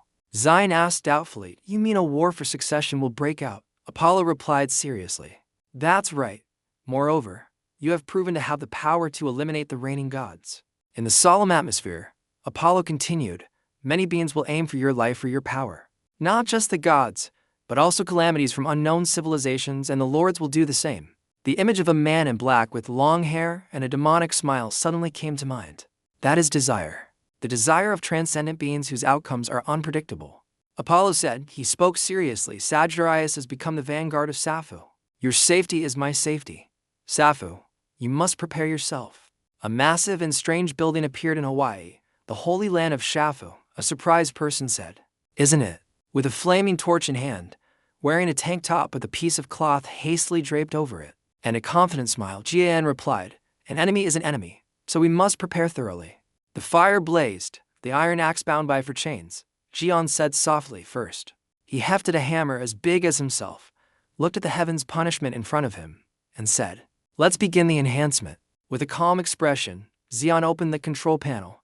"Let's check the materials for enhancement." The Baron Helmet's axe contains the power of a monarch, which can weaken the power of the gods. The necessary stats need to be adjusted to control the divine power. Liion looked at his weapon with a serious face. He held the torch, the flame of the sun bestowed by the god Apollo. Jian stepped onto the platform. "Let's try igniting the fire." The scene before him exploded, with flames erupting in waves, leaving him in awe. Ryan turned back, holding his axe and torch. "The fire is big enough." He looked towards Nandrasimha's fangs and said softly, "The bone as a material is also sturdy enough." Liion muttered, "The remaining materials are arriving soon." Suddenly, from behind him, someone shouted, "Monarch!" A group of divine beasts came in search. Here, the god spoke, as instructed, "I have secretly brought back the body of the Cancer Saint." Liion laughed heartily, Good, just in time, come quickly, you've worked hard." The god replied with a pleased smile, "It's nothing." Suddenly, he realized something was different. Casino's body is contaminated by the aura from the abyss. It's not compatible with the other materials. It needs to be adjusted. Liion leaned on Elle and wondered, "Oh, this needs to be adjusted to. It's going to take a lot of work." He licked his lips, calculating purification and dilution. Dealing with this kind of contamination is the specialty of the Aquarius constellation. To adjust the power of the monarch and that crab, ordinary power won't be enough. I need the tears of the goddess. Liion thought of the Aquarius constellation's skill. Tears of the goddess. Besides its ability to liquefy everything, it is also a miraculous substance that can purify all kinds of contamination and heal all diseases and wounds, which can only be obtained through the power of the Aquarius constellation. Liion whistled cheerfully. "So, let's find her, shall we? I'll have to ask Tetsu to find that annoying thing." This person was none other than Sophie. But Liion suddenly stopped. "All right." Tetsu went to the Devil's Tower to find Sanji. At this time, at a building standing tall amidst the surrounding ruins, Hugo was walking with the girl Larry Quinn. He said, "I had to work hard to get Lee Gun's permission to come here, and yet." The two entered the ruins. Hugo muttered, "There's no one here." He called out, "Sanji, where are you?" Larry also looked around. Hugo was startled to notice faint traces of Shafu's power. He thought to himself, "Dunji definitely fought here. What on earth happened?" Larry raised her hand to her forehead to activate her power. I'll use my search skill. Hugo was slightly taken aback upon hearing this, then seriously asked for her help. Then I'll be counting on you. The subordinate of the opuchus constellation, Liion, is trying to locate Sanji. Her body floats in the air, emitting a ghostly blue-black flame. Larry Quinn's eyes widened, and a light shone in them. She surveyed the space around her. Larry also began searching the entire castle. The power was so terrifying that it could scan the entire globe. The beams of light suddenly converged on a point on the planet. Larry's energy threshold was focused on a strange land. She found an army gathering its forces. A figure in a black robe sat arrogantly on a throne. He suddenly looked up, his face featureless, his eyes red. Oh, looking for something, are we? A pathetic skill. Larry felt as if something had entered her body. The man in the black robe suddenly punched straight ahead. A curious demon asked, "What's wrong? Why the sudden punch?" The one sitting on the throne replied, "Just a fly." He wondered if this was the detection skill used by the holy temples. Are they looking for their disciples? He gathered a blazing ball of fire. Then I'll send them an invitation directly to save them the trouble of searching. With that, he sent the strange thing he had created in front of the demons. Larry Quinn fell to the ground, clutching her head, her whole body trembling. Hugo asked worriedly, "Liion, what's wrong with you?" She was terrified. It seems Sanji is imprisoned in a place at least at the level of a break zone. Hugo was equally horrified to hear this. What? He hurriedly asked, "Why is Sanji in a break zone?" At this moment, the strange object from the man in black flew over. That thing formed a dark, crimson vortex on the roof of the building. Hugo and Liion were so shocked they froze. The man in black slowly emerged through it. He spoke, "O humans of Earth, and whichever saint of the opuchus constellation is out there." Worry and tension were clearly visible on the faces of Hugo and Larry Quinn. The mysterious figure became clear. He sat on his throne, followed by his subordinates. "We are the generals under the command of the Great Lord." The mysterious person said, "We are holding to humans hostage. If you want to save them, appear before us through the spatial gate in the sky." Master of opuchus, Sanji, who was imprisoned, was brought forward. Someone shouted in alarm. "Sanji!" Yuha was horrified. "I can't believe Sanji was captured there." Kali, beside her, nonchalantly put her hand over her head and said, "Your brother is really something else. I heard he was training in the Devil's Tower, and now he's been captured by a calamity." Yuha heard this and replied angrily, "Is this really the time for you to be saying that?" Suddenly, Kali realized something. Kali said to Yuha, "The person captured next to your brother looks a little familiar." Hugo was tense. That person, Larry Quinn, was no less worried. Could it be? Why is she there? The person hanging in midair was none other than Sophie. She weakly called out, "Someone please save me." Hugo was even more distressed. In his delirium, 3 words flashed through Sanjay's mind. How strange. Despite being in a critical situation, tied up with his hands behind his back and hanging in midair, he still clearly remembered what had happened. He was originally fighting the generals in the Devil's Tower, just as Uncle Zion had instructed. The outcome left him stunned and bewildered. And yet it turned out like this. Let me try to remember. At that time, Sanji was still in a very intense battle with the subordinates of the Baron Helmet, and it wasn't hard for them to see the improvement in both his speed and strength. Damn it, this kid is completely different from before. You mean he got stronger in a short amount of time? Meanwhile, Sanji, Uncle Jian's young man, was continuously muttering the phrase Uncle Jian's right hand as if it were a magic spell. But thanks to that, his motivation and desire to win had increased significantly. I will corner them with a surprise attack. No sooner said than done. He unleashed his powerful punch without a moment's hesitation. Unfortunately, that punch never had a chance to land. A strange phenomenon occurred that made Sanji freeze in his tracks. All of his opponents had somehow vanished in an instant. It took a few seconds before he could utter the words, "They're gone." At first, he thought that was all. But then a loud noise suddenly echoed from right behind him. Sanji whipped around in surprise. "Behind me." And then, what met his eyes was the sight of a monster floating in the air, laughing in an extremely bizarre manner. After laughing his fill, he finally asked, "What are you doing?" The subordinate standing at his feet was the same opponent Sanji had been fighting earlier. Hearing this, he immediately roared the words, "No space." The mysterious figure coldly asked again, "Cosmic Formula, Great General Blade, and Great General Iron Arm, don't tell me you're all struggling against that kid." The titles he called out all spoke in unison, begging, "Your Excellency, please forgive us. We ran into that damned opuchus." It seemed this mysterious figure was even more powerful than the ones fighting Sanji. Realizing this, Sanji felt a chill run down his spine. Who is he? Those two can't even move, damn it. The subordinates explained a lot, but the mysterious being only paid attention to Sanji's opuchus identity. Oh, opuchus, eh? So the power flowing through that kid's body is the kind of power the monarch mentioned. As he spoke, he moved as fast as lightning and appeared right in front of Sanji. The more Sanji heard the mysterious man's comments, he's still weak, but with his talent and connection to opuchus, he'll grow very quickly. The more he felt his feet were pinned to the ground, and his limbs were stiff, he could only widen his eyes in wonder. When did he get in front of me? The moment he realized he was a threat was also the moment the mysterious being made a chilling declaration. Why would he have to do that? I will tear you to pieces before you mature. Was his life going to end here? Sanji just stared with his mouth agape as the bright light gradually dimmed, obscured by the mysterious figure. Huh? In this life or death situation, fortunately, the Baron Helmet appeared just in time to intervene. What? Wait.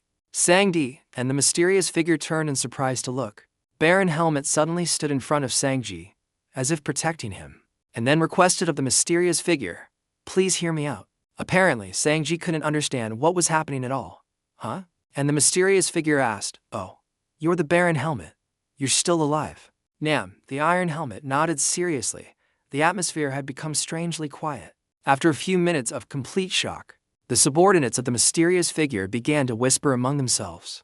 The Baron Helmet is alive. Did he regenerate after the Devil's Tower was restored? But he ignored the barrage of questions. The Baron with the Iron Helmet didn't explain anything, and just made a straightforward suggestion. Is that important? In my opinion, we should figure out how to use this kid.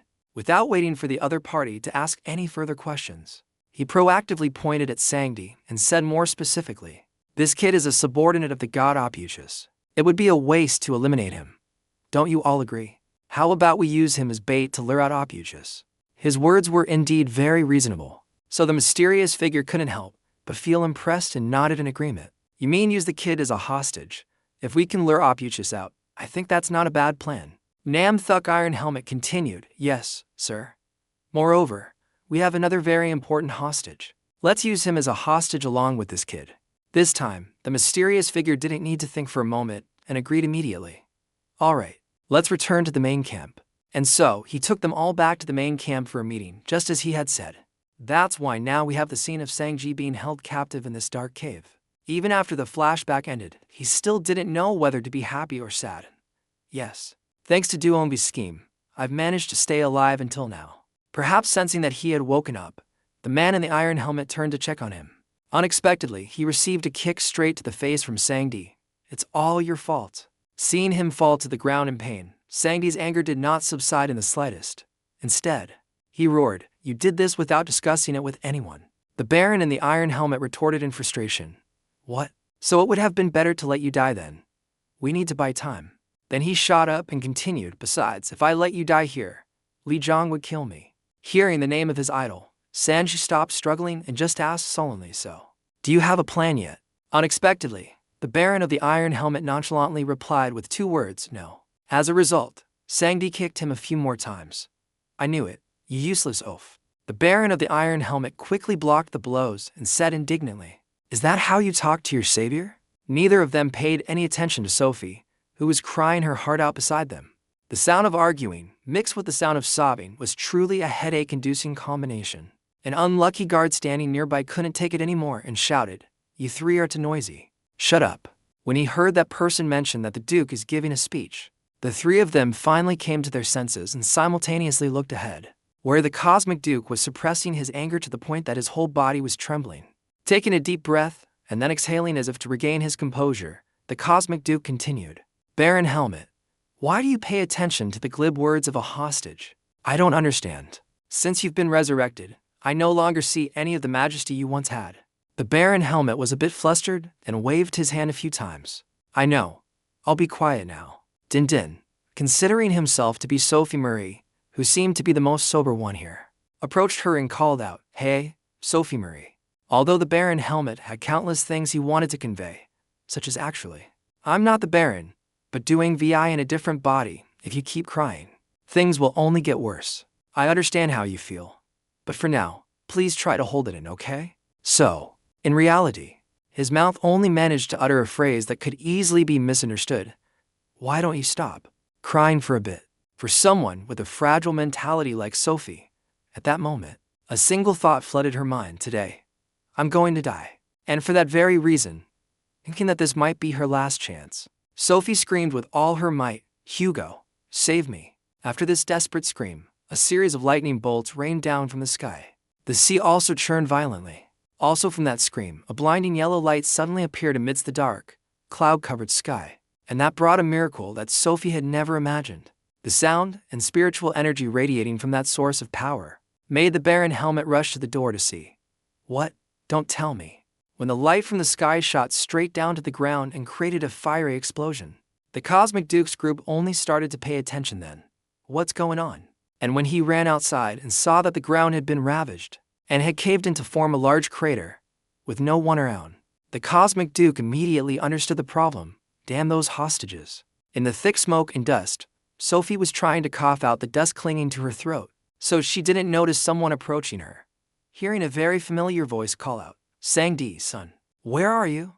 "Dad's here." Sophie couldn't hide the astonishment on her face as she looked up. This voice is suspiciously familiar. As expected, that person was Hugo. Hugo. Seeing her here, Hugo was also very surprised. "Aquarius, you're here too."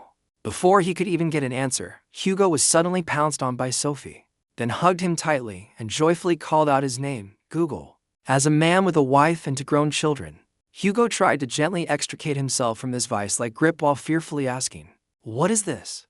What happened? Aquarius, what are you doing? Let me go." Sophie not only refused to let Hugo go, but also cried emotionally, "I knew you would come to save me. Fate has finally turned." At this point, the Baron of the Iron Helmet couldn't stand the sight anymore and came to Hugo's rescue. "Sagittarius, do you need to make such a grand entrance?" Not expecting the other party to be the Baron of the Iron Helmet, Hugo exclaimed in shock. "Duon vi, you're still alive." But that's not what's important to Hugo right now. Anyway, do something about Aquarius, please. I think she's gone mad from too much pressure. Why is she acting like this? The Baron of the Iron Helmet replied with a nonchalant smile. Why else? Then he emphasized that she had liked that person all along. After that earth-shattering statement, the sea was still rough. The earth is still spinning, especially since it was also broadcast live to a whole bunch of people. Yuha and Kali were just as horrified as Otaiksu, and the demons were chattering among themselves. What was that? They said they like each other. Is that a confession? Maybe they're really going on a date.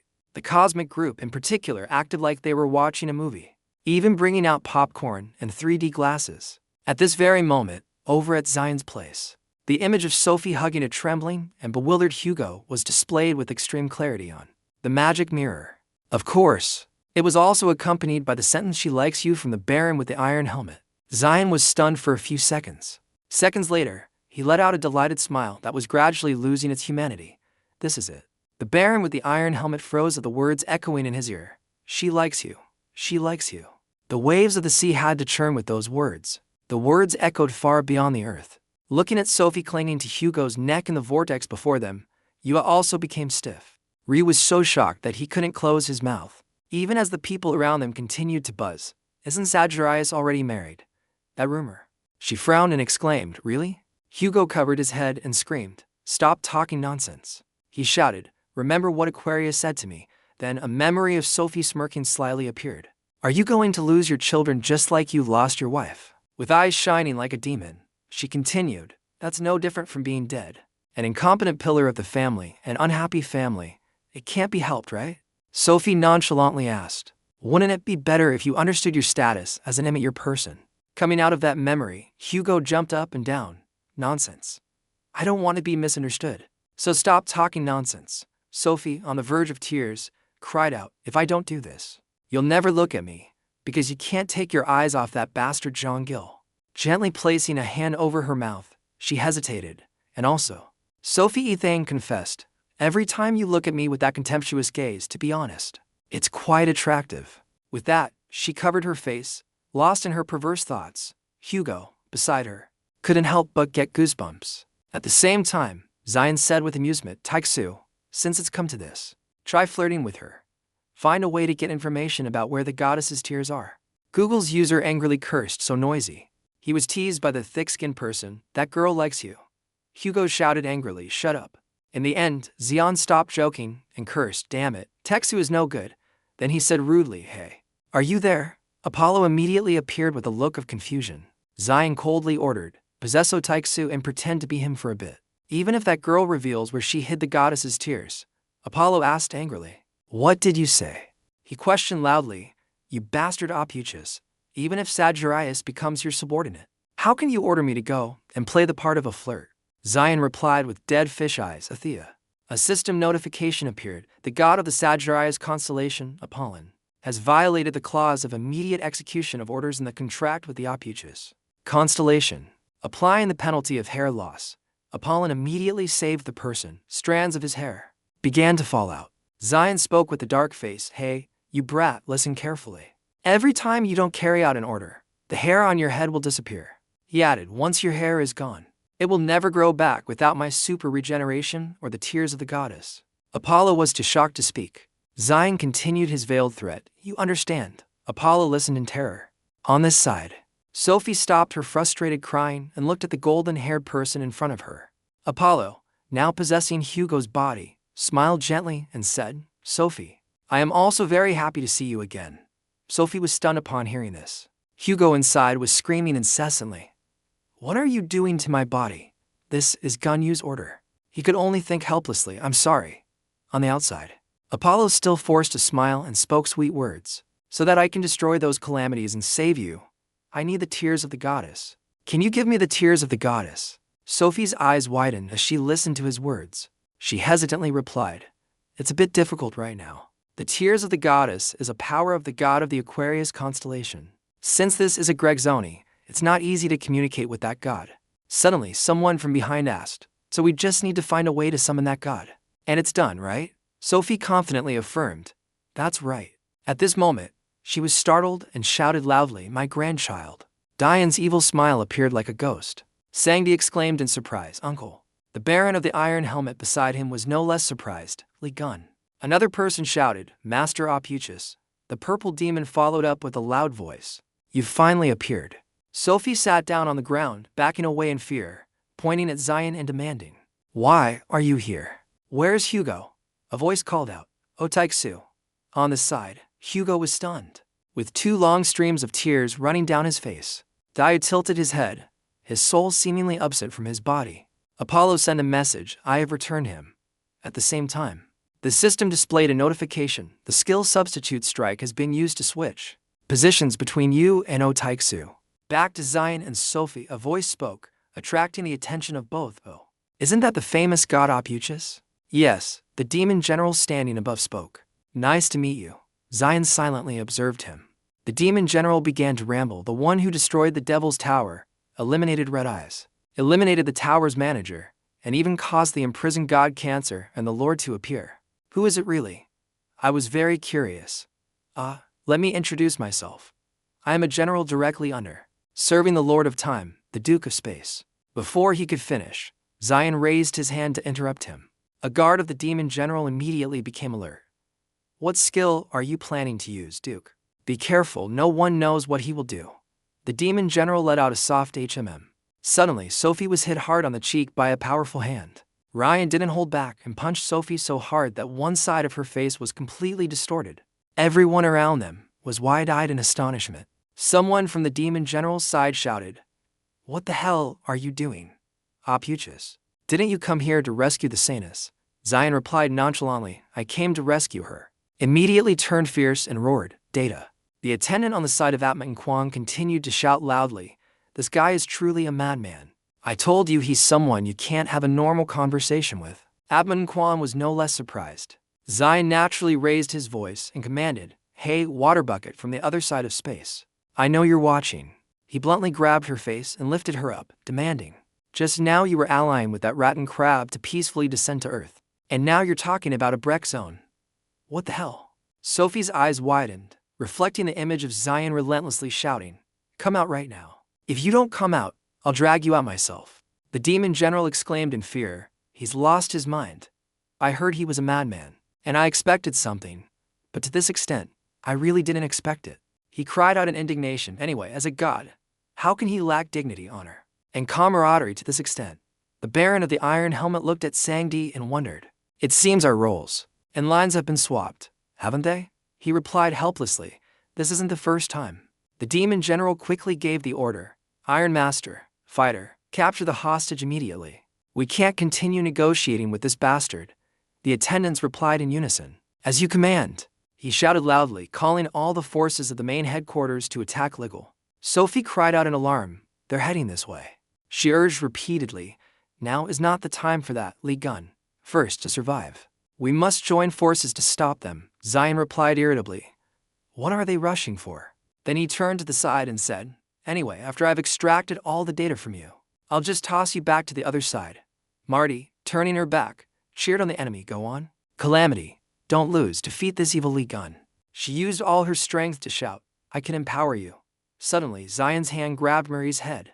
She froze, confused, and glanced at Zion, who was sporting a fake smile. His eyes gleamed as the system reported, activating 13th sense, detecting the flow of magical power sent by the god Aquarius to Sophie Marie. Looking at Sophie clutching her head in fear, Diane thought with delight, this is it. The system's message board appeared. The power of death is also targeting the resources that the gods are channeling. Remembering the time his power connected with the magic circles of the gods, Zion thought, if it's like last time, I can capture the flow of resources connected to the gods. Zion's transparent hand was still placed on Sophie's face. The system announced, you have broken through the mental wall of the Aquarius saint. Something shattered from her body. A small sphere of light flashed. At this point, Sophie gradually revealed her true form as Aquarius. Zion resolutely pulled her out and shouted, come out here. Instantly, a torrent of water flowed out, to the astonishment of the demon general. The stream of water swept away all the demons below. He exclaimed in astonishment, is that the divine throne of the god Aquarius? Looking at Zion smugly holding the person in front of him by the neck, the demon general was stunned. He captured a god from the other world. He roared, you think you can just hide and do whatever you want and get away with it? Water bucket, what are you going to do? You've been exposed. The Aquarius god, the Holy Grail. She gritted her teeth and didn't answer. Diane asked rudely, hey, water jug, I need the tears of the goddess.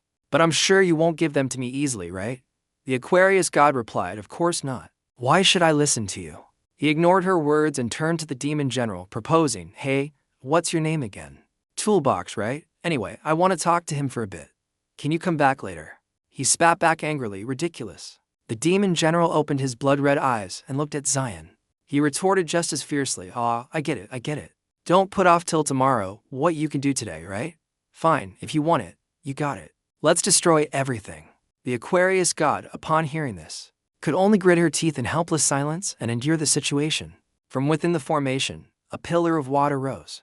The waves rose high, sinking countless OLGs. The dark attendant shouted loudly, damn it, Iron King, Baron Helmet, if you're still alive, answer me. And the person that guy was worried about getting swept away by the flood was already settled on a nearby coconut tree. What are you calling me for? I'm about to die. The attendant looked on, speechless. Baron Helmet, what the hell are you doing? The Baron looked at the attendant as if he were an idiot. Are you blind? Can't you see I'm avoiding the flood? The attendant trembled with anger. You think I'm blind? Why aren't you helping us instead of acting so foolishly? Unexpectedly, he replied calmly, this is what I can do. The attendants got churned even more upon hearing this. He was swept away by the water, but not before leaving behind a curse. You bastard. Sanji exclaimed, it feels just like watching a fly get flushed down the toilet, Nam. Hearing the smelly comparison, just advised, I think we should just hold on. He turned to look at the towering pillar of water. Will it be all right over there? Sanji looked a little worried too. Uncle, you still don't believe Uncle Zion, but the Uncle Zion you're looking for is busy strangling someone's daughter. The Baron worried silently, but he was worried for the other god. Could it be that he has kidnapped a god from another world to here? Zion wore a completely villainous smile. You thought you could just hide and get away with a few petty tricks. Water jug. You're caught red-handed. And the person writhing like a fish is the Aquarius god, the Holy Grail. Vian didn't beat around the bush and went straight to the main topic. Hey, water jug. I need the goddess's tears. I know you won't give them to me easily, right? Shen, the saint, looked at him with disdain. Of course not. Who do you think you are? Zion was about to ask more, but then remembered someone and politely turned to shoo them away. Hey, your name is Reservoir something, right? Anyway, I want to have a private conversation with him. So you can go somewhere else. The monarch, seeing his own home being treated like a guest, found it ridiculous. Because the Duke didn't say much and prepared to attack. Jian watched, his whole body excited. I know. Don't put off till tomorrow what you can do today, right? If you like it, I'll indulge you. Let's destroy everything. Specifically, he would sell salt to both of them at once. As he spoke, his hand on Chen Sheng's neck tightened. Suddenly, a black lake cut across his arm. The system announced, right arm is injured. Activating super regeneration skill. Xian looked at the guy and praised him without hesitation. Interesting technique. Toolbox. The offended Duke flew into a rage and lunged forward.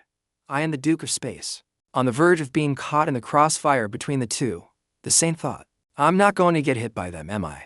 It quickly unleashed the Aquarius skill, Divine Wave, creating countless pillars of water that could sweep people away. The Duke was astonished to see Chen Sheng disappear. Xian just nodded calmly, a good wash today. Huh. Suddenly, a tall pillar of water rushed towards the two of them. The formula opens the black hole. It's just a reservoir, but you dare. With that, he opened up a space that made even water avoid him. Jian had to give him a point of praise for that. Is that the power of space? The Duke replied arrogantly, that's right. This is a gift that the Monarch of Time bestowed upon me. As he looked up, he saw a lizard clinging to Xian's glasses, which startled him. Yikes. Dian silently assessed. It seems he is the one who holds the power of space, stolen from the Monarch of Time and Space. His ability to bend space at will to withstand the divine wave is truly impressive. The Duke was very pleased to receive the compliment. Thank you for your praise. Do you feel it's a pity that such a precious ability belongs to a useless master? Xian smiled meaningfully. It's truly a waste for someone like you to possess it. What kind of eyes do those monarchs have for their subordinates? The clear implication was, give me that power. The formula was ridiculed and got angry. Shut up, you damn god. With that, he punched a hole through Xian's body. At the same time, the waves immediately swept Xian away. Water gathered into a sphere, surrounding Xian. He didn't resist. Suddenly getting free armor wasn't something to complain about. And the Duke was furious that his good deed was interrupted. Damn it, don't steal my prey. Aquarius god. The heavens were not on his side, and he didn't care. This calamity dares to speak loudly to a god. But this time I will let you go. For now, I must purify this god of calamity. With that, it looked straight at Xian. Liion, you want the tears of the goddess? Suddenly, two streams of water like needles shot towards Xian's chest. It laughed with delight. Then take as much as you want. The system announced, the Aquarius god. The Holy Grail activates the skill tears of the goddess. The voice was full of confidence on the condition that you can receive it. The system immediately updated the information. The tears of the goddess purifies Liion's bloodline. Then, in less than a few seconds after the goddess's tears touched him, his entire body turned into sea foam. The system announced, the goddess's tears have liquefied Liion's body. Responding to the abnormal body condition, the super regeneration skill is activated. The tears of the goddess and super regeneration are in conflict. Xian thought to himself, the system is indeed useful, so even as he dissolved, he still smiled brightly. The saint declared, I will dissolve you into water and scatter you across the ocean. It looked at the pile of water made from Xian and laughed triumphantly. I did it. I defeated Liion. But he hadn't even laughed for a few seconds before he was punched through. The Duke sucked the Holy Grail into the black hole. The saint never expected to be ambushed. Damn it, I was too careless. The Duke's voice was filled with contempt. The form of the great god has now become truly ridiculous. The saint shouted, Duke of Space. He watched the water splash like rain on his face and muttered, did Liion turn into water because of this guy? The Duke seemed quite disappointed. I can't believe it. This is the god of the constellation that is opposing us. A stream of water from afar suddenly rose up. After that, more and more layers of water converged to one side. The Duke watched the Holy Grail struggling to escape. It's useless, Holy Grail, he said. Anyway, I will offer you to the monarch. You killed Liion, didn't you? The Holy Grail shouted, no. The formula didn't care whether the other thing agreed or not, just mused. Kill Liion and capture the Aquarius god. Today is truly a wonderful day. I'll soon be promoted to the ranks of the monarchs.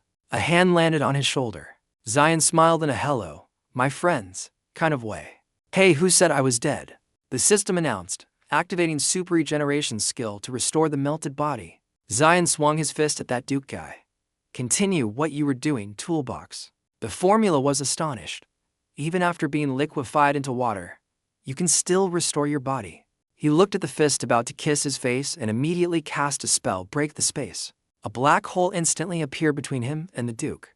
The system announced, activating the divine power of death, tearing apart the power of the Duke of Space. Liion shattered the space with his bare hands as if breaking glass. The Duke was stunned. You. A punch landed right in the middle of the Duke's face. The robotic-like face completely froze. The Duke couldn't understand why it had come to this. He remembered a past event. The monarch stood on high and said, "Congratulations, Duke. You have finally obtained the title of Space. If you continue like this, you can also aim for the position of monarch."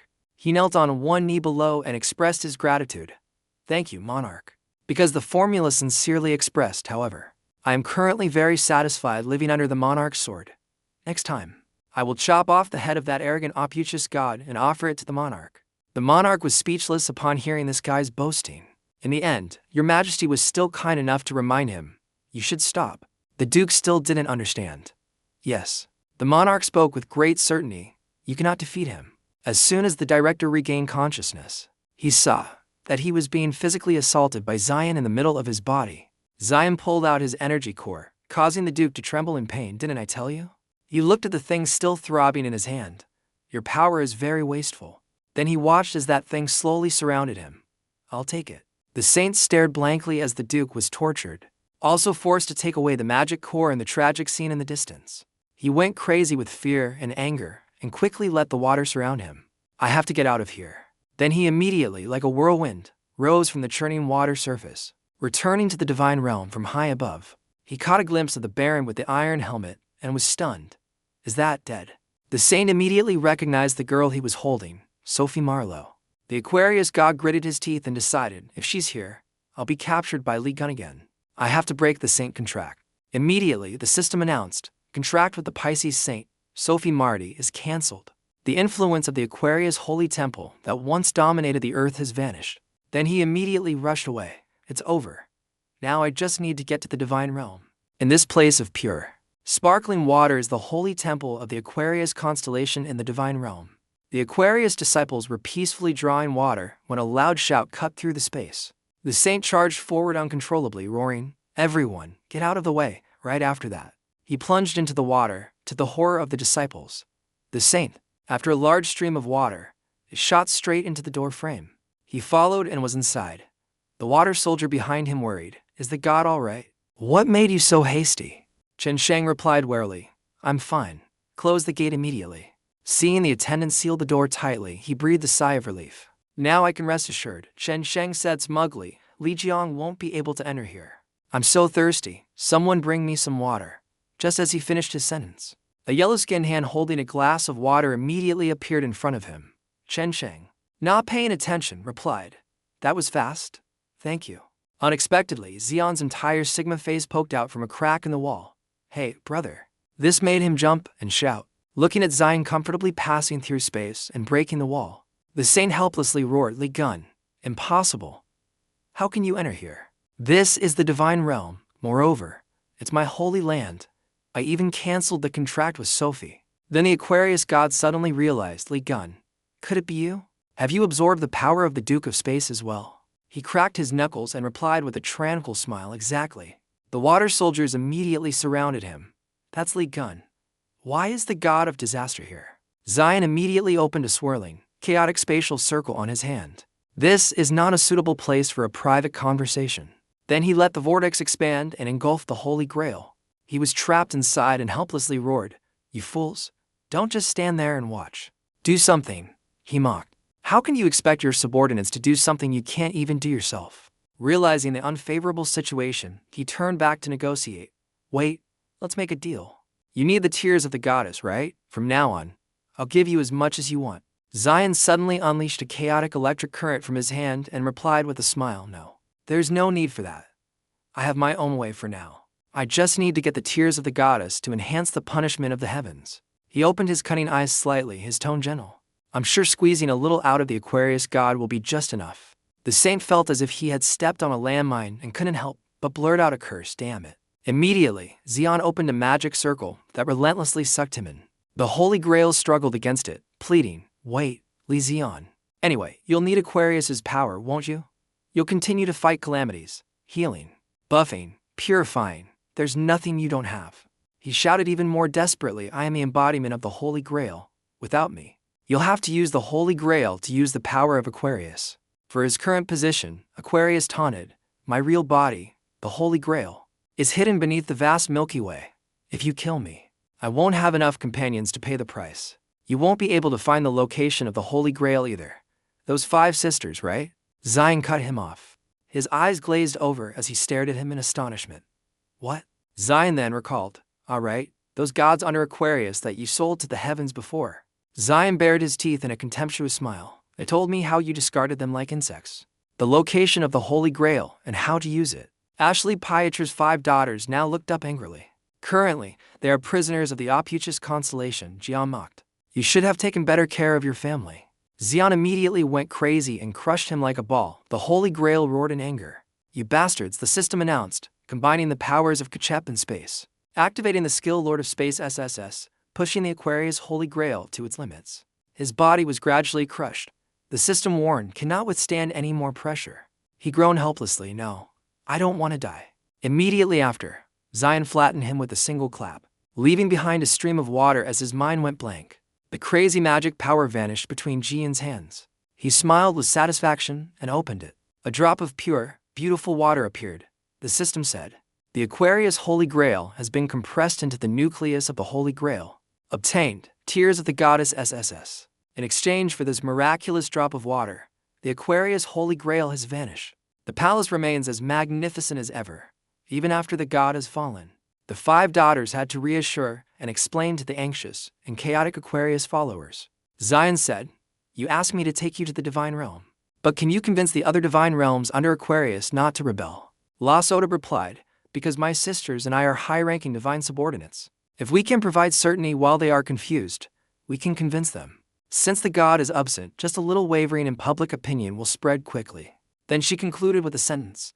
That's what Sir Ellison said. Diane smiled humorously. Is that old man tired of training Sanji? Does he want to become a consultant? Now Lasso's eyes couldn't help but look down. Finally, she looked at the drop of water on his hand. It ends like this. Zion immediately replied, yes. Is it an undesirable outcome? Her expression seemed confused. Lasso closed her eyes tightly. After all, he was my former master. I feel a little bit of regret. He immediately lifted her spirits. Well then, there's no time to wallow in emotions. Zion seriously brought Lasso back to reality.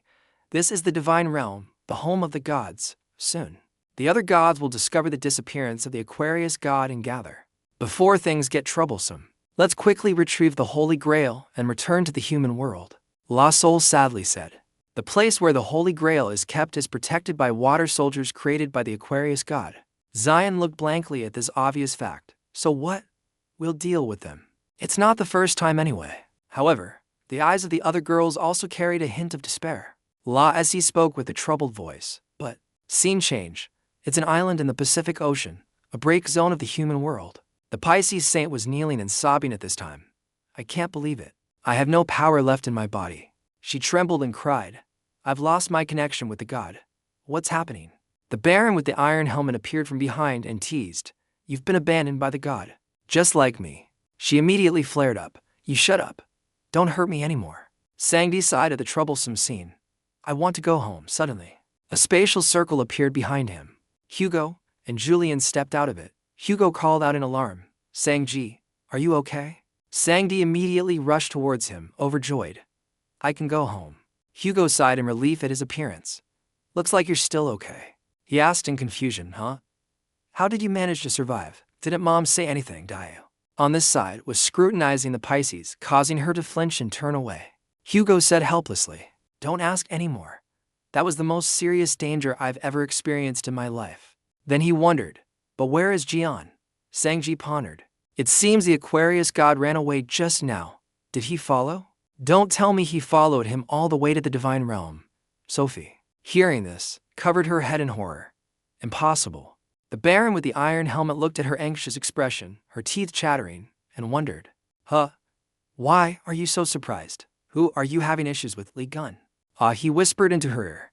If you're hiding something that Li Jian would scold you for. Now is the time to confess.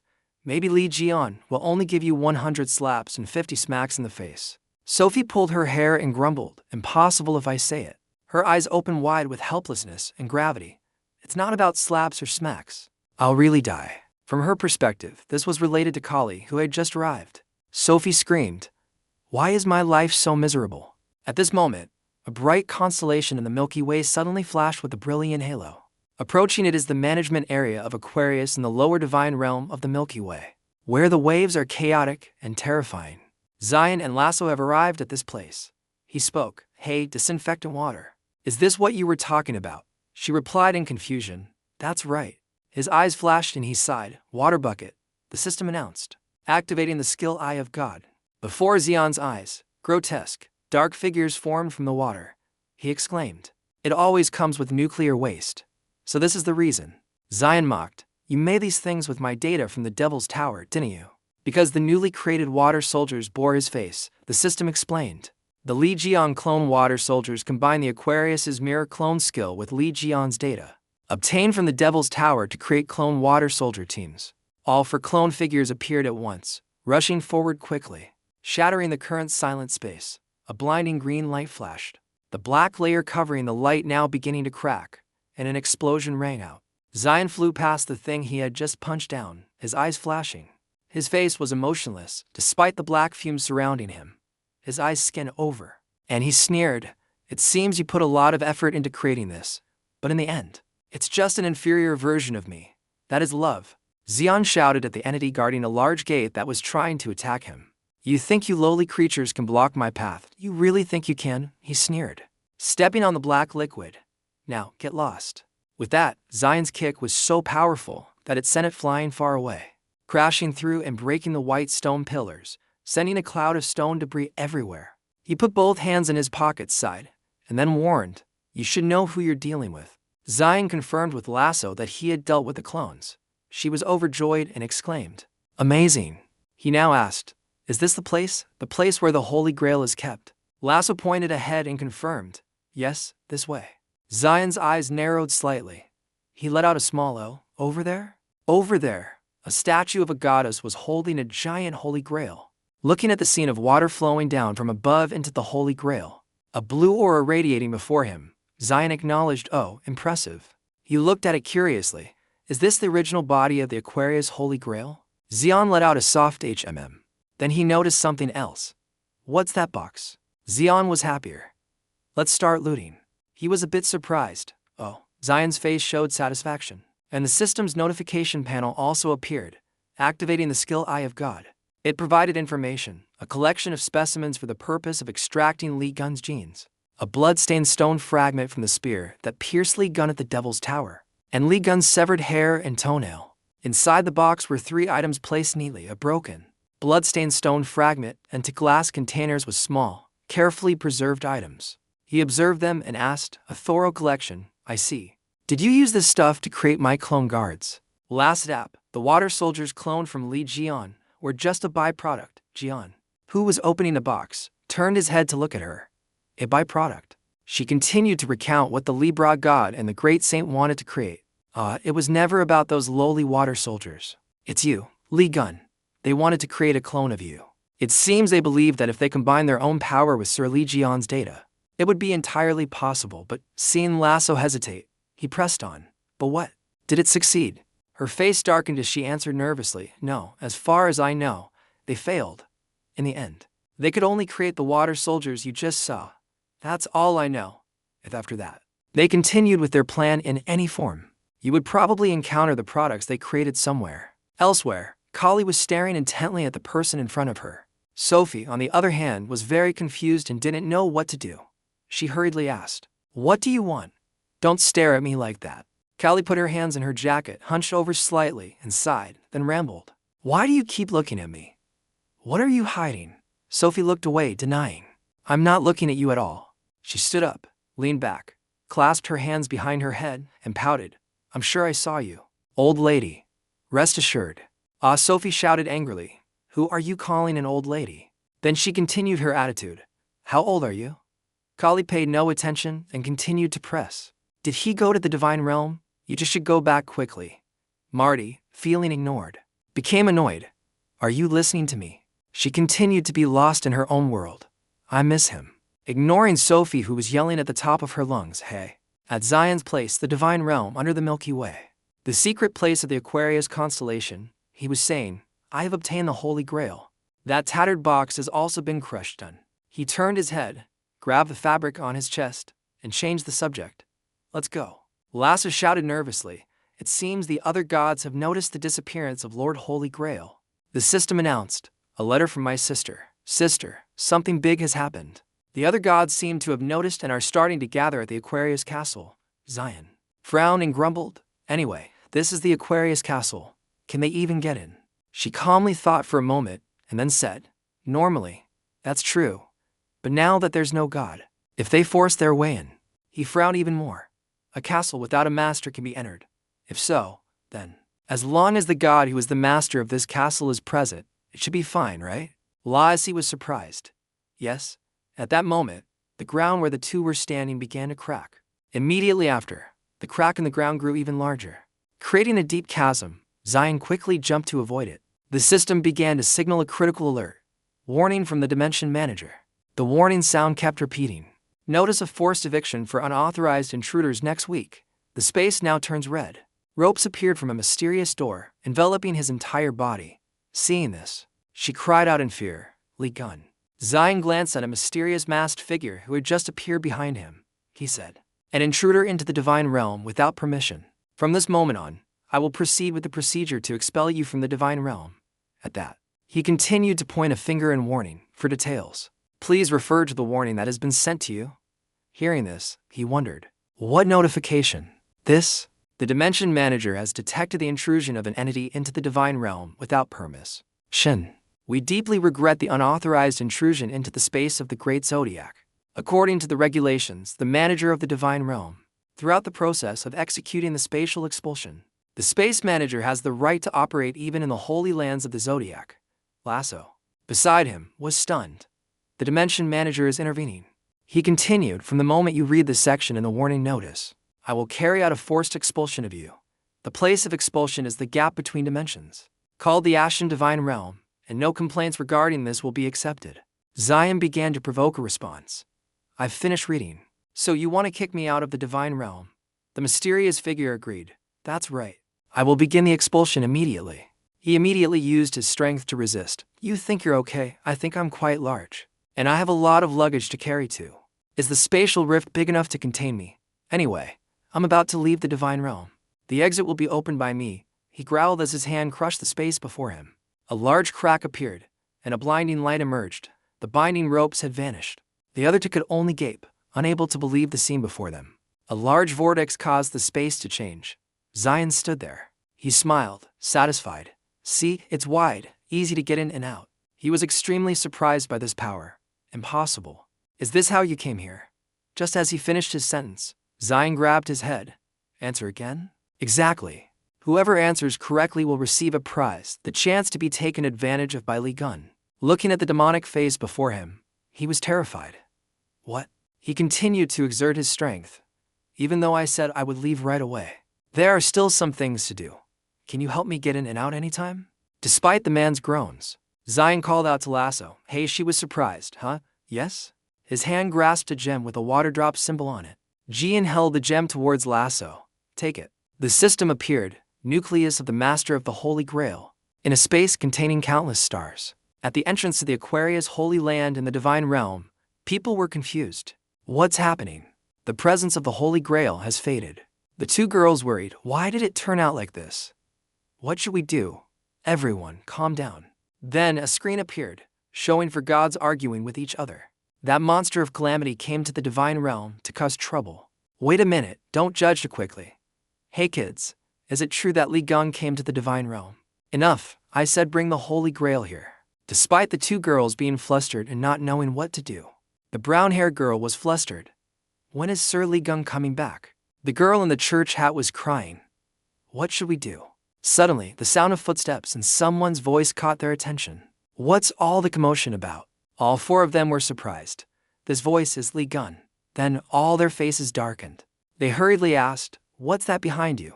You couldn't help but cause trouble again, could you? Liion, he replied comfortably. That's right. That's right. They grew even angrier. What on earth is the dimension manager doing? Letting that guy run wild here. Hearing himself mentioned, the manager jumped. It didn't stop there, two of them continued to wail. He destroyed a god right in the divine realm. You've gone too far. An old man among them pointed his finger and warned, this is an emergency.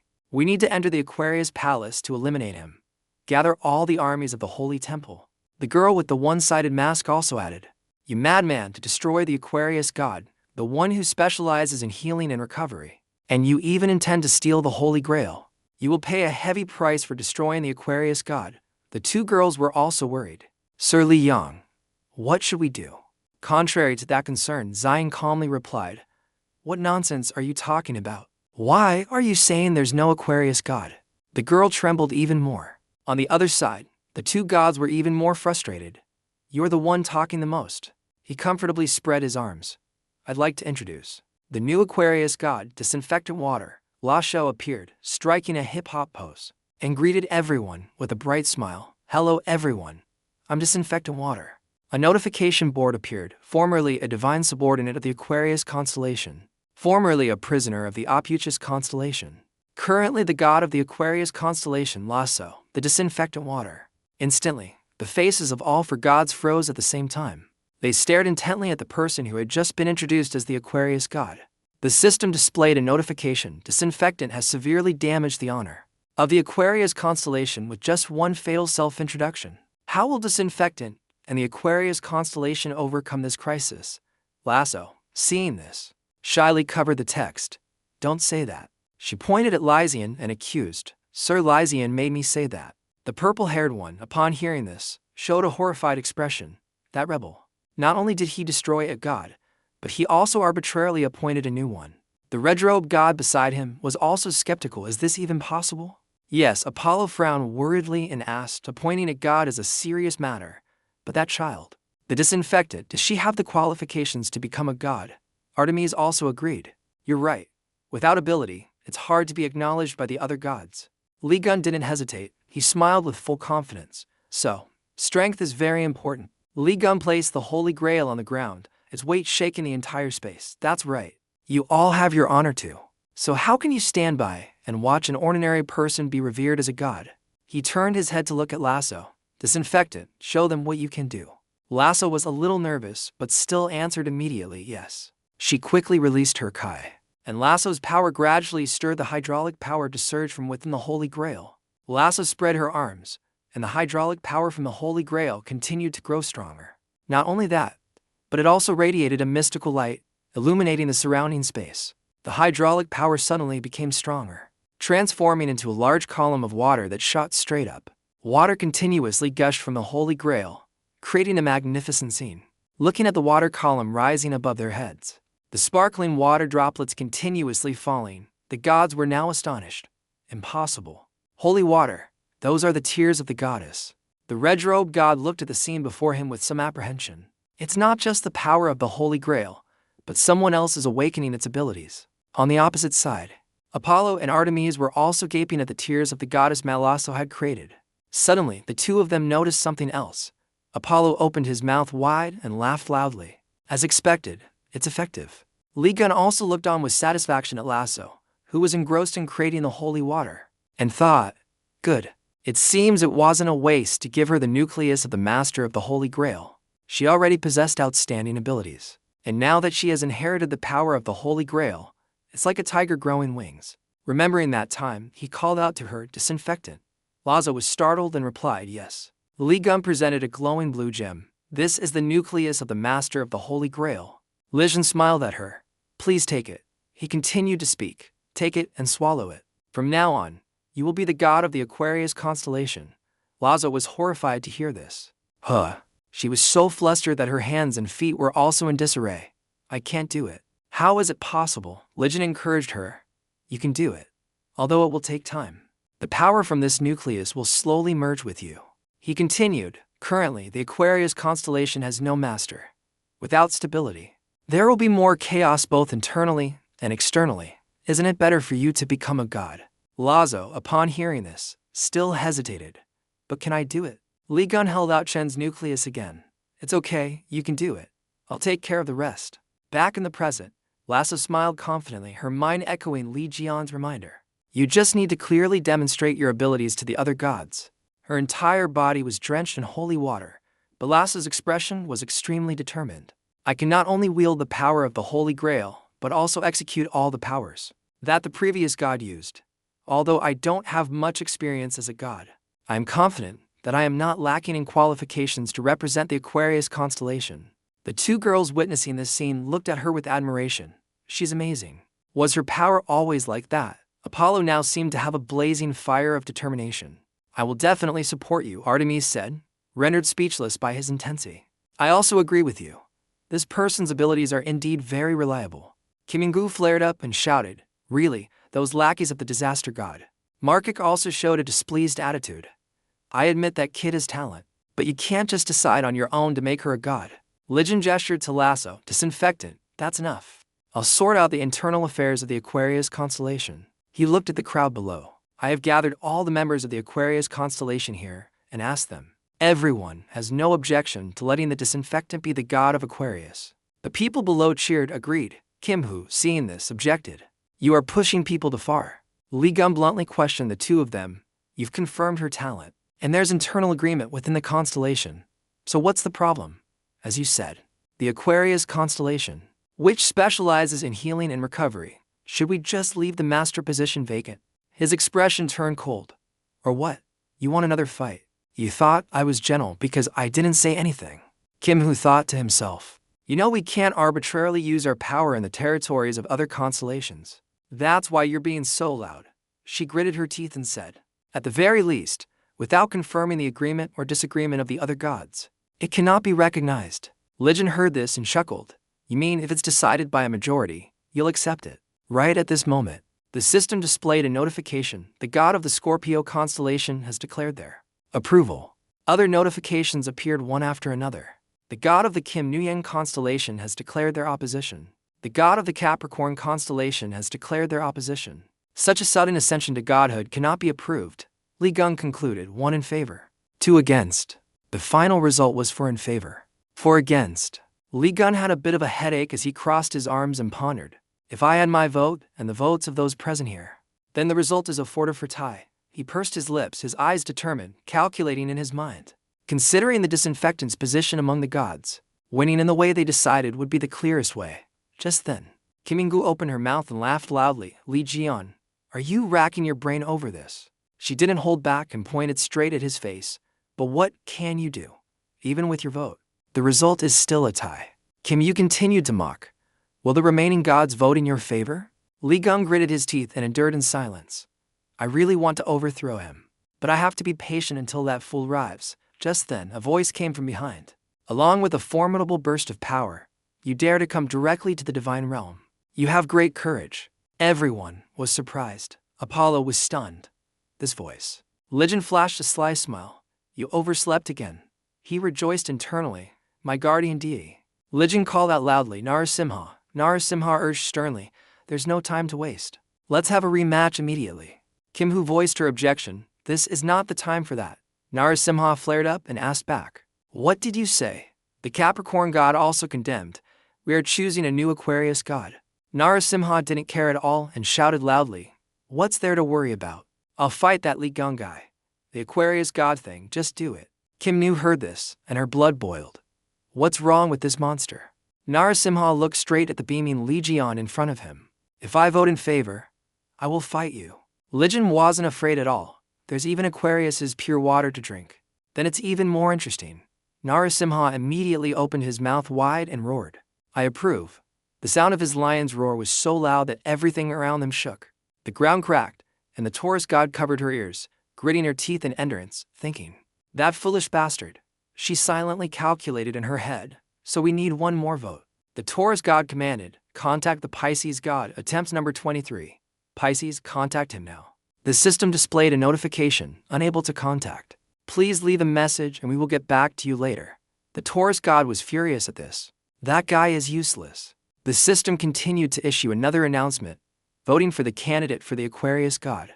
Disinfectant to ascend the throne. Total of 12 gods, 10 participating. Excluding the participant, 9 participating.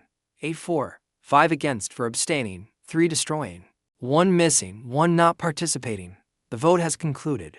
With the support from other star clusters besides the Opuchus constellation, the new Aquarius god, the disinfectant, ascends the throne, becoming the new god of Aquarius, the Aquarius god. The disinfectant. Lasso was so happy she was dancing. I did it. The two daughters of Asclepios were also very happy for her. Congratulations. Apollo was still straining his facial muscles. He clapped vigorously, applauding Lasso. Artemis, standing beside him, was speechless and had to remind him, relax. The god of the Taurus constellation appeared. Leo, what are you doing? Another god also cursed. You foolish donkey. You can't even do it right, and you're just making a mess. The purple-haired one didn't hold back in her condemnation. Idiot. The colorful god pointed his finger relentlessly. How are you going to handle this? Narasimha didn't care and pushed the other two away. So noisy. Don't get in my way, move. He stomped his foot hard on the floor, confronting Liion. Narasimha excitedly cracked his knuckles. Ha ha ha, you still keep your promise, right? Liion replied calmly, of course, I'm a man of my word. Narasimha narrowed his eyes. This time, I will definitely repay the debt from last time. Just then, a notification popped up that left him stunned. Notification from the Dimension Manager. Guide to enforcing the expulsion of unauthorized intruders from the divine realm. Liion quickly jumped into the system's fiery red pit with a mocking expression. Get him. The system displayed another notification. To Narasimha's astonishment, successfully expelled unauthorized intruders from the divine realm. He immediately darkened his face and turned to look at the system's personnel. He was trembling. Forced. The more he spoke, the more the system's staff trembled. Expulsion successful. Narasimha turned to look at the other gods. They quickly knew it was best to look away, avoiding his gaze. Finally, Narasimha officially erupted in fury. He grabbed the system employee and swung him around in the air to vent his anger. The others, seeing this scene, fled in terror. Scene changed to an island in the Pacific Ocean, formerly a back zone of the human world. Hugo Otters was starting a fire and wondering when Liion would return. He frowned with worry. He's making people worry again. I want to bring him back. John Sanji wondered. What could happen to him? Hugo was still sad. I'm worried about what he'll do next. Sophie had a different thought. Please don't come back. Who am I suffering for like this? She recalled the image of herself foaming at the mouth, her head spinning and her vision blurry. Sophie silently blamed everything on that Liion. She lamented her past circumstances. He constantly complained. How can a saint behave like that? Suddenly, Sophie had a realization. Wait a minute. I'm not a saint anymore. She shouted so loudly that even Ju had to jump up from his sleep. I've decided. Sophie stood up excitedly, full of energy, and shouted, since my powers are gone, I won't be a saint anymore from now on. I'll live a normal life. Then he won't bother me anymore. She continued to cheer. I'll be free of burdens, letting go of everything, feeling lighter. Sanji was speechless. Do you need me to wake her up? Google also replied helplessly, no need. The more Sophie talked, the happier she felt. Goodbye Liion, goodbye disaster. Just at that moment, the system displayed a notification that left her stunned. With the support of the four holy temples and Opuchus, the disinfectant, a divine subordinate of the Opuchus constellation, has become the new god of Aquarius. The Aquarius god disinfectant has appointed Sophie Marty to become a saint. The Aquarius saint disinfectant has sworn allegiance to Liion. The Aquarius holy temple has become a subordinate of Opuchus. Following that, a barrage of messages arrived. Where do you think you're going? Where do you think you're going? Where do you think you're going? The other three looked at Sophie, who had collapsed on the floor in tears without any surprise. She fainted. They leaned down to look with astonished faces. Kali looked at the scene before her and concluded, she wet herself. John heard this and frowned in disgust. What a mess. After that, the nickname Liion called Sophie changed from insect to bedwetter. Sophie hated Liion even more than before. This is the end. Please comment Zion below if you want next part.